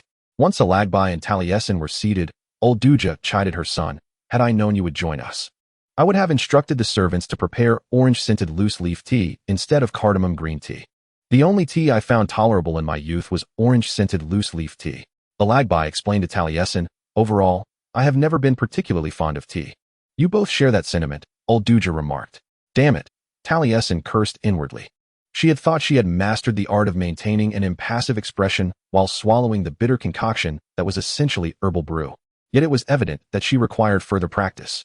Alagbai turned to Urja and said, "I apologize for intruding so abruptly, Harlequin, but I bear urgent news." He paused, hesitating as he glanced at Taliesin. Zahia Lakis gestured for him to continue, embodying her belief that it was time for the heir of the territory to gain greater insight into matters of governance, and correspondingly, to be exposed to the associated confidential information. A few hours prior, one of our fishing vessels operating at the northernmost edge of the trade route sent an etherwave message to Samet Port. They reported the sighting of a fleet of at least 30 Kaisa warships heading our way, trailed by a storm ship. Dama Kingdom is concerned that an attack may soon ensue. Ninavarr is the only kingdom within thousands of miles in this direction. Absurd. Taliesin slammed her teacup down, producing a sharp clink. Even the pus-filled behind of that world's father could not be foolish enough to believe that such a small force could launch an assault on our territory. The other two individuals in the parlor stared at her in astonishment. "The pus-filled behind of the world's father?" Urja inquired, his tone dry to the point of discomfort. Alagbai cleared his throat. "I believe Lakis was referring to the newly appointed emperor of the night, Harlequin." "Indeed," Taliesin glared. "The territory possesses an extensive network of spies, closely monitoring the affairs of other kingdoms." After settling in Ninavarr for a few weeks, Taliesin learned that Alaric Asanas had ascended to the Kaisa throne. She was uncertain whether this implied that all decisions now rested upon him, particularly since it was rumored that his father was still alive. However, he would surely not attack an entire archipelago with merely 30 warships and a storm ship. "Alaric was captured alongside me in the Belian Mountains," Taliesin continued. "He is aware of our territory's strength. He has personally experienced the might of void magic and has piloted moth skiffs. He may have even encountered dragons during his time here, but even if he is not, any commander of sound mind would not risk such a venture." "Indeed," Urja concurred. "For one to infiltrate a foreign land hostile to outsiders without any backup, recklessness is not a trait we would attribute to him." Taliesin flushed. It seemed her grandmother was not eager to allow either her or Alaric to forget that incident. "Well, for my part, I am quite pleased that you infiltrated our domain." "Dear," Alagbai said, placing a hand on Taliesin's, "Her Majesty the Starry One is also pleased, even if she is reluctant to show it. In such times, sentimentality would not resolve the issues at hand." Urja scoffed, returning to the present circumstance. "Regardless of the situation, It does not appear to be an attempted invasion. At least not at this moment. Could the Kaisa already be aware of the whereabouts of the Sedovians? Alagbai furrowed his brow, and Taliesin felt a chill run down her spine. Perhaps they intended to threaten us into surrendering these refugees. Taliesin held a clear understanding of the current sovereign of the Ninavarr territory. She consistently kept her thoughts deeply concealed, never revealing her true sentiments. This occasion was no exception. Erduja abruptly rose, bringing the conversation to an unexpected halt. I shall confer with Grand Majendam to ascertain the most prudent course of action regarding this situation. In the meantime, I implore both of you to maintain absolute confidentiality about this matter. Iragbai escorted Taliesin to another wing of the palace. Your grandmother appears somewhat flustered, he remarked as they walked. To be honest, I find it quite hard to believe, Taliesin commented. With time, you shall learn to discern, he replied. Though the corridor was devoid of anyone but Rakis Dallo, who respectfully trailed a short distance behind the two royal figures, Iragbai lowered his voice. This matter could easily escalate into a crisis. Should the Empire of the Dark Knight manage to infiltrate our territory and uncover the existence of the Sedovians, their wrath would be uncontainable. You haven't disclosed our agreement to anyone else at court, have you? Taliesin shook her head. Due to the multitude of witnesses in the Belian Mountains, Erduja had been compelled to inform other nobles that Taliesin had grown up on the northwestern continent and was a weaver of light. However, only the closest allies of the Silam family, along with Rakis Dallo, who was present during the meeting on the Veda, were privy to the fact that she had not returned to inherit her title of her own volition. They were bound by sacred oaths to guard the royal secret. I suppose worrying is futile until Alaric Asanas indicates his intentions, Iragbai remarked. Now, let us speak of happier matters. Chapter 70. The standoff at the port. Taliesin was indeed quite troubled by the situation, yet their brief time together had granted her a comprehensive understanding of this man. Her father. As the younger son, Iragbai was seen by Erduja as the unremarkable child. He possessed a genial disposition, lacked grand ambitions, and was entirely devoid of the notorious cunning characteristic of the Ninavarr nobility. In Taliesin's affectionate view, he was somewhat frivolous, yet undeniably charming. What joyful topics shall we discuss? She inquired with enthusiasm. Iragbai appeared quite pleased. I have come across some ancient etheric image records. In the study of this Ninavarr prince, a beautiful woman was captured in a moment, soothing a squirming infant while gazing at an unseen lens. A fleeting instant immortalized in a grainy black and white flickering image displayed on canvas. Taliesin marveled at the creativity of the territory. In Sedovia, etheric photographs were not unheard of, but rather uncommon. These devices, mounted on wooden tripods, utilized etheric cores infused with fire-worn energy to project images onto silvered copper plates. In contrast, the etheric cameras in Ninavarr had been refined to imprint a series of images onto cotton film strips, which could then be rapidly projected onto a surface in succession. The result was that the subjects within the images appeared to be in motion. This is the result of a nation's inventors and sorcerers not dedicating all their time and energy to warfare. Today, Taliesin often feels a twinge of sorrow for Sedovia, imagining what it could have become had it not been shackled by a decade-long conflict. Yet, on this particular morning, her attention is entirely captivated by the woman and child upon the canvas. No matter how many times Taliesin has gazed upon her mother's visage, the astonishing resemblance always takes her by surprise, as if she is witnessing not the past but the future, herself in later years. However, in all the oil paintings and ether photographs, the corners of Hanan of Laris's smile invariably carry a hint of fragility. She was not happy in the court, preferring the jungles that reminded her of home and the ruins of the Temple of the Light Weavers on Mount Belian, where she could connect with the only light fracture in her homeland. In the ether images, Taliesin is merely a few months old, chubby fingers tugging at her mother's hair, her tiny face contorted in a frown, mouth agape, silently crying. This scene feels hauntingly familiar, akin to a word lingering on the tip of the tongue, elusive yet recognizable. If she delves deeper into her memories, she is certain she could unearth this half-minute fragment, undoubtedly recalling the sensation of being cradled in her mother's arms. Prince Iragbai, without prompting, turned a lever on the ether camera, rewinding the film. Taliesin could watch endlessly, reliving that moment, that thread of love, on a continuous loop. Somewhere in the eternal sea, the fleet of the Dark Empire is gathering. Yet she easily casts aside this concern, if only for a while. The hurricane war has taught her that such beautiful moments are scarce. She must seize every precious second while she can. Tell me again how you met Hanan, Taliesin requested, her gaze fixed on the canvas. Although Iragbai has recounted this tale numerous times over the past months, he is still more than willing to share it once more. In my youth, I often traveled, exploring Lyre and immersing myself in other cultures. At that time, I was the second son, with no significant responsibilities. A shadow flickered across his face at the thought of his brother, Shintan, whom he had slain in battle, but it quickly dissipated. Time has taught him acceptance. On one such journey, I stumbled upon a cluster of islands west of Ninavarr, where the sky was forever illuminated by the light fractures. The Dawn Isles, Taliesin whispered. How did you guess? Iragbai teased gently. My airship was struck by a release of energy during one of those encounters, and we crashed. The crew and I survived the impact, but we were stranded in the jungle for several days. Initially, I felt incredibly unlucky. But then I came across your mother beneath a tree. To be precise, I startled her, and she nearly pierced me with a spear woven from light. She certainly had quite the temper, Taliesin grinned. Indeed, she was formidable, Iragbai confirmed with a smile. At first, we struggled to understand one another. The universal maritime language is seldom employed in the Dawn Islands. Through vivid gestures and sketches drawn in the earth with branches, I ultimately persuaded her to escort me and my crew back to her village. Her mother was the clan chief, and we barely obtained shelter and assistance. The repairs on the airship took nearly a month, during which time Hanan and I developed a deeper understanding of one another and subsequently fell in love. Taliesin took over the conversation, her smile radiating even more brightly. Iragbai responded with a smile in kind. It was a whirlwind romance. When I finally departed from the Dawn Islands, she accompanied me. We wed just days after reaching Ninavarr.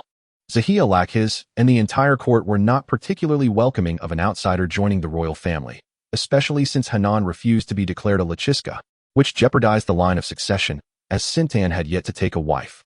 Nevertheless, Hanan and my marriage remained steadfast. A year later, you were born. In the etheric recordings, Hanan Afralis's delicate shoulders trembled with silent laughter as she attempted to free her hair from the curious fingers of 3-month-old Taliesin. At this moment, the 20-year-old Taliesin observed the scene, vaguely catching the scent of wild berries, undoubtedly reminiscent of her mother. This marked a new beginning. For now, that was sufficient. She and her father never spoke of Hanan's role in that civil war, though it may have been unintentional.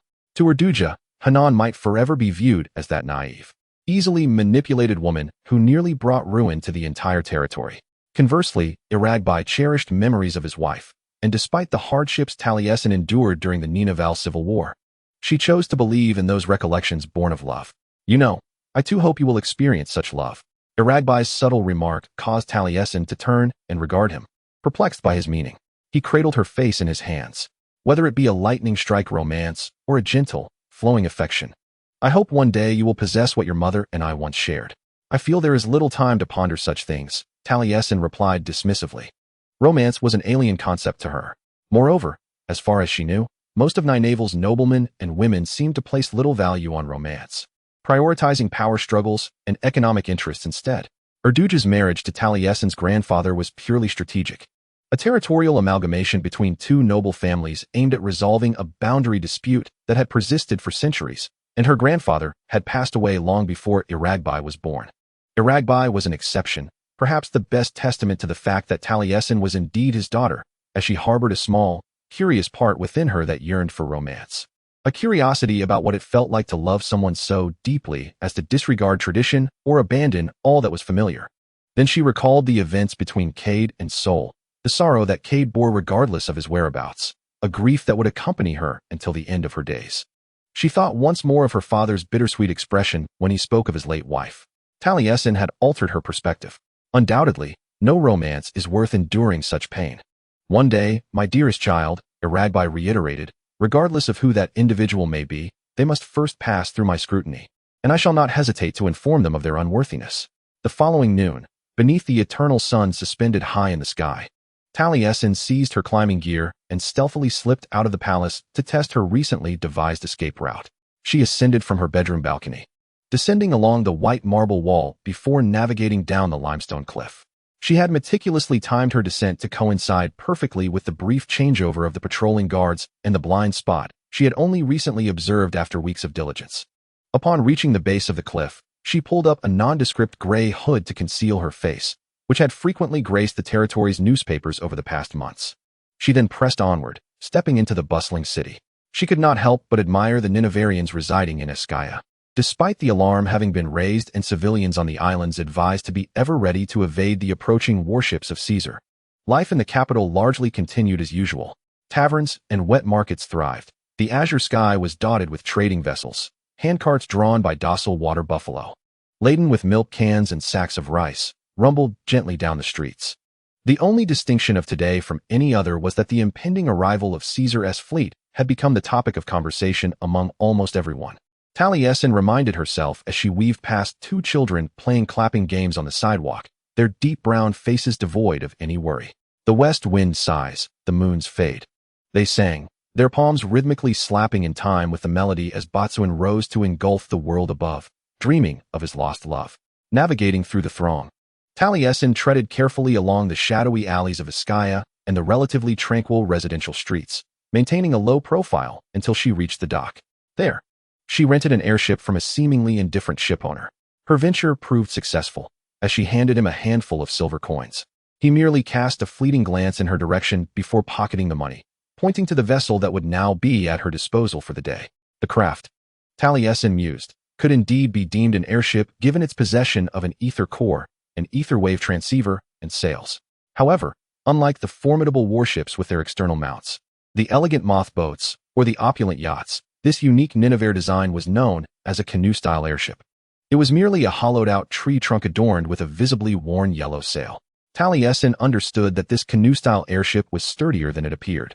In the skies of the territory, they were a common sight, serving as an economical and convenient means of travel between the islands. Yet, this knowledge did little to assuage her concerns. She fretted that her diminutive airship might succumb to disarray amidst a gust of strong wind. However, when one seeks assistance from others, one cannot afford to be too choosy. A few moments later, she piloted her airship away from the dock, soaring over the rooftops of the city and traversing the expansive wild rainforests that enveloped it. As she navigated towards Samet Harbor, the wind and sunlight caressed her cheeks. Jay had always been a reliable source of court gossip, and during breakfast, she had disclosed to Taliesin that Caesar's fleet had now come into view off the coast of Ninavarr. No one provided her with further information, prompting Taliesin to decide to investigate personally. She had no classes scheduled for the afternoon, after enduring yet another frustrating and perplexing morning with her dance instructor. She simply pretended to have a headache and retreated to her quarters, firmly instructing that no one disturb her. Even though reports were incessantly relayed to her by officers entering and exiting the throne hall at the pinnacle of heaven, her grandmother was certainly involved. Taliesin refused to remain idle in her luxurious confinement while the actions of the Dark Empire unfolded, irrespective of their nature. When she caught sight of the formidable silhouette of Caesar's ironclad ships gathering on the horizon, a long-buried fury surged within her. As she landed on a sandy cliff near the harbor, the once azure sky had turned a somber gray, heralding impending rain. It was merely a coincidence. Ninavarr's weather could shift from radiant sunshine to torrential downpour in the blink of an eye. Despite this knowledge, Taliesin could not help but shudder with fear and aversion. She could not shake the feeling that the storm vessels of the Dark Empire had brought the dark clouds with them. "We will be fine," she repeatedly chanted in her mind. "We have the dragons, and we also possess the Hoopler fleet." She emerged from her canoe-like airship, scrambling on hands and knees to the edge of the cliff, the sand scraping against her outstretched palms and brown trousers, until she found a suitable position to lie flat on the ground. From her backpack, she retrieved a golden telescope, placing it to her right eye while closing her left, focusing her gaze on the events unfolding north of Samet Harbor. Several miles off the coast of Sidek Way, the outboard support warships of Ninavarr formed a defensive arrow formation. Their three-decked vessels lined with rows of bronze cannons, their hulls curving in a crescent shape, the prows intricately carved into roaring dragon heads, and the sterns adorned with sweeping dragon tails. Their crab-claw sails bore the emblem of Ninavarr's dragon, wings unfurled, the serpentine bodies coiling, shimmering in golden hues against a blue backdrop. These outboard support warships hovered amidst the smoke of wind magic, surrounded by a swarm of skiff-like boats, while below, the eternal sea began to churn in response to the darkening skies, the frothy currents reflecting the color of aged oil, intensifying the atmosphere of tension. At the forefront of the formation was the Palsua, the flagship of Ninavarr's Grand Magictum Irarian Shook, a position Taliesin surmised was akin to the Amulet of Sedovia. In this precarious moment, Shock appeared as composed as its Valira, standing upon the command deck. Sipping her coffee while scrutinizing the Kaiser warships stationed just beyond the range of their weapons, their cannons turned outward. Talasin shifted her telescope northward, her brow furrowing. The ironclad vessels of the Dark Empire, accompanied by their wolf-shaped skiff escorts, bore a distinct difference. Their hulls seemed forged from thicker steel plates, and their cannons elongated. Perhaps it was merely that she had not laid eyes upon them for far too long. Lurking behind them was the storm ship, a nightmare woven from ether and mist. And as her fury surged to an unbearable crescendo, her fingers trembled around the telescope. That was the Redemption, the flagship of the Dark Emperor, no longer Garrus's, but Alaric's. The magic within Talasin surged restlessly, eager to breach the tumultuous waves and extend its fiery claws towards her sworn enemy. She envisioned Alaric within the sealed cockpit of the storm ship, his silver gaze coldly surveying the white shores of another land, where his empire was poised to wreak havoc. Helpless at this distance, and fearing that her hatred would consume her whole, she redirected the telescope to the standoff at Ninavarr, attempting to distract herself by awaiting Shock's next move. A shadow loomed over the numerous decks of the Pulsua. A dragon soared in from beyond the mountains, a green-eyed creature. Its massive form cloaked in salt-encrusted copper scales. Whether it was driven by curiosity or a protective instinct remained known only to itself. While these beings never harmed those of Ninavarr blood and would defend their territory in times of peril, they were beyond command. Dragons were creatures of ether, even more elusive than the phantoms that could vanish at will or the Sariman capable of negating magic. This particular dragon let forth a challenging roar as it swooped toward the Kaiser vessels. Talasin pondered how Alaric would react upon witnessing such a behemoth charging at him. She wished to see the expression upon his face. Startled, she inadvertently bumped her head against the telescope. Why was she contemplating Alaric Osanaz's visage? Talasin chastised herself internally before resuming her pursuit of the dragon's serpentine flight, her focus unwavering as it approached the fleet of the Dark Empire. A dazzling amethyst light illuminated the horizon. The foremost ironclad of the Kaiser formation unleashed dozens of colossal void magic arrows, several of which struck the dragon's left wing. As the rot began to spread, blackened blights extending across its copper scales, the anguished roar of the great dragon drowned out Talasin's incredulous cry. Its instinct for survival ignited. It clumsily dove into the eternal sea, grievously wounded, bewildered by the realization that it had been assailed by the only etheric magic capable of piercing its scales. How could this be? Talasin realized. It was Alaric. He brought the stolen moth-like vessel back to the mainland, where the sorcerers of Kaiser were undoubtedly laboring to extract new magic from its ether core. As the dragon vanished beneath the waves, Talasin hastened back to the canoe-like airship. She no longer cared about maintaining secrecy.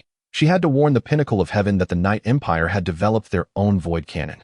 And then she must join the fleet of the great Majendam Shock to assist them in the impending battle. However, just as she activated the airship's transceiver, an ether wave message arrived. It was from the ironclad vessel leading Kaiser, covering all nearby Ninavarr frequencies. Greetings, a woman's crisp voice spoke in universal maritime language. I am Brigadier Maddle of the Night Empire. Following behind is His Majesty Alaric Osanaz. More warships are on the way. We regret that we had to harm your dragon, but it was to prevent further losses. We wish to inform you that we too have mastered this magic. It would be wise to choose the path of least resistance. Before sunset, you are to send an envoy to discuss the terms of surrender for the Ninavarr territory. Otherwise, we shall commence our assault. In the cockpit of the Redemption, Alaric strode to the ether wave transceiver, forcefully pulling the lever to connect with Maddle's ironclad, the Glory. Brigadier, he attempted to maintain a steady tone. Fully aware of the many crew members listening, I command that fire is only to be opened in life and death situations. Forgive my audacity, Your Majesty, Maddle replied, her politeness matching his own. That beast is heading straight for us. Any competent commander would make the same decision. At least now the territory knows we are serious. Chapter 71. Reluctant acceptance, yet they might also declare total war because we harmed one of their dragons, Alaric countered silently within his mind. He could not afford to argue with one of his officers in front of the crew. After all, he had only recently ascended to the throne.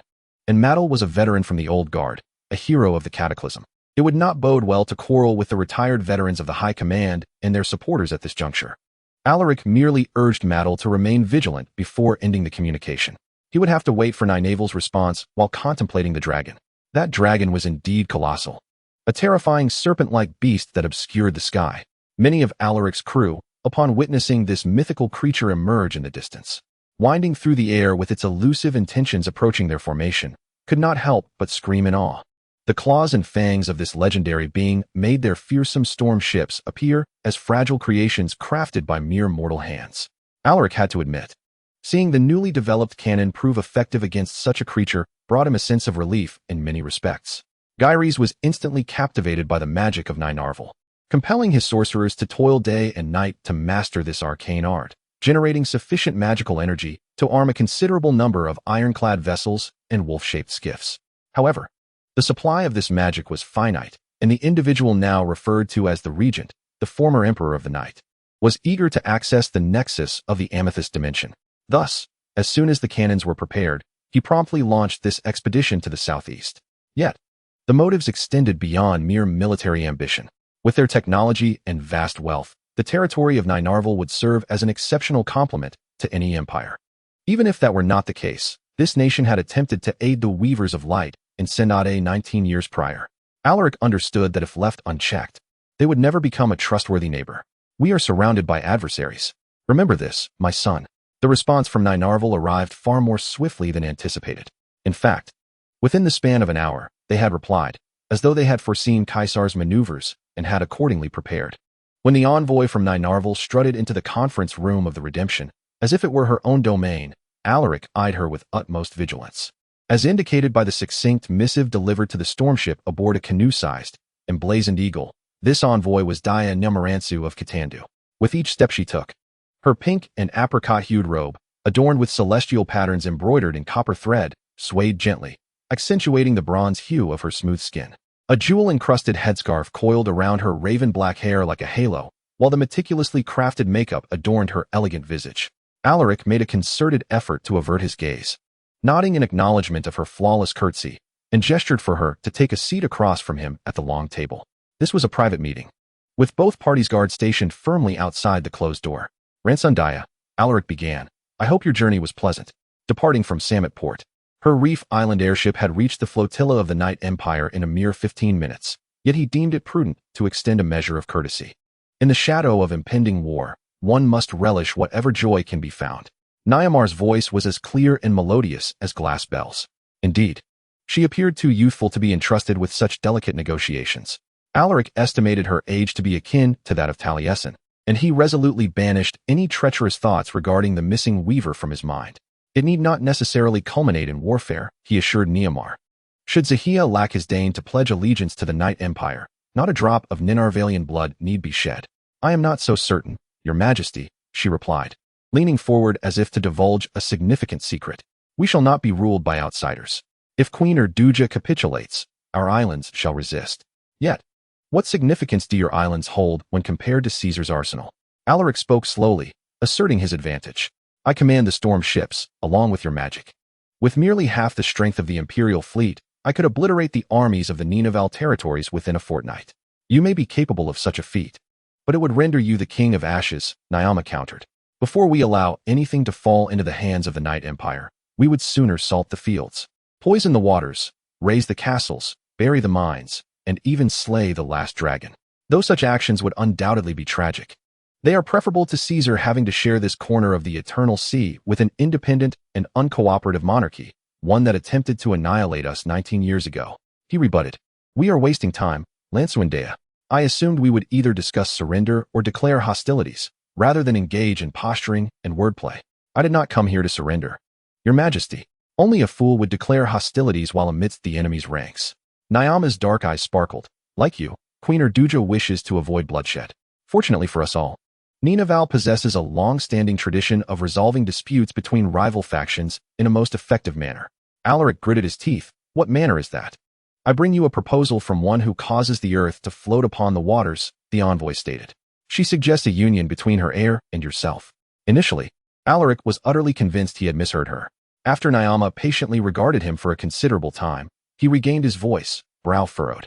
For years, we have been gathering intelligence on the Ninavarr territories, and I believe they too have been collecting information on Caesar. She smiled faintly, revealing nothing yet seemingly disclosing everything. He continued, according to these reports, you do not possess Lachiska. The daughter of Alagbai has been missing since a failed uprising, presumed dead. Your reports are outdated. Nyama proclaimed proudly. Alancina Evraris has recently returned to our side. The union of our two kingdoms would be mutually beneficial, would it not? The territories would remain autonomous, while the Night Empire would gain access to Ninavarr and its riches.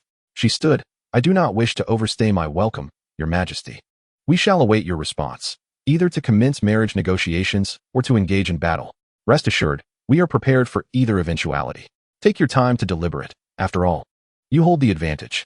Ninavarr strode out of the room, the sound of silk trailing behind her, leaving Alaric seated in stunned silence, grappling with the weighty decision that lay before him. They are conspiring. The voice of his father reverberated like distant thunder in an elusive realm, a chamber that did not exist within the material world. Jaehaerys referred to this pocket dimension, accessible through the Shadow Gate, as the interstice.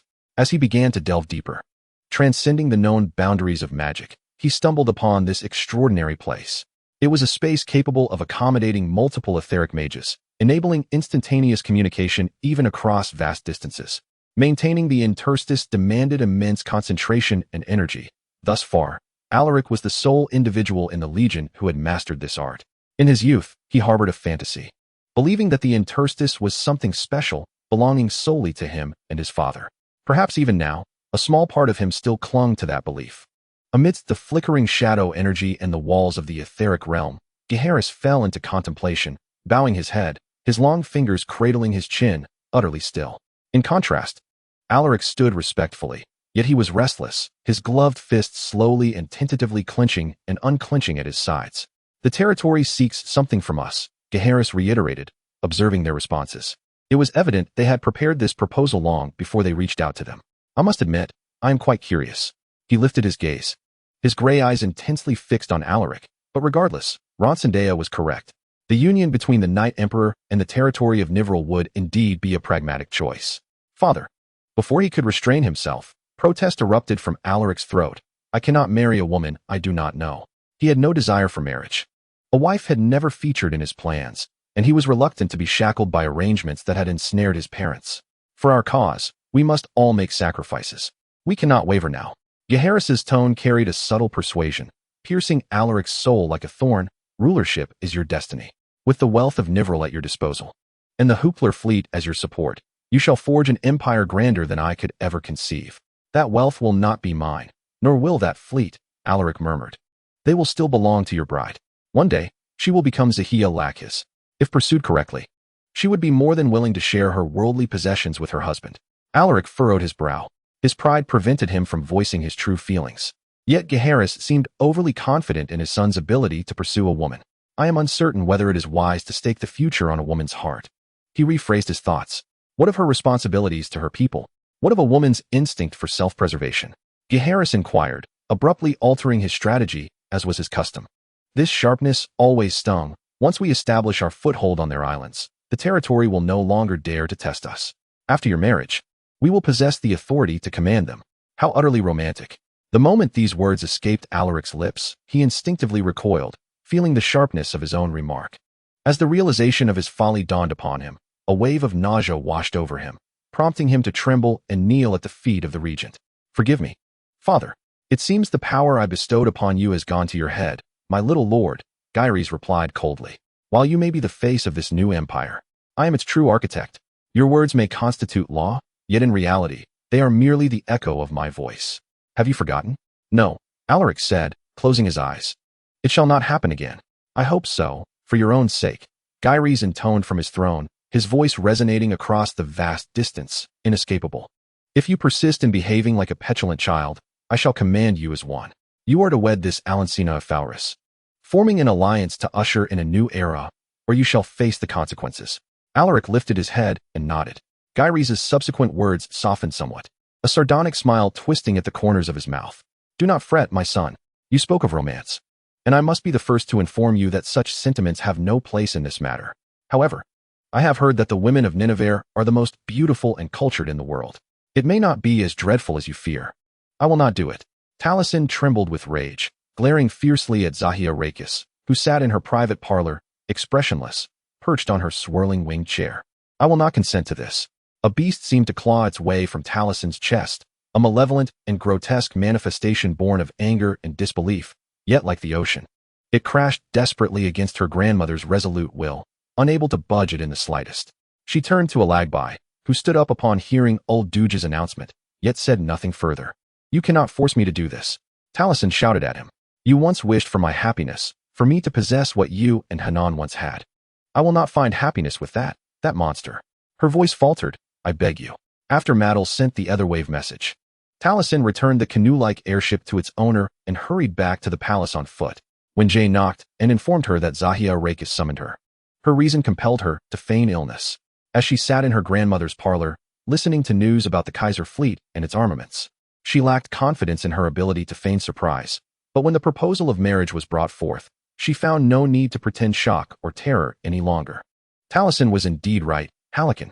Iragbai spoke softly to her Duja, expressing that she had already assumed her role in the court under duress. And now you wish to offer her to the Night Emperor like a sacrificial lamb. The alternative is to wage a war we cannot win. Erduja replied that this was the best choice for our people. Then go marry him. Taliesin retorted fiercely. The Dragon Queen raised an eyebrow. Is it not you who chases him across the eternal sea, who has clashed with him as equals? Who better than the wife of a light weaver to keep a shadow smith in check?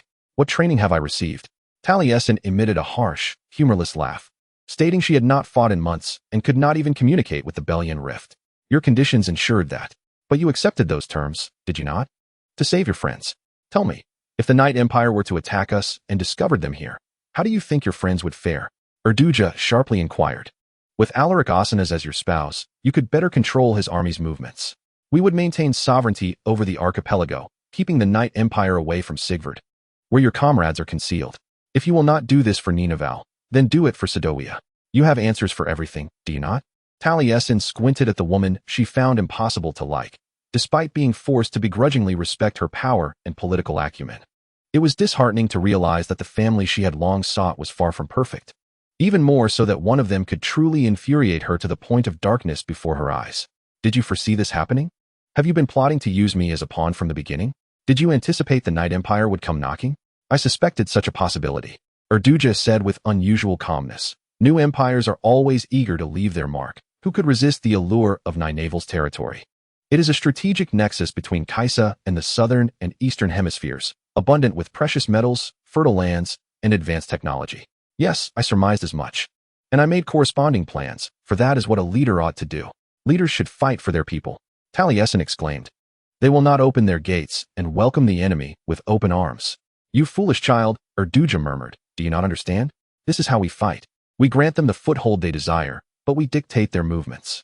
You use the word we so liberally, considering it is only I who must become the tyrant's wife.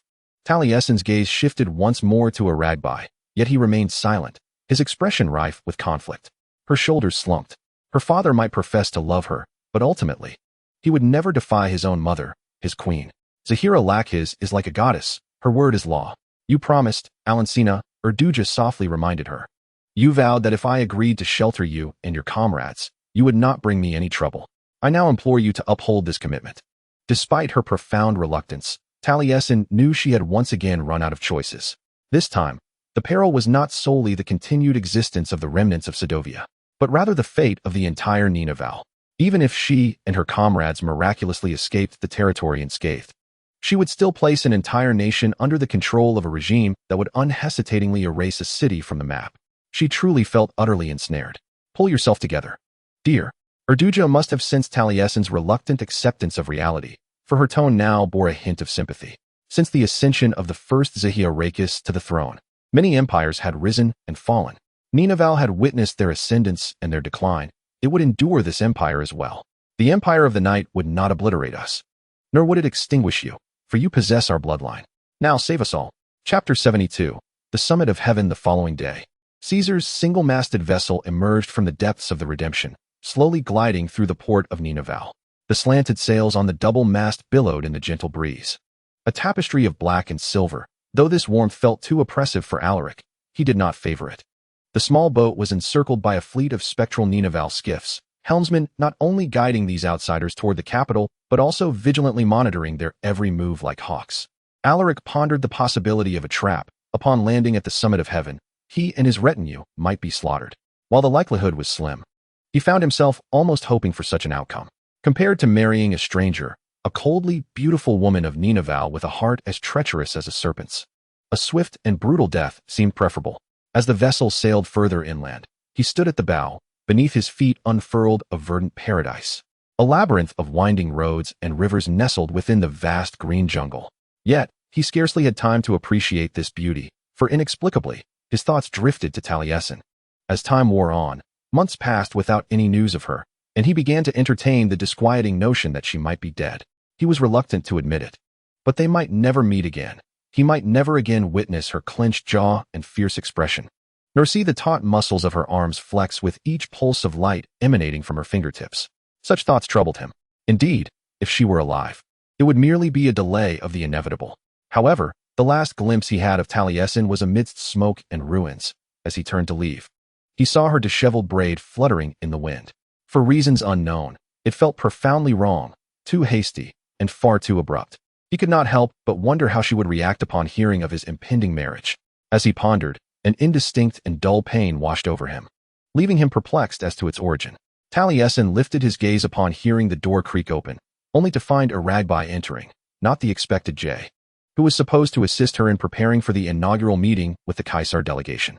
"What brings you here?" she inquired, her tone edged with an unwarranted sharpness, though she seemed indifferent to its implications. "I wish to extend my apologies." The dark circles beneath her father's eyes hinted at his agitation. "I know you are upset because I did not advocate for you as vehemently as I ought to have. The words of the Dragon Queen are law," Talasin murmured, acknowledging the unyielding authority she wielded within their realm. "That is no excuse. You are my daughter, and I should have stood resolutely in your defense," Aragbai asserted gravely. "Since then, I have endeavored to persuade her to reconsider. Her resolve is firm, yet I managed to convince her to allow you to partake in the marriage negotiations." Talasin tilted her head, intrigued. "How did you accomplish that?" Aragbai offered a weary yet dignified smile. "I earnestly appealed to Her Majesty's compassion." At this, Talasin scoffed, reminding her that the Night Empire must also recognize Rakiska's own authority. "Moreover, I assured her that upon encountering Asanas, I would intervene to prevent you from striking him. However, I am no longer as spry as I once was, so my reflexes may be somewhat sluggish." A reluctant smile flickered at the corner of Talasin's lips. Her ire had not entirely dissipated, yet it had shifted towards those more deserving of reproach. The marriage negotiations were intended to transpire between the leaders of both nations and their trusted advisors, making Aragbai's concession a hard-won victory. "There is one more matter," the Prince of Ninavarr remarked. "Currently, there is a rift in opinion at court. Some believe this union to be a lucrative arrangement, while others perceive it as a betrayal of all that our territory represents. Cattle's Regenkijidub firmly aligns with the latter perspective, yet your grandmother has still included him in the negotiation team." Talasin blinked in surprise. "Why?" "To placate the dissenters.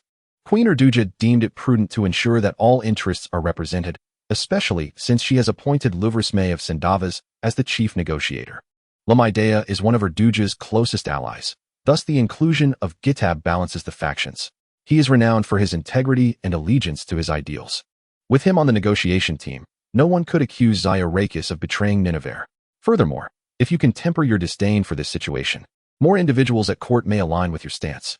"I am not so certain," Talasin murmured. "They have known me only a few months." "That is inconsequential," Aragbai replied. "You are the future ruler. Many nobles are striving to prove their indispensability to your reign. However, given Gitab's presence in the negotiation team, I advise you to proceed with caution." He sighed. "At least Surikvel has wandered elsewhere, or our troubles would be far greater." "Who is Siliquer?" Talasin inquired. "A rather exasperating fellow," Alaric replied with a hint of humor. "Lord Siliquer Mantes is the nephew of Lasmodea. He stands as one of the principal critics of Nynaeval's isolationism, advocating for a path of integration with the rest of Lyre.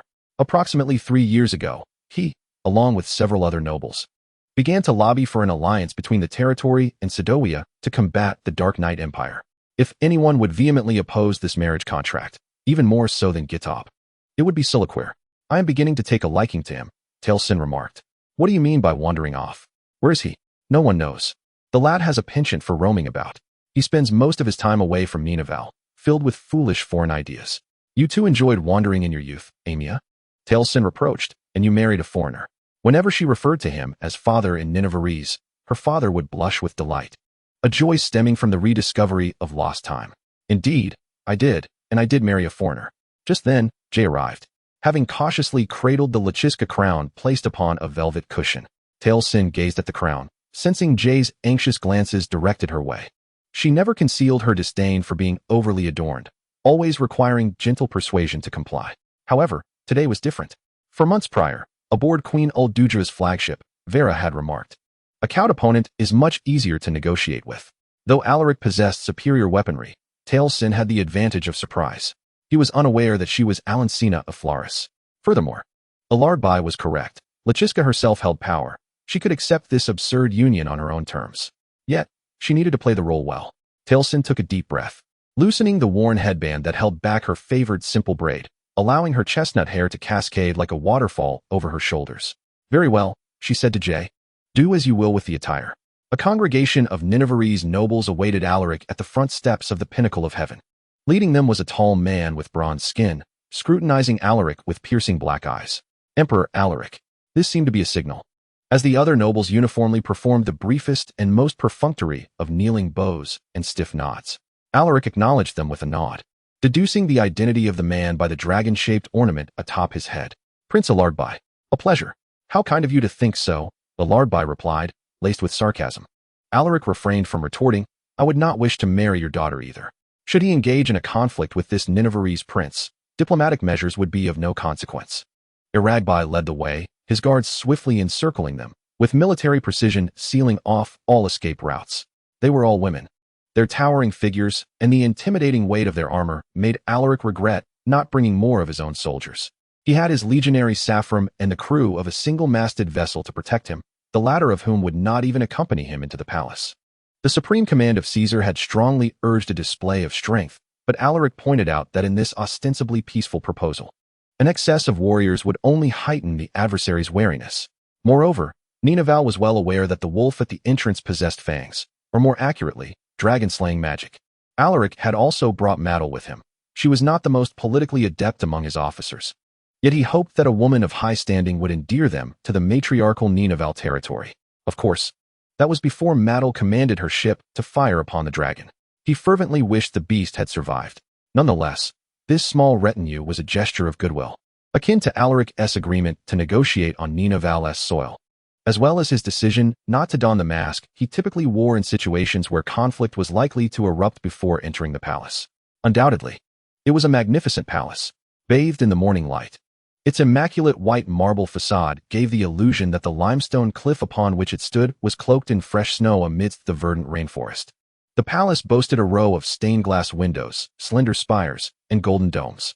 The splendid archway above the main entrance was also gilded, and as they passed beneath it, Alaric caught Saffron muttering a curse under his breath, the sound resonating with the unsettling sensation that accompanied the severing of the shadow gate. Alaric now understood that the cages hanging at intervals along the corridor contained living beings, these heavy, opaque cylinders clashing with the paintings, sculptures, and tapestries that adorned the shimmering white walls. Please forgive us for taking such precautions, Iragbai remarked in a tone reminiscent of their initial greeting, gesturing toward the cages. Our people do not trust the Shadow Gate, especially when it has been used near Zahia Larkus.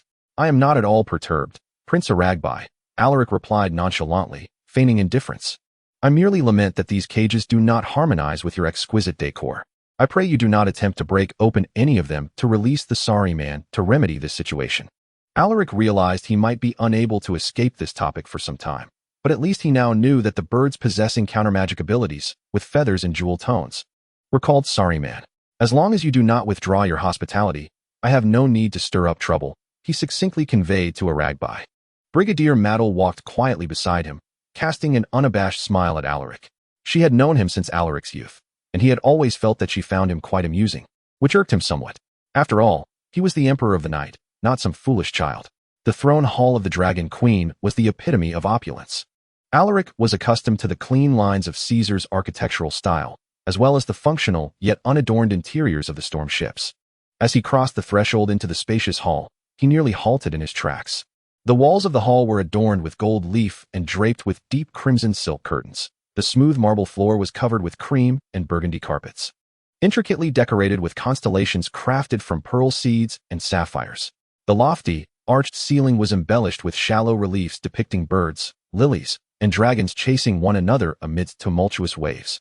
To decorate and maintain such a space would likely deplete the treasury of the Night Empire. Moreover, the people within the hall fell into a deep silence as Alaric and his entourage entered. He had never witnessed such an assembly in his life. Everyone was clad in resplendent fabrics, adorned with vibrant feathers, and draped in shimmering jewels from head to toe. He had never felt the weight of such concentrated scrutiny before. Your Majesty, we are unwelcome here, Severum whispered from behind his helm. they still regard us as intruders. I advise you to proceed with caution. When have I ever acted without caution? Alaric retorted, forcing the words from the corner of his mouth, despite your constant attempts to make me less so. Severin chuckled softly, strolling leisurely, appearing entirely at ease, while his obsidian-masked eyes keenly observed the ladies of Ninavarr nearby. Alaric was fairly certain that had he not been wearing a helmet, he would have winked at them and run his fingers through his hair. He truly should have brought the twins with him. At the end of the hall stood a grand platform, composed of bands of white, red, and gray marble, towering above the courtiers like a limestone cliff overlooking the capital from the heights of heaven. Upon the steps of the platform rested 3 thrones.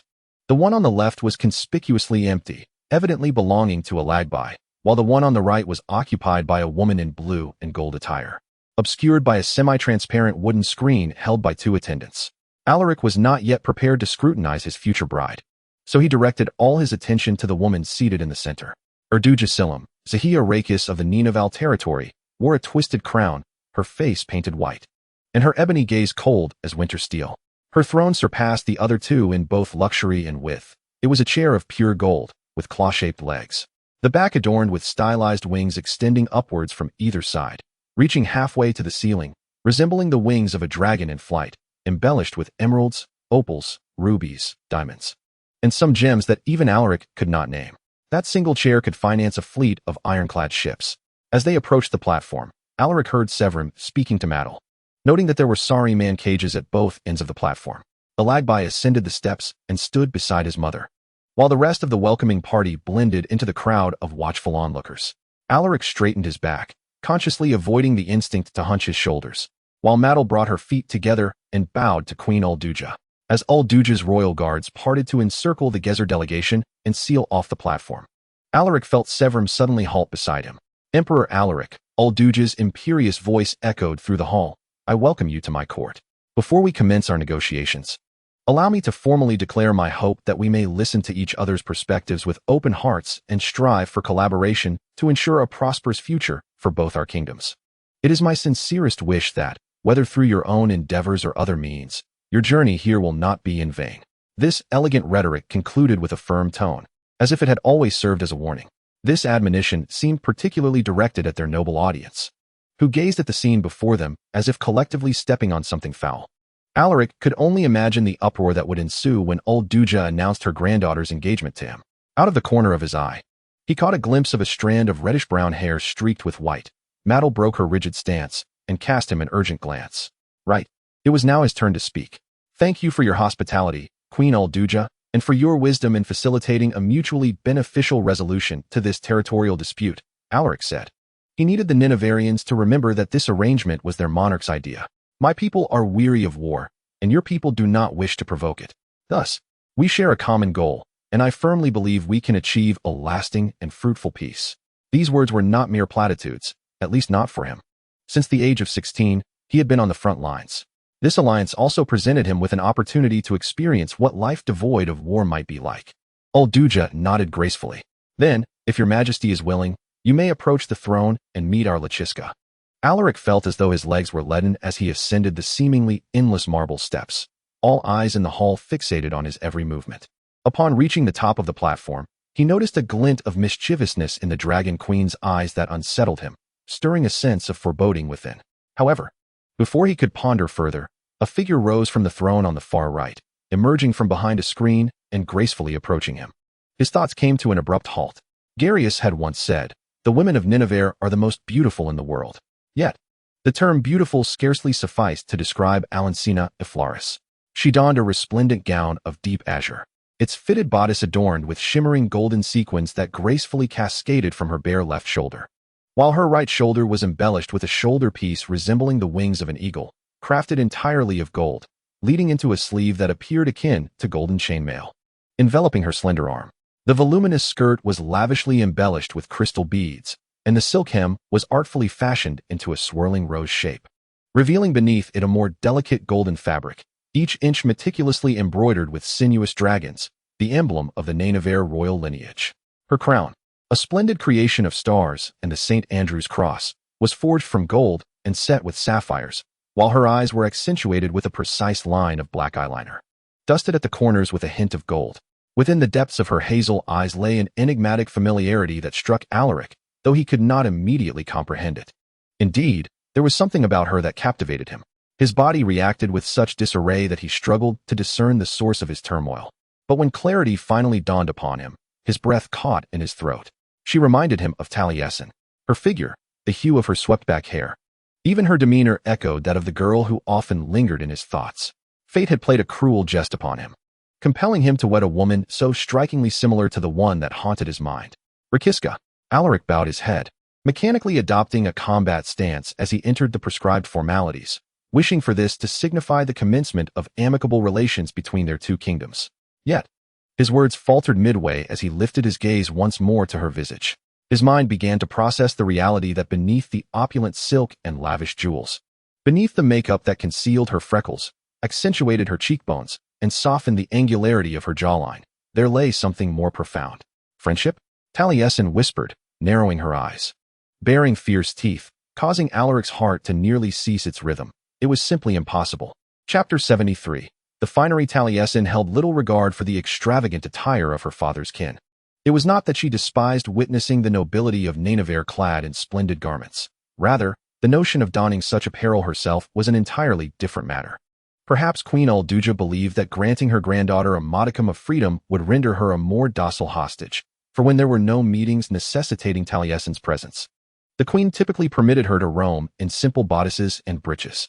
Talasin was unaccustomed to the sensation of embroidered silk against her skin, nor did she relish the weight of heavy jewels and the constriction of multi-layered skirts. Thus, while she recognized that she appeared undeniably enchanting at that moment, it was no exaggeration to assert that she felt utterly wretched within.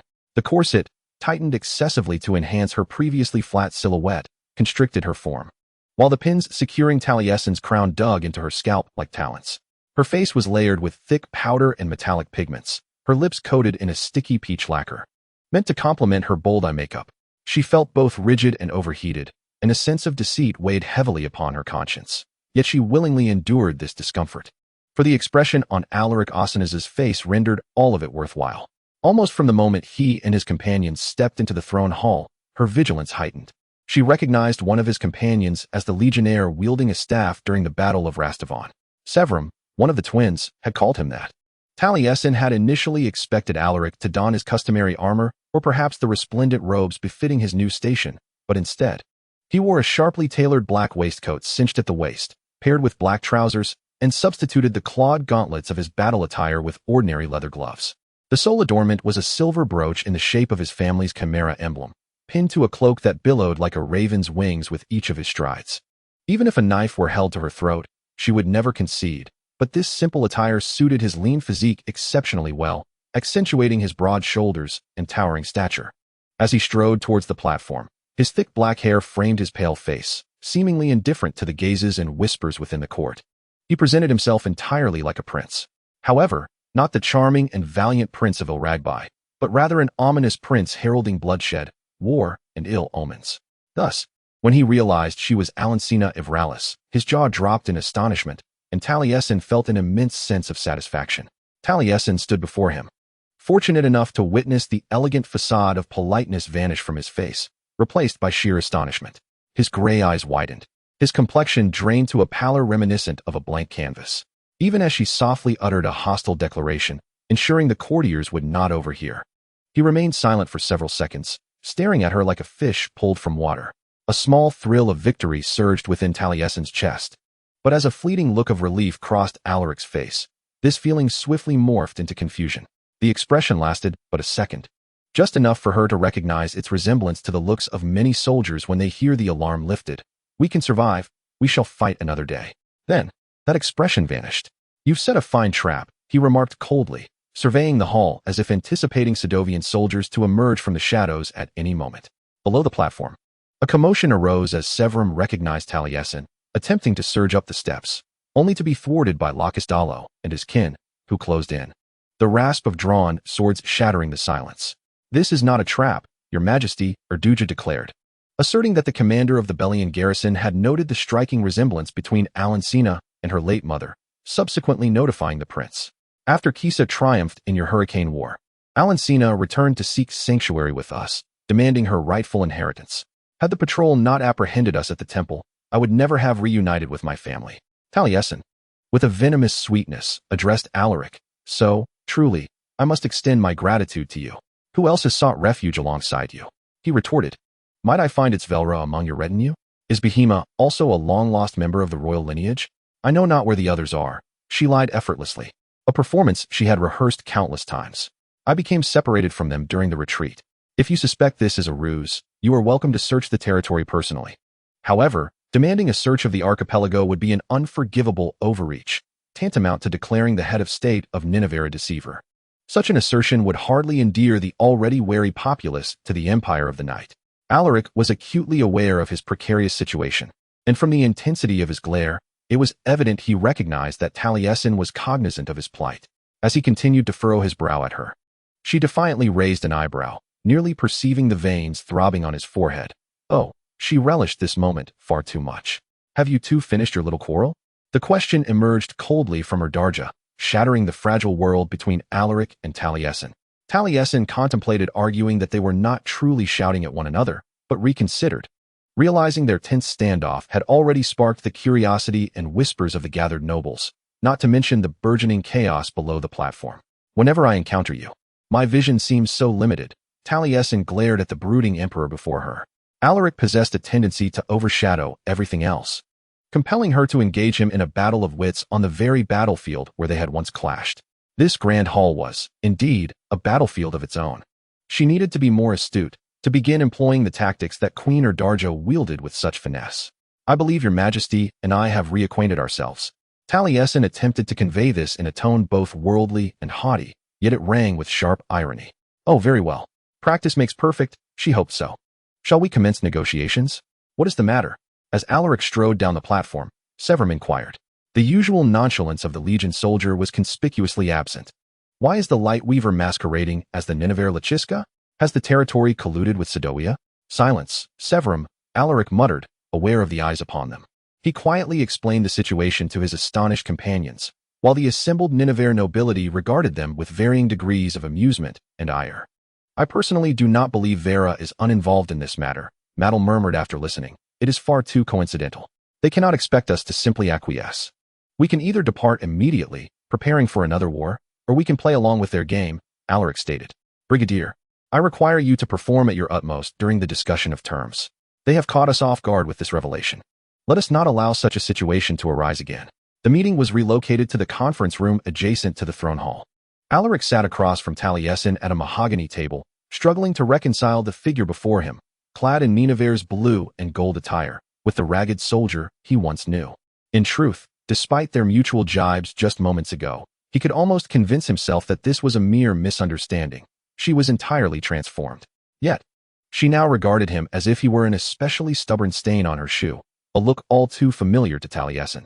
Alaric effortlessly raised an eyebrow in response, which evidently exacerbated her irritation. If he were to be honest with himself, after the initial shock faded, he felt a sense of relief upon seeing her alive. After all, such a fragile emotion required private contemplation. For the moment, he would best rely on their mutual disdain, a sentiment far more familiar, to manage his feelings. She was seated between Prince Alagbai and a middle-aged woman with dark hair, who introduced herself as Ruver Smay, a trusted aide to Olduja, whose family controlled the Sindava's mines, rich in gemstones and precious metals.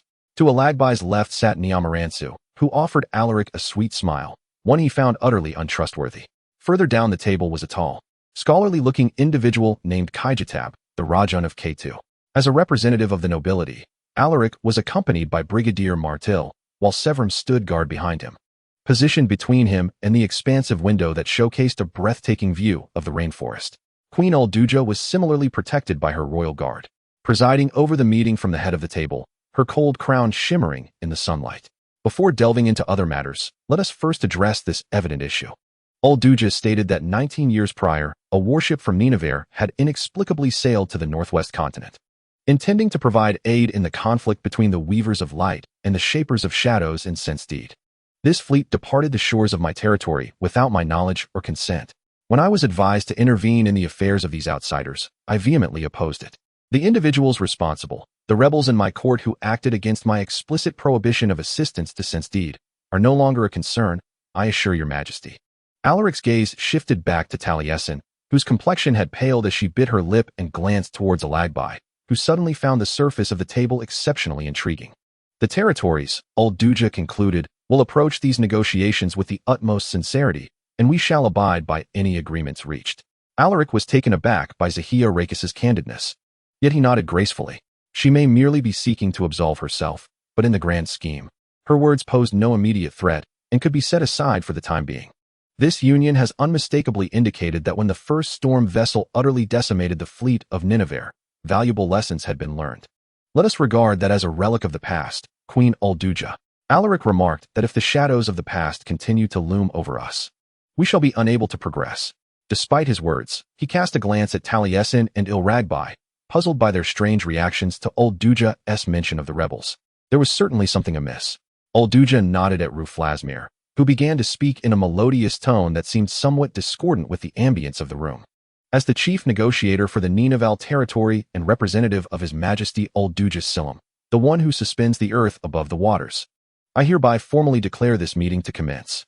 I have been instructed to conduct this discussion as one would a traditional marriage negotiation. With all due respect, Martel interjected, this is not a conventional marriage negotiation. This is a political alliance between two governments, involving entire military and economic interests. To treat it as an ordinary marriage would be detrimental to both parties and would undoubtedly lead to numerous misunderstandings. Surely, everyone will forgive this esteemed brigadier. Ruflas said without hesitation, a pleasant smile still gracing her face for her unfamiliarity with the customs of Ninavarr. In the upper echelons of our society, marriage is a political alliance. Through marriage, we forge alliances, foster peace between hostile families, and establish trade partnerships.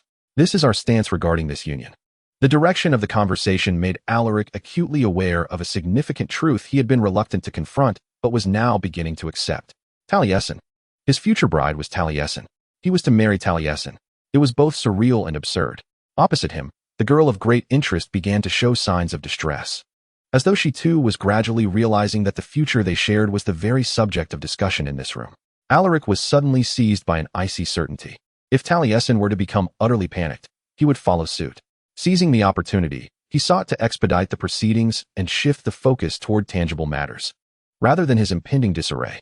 Thus, he addressed Ruflasmir, saying, Caesar anticipates all the diplomatic and trade benefits this union will yield. In return, we can offer much to Lachiska. Chapter 74. The gem, of course, aside from the assurance that her people can continue to thrive in safety, Martel added. I did not expect that we were here to issue threats to one another, Nyama remarked. Nor did I anticipate that anyone would dare to threaten within the depths of another's territory.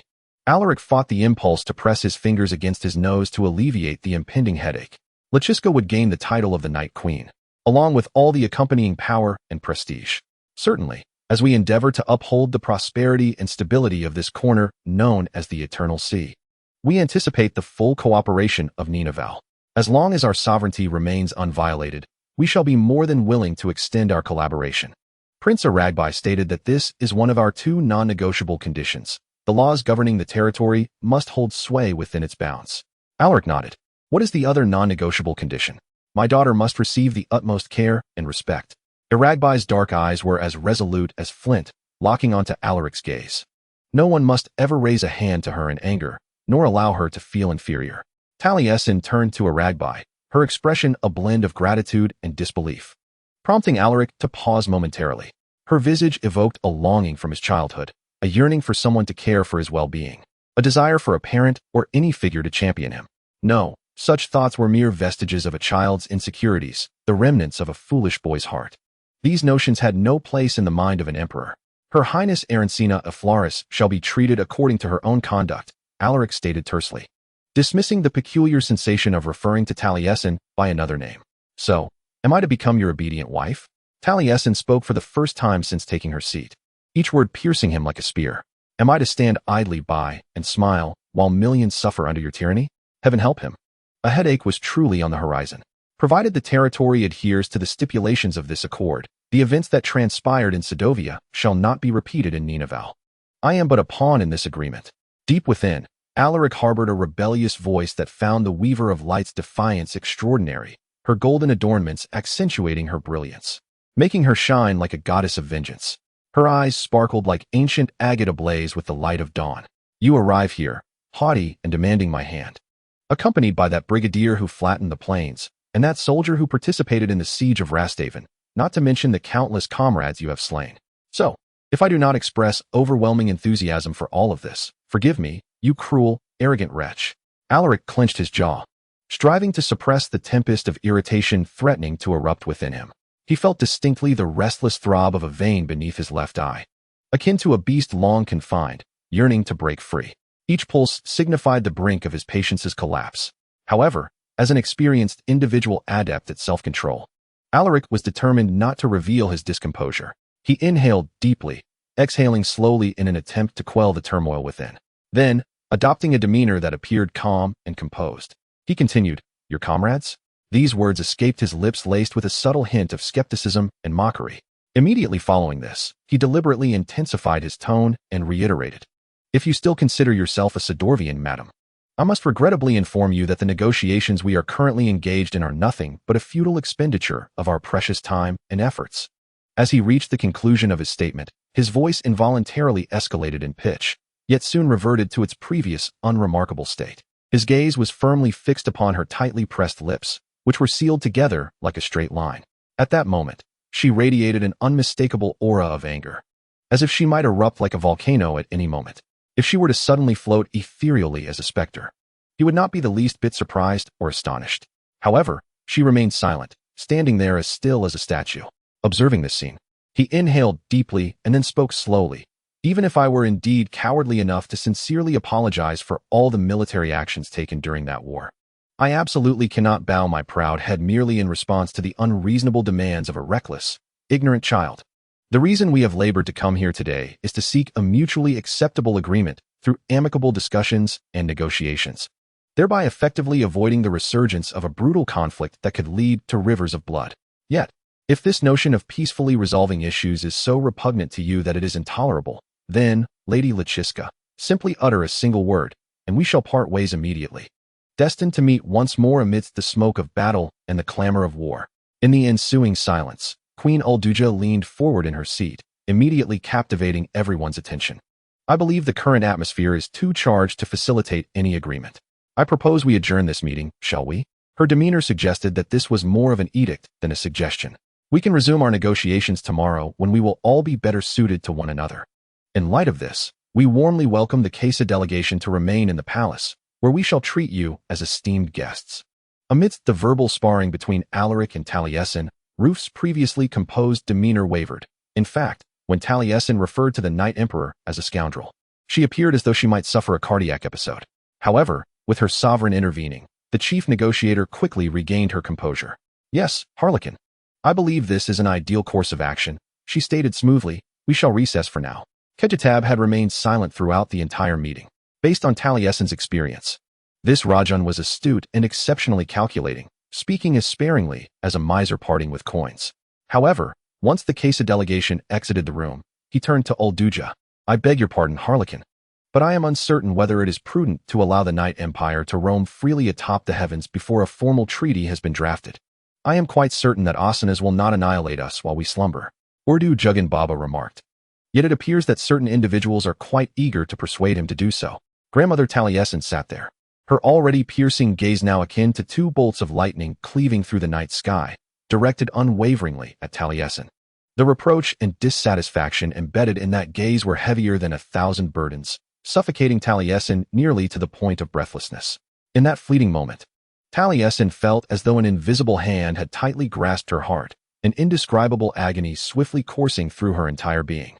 Grandmother's meaningful glare struck her like a sharp dagger, ruthlessly piercing the last remnants of her inner defenses. In an instant, an unnamed fire ignited within Taliesin's heart, reminiscent of an impending volcanic eruption, with seething magma churning and boiling within her chest. This flame grew ever more fervent, as if intent on consuming her whole. However, just as she was about to justify her recent actions, Nyama interjected, successfully capturing the attention of everyone present. With an air of mystery, Nyama proclaimed, "In my view, should more incidents like this occur, it may indeed benefit us. One must understand that the Emperor of the Night is no ordinary person. He typically conceals his emotions, making it exceedingly difficult to provoke him. Yet, oddly enough, it is Lachiska who can effortlessly ignite the fury within him. I have been closely observing both of them, and I noticed that before his prolonged interaction with His Highness, the Emperor was adept at controlling his emotions, maintaining that awe-inspiring calm. We simply detest each other. That is all, Taliesin mumbled, feeling somewhat embarrassed. Detestation is also a form of emotion, is it not? Niama countered. Emotion? Taliesin echoed in astonishment, her cheeks flushing a deep crimson. You are mistaken. I cannot bear to see him, and he feels the same about me. Niama and Roof exchanged amused glances, their expressions varying. Niama smiled slightly, saying, Your Highness, you still know too little about the hearts of men. Alagbai covered his ears, eliciting a series of melodious laughs from Roof Lasme. Perhaps we should cease teasing Lachiska, she jested. I suspect Prince Alagbai's gentle fatherly heart can no longer withstand it. Well, before he begins to weep here. Urdu Juggin narrowed his eyes at Taliesin, who realized she had not yet escaped her predicament and straightened her posture. It cannot be overstated, Alancina. If Caesar had not mastered void magic, we might have had a glimmer of hope. Yet, the current situation is that they have wounded one of our dragons. The Night Empire is willing to negotiate because, like us, they wish to conserve resources. And it is your responsibility to ensure their continued willingness to engage in dialogue. Should you falter, the repercussions for all of us would be dire. Temper your pride, my prince, or at the very least, exercise greater wisdom in its maintenance. The Caesar delegation occupies an entire wing of the palace. A grand bronze door in Alaric's chamber opens into an orchid garden, where a modest waterfall cascades, partitioned by 2 stone pathways. One path leads from his door to the western corridor, while the other intersects at the end of the first, revealing through a curtain's gap a canopied bed. Suggesting this route leads to another suite belonging to someone else in the opposite wing. Such opulence comes at a price. Every 7 meters, cages of sorry man are affixed to the walls and columns, obstructing the shadowy portals and preventing him from conversing with his father in the intermediary space. Furthermore, the pleasant view of the garden is marred by Brigadier Maddle, who tramples the neatly manicured lawn as she paces back and forth, leaving chaos in her wake. I dismiss whatever the Light Weaver or that old witch may have uttered. This is undoubtedly a ruse. Maddle is evidently still vexed over her outburst in the conference room, her face pale with indignation. Firstly, Erdujasilim is by no means an old witch. Severum, seated beside Alaric on a stone bench, interjected, and secondly, you are speaking of the future grandmother of the Night Emperor. A potential grandmother, Alaric corrected, and that possibility seems to diminish with each passing second. Your Majesty, I believe this must deeply trouble you, Severum remarked with a tone laced with irony, sounding almost jesting, yet failing to conceal a hint of curiosity. He regarded Alaric with an expression of near omniscience, despite Alaric being utterly oblivious to what Severum presumed to know. I can scarcely fathom that the Light Weaver and Lachiska are one and the same. After searching for Taliesin for months, it turns out she has been here all along. This is truly a deception, Maddle reiterated with fervor. This is a meticulously orchestrated conspiracy by its Vila. She halted before Alaric, chest held high. Your Majesty, we are entirely justified in demanding proof that there is no collusion between them. We cannot jeopardize the security of the Empire, especially since the Ninavarrians are notoriously duplicitous. All we know is that the Light Weaver claimed to have fled here after the war, but this raises the question of who else might have escaped alongside her. If I may be so bold, we must permit the Caesar to search the territory, so that we may ascertain they have not concealed the Sedovian fleet near their shores. We can raise that demand once the terms of the betrothal are settled. Alaric conceded, thus concluding the negotiations and alleviating the urgency to avoid offending the Ninavarrs. If we fail to uncover any evidence pertaining to the Sedovians, Your Majesty, do you truly intend to proceed? Severum inquired. Would you would a sworn enemy?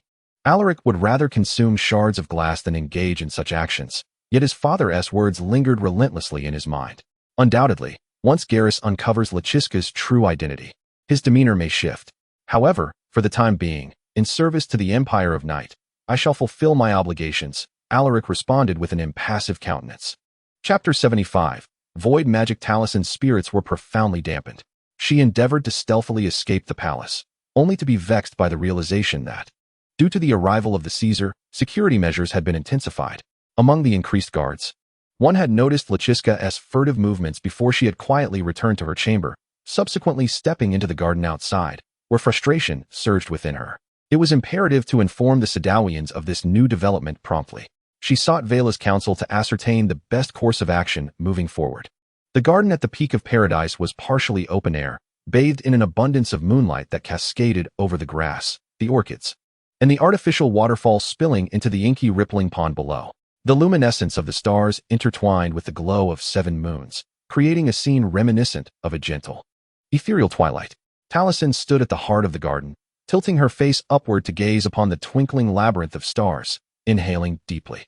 Perhaps the fragrance of blossoms, the gentle sound of flowing water, and the cool night air could aid her in reclaiming her inner tranquility. She observed the night sky, shimmering with deep violet hues. The singular nexus of the void abyss, located at the summit of the central island's dormant volcano, was emanating energy. Talasin's curiosity about void magic remained as fervent as when she first encountered it. Unlike most aspects of life in Ninavarr, she had been provided scant information regarding this purple dimension of the etheric realm. All she knew was that it possessed a greater malleability than other dimensions, capable of being folded into small hearts of ether while still retaining its properties as a weapon. Hence, the emergence of firearms. And she could only be grateful that Caesar had yet to commence their production. At times, the brilliance of the void abyss was exceedingly intense, igniting the entire sky, which filled her with trepidation. It was abnormal for a nexus to emit such a radiant glow from such a great distance. Those within the court assured her there was no cause for concern, claiming it was merely the norm for the void abyss. A part of her remained skeptical, attributing her unease to her incomplete acclimatization to this unfamiliar land. She pondered the vastness of the void rift, so immense that it could be seen not only from Ischia, but occasionally from the shores of Sidovia. Kate had referred to it as the fisherman's warning, an event occurring once every millennium. The mere thought of Cade caused a pang in Talasin's chest. Cade had not stealthily entered Ninavarr with any trading caravan, and during the Alliance's retreat from Rastavan, no one recalled having seen her. Months had elapsed. Cade was either deceased or suffering in the dungeons of the Empire of Night, and Talasin was on the verge of marrying the very individual responsible for both fates. Indeed, it is you. Just as punctual as a clock, Talasin thought bitterly. It seems she summoned him, for her recent fortunes have evidently been dismal. As she turned towards the source of that rich, deep voice reminiscent of fine wine and oak, the distant rift in the void fell silent. Only the moonlight and stardust illuminated Alaric's sharply defined, pallid visage. It was night, and his simply tailored black attire appeared less out of place in Ninavarr. He seemed to have materialized from the shadows, a part of the night itself. His somber presence contrasted starkly with the surrounding environment, adorned with orchids of various shapes and hues, some as pure and ethereal as sea foam, others as vividly red as a forest fire, some petals resembling speckled flutes, while others resembled the vibrant wings of butterflies. Each blossom exuded a refreshing fragrance into the tropical night. Had they been any other 2 individuals in the world, it would have been a pastoral scene. Yet, in truth, Talasin felt the familiar old anger surging again. While Alaric observed her hastily donned loose tunic and trousers after a long day at court, her face scrubbed clean, her hair braided as usual. I suspect the Ninavarr people might have considered pairing me with another girl. He continued. You look lovely, Your Highness. What are you doing in my garden? Talasin inquired. Perhaps you should ask the one who deemed it a good idea to place me in the suite opposite to yours. A hint of a smirk danced across Alaric's full lips. Moreover, technically speaking, after the wedding, this would be our garden, would it not? He stepped forward, like a being crafted from moonlight, bearing the unique dark circles of one who cannot sleep.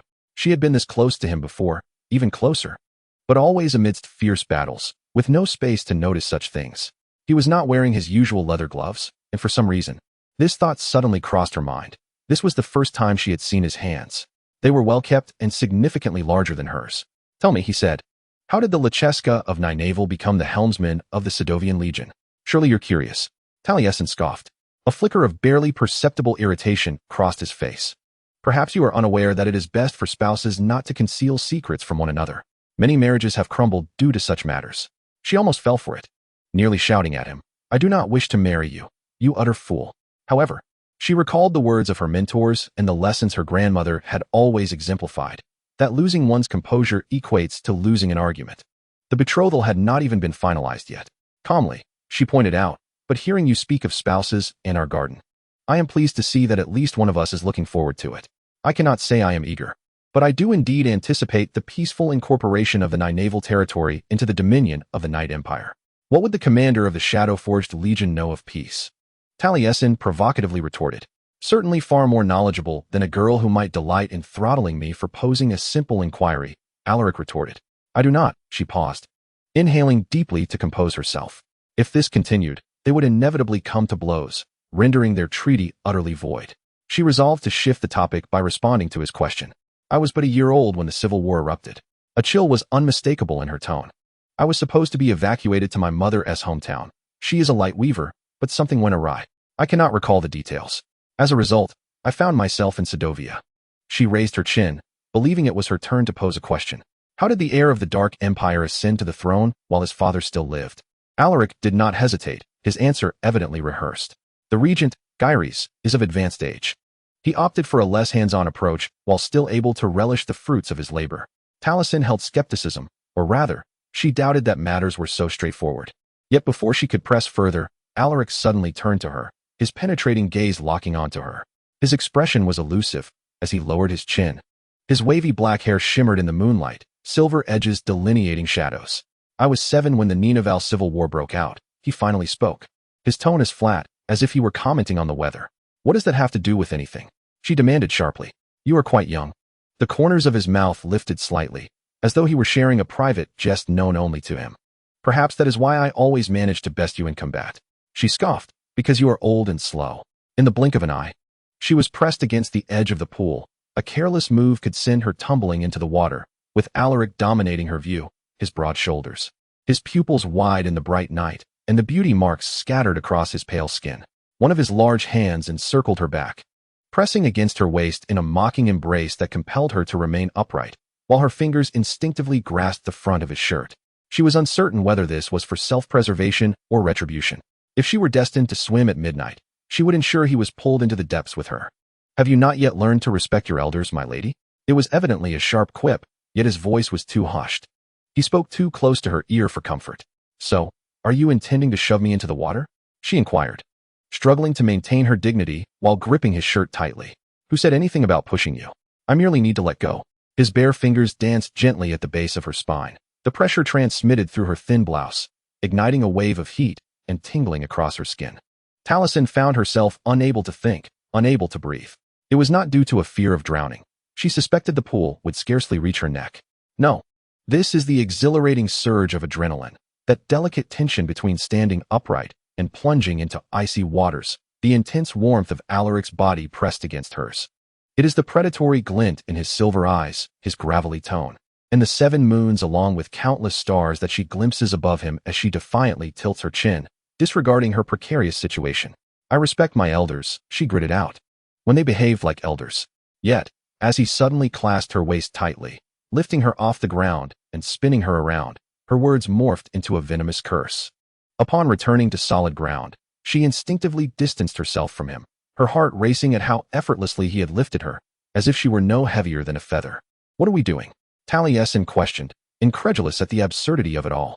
You must know this is a dreadful idea. Indeed, Alaric conceded, but this can avert a war. Do you know what else can prevent war? If you refrain from provoking Ninavarr. His jaw tightened. I cannot do that. The Empire of the Night has seized all of Sedovia. She countered. You wield dominion over the entire continent. Once the word spreads that we turn tail at the sight of Ninavarr's army, who will respect Caesar's power? His calmness was infuriating. We did not vanquish the alliance of Sedovia by faltering midway. You should be well aware. You were there. I will kill him. His dismissive words ignited her fury to such an extent that she was astonished by her own thought. One day, I truly will kill him. So, you mean to say, for this, marrying me is worth it? Asanas, think carefully. Perhaps she could leverage their mutual disdain to persuade him to reconsider. If it meant sounding self-deprecating, so be it. You can't honestly claim I'm the sort of person you would marry. Alaric's gaze fell upon the pool he nearly thrust her into. I am here to marry Ninavarr's Lachiska, he stated with hollow determination, and that person happens to be you. Irrelevant. I suggest you accept this fact. I must admit, he possesses a remarkable ability to articulate precisely what would provoke her. Upon reflection, it makes sense that you harbor no objections to this marriage, she retorted with sarcasm. We finally have the opportunity to learn together, just as you so eagerly desired before. As Talasin invoked his words from their last battle to counter him, she wondered how he would react. For months, she had been perplexed by his absurd and uncharacteristic proposal. She braced herself for him to erupt in anger, or to be visibly annoyed, perhaps even embarrassed. Yet, he merely flinched slightly. Then, a mask of indifference settled upon his face, as elusive as any facade. Talasin recognized this reaction. It mirrored her past demeanor, reminiscent of the proud, rigid posture she would assume whenever the orphanage guard struck her. She refused to let them witness the extent of her pain, even as the ringing in her ears persisted and bruises bloomed upon her skin. Did Alaric not once regard her compliance as a component of a grander scheme? So why now did he feign sincerity, as if he had been earnest then? And why did she feel as though, through some clumsy misstep, she had shattered something fragile that had never stood a chance from the outset? An unsettling silence descended. Her gaze followed the graceful movement of his Adam's apple. I am merely curious about how our magic intertwines. That is all. At last, Alaric spoke, each word laden with a caution and resolve that seemed beyond her reach. You will perish before I ascertain the truth. That is my sole concern. However, if you insist on remaining obstinate, it shall prove futile. From this moment forth, let us focus solely on this. His lips twisted slightly. Political alliance. It struck her like a dagger wedged between her ribs, a grim reminder that she was to wed a man who truly despised her. Not that she yearned for Alaric's approval. No, his recognition was the last thing she desired. Yet over the years, a vast chasm had been excavated within her heart. Echoing with his words and those uttered long before. She was unworthy, she was too difficult, and no one wished to engage with her. A loquacious orphan. A soldier with but a solitary friend. A weaver of light who could scarcely grasp the fundamentals of magic. A boorish Lachiska. And now, she had become a bride destined to be unloved forever. Talasin sought solace once more in the familiar embrace of anger, for it always accompanied matters concerning Alaric. Very well, she declared sharply, from now on, remember this. This time, she intruded upon his personal space, glaring fiercely at him. She could not voice it aloud, but in her heart, she silently vowed, unbeknownst to him, as fury surged in her throat, that the tempestuous war was far from over. One day, the empire of night would fall. I was a weaver of light for Sedovia, Talasin roared. I stood against you and your legions. I am also Alancina of Floris of the Ninavarr territory, daughter of Alagbai, heir to the Dragon Queen. I am the future sovereign, and I possess power here. Should you lay a hand on me again, you will regret it. Do you understand? Alaric's fingers twitched before clenching into a fist. He regarded her as if she were a wild creature, a riddle he sought to unravel. 7 moons illuminated them. And as the silence lingered, the gentle sound of flowing water and the rich fragrance of orchids once more entered her awareness. At last, he stiffly nodded. I understand. These words should have signified submission, yet they emerged from him more as a tactical retreat. Then, until tomorrow, Your Highness. Talasin did not afford him the opportunity to depart first. She abruptly turned, stomping back to her chamber in a fit of rage. And despite sensing Alaric's gaze upon her back, she fought against the impulse to look back. Restoring her inner tranquility proved to be an arduous task. In the ensuing days, the atmosphere was rife with negotiations, compromises, and concessions, interspersed with stalemates and threats, all veiled beneath a facade of ostensibly resolute politeness. Queen Urja preferred to adopt the role of an observer, allowing her advisors to negotiate on her behalf, yet Alaric found no such luxury of leisure. Every lesson imparted to him by his father and childhood mentors regarding diplomacy, governance, and economics was now put to the test. Whenever Talasin interjected with a sharp remark, she invariably enlivened the meetings, her tone imbued with skepticism and disdain, while the representatives from Ninavarr busied themselves attempting to mask her indiscretions. Each morning, she donned yet another breathtaking gown, adorned with a headdress and exquisite makeup, yet Alaric's thoughts invariably drifted back to that evening in the garden, where she had worn a loose tunic and riding breeches, revealing the constellation of freckles upon her nose and cheeks. When she countered him, her dark eyes sparkled like ignited matches. That night, as he beheld the memory of Talasin, something within him stirred, though this time it was not on the battlefield, but amidst a cluster of orchids beneath a star-studded, violet-hued sky. He endeavored to refrain from gazing at her across the conference table, for each time he did, a surreal sensation accompanied it. Her slender waist and the graceful curve of her back pressed against his bare hands, the warmth of her skin permeating through the delicate fabric, causing it to crumple under the pressure of his fingertips. For several years prior to that evening, he had not touched another without the barrier of leather gloves. His father had always insisted that armor was crucial for a warrior to realize their full potential. Only by eliminating unnecessary external stimuli could he most effectively wield shadow magic. Yet, a mere touch of skin awakened a long-forgotten yearning. Now, it seemed as though Alaric's hands burned with desire, even as they were once again securely encased in black leather.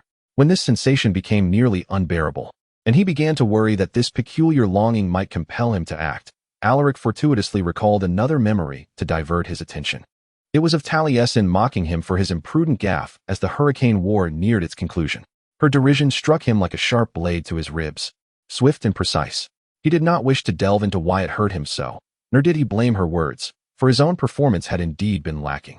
Yet, it served as a poignant reminder that his reactions to Taliesin differed markedly from those he had towards other women. He needed to exercise greater caution. On the 5th day of negotiations, Kaiser and Ninavarr had successfully established a mutual defense treaty and were finalizing the last details of their trade agreement. This was not without its costs. The polite smile of Luflasmi bore signs of fatigue.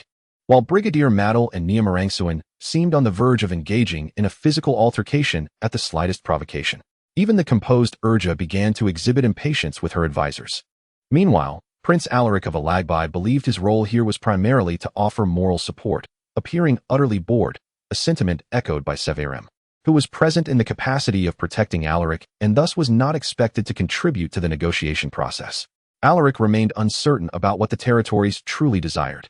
According to Garrus, their willingness to relinquish their Lachiska surely indicated that their motives extended beyond merely seeking a peace treaty.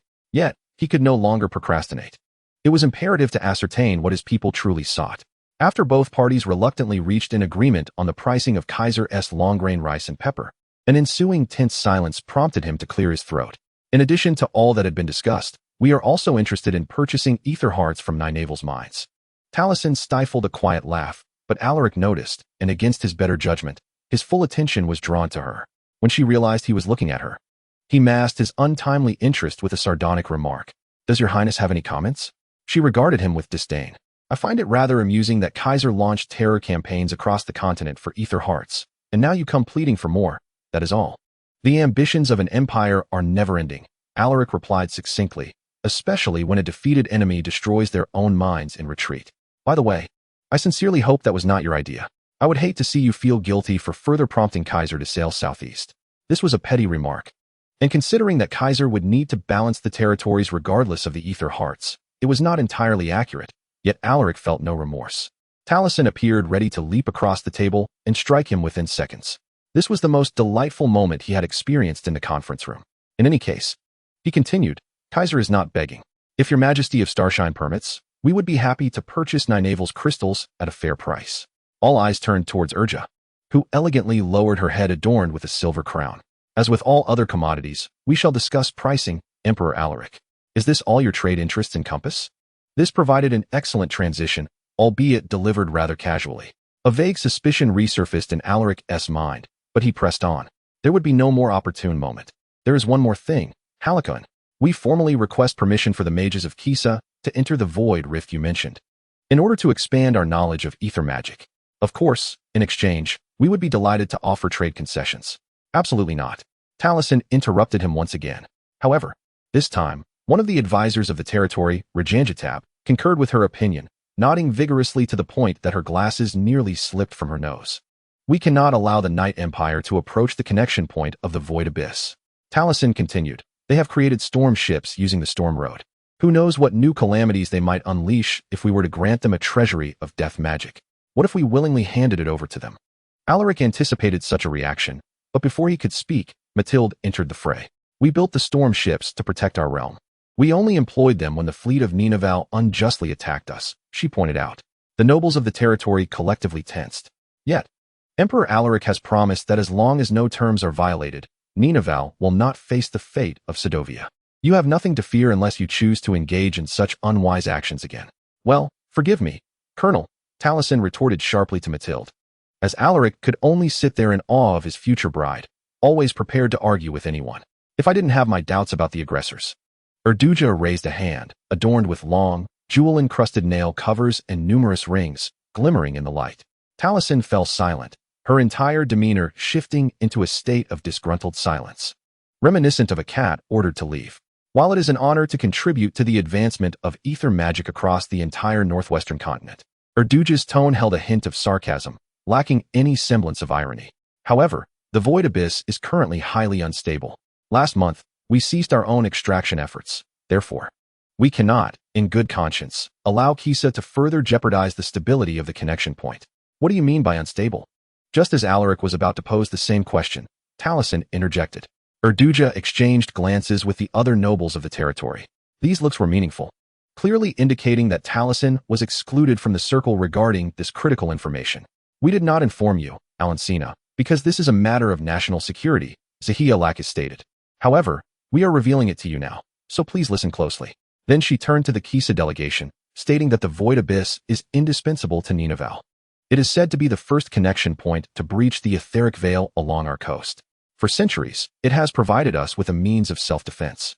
Yet, such protection comes at a cost. The territory must pay a price every millennium. Erduja gazed at Talasin. You have long wondered why the Void Rift emits such a brilliant light. Your intuition is correct. It is indeed abnormal. Normally, it behaves like any other connection point. As the ominous approach of the sevenfold lunar eclipse draws near, the Void Rift begins to wreak havoc within its reach. On the night when all 7 moons vanish, it will break free from its constraints and engulf Ninavarr. It shall wither the fields and jungles it encounters, extinguishing all forms of life. Even fish and coral shall find no refuge. Despite our sorcerers' attempts to harness the extracted void magic and repel it as they have done in the abyss, every effort over the years has met with failure. Alaric struggled to maintain an impassive countenance. He had never before heard of a rift capable of annihilating an entire nation uncontrollably. Throughout his life, all chaos wrought by magic had been orchestrated by human hands. The fisherman's warning, Talasin suddenly interjected. As the people of the Sedovian coast refer to the violet glow on the horizon, here, it is dubbed the season of death. Erduja remarked that it would take generations to rebuild their homeland after the ravages of the Void Abyss. Through extensive evacuations and the preservation of as many seeds and livestock as possible, Ninavarr has consistently mitigated the impact of this calamity. Yet, until now, we may have finally discovered a viable solution to avert it entirely. She first gestured towards the astonished Talasin and then pointed at Alaric, who tensed in his seat. For he had come to realize that this was precisely the aim of Zahia Lacus, the very thing she had traded so readily for her granddaughter's marriage. You two have devised a shield capable of disrupting the Void's onslaught at the Bellian garrison. Such magic has never before been witnessed in our history. We believe that this amalgamation of light-weaving magic and Shadowgate may hold the key to thwarting this disaster. Should His Majesty wish to be granted access to the Void Abyss and gain all other advantages from this treaty with Ninavarr, then, Your Majesty, you must collaborate with His Highness, learning to replicate and refine this barrier until our sorcerers can ascertain how to amplify its effects. Enveloping the entire Void Rift on the fateful night, Erduja fixed her expressionless gaze upon Alaric, awaiting his response, yet his thoughts moved as sluggishly as a glacier, struggling to digest all that had just been revealed. In his peripheral vision, across the table, Talasin's mouth hung agape, trembling slightly in her fury, which seemed to exceed the capacity of her frail frame. It was evident that the Ninavarrans had deceived her. She had inquired about the Void Rift's condition, only to be met with dismissive reassurances or hollow promises of no cause for concern. Why had her grandmother chosen to reveal this only today? If I recall correctly, remarked Brigadier Maddle, the next sevenfold lunar eclipse, which we on the continent call the Moonless Dark, is still 5 months away. One cannot expect Emperor Alaric to neglect his duties in Kisa for such an extended period.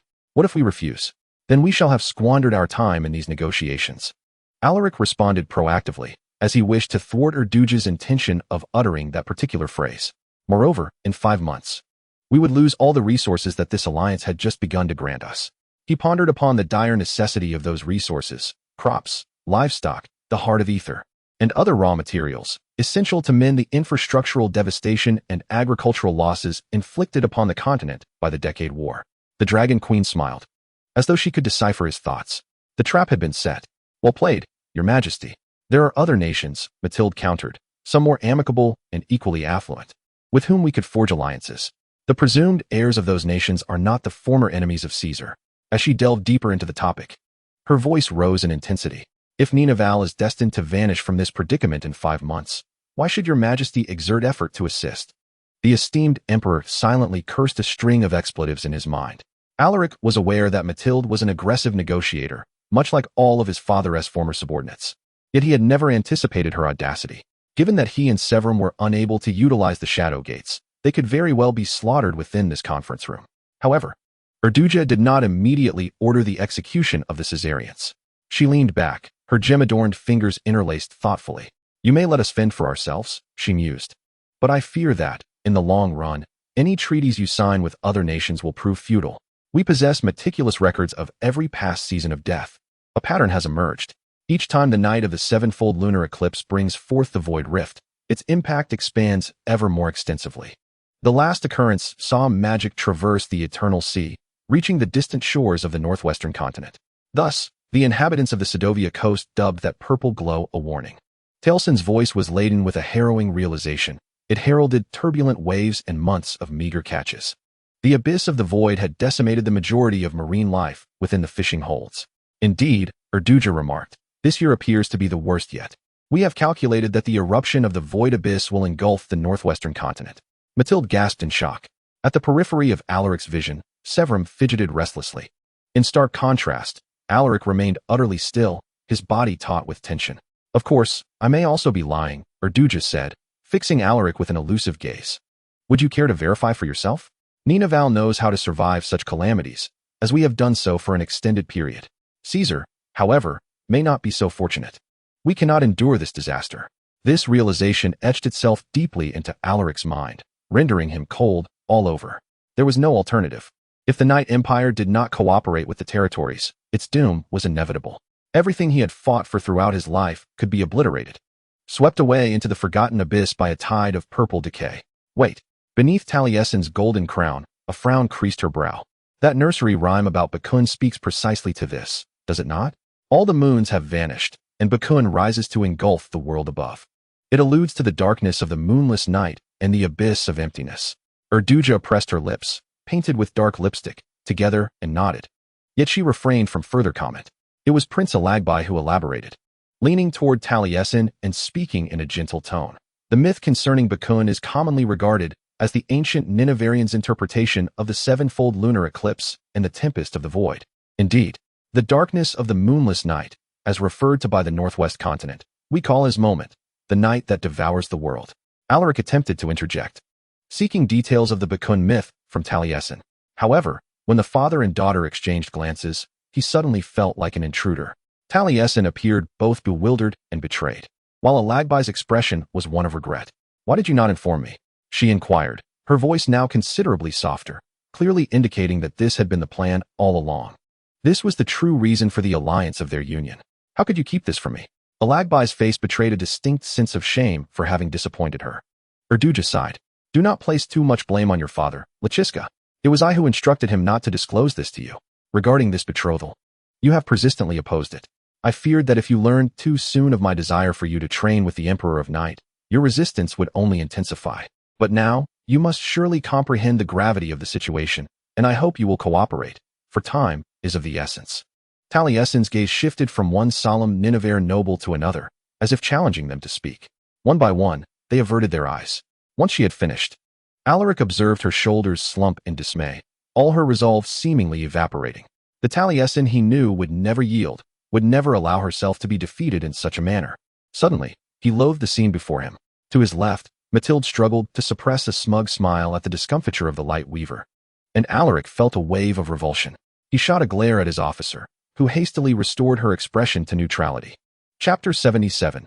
A lesson. Alaric sat quietly at the opposite end of the table, his gaze firmly fixed on his beautiful, yet presently desolate fiancée.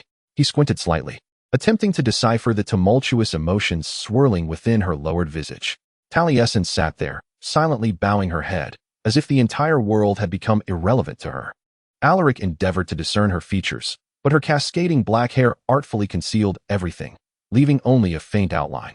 Nevertheless, an ineffable intuition told him that this seemingly resilient woman was on the brink of collapse at that very moment.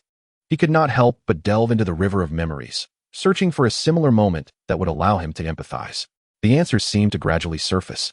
Those moments when he, filled with hope, reached out his hands towards his formidable father, yearning for a glimmer of warmth and acknowledgement. Those instances in the resplendent court where a minor misstep led to merciless rebukes from Garrus before numerous ministers. Each time that naive fantasy of possessing a loving and tolerant father shattered, it was replaced by profound self-reproach. He would incessantly question himself.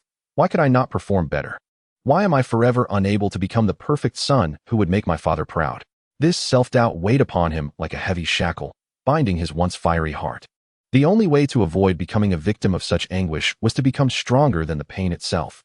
Clearly, Talasin had yet to grasp this crucial lesson. So it was decided, Alaric declared, capturing the attention of everyone in the room. No one, not even this weaver of light, should be subjected to scrutiny under such circumstances. My lord and I shall endeavor to develop this new magic over the next 5 months. However, I must insist that henceforth, both parties must be privy to all necessary information. There should no longer be any secrets between our two nations. Of course, Erdaja replied calmly, from this point forward, I will ensure complete transparency. The limits of one's anger are finite. For the past week, Taliesin had been driven by the fury spurred by her dire predicament. But now, that anger had reached its zenith and began to dissipate. Taliesin had transcended the emotions of rage. She could no longer even feel sadness or humiliation. She consented to this marriage not only to rescue her comrades, but also for the Ninavarr people, her kin, her family. They not only kept her in the dark, but her grandmother also chose to reveal everything before Alaric and the other Kaisers. As evening fell, she lay numbly in bed. Someone knocked at the door. Perhaps it was Jay, or even Iregbai, but she paid no heed. All the emotions she should have felt were as if viewed through a glass barrier. And she had no desire to converse with anyone. Yet what should I do? She silently inquired of Cade. Eliminate everyone, came the immediate response from Cade in her mind. Imagining that scene almost brought a smile to Taliesin's lips. Typically, whenever she thought of Cade, a wave of nearly palpable pain surged within her. Yet now she lacked even the strength to conjure such feelings. It was not until the morning sunlight streamed through the window that she arose. Preparing to meet Alaric in the courtyard at the pinnacle of heaven, she donned garments suitable for the casting of ether magic, waisted cloaks, breeches, and boots, silently challenging anyone who might dare question her. Erdaja had already informed Alaric and Taliesin that the magicians of Ninavarr would be summoned to the capital to witness firsthand the creation of their shields of light and shadow. As Taliesin entered the courtyard, Alaric was already present, standing beside a small group of individuals adorned in vibrant checkered fabrics draped in various manners. A hallmark of the attire from Ahimsar Island, one of the 7 major islands of Ninavarr. Ahimsar is a bustling metropolis, serving as the epicenter of ethereal magic technology in Ninavarr. Clad in his somber black garb, Alaric appeared particularly absurd beside the magicians, resembling a brooding, oversized thundercloud. Yet, for reasons unbeknownst to her, Taliesin's gaze was drawn solely to his gray eyes. As she approached, a hint of tenderness flickered in his expression, perhaps curiosity or concern, as the events of the previous day still lingered between them. Her cheeks flushed crimson as she resolutely ignored him, turning instead to the woman leading the group of magicians. Ishnawakar, a stout and curly-haired Daya from Ahimsar Island, limped slightly as she performed a curtsy before Taliesin. Taliesin was aware that beneath Ishnawakar's checkered skirt lay a golden prosthetic limb, a replacement for the right leg she had lost during the territorial wars. Your Highness, if you and His Majesty could kindly step to the center of the courtyard? Taliesin complied, scanning the surrounding windows and balconies for any sign of Alduja or Alagbai, though she knew it was futile. According to security protocols, they were required to maintain a considerable distance when the Sariman cage was moved away from the Dark Emperor. And the choice of the courtyard was deliberate, as it was situated far from the royal wing. Indeed, Taliesin noticed dozens of servants peeking from behind curtains or pillars, or crouching low to spy through the glass. Technically, they should not be watching, yet mere regulations could not quell the curiosity of the Ninavarrians.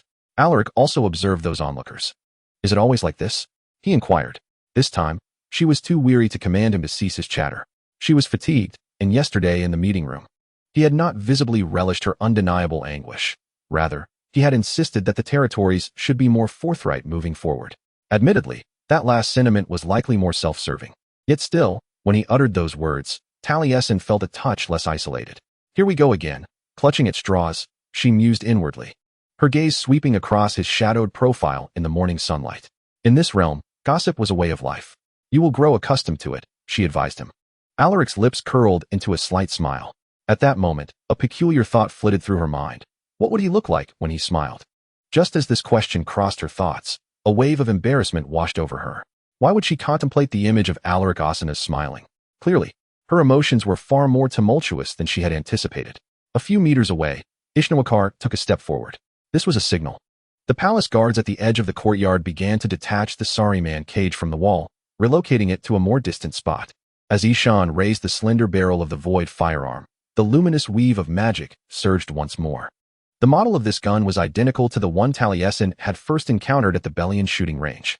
Your Majesty, Your Highness, I shall commence once you are prepared.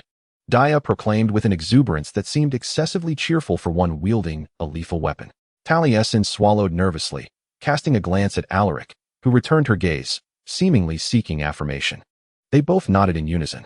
Ishan squeezed the trigger. A violet beam of void energy hurtled towards Alaric and Taliesin. They conjured their daggers, hurling them forth, just as they had done when the pillar from Rastavin had descended upon her. Yet, this time, the outcome was starkly different. Indeed, there was no outcome at all. Light and shadow collided violently, sparks flying as the void energy beam roared while engulfing them. Suddenly, apart from the torrent of purple energy surging towards Alaric and Taliesin, all else vanished. There was no shield to impede it, and the mages screamed in alarm. Alaric abruptly threw her to the ground, causing Taliesin's world to tilt precariously. She might have fallen face first, but his arms encircled her, mitigating much of the impact. As the void energy beam whistled past the spot where they had just stood, it emitted a low, hissing sound. Lying on the ground, she fixated on the marbled patterns of the stone bricks, while Alaric curled protectively around her. He exhaled sharply, and in that moment, his soft lips brushed against her earlobe. She could feel his heartbeat resonating through her spine. She was uncertain how long they remained there. Adrenaline coursing through their veins, nearly overwhelming. Shielded beneath Alaric's broad form, she felt diminutive, enveloped by his warmth. As the sunlight above grew increasingly intense, she noted, reminiscent of long ago in the bamboo barracks, his scent of sandalwood. There was also a hint of cedar, a spiciness reminiscent of juniper, mingling with a sweet, resinous myrrh fragrance. He smelled like the mountain forests of the continent. She found it peculiar to notice such details, and equally strange to be held in such a manner. Ishan and her mages dashed towards them, yet their footsteps sounded distant. The crown prince of Kaisa, as always, overshadowed everything else. No, not the crown prince. Taliesin corrected herself in a daze. He was now the Night Emperor. Are you unscathed? He inquired softly, his tone hesitant. The words ghosted across her cheek, sending a shiver down her neck. Let go of me, she urged, nudging his ribs with her elbow, filled with an inexplicable wariness. As they both hurriedly stood, the mages of Ninavarr had already encircled them, concern etched on their faces. Ishan wrung her hands in frustration. Lachiska, she called, pushing past Alaric to inspect Taliesin from head to toe. I am truly sorry. From the previous descriptions, I had anticipated that the shield could be replicated with ease. She snapped her fingers. I swear by the bones of my ancestors, caressed by the winds, had I harbored any doubt regarding the efficacy of your magic, I would never have taken aim. Oh, your highness, can you forgive me? I am quite well, Vakardaya, Taliesin quickly reassured her. Yet, I am perplexed as to why it has failed this time. She furrowed her brow, lowering her gaze to inspect her hands. There appears to be little difference from the previous two attempts. It is due to the lunar eclipse, Alaric murmured softly, absent-mindedly stroking his chin as he pondered this matter. This childlike gesture surprised Taliesin. However, when all eyes turned to him, his hand fell back to his side, and his demeanor shifted to one of cold authority. His subsequent words emerged with renewed confidence. In both instances where Lachiska and I successfully conjured the shield, the moon graced the sky. One of those instances coinciding with a lunar eclipse. Isen's dark eyes widened, round as the celestial body she referenced. Taliesin recognized her innate curiosity, observing as Isen's mind diligently contemplated this newfound revelation. Indeed, this makes sense. Countless feats of etheric magic are intricately linked to the natural world. It is said that the rain speakers of the southern lands can communicate over vast distances by observing newly formed puddles, while the fire dancers of the east achieve similar feats amidst wildfires. I had never before heard of the merging of light and shadow magic into a more potent whole, but the lunar eclipse seems to me the most opportune moment for such an occurrence. She swiftly turned to her assemblage of sorcerers, inquiring, when is the next lunar eclipse? In 2 weeks, my lady, one individual cautiously replied. Then, if your highness and your majesty are amenable, we shall reconvene during the lunar eclipse and attempt once more. Isen then addressed Alaric and Taliesin. I would also like to suggest that I noticed you both previously summoned daggers, which are offensive magic. For our purpose, I believe that if you conjured shields and combined them, the barrier could prove more formidable. Alaric nodded eagerly, yet Taliesin lowered her head. I cannot create a shield, she murmured. Or rather, I cannot produce anything without a pointed tip. The one who taught me the fundamentals of ether magic was a defector from the Alliance, a shadow forger. She received no formal training, leaving us both somewhat at a loss in certain aspects. Alaric furrowed his brow, casting a swift glance at her before averting his gaze. It was unclear whether he reacted to the mention of Vela or was astonished that Taliesin had survived so long amidst the hurricane war. I can teach you, he stated stiffly, his eyes still fixed ahead. Before Taliesin could respond, Ison stepped between them, clapping her hands with delight. Splendid. I have no doubt that your highness will excel as a student in this regard, just as you do in other pursuits. Taliesin cast a skeptical glance at Alaric, hovering above Ison's head. Undoubtedly, the teacher's caliber is of paramount importance. He shrugged his broad shoulders, the dense black strands of his hair brushing against the high collar of his attire. I have undergone formal training. By this merit alone, I am more qualified than Idesvala. Regardless of your grievances regarding my character. Your character, Taliesin retorted, is merely one of my many discontentments with you, Osinus. They glared at each other, while the embarrassed Ison quietly withdrew to the side. Perhaps her anger had not entirely dissipated, Taliesin mused inwardly, hoping that her disdain for the prince might shatter that numbing sensation. It is both a blessing and a curse, yet she can do nothing but accept it. Chapter 78. The confluence of light and shadow on the night of the sevenfold lunar eclipse. The sky was steeped in an uncanny shade of dark purple. At the heart of the Ninavarr territory, on the brink of the dormant volcano that housed the abyss of void, the most potent forces of both clans converged. Draped in a silver battle skirt, Taliesin's light weaving magic danced at her fingertips like a living entity. Alaric stood beside her, his black cloak swirling with shadows. And at the moment their garments brushed against one another, tiny golden purple sparks ignited. Remember Ison's words, came the voice of Ulduja through the wind. The usually formidable queen now bore a rare tension in her eyes, not of confrontation, but of symbiosis.